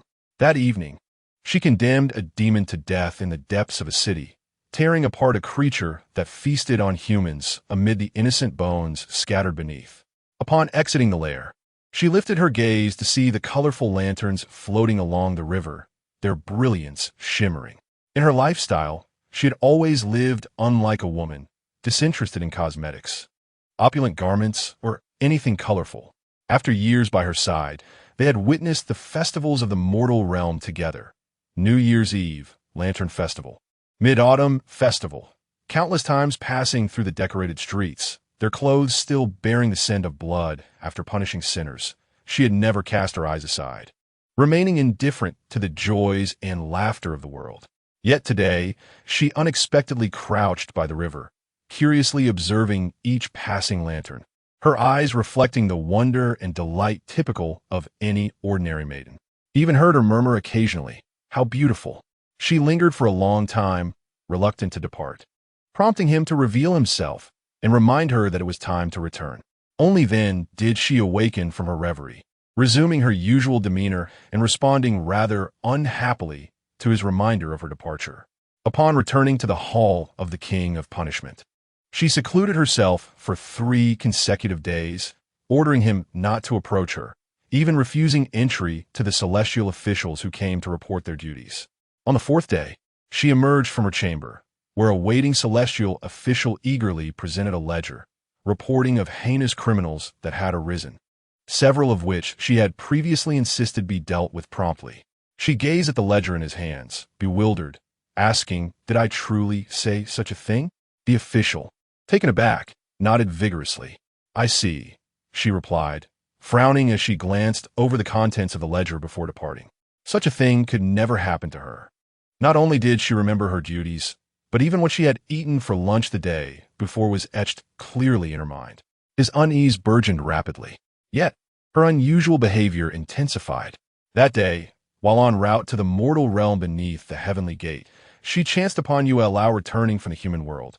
The amiable Yue Lao always greeted her warmly, yet she merely glanced at him and walked past without a word. Only upon descending to the mortal realm did she curiously inquire, "Liang, who was that old man who just greeted me? Why did he seem so familiar?" He was truly alarmed. "That is Yue Lao. You have known him far longer than you have known me." She furrowed her brows abruptly, falling silent. The target of her punishment was merely a beguiling fox demon. With her prowess, she should have effortlessly captured it and returned to Ximeiyouhai. Yet, she faltered at a critical moment, as if she had forgotten her own abilities, watching helplessly as the demon executed a rudimentary escape trick and fled. "What is wrong with you?" He pressed urgently. "I She instinctively tugged at her left sleeve, which had grown long enough to cover her entire left arm. In recent times, she seemed to always cover her left hand with her sleeve. Unable to contain himself any longer, he manifested and seized her left hand, pulling up her sleeve, only to be stunned. Her left hand was completely different from her right, a pale, delicate hand with blood vessels faintly protruding beneath the skin, seeping an abnormal dark red. "What have you done?" He grasped her tightly. She steadied herself, shaking off his hand, and replied, "That day, I removed the severed hand from the coffin." "You are indeed correct. I have been unwilling to accept the bitter truth that in his heart, I am deemed less than a mere monster." Clutching the hand he severed, a peculiar thought crossed my mind. If this hand were to grow from my own body, could I not obliterate all that I despise, including him? Taking a deep breath, I acknowledged that I had never before encountered such profound defeat and humiliation in my life. My anger and despair had no outlet, and instinctively, I tightened my grip on that monstrous hand, fantasizing about transforming into an unrestrained demon, casting aside duty, rules, and the punishment of evildoers. The more I entertained these thoughts, the more fervently I clutched the demon's hand. Yet, when I realized that it was not I who was holding on, but rather the hand that had ensnared my left, it was too late to extricate myself. Suddenly, it morphed into a surge of blood, seeping into my palm, and I witnessed my left hand transform before my very eyes. He was taken aback, rendered speechless. Gritting her teeth, she resolved to sever her left hand, yet no matter the method, it remained unharmed. She paused, stating that she could not make a scene and must conceal it for the time being. In the time that followed, I discovered that I seemed unaffected by this incident. "Until recently, you must not fear," he blurted out. "There will surely be a resolution." She managed a bitter smile. "It is likely to be quite challenging. Li Luan, you must prepare yourself." "What?" He was taken aback. The celestial beings, having succumbed to malevolent thoughts, transformed into monstrous beings, thus becoming grotesque themselves. If the heavenly realm were to learn of this, it would be an unparalleled disgrace, a certain path to ruin. She gazed intently at him, asserting that if she could not ensure her own safety, his situation would be just as dire. He gripped her shoulders tightly. "You will not perish. Do not utter such despondent words. This matter cannot be concealed for long." She pushed his hand away, stating that she increasingly felt out of sorts. "I suspect that before long, I may not even recall who I am." Had I not entertained those thoughts, the demon's hand would not have found an opportunity to invade. The king of punishment erred and cannot escape consequence. However, I'm truly sorry for dragging you into this. No blame shall be placed upon you. He suddenly enveloped her in an embrace, gently patting her back, reminiscent of how he once comforted Miao when frightened by thunder. He feared not death. Rather, he could not accept that a celestial being, guarding countless innocent lives with her solitude and disdain, would meet such a tragic end, even if there were faults. No one should be condemned to death. If he were the king of punishment, he would undoubtedly declare this to her. "Do not fear, truly do not fear," he remains. And before becoming Hurley Luan, he possessed an alternative means of protecting others, even if this method had once drawn her scorn. Suddenly, a torrential rain fell from the sky, yet he remained motionless, tightly holding the divine being in his arms. Chapter 70, Return 15, Beep Beep. The heart monitor continued its rhythmic beeping, yet I felt it was my heart that required vigilant monitoring. Surely, it would not be excessive to allow me a bed of my own. Aoj sat on the windowsill, looking despondent as if he had consumed something disagreeable. The man I was uncertain whether to call Han Li or Li Luan stood motionless at the bedside. Eventually, I comprehended that the hand belonging to the lost, if it were to grow upon a divine being, would retain the ability to vanish. He gazed at Han Huang's ashen face, realizing that the manner of disappearance was the opposite. Aoj leaped down from the windowsill, pointing at Han Huang and then at him. "You consistently implored us to help you retrieve Han Huang. Is that not correct?" "Indeed," he nodded. "This hand, when on the lost, can cause all things to disappear. On her, it will only lead to Han Huang's vanishing." I frowned. Has she completely lost her sense of self? In the initial years, her memory merely deteriorated. But gradually she ceased to recognize those around her, even forgetting her own preferences. Things she once found uninteresting now captivated her, while the duties and tasks that had once been etched into her heart, belonging to the king of punishment, gradually became less significant than the basic needs of eating and sleeping. He sighed, stating that although she remained in my presence, she was incessantly fading away. And I had found no means to halt this. I attempted to sever the demon's hand. None of the weapons I procured could accomplish it. There were a couple of blades, deemed divine weapons, that possessed some effect. I witnessed them sever the hand, only for it to regenerate in the blink of an eye. And this process brought her immense suffering. I could no longer bear to employ similar methods. For many years, I traversed the heavens and the earth, seeking renowned physicians and extraordinary beings, utilizing every possible means, all in vain. He turned to us, declaring that you are the last possibility I've managed to find. Wait a moment. I pointed at Han Huang on the hospital bed. According to your words, her condition has not arisen in just a day or two. Has the heavenly realm not noticed? A celestial being with a demon's hand. If word were spread, the consequences would be dire. He smiled. Have you forgotten what business I was engaged in prior to becoming Li Luan? Before I could respond, Ao Ji suddenly grasped the situation and exclaimed, You did not create a substitute for Han Huang to deceive the celestial elders? You may not be aware of the prowess of our teacher back in the day. He cast a glance at Ao Ji, admitting that he had learned far too much from him. The substitute I crafted not only mirrored her appearance, but also inherited nearly a year of her memories, as well as her habits and manner of speaking. My creation possessed not only form, but also identity. Merely creating a vessel does not constitute a perfect substitute. Perhaps recalling his history of skipping classes, Ao Ji appeared embarrassed, stiffening his neck, boasting so grandly, yet we saw through it in an instant, and it was easily shattered. After all, they only have a year's worth of memory. He responded calmly, and the foundation I used for the substitute was different. For your batch, I only employed clay. The primary issue with clay substitutes is their timid nature. They are fragile and easily flustered when their identity is questioned. However, their advantage lies in their ease of creation, sufficient for daily needs. The most perfect version would require using their own flesh and blood as a foundation, enhanced with various magical arts. In that case, when you strike, you might believe you have genuinely slain a living person. Then her substitute must be of the highest quality? Yet that is the heavenly realm, the domain of the gods, where everyone wields magical arts and divine power. It would not be so simple to let her pass unnoticed, would it? Ao Ji's assessment was entirely accurate. Creating a substitute for a mere vegetable vendor from the next street might allow it to remain undiscovered for a lifetime, as the passers-by possess no knowledge of magic or spiritual energy. However, the heavenly realm is different. Immortality and agility are standard skills, and even a casual encounter would reveal the truth, even if they were blind to the fact that the king of punishment among them was a counterfeit. How could a substitute manage the multitude of official duties he bears? He seemed to see through our doubts, stating, She generally interacts little with others, and people tend to keep their distance from her. Even during divine gatherings, she listens more than she speaks, so concealment in this regard poses no problem. He paused momentarily, adding that the substitute also contains my flesh and blood, and when necessary, I can exert my will to control her actions.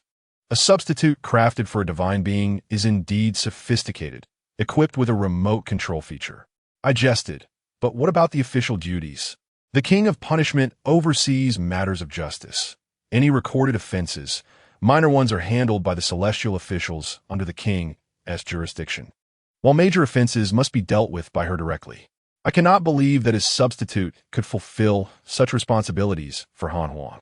He remained silent for a moment, and to my surprise, he pointed at himself with a hint of embarrassment. Both Ao Ji and I were taken aback.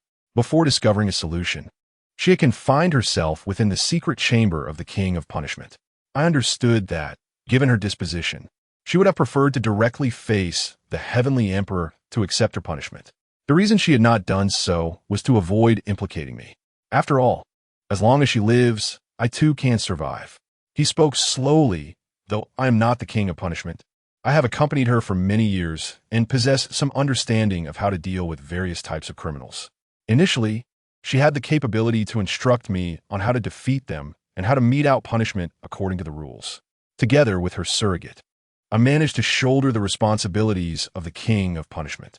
However, as time passed, her condition deteriorated increasingly, and even the body of the celestial being abandoned her. His gaze fell upon the aged, weary face of Han Huang. She began to age. For a still youthful celestial being, this was a devastating sign. That sinister hand sought to erase even the qualifications of a god. She no longer recognized herself and began to throw tantrums in her secluded chamber, like any ordinary woman, questioning why she was confined there and expressing a desire to venture outside. I worried that her daily outbursts would eventually raise suspicions. After much contemplation, I resolved to take her to the human realm. I harbored but a single thought: if I could not retrieve her in the ensuing decades, she would age year by year, ultimately succumbing to any potential accident or illness like an ordinary human. The weather outside had inexplicably turned foul, with sudden raindrops irritably tapping against the glass. I rubbed my temples, replaying all I had heard from this man in my mind, and asked him, "Now that we have reached this point, why do I still fail to comprehend how your request for our assistance in locating Han Huang relates to the abduction of my child and the assistance of your accomplice? I truly wish to avoid associating him with a kidnapper, not only because he shared a kinship with Ao Qi, but also because, as he described, although he was destined from birth to serve as a surrogate for Ao Qi and his noble ilk, running errands, enduring hardships, and even risking his life on the battlefield, he seemed devoid of resentment towards this inherently unjust reality, refusing to cast blame upon others. My judgment of character had always been sound, and I believe my assessment of dragons to be equally astute. This dragon, emerging from anonymity, appeared to possess a mind and character that belied his lowly origins. Furthermore, anyone who presented themselves with such impeccable grooming and whose eyes concealed righteous intent would have their limits in malevolence. He rose and turned to me and Ao Qi, speaking gravely, because I require a promise that is both perpetual and utterly dependable. Ao Qi and I exchanged glances, the unexpected solemnity of his words igniting a sense of unease within us. As long as you promise to retrieve Han Huang and restore the king of punishment to his rightful place, you shall learn the whereabouts of your child and friend. He articulated each word deliberately.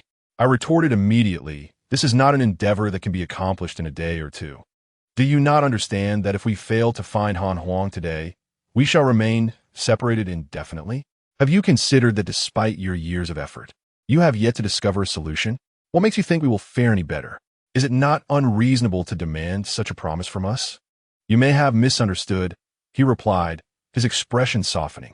I have heard that the tree spirit proprietress and the errant dragon of the Eastern Sea, though one is avaricious and the other domineering, are fortunately both men of their word. Having previously felt like striking him, I now found his sudden reference to gentlemen disconcerting. As long as you make a promise to exert every effort in retrieving Han Huang, I will immediately inform you of their whereabouts. He regarded us with an unwavering gaze, the sincerity on his face rendering any doubt an affront to him. Is that truly the case?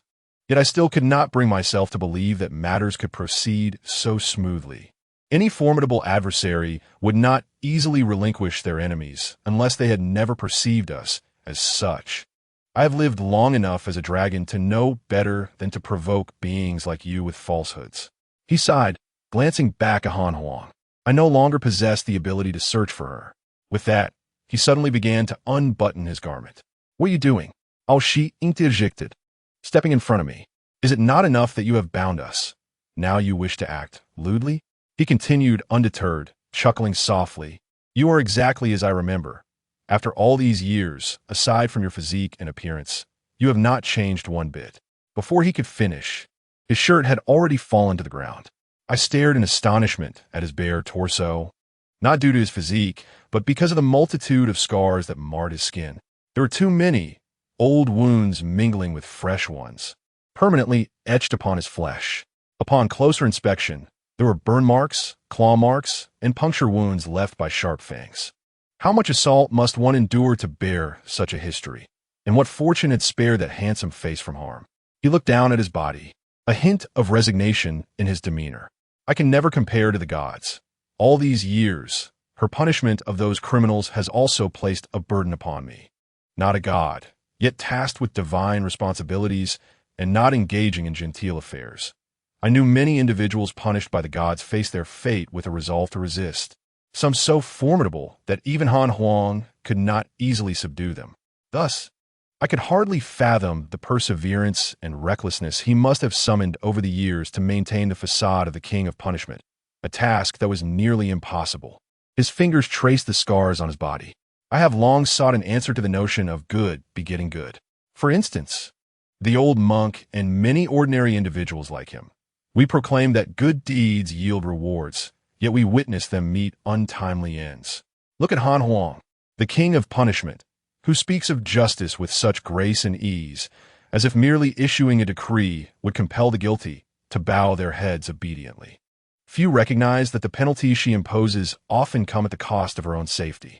Not every criminal believes themselves guilty, and in their struggle for survival and freedom, they resist with all their might. I remained silent, allowing him the time to express thoughts that appear to have been hidden beneath layers of dust for too long. Such a girl, in her own way, has safeguarded countless individuals unrelated to her, yet she is not cherished by others. When she is mentioned, it is only with fear and estrangement. Indeed, I have always referred to her as a girl in my heart, even though she often behaved like a man. I am uncertain whether I am older than she or vice versa, but in my eyes, she remains a girl, the one closest to me. His eyes glistened slightly. I have saved many lives in my own way. I cannot be deemed a bad person, for I have done good deeds, yet I have lost a Miao. Han Huang has slain countless monsters and demons, saving countless innocents, yet due to a single misguided thought, she now lies on a sickbed like a dying elder.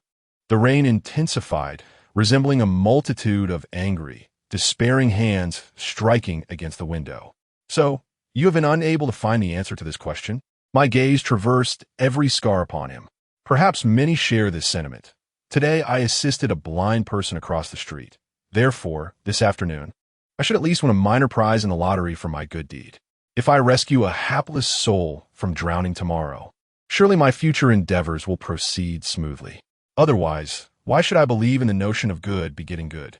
He lifted his gaze, smiling at me while tilting his head slightly. You too have pondered this, have you not? Yes, I have struggled with this question in the past. I smiled, recalling a friend of a friend, a young girl who sold pork. Her father had imparted a family motto: do good deeds without questioning the future. She claimed that doing good for the sake of reward negates the essence of kindness, reducing it to mere barter. I replied, if you consider this a transaction, you must accept the reality of gains and losses. I paused, studying his face. Are you and Han Huang both merchants? He remained silent for a moment before countering. If today you save the world, yet perish by misfortune tomorrow, can you accept such a reality? If I were to become such an example, would you feel justified in remaining a mere bystander, turning a blind eye to suffering? Because doing good deeds is ultimately just that. I retorted to him, but he remained silent. You won tea, and neither will Han Huang. I linked my arm with Ouchis, and we won tea either. He clenched his teeth and inquired. I wished to know the answer. The answer? Ouchi looked at him as if he were a confused child, wondering what answer he sought. You help a blind person cross the street. You rescue a drowning individual, or even save the entire world. Yet none of these actions bear any relation to your future circumstances. The sole reason we, you, I, and everyone, perform such deeds is not for any form of benevolent return. He paused, merely because we believe it to be the right thing to do. I silently commended Ouchi in my heart, finding it rare that he could speak so earnestly and profoundly. He was taken aback for a moment before bursting into laughter, telling me, I once thought that if the Dragon King of the Eastern Sea were to inherit his position, it would undoubtedly lead to disaster. I now solemnly retract that notion. Do you also wish to lie in bed as a patient with a fracture? Ouchi angrily gestured with his fists. I quickly grabbed Ouchi, thinking that regardless of whether he retracted his words, he could never become the Dragon King of the Eastern Sea. The thought of our precarious predicament, compounded by the numerous challenges before us, and the necessity of engaging in pleasant conversation with a kidnapper worth at least 500, left me utterly speechless. He disregarded the antics of the irate Ao Chi, turned to observe the torrential rain outside, and said, "So, shall we agree on this? What? Are we now to shoulder the burden of a misfortunate deity? Not only must we guard against the treacherous Wu Song Qing, but we must also find stones for Liao Yuan and assist Ao Chi's compatriot in rescuing Allah Xingwang." I began to question what we truly represented in the eyes of these individuals. Mere Waneng Jiao. Most distressing was the fact that my child and helper remained unaccounted for. How strong must I be to avoid collapsing in despair and cursing the heavens? "All right, I promise you." However, Ao Chi and I inadvertently exclaimed in unison. His eyes brightened. I sighed heavily, glaring at him. "Since we have agreed, as long as we are alive, we shall do our utmost to help you find Han Huang." He exhaled. The weight of 1,000 burdens lifted. Now I can rest easy. Having said that, he produced a business card and handed it to me, stating, "This is my promise concerning the whereabouts of your child and friend." I was taken aback and immediately scrutinized every word on that card, reading it 3 times or more. It was perhaps the least informative card I had ever seen, containing only a phone number devoid of any names. However, when I flipped it over, my hand slipped, and the card nearly fell to the ground. On the pure black background, an inconspicuous gray printed in the center revealed a number and a letter. For E. Truly an old friend I had not seen in ages. Ao Chi and I exchanged glances, likely adding yet another line to our already lengthy list of troubles. Wasn't he supposed to inform us of their whereabouts? What did this mean for me? I raised the card, grasping his arm, demanding, "Who gave this to you?" I had never encountered this person. He replied, "Before I arrived at Wangchuan, I was temporarily residing in a small town in Jiangnan with Han Huang. One day, upon returning home, someone slipped an envelope through the door crack, containing this card and a note that simply stated, 'To rescue Xingwang. Come to Wangchuan without fail.' I found it strange, as Han Huang, who had been living like a confused old lady, didn't he even know when this letter had been delivered. I promptly dialed the number, and a man answered, stating that only the boss lady and the Nyelong might be able to help retrieve Han Huang, for those two would keep their promises, even at the cost of their lives. Desperate, and having heard your past deeds, I decided to trust this stranger. Therefore, I brought Han Huang to Wangchuan, finding a job as a pottery teacher as a cover, and only after confirming there were no pursuers or traps did I feel secure enough to visit Buting. However, when I arrived, the door was tightly shut, and no one answered. Just as I was about to leave, the stranger called, saying that the key was beneath the doormat and instructed me to enter, adding that there was a box for me on the living room coffee table. I stared at him, incredulous that he had concealed so much background. I entered and found the box. Inside were the hair and nails belonging to 6 individuals, along with 2 non-human items, an eyelash from an unidentified animal and a small scrap of paper, as well as 8 USB drives. He informed me that the USB drives contained videos of the owners of the hair, nails, and eyelashes, instructing me to study their appearances carefully and then use my abilities to create their substitutes. He recalled all the details of that moment, but I was perplexed, arguing that Buting was empty. Who could help me? I even suspected this was a malicious prank. Yet he asserted that to gain the boss lady and her husband's promise, there was only one way: to exchange the whereabouts of these individuals. I protested that I did not understand how this related to my substitutes.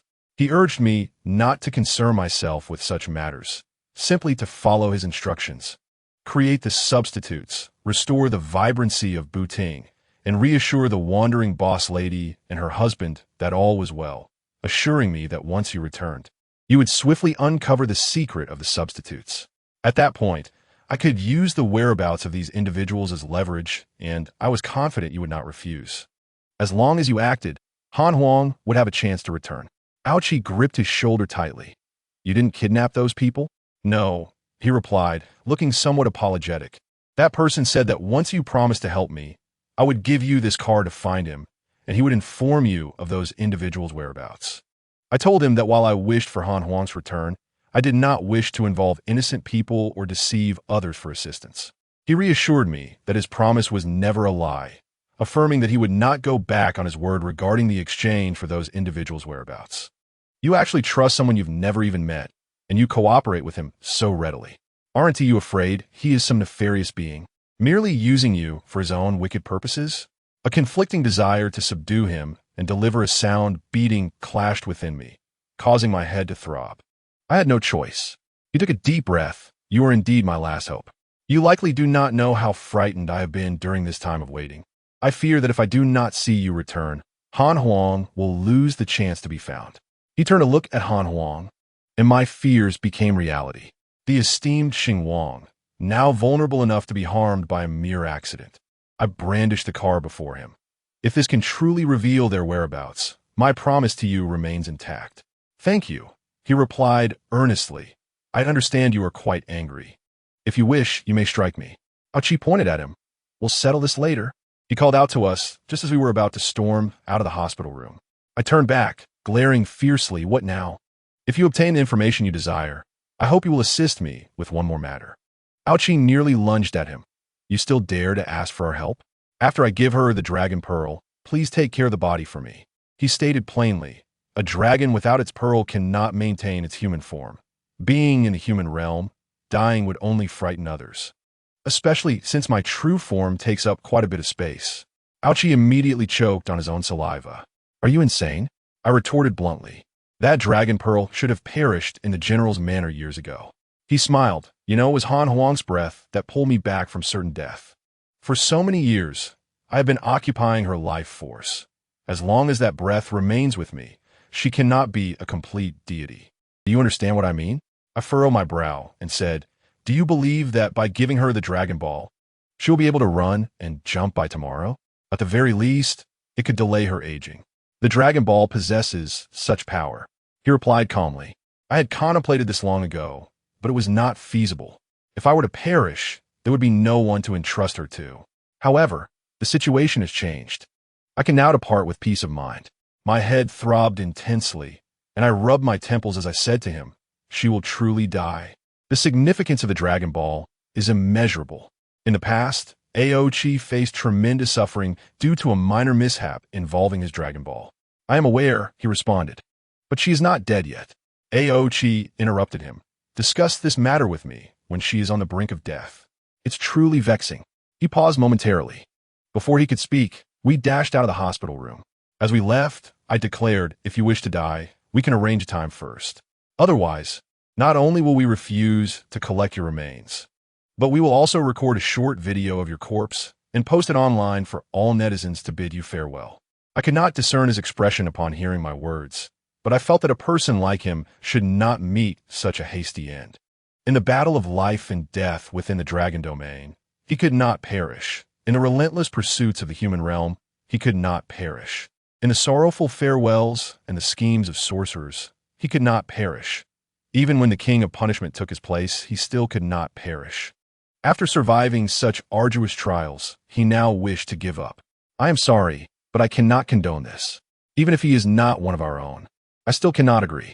I do not want to witness anyone's departure again, even if our connection is merely that of sharing a cup of tea. Chapter 71. Return 16. Upon exiting the hospital, we dialed the number on the business card. However, the other party hung up. We called again, only to be met with another disconnection. Just as we were beginning to suspect we had indeed been deceived, a text message arrived. Ximeiyouhai Street, Wutong Gallery. Second floor, tea room. Do not miss it. How amusing. Merely a kidnapper attempting to feign sophistication. Aoqi and I hurried to the destination with utmost speed. It was raining, and since it was not the weekend, the quaint gallery was devoid of patrons, save for a few scattered visitors meandering through the first-floor exhibition hall. Soon, we found ourselves at the entrance of the tea room on the second floor, the entire corridor seemingly muted, with only our breaths piercing the silence. From within the ajar door, the faint aroma of tiguanyin wafted out. How mysterious! I pushed the door open forcefully. The tea room was modestly sized, accommodating only 4 or 5 individuals for a shared drink. A screen depicting beautiful maidens stood obediently to one side, while a tea table was positioned centrally, with a kettle and teacups emitting wisps of steaming heat and several silver blue cushions scattered across the floor. The figure seated with their back to us raised their cup and leisurely took a sip, commenting, "This tea is of inferior quality, lacking the flavor of your fleeting life." Since I had barged in so abruptly, there was no reason to maintain civility. All the fear and sorrow I had endured in recent days transformed into a simmering rage, especially since the person who summoned me was none other than my old friend, the long-time turtle in its shell. Initially, I contemplated overturning the tea table with a swift kick, but suddenly sensed something amiss. Why did this person's voice sound so familiar? No, even their silhouette seemed somewhat recognizable. I had barely uttered a word when they turned to face us, their expression devoid of emotion. Aochi and I were petrified in place.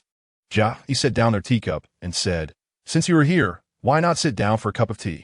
What mood do we have to drink tea? Is it April Fool's Day?" I stood there, staring at him. I have never indulged in such trifling holidays.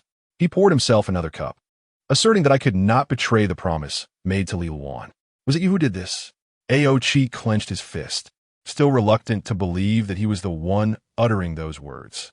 To take all of them to the Ximeiyouhai indeed requires some time. He stated plainly, "I did not wish for you to notice, so I called Li Luan to serve as a substitute, delaying your return." Thankfully, the timing was just right. Their distress call from the Ximeiyouhai reached you quite promptly. The rain outside continued unabated, but within me it was not merely raining. There was thunder and lightning. "You have kidnapped the unknown Jianghu and everyone else, including Jiuju?" I emphasized each word, but it sounded as clumsy as a child just learning to speak. "Let us use the term take away. Kidnap is too harsh," he replied, sipping his tea. "They are perhaps more suitably positioned on my side." Aochi struck the tea table with his palm, the thick mahogany splitting in two. "Speak, what are your conditions?" Aochi's tone was unexpectedly calm. "There are no conditions," Jia replied, setting down his teacup. "I merely hope you all live your lives honestly, without interfering in 4E's affairs, regardless of your displeasure." I found it difficult to breathe, struggling to remain upright as I gazed at that unmistakable face. "Jia, do you have any grievances?" He explicitly mentioned 4E, the organization that nearly brought the world to ruin, yet he was Jia. How could he utter such words? He, who once safeguarded me, who risked his life to rescue Aochi and the others in the Jinwan, who would bicker with me while helping me carry all the heavy burdens home. It was as if my heart were being torn apart. Seeing my pale complexion, Aochi hurriedly supported me, gritting his teeth. "I have long suspected something was amiss with you. The Xianghua, was it also stolen by you?" "From the very beginning, I never intended to surrender the Xianghua," he replied honestly. "You scoundrel." Aochi's eyes blazed with anger. I had never felt before as if someone were relentlessly pulling me down, determined to drag me into the darkest depths from which I could not rise. "I summoned you today merely to fulfill my promise to Li Luan." He rose, stating, "I have revealed their whereabouts to you. The Ximeiyouhai, the source of all demons. If you still possess a shred of wisdom, you should heed my advice. Live quietly as the mistress of your establishment, and refrain from opposing 4E any further. Perhaps there remains a chance for a reunion." Suddenly, I burst into laughter, looking up at him. "On what grounds do you speak such words to me?" "Your unwarranted sense of superiority, merely stemming from your servitude to 4E?" He remained silent, merely retrieving a piece of Xian paper inscribed with characters from the square table behind the screen and gently placing it before me. "Stay and drink your tea. A fleeting dream of life for a night. But do not inquire further, for the white clouds are endless." I felt that invisible hand, which had been pulling me down, had perhaps succeeded, for I could indeed see nothing now. Only those 4 lines danced before my eyes, each stroke akin to the characters hanging from the lanterns beneath the eaves. You are the general?" Those 4 simple words seemed to take an eternity to escape my lips. Jia exhaled, saying, "In any case, remember my words. Live quietly. When the time is right, I should be able to return them to you." "Live quietly?" Aochi scoffed. "You tell me, Aochi, to live quietly? If you do not wish to, then I have no better suggestions," he replied, his eyes perpetually hidden behind sunglasses, granting no one the opportunity to glimpse his true intentions.